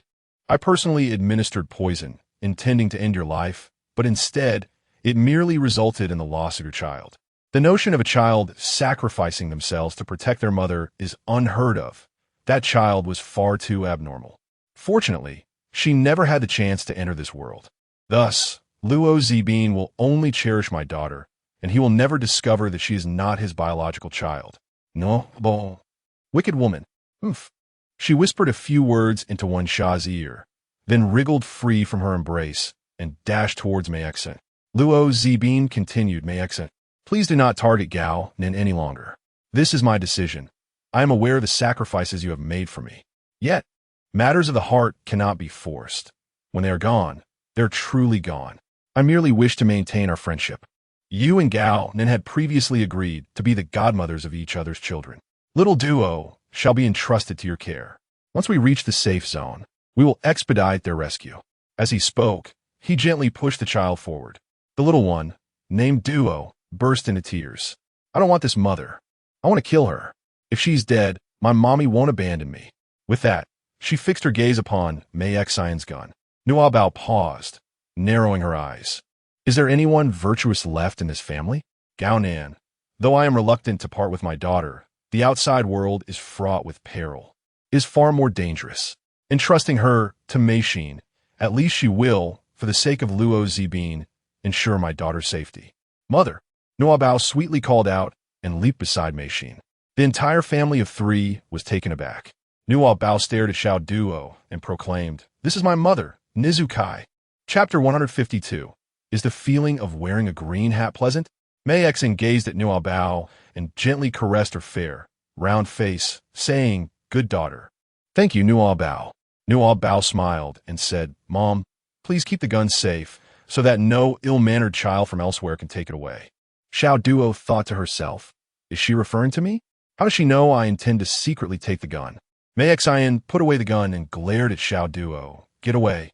Xiao Duo burst into tears and ran to Gao Nan's side. Gao Nan, still in shock, forgot to comfort the child. Mei Xian, is this truly your child? Luo Zibin had been observing the beautiful child and asked, Mei Xian, is she ours? Nuobao placed her hands on her hips and exclaimed, is there any doubt? Can't you see through my demeanor? However, my mother has told me that you are not a good father, forbidding me from acknowledging you. Instead, you shall remain with that child who is not your own. Luo Zibin. Gao Nan. Xiao Duo. Maxin. Did I say that? She immediately realized that Nuobao had overheard Gao Nan's innermost thoughts. Gao Nan, feeling guilty, retorted, what nonsense are you spouting? Xiao Duo is indeed Zibin's child. Mei Xian, how can you be so cruel as to utter such words to a child? Xiao Duo, equally indignant, declared exactly, I am my father's child, and you're not his biological offspring. Nuobao, I was never one of them. Mei Xian wore an expression that suggested she was already aware of the truth. You know in your hearts, there is no need to emphasize it for me. Gaonan gazed at Luo Zibin. Zibin, you are most aware of how I have treated you over the years. Do not let Mei Xian's words sway you. She is deliberately trying to sow discord between us. Luo Zibin sighed and brushed Gao Nan's hand aside. This matter is already known to Mei Xian. What further excuses do you wish to make? I have long conducted a paternity test with Xiao Duo. She is not my child. Xiao Duo gasped, what? Gao Nan's pupils quivered. You took Xiao Duo for a paternity test. Do you not trust me? The evidence lies before us. How could I trust you? Nevertheless, Gao Nan, I still hold affection for you, Your kindness and virtue embody the image of the wife I have always envisioned. You must have your reasons for carrying another's child, correct? My silence over the years was intended to encourage you to confide in me. Upon hearing Luo Zibin's admiration for Gao Nan's kindness and virtue, she could not help but roll her eyes. Hypocrite. Later, you told me that Mei Xin felt unfamiliar, no longer the person you liked. I yearn to be with you so much that I concealed this matter. Can you truly forgive me? I promise to be utterly devoted to you, to regard you as my everything, and I shall not go back on my word. I must not let him discover that Xiao Duo's father is his good brother. When my initial attempts to entice him failed, I turned to pursue his brother. If he finds out, he will surely never forgive me. Nuobao, with a bewildered expression, inquired, is that so? Mother, did you not say that the ungrateful father's illegitimate daughter is his brother's? Mei Xin raised an eyebrow, seemingly savoring a juicy revelation. Who would have thought? Gao Nan appears to be quite the strategist, she mused, before nodding in affirmation. Indeed, Luozabin, you and your brother share a bond akin to that of blood relatives. Raising his daughter is hardly a loss for you. Luozabin was taken aback, staring intently at Gao Nan. You and him. Gao Nan hastily waved her hands. No, Mei Xin is just talking nonsense. Mei Xin, do you have any evidence? Are you slandering me because you still harbor feelings for Zibin and wish to take him away? Mei Xin scoffed. Do I love him? Huh. When I joined the assassin organization to earn money for him to pursue art, he became famous and deemed me unworthy, tainted by blood. He preferred the virtuous and gentle you. Even when I bore his child, he chose to divorce me and marry you. What do I have to love? Betrayal and ingratitude? Pausing for a moment, her gaze turned mocking as she looked at Luozabin. So, Luozabin, how does it feel to be cuckolded by your virtuous and gentle wife and your brother? Do you still consider her virtuous? Nuobao was taken aback by Mei Xin's tragic plight and hurriedly activated her healing abilities to comfort her, even refraining from revealing the truth about the child's demise. When Yin remarked, Nuobao, there is no need to conceal the matter of the child from her. It is a burden that has tormented her throughout her life. If she learns the truth, she can seek vengeance, and thus her suffering will be alleviated. Nuobao pondered for a moment and said to Luozabin, not only is she unvirtuous, but she is also devoid of kindness.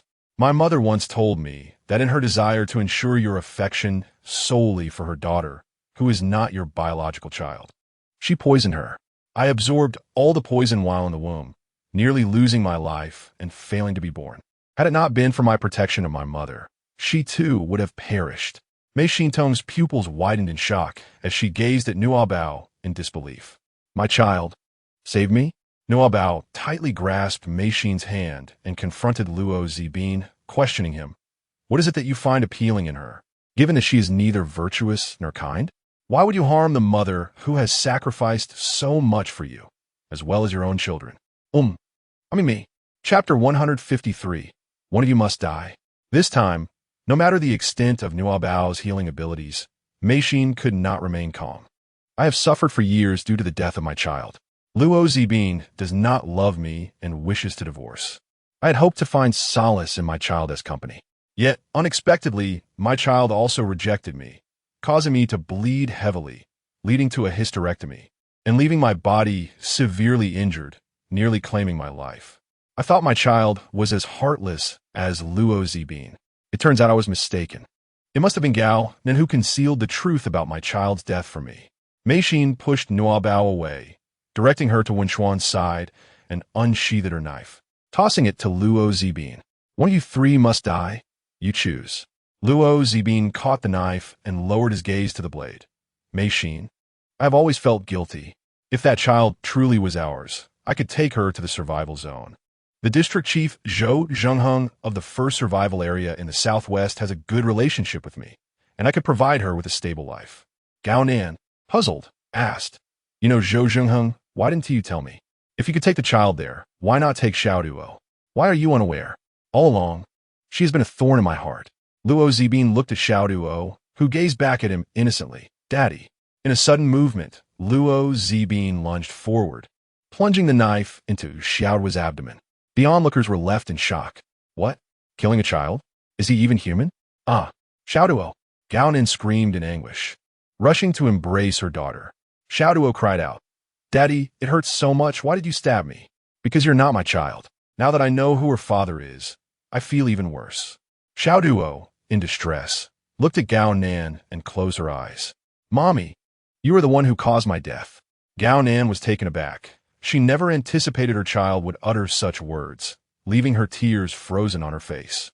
Qian's son turned to Wenxuan. Is there a chance to save her? The other survivors could not bear to witness this. How could one act so cruelly toward a child? Even if she is not your biological daughter, must it be so merciless? Who will come to the child's aid? Soldier, can you not save her? Lung Yi shook his head. Her heart is ruptured.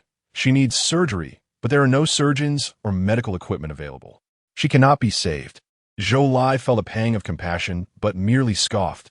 Is this what it means to be a man? Qianxin stepped closer to take a look. I can attempt to help. Mei Xin looked down upon Gao Nan. I can save her, but only if you kill Luo Zibin. Gao Nan was taken aback, her gaze slowly shifting to Luo Zibin. Don't be foolish. She does not genuinely wish to save the child. She is merely seeking to manipulate you. Luo Zibin wiped his hands on the child and pulled Gao Nan up. Enough, stop crying. I will not pursue this matter any further. You and I shall raise Mei Xian's daughter together. Mei Xian smiled. Luo Zibin, my daughter has nothing to do with you. So do not indulge in your fanciful dreams. I am her father. How can it not be related? Luo Zibin replied. Ask her how old she is this year. He turned to Nuobao. Luo Zibin. Gao Nan, bewildered, exclaimed, she was pregnant 2 years ago. The child should be 2 years old. How could she possibly be 4? Mei Xian tilted her head and smiled. What? Is it only permissible for you to cuckold her? Luo Zibin. Are you incapable of having your own children, which is why you were so eager for mine? Unfortunately, my child with you has already been lost due to Gao Nan. It was a boy. Luo Zibin. How does she know about my son? Without needing Nuobao's reminder, Mei Xian could tell she had struck a chord by observing Luo Zibin's expression. She then took out a seed. I possess a certain ability now. Nuobao, do me a favor. Mei Xian pulled Nuobao outside and planted the seed in the soil.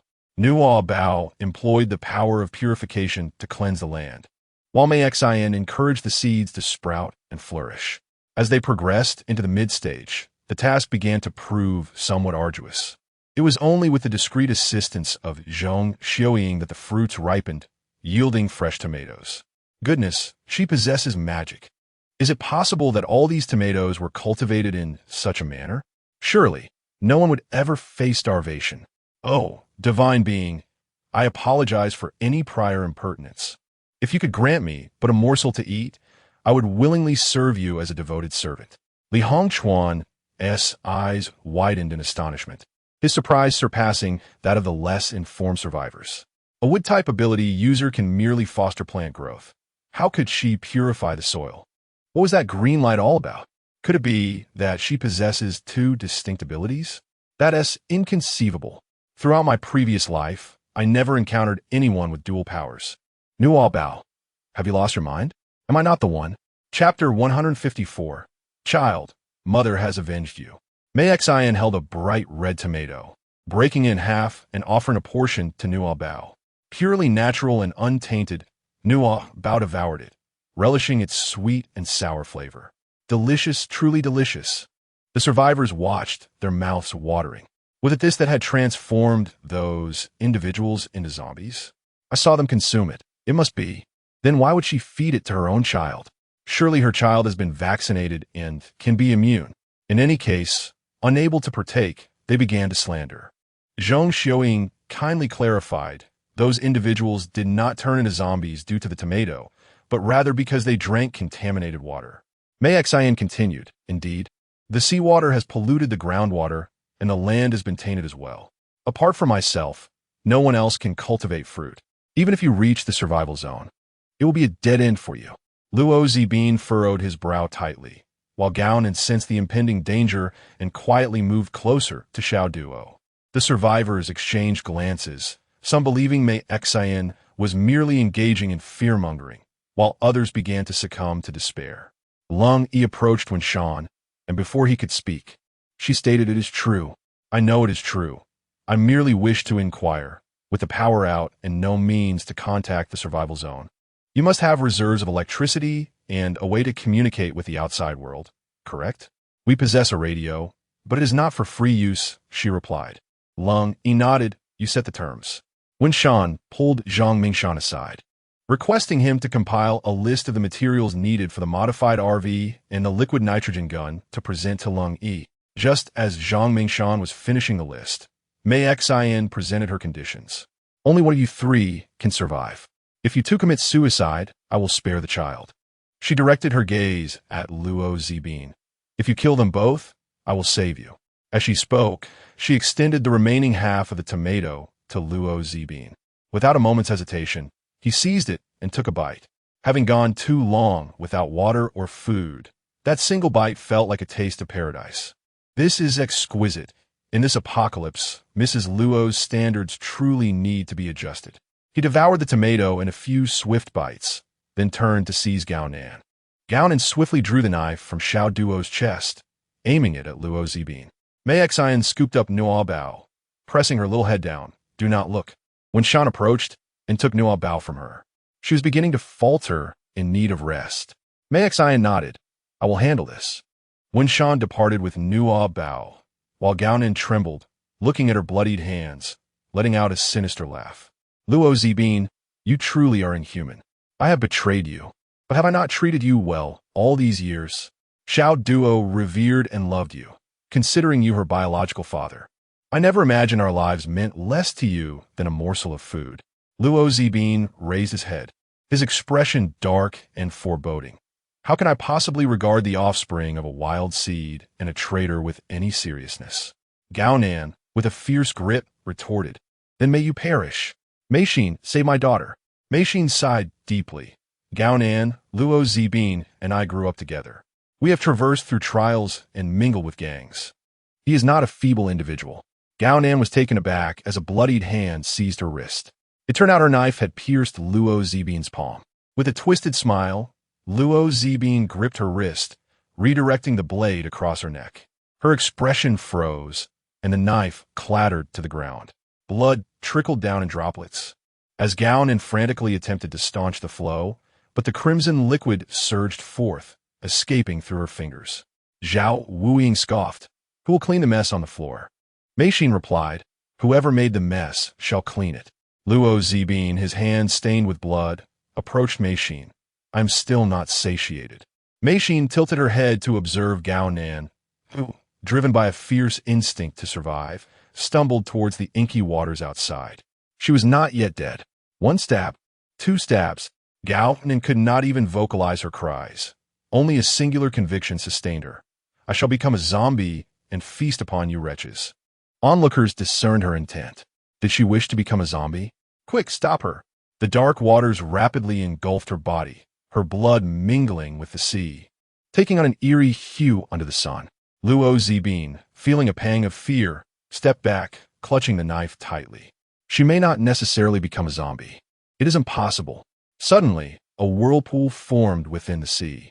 Panic-stricken, he turned to see Mei Xin waving goodbye, closing the base's door. No, Mei Xin, you cannot betray me like this. Inside, Mei Xin shed 2 streams of tears. Have you forgotten it was you who was disloyal and deceitful first? Child, mother has avenged you. With a deafening roar, Gao Nan truly transformed into a zombie. Luo Zibin's pleas to Mei Xin fell on deaf ears, so he turned to Gao Nan. But Gao Nan would not heed him. She swiftly sank her teeth into his neck. Qian San examined Xiao Duo's injuries, shaking his head. There was hope for her, but the moment her mother drew the knife, she sealed her fate. Mei Xin wiped away her tears. Let us first place her in the dungeon. Once Su Ilan awakens, we shall have her assist with the cremation. The child is innocent and should not endure the torment of becoming a zombie. Chapter 155. Will you use me as a sparring partner? The zombie Gao Nan began to pound on the door. The remaining survivors were too frightened to utter a sound. Before long, the zombified Luo Zibin joined in the assault on the door. Someone whispered, Can we not be expelled? At least not now. I beg of you. Lung Yi spoke up. I will contact the survival zone to send a helicopter. Please, temporarily shelter us. Zhang Mingshan handed over a list of supplies, stating, "Sheltering you is possible, but these resources will need to be exchanged." Lung Yi raised an eyebrow at the 2 full pages of items. Zhou Lai, witnessing Mei Xian's merciless treatment of the scum, momentarily shifted his focus, only to feel discontent upon seeing the supply list. "You are truly asking for a king's ransom. Resources are scarce everywhere. Even purchasing these would suffice to shelter us." Zhang Mingshan narrowed his eyes. "Young man, kindly choose your word with care." Aware of their formidable nature, Zhou Lai refrained from aggravating the situation and tugged at Lung Yi, suggesting, "Let us negotiate further." However, Lung Yi replied, "I agree. Please take me to make contact." Zhang Mingshan nodded. "Now that's more agreeable. You show some sense." Zhou Lai grasped Lung Yi's arm. "What are you?" Lung Yi interjected, "I am quite eager to see what weapons they are developing." Zhou Lai cautioned, "Weapons? That's illegal." Lung Yi shot him a glance. Zhou Lai realized the world had changed. What use was law in such times? As long as effective weaponry against zombies could be developed, anyone contributing to that cause would be a benefactor of humanity. Zhang Mingshan led Lung Yi to the control room. Mei Xian commanded the survivors, "You may stay, but ensure the base corridors and dungeon are thoroughly cleaned." They quickly agreed, all right. As long as we can stay, we will do whatever you ask." Zhao Wuying produced a rag and a bucket of black liquid, instructing, "Clean this." The crowd hesitated, eyeing the murky water. "If we touch this, we won't turn into zombies, will we?" Zhao Wuying was uncertain. "Madame Zhong, what do you think?" Zhong Xiaoying shot him a glare. "I have no time for experiments. Find someone to test it." Everyone stepped back, none daring to volunteer. Qian's son emerged from the dungeon, waved his hand, and a sphere of water splashed onto the corridor floor. "Get to it." The group hesitated. Suddenly, they found themselves reluctant to leave. The people here were capable, and following them surely meant survival until the end. With this thought, they diligently cleaned, making the doors shine. Concerned that the survival zone might not provide supplies, Lung Yi directly contacted his father, who approved of his actions and readily agreed to assist. Upon returning, Lung Yi and Zhou Lai requested an empty room from Zhang Mingshan to interrogate Li Hongchuan. He understood that when Shan must have spared Li Hongchuan's life to extract valuable information, to continue trading with them, he needed leverage. That night, the base's inhabitants finally found rest, while the survivors were nearly exhausted. One Shan carried Nuobao to the kitchen, and Lung Yi held out a piece of paper, saying, "This is the information we gathered from interrogating Li Hongchuan. Could we exchange it for some food?" When Shan glanced at it, "I already know this. Do you have anything else?" Lung Yi. "So, I wasted an entire afternoon."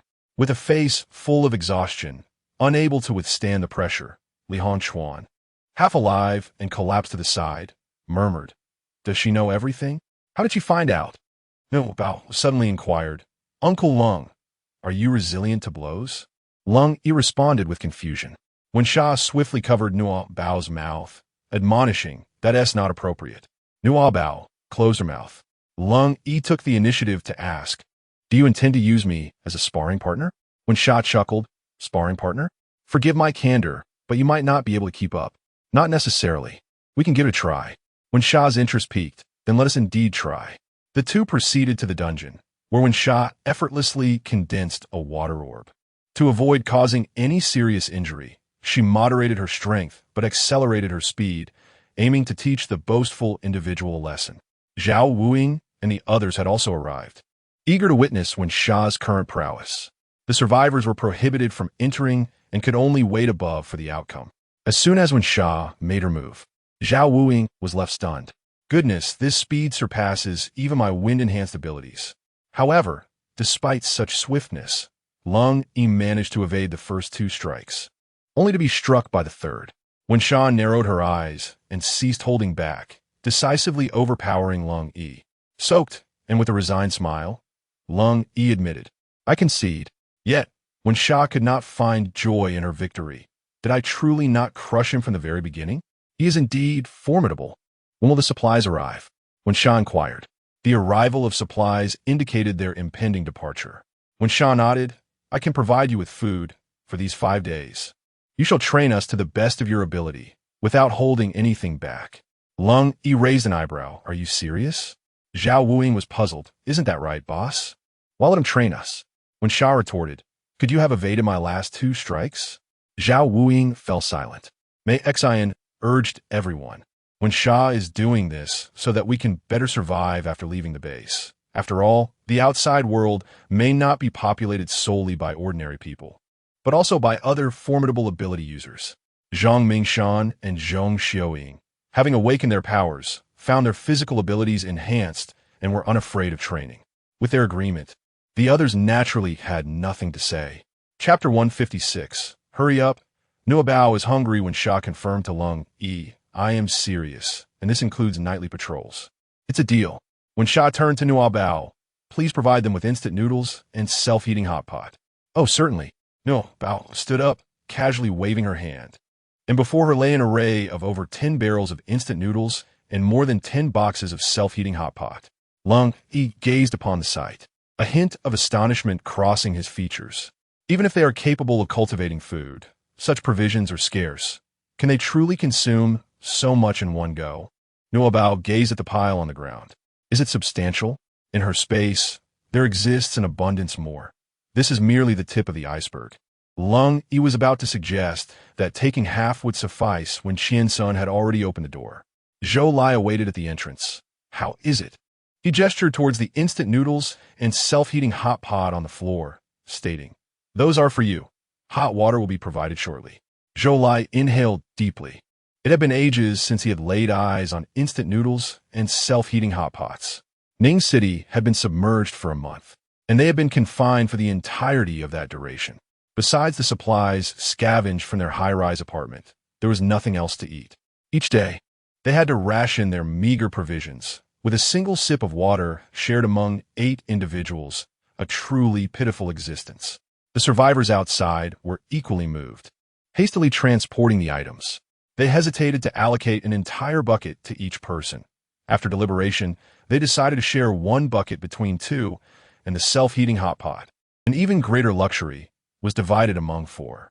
Lung Yi and Zhou Lai concurred with this approach, recognizing that when Yin and the others likely faced similar shortages. The fact that such a generous portion could be shared was already a testament to their kindness. Nuobao purified a barrel of water, while Mengda boiled some water to distribute among them. She then proceeded to purify a piece of land. This time, having rested well and gained experience in manipulating her newfound abilities, the purification was both swifter and more effective. Mei Xian and Zhong Xiaoying headed off to tend to the fields. Zhang Mingshan, momentarily captivated by the television, soon dashed to the tool shed, engaged in some unknown tinkering. Qiansun and Zhao Wuing made their way to the room housing the freezer for ingredients. Lamenting the approach of another challenging day, and decided to sneak in a bit more rest. Lenshan noticing Nuobao somat soilet kalves, tug at Su Ilan and led her to her room. Nuobao sat in a restaurant permeated with the aroma of instant noodles, her large eyes blinking as she gazed at the survivors.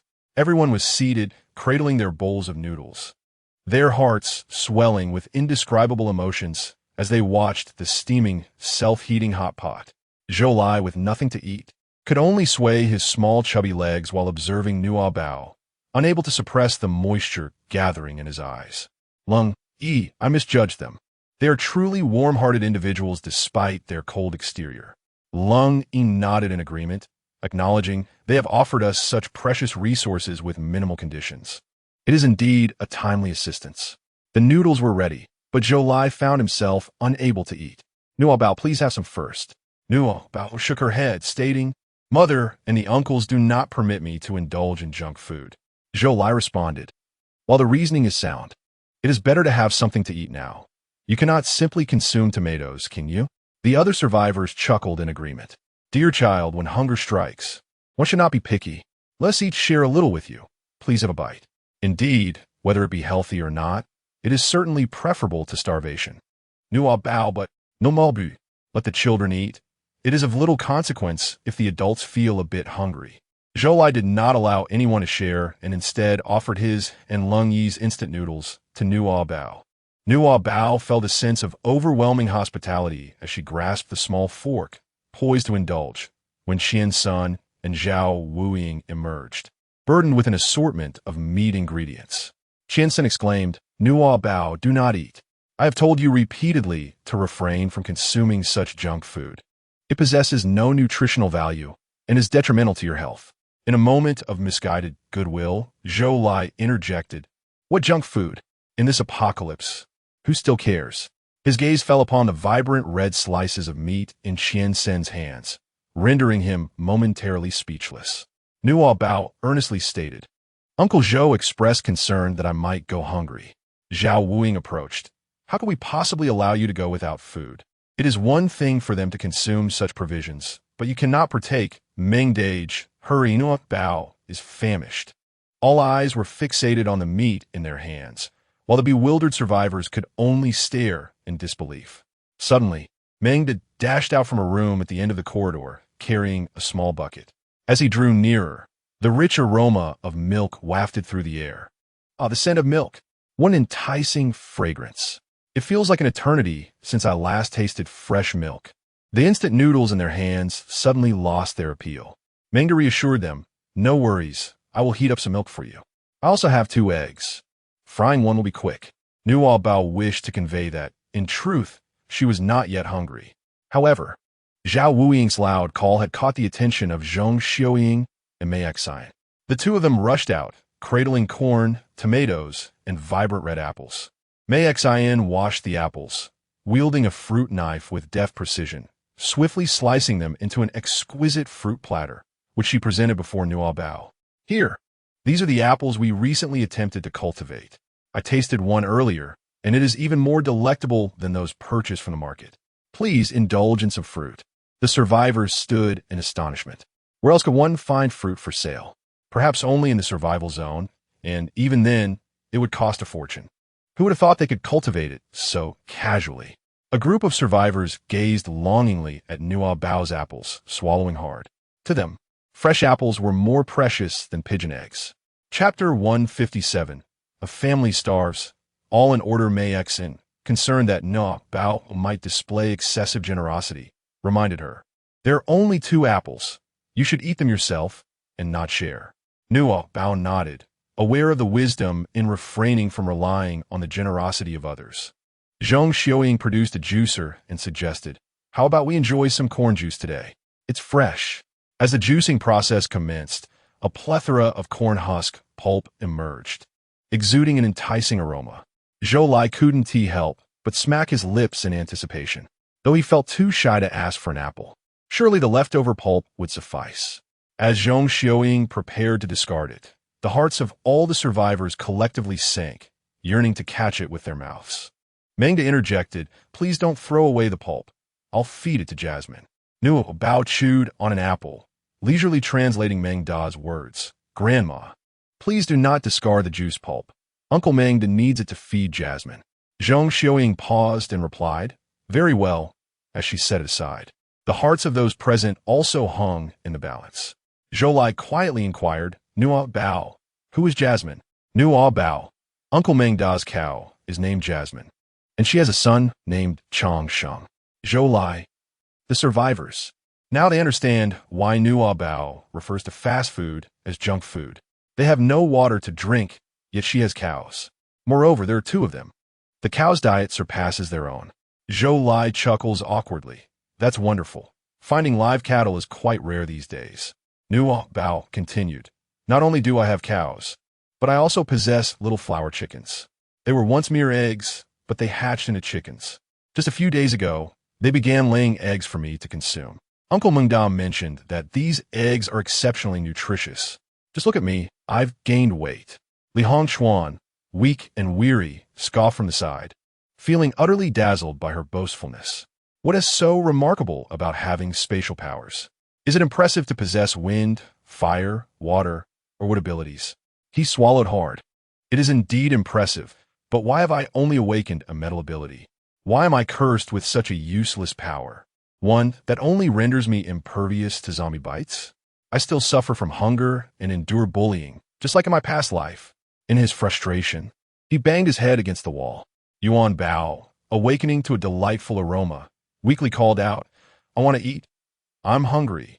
Mama, I want meat.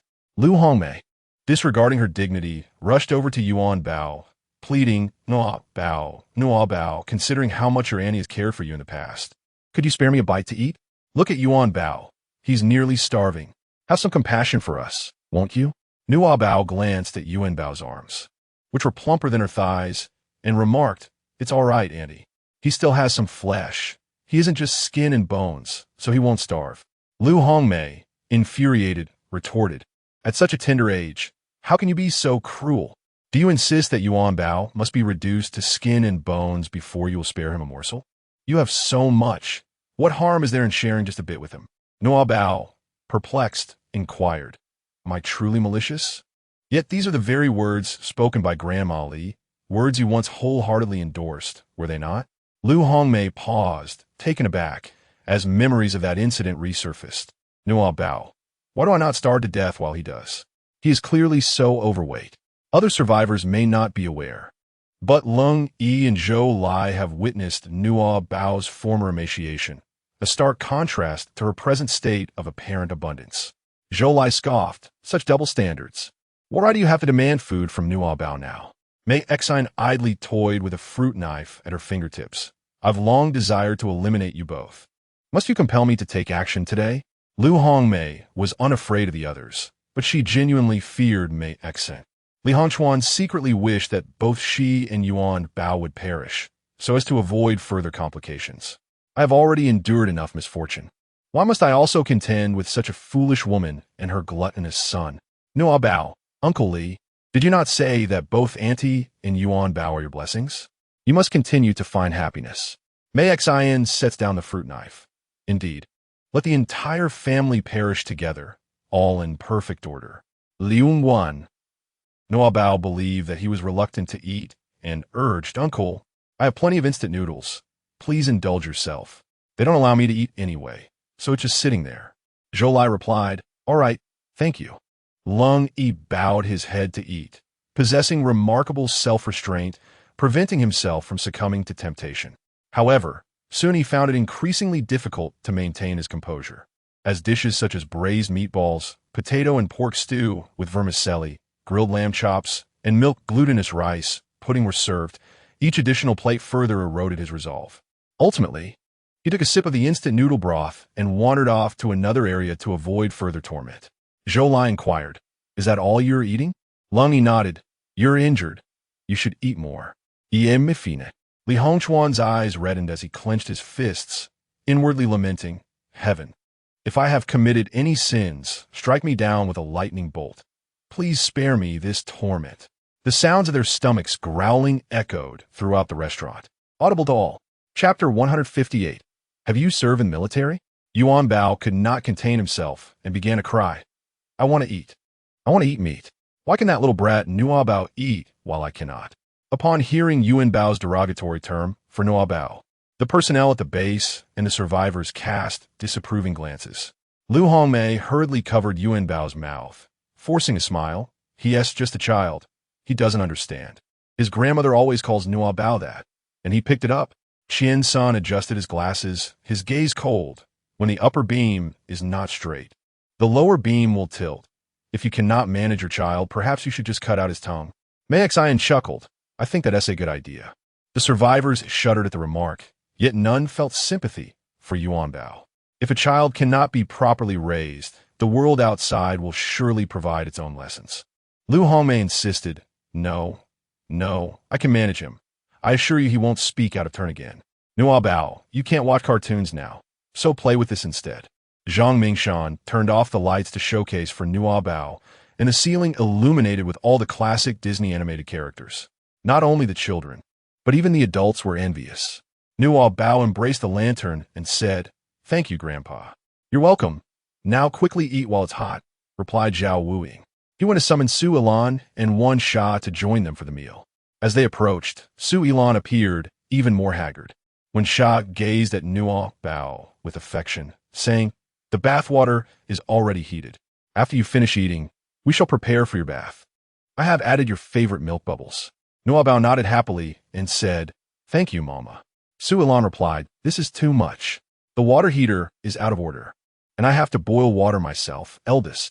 When Sha glanced at her, Su Ilan then rephrased, "Now that Nuobao has finished bathing, could you spare me some hot water? I don't mind her being dirty." Zhou Lai's expression was one of numbness. "The water is contaminated, and yet you wish to bathe the child? What kind of indulgence is this? What does it mean to say that without comparison there is no harm? This is precisely it."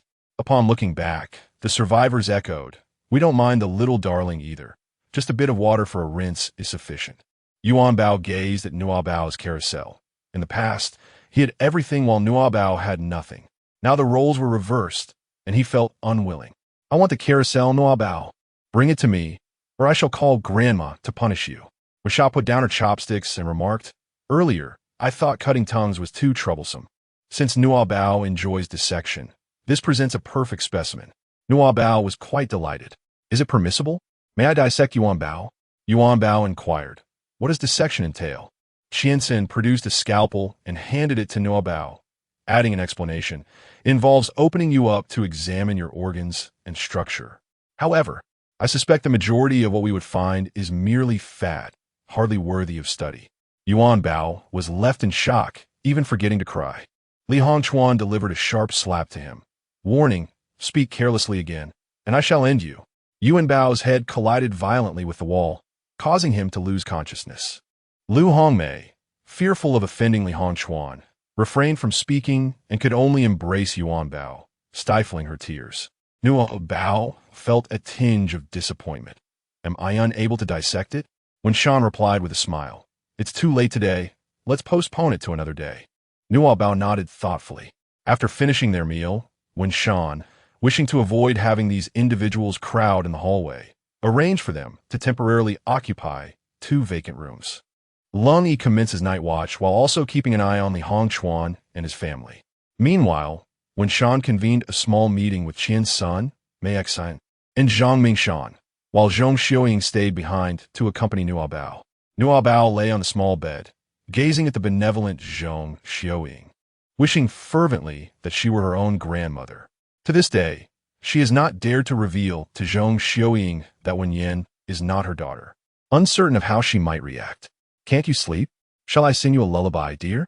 Zhong Xiuying hummed softly. "The breeze is gentle. The moon is bright. The leaves shield the window panes." Nuobao blinked her eyes, realizing that the song was somewhat familiar. As her eyes widened, she sat up and exclaimed, "Grandma, what song is this? It sounds delightful." Zhong Xiuying replied, "This is a lullaby I used to sing to soothe your mother to sleep when she was little. Now, I sing it for you. If you find it pleasing, close your eyes and listen closely, and soon you shall drift into slumber." Nuobao found it difficult to sleep, her heart fluttering with excitement, akin to a bird that has spread its wings and soared into the sky, fulfilling its desire. There could be no mistake. Grandmother was indeed her biological grandmother. Mrs. Zhong had worked hard. Zhong Xiuying gazed at her kindly. "Nuobao is very well behaved. I have not toiled much. You should rest early as well." The following morning, before Nuobao had fully awakened, Lung Yi had already begun knocking on doors. Among the 8 people in the base, 6 were still asleep. Only the elder Zhang Mingshan, who rose early, and Mengde, who was up to feed the cows, were awake. Zhao Wuyin yawned. "Why are we up so early?" Dressed in camouflage, Lung Yi stood tall, exuding authority. "Since we are to train, you must all heed my commands.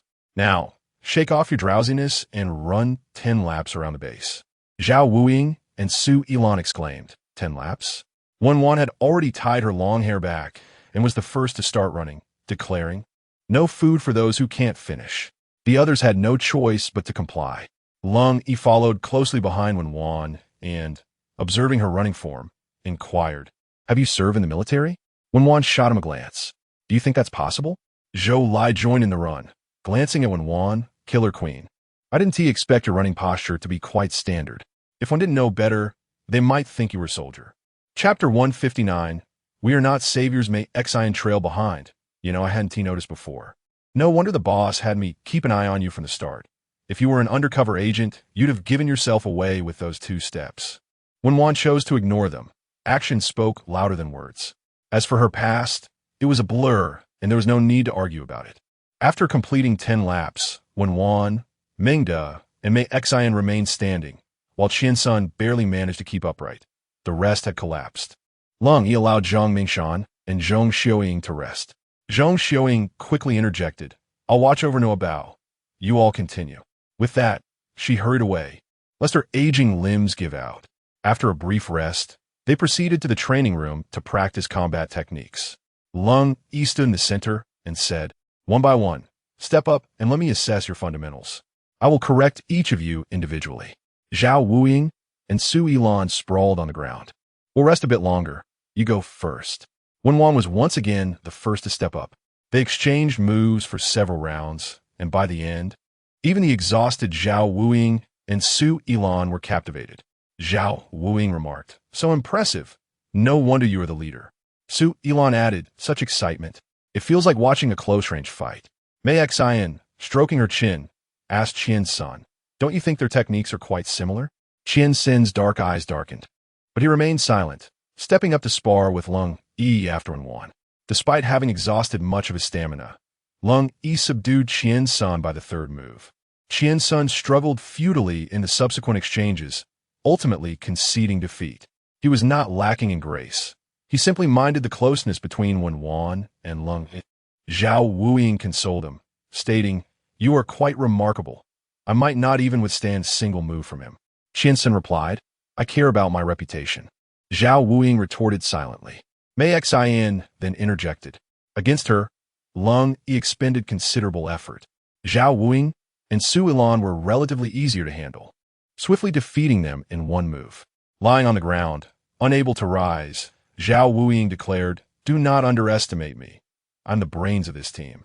The 5 others nearby collectively scorned him. Ultimately, facing Mingda, Lung Yi truly found it exhausting. With a bit of cleverness, he barely managed to achieve a stalemate, after which they all collapsed onto the floor to rest. After a 5-minute respite, Lung Yi regained his strength and pointed out each person's weaknesses and areas needing improvement. Even Qian Sun, who had previously doubted him, had to concede that he was correct. Mengda glanced at his watch, and Wen Wei understood. It's time to cook. Let us conclude the morning training here. Lung Yi nodded and then asked, "May I inquire about something?" Given his earnest training, Wen Wei patiently replied, "Go ahead." For years ago, was the shipwreck incident in the high seas orchestrated by you? Many of the actions were attributed to others, with the boss taking credit, leading to significant enmity. Speaking of the boss's favoritism towards her truly incited jealousy throughout the organization. Zhao Wuying nodded in agreement. At that time, I almost believed the leader would become our matriarch. Wen Wei frowned. You two certainly talk a lot. Mei Xian placed her hand on her shoulder. Now that we've distanced ourselves from the organization, there is no need to bear their burdens anymore. Besides, he has currently wanted. It's better to clarify your relationship to avoid being implicated in any heinous crimes. Lung Yi also turned serious. What do you mean? Qian Sun, feeling Mei Xian's words were valid, added, Fowles is the boss of Xianglong, an internationally wanted criminal, the instigator of this zombie virus outbreak. He collaborated with a biologist named Fan Chong to push for human evolution, enabling humanity to survive in future harsh environments. Both zombies and mutated animals are part of this evolution. Those zombies represent the failed side of it. Zhao Wuying chimed in. We're the successful side of evolution. Lung Yi stated, this information is crucial for us. If you're willing to share, I can provide you with more resources for weapon production, or we could collaborate. Wen Wei chuckled, collaborate? To be your weapon and die for some national righteousness? Apologies, but we are not saviors. Let us go. Nuobao is about to wake up. Suddenly, Lung Yi asked, even if we do not collaborate, could you tell me if there was a woman on the ship with a butterfly birthmark on her shoulder? Wen Wei remained unfazed. What? Should I strip them down to examine their bodies before I kill them? Mei Xian, curious, probed further. What is your connection to that woman?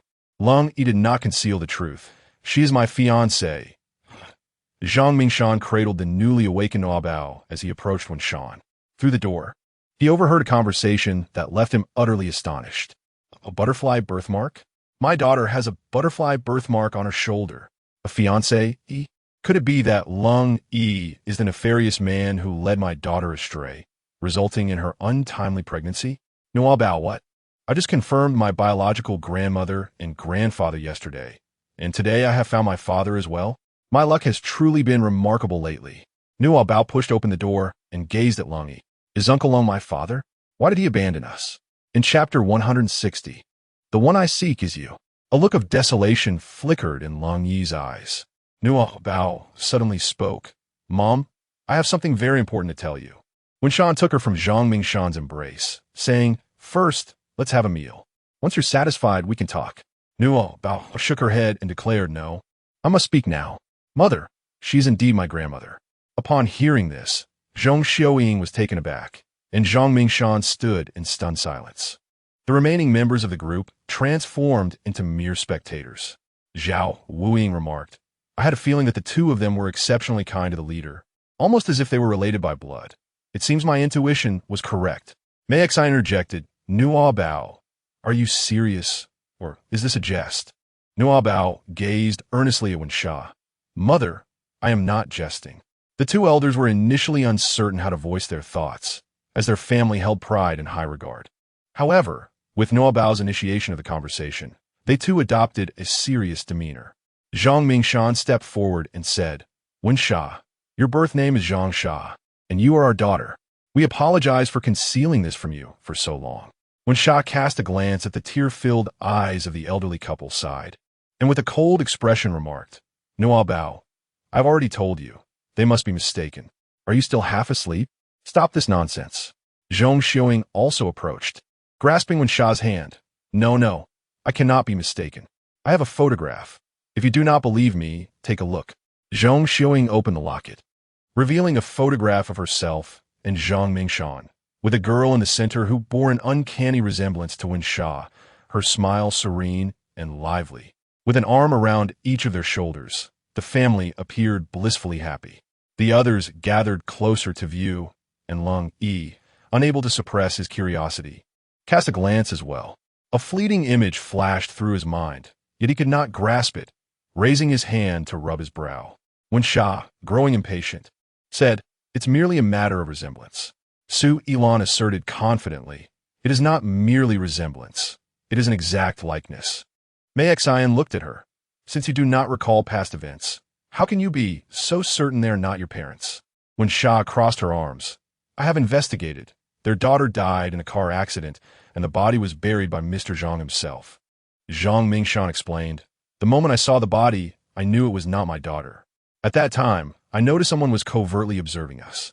Uncertain of what offense my daughter had committed, I went along with the charade, burying the body under her name. Wen Sha adopted a disbelieving demeanor. Who was watching you? Zhang Mingshan replied, I do not know. They were well trained, hiding in the shadows, never engaging with us directly. Zhong Xiaoying, voice trembling, implored, Sha, do not doubt us. I have evidence. Wen Sha countered, You must have seen Nuobao and then imagined your daughter was also pregnant, correct? Zhong Xiaoying shook her head. Wen Sha, there is a butterfly-shaped birthmark on your shoulder. This cannot be mistaken. Birthmark? Lung He gazed at Wen Sha in disbelief. Once more, images flashed through his mind, this time revealing aspects of Wen Sha, but the hairstyles and smiles in the photographs communicated with him, though he could not discern their words. Wen Sha, having exhausted her patience, removed her outer clothing, revealing a fitness tank top that exposed both shoulders. Is it there? Silence enveloped the room. Her shoulders bore numerous scars, some from blades, others from bullets, yet there was no birthmark to be found. How could there possibly be none? Zhong Xiaoying's tears cascaded down her cheeks. How did you acquire so many injuries? Wen Sha donned her clothing again. Let us eat. Nuobao clutched her leg, asking, Mom, do you remember the lullaby you sang to me? Have you sung it for anyone else? Wen Sha was momentarily taken aback. Zhong Xiaoying soon regained her composure, her eyes glistening with tears as she began to sing softly. The breeze is gentle. The moon is bright. Wen Sha furrowed her brow in disbelief. How could that be?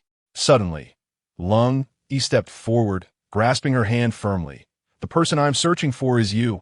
Wen Sha was at a loss for words, attempting to shake him off without success. What are you doing here? Lung Yi extended his arm.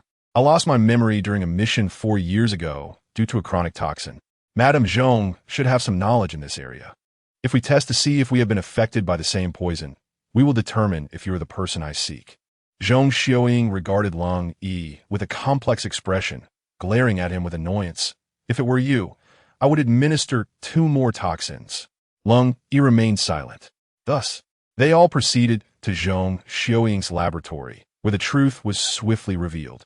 Zhong Xiaoying gritted her teeth, stating, "It is indeed the same toxin." Chapter 161.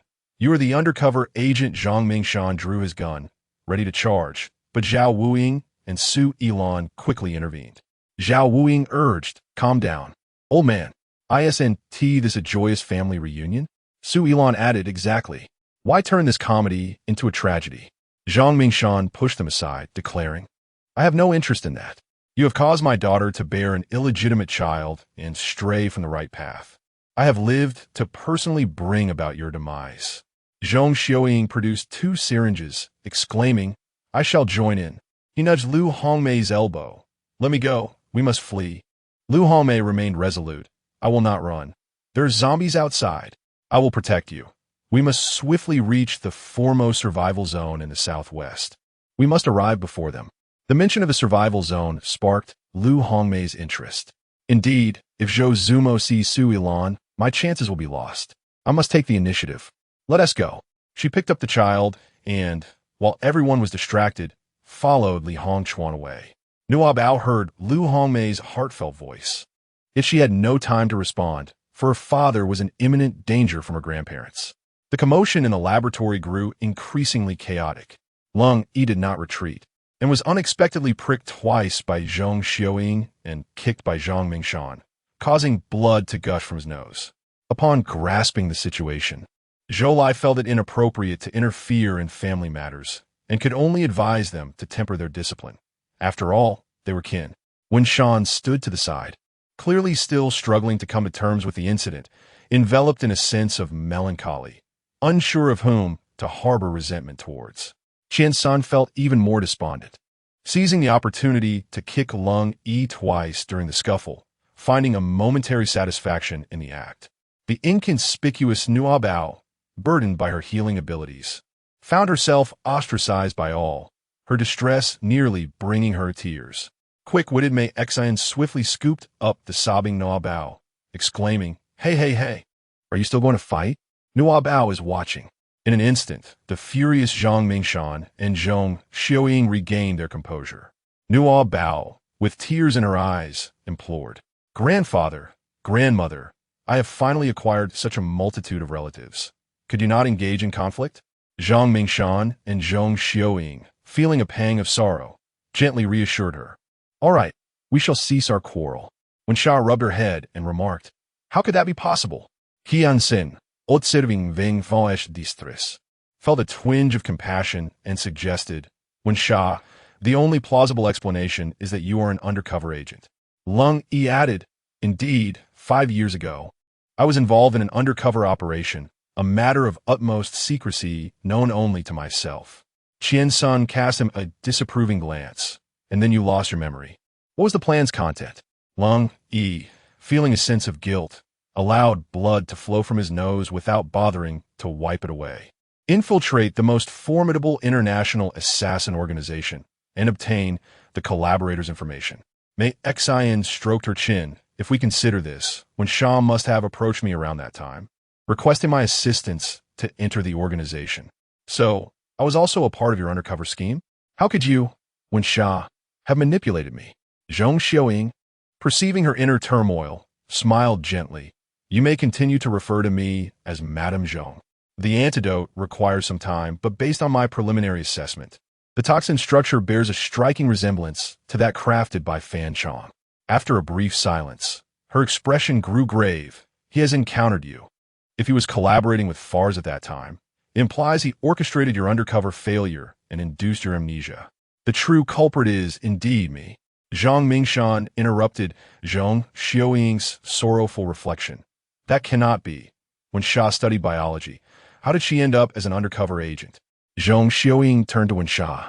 "You once expressed a desire to report to the police, but I deemed the profession too perilous and covertly altered your major.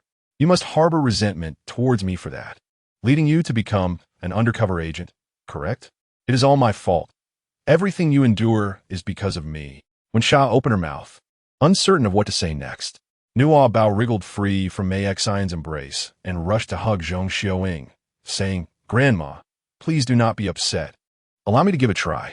Zhong Xiaoying inquired, "Try what?" "My purifying abilities," Nuobao replied.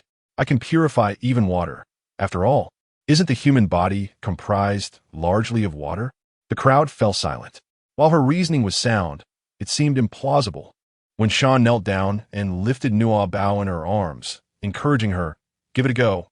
Nuobao has never let me down." "Yes, indeed." Nuobao extended her hand towards Lang Yi and said, "Father, is it true that you did not come to fetch me because you lost your memory?" Lang Yi, now aware that Nuobao was his daughter, felt his gaze soften with tenderness. "Iam Julie saw thee, Nuobao. After awakening from my injuries, I remembered nothing. It was only upon submitting a marriage application that I discovered I had a fiancé, yet I remained unaware of your existence." Nuobao wiped his nosebleed and said, "Dad, I understand you have your reasons. I do not blame you. Grandma, could you please help stop Dad's bleeding? If he were to truly perish, I would be left without a father." Zhong Xiaoying, exasperated, administered an injection to Lang Yi, saying, "Do not assume I have forgiven you. My concern lies with Nuobao." Lang Yi nodded. As he staunched the bleeding, Nuobao smiled sweetly. At last, she could hold her parents' hands, one on each side. When Shan cast a sidelong glance at Lang Yi, feeling somewhat awkward. Previously, she had been able to face their relationship with composure, but now, knowing they had a child together, she found it difficult to look him in the eye. Chapter 162, A Birthday Celebration. Nuobao closed her eyes, and a radiant green light burst forth, dazzling like the aurora borealis, enveloping the three individuals.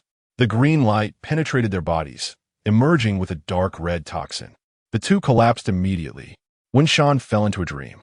In her dream, the obedient and well-behaved girl, she had always been clashed with Zhong Xiaoying for the first time over her university major. After their argument, Zhong Xiaoying went abroad for a conference, leaving them both too busy to concern themselves with her. With newfound audacity, she decided to withdraw from school and enroll in a police academy.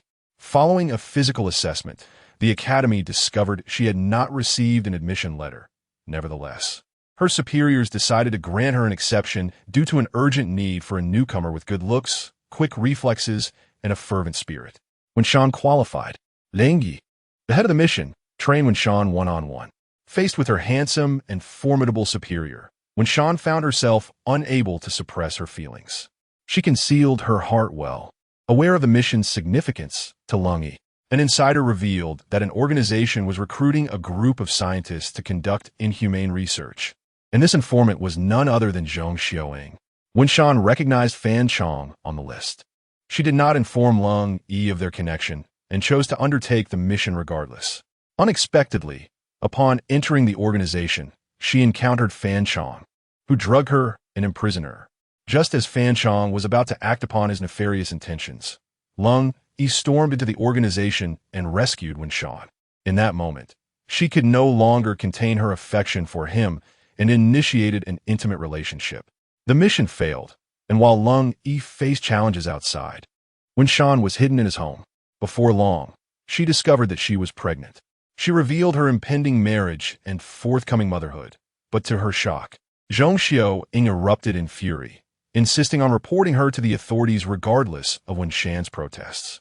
Wen Shan had no choice but to leave home, allowing Zhong Xiaoying time to cool off. However, her departure marked a span of 5 years. The boss confined her, waiting for her to give birth, using her child as leverage to compel her into servitude. To send a warning to the police, they manipulated Wen Shan into luring Lang Yi, brutally assaulting him and erasing his memories. Racked with guilt for causing Lang Yi's suffering, Wen Shan resolved to join him in death and entered a gas-filled room. Yet, both lost their memories. Wen Shan only remembered that her child was in the organization's custody, while all else was forgotten.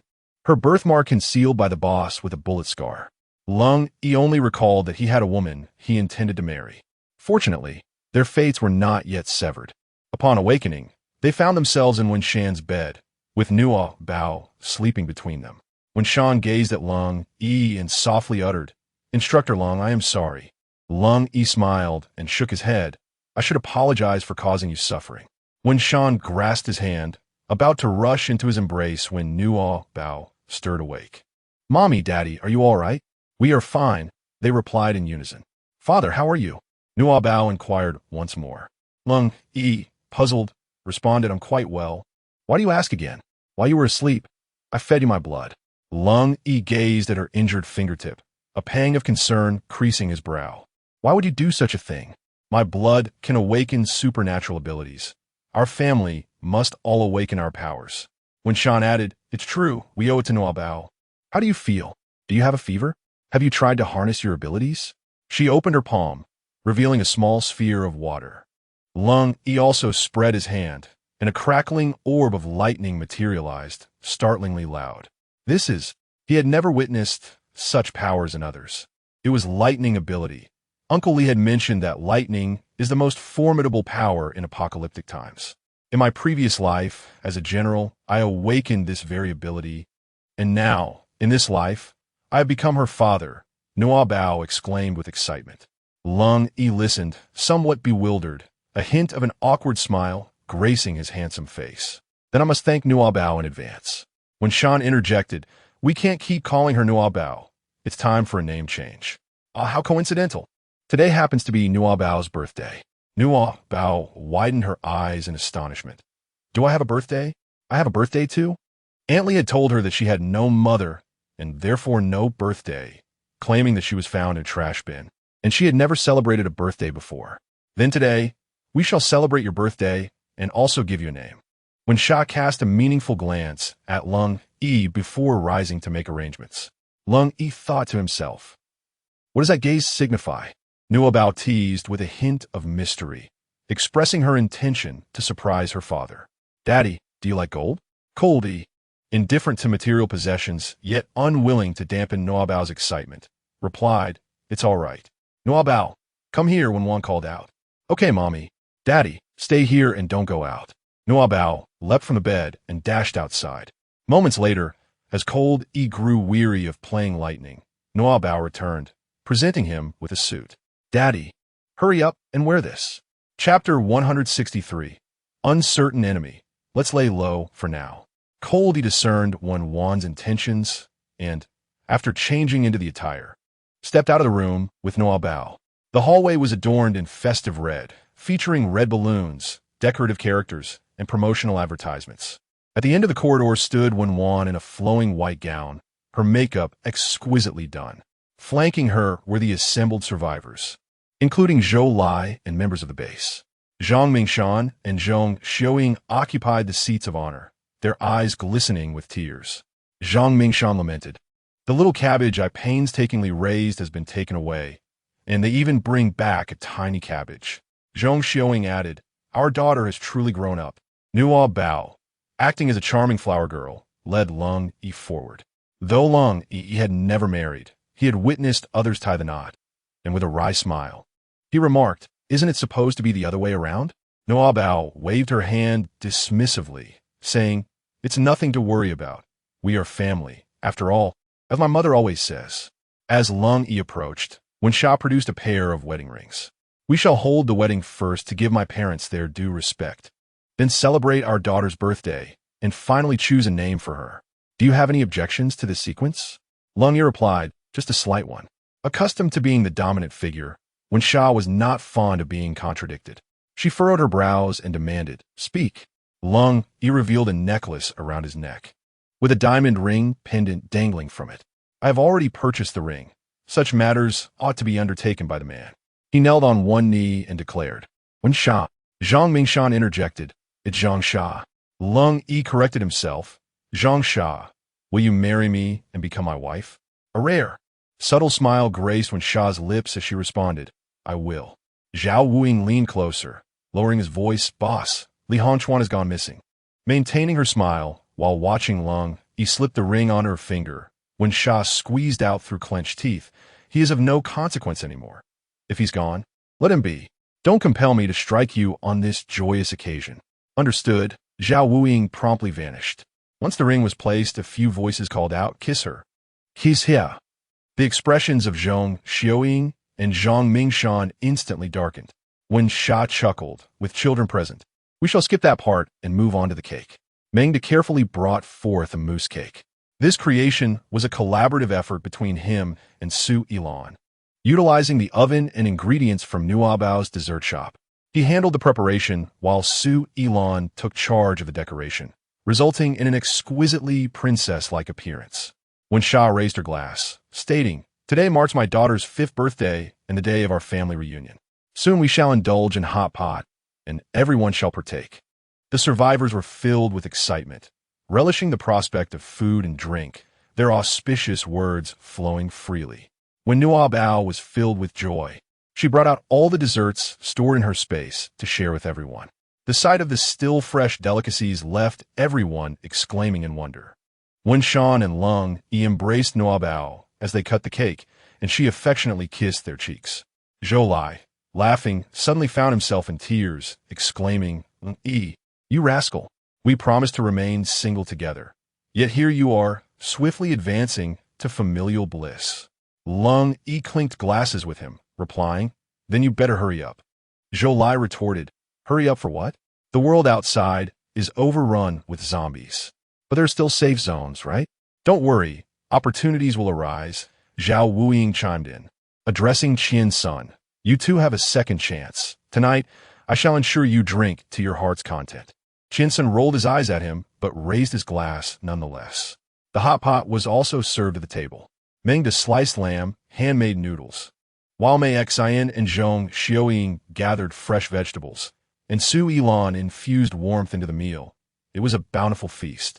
When Li Hongchuan stumbled in, he was greeted by the heartwarming scene of everyone gathered around the hot pot. He turned to glance at the base's entrance, wondering, "Have I crossed over? In this day and age, we can still gather around for hot pot. If we hadn't left, we could still enjoy a meal together." Overwhelmed by this thought, he was consumed by despair and began to weep uncontrollably. When Shan glared at Zhao Wuying, "Did you not secure the door properly? Some filthy creature must have slipped in." "Get out!" Li Hongchuan knelt on the ground, pleading, "Please don't expel me. The zombies outside have evolved ahead of schedule. I am no match for them. My wife and child have already been bitten, and I—" As he spoke, he collapsed onto the ground, convulsing. As Nuobao contemplated, a surge of green light rushed towards Li Hongchuan, penetrating his being. Ordinary individuals were unable to perceive the verdant illumination, and Wen Yin and the others remained silent. She softly inquired of Nuobao, "Do you wish to attempt purifying the zombie toxin?" Nuobao nodded. "If I can, then I will be able to save many people, right, Mom? If you can achieve this, then the apocalypse may come to an end." When Sha embraced Nuobao tightly, her gaze fixed on Li Hongchuan, Zhang Mingshan remarked, "It seems the commotion on this side is too great." When Sha commanded, "Shut down the power and ensure everyone remains silent." Zhao Wuying agreed. Indeed, Li Hongchuan mentioned that the zombies have evolved and the enemy situation is unclear. We should lay low for a while. No sooner had he spoken, a tremendous crash resonated as the base's door was forcefully struck, causing 2 screws to fall. Zhao Wuying recoiled. "No way, are you kidding? It's that powerful?" "Quiet." When Sha discerned that Nuobao was struggling, while Li Hongchuan continued to convulse, but had yet to launch an attack, indicating that their efforts were bearing fruit. Chapter 164. Li Hongchuan's noble sacrifice. Lung Yi, Zhou Lai, and Mengda braced themselves against the door, while the others assisted in moving heavy objects. Qian Sun and Zhang Mingshan patrolled the base to prevent any other zombies from breaching. Moments later, Li Hongchuan rose to his feet. Nuobao gazed at him breathless. "Have I failed?" Li Hongchuan looked at his blackened nails, his mouth filled with a viscous, dark green liquid. "Gurgle. Have I become a zombie? Gurgle. I felt so good just moments ago. Why has it come to this?" Nuobao, perplexa, inquirat, unclali. "How have you transformed into a zombie, yet still possess so much to say?" Li Hongchuan was taken aback. "You can hear me speaking?" Nuobao, "Can you still converse with me?" When Shan inquired, "Is he truly a zombie?" Nuobao scratched his head, pondering. He seems to be, yet not entirely so. When Sha pointed at Li Hongchuan, "Step to your left." Li Hongchuan complied and moved to the left. When Sha raised an eyebrow, "Can you understand what I'm saying?" Li Hongchuan smacked his lips. "I am hungry. I am so hungry." Nuobao's eyes sparkled as he began to disrupt his zombie-like thoughts. "There's an abundance of food outside. Go and bite them, for they are delectable morsels." Li Hongchuan's eyes instantly turned red. "Meat? I crave meat." Nuobao cried out, "Father, uncle, open the door." Zhou exclaimed, "Open the door. The zombies are about to rush in." "No worries, I have a plan," When Sha said. "Open the door." Zhao Wuing and Meng De obeyed the command and stepped aside, while Lung Yi pulled Zhou to one side.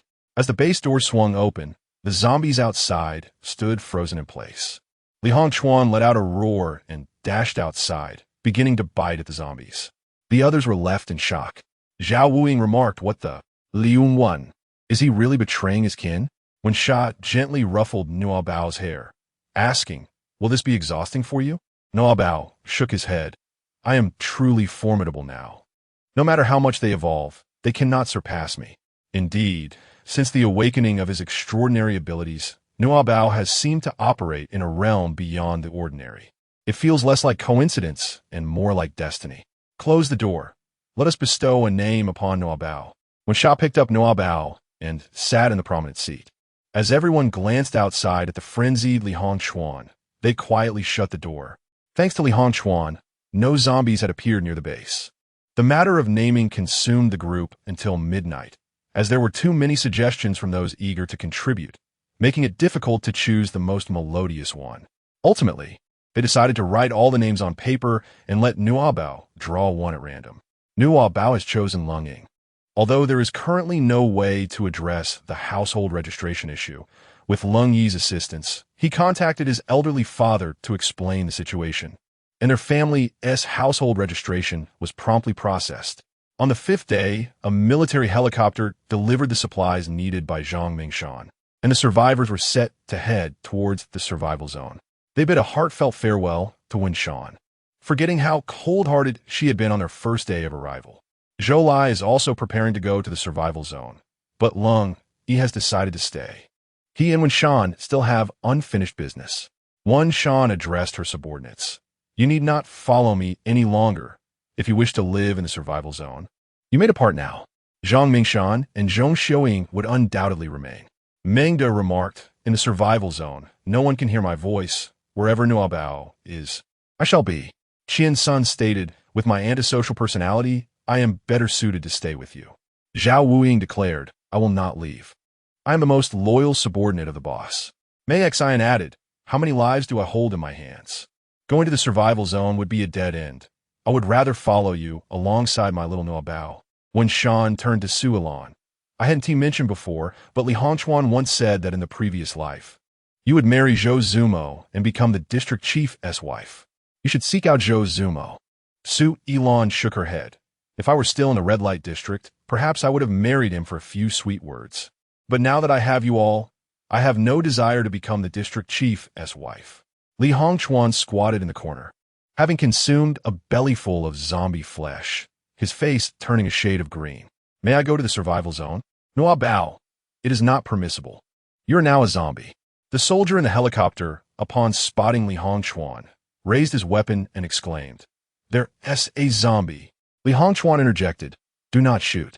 I'm a good zombie." Nuobao chose not to translate this. The soldier shielded the civilians while pursuing Li Hongchuan to shoot him. Even in his zombified state, Li Hongchuan retained and even augmented his metallic powers. Other zombies found it futile to bite him. He harbored no fear of the soldiers. Rather, he dreaded incurring Wen Yan's displeasure, which could result in his subordinates using him to gain experience points, prompting him to swiftly take refuge in the withered woods.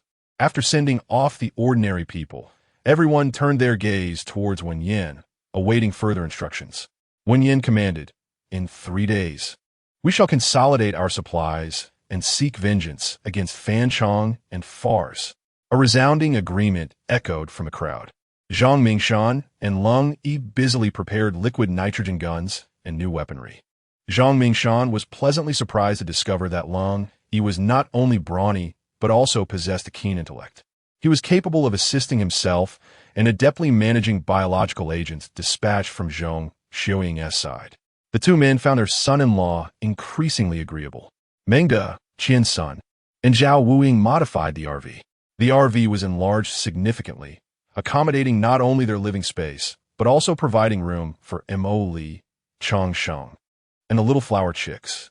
They not only supplied Nuobao with eggs and milk, but were also cherished companions who had to be included. Zhong Xiuying and Mei Xian diligently cultivated an abundance of fruits and vegetables, storing them in Nuobao's space for prolonged preservation. Chapter 165, The Disappearance of the Apocalypse. Su Yilan was pulled along by Wen Yin, accompanying Nuobao to level up and combat monsters. Li Hongchuan had been relegated to the role of a tool zombie, tasked with luring other zombies to sacrifice themselves. Although Nuobao's abilities are not offensive in nature, they prove to be immensely valuable, devoid of any attribute limitations. As long as she can eliminate zombies, her powers can be enhanced. The higher her level, the greater their chances of success. After attracting hordes of zombies, Li Hongchuan surrounded them with a wall of water, while Su Yilan employed fire to slowly roast them. Despite their evolution, zombies still fear the cold. Yet they are not solely susceptible to freezing. All ability users can vanquish them with their unique powers, except for those exceedingly high-level monsters. As Su Yilan's flames consumed the zombies, Nuobao commanded them to bite one another, and soon all were dispatched. By the day of departure, Nuobao's powers had grown to an unimaginable extent, making the enhancement of their abilities significantly easier. By locating areas abundant with zombies or monsters, Nuobao could skillfully control them to come forth and offer their heads, relieving Li Hongchuan of any responsibility. Fearful of death, Li Hongchuan followed Nuobao like a devoted hound. Before their RV had even left Ning City, they were already akin to kings.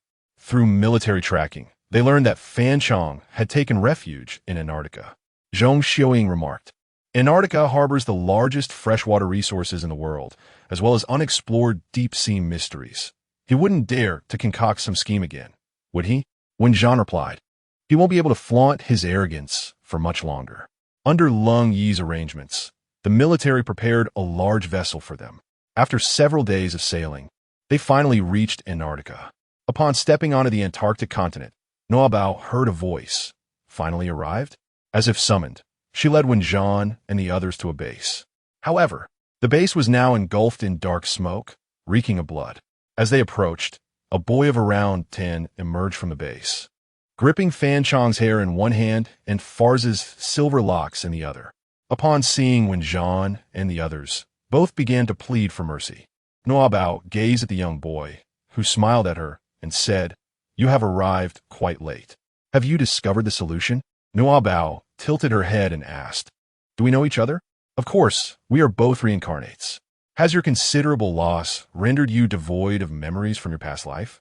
Nuobao was taken aback by the revelation of her own reincarnation. The others exchanged bewildered glances. A boy stepped forward and said, General, you are the most formidable female general of the first survival zone. Your mastery over lightning abilities has reached its zenith.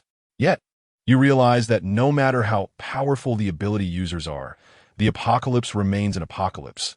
The environment will only deteriorate further.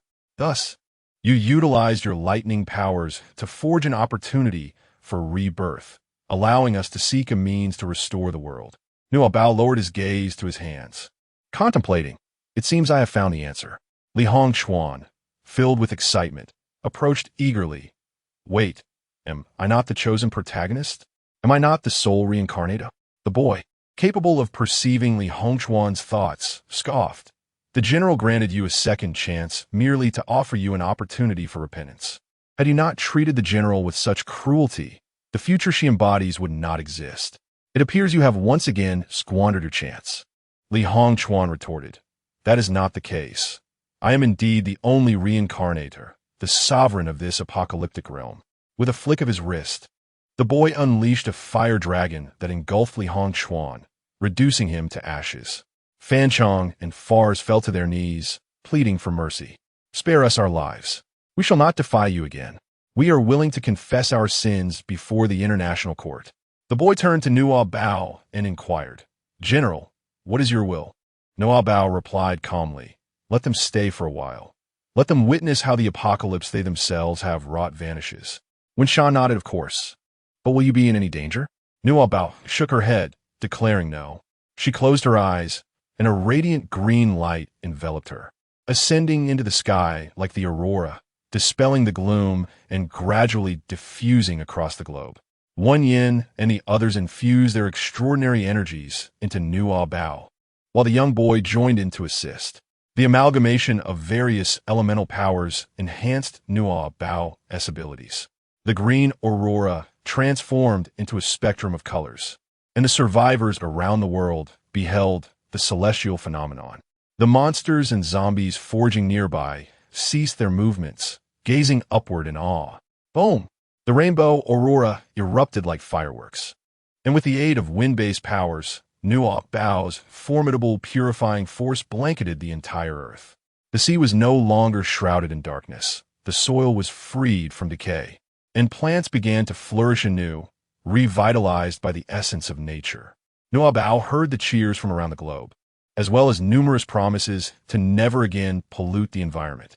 The young boy clenched his fist, channeling the last vestiges of his extraordinary power to reduce Fan Chong and Fars to ashes. Nuobao collapsed weakly onto the ground, and soon everyone else began to feel the same weakness, struggling to maintain their balance. Winshan and Lung held Nuobao in their arms. "How are you? Nuobao, are you all right?" As the powers and the apocalypse faded away, they all found themselves once again as ordinary individuals. A little boy spoke up. "Do you mind having one more child?" Winshan chuckled softly. "I don't mind. After all, I have no desire to bear any more children." Nuobao, "I do not mind. It simply means I have another brother to dote on me."